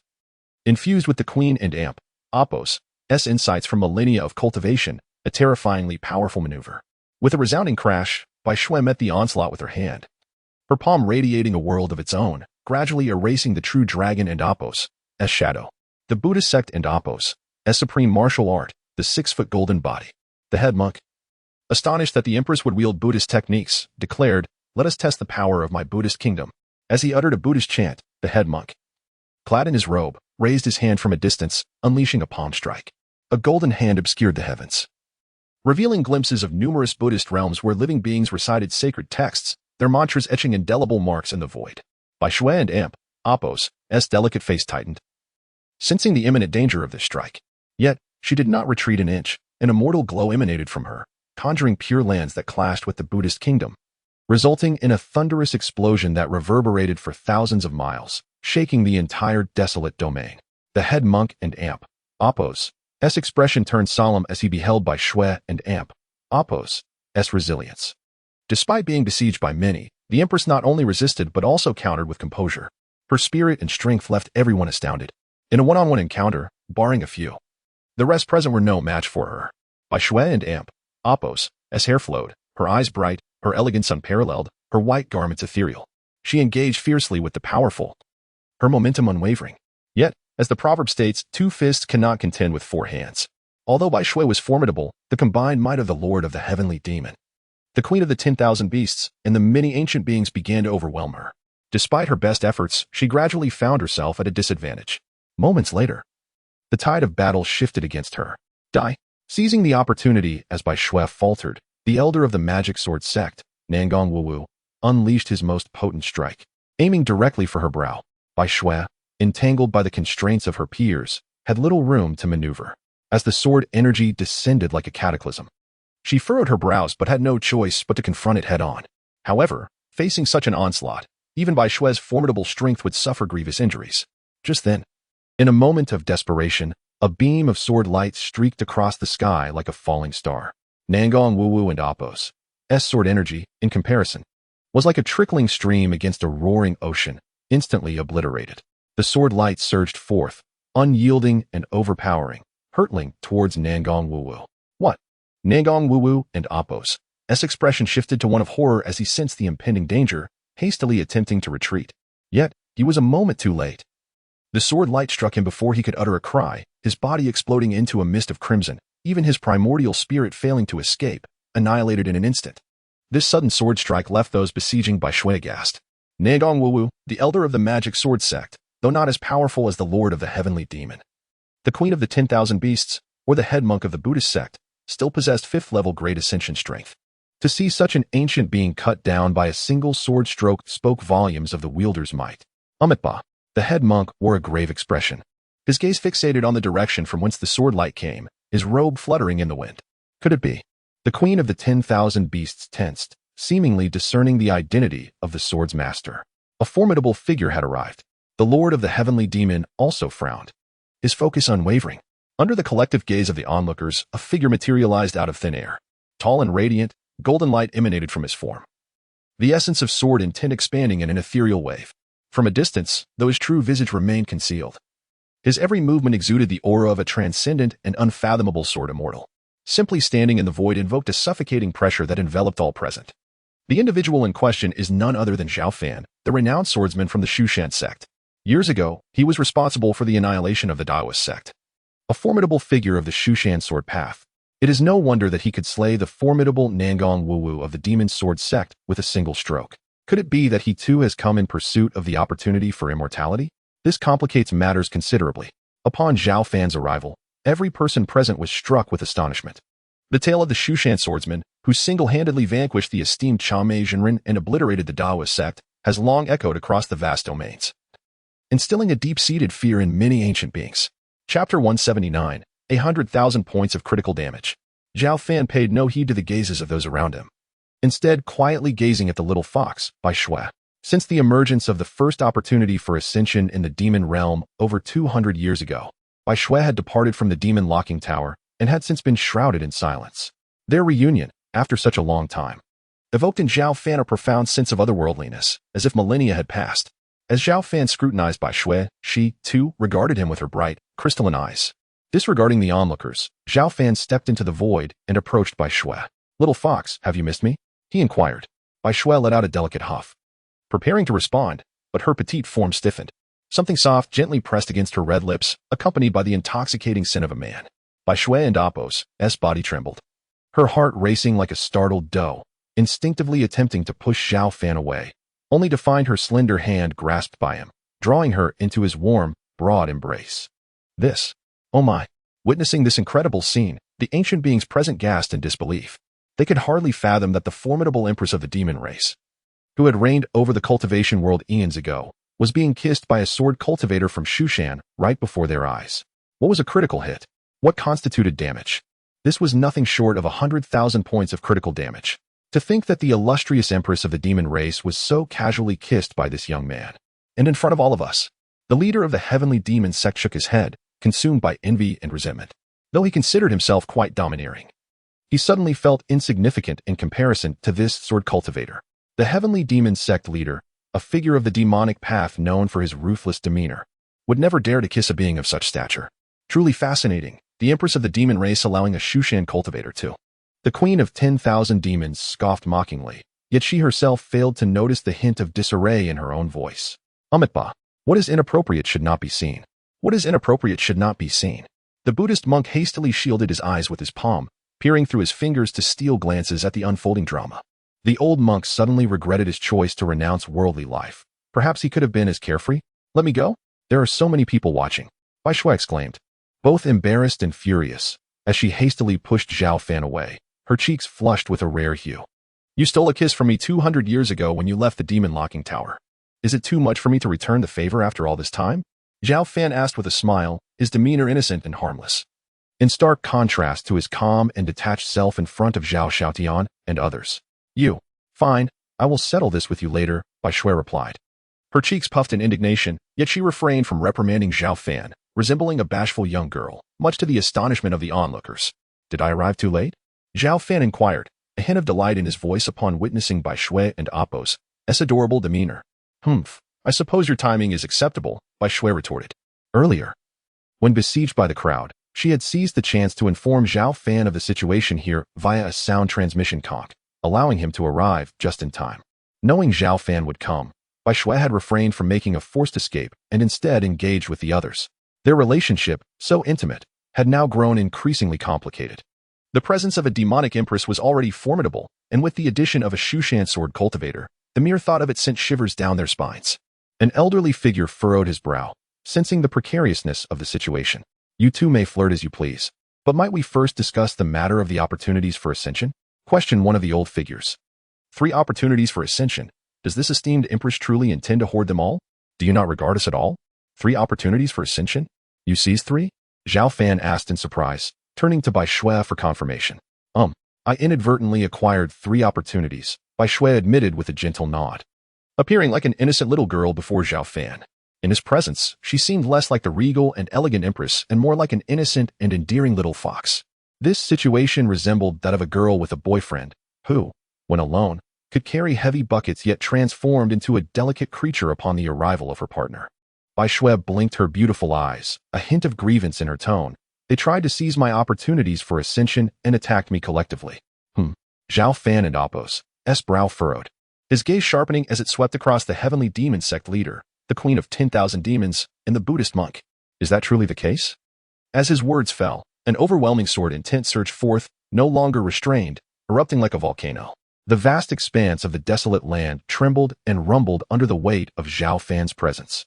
The heavenly demon sect leader and his companions exchanged glances, suddenly feeling a sense of helplessness.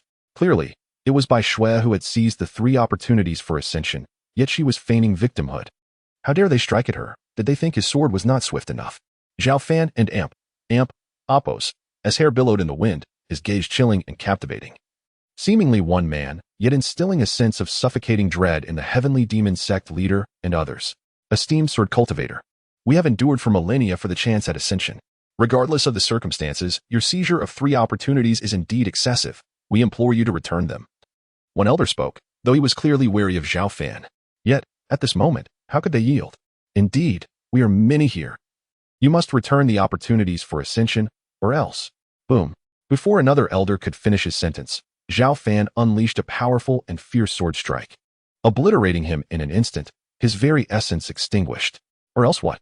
Zhao Fan stood proudly, surveying the crowd from a position of authority. At that moment, fear gripped the hearts of all present. Even the heavenly demon sect leader, the queen of 10,000 demons, and the Buddhist monk tensed in unison. What remarkable swordsmanship! Yet the opportunities for ascension would not be relinquished easily. The heavenly demon sect leader took a deep breath, dark energy surging around him as he deliberated before preparing to act. Back at the 10,000 demons cave, I once mentioned I owed you a favor. Today, I shall let you pass for now. In the future, I will settle our grievances with the Empress.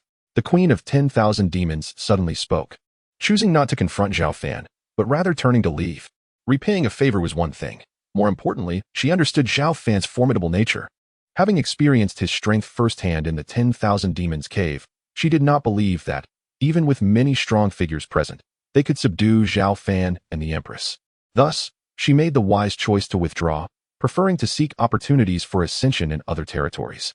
Amitba, I feel these 3 opportunities for ascension are not meant for me. I shall not partake in this conflict. The Buddhist monk, demonstrating his astuteness, greeted Zhao Fan amidst the astonished stares of the crowd, and similarly chose to depart. The Lord of the Demon sect's expression stiffened, suddenly beset by an ominous premonition. The Queen of all beasts and the Buddhist leader evidently believed that they could not vanquish Zhao Fan and Bai Shui, which was why they chose to retreat early. However, at this juncture, he had no choice but to muster his resolve and take action, for to waver now would only render him a subject of ridicule. Moreover, with dozens of formidable elders and an influx of other powerful beings arriving, he still harbored hope of capturing both Zhao Fan and Bai Shui. Chapter 180. Slaying the Demon Lord. How disgraceful it is for the esteemed leader of the Buddhist sect and the Empress of the Celestial Demon Palace to retreat without a fight. Fellow cultivators, the 3 paths to immortality are unparalleled treasures. Acquiring even one is sufficient to elevate one to true immortality. What are we waiting for? The Demon Lord rallied the crowd, his voice resonating powerfully. After enduring countless years, we strive solely for ascension. We shall vanquish these 2. And the fates of the 3 paths to immortality will be determined by our prowess. Let us act together. Indeed, spurred by the Demon Lord and Appos' encouragement, the assembled ancient beings, their eyes aflame with desire, surged towards Zhao Fan and Bai Shui.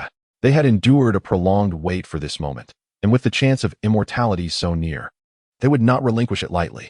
As dozens of formidable beings unleashed their terrifying energies, a tidal wave of power surged forth. Zhao Fan frowned slightly. Gripping the supreme Dao sword, Jishao, channeling his celestial spirit energy into the blade, he swung it with might. Boom. The heavens dimmed as the sword light arched across the sky, not only deflecting their assaults, but also brutally overwhelming them. This single strike was unmatched in ferocity, obliterating all in its path. Faced with the onslaught of numerous ancient beings, Zhao Fan showed no mercy, exerting his full strength from the onset. The sword light shattered the void, akin to a colossal wave, enveloping all in its wake in an instant. Retreat. The ancient beings' faces turned ashen, their hearts trembling. They hastily fell back, summoning powerful artifacts to counteract the might of this supreme sword strike. Yet, they had overestimated their own strength and underestimated Zhao Fan's mastery of the sword. Bang, bang. The sword light illuminated the surroundings, leaving behind a trail of blood mist as ancient beings disintegrated before it. In mere moments, over a dozen powerful figures were obliterated, while those who survived bore grievous wounds in their desperate attempts to withstand the onslaught. Zhao Fan. Bai Shue's eyes widened in astonishment as she gazed at Zhao Fan. She could hardly believe that in just 200 years, he had grown so formidable, wielding a sword that none could withstand. Incredible! Despite our combined efforts, we could not withstand a single strike from him. Just how powerful is this individual? Such mastery of the sword, who in the current realm of cultivation could rival it? The remaining 20 or so ancient beings felt a chill run down their spines, their fear evident as they beheld Zhao Fan, clearly terrified. I have underestimated the Shushan sword cultivator. The demon lord's expression darkened, his mood sinking to an all-time low. Relying on these weaklings, I cannot contend with these two. I must take matters into my own hands. Taking a deep breath, the demon lord advanced with resolute strides. His black hair billowed, his gaze cold as ice, enveloped in swirling dark demonic energy, resembling a true demon god descending upon the world. With each step he took, the void trembled, his aura surging with intensity. After just 5 steps, the demon lord and amp, Appos, momentum had escalated significantly, breaking through the 5th level of the Great Ascension stage and barely stepping into the 6th. He employed a secret technique of the demonic path, forcibly enhancing his power for a brief moment. This was his strongest method, only to be used against formidable foes, as it exacted a heavy toll. I must acquire one of the paths to immortality. If not, today, either you die or I perish. The demon lord's voice was grave, his eyes burning red like a beast roaring in fury. Allow me to handle this. Bai Shui, concerned for Zhao Fan and Appos' safety, stepped forward to confront him. Possessing astonishing powers as a reincarnated empress, she too had formidable means to contend with him. You deal with the others, I will take care of this one. Zhao Fan smiled calmly, not allowing Bai Shui a chance to retort as he swung his sword towards the demon lord. Seeing Zhao Fan deny her the opportunity, Bai Shui could only huff in dissatisfaction before turning her focus on the remaining ancient beings. She aimed to ensure that Zhao Fan and the demon lord's clash remained undisturbed. Just as planned, the demon lord and amp, Appos' gaze pierced through the air, his fingers coiling into a fist, radiating overwhelming demonic power as he unleashed a domineering punch. Boom! The golden sword light and the force of the punch collided fiercely, both energies exploding into a magnificent display. This strike was evenly matched. Let me show you my demon fist. The demon lord's eyes narrowed, a chilling glimmer igniting within. In an instant, he unleashed a flurry of punches, each one resembling a mountain, tearing through the sky with the force of thunder, hurtling toward Zhao Fan. The barrage of punches rained down, an overwhelming tide that seemed impossible to withstand. With his 6th level cultivation in the Great Ascension stage, the demon lord executed this terrifying technique with absolute confidence, certain that Zhao Fan would be obliterated, if not killed outright. The purple-blue sword cannon. Zhao Fan and amp, Appos' heart raced, realizing the gravity of the situation. He did not dare to underestimate this confrontation and immediately activated the purple-blue sword cannon. The energies of purple and blue swirled together, forming a colossal grinding mill in the void, systematically erasing the oncoming punches. In terms of destructive power, the purple-blue sword cannon may not surpass the extermination sword cannon, but its defensive prowess was remarkable. Zhao Fan and amp, Appos' swordsmanship transcended mere form, capable of both offense and defense, ever-changing and unpredictable. Impossible! The demon lord could scarcely believe his eyes as he witnessed his 6th level demon fist being thwarted with apparent ease by Zhao Fan. This revelation filled the demon lord with both shock and fury as he roared, 6 paths demon furnace. Just as his words fell, countless fist lights converged, forming 6 abyssal furnace mouths in the void. This was the pinnacle of the demon fist evolution, harboring earth-shattering power. Zhao Fan furrowed his brow, secretly astonished by the demon lord's extraordinary techniques. Though the demon sect may not rival the Taoist sect, it was clear that the demon lord's strength surpassed that of the Taoist sect's master Cha Mei. Indeed, the cultivation world teems with hidden talents and formidable figures. Humph. You wish to suppress me with your cultivation level? A clever ploy. If you can reach the 6th level of the Great Ascension, so can I. Zhao Fan smirked, his internal energy surging with a deafening roar. Buzz. At this critical moment, Zhao Fan ceased to suppress his power, breaking through the bottleneck of the 5th level of the Great Ascension, ascending to the 6th. He had always been capable of making this leap, and now it flowed seamlessly. Zhao Fan and Appos' aura erupted, his celestial energy surging into the supreme Dao sword, Qi Shao, radiating an indomitable brilliance as he struck forth. Boom. The sword energy cleaved through the air for thousands of miles, shattering the demon furnaces like fragile glass, and continued its relentless path toward the demon lord. This is impossible. The demon lord was enveloped in disbelief. As he beheld the incoming sword energy, he let out a series of furious roars, summoning a demonic artifact imbued with potent energy to block the lethal strike. Bang! Yet, in the following instant, the artifact, forged over countless years, exploded in response to the sword energy, which surged forward unimpeded, cleaving the demon lord into a mist of blood. The once mighty leader of the demon sect, a pinnacle figure of the demonic path, met his end in that very moment, with not even a chance to escape. Chapter 181. Taming a group of ancient beasts. He is dead. The lord of the celestial demon sect has actually perished. Gazing upon the utterly obliterated figure of the celestial demon lord, the remaining ancient beings who were entangled with Bai Shui were suddenly stricken with horror, some even breaking into a cold sweat. That was the celestial demon lord, a colossal figure in the demonic realm, whose prowess surpassed that of the Taoist sect leader, the venerable Changmei. Even among these ancient beings, the celestial demon lord stood out as an exceptional entity. Yet, such a titan of darkness met his demise at the hands of Zhao Fan. How could they not be filled with dread? In merely 2 centuries, he has grown even stronger. Perhaps, even I am no match for him. Bai Shui's beautiful eyes sparkled with an unusual light as she regarded Zhao Fan. Although she had regained much of her former cultivation, defeating the celestial demon lord would still require all her means.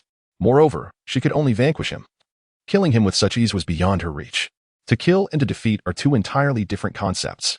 For a being of the celestial demon lord's caliber, even in defeat, he could retreat unscathed unless the disparity in strength was insurmountable, leading to his immediate demise. In the void, Zhao Fan stood with an air of arrogance, his dark hair flowing wildly, his tall figure emanating an overwhelming aura that was almost suffocating. His gaze was deep and calm. After vanquishing the celestial demon lord, his eyes swept over the other ancient beings. Though it was merely a glance, it sent shivers down the spines of the 20-odd ancient beings present, filling them with trepidation.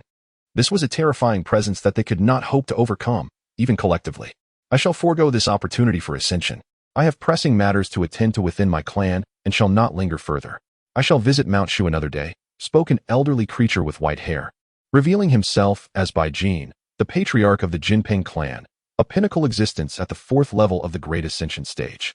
Despite not being particularly powerful, he bore the bloodline of the legendary Golden Wing Daping, granting him unimaginable speed. Unlike other reckless demon clan warriors, Bai Jin was astute. Witnessing the celestial demon lord being slain by Zhao Fan, he sought to create a graceful exit, bowing slightly before transforming into a streak of golden light and departing swiftly.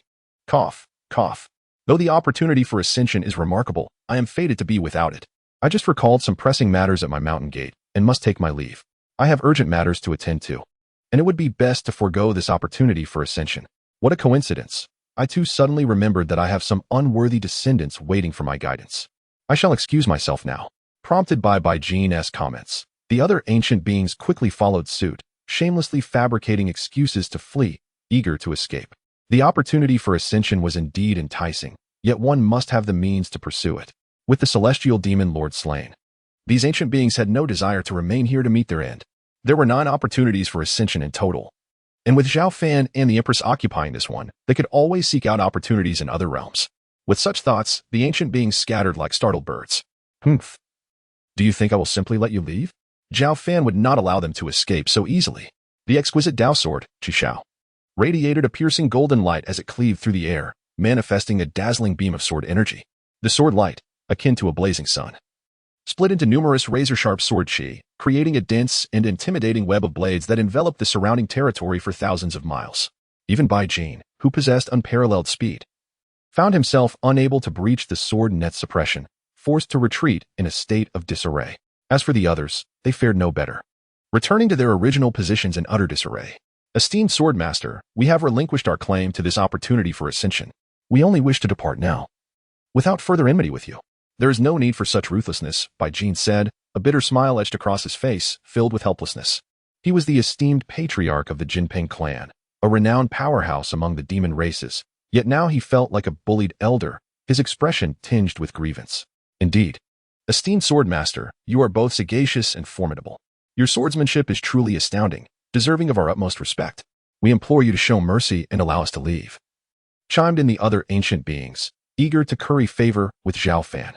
Zhao Fan raised an eyebrow, bemused by the sight of these ancient beings, who had lived for thousands of years, abandoning their pride in a desperate attempt to save their lives.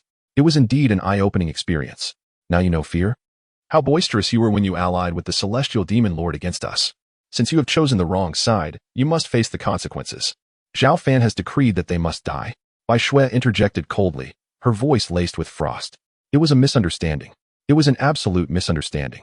We old fools failed to recognize your worth and offended both the Empress and the esteemed swordmaster.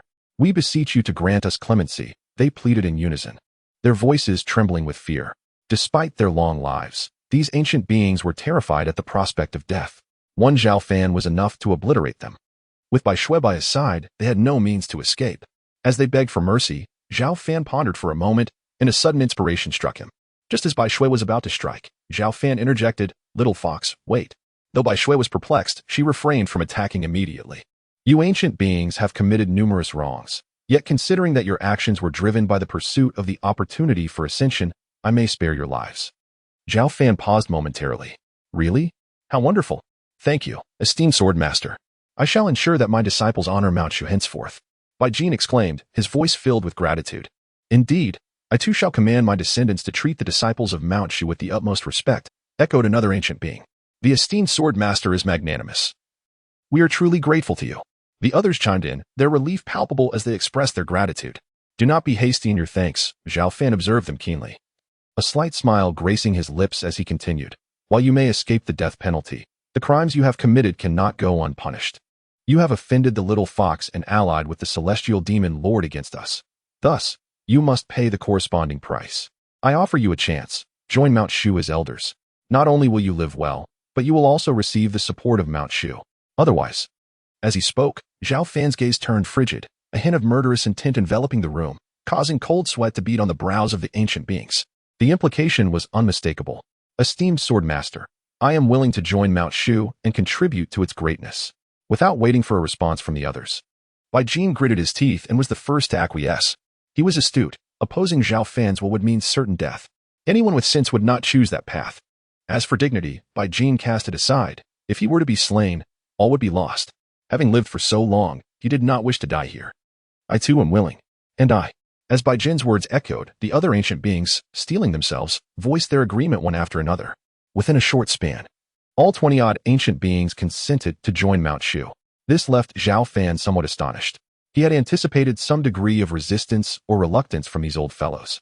However, it now appeared that the longer one lived, the more one feared the specter of true death. Very well. Nevertheless, to prevent any change of heart, I must bestow upon you an immortal incantation. With a smile gracing his countenance, Zhao Fan resolutely cast the tightening spell of control over immortals. This was a method acquired from previous system rewards. Once the incantation was invoked upon them, their very lives and deaths would rest solely within his thoughts. Chapter 182, Trouble in Mount Shu. After a moment, a group of ancient beings appeared despondent, their faces etched with despair. They were ensnared by Zhao Fan's binding spell, their very lives now resting in his hands. It was over. I had hoped to deceive him temporarily, thinking I could later backtrack, but now that hope was utterly extinguished.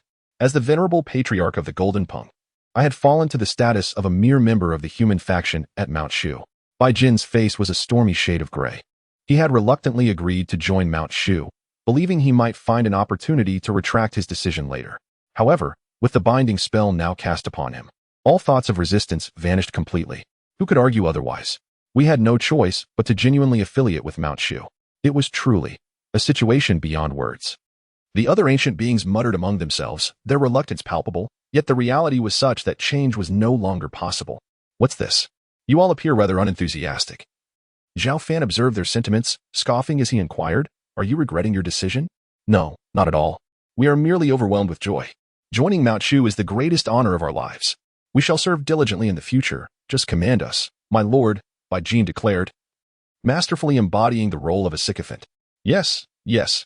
As long as you speak, we shall risk everything for our sect's cause. These ancient beings were akin to Oscar-winning actors, their chests thumping with bravado. Despite their discontent, they dared not reveal it before Zhao Fan.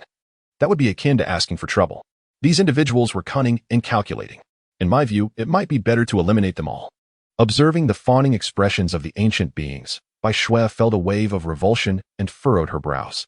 Little fox, Sometimes relying solely on killing is not the best approach. These beings have survived the test of time and possess formidable skills. Living is preferable to dying. Zhao Fan reassured Bai Shui, explaining his perspective.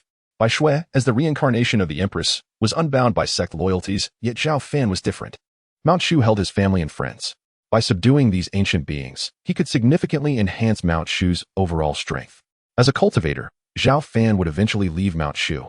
Only by strengthening it could he depart with peace of mind. Very well.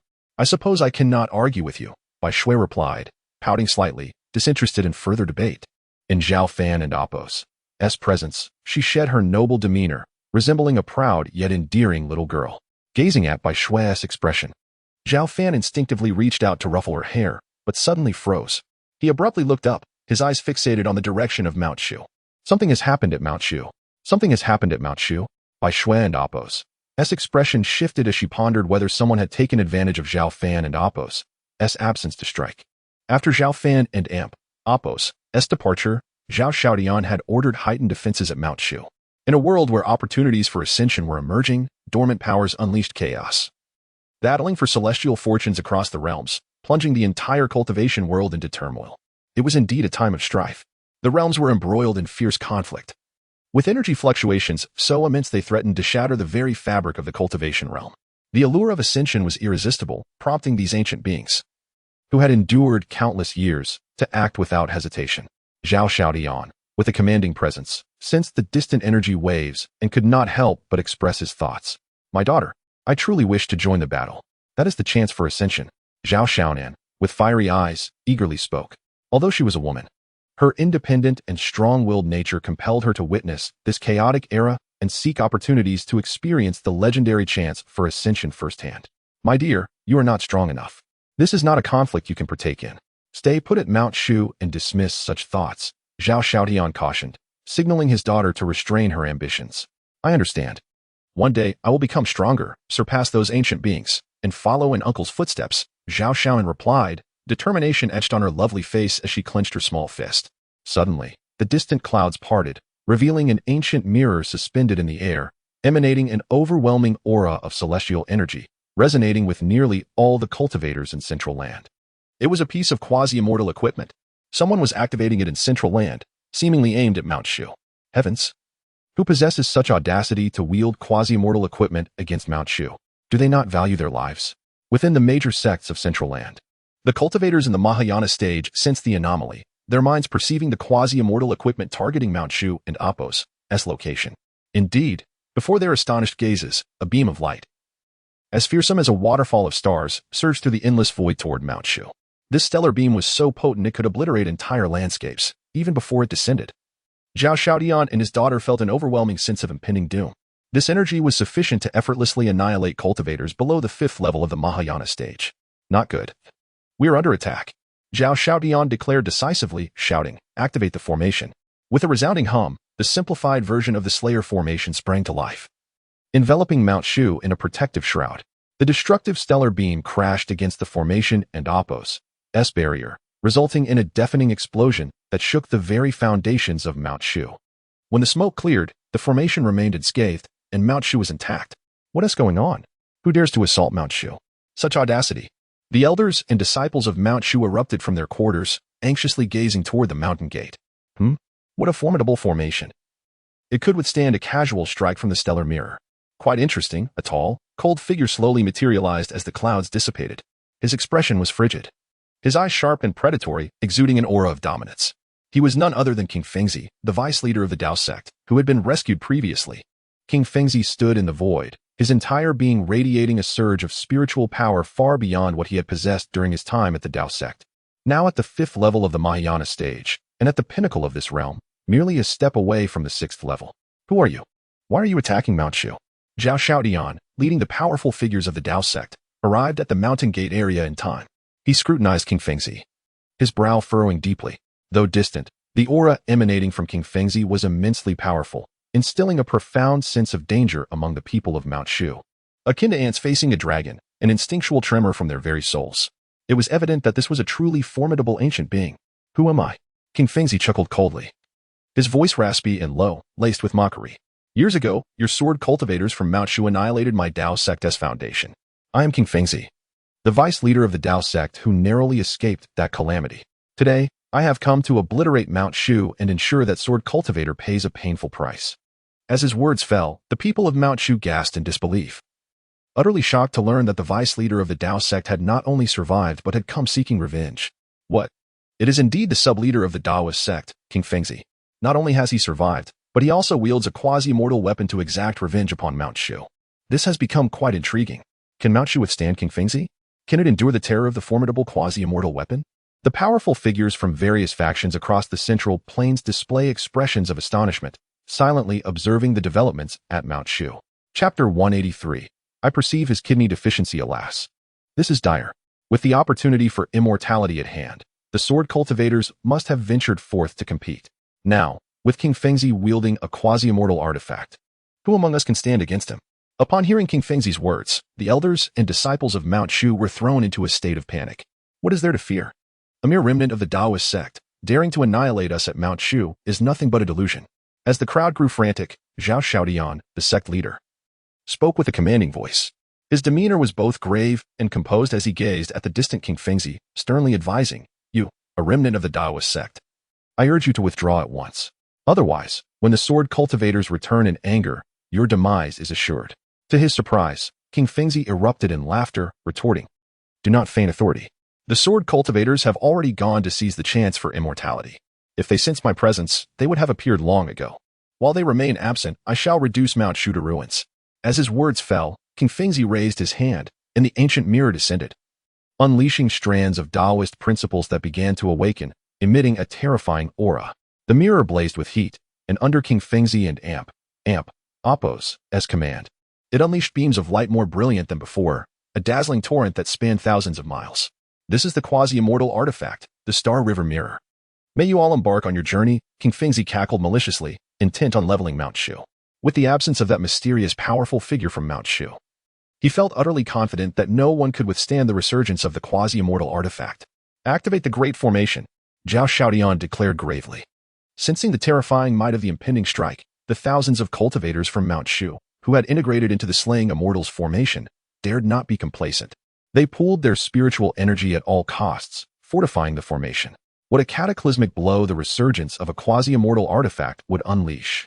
Without the intervention of that enigmatic figure from Mount Shu, it would be exceedingly difficult to withstand such power. The onlookers from various factions shook their heads, doubting that the simplified Slaying Immortals formation could withstand the attack of the revived quasi-immortal artifact. With a resounding boom, the beams of the Star River struck down, shaking the heavens and earth, causing the sun and moon to pale. Centered on Mount Shu, the land within hundreds of miles cracked open like a spider's web. Yet, to everyone's astonishment, as the dust settled, Mount Shu remained steadfast, the Slaying Immortals formation enduring like an unyielding rock against the crashing waves. How could this be? King Fengzi was taken aback. The Star River Mirror in his grasp was an immensely powerful quasi-immortal artifact, even surpassing the Fire God Furnace from the Daoist sect in terms of offensive capabilities. Empowered by his peak 5th level of the Great Ascension stage, even those at the 6th or 7th levels would struggle to withstand such a formidable attack. It was no exaggeration to say that the force of that strike could obliterate thousands of miles. Yet, it had been withstood by the formation of Mount Shu, without even a hint of damage. What kind of formation is this? It could withstand the blow of a revived quasi-immortal artifact. When did Mount Shu establish such a terrifying array? Could it be the legendary Immortal Path formation? The onlookers gasped, astonished by Mount Shu and Appos' formidable array. Alas, we have not perished. The formation remains intact. Indeed, what a magnificent formation laid down by the sword cultivators. He cannot breach it. What is there to fear? The quasi-immortal artifact is nothing remarkable. Remnant of the Daoist sect, if you have the ability, come and slay us. The elders and disciples of Mount Shu, regaining their composure, found solace in the formation and Appos' resilience against the quasi-immortal artifact and Appos' assault, their fears dissipating. "You wretched insects! I must eradicate you." King Fengzi seethed with rage. With renewed vigor, he activated the Star River Mirror, unleashing an even more formidable assault, an unrelenting barrage. Boom, boom, boom. Minutes later, King Fengzi gasped for breath. Having expended nearly half of his spiritual energy, he glared at the formation, still as solid as ever, and yelled in fury, "You Mount Shu insects! Come forth and face me in battle." His teeth clenched, blood boiling with rage. He longed to trample Zhao Fan and the others beneath his feet. In his expectations, He should have annihilated Mount Shu in one fell swoop while Zhao Fan was absent. Yet now, he was filled with frustration. To wield a quasi-immortal artifact, yet be unable to breach a mere mountain gate formation. This would become a source of ridicule if it spread throughout the world. Remnant of the Taoist sect. Have you not eaten? Hurry and muster some strength. How can you tire so quickly? Zhao Xiaonan teased, her beautiful eyes glinting at King Fengzi. My dear young lady. He is not merely fatigued. I suspect he suffers from kidney deficiency, unable to overcome our formation, yet he still dreams of annihilating Mount Shu? What a farce. Indeed. Let us sit back and enjoy his performance. The disciples of Mount Shu remarked leisurely, watching King Fengzi as if he were a monkey putting on a show. You ignorant insects. Do you truly believe I am powerless? King Fengzi shouted in exasperation, demanding his companions to join him in battle. Buzz! Buzz! In response to King Fengzi's cries, waves of energy surged from the distant horizon, carrying a violent, destructive aura that, across the infinite expanse of time and space, locked onto all of Mount Shu. Another quasi-immortal artifact. And not just one. The onlookers and Oppos, hearts raced. They had not anticipated that King Fengzi had secret allies, each bearing quasi-immortal artifacts. The thought sent shivers down their spines. One quasi-immortal artifact was terrifying enough, but if multiple artifacts were unleashed, even the most formidable beings in the cultivation world would surely flee in fear. He came prepared. Was King Fengzi's earlier solo attack merely a ruse to draw out his allies? Could it be that the Taoist sect had not been completely eradicated and still harbored remnants? Zhao Xiaodian and Oppos' expression turned grave, an ominous feeling creeping into his heart, though he had unwavering faith in the formation laid by his uncle. Could it truly withstand the onslaught of multiple quasi-immortal artifacts? Even he began to question. As the clouds and mist dissipated, 3 resplendent quasi-immortal artifacts emerged, radiating a terrifying aura of immortal energy. 3 more quasi-immortal artifacts, including King Fengzi's Star River Mirror. There were now 4. Father, what should we do? Zhao Xiaonan asked nervously, looking to Zhao Xiaodian for guidance. The other elders and disciples of Mount Shu wore anxious expressions, awaiting his decision. Wait, Zhao Xiaodian inhaled deeply, his voice steady. With 4 quasi-immortal artifacts locking onto Mount Shu, we can only place our hopes on the formation, praying it can miraculously withstand the assault. Otherwise, Mount Shu faces certain destruction. This is disastrous. Mount Shu is utterly doomed. Who would have thought that the Taoist sect, though seemingly extinguished, still possessed such terrifying resources? It is truly unfathomable. Regrettably, the Shushan sect finds itself powerless to alter its fate. The various formidable figures present here shake their heads in silent disbelief, convinced that Shushan possesses no opportunity for resistance. What is the significance of 4 quasi-immortal artifacts? Even the most ancient beings at the 5th or 6th stage of the Great Ascension would be compelled to flee at great distances. These artifacts are akin to miniature nuclear detonations, with each possessing terrifying power. When all 4 are unleashed simultaneously, it would be unremarkable for them to sink half of the central continent. Boom, boom. The 4 quasi-immortal artifacts erupted concurrently, delivering their most potent strikes, shattering the void in layers and revealing bottomless spatial rifts. Shushan trembled on the brink of collapse. With a thunderous roar, countless energies inundated the grand formation, engulfing the entirety of Shushan. Zhao Xiaodian and his companions felt as though their eardrums were about to burst, while some weaker disciples were rendered unconscious from the shock. The mountains of Shushan cracked, rocks crumbled, and structures disintegrated under the overwhelming impact. However, to everyone and Oppos' astonishment, as the energy fluctuation subsided, the grand formation remained intact, albeit marred by visible fissures on its surface. It was truly inconceivable that the 4 quasi-immortal artifacts could not breach the protective array of Shushan. This formation is indeed remarkable, yet it may not endure for long. Should it sustain a few more blows, it risks imminent collapse. This spectacle incited fervent discussions among the powerful observers present. They urged for continued assaults, sensing the grand formation nearing its limits. Observing the cracks on the surface of the immortal-slaying array, King Fengzi spoke with palpable frenzy. The 4 quasi-immortal artifacts, exuding supreme aura, were poised to relentlessly bombard the formation. If this continued, even a simplified version of the immortal-slaying array would struggle to withstand for much longer. At that moment, a golden figure shot forth from the locking demon tower, emanating unparalleled sword intent, and surged towards King Fengzi. Chapter 184. The 6th Patriarch of the Taoist sect, Yu Qingzi. At that moment, the 4 semi-immortal artifacts erupted once more, charging towards the simplified version of the immortal-slaying great array. A golden figure moved with the swiftness of flowing light, dancing like the tip of a blade, narrowly evading the onslaught of the semi-immortal artifacts as it lunged toward King Fengzi. Before the figure reached him, The overwhelming sword intent emanating from it caused King Fengzi to change countenance in alarm. This is bad. King Fengzi and Apos' heart raced. He had just activated the semi-immortal artifact, depleting most of his internal spiritual power, and now he was at his weakest. However, being a seasoned cultivator who had survived for tens of thousands of years, his reaction was swift and decisive. Without hesitation, he forced himself to activate the galaxy mirror once more, unleashing cascading Tao principles that surged forth like a chaotic tidal wave of violent energy. This strike, though forced and unable to unleash the full power of the semi-immortal artifact, still possessed tremendous destructive force. If a cultivator of the same rank were to be caught in it, they would be gravely injured, if not killed. Bang! In the next moment, the formidable strike from the semi-immortal artifact was unexpectedly intercepted by a dazzling sword light. The two forces clashed violently, akin to fire meeting water, and ultimately shattered simultaneously amidst a deafening explosion.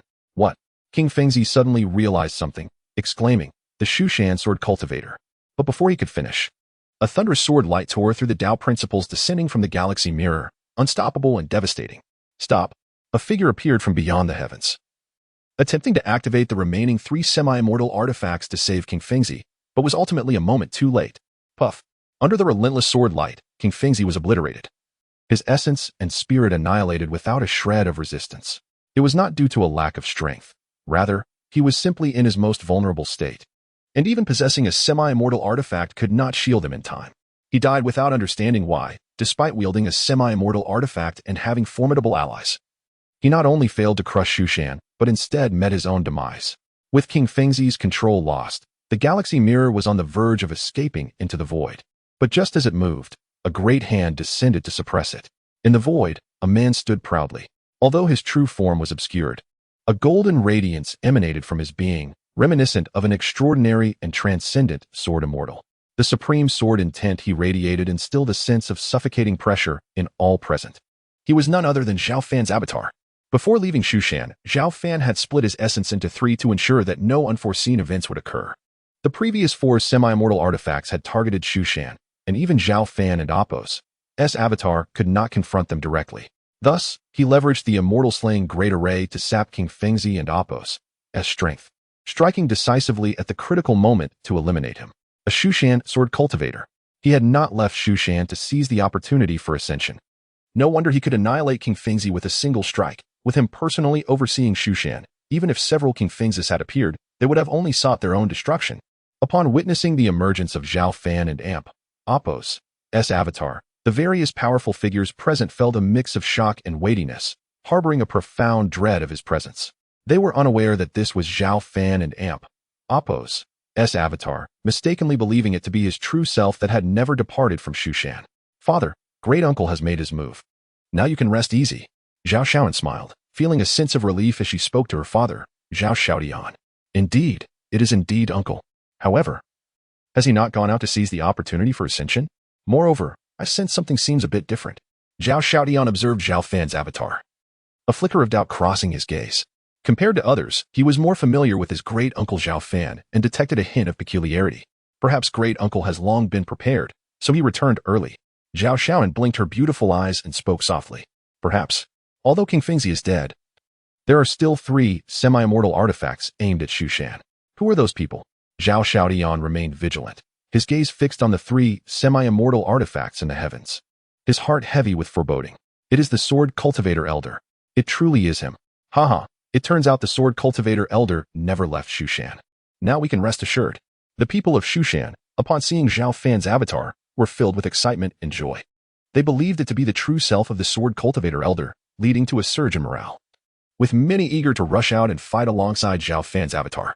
To the elders and disciples of Shu Shan, the Sword Cultivator Elder represented an invincible symbol. "Humph! The Shu Shan Sword Cultivator, you have finally revealed yourself." From beyond the heavens, a figure materialized. It was an elderly man with a youthful face and white hair. Appearing somewhat frail, yet his aged eyes sparkled with a piercing light. He stood there, not exuding a powerful aura, yet the 3 semi-immortal artifacts obediently hovered before him. Just one person, and yet he can simultaneously command 3 semi-immortal artifacts. His strength is simply mind-boggling. "You are the mysterious figure who saved King Fengzi back then?"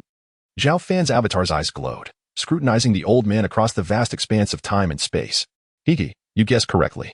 Allow me to introduce myself. I am one of the 6 patriarchs of the Taoist sect, Yu Qingzi. The old man's expression was impassive, yet his voice resonated throughout the heavens and earth. The 6 patriarchs of the Taoist sect? Yu Qingzi? This is impossible. The 6 patriarchs were the named disciples of the founding masters of the Taoist sect, all of whom perished over 60,000 years ago. This is truly an ancient giant. Upon hearing Yu Qingzi's words, the powerful figures from various factions in the Central Plains broke out in cold sweat, barely able to believe their ears.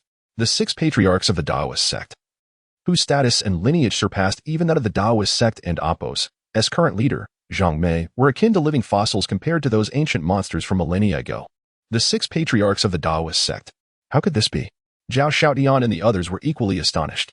Shushan, with its long-standing heritage, had some understanding of the Taoist sect's origins.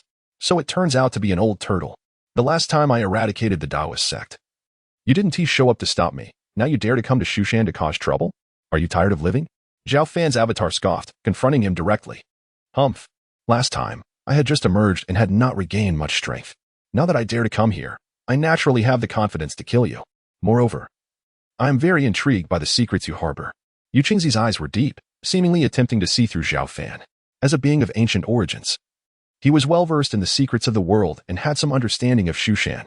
In just 700 or 800 years, a mysterious and powerful sword cultivator had suddenly arisen in Shushan. It was impossible for him not to possess secrets. Since he chose to act this time, he would not give Zhao Fan and Shushan a moment's respite. The Triad Great Array. Yu Qingzi formed a seal, causing the 3 semi-immortal artifacts to tremble, exuding a dense aura of Tao principles. These principles descended and intertwined like chaotic mist, ultimately constructing a grand formation. Heaven and earth roared, seemingly unable to bear the oppressive force emanating from this formation. In that moment, everyone's hearts raced, feeling a terrifying impact, making even breathing exceedingly difficult. Chapter 185. When the Azure and Purple appear, who can compete? The Triad Formation, a legendary killing array, lost to the annals of time for millennia. It is said that if arranged with 10 quasi-immortal artifacts, its full power during its prime could even pose a threat to true immortals. Indeed, he is one of the 6 ancestors of the Taoist sect, Yu Qingzi. Gazing at the gradually forming supreme formation, ancient beings hidden in the Central Plains reveal expressions of trepidation. The formation obscures the sky, casting a pall over a vast expanse of 10,000 miles. The mere aura that emanates sends a bone-chilling cold through the cultivators of Mount Shu. There is no doubt, should this supreme array be unleashed, the entirety of Mount Shu and the surrounding regions would be reduced to ruins, not only those in the Tribulation Transcendent stage. Even beings of the Great Ascension stage would find it impossible to escape death. So, this is your confidence. Constructing a terrifying killing array based on 3 quasi-immortal artifacts is indeed an extraordinary feat, Zhao Fan's avatar mused. The pressure he felt was immense, allowing him to distinctly perceive the destructive aura exuding from this supreme formation. Comparatively, Yu Qingzi possesses far greater strength than King Fengzi. The former stands at the 6th layer of the Great Ascension stage, a peak existence in this realm. The power contained within the Triad Formation, built upon 3 quasi-immortal artifacts, is undoubtedly sufficient to annihilate a 7th layer Great Ascension cultivator. I can offer you a chance. Surrender, and I will spare your life, otherwise. Yu Qingzi sneered repeatedly, seemingly certain of Zhao Fan's fate and that of Mount Shu. Begone, Zhao Fan's avatar retorted, uninterested in further discourse. He unleashed the most potent attack of the Excalibur Sword Chi, a terrifying wave of sword energy sweeping across 10,000 miles, cleaving toward the supreme formation like a cascading waterfall. Yet, regrettably, as an avatar, he could only muster half the strength of his true self, rendering the full might of the Excalibur Sword Sutra unattainable, and thus, this strike was effortlessly neutralized. Since you wish to resist, then accept your demise. Yu Qingzi scoffed as the Triad Formation suddenly transformed into a terrifying furnace, enshrouding Zhao Fan's avatar and the entire Mount Shu beneath its oppressive weight. What tremendous power emanates from a killing array constructed from 3 quasi-immortal artifacts, fully activated? In the realm of mortals, how many can withstand such a force? Since he dared to reveal himself, a decisive battle was inevitable. For Yu Qingzi, the opportunity to ascend to immortality could be postponed. Zhao Fan and Mount Shu must be eradicated without delay. To perish beneath this array would be a privilege for you. Yu Qingzi stood with his hands clasped behind his back, his gaze icy, resembling an otherworldly true immortal. His profound eyes seemed to foresee the disintegration of Mount Shu. Across the vast expanse of time and space, a terrifying energy fluctuation resonated. This supreme formation could likely overwhelm even a 7th layer Great Ascension cultivator. Mount Shu was truly on the brink of destruction. The sword cultivator of Mount Shu was also destined to fall.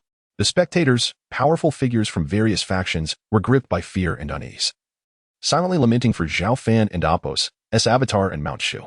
Boom, boom. As the furnace descended like the weight of the heavens, Zhao Fan and Apos, Avatar was forced to retreat, the ground beneath his feet cracking open, revealing unfathomable chasms. Yet, Zhao Fan and Apos, Avatar remained calm, even at this moment, not a trace of panic evident. He was merely an avatar, devoid of the full power of his true self, unable to unleash all of his profound techniques. With each retreat, Mount Shu suffered tremendous repercussions.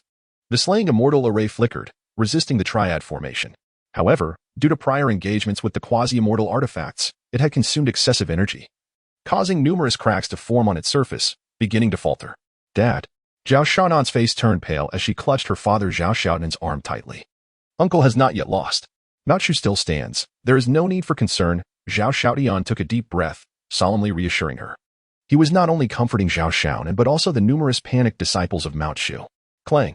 At that moment, a clear and powerful sword cry resonated from the heavens. A dazzling beam of sword light, imbued with the force of creation, sliced through the void. This sword light disregarded spatial distances, radiating an aura of annihilation, its momentum unstoppable, akin to a tsunami unleashed from the depths of the ocean. The skies above the central plains seemed cleaved by this sword, causing all cultivators to tremble to their very souls. The sword energy stretched 30,000 miles, its chilling brilliance illuminating 19 provinces. This sword intent is. Yuqingzi's expression shifted dramatically. The three quasi-immortal artifacts simultaneously responded, cascading down strands of Tao principles to form a formidable defense, attempting to block this dreadful strike. Boom. The sword light crashed into the furnace of the array, resulting in a cataclysmic explosion that shook the heavens. The ensuing energy waves took their time to dissipate. Those who offend Mount Shu shall be mercilessly slain. The void split open, revealing a tall and powerful figure. His physique was robust and elongated, every inch of flesh glimmering with a faint golden hue, even his hair radiating light, appearing translucent and resplendent. Most importantly, an ethereal sword intent enveloped him, causing the very fabric of the void to shatter and reconstitute under the weight of his power. This figure was none other than Zhao Fan, the true self, returning just in time. How was this possible? Yuqingzi gazed at Zhao Fan, disbelief etched upon his face. Why were there two sword cultivators from Mount Shu? Moreover, the aura of this newly appeared figure was immensely stronger than the previous one. Well, another sword cultivator from Mount Shu? What on earth is happening? The two appeared nearly identical. Not only Yuqingzi was astonished, the powerful figures observing the battle were equally taken aback. Dad, how can there be two granduncles? Zhao Shanan's eyes widened, her lips forming an A shape. This? How would I know? Zhao Xiaotian was equally bewildered and perplexed, ignoring the heated discussions of the crowd. Zhao Fan cast a glance at Yuqingzi and the killing array, then at his avatar and the intact Mount Shu, feeling a slight sense of relief. Fortunately, he returned in time. Otherwise, had he been delayed even a moment longer, Mount Shu would have faced dire consequences. True self, the rest is up to you. Zhao Fan's avatar respectfully greeted his true self before gradually dissipating. The effort to withstand the triad formation had nearly exhausted his power, making it impossible to maintain his form any longer. So that was merely your avatar. I never anticipated you possessed such capabilities. It seems you indeed harbor tremendous secrets. Yuqingzi's realization dawned, his gaze towards Zhao Fan now filled with fervent desire. If he could subdue Zhao Fan and unearth his secrets, he would undoubtedly ascend further, easily re-establishing the Daoist sect thereafter. You old toad, are you seeking death? Zhao Fan and Apos' eyes turned cold, disinterested in idle chatter, as he unleashed the mightiest Excalibur sword chi. Unlike the avatar, Zhao Fan and Apos' true self was a six-layer Great Ascension cultivator, his power unrestrained. Moreover, it is crucial to note that Zhao Fan is a formidable cultivator who has mastered the sword, the primordial spirit, and the physical body, uniting these three elements into a singular entity. It is no exaggeration to claim that not only does he stand fearlessly against opponents of the same level, the sixth stage of the Great Ascension, but he also remains undaunted even in the face of those at the seventh stage. The sword energy surged across thousands of miles, slicing fiercely towards Yuqingzi. I possess a killing formation constructed from three quasi-immortal artifacts. What do you have to contend with me? Despite the astonishment at Zhao Fan and Apos' overwhelming strength, Yuqingzi remained unperturbed. The three-phase Great Formation, built from quasi-immortal artifacts, could both attack and defend. Even a being at the seventh stage of the Great Ascension might not prove to be his match. He discerned that Zhao Fan, like himself, was at the sixth stage of the Great Ascension. In a one-on-one duel without external assistance, Yuqingzi had little confidence in securing victory. However, With 3 quasi-immortal artifacts in his possession, he felt emboldened. The furnace, shaped by the 3-phase Great Formation, locked onto Zhao Fan, unleashing countless expansions that extinguished the sword energy meant to slay immortals, rapidly enveloping him. Yu Qingzi intended to refine Zhao Fan to death within this killing formation. Quasi-immortal artifacts? Do you think you are the only one who possesses such things? Zhao Fan scoffed before taking a step forward, directing his voice towards the direction of Mount Shu, exclaiming, "Swords, come forth." As the words left his lips, the entire Mount Shu trembled violently with a thunderous roar. The dual purple and green swords from the forbidden area of the sword tomb erupted into 2 radiant rainbows, shooting forth. The sound of the swords resonated, and the swords of the disciples present echoed a clear chime, bearing witness to the emergence of the divine swords. The terrifying sword energy dimmed the heavens and rendered the sun and moon devoid of light.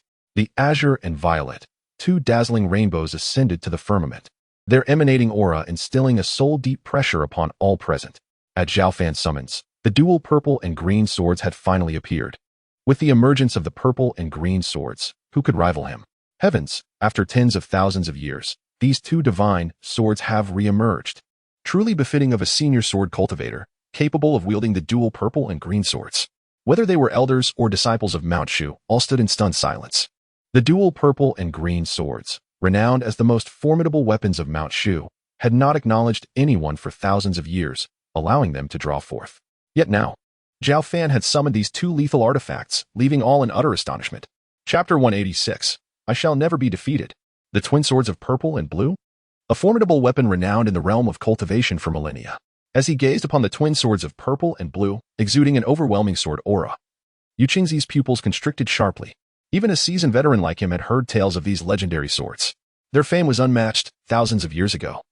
The founder of Mount Shu wielded them, traversing the lands of the Central Plains and vanquishing foes, thus establishing the illustrious reputation of Mount Shu's sword cultivators. Had the ancestral master of Mount Shu not chosen to ascend prematurely, leaving no successor capable of wielding the twin swords, the Taoist sects might never have surpassed Mount Shu's stature. Incredible. The twin swords of purple and blue. To think that after so many years, someone could draw them once more. It remains uncertain how much power this sword master from Mount Shu can unleash. Should he harness even 30% of their might? Perhaps he could shatter the tri-elemental formation. The assembled powerful beings were equally stunned. Many elder figures regarded the twin swords with palpable trepidation. They had witnessed the sword's might from afar thousands of years ago, and the memory still haunted them. You shall become the first casualty beneath the twin swords' resurgence. With the twin swords in hand, Zhao Fan's aura surged to its pinnacle, the supreme sword intent resonating, causing the very fabric of the void to tremble and split. In that moment, he resembled a transcendent sword immortal, exuding an aura of celestial grandeur with each movement. Zhao Fan and Amp, Apos, gaze was deep and tranquil, while the twin swords quivered in anticipation, eager to taste blood and claim the heads of their adversaries. Humph! How arrogant! Even with the twin swords in your possession. To what extent can you truly wield their power? After the initial shock, Yu Qingzi quickly regained his composure. He sneered derisively. The malevolent aura of the twin swords is too overwhelming for most to master fully. If you possess such capability, I would turn and leave. Alas, it appears you cannot awaken their true strength. Prepare for your journey. Cease your struggles. As his words faded, a cold glimmer sparked in Yu Qingzi and Amp, Apos, eyes. And the supreme formation expanded, transforming into a colossal furnace capable of refining the very heavens and earth, bearing down upon Zhao Fan. This strike, charged by Yu Qingzi and Apos, accumulated power, was several times more terrifying than before. Foolish. Zhao Fan scoffed, raising his sword and casually slicing through the air. What appeared to be a nonchalant gesture unleashed an unimaginable sword light. Boom. The dual strands of purple and blue sword light obliterated the formation's furnace with relentless force, piercing through it like a hot knife through butter. Impossible. Yu Qingzi's body trembled violently, his complexion paling. This was a supreme formation constructed from 3 quasi-immortal artifacts. And it was his own prepped strike capable of instantaneously extinguishing a being at the 7th layer of the Great Ascension stage. The sword light tore through the sky, shattering the laws emanating from the supreme formation. Ultimately, it struck the core of the formation, rendering the tri-elemental formation to ruins. The 3 quasi-immortal artifacts, once harmoniously combined, were violently ejected, flying over 1,000 miles. The unparalleled killing array that loomed over Mount Shu was thus cleaved apart by Zhao Fan and Apos' sword. This was the true might of the twin swords of purple and blue. I cannot believe it. You could never unleash the true power of the twin swords. Even if you shatter the formation, what of it? I still possess 3 quasi-immortal artifacts capable of grinding you into dust. Regardless, I shall not be defeated. Yu Qingzi gritted his teeth, relentlessly channeling his inner power into the 3 quasi-immortal artifacts. Buzz. The heavens trembled, and the 3 quasi-immortal artifacts erupted with immortal brilliance, illuminating the mountains and rivers. Celestial energy expanded, forming golden runes in the void, merging the essence of the quasi-immortal artifacts with the energies of the earth. Ready to obliterate Zhao Fan in one fell swoop. Kill. Yu Qingzi roared as the 3 quasi-immortal artifacts surged back to life, unleashing terrifying energies that sought to evaporate Zhao Fan in an instant. This was the true primordial power of the quasi-immortal artifacts, seldom dared to be utilized due to the immense damage it could inflict upon themselves. Yet, in this dire situation, Yu Qingzi had succumbed to madness, resorting to any means necessary to eliminate Zhao Fan. The 3 quasi-immortal artifacts hovered ominously, their attacks exuding a terrifying aura, even causing cultivators across the central plains to feel a prickling sense of dread. In the face of such an onslaught, Zhao Fan remained composed, the twin swords radiating light, their sword energy flickering like divine flames. He inhaled deeply, channeling inexhaustible spiritual power into the blades, fully awakening the 2 formidable weapons. At that moment, not only in the central plains but even powerful beings from distant continents sensed the terrifying aura emanating from the twin swords of purple and blue.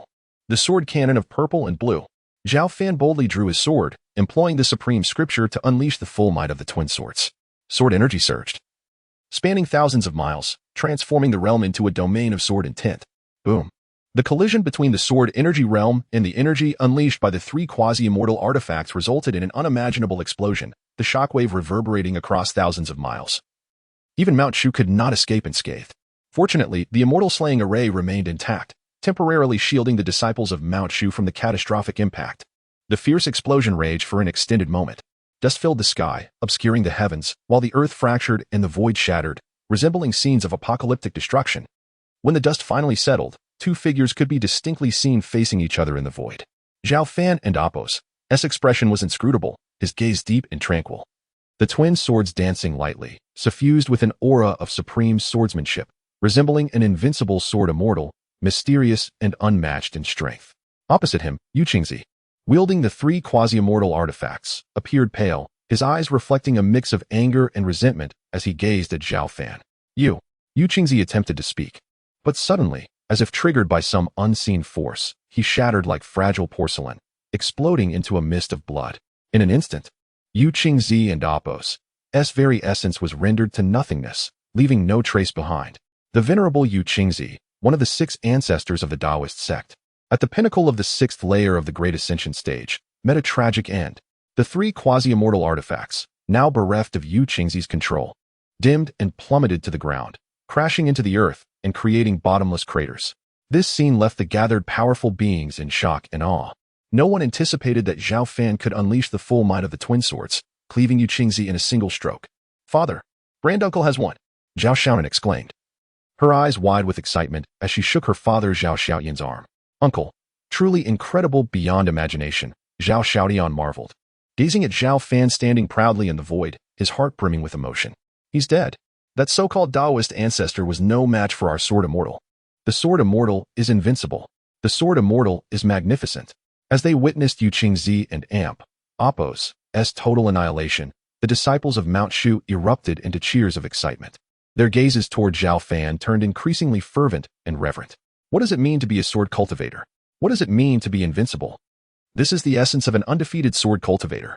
This man is truly terrifying, able to unleash the true power of the twin swords of purple and blue, and even slay an ancient titan like Yu Qingzi with a single strike. After such a long time, could it be that Mount Shu is about to witness the rise of another terrestrial sword immortal?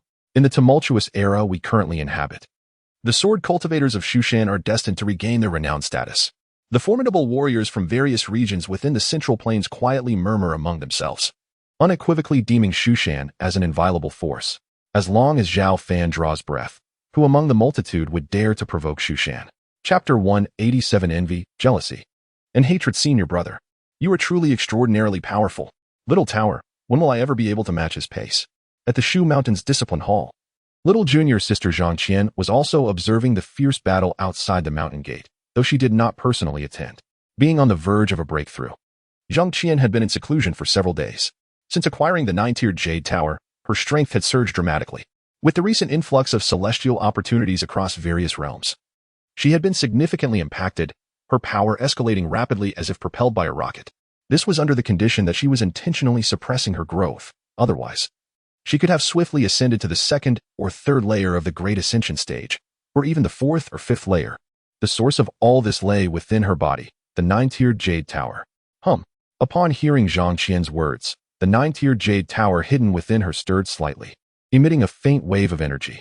It seemed to carry a hint of disdain, as if to say, with me here, surpassing him is merely a matter of time. Even transforming into a true celestial being is only a question of when. Zhang Qian comprehended the meaning of the nine-tiered Jade Tower clearly. She smiled sweetly and refrained from further comment, redirecting her focus to her cultivation. At the mountain gate, Zhao Fan summoned 3 dimmed quasi-celestial artifacts into his grasp. Spoils obtained after vanquishing Yu Qingzi. He wielded the purple and green twin swords, his figure reflecting across the heavens, emanating a formidable aura that instilled fear in the hearts of various cultivators from the central land. They hastily withdrew their spiritual consciousness, wary of drawing his attention. Buzz, buzz. At that moment, shadows began to materialize from the void. Each figure radiated overwhelming waves of energy, with even the weakest among them being a fourth-layer Great Ascension cultivator. Over 20 individuals exuded an aura that dimmed the skies. This is dire. Could these be other powerful figures from the Dao sect? Quickly, everyone, remain vigilant. Observing this scene, the Shu Mountain disciples, who had just relaxed, tensed up instantly. We pay our respects, my lord. Yet before the Shu Mountain disciples could react, this formidable group approached Zhao Fan respectfully, bowing before him. No need for formalities.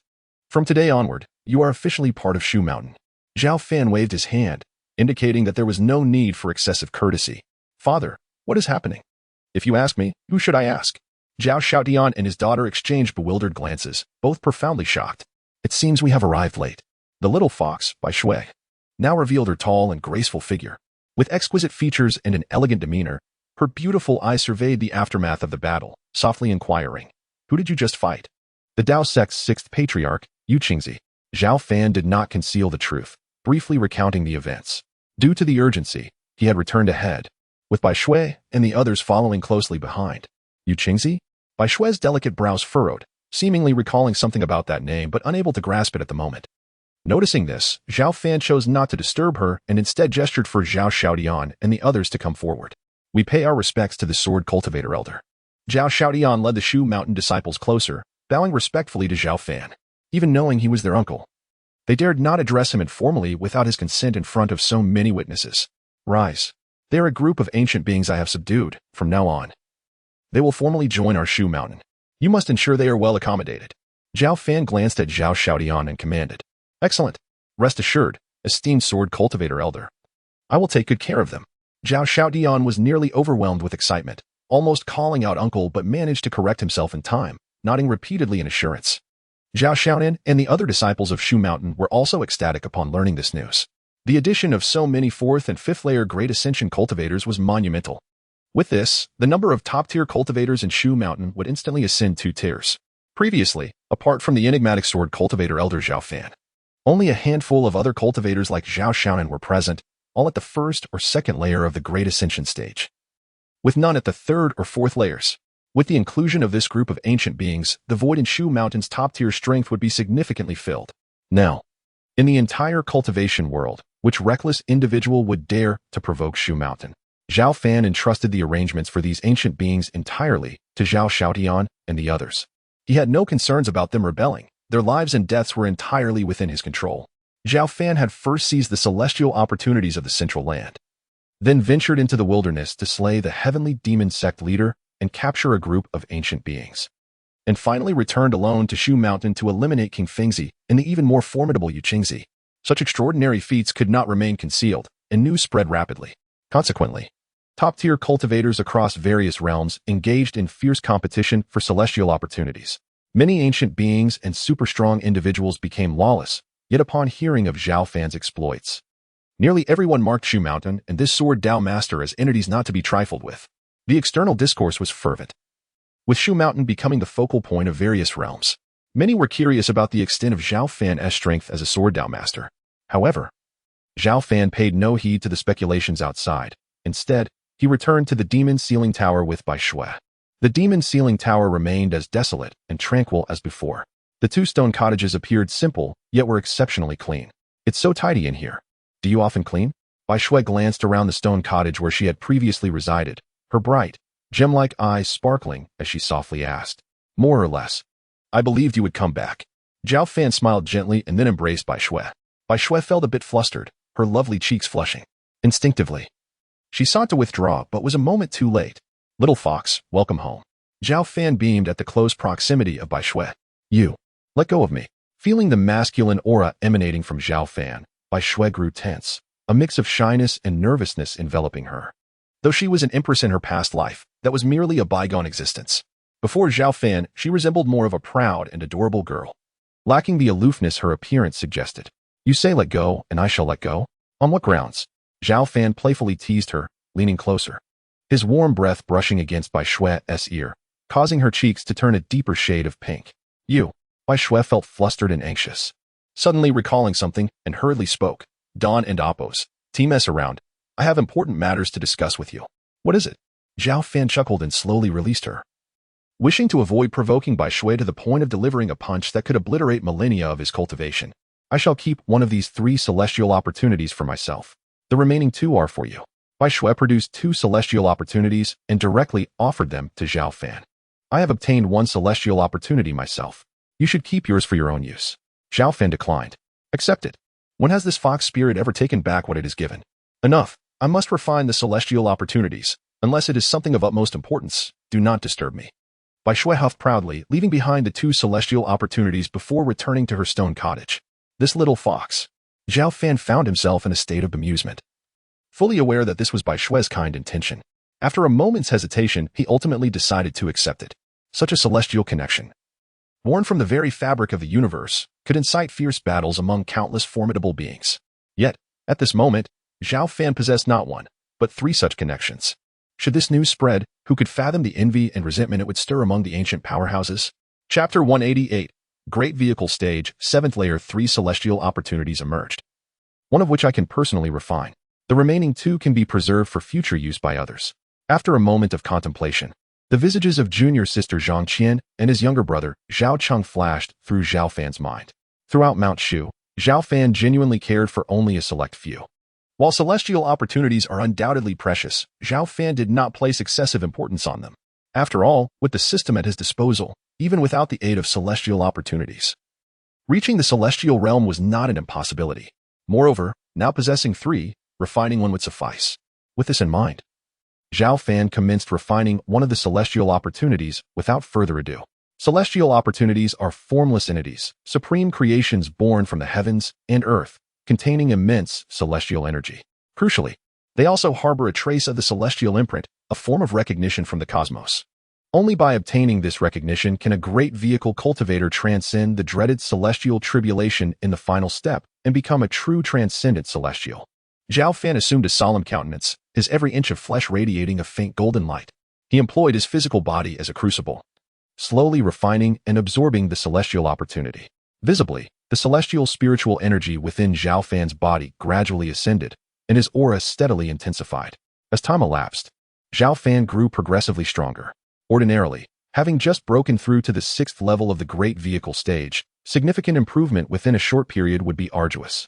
However, celestial opportunities harbor supreme creation, allowing even an ordinary first-level Great Vehicle cultivator to experience a substantial surge in strength after refining 1, potentially ascending directly to the 4th or 5th level. Such are the benefits bestowed by celestial opportunities, enough to drive countless cultivators to frenzy. Aided by the celestial opportunity, Zhao Fan's strength gradually augmented, his celestial spiritual energy progressing from 60% to nearly 70%, with no signs of cessation. Zhao Fan immersed himself in this process of empowerment, seemingly oblivious to the passage of time. As Zhao Fan focused on refining the celestial opportunity, a peculiar microcosm existed in the depths of the cultivation world and Oppos' void. This place was somewhat barren, its spiritual energy far less concentrated than the outside world. This unique space had existed for tens of thousands of years, never discovered by outsiders. Yuqingzi has fallen. 3 quasi-celestial artifacts have been lost. The Sword Dao expert from Mount Shu possesses true strength far exceeding our expectations and may harbor profound secrets. Even if the 5 of us disregard the suppression of the heavens and forcefully strike, we may lack the certainty to suppress and eliminate him. 5 indistinct figures sat cross-legged in the void, resembling deities emanating mysterious and potent auras. What are your opinions? One of the blurred figures inquired slowly. We have toiled until now not merely to attain immortality, but more importantly, to locate the rumored object lost in this realm. Yet, tens of thousands of years have passed without a trace, and even our orthodoxy has been overthrown. I suggest opening a passage to allow beings from the upper realm to descend and cleanse this world of sin and evil. At that time, the so-called Mount Shu and Sword Dao experts will be nothing more than insignificant rabble. One figure stated coldly, taking an aggressive stance. Well said. We are suppressed by the heavens and earth. If we can open a passage, we can at least fully recover our strength and seize the opportunity to rebuild our orthodoxy and seek out the treasure, which would naturally be more than sufficient. Another figure chimed in. Though perilous, it is not impossible. I concur. Soon, the 5 indistinct figures reached a consensus. Time flew by, and several months passed. The various regions of the cultivation world remained embroiled in incessant warfare, with the remaining 5 celestial opportunities inciting frenzied action from countless old monsters and powerhouses. These battles would persist until all celestial opportunities were claimed. During this period, Zhao Fan did not leave the Demon Lock Tower. He silently refined the celestial opportunity, his strength soaring from just breaking through to the 6th level of the Great Vehicle stage to the peak of the 7th level. Only a step away from the 8th level. Although it was merely a small increase in realm, it represented a tremendous boost in strength for Zhao Fan, at least several times greater than before. Zhao Fan was certain that, if he were to face Yu Qingzi again, he could casually cleave the latter to death with a single strike, even without employing the purple and azure twin swords. Alas, if other cultivators were to refine and absorb this celestial opportunity, they could at least elevate their cultivation by 2 or 3 minor realms. However, my foundation is exceedingly profound, and I am a cultivator of the Sword Dao, primordial spirit, and physical body, integrated as one. Thus, even after completely refining the celestial opportunity, I can only break through 1 minor realm, Zhao Fan murmured with a hint of regret. It was not that he was incapable of further breakthroughs, but rather that the energy of the celestial opportunity was insufficient to sustain his continued advancement. To put it simply, cultivators are like different reservoirs, only reaching the next level when filled. Zhao Fan and Appo's reservoir is 7 to 8 times the size of others. Therefore, he needs much more water to reach the next level. That is why Zhao Fan and Appo's combat power is far superior to that of his peers.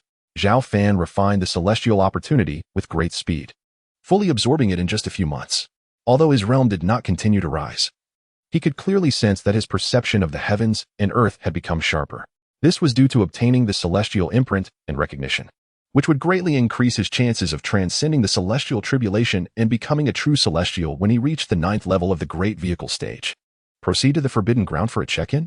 At that moment, the system's familiar prompt sounded in Zhao Fan's mind. Proceed with the check-in.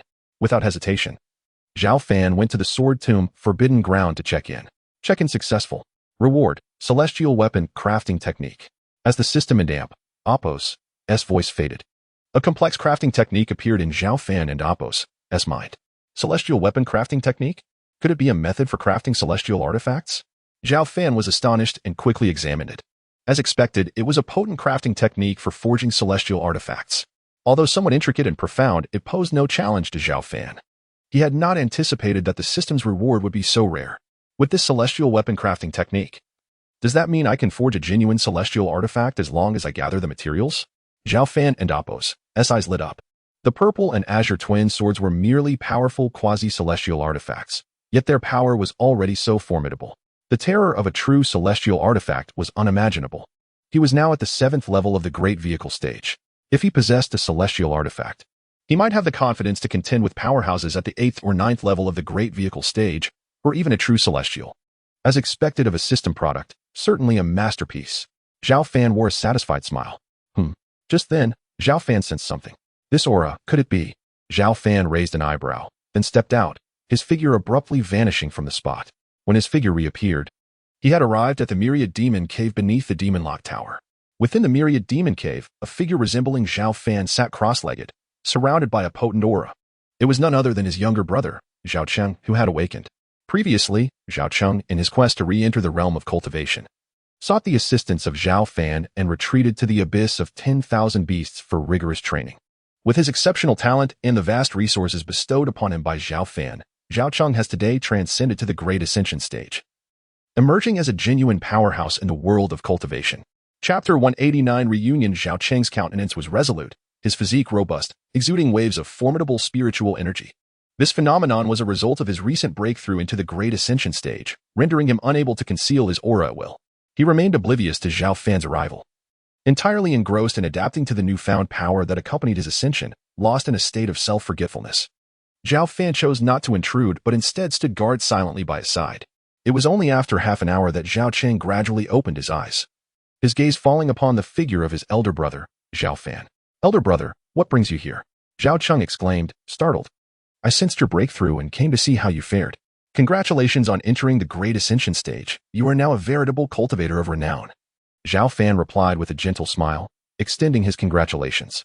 "Elder brother, please do not jest. I am hardly a formidable cultivator. Were it not for your timely rescue and assistance in my cultivation, I would not have attained my current level," Zhao Cheng remarked humbly, fully aware that his progress was largely due to Zhao Fan's support. Between brothers, expressing gratitude feels unnecessary. Zhao Fan waved his hand dismissively, adopting an easygoing demeanor. Since his awakening, Zhao Cheng had remained in the abyss of 10,000 beasts to resume his cultivation. Within a mere 2 centuries, he not only restored his cultivation but also made a rapid ascent to the Great Ascension stage, which astonished Zhao Fan. While Zhao Fan had indeed provided substantial aid, much of the credit belonged to Zhao Cheng's diligence in his practice. In truth, if one disregarded the system's assistance, Zhao Cheng's aptitude for cultivation was hardly inferior to Zhao Fan's own. Previously, however, his dedication to revitalizing Mount Shu had left him little time for personal cultivation, preventing him from realizing his true potential. Now, with the drastic changes in the world, a single day of practice equated to months of effort in the past. Coupled with the numerous supreme techniques imparted by Zhao Fan, Zhao Cheng had laid an unparalleled foundation for his path, enabling him to achieve his breakthrough in such a short span. Otherwise, had it been anyone else, even a millennium might not suffice to reach such heights. "You have now transcended into the Great Ascension stage. It is time to meet them," Zhao Fan inquired with a smile, fully aware of his brother and Appo's hesitation. Initially, Zhao Cheng had refrained from meeting his son after awakening, hindered by the emotional burden of revealing his vulnerabilities to Zhao Xiaodian and others. Now, having reached the Great Ascension stage, and with Mount Shu's current rise to prominence, Zhao Fan hoped his brother could return to Mount Shu and aid Zhao Xiaodian in furthering its development. "Elder brother, perhaps I should remain here to cultivate," Zhao Cheng replied anxiously. "Xiaodian has managed well with the development of Mount Shu, and I am unsure how to face them upon my return." "Enough of the self-doubt. You are the former sect leader of Mount Shu. Have you hidden away for over 2 centuries only to shy away from stepping out?" Zhao Fan chided playfully, before commanding, "Come with me." Before Zhao Cheng could respond, Zhao Fan took hold of him, and in a single stride, their figures vanished from the abyss of 10,000 beasts. At the Great Hall of Mount Shu, Zhao Xiaodian radiated vitality as he meticulously reviewed the numerous invitations that had been sent. These were no ordinary missives. They were personally penned by the leaders of various powerful sects across the Central Lands, including the master of the Qingyun Sword sect and the head of the Kanglan sect. It would not be an exaggeration to say that any invitation drawn from this collection was sent by a force of notable repute in the Central Lands. "Father, what do all these invitations signify?" Zhao Xiaodian inquired, her bright eyes filled with curiosity. "What do they signify?" Zhao Xiaodian replied with a smile. "These crafty old foxes witnessed Uncle S' display of prowess recently, and with Mount Shu's recent influx of formidable figures, they now seek to curry favor with us. Many of them are even eager to join our ranks." "Really? That sounds wonderful," Zhao Xiaodian exclaimed, her eyes sparkling with excitement. "If that is the case, wouldn't Mount Shu dominate the Central Lands?" "Foolish child, these individuals are all shrewd and cunning. How could they easily submit to us?" Zhao Xiaodian chuckled. "The current chaos in the cultivation world, with myriad factions and monstrous beings emerging, has instilled a strong sense of crisis within them. They wish to temporarily align with us for protection. Once the turmoil subsides and the struggle for ascension opportunities concludes, they will inevitably seek to extricate themselves from our grasp. Their intentions are transparent." "I see," Zhao Xiaodian frowned, realizing that what appeared to be friendly invitations were merely opportunistic attempts to shelter under Mount Shu's formidable presence. With a pout, she declared, "Father, then let us ignore them. I shall burn these invitations." "That won't be necessary," Zhao Xiaodian interjected, a smile on his face. "I have my own methods to bring them under our influence. Once they join Mount Shu, they shall find it impossible to leave." Full of confidence, Zhao Xiaodian recognized the opportunity to harness these sects to bolster Mount Shu's dominance. With such an alliance, Mount Shu could establish itself as a preeminent force in the cultivation world, perhaps even achieving the status of the foremost sect. Just as these thoughts surged within him, A calm voice interrupted. That is indeed a commendable idea. Before Zhao Xiaodian and his daughter could react, Zhao Fan materialized in the Great Hall. Uncle? Granduncle? Zhao Xiaodian and Zhao Xiaonan exchanged glances, then bowed respectfully to Zhao Fan. Nephew, greetings to you, uncle. Granddaughter greets you, granduncle. There and amp, oppos, there's no need for such formality. Zhao Fan smiled, gesturing for them to relax. Uncle, what brings you here in person? Is there something you wish to instruct me on? Next time, send a message. And I shall come to the locking demon tower to receive your guidance. Zhao Xiaodian spoke with utmost respect, shedding his usual authoritative demeanor. Xiaodian, do look closely at who this is. Zhao Fan stepped aside, revealing Zhao Qing behind him. You are. Zhao Xiaodian stood frozen, momentarily at a loss for words as he recognized Zhao Cheng's face. Father, who is this? He bears a striking resemblance to you, Zhao Xiaonan remarked. Her eyes wide as she scrutinized Zhao Cheng, noting the uncanny similarity in their features and bearing. This cannot be. It's impossible, Zhao Xiaodian muttered. Disbelief etched across his face. Uncle, what is the meaning of this? He turned to Zhao Fan, his voice trembling slightly. Chapter 190, The Blessings of Descendants Little Tian. I am your father. I am not dead. Before Zhao Fan could utter a word, Zhao Cheng spoke with a hint of excitement. Father? You are alive? Is it really you? Zhao Xiaodian found it hard to believe, feeling as if he were trapped in a dream, especially since he had personally organized his father and Oppos, as funeral. My father's father? That means my grandfather? Zhao Shanan's eyes widened in astonishment, her mouth forming a notch shape. This is indeed your father. When I saw him on the brink of death, I concealed the truth from you all and temporarily sealed him in the Xiantian nourishing spirit coffin. It was only over 200 years ago that I found a way to revive him. Zhao Fan recounted the events succinctly, without reservation. So that is how it was. My father really is alive. With Zhao Fan and Oppos' affirmation, Zhao Xiaotian finally believed that he was not dreaming. His nose tinged with emotion as he rushed to Zhao Cheng, kneeling before him. I, Zhao Xiaodian, pay my respects to my father. As soon as he finished speaking, Zhao Xiaodian bowed repeatedly, shaking the hall with his fervor. Get up, quickly. Zhao Cheng, coming to his senses, hurriedly lifted Zhao Xiaotian, patting his shoulder, and said warmly, I am greatly pleased. Your uncle mentioned that you have revitalized Shushan and have not disappointed our expectations. I, however, regret that my blind military ambitions against the Tianpeng clan nearly led to the demise of Shushan, leaving you with a mess to clean up. Please do not hold it against me. Father, your return is what matters. The state of affairs is of no concern. I owe my position as sect leader to your and my uncle and Oppos' support. Zhao Xiaotian shook his head, exuding the joy and excitement of a child in front of his father. The scene of the father and son embracing was deeply moving. Since Zhao Cheng had been sealed in the Xiantian nourishing spirit coffin, Zhao Xiaotian had succeeded as the leader of Shushan. And it had been a full 611 years. For cultivators, 500 or 600 years might not seem excessively long. Yet, for loved ones separated, even a few months or years can feel like an eternity as the longing intensifies the passage of time. Ultimately, cultivators are still human, endowed with indelible emotions and desires. Throughout the years, Zhao Xiaodian diligently led Shushan, driven by his father and Oppos' wishes. Now, confronting the father he thought had perished, he was overwhelmed with a mix of joy and sorrow, the complexities of their reunion weighing heavily on him.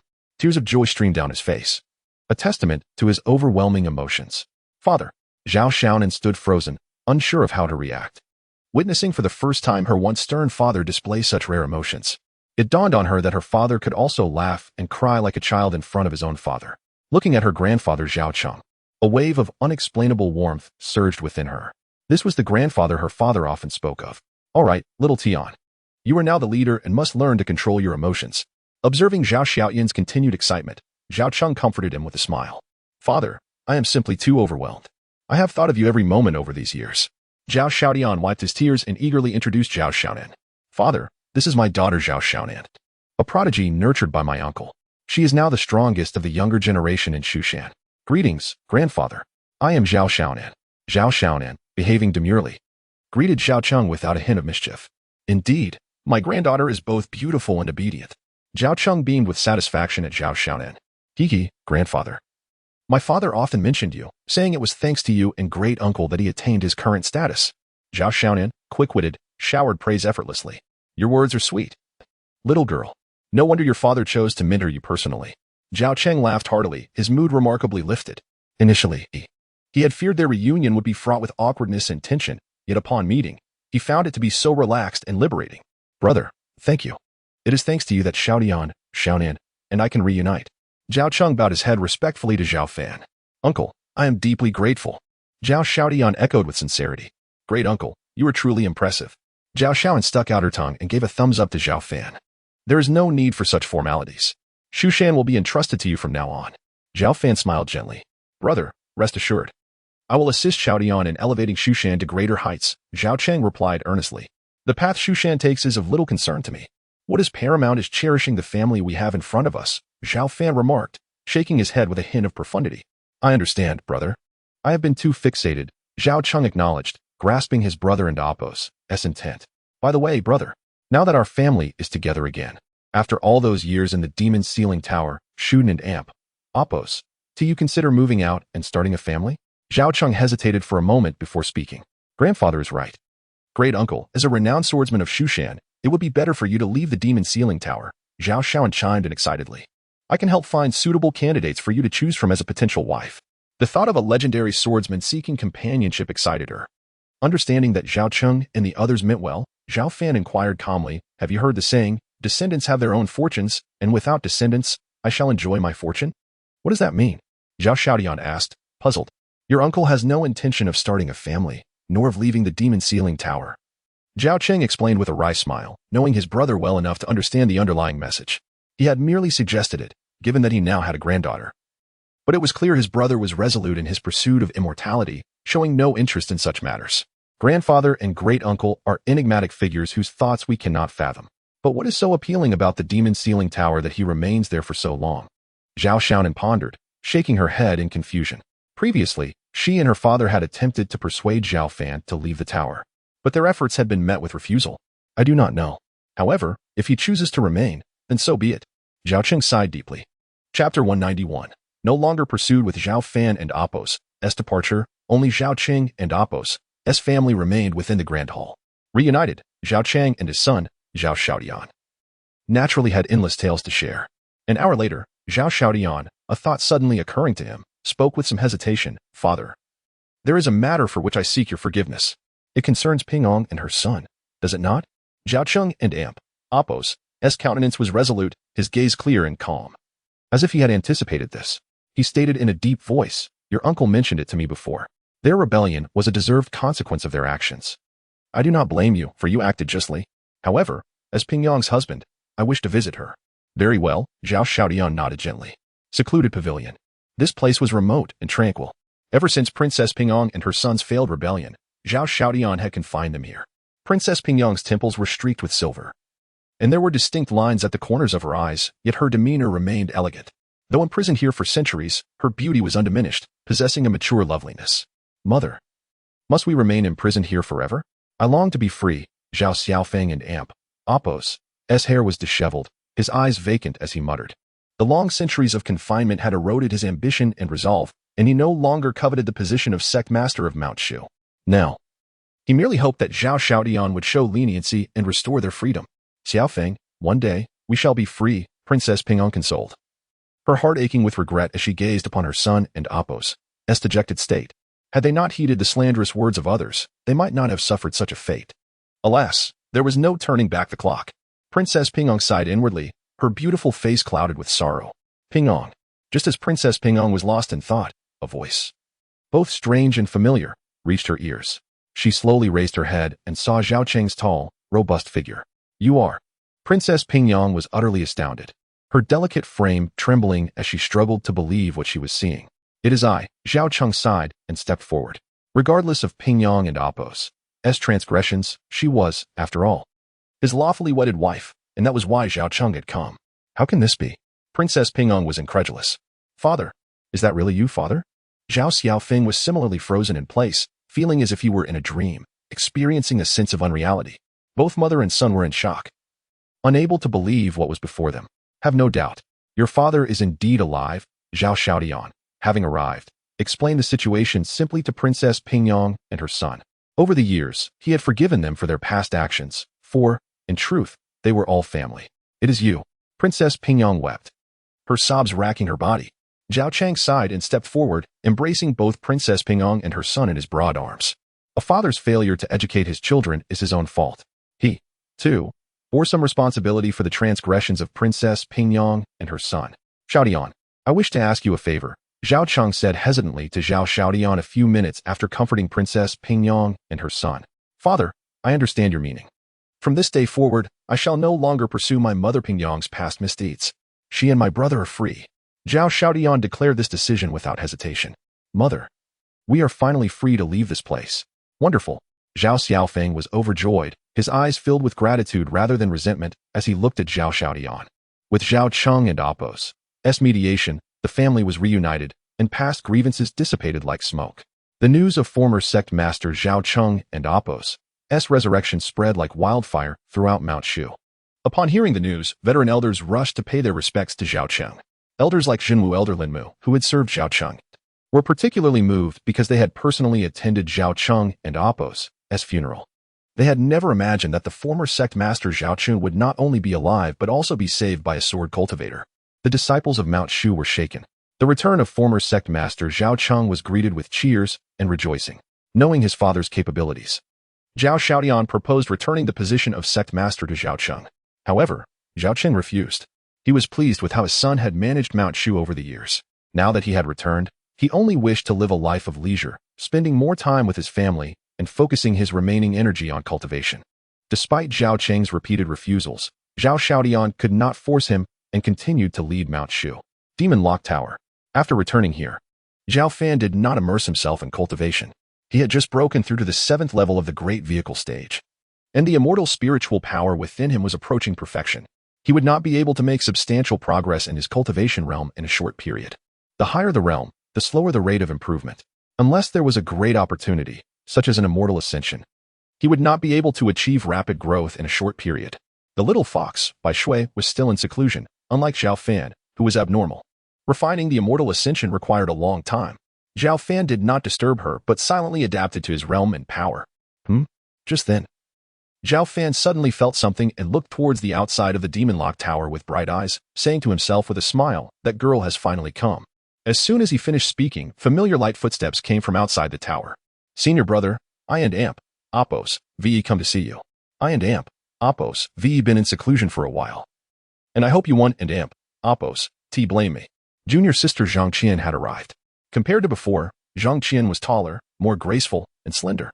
Even in a loose robe, she could not hide her alluring figure. Her features were delicate, her skin fair and radiant, and her smile was sweet and charming. I thought my junior sister had forgotten about me. So she was in seclusion, Zhao Fan teased with a smile, not blaming Zhang Qian. He had left Mount Shu to seize the immortal ascension, then helped the little fox, by Shui, out of trouble and killed Yu Qingzi. He had been too busy to attend to everything and had neglected his junior sister Zhang Qian. Now that he saw Zhang Qian bringing him food again, he was overjoyed and would not dare to blame her. Even if I forget everyone, I won't forget senior brother. I heard that senior brother displayed great power and killed Yu Qingzi, the 6th ancestor of the Taoist sect, and seized the immortal ascension.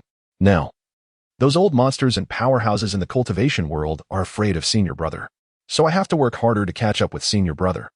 Zhang Qian said with a sweet voice.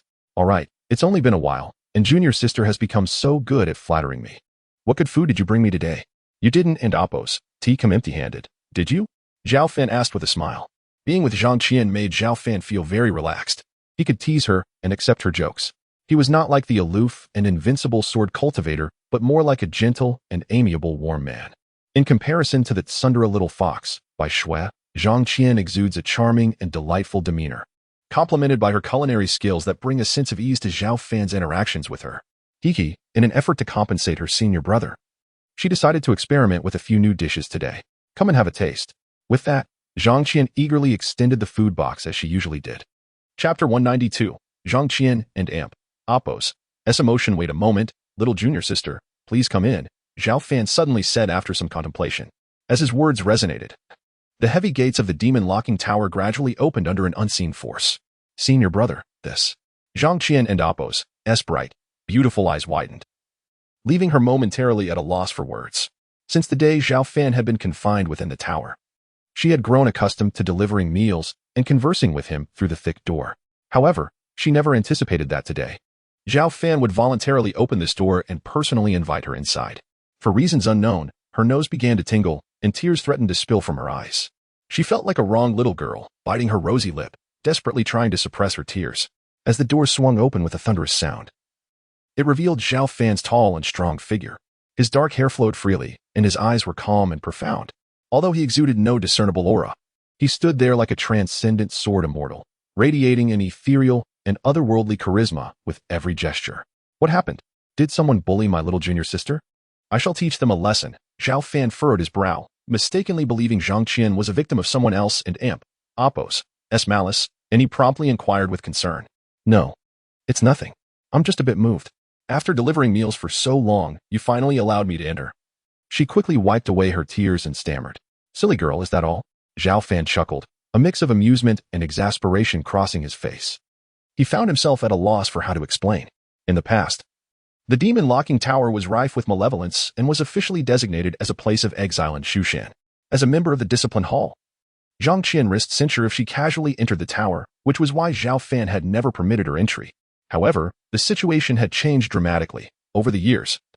As Zhao Fan's cultivation had flourished, the environment within the tower had been transformed, and the malevolence had been completely eradicated.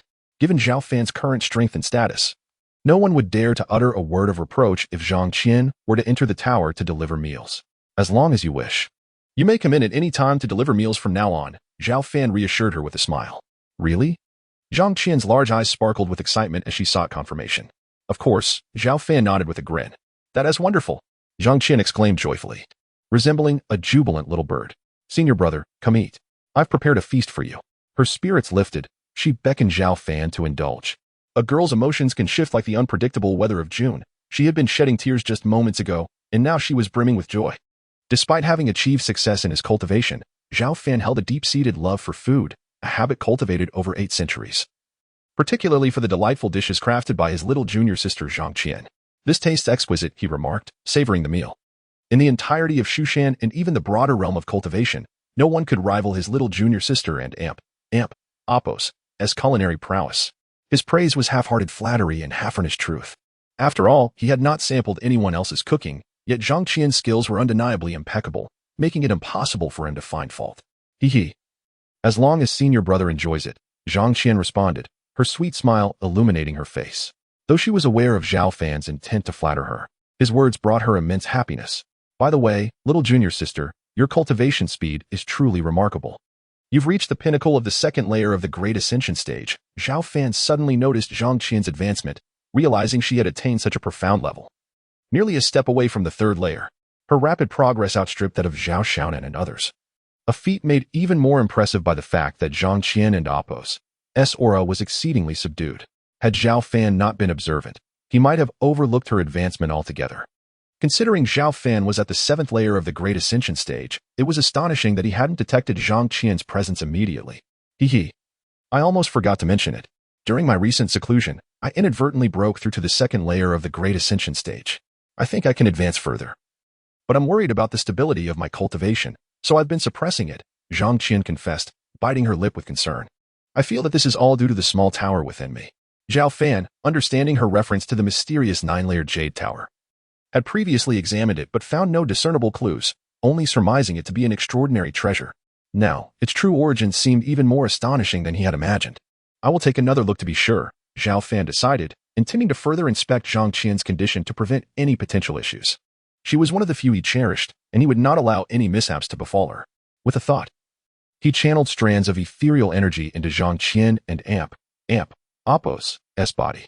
Upon inspection, Zhao Fan discovered that the 9-layered jade tower remained suspended deep within her, continuously emanating peculiar energies that were reshaping her physique, solidifying her foundation, and significantly enhancing her cultivation potential. This was nothing short of astonishing. Zhao Fan raised an eyebrow, observing the jade tower. Aside from aiding Zhang Qian and Appo's cultivation, it appeared to harbor no malevolent intent. After half an hour, he gradually withdrew his ethereal energy. Little junior sister, this 9-layered jade tower poses no danger to you at present. On the contrary, it is indeed assisting you in enhancing your cultivation and potential. So you need not worry excessively. Your foundation is stable, and even if you continue to advance, there will be no hidden dangers. Zhao Fan conveyed Zhang Qian's condition plainly, omitting nothing. All right then. Since senior brother has said so, I can rest assured. Zhang Qian nodded slightly, placing her trust in Zhao Fan's words. This 9-layered jade tower is of extraordinary origin, You must not speak of it to anyone else to avoid attracting unnecessary attention, Zhao Fan cautioned gravely. Such a treasure was unheard of in the cultivation realm, and its accidental discovery by Zhang Qian represented an unparalleled opportunity. If the information were to leak, it could easily provoke the envy of other powerful beings. The adage, a commoner is innocent, but possessing a treasure is a sin, aptly applies here. Senior brother, I understand. I have only mentioned the small tower to you, Zhang Qian assured him, nodding repeatedly to affirm her discretion. That end amp, Oppos, that's good. By the way, I have a gift for you. Zhao Fan announced, producing a chance for ascension, its immortal light illuminating the entire demon-locking tower. Thanks to the small fox by Shue's gift, Zhao Fan had acquired 3 chances for ascension. He had refined one for himself and still had 2 remaining. Over the past 8 centuries, Zhang Qian had selflessly provided him with meals and companionship without asking for anything in return, a bond he cherished deeply. Therefore, he was more than willing to part with one of the remaining chances. This is, Zhang Qian gasped in astonishment, her mouth agape as she realized its significance. Indeed, this is a chance for ascension. With the aid of the 9-layered Jade Tower, achieving ascension in the future will be a certainty. Refining this opportunity will help you successfully navigate the challenges of ascension. Zhao Fan briefly explained the significance of the chance. No, senior brother. This gift is far too precious. I cannot accept it. It would be better for you to keep it for yourself or bestow it upon someone else. Although she felt an overwhelming sense of joy, the young disciple, Zhang Qian, took a step back and hastily shook her head in refusal. This is an opportunity for transcendence, a supreme creation of heaven and earth. She dared not accept it lightly.